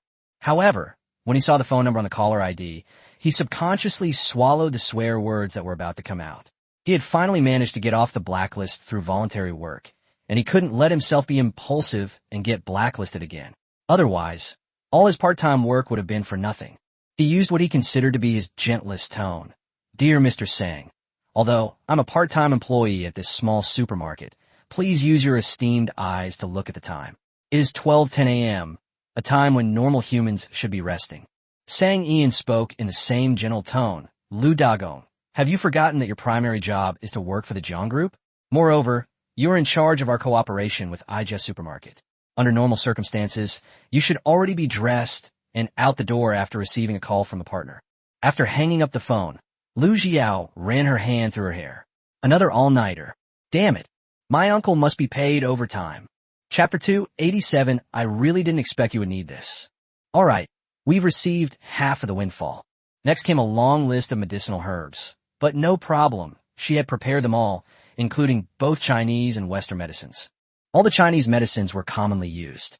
Sang Ian consulted Dr. Xiao Hua and obtained a medicine reserve list from Huai Hall. He doubled his purchases and filled the warehouse to the brim. As for Western medicine, she doesn't need to consult anyone. She has medicine for colds, fever, hemostasis, stomachache, inflammation, diarrhea, fever, cough, pain relief, and a series of treatments for external injuries, etc. Besides these, the most common items were bandages and gauze. There are also emergency heart medications, like nitroglycerin tablets. It can be said that Sang Ian has truly learned from his previous experience in this regard, filling the warehouse to the brim. While it might be difficult to supply an army of 100,000, it would be perfectly adequate as a supplement. Besides, these provisions and supplies are not all transported to the border at once. If there is any shortage, they can be transported in batches later. Food supplies secured. The medicinal herbs are all taken care of. The next one is fodder. Sang Yan. Her entire expression changed. She thought she was fully prepared for this immense wealth, but then she went to the clothing wholesale market and bought 200,000 sets of thermal underwear. However, she never expected that they would also want hay for the horses. In big cities, what she sees most often are cat food, dog food, fish food, and bird food. Occasionally, she might see pig feed or chicken feed. She had never seen the hay that horses eat in the city before. Sang Ian never imagined that one day she would be defeated by the fodder her horse ate. The little prince held a hamburger in both hands, took a big bite, and bit it into a crescent shape. His cheeks were bulging, and he squinted his eyes, looking completely satisfied. Tasty. Quite delicious. The little parrot across from him had the exact same expression. Fried chicken is so delicious. I'll have to bring some on my next date. Brother, there might be a problem with the fodder. I didn't expect you to need it. This stuff isn't on the supermarket's list of products that can be sold. Sang Ian said in a deep voice. The young prince understood perfectly. Under normal circumstances, I really wouldn't come to exchange fodder. This time the situation is special, so I added it to the list. But it's all right. It's all right if we don't have it. Let my second brother worry about it. He's in charge of escorting the supplies this time, so he'll definitely have to prepare the bulk of it. I'll just be helping out. The young prince is very open-minded. Sang Ian breathed a sigh of relief. It seemed that she would be able to accept all of this enormous wealth. Then she saw it. 200,000 pairs of socks. Seeing this, the young prince quickly explained, this battle is taking place in the harsh northwest, but the 100,000 troops led by my elder brother are mostly stationed in the Central Plains. Many of them are going to the northwest for the first time, and I am worried that the soldiers will not be able to withstand the cold climate there. If your feet get frostbite, it will definitely affect your performance on the battlefield. What's worse, many people are defeated by the local cold climate before they even get to the battlefield. Sang Ian really wanted to say that she understood all the reasons, but what frustrated her was that she had already thought of thermal underwear during the day, so why hadn't she thought of socks? Sure enough, she still needs to practice. She's still far from being able to calculate everything perfectly. After composing herself in frustration, Sang Ian proudly displayed the thermal underwear she had acquired during the day at the clothing wholesale market. If quantity is a requirement, then other aspects cannot be subject to excessive requirements, such as color. Black, gray, off-white, navy blue, dark blue, and bright red are all common colors for men's thermal underwear. However, I don't know what's going on with some manufacturers. I really don't know what they're thinking. Are they trying to follow trends and lead fashion or what? It's not incomprehensible that they've produced thermal underwear in dark green, dark purple, and mustard yellow. Perhaps some people have a deep love for these colors. But what exactly are those fluorescent green, magenta pink, yellow, and bright orange colors? Sang Ian didn't know what was going on, but the merchants were having a huge sale, and in order to get enough quantity, she bought everything without any hesitation. That's right. When they made sample for the young prince to see, his expression was rather complicated. Is it warm? It is indeed warm. Not only is it warm, but the fabric is also soft and extremely comfortable against the skin. It's just that the color is really a bit of an eyesore. The young prince's expression twisted slightly. Sister, do the men around here all like such vibrant colors? Sang Ian quickly explained, No, not at all. Not all the men here can accept these dazzling colors. I strongly suspect that the manufacturer made a mistake in the fabric color during production. These should have been used to make women's thermal underwear. The young prince still looked doubtful. Sister, do you think women would prefer these colors? Sang Ian stared at the fluorescent green thermal underwear and shook her head firmly. I definitely won't like it. The two looked at each other in silence for a long time, both expressing their disgust at these bizarre colors. It was the young prince who broke the silence, saying with a smile, It doesn't matter. They're all worn underneath anyway. As long as they keep warm, the soldiers will definitely like them. As for the color, whoever gets it gets it. It's all down to luck. The young prince was actually very excited. He had only thought of socks and hadn't considered the warm undergarments. But his sister had thought of everything, including thermal underwear and socks. Combined with the padded jackets the soldiers already had, the problem of keeping warm was solved. I've also prepared a lot of women's thermal underwear in all sizes. You can take them back and give them to your friends and elders. Now that you're in charge of the country, you need to stick close to the powerful. As for the gifts, Sang Ian bought them at the mall and packed them in a separate box to avoid confusion. The little prince was overjoyed. Sister, you're so good to me. You have no idea how much my third brother undermines my plans and sabotages them all day long. He's so annoying. If I weren't smart enough, he would have tricked me long ago. This time when I go back, I'll definitely send him several sets of thermal underwear. Sis, besides underwear and socks, do you have any warm outerwear or anything like that? Bring him some too. Sang Ian was puzzled. There are some, and they're not expensive right now. But you don't like him, so why are you giving him a thermal suit? The young prince laughed. I need to keep him healthy, so he can help me with my work. I'm working so hard every day reviewing memorials. He can't just stay home comfortably recovering from his illness. Chapter 288. This request is a bit difficult. Sang Ian gave him a thumbs up, and thinking of this, she continued to recommend, since we're going to the harsh northwest, would you like some more ginger and brown sugar? It's good for warming up and replenishing your sugar levels. Actually, strong liquor can warm you up, but since we're going to war, let's skip the alcohol. It'll only delay things. Yes. Give us a lot of those hard candies too. We could give a few to each soldier. If they get trapped somewhere and run out of food, or their food supplies are destroyed by the enemy, the candies can help them hold out for a few more days. The young prince is quite obedient. Sang Ian's thoughts were like a wild horse that had broken free of its reins. She had never been a soldier, much less been to a battlefield, but she had watched many movies, TV series, and various variety shows. Would you like some canned meats? Just open them and you can eat them with rice.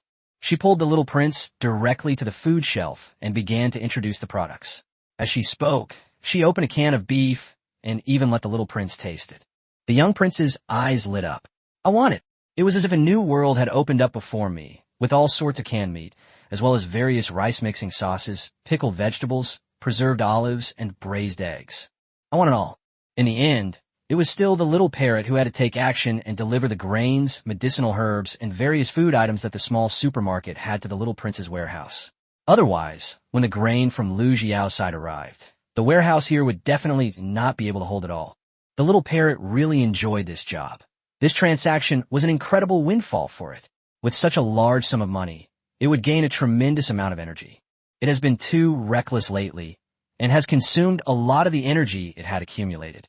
Now that this wave of energy has subsided, it can become rich again. If we do this a few more times, we can open the third door. No matter how many times he watched it, the little prince still found it amazing. How could a person, or rather a bird, be so powerful that it could deliver all the supplies he needed to his warehouse in the blink of an eye? And the items he took from the storeroom also disappeared. Sang Ian was waiting for a text message from the bank. Old men, delivering goods to your door is your job, so you can't ask for a delivery fee anymore. The little parrot held its head high, looking incredibly smug. What delivery fee? I'm a social media influencer now. How can an influencer charge delivery fees? That's so low. With my current net worth, I don't care about errand fees at all, the little parrot declared firmly. Almost immediately, Sang Ian's phone received a transfer record from a bank. She counted zeros carefully and meticulously 3 times in a row and made no mistakes. She looked at the little parrot perched on a luxurious birdcage and smiled. Old men, can you explain how much stuff you sent this time that would cost 100,000 in shipping fees? The little parrot checked the distance between them and confirmed it was safe. Then he said, although there are indeed a lot of them this time, and they are quite heavy, it won't cost that much in shipping fees. Sang Ian raised an eyebrow. Tell me, how much did you use? More than 80,000 odd amounts, the little parrot said honestly. Sang Ian just looked at it, a tired smile on her face. Who just said they don't charge for errands? Who knew that the little parrot had a pair of bright, beady eyes and looked incredibly spirited? It confidently asserted, this isn't a delivery fee. It's your transportation tax. Sang Ian. What tax? Transportation tax? Sang Ian stared in shock at the little parrot standing in a safe spot. Old man, aren't you getting a little too cocky? You're even setting up your own tax office. Do you know that if this happened in ancient times, you'd be dragged to the marketplace and beheaded? The little parrot was so startled that it stretched out both wings, but still insisted, I'm not in ancient times. Sang Ian just watched it. She guessed that the financial expert she had hired had been calculating various taxes and fees and then paying taxes, and the dog had heard it and started to imitate it. Sang Ian waved at it. Old men, can you explain to me what you were thinking, that you even came up with a tax? The little parrot flapped its wings and flew down, landing on the stair railing. If you ask this, it has a lot to say.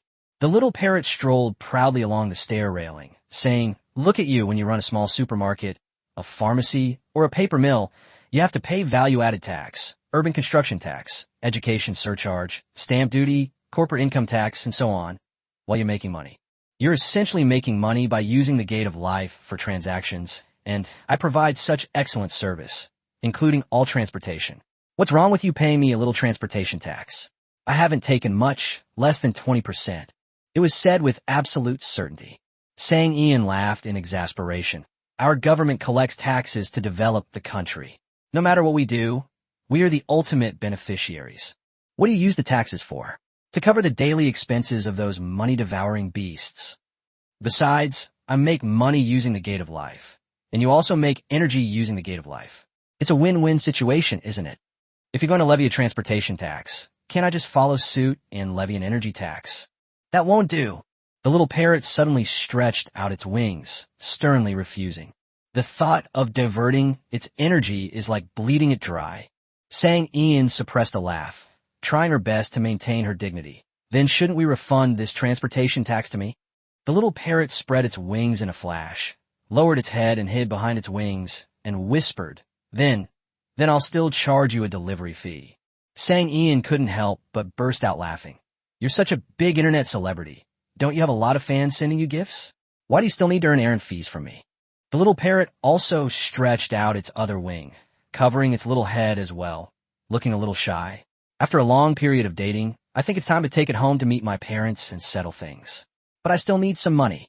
Cough, cough, cough, cough. Sang Ian was shocked and choked on her own saliva. What's the meaning? Does meeting the parents mean meeting her? What's settled? Do parrots get married? As a parent, is she supposed to prepare a bride price? No, she's still single, and she's already starting to worry about the bride price for her son's family. Should she prepare her own dowry first before considering the bride price for the little parrot? No, the little parrot has 4 dates now. So, does that mean she needs to prepare 4 sets of betrothal gifts? Most importantly, she knows what kind of betrothal gifts to prepare for people, but she doesn't really know what kind of betrothal gift to prepare for birds. Chapter 289 Frenzied Procurement of Supplies. Seeing that the groundwork had been laid, the little parrot finally said, "Just give me the money. I'll take care of the rest." Sang Ian. "Okay, I understand. In short, all I want is money." Sang Ian was very generous. After all, this is a major life event. "The errand fee is fine. Once you bring her home, I'll definitely prepare 4 big red envelopes." The little parrot was very satisfied, having saved its delivery fee. Sang Ian checked the time. It was not yet 1 p.m. The wholesale market did not open until 4 p.m., so she could contact IGS Supermarket first. They say practice makes perfect, and this time it went exceptionally smoothly. For supermarkets, bulk transactions are also a source of revenue. Business people aren't doing charity. Although the prices are low when they sell in large quantities, the profit margin is substantial due to the high volume and low margin. Lu Jiao only kept enough inventory for 3 days of daily supermarket sales, and loaded the rest onto a truck and sent it to Sang Ian's warehouse. Lu Jiao was so sleepy he kept dozing off, while the warehouse was bustling with activity. Holding an iced Americano to force myself to stay awake, I had just seen off 20 large trucks, all loaded with rice and flour. Just when I thought I was about to finish work, a familiar message notification sound came from my WeChat. No nonsense, just the purchase order. Lu Jiao didn't take it to heart at first. She had heard the same thing before. She mainly bought grains, and later she bought a lot of convenience foods and other miscellaneous items, which almost made the manager depressed. However, he was still very satisfied when he saw the payment received. But isn't this message a bit too long? He just kept sliding down here, but you couldn't see his tail. Lu Jiao's expression grew increasingly grim. At this moment, he had only one thought in his mind. Just how much does Sang Ian need? With so many goods, is her warehouse big enough to hold them all? Why does she need so many boxes of compressed biscuits? Is she preparing for a desert island survival mission? Actually, products like compressed biscuits are rarely bought by customers on a regular basis. Supermarkets mainly offer compressed biscuits to expand their product categories. Selling 4 or 5 packs a day is considered good. Lu Jiao printed out the incredibly long purchase order and handed it to the warehouse manager in charge of shipping. With a dark expression, he resignedly continued working overtime.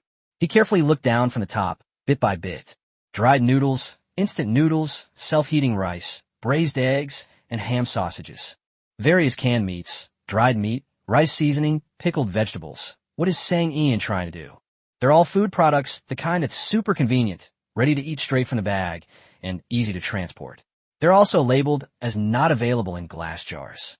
It seems the transportation route is quite long. This is to reduce losses during transportation, as glass bottles are too fragile. Lu Jiao yawned again. He was so sleepy that even an iced Americano couldn't save him. Then he slid down to the end and saw all kinds of hard candies and refined salt. Not only that, there were also all kinds of woolen hats, cotton hats, thick socks, and gloves. Lu Jiao was speechless. You can't guess what the boss is thinking. You'll never figure out no matter how hard you try. Packing and loading these odds and ends into boxes is really time-consuming. Lu Jiao's eyelids were drooping, and he was so sleepy that he was crying. However, the truck was not even half full. To fight off sleepiness, Lu Jiao made a phone call to his uncle to demand unpaid wages. At 2 a.m., even the workaholic Jiang Huijing was already in a deep sleep. The sudden ringing of his cell phone made him quickly open his eyes. Even when he was in a deep sleep, the ringing of his cell phone would wake him up instantly. This vigilance was something he had learned from his military training. However, being clear-headed is one thing, and being angry is another. He was especially struck by the fact that the caller ID displayed Lu Jiao's name. Is the company going bankrupt? Why did you call me at 2:10 in the morning? The deep voice was somewhat hoarse, and Lu Jiao could feel the intense anger even over the phone. Suddenly, the drowsiness vanished. What do you mean by your upper and lower eyelids drooping or your head feeling heavy? You'll fall asleep in the next second. No, none of them. At this moment, his mind was absolutely clear. Uncle, our company hasn't gone bankrupt, but your nephew is about to be sent away by Sang Ian. Lu Jiao started to play the victim. Uncle, it wouldn't be right if you didn't give me more overtime, pay, and bonuses this time. Lu Jiao complained furiously. Tell me, where do you find a partner who doesn't want goods during the day, only at night? I can accept 8 or 9 p.m., but it's always the middle of the night. Every single time. I strongly believe that Sang Ian is just jealous of my thick hair. She's been tormenting me like this because she want me to go bald before I'm old. Jiang Huijing quickly got out of bed and dressed. I'll go to your warehouse right away. Hearing the phone hang up, Lu Jiao was completely stunned. Is my uncle coming over? Besides, it sounded like my uncle wasn't so angry anymore. Lu Jiao's mind was a bit foggy. He didn't know what the situation was. The roads in Anqing were very clear in the middle of the night, and Jianghuai Jingsu drove very fast, arriving in less than 30 minutes. Lu Jiao hurriedly went to greet him, instinctively complaining, "Uncle, are you serious? I just wanted some overtime pay and a bonus, and you actually came all the way here yourself just to save that little bit of money. Uncle, when did you become so stingy?" Jiang Huijing glanced around without showing any emotion, but didn't see the person he wanted to see. His expression darkened, and he happened to hear his nephew's complaint. He then sent a sharp look at him. She clearly had a pair of charming eyes that should have made everyone smile, but her gaze was so cold and sharp that it sent a shiver down Lu Jiao's spine, and all traces of sleepiness vanished. He can't have any more work to do. Driven by a strong will to survive, he immediately changed the subject. Well, I was just too sleepy and talking nonsense. Of course you're not stingy, Uncle. Uncle, you came all this way because you care about me and know that my work late at night is too tiring, so you came to help me out. Uncle, I'm so touched. As Lu Jiao spoke, he got up to go home and catch up on his sleep. He didn't want to suffer here. However, when he turned around, he ran into Sang Ian, who was dressed in sportswear. Are you off work now? Lu Jiao, not understanding, nodded subconsciously. My uncle came, so we don't need to do anything here. Snap. Sang Ian put her arm around his shoulder. That's great. Go to the paper mill's warehouse and wait to pick up the truck. I've already arranged the workers to unload the trucks there. You just need to check the orders and supervise the workers. Lu Jiao. Chapter 290, Are You My Real Uncle? Snap. Lu Jiao slapped himself on the forehead. So, he finished his job as an employee of the Jiang Group and started a part-time job at a small supermarket. The main focus is on seamless integration. He now truly admires those /U's with side hustles. How exactly do they do it? Is he really that energetic? Anyway, he's incredibly sleepy right now. He looked at his uncle, hoping he could be kind enough to save his nephew who was nearly starving. Little did he know that Jiang Huijing handed him a black and white panda-shaped water glass, saying, "Have some of the Hong Pao tea to perk you up." Lu Jiao. Is this his uncle? Sang Ian had actually had enough sleep, but she was still in her recovery period, and this kind of mental exertion was indeed a bit too much for her. She took it and took a big gulp. The Da Hong Pao tea, a tribute-grade tea, tasted amazing. If tea lovers saw this, they would definitely say something like a cow chewing on a peony. Senior brother, don't worry about me here. I'm leaving now. Sang Ian was heading to the clothing wholesale market. If there's no feed, then we definitely need to stock up on socks. If we're asking for socks, then we should also provide hats and gloves. In places like the Northwest, especially during winter, it's best to prepare as much as possible. I'll go with you. The wholesale market is crowded and chaotic. You won't be able to manage it by yourself. Jiang Huijing made the suggestion. How did you know I was going to the wholesale market? Sang Ian asked, quite surprised. You sent Lu Jiao to the warehouse, so there must be something for him to do. And you're here at this time, so you obviously didn't come here on purpose, but just happened to come and take a look, and there's only one wholesale market within 5 kilometers of here. Jiang Huijing's analysis is reasonable and well-founded. Sang Ian couldn't help but think about it for a moment. Sure enough, capitalist thinking is comprehensive. She still had a lot to learn from this. If it were Jiang Huijing, he certainly wouldn't overlook things like horse feed and socks.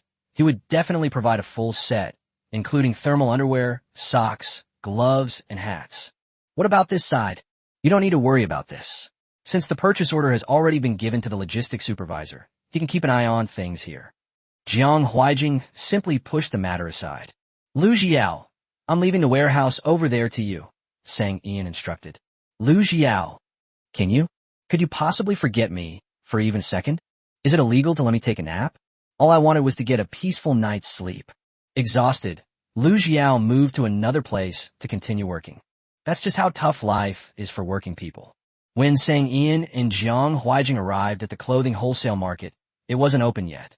However, Sang Ian contacted several shop owners who had bought thermal underwear during the day. They're all in the clothing business, so they have thermal underwear, socks, hats, and gloves too. Even if they don't, How could anyone refuse a profitable business? This is a big client. Business has been really tough these past 2 years. People are increasingly preferring online shopping, live streaming shopping, or shopping in big malls. Clothing stores on the street simply can't sell their clothes. If they can't sell their products, how can those of us who do clothing wholesale expect to have a good business? Putting everything else aside, in this clothing wholesale market, one shop after another is going out of business. Their main customers now are basically the various counties and towns below, or the villagers who come to the market. Even so, some wholesale stores are barely managing to stay afloat. During the day, encountering a major client like Sang Ian, who wanted 200,000 sets of thermal underwear at once, was like a windfall for Lao Lan. He couldn't handle such a large order by himself, so he contacted his good friend, and that's how they managed to raise 200,000 sets. They made 5 yuan per set, and from just this one order, they earned 1 million yuan. Old Lan was overjoyed. His shop was on the verge of going out of business, but this order saved him. So when he received the call, he wasn't annoyed at all by the interruption of his sleep. On the contrary, he was extremely happy. This was a wealthy man. I heard that I need socks that are warm, whether they are pure cotton, wool, or yarn. There's only one requirement. They must be long. Old Lan felt that even God knew he had a hard life, so this incredible wealth was bestowed upon him. Last year, he heard from experts that this was a once-in-a-decade cold winter, and he thought it was a good opportunity. So he went to the factory and ordered a large quantity of warm clothing such as socks, gloves, hats, and scarves. However, as it turns out, sometimes you really can't trust what the experts say. Last winter, he didn't feel the cold at all.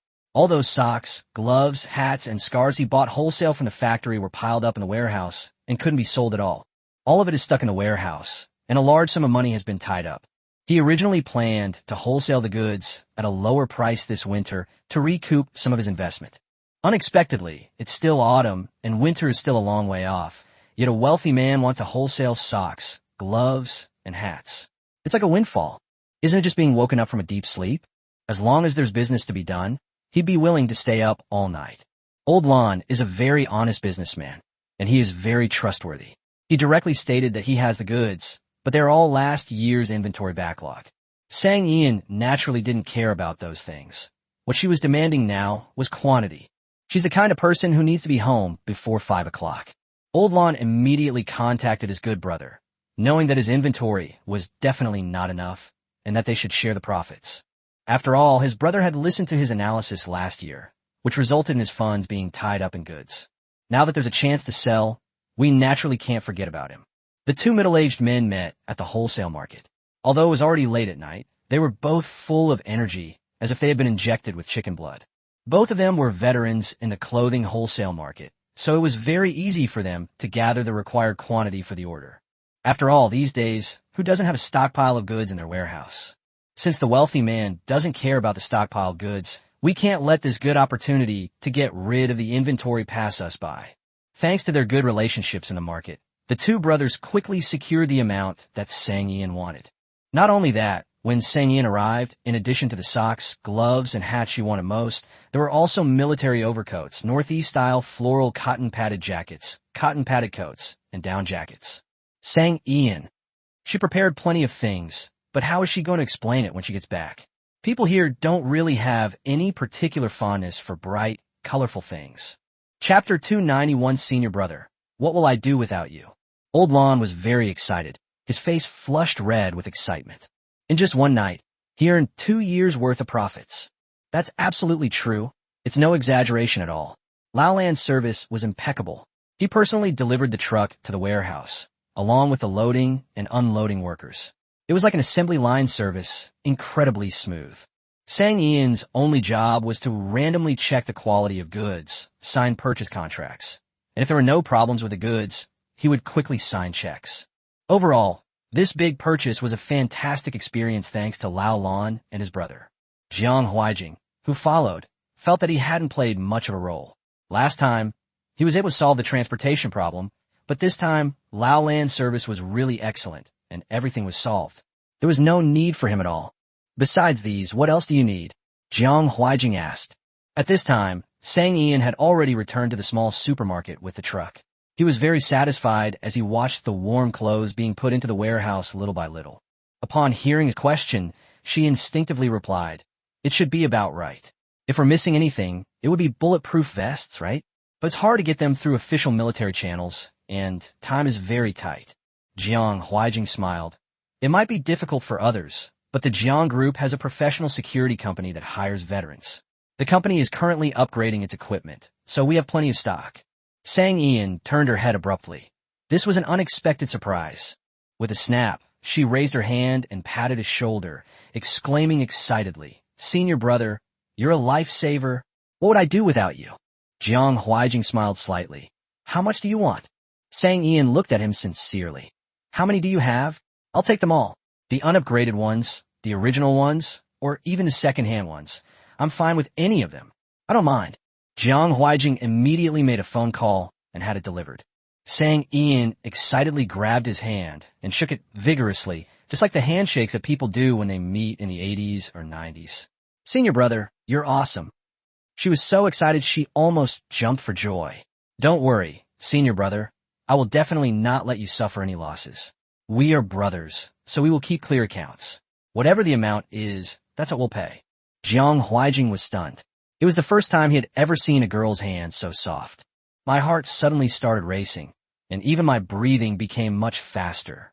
Sang Ian was still in a state of excitement and did not notice anything unusual about the man. With these bulletproof vests, her windfall was definitely in the bag. Just then, all the trucks had finished unloading. Old Lon was covered in sweat, and he casually wiped it with the towel draped around his neck. "Boss Sang, everything here is cleaned up. I guarantee it's spotless and impeccable." Sang Ian subconsciously withdrew her hand, turned around, and spoke to Lao Lon. "Boss Lon is a man of principle. Let's cooperate again, next time, if there's an opportunity." Jiang Huijing looked at his empty palm and felt a sense of loss. The attention then shifted to Lao Lon and Sang Ian. Old Lon was very excited. This was exactly what he wanted to hear. This was a very wealthy man, and he had to stick close to him. "Boss Sang, just let me know if you need anything in the future. I'm not just a wholesaler of underwear. I've been involved in all sorts of industries. I've been in the clothing wholesale market for so many years, and I haven't been doing this for nothing. I don't have any big connections, but I know quite a few small factories. If they need anything in the future, it'll be just a matter of a word." Sang Ian really liked this kind of partner who always had a sufficient supply of goods, so she proactively extended her hand. "Then I wish us a pleasant cooperation next time." Old Lon was just carrying a big bag when he saw the fair hand in front of him. He subconsciously wiped it hard on his trouser leg before taking the initiative to shake it, his eyes crinkling with laughter. Enjoyable. Enjoyable. After seeing Lao Lon off, Lu Xiao's work was also finished. He had already recovered from his sleepiness, and the iced Americano probably had some effect, as he was now full of energy. He still valued the relationship between uncle and nephew, so he didn't go back to sleep, but came to pick them up.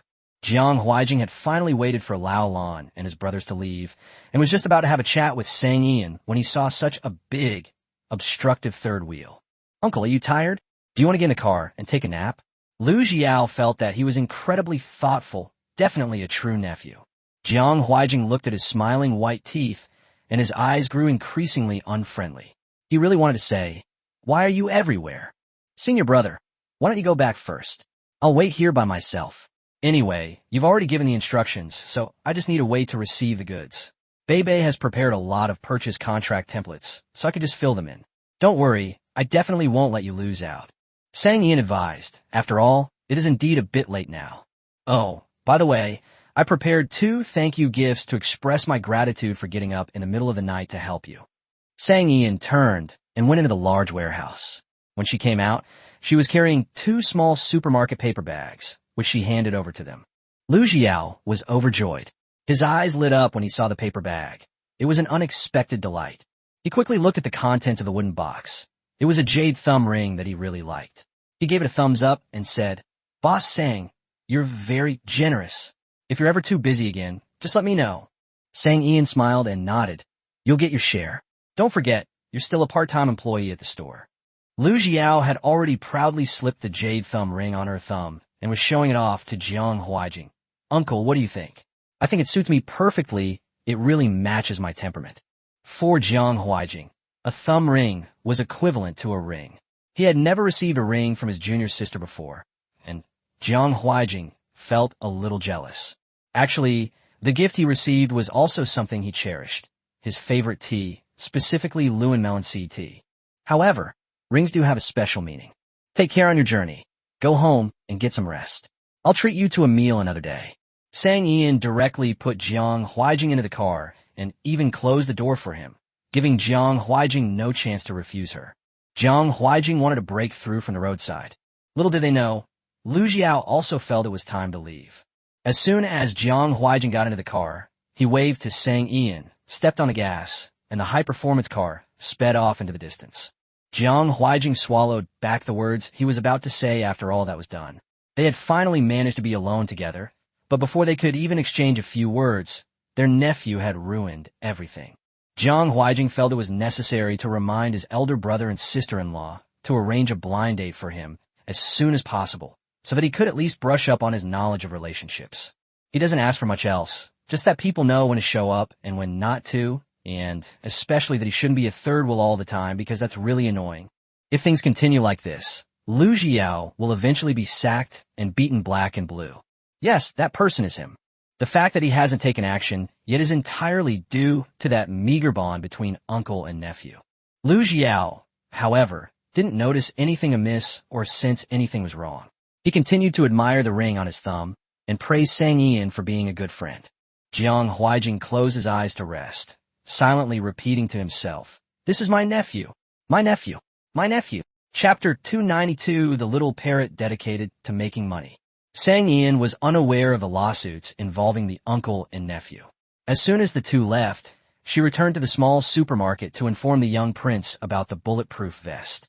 Worried that he was overworked and that the regent had to take on so many responsibilities, she thought she should take every opportunity to comfort and encourage him.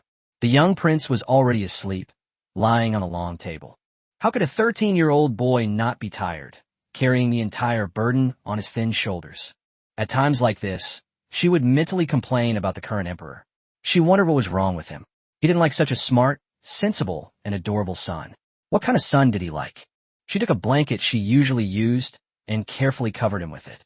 But as soon as the blanket touched him, he opened his eyes and quickly grabbed Sang Ian's wrist. Boo! Sang Ian was astonished. "Brother, are you quick to react?" The young prince then came to his senses, realizing where he was, and immediately released Sang Ian's wrist.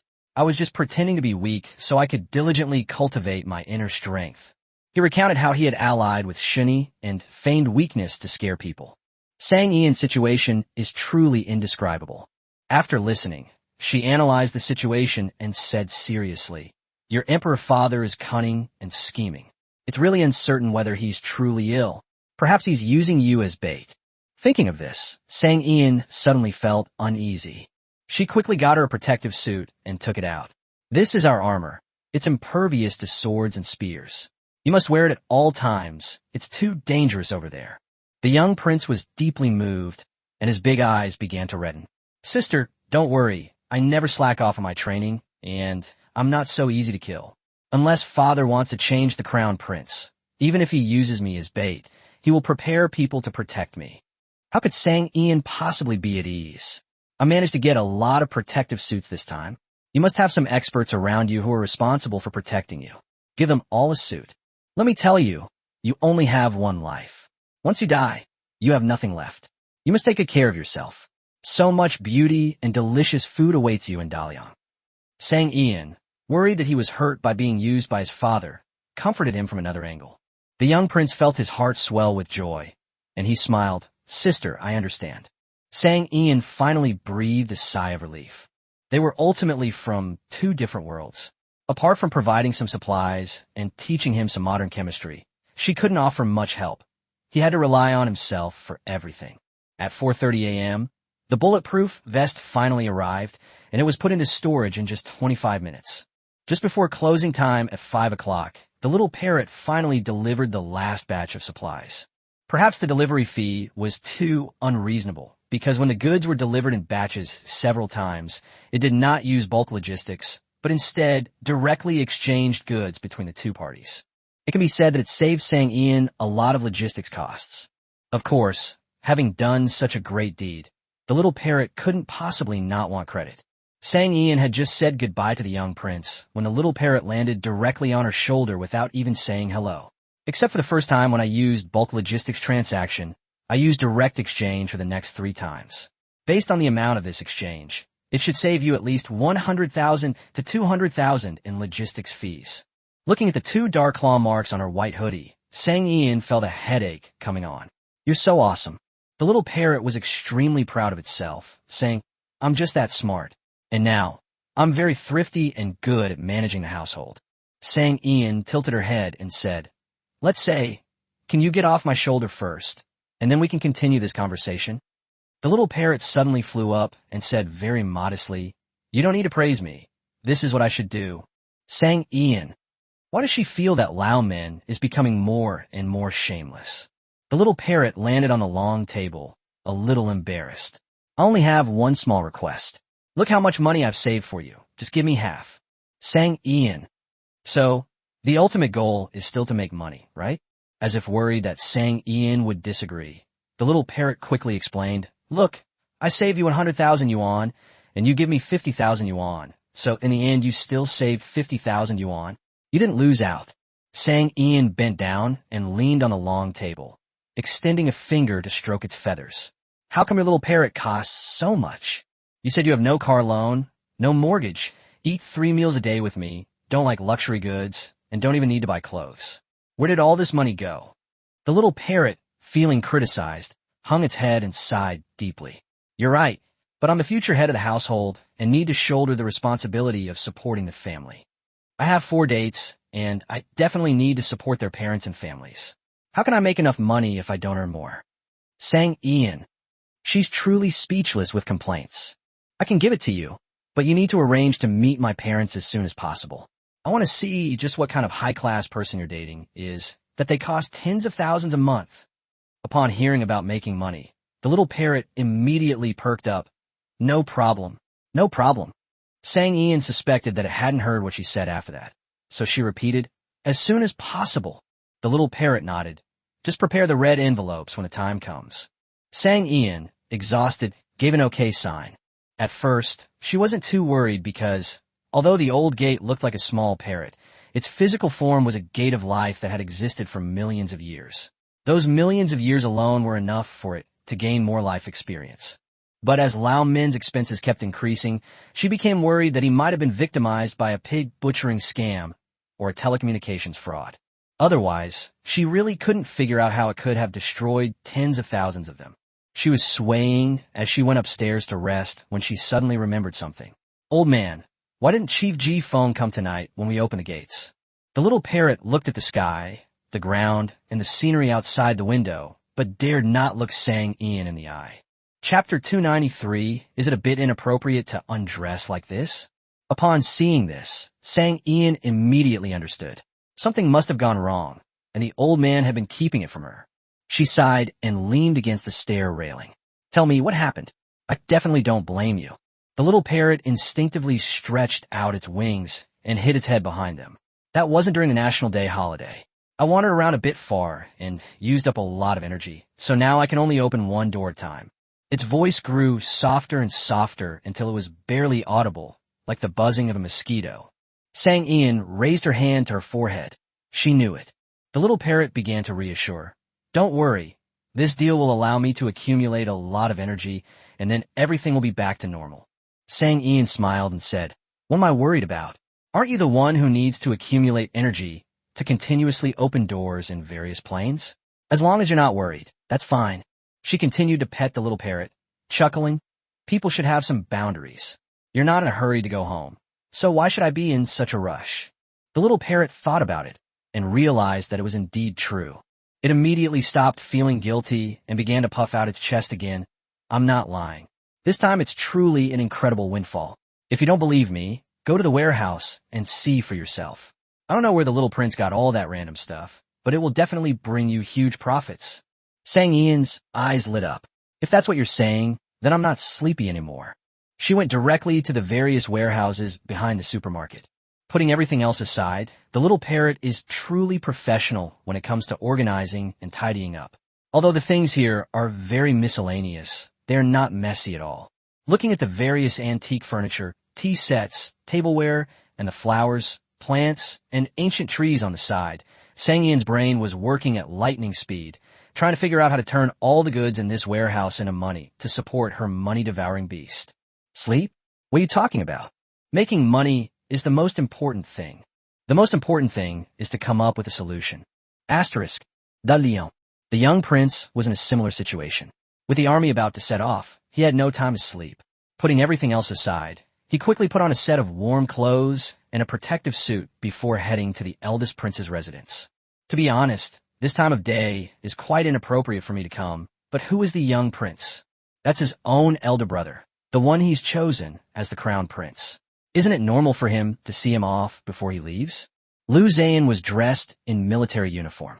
This was not his first time on the battlefield, but it was his first time as commander-in-chief. Every military order he issued concerned the lives of millions of soldiers and the stability of the border of Dalian. Liu Zhan had been trained in the army for many years. He was not afraid of death, nor did he fear death, which was the fate of soldiers. However, he must drive Itsung out of Daliang's territory. Wearing armor and holding a sharp sword, Liu Zhan suppressed his fear and appeared calm. Big brother, hurry, it's an emergency. The young crown prince, accompanied by a string of guards from the eastern palace, burst in, leaving the eldest prince stunned. What's the rush? Why'd you come all this way before dawn? Then, a series of guards came in from behind, 2 of them carrying a large box. In the blink of an eye, the hall was filled with boxes. The guards put down the boxes and left in an orderly manner. Big brother, these are all things I prepared especially for you. Things that can save your life. The little prince was a little anxious and directly opened a wooden box, inside which were bags of thermal underwear. Brother, take off your clothes first. The eldest prince hesitated about this request. He doubted his own ears. Hurry up and take it off. The young prince looked at the sky outside and became somewhat anxious, so he immediately took off his clothes. Princeton was dumbfounded. When he was a child, nannies, palace maids, and eunuchs served him when he was dressed. After he left the palace and established his own residence, the maids and princesses in his residence all served him when he was dressed. This was truly the first time the crown prince had personally helped him change his clothes. Even the eldest prince was stunned by the young crown prince's move. Princessin had just finished packing the luggage for the eldest prince when she walked in and saw the young prince tearing off the eldest prince's clothes. If it weren't for recognizing the prince, anyone who saw their husband's inner garment half undone, revealing his shoulders and even his belt untied, would have misunderstood. Your Highness, what is this? Princessin's face was contorted with rage. She couldn't come up with a reasonable explanation for what she was seeing, no matter how hard she tried. Upon seeing this, the young prince pushed himself back a considerable distance, immediately creating a safe distance between himself and the eldest prince. The eldest prince was pushed so hard, but luckily he was a martial artist and had a stable stance. Otherwise, he would have definitely landed on his back. Sister-in-law, the northwest border is bitterly cold. I brought some warm undergarments for my elder brother so that he could wear them. I also brought some protective armor. On the battlefield, swords and spears are indiscriminate. It will be safer for my elder brother to wear them. As he spoke, the young prince opened the second box. Princessin smiled broadly. Your Highness the Crown Prince has really gone to great lengths. Princessin was pleased to see her husband and the Crown Prince growing closer. She had no such ambitions and had no desire for the position of Crown Prince. She felt that things were fine as they were, peacefully and steadily. So when she saw that the Crown Prince was so considerate of her husband, she was very happy and took the eldest prince to the inner room to change into thermal underwear. The first time he wore such an undergarment, the eldest prince felt a little awkward, but once he put on the thermal underwear, he really liked it. Skin-friendly, soft, and most importantly, warm, it feels like locking your body heat inside thermal underwear. The eldest prince's eyes lit up. He immediately connected the exceptionally warm undergarment with the 100,000 soldiers. He hurriedly put on the garment, stepped out, and asked eagerly, how many of these undergarments are left? The young prince smiled. Don't worry, the soldiers all have enough. I'll send the rest to my second brother and let him make the arrangements. Brother, put on this protective armor. I went through a lot of trouble to get it. It's impervious to swords and spears, and it can save your life in a critical moment. The young prince presented a protective suit as if it were a treasure and handed it over. The eldest prince looked at the light protective armor, picked it up, and lifted it. Compared to his general's armor, it was light and flimsy, with no weight at all. Moreover, he searched all over and couldn't find a single piece of metal. He couldn't help but ask, "Are you sure this thing is invulnerable to swords and spears?" "Of course," the young prince said decisively. "Big brother, if you don't believe me, we can try." The eldest prince was indeed very skeptical. He drew his long sword and slashed at the scarecrow dressed in protective gear. Chapter 294 Reputation needs someone to spread it. There were only faint marks on the protective suit, and the scarecrow was completely intact. The eldest prince was stunned and almost dropped the long sword he was holding. "This is too amazing." The eldest prince and the princess witnessed this scene and were both extremely shocked. The young prince was so smug, he was practically standing there with his head held high and hands on his hips. "I told you, I'm invulnerable to swords and spears. Now you believe me, right?" The eldest prince nodded vigorously and immediately took off the protective armor from the straw. His eyes shone brightly as he stared at it without blinking. "Big brother, you can't even take this off when you sleep. Remember that," the young prince solemnly instructed. The eldest prince smiled. "Don't worry, I know. You just wait for my triumphant return in the capital." The young prince quickly explained the usage of some of the medicine he had brought to him. Due to time constraints, he simply wrote the usage instructions on the box. Fortunately, the eldest prince had experience in dealing with epidemics, and he recognized many of the medicines at a glance, and also knew roughly how to use them. He immediately understood the significance of these things. He put his military uniform back on, and once again he was the dashing and imposing general. "Sixth brother, you've done everything you could for me. Don't worry, I, your elder brother, will definitely defeat Ditsong, reclaim our lost territory, and return victorious." The young prince smiled, his eyes bright and clear. "Of course I trust my elder brother. You need to take care of your health. There are so many officials in the court. If there's work to be done, just let them do it. Even if things get really bad, the third brother is still in the capital. He's capable, and the capable should do more work. So don't worry too much about yourself. Get plenty of rest." The eldest prince gave him some words of advice out of concern. The young prince smiled even more broadly. "That's exactly what I think." The two chatted for a few more minutes before the young prince left for the Duke of Xinggua's residence. Shen Hong was drawn into this by him, and he couldn't let anything happen to his uncle on the battlefield. The young prince prepared a set, just like the one given to the eldest prince, and also prepared a set for Shen Hong. The same shock was repeated at the Duke of Zheng's mansion. Shen Hong was so excited that if it weren't for the fact that they were emperor and subject, the little prince felt that he would have been so excited that he would have picked him up and spun him around twice. The young prince did not stay at the Duke of Xinggua's mansion for long. Shen Hong was an experienced and fierce general, and he did not need someone like him who had never even seen a battlefield to give him any instructions. Besides delivering gifts, he came to see his maternal grandfather. His main purpose was to reiterate his idea of giving up the position of crown prince to save his life. He also imparted many ideas about being a lazy, good-for-nothing to the Duke of Xingguang. After all, the Duke of Xinghua is almost 60 years old, and it's really not advisable for him to overwork himself. It would be better for him to enjoy his grandchildren. The two discussed things in the study for a quarter of an hour, and then the Duke of Xinggua's loud laughter came from the study.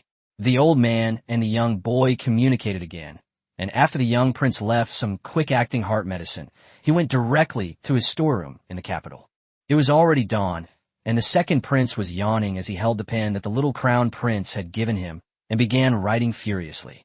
Following the template of the young prince, he wrote down the effects of various pills on the medicine box, what symptoms to take, how much to take, what to avoid eating, and what the side effects were. He was not used to using a pen and found this job to be tedious. However, when he learned that during the severe epidemic, it was these small pills that sustained so many people and saved their lives, he could not entrust the task to someone he did not trust. This is comparable to a miracle drug. His Highness the Crown Prince entrusted him with such a miracle medicine, so he naturally could not betray the Crown Prince's trust. With this in mind, the second prince worked even harder. Not only that, he also promised his subordinates a reward for speeding up the process. When the young prince arrived, he also asked Falu to bring people over to help. Otherwise, with so much medicine, it would have taken forever to write it down. As for the young prince, he went to fool his friends. Shini is a skilled physician and also an expert in poisons. If he could join the army, The lives of the soldiers would be better protected. He had always been very curious about the pills that dealt with various symptoms. The wounded soldiers' camps on the battlefield were never short of wounded soldiers. At that time, he could observe the effects of various pills to his heart's content. This was truly an irresistible temptation for the divine wings. However, he wouldn't do work for free. This battlefield is dangerous. I risked my life there. Is it too much for me to ask you for an advance on my payment? The young prince nodded good-naturedly. Not at all. Not at all. Is 10,000 taels enough? What he has no shortage of right now is money. Shani rolled her eyes at him. Vulgar. Utterly vulgar. You are the crown prince. How can you keep talking about money? Shani complained. The young prince. He rolled his eyes back. Was it a ghost who said they wanted an advance on payment? Shani, what I mean is, can't you ask me to bring a truckload of potato chips? That's not an unreasonable request, is it? The little prince was speechless. Just how much do you love potato chips? They actually ordered a whole truckload. If he remembers correctly, potato chips are measured in bags and larger ones in boxes. This is a whole truckload. It's truly unheard of and unseen. Worried that he might not agree, Shani continued, I've traveled all this way to work for you, without taking a single penny, just to satisfy my appetite. You wouldn't refuse even this small request, would you? What can a young prince do? Naturally, they had no choice but to agree. He dragged his weary body back to his bedchamber, hoping that his third brother's upcoming confiscation of property would strictly adhere to his standards and be thorough, sending any difficult items to him. Sending a skilled doctor to the border is really too difficult. He doesn't have a truckload of potato chips here. He needs to smuggle some money from his sister. Hopefully, the third brother's upcoming raids will bring good news. Asterisk. After the army set off, the soldiers received thermal underwear, socks, and gloves one after another. Wang Xiaohu is 18 years old this year and is an ordinary soldier. He was assigned a fluorescent green set, which stood out conspicuously among the black, gray, purplish red, and dark blue colors. However, he didn't mind at all. On the contrary, he liked it very much. He had never worn such a soft and warm undergarment in his entire life. Even when walking through the snow and ice, he didn't feel cold at all. She wore warm cotton socks on her feet, cotton gloves with 5 fingers spread apart on her hands, and a hat to keep out the wind and cold on her head. The cold wind can no longer make my forehead ache or my ears turn red from the cold. Along the way northwest, Wang Xiaohu heard many veterans in the military camp describe the hardships they endured, such as frostbite on their ears and feet, catching colds, and many dying of illness along the way without even seeing what the battlefield looked like. He was also quite apprehensive about the journey. However, to my surprise, the hardships I had imagined did not occur. I really have to thank the second prince. I heard that he had gone through a lot of trouble to obtain these things. Without the second prince, they wouldn't have the good life they have now. On the way to the border, the second prince became famous in the army, praised by everyone, and deeply loved. The young prince was very pleased to receive the message delivered by carrier pigeon. Chapter 295 Asking for help from a big shot. Anil acted quickly, investigating the biomedical laboratory thoroughly in just a few days. The more Anil learned, the more desperate she became. This is too expensive. The worst part is that even if you invest so much, you might not see any results. Moreover, this is a long process. It takes 6 months, a year, 2 years, and even 5 years. Even worse, some people spend huge sums of money in a long amount of time, only to find that the experiment is invalid and they have to end the project. All the initial investment, time and money have gone down the drain. The more you learn about euthanasia, the more horrified and desperate you become. She really wanted to talk to her boss and say that this research dream was too expensive and asked if they could change to something else. After all, they're all laymen. This industry is really too complicated. A laboratory can cost hundreds of millions or even billions of dollars. And then there's the cost of the experiments. It's a constant drain on money, burning money like crazy, without you even hearing a sound. Anil compiled all that she knew into a report and handed it to Sang Ian. Even though Sang Ian was mentally prepared, she still gasped involuntarily when she saw how much money this industry was burning through. She realized she was too naive. She thought her assets of 700 or 800 million would be enough to cover her first 5-year plan, but it turned out she was too narrow-minded. That's not even enough to fill a tooth gap. No matter what, it all comes down to making money. The pressure came all at once. We still need to raise money-devouring beasts. A laboratory definitely needs to be built, otherwise all those plants that Chief Ji Feng sent would be wasted. Especially for He Bianqing, the scar from her appendectomy on her lower abdomen has been fading over this period of time. This stuff must be effective in scar repair. The paralyzed patient that Dr. Xiao Hua took on had burn scars all over both legs. It was a perfectly healthy young girl, now paralyzed and scarred. If He Bianqing were to enter the laboratory and pass the proper tests to develop a mature drug, the burns on this young girl's legs could definitely be cured. Without proper testing, Sang Ian wouldn't dare to give it to anyone else casually. Viral reactions, pathological reactions, and toxicological reactions are all very important. If someone is allergic to river greens or to certain medications that patients are taking, then it's all over. Therefore, if we want this scar-removing product, Riverside Green, with its remarkable scar-removing effect, to truly serve the public, it must be tested in a laboratory and pass various drug tests required by the industry. Besides, perhaps once it enters the laboratory, this little Riverside Green will have other wonderful uses discovered. In order to prepare for the laboratory, Sang Ian formally invited Zhou Yuan, hoping to learn from him. The Zhou family is now a major player spanning the fabric market and the pharmaceutical industry. Leaving aside the various private hospitals, the Zhou family has invested an unknown amount in the numerous biomedical laboratories, both domestically and internationally. I've heard that the Zhou family also owns a pharmaceutical factory and a medical device manufacturing plant. With these two pillar industries, the Zhou family dominated the business world and was invincible. Zhou Yuan has cultivated a whole team of professional managers. He only controls the general direction of the group's business, leaving all the specifics to the managers. Trying to get an appointment with Zhou Yuan is extremely difficult. Most projects simply won't even reach him. Those who are in the business world generally know that the current head of the Zhou family is in poor health and cannot handle strenuous work, so everyone is very understanding about why it is difficult for him to be invited. However, Sang Ian managed to arrange a meeting with a person with just one WeChat message. Worried that Zhou Yuan's health prevented him from eating just anything, Sang Ian specifically consulted her master and found a time-honored restaurant. Through her master's connections, she managed to reserve a table there. Zhou Yuan has been in good health lately. He feels very relaxed and has more energy. He doesn't get sleepy or tired so easily anymore. He knows that this is all thanks to the good medicine that Sang Ian sold him. Upon receiving Sang Ian's invitation, he naturally accepted with pleasure. Looking at the table full of dishes, which consisted mostly of nourishing medicinal cuisine and extremely bland food, Zhou Yuan couldn't help but chuckle. There's no need to be so serious. Can you even eat something this bland? Sang Ian is a carnivore, but since he's inviting someone to dinner today, he naturally has to follow the other person's eating habits.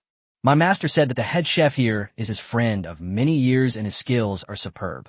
Mr. Zhou, please have a taste. Zhou Yuan picked up his chopsticks. His fair and slender fingers had distinct knuckles.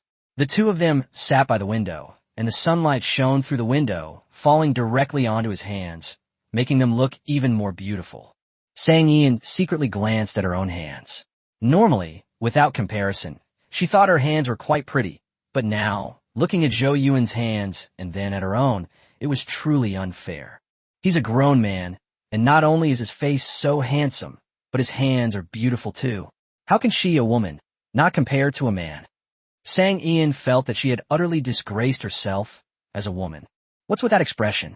Do you like my hands that much? Zhou Yuan slowly picked up some food. His table manners were pleasing to the eye. Sang Ian didn't mince words. It really is beautiful. Zhou Yuan laughed out loud, a genuine smile spreading across his pale face, as if melting ice and snow, bringing the warmth of spring. Thank you for the compliment.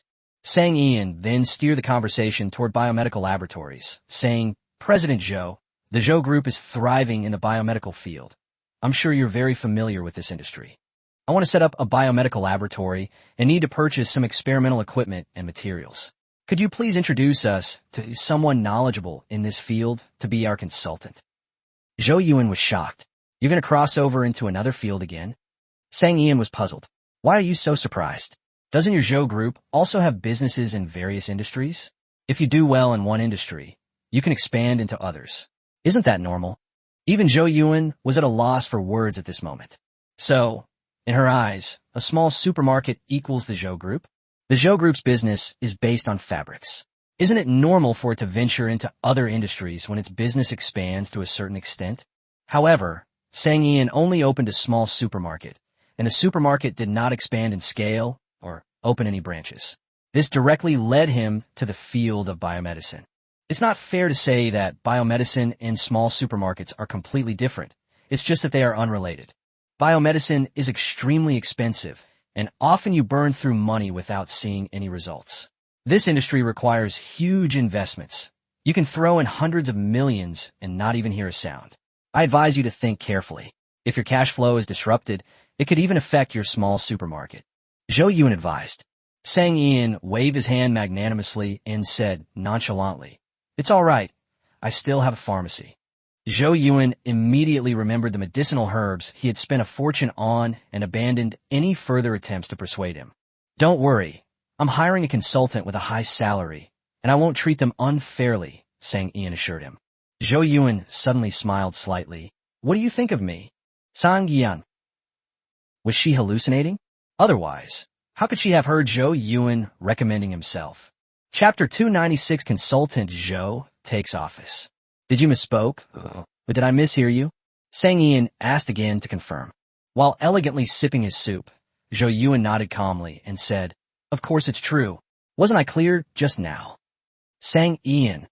She simply couldn't understand why someone who barely managed his own company would become her consultant. No matter how she thought about it, she found it to be an absurd thing. Zhou Yun thought the idea was pretty good, and he suggested with a smile, "I don't need a high salary. Just supply me with 100 bolts of silk every month, and I will never try to lower the price. How about it?" Sang Ian was speechless. "Is your company so desperate that you, the big boss, have to work personally just to buy more silk from me?" Zhou Yun glanced at her and said casually, "No, that's not it." Sang Ian looked puzzled. "It's precisely because the Zhou group is full of talented people that I can't select someone knowledgeable from within the company to be your consultant." Zhou Yun looked completely innocent. "I heard that back then. President Jiang lent you an assistant in the president's office, and as a result, the talent cultivated by the Jiang group has been constantly leaving." Sang Ian. This is kind of awkward. God knows, she really didn't mean to take advantage of the situation. For such an important place as a biomedical laboratory, the managers must be the people she trusts most. She can't just poach them from elsewhere temporarily. As for researchers, only someone with a screw loose would leave the Zhou group to come to her little workshop. In order to retain the talents that the company has worked hard to cultivate, I think I should take on the role of consultant." Zhou Yun said, pretending to be serious. Sang Ian stared at him and began a bargain. 100 bolts of silk is too much. The small supermarket can't supply it. 40 bolts is the most. Cough, cough, cough, cough.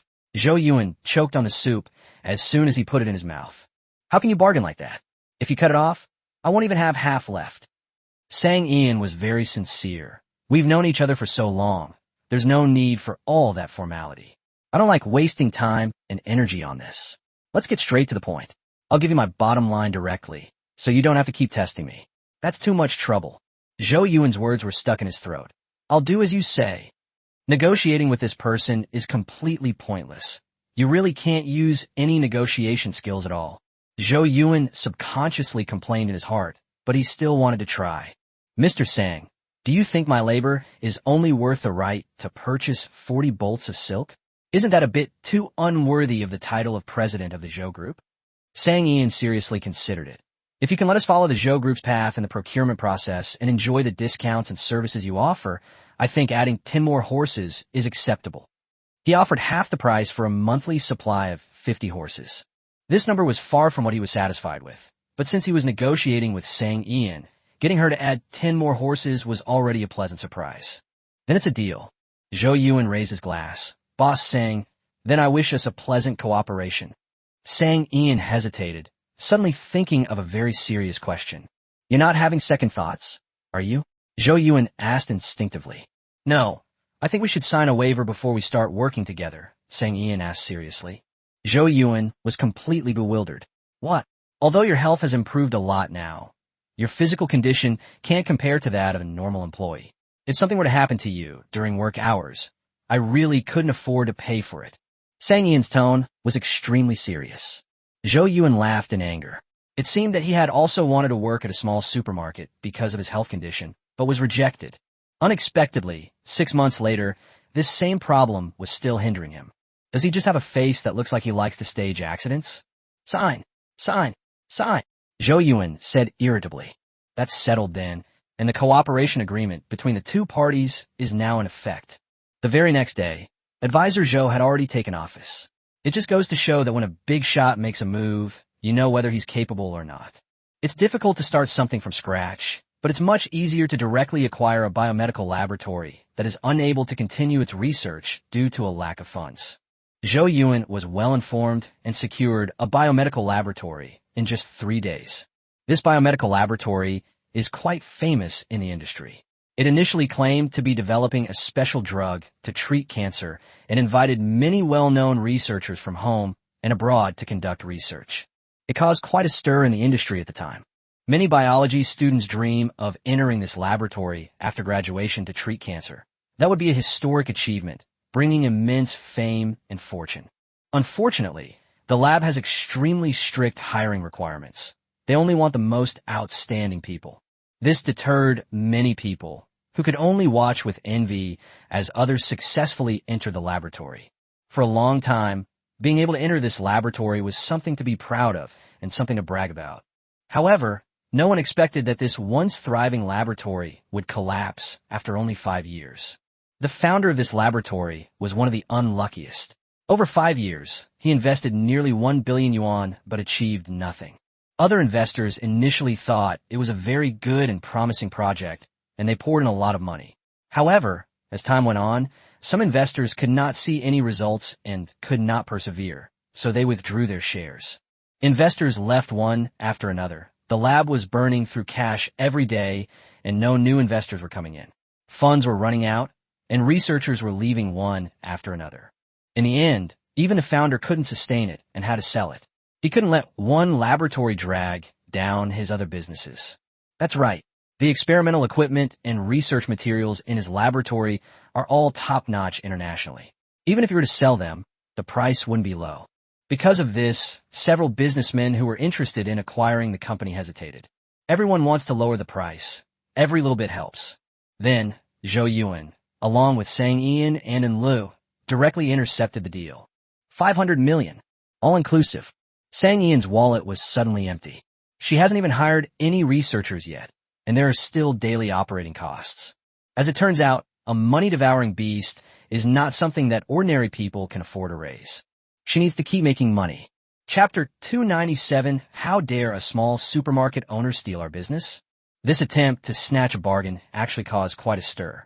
Sang Ian's actions were akin to snatching food from a tiger's mouth, which greatly displeased several very powerful figures in the industry who had been eyeing this laboratory. The group knew that the laboratory had excellent facilities, and if they could acquire it, they could make good use of it and save a lot of time. They just saw that Mr. Su wanted to monetize the lab and get out of the industry, so they tried their best to lower the acquisition price. Anyway, Mr. Su didn't have many options, and in the end, in order to monetize, he had no other choice but to accept a lower price. They'd already met twice. Although Mr. Su was unhappy, there was really nothing he could do unless he wanted to disassemble and sell the equipment and materials in the laboratory. However, that would take a long time and be too complicated. In the end, it is very likely that some of the equipment will remain unsold. This is not a good option. They had gone through 2 rounds of negotiations, and it seemed that President Su was about to give up. Their goal was about to be achieved, but little did they know that the cooked duck would fly away. Where did this Sang Ian come from? Zhou Yuan personally acted as matchmaker. Is she a member of the Zhou family? Or is she a woman Zhou Yuan has his eye on? A portly middle-aged man asked irritably. Never heard of him. He just popped up out of nowhere. He must be new to this line of work. The fact that Zhou Yuan can make connections with him means he's no ordinary person. It seems we need to pay more attention to him in the future. With the Zhou family's influence, he could very well become a formidable opponent. It's a man with a noticeably thinning hair, he said. You guys are really overthinking it. I know Sang Ian. She's just a small supermarket owner, the owner of a popular online store. She has no special relationship with Zhou Yuan. They're just a simple boss and customer. The only woman among the 3 said nonchalantly. Upon hearing this, the 2 immediately inquired about the specifics. The female CEO then recounted all the relevant information about Sang Ian. Previously, she had also set her sights on the traditional culture market and wanted to stimulate the sales of related products by promoting China's excellent traditional culture. Unfortunately, she acted too late. Sang Ian had already created the popular mini supermarket, and it was doing very well with a huge influence and a good reputation. She even sent someone to investigate the small supermarket, originally intending to find out its background and learn from its successful experience. However, she was surprised to find that the small supermarket was not what she had imagined. The goods were genuine and there was no counterfeiting. How much money can you make? The key point is that by doing this, Sang Ian not only won't make much money, but she'll also have to give up this huge piece of the pie. After all, the types of goods sold are similar, and both are promoting the inheritance of traditional Chinese culture. Consumers will definitely compare the two stores, and then the difference in quality between genuine and fake products will be very obvious. What other businesses does she run? Because of this, Yangshi was really annoyed with Sang Ian. She wasted such a good market opportunity. Therefore, Yangshi's words were an attempt to belittle Sang Ian with all his might. Don't worry, if someone else had taken over Su Chong's lab, we would indeed need to be very careful and not let a newcomer steal our market. However, since the other party is Sang Ian, Yangshi gave a disdainful smile. I think we not only don't need to bother being wary of them, but we can also look forward to picking up the scraps. Think about it. The other party is just the owner of a small supermarket, yet she dares to dream of getting involved in the biopharmaceutical field. We all know how much investment is involved. Do you think she can sustain herself with just her small supermarket? Upon hearing this, the two immediately understood and couldn't help but show expectant smiles. Buying Su Chong's laboratory was a considerable expense, and even though Sang Ian had made a fortune from her small supermarket, it was likely that it would all be squandered. Once the experiment begins, it will be a money-burning affair, and given Sang Ian's family background, they simply cannot afford such enormous expenditures. They only need to wait for Sang Ian's funding chain to break down, then they can take advantage of the situation and seize the laboratory at an even lower price.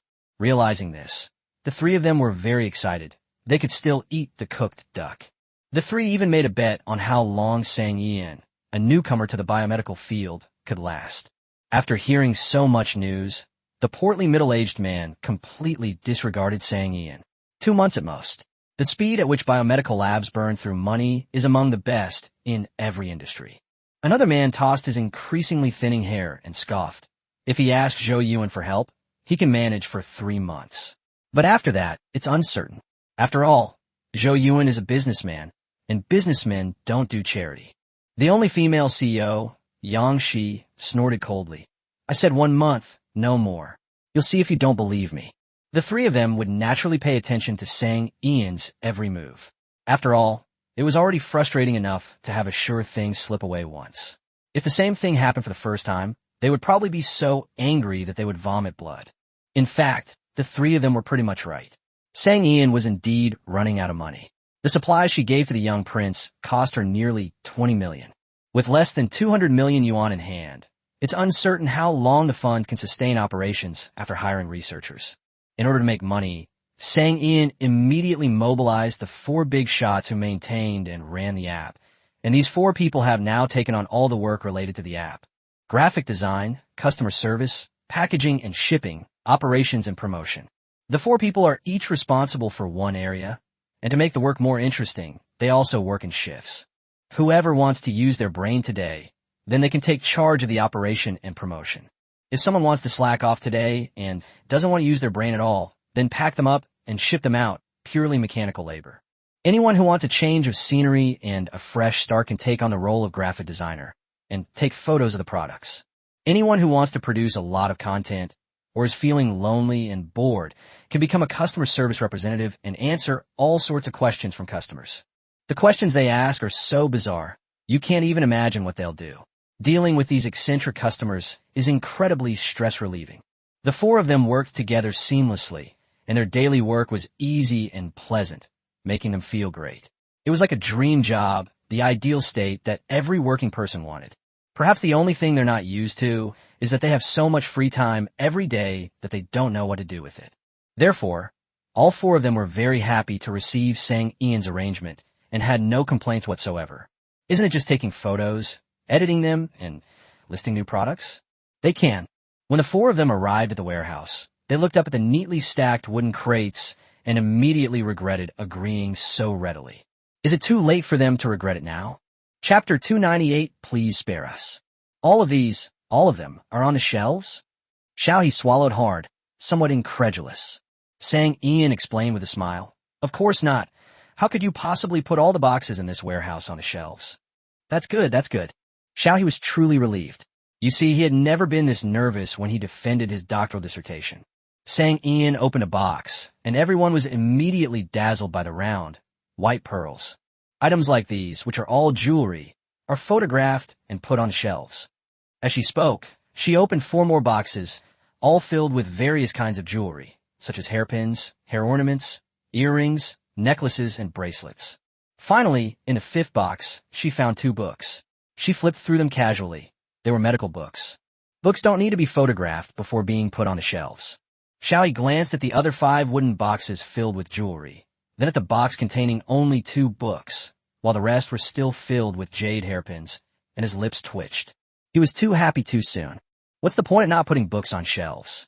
It doesn't reduce the workload by much at all, okay? Xiao He almost cried. This is a warehouse. How long are they going to keep filming? Among the 4, Yu Heng, the leader, had the best mental fortitude. Since the incident had already happened, they had to find a way to salvage it. He felt that if all the boxes were photographed, even the camera would have a problem.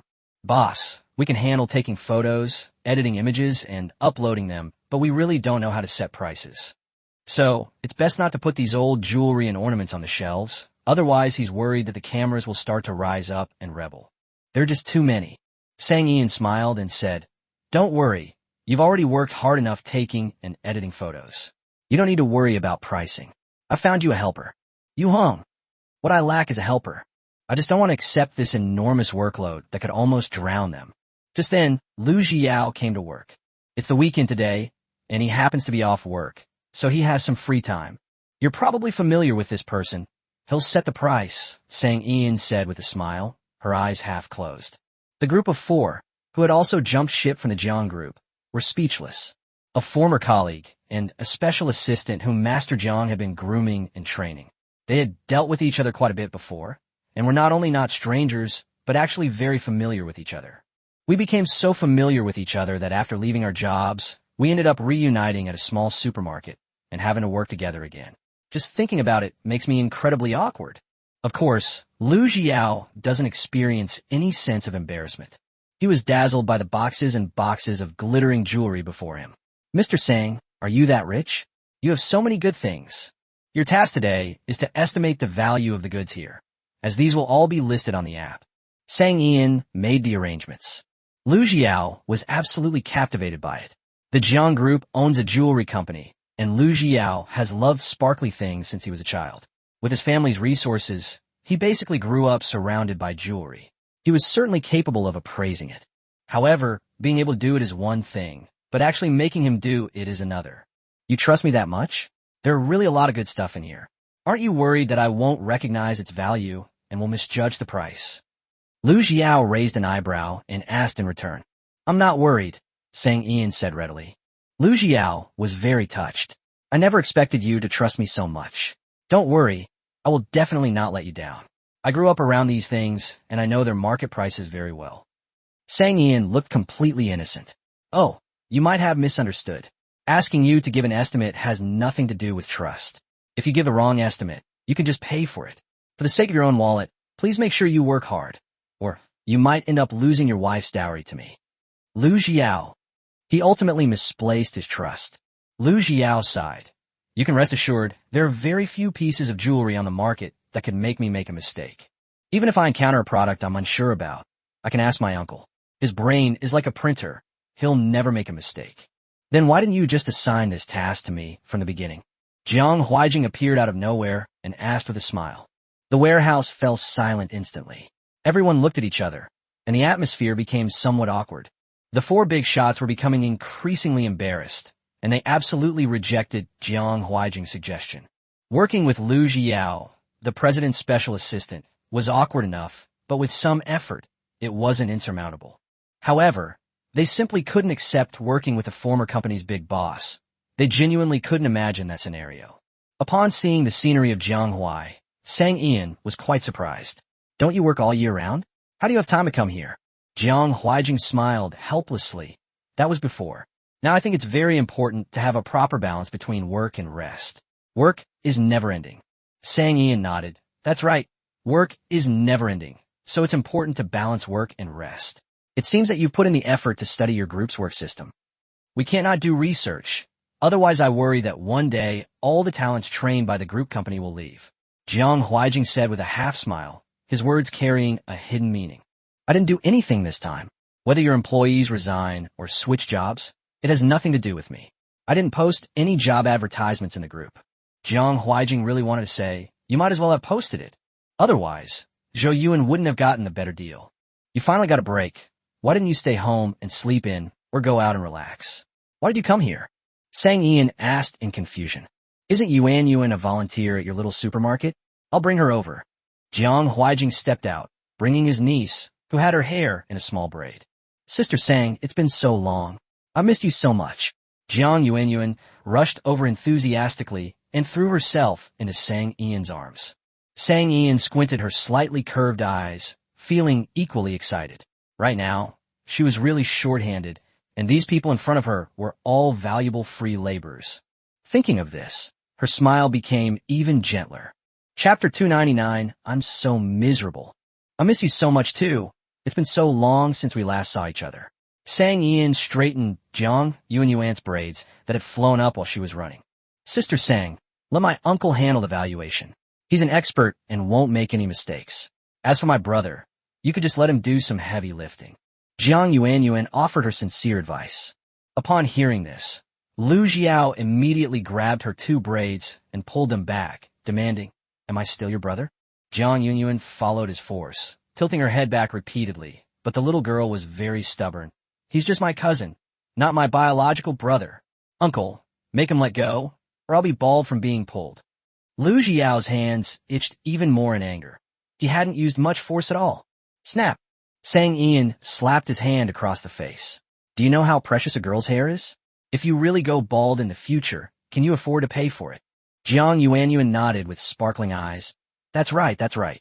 Turning her head, Sang Ian looked at Jiang Huijing with a smile as warm as the spring sun. I'm really happy to have senior brother come to help. I'll leave this place to you. After saying that, she looked at the four tech experts and smiled reassuringly. Don't rush, everyone. Take your time shooting, editing, and uploading. We don't have performance requirements or assessments. You can leave work on time. Our main focus is on a relaxed work environment. Xiaohe smiled bitterly. How could working with his former boss be easy? The other two also felt immense pressure. Their boss was simply too imposing. Even though they were both top figures in the technology field, they still felt inexplicably nervous in front of him. Moreover, after they all switched jobs, continuing to work with him would be an absolute huge challenge. The only one who wasn't affected much was Yijin. The three of them directly handed over the task of liaising with Jiang Huijin. Since they were all partners who had worked hard together, Yijin certainly wouldn't refuse, and it wasn't because each of them had to treat her to a meal. After arranging the Jianghuai scenery, Sang Ian turned and walked to the other side. Jiang Huijing, who came all this way just to exchange a few words with Sang Ian, was left speechless. Sang Ian has already begun making arrangements for Lu Jiao and Jiang Yuan. With such a large funding gap, simply focusing on the app is not enough. Live streaming is a must. After all, some furniture can't even fit in a small supermarket. Sang Ian had made excellent arrangements. The warehouse was divided in two. The left side was for taking photos of the four tech experts and listing products, while the right side was where she usually did her live streams.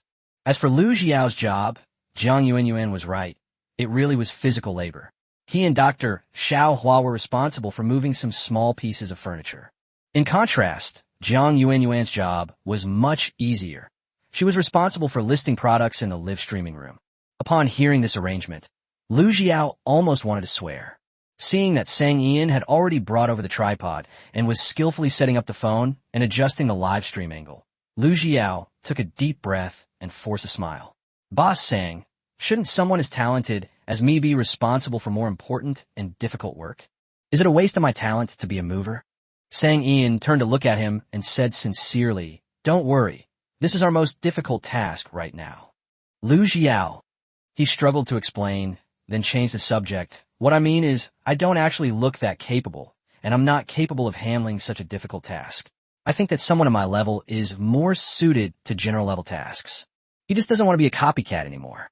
He already went through it once during the last live stream, and he doesn't want to go through it again. It's too painful. Why do you, an employee, have so many questions? Does the boss assign you work, or do you assign work to the boss? Jiang Yuanyuan couldn't help but complain. Sister Sang, my brother is doing a really bad job with this part-time job. Look how obedient and well-behaved I am. I do whatever I'm asked to do. How about you let him do the volunteer work, and I'll do the part-time job. I'm sure I'll be more obedient than him. Jiang Yuanyuan's ambition to replace Lu Xiao was still alive. Lu Xiao, my younger sister, is always plotting to usurp the throne. What should I do? Stop messing around. What kind of part-time job do you do when you're a high school student? Your older brother is just too tired from work lately and is a bit weak. He can't do physical labor. Don't always bully him. Jiang Huijing walked over from behind the group. Jiang Yuanyuan pursed her lips, not daring to refute. Lu Xiao was so moved that he had no choice but to comply. His expression was so intense that he almost burst into tears on the spot. Uncle, you're the one who understands me best. Jiang Huijing smiled and said, no matter what, I am your uncle, so I naturally understand you. Given your current situation, a more relaxed job would be more suitable for you. Lu Xiao nodded excitedly. Yes, that's exactly it. 2 minutes later, Lu Xiao wished he could slap himself to death at that moment. Why can't he learn his lesson? How could he so easily believe Jiang Huijing's words? When did this person start caring about him so much and thinking about him so much? His uncle will trick him. Don't move, smile, that's good. The speaker was Xiao He, who was mainly in charge of filming. Our road workers were ultimately assigned the job of modeling. Moreover, he's the kind of model who displays accessories for both men and women. In addition, he is also responsible for valuation. At this moment, Lu Xiao was dressed in a moon-white hanfu, but deliberately wore a wig to showcase the hair ornaments, hair flowers, hairpins, hair sticks, and bracelets worn by women. That means he doesn't have pierced ears. Otherwise, he would definitely have been given earrings. Lu Xiao looked at the camera with utter despair. If he had known this would happen, he would have been better off as a porter. Busy saying Ian noticed Lu Xiao's desperate look, as if he wished he could be reincarnated immediately. She walked over to Jiang Huijing and asked in a low voice, isn't this going too far? Jiang Huijing merely glanced at him out of the corner of his eye and casually remarked, his work has been too smooth, leading him to act rashly, hastily, and carelessly, without knowing how to think things through before acting. If you don't teach him a lesson, he'll never know where he went wrong. Saying Ian understood, then this lesson is truly memorable. Since her uncle doesn't mind, she doesn't need to feel bad about it. However, Sang Ian certainly wouldn't waste the talent of a big shot like Jiang Huijing by making him a porter. She would rather do the moving herself. Senior brother, you can take charge of the explanation in a while. Wouldn't that mean we'd be short one person from moving things, Sister Sang? How about I help you with the explanation? Don't underestimate me, just because I'm young. I know a lot about Chinese furniture. Jiang Yuanyuan stood up straight and tried her best to promote herself. Chapter 300. This is really too hard for me. Jiang Huijing clenched his fist silently behind his back. He just wanted to spend more time with Sang Ian. So why was it so difficult? He took a deep breath. His niece was still young. He couldn't blame her. Jiang Huijing spoke gently. There are many unexpected situations to deal with in live streaming. It's not something you can do, well, just by knowing some related knowledge. The live streams from small supermarkets get tens of millions of viewers each time. Do you think you can handle that? Why not? Jiang Yuanyuan didn't take it seriously and blurted it out subconsciously. Then she realized that her uncle's smile was a little too gentle, as if he could arrange for 5 or 6 tutors for her at any moment. Quick-witted, she abruptly changed the subject. Why not? Prepare more people. That way, we won't run out of manpower. I really can't handle the explanations and stuff. We need someone like my uncle who has strong adaptability. Sang Ian didn't notice the subtle tension between the uncle and nephew. She waved her phone and said, the help will be here soon. We can leave the moving to him. Then, Dr. Xiaohua and Qian Zhiming came over together. Clearly, Qian Zhiming was the mover that Sang Ian had temporarily hired. Qian Jinming never imagined that he, an accountant, would one day have to sell his physical labor. Upon seeing Qian Jinming, the four tech gurus were stunned, their expressions distorted, and their hearts heavy. What incredible coincidence that brought these job-hopping employees back to the same workplace as their former bosses. Not only that, they will continue to work together. The employees who switched jobs were a little embarrassed, but their embarrassment quickly disappeared because they found that their former boss didn't have time to pay attention to them at all. All his energy was focused on other people. This is none other than Advisor Zhou, who recently took office. Wow, so many people. Fourth Master is here too. What a coincidence. Today, Zhou Yuan was dressed in a light-colored tang suit embroidered with flying cranes. His dark hair was tied with a matching hairband and hung casually down his back. Combined with his handsome face, he had an extraordinary and otherworldly temperament. There are some people who, the moment they appear, become the center of attention. Zhou Yuan is one of the best among them. Snap! Sang Ian clapped her hands in front of her chest, her face beaming with excitement. What a coincidence! Consultant Zhou, I need you so much right now. Jiang Huijing frowned slightly, thinking of the online pairing of Sang Ian and Zhou Yuan, and his alarm bells immediately went off. There's no sign of him and Sang Ian becoming a couple yet, so we absolutely can't let them appear alone in the live stream again. Zhou Yuan said helplessly, Sang Ian, you really don't treat me like a friend. You should have told me you were short of funds. All this fussing around is a waste of time, and you might not even be able to raise the funds. It would be much faster to sell silk. Sang Ian was speechless. Zhou Yuan, your abacus beads have already jumped into my face. Zhou Yuan shrugged slightly, unconcerned. Why are you keeping so much silk? They won't reproduce. Wouldn't it be better to exchange it for funds? He really didn't understand why she would choose a complicated, time-consuming, and potentially unsolvable solution when there was a simpler way to solve the problem. Sang Ian's big eyes curved slightly. Silk may not reproduce, but it can attract talented people like Zhou to work for me. Zhou Yuan stood there dumbfounded, pointing at himself. The clown is actually myself? Sang Ian smiled faintly and remained silent. She does have a lot of silk in her warehouse. If she sells it all at once, it will allow her to quickly accumulate a large amount of funds to supply the biomedical laboratory. However, not to mention selling a large quantity of silk at once, the price certainly cannot be based on individual pieces. Even if the other party offers a high price, she will not allow a large amount of high-grade silk to flood the market in a short period of time. This will impact the price of silk in the market. Furthermore, as an unconventional entrepreneur, she was very clear about her weaknesses, a lack of connections.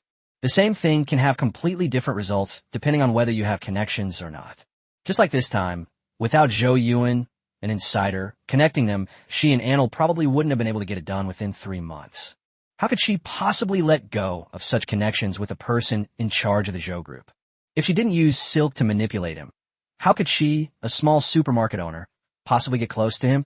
Sang Ian is quite astute in this regard. Live streaming sales can indeed be very profitable, but those are all for relatively low-priced items. If the price of the item is too high and it's not from a big brand, the fans in a live stream won't place an order. Zhou Yuan is quite knowledgeable about live streaming. Fans won't mind spending a little money, but items costing thousands or tens of thousands of yuan rarely sell in live streams, unless you have a combination of celebrity and big brand. Otherwise, Zhou Yuan, a seasoned live streaming shopping expert, is extremely experienced in this area. Is there anything here worth less than 100,000? Such a small supermarket, a popular online store, doesn't have any celebrities or famous brands.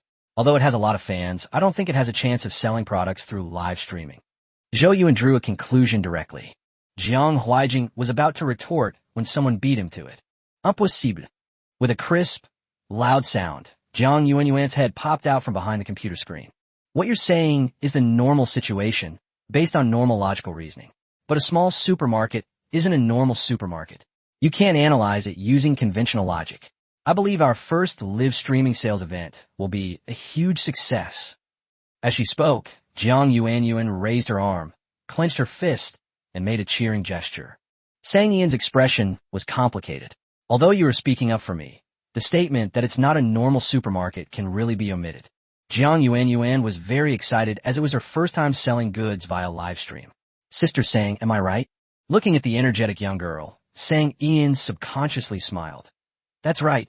Our first live streaming sales event is sure to be a huge hit. Looking at the two girls who were brimming with energy, Zhou Yuan said helplessly, "What makes you so popular? Love." "No, it's a secret weapon," Sang Ian said confidently. Zhou Yuan was puzzled. What secret weapon can make fans spend hundreds of thousands of yuan to buy a single item in a live stream? Hypnosis? Zhou Yuan didn't believe it.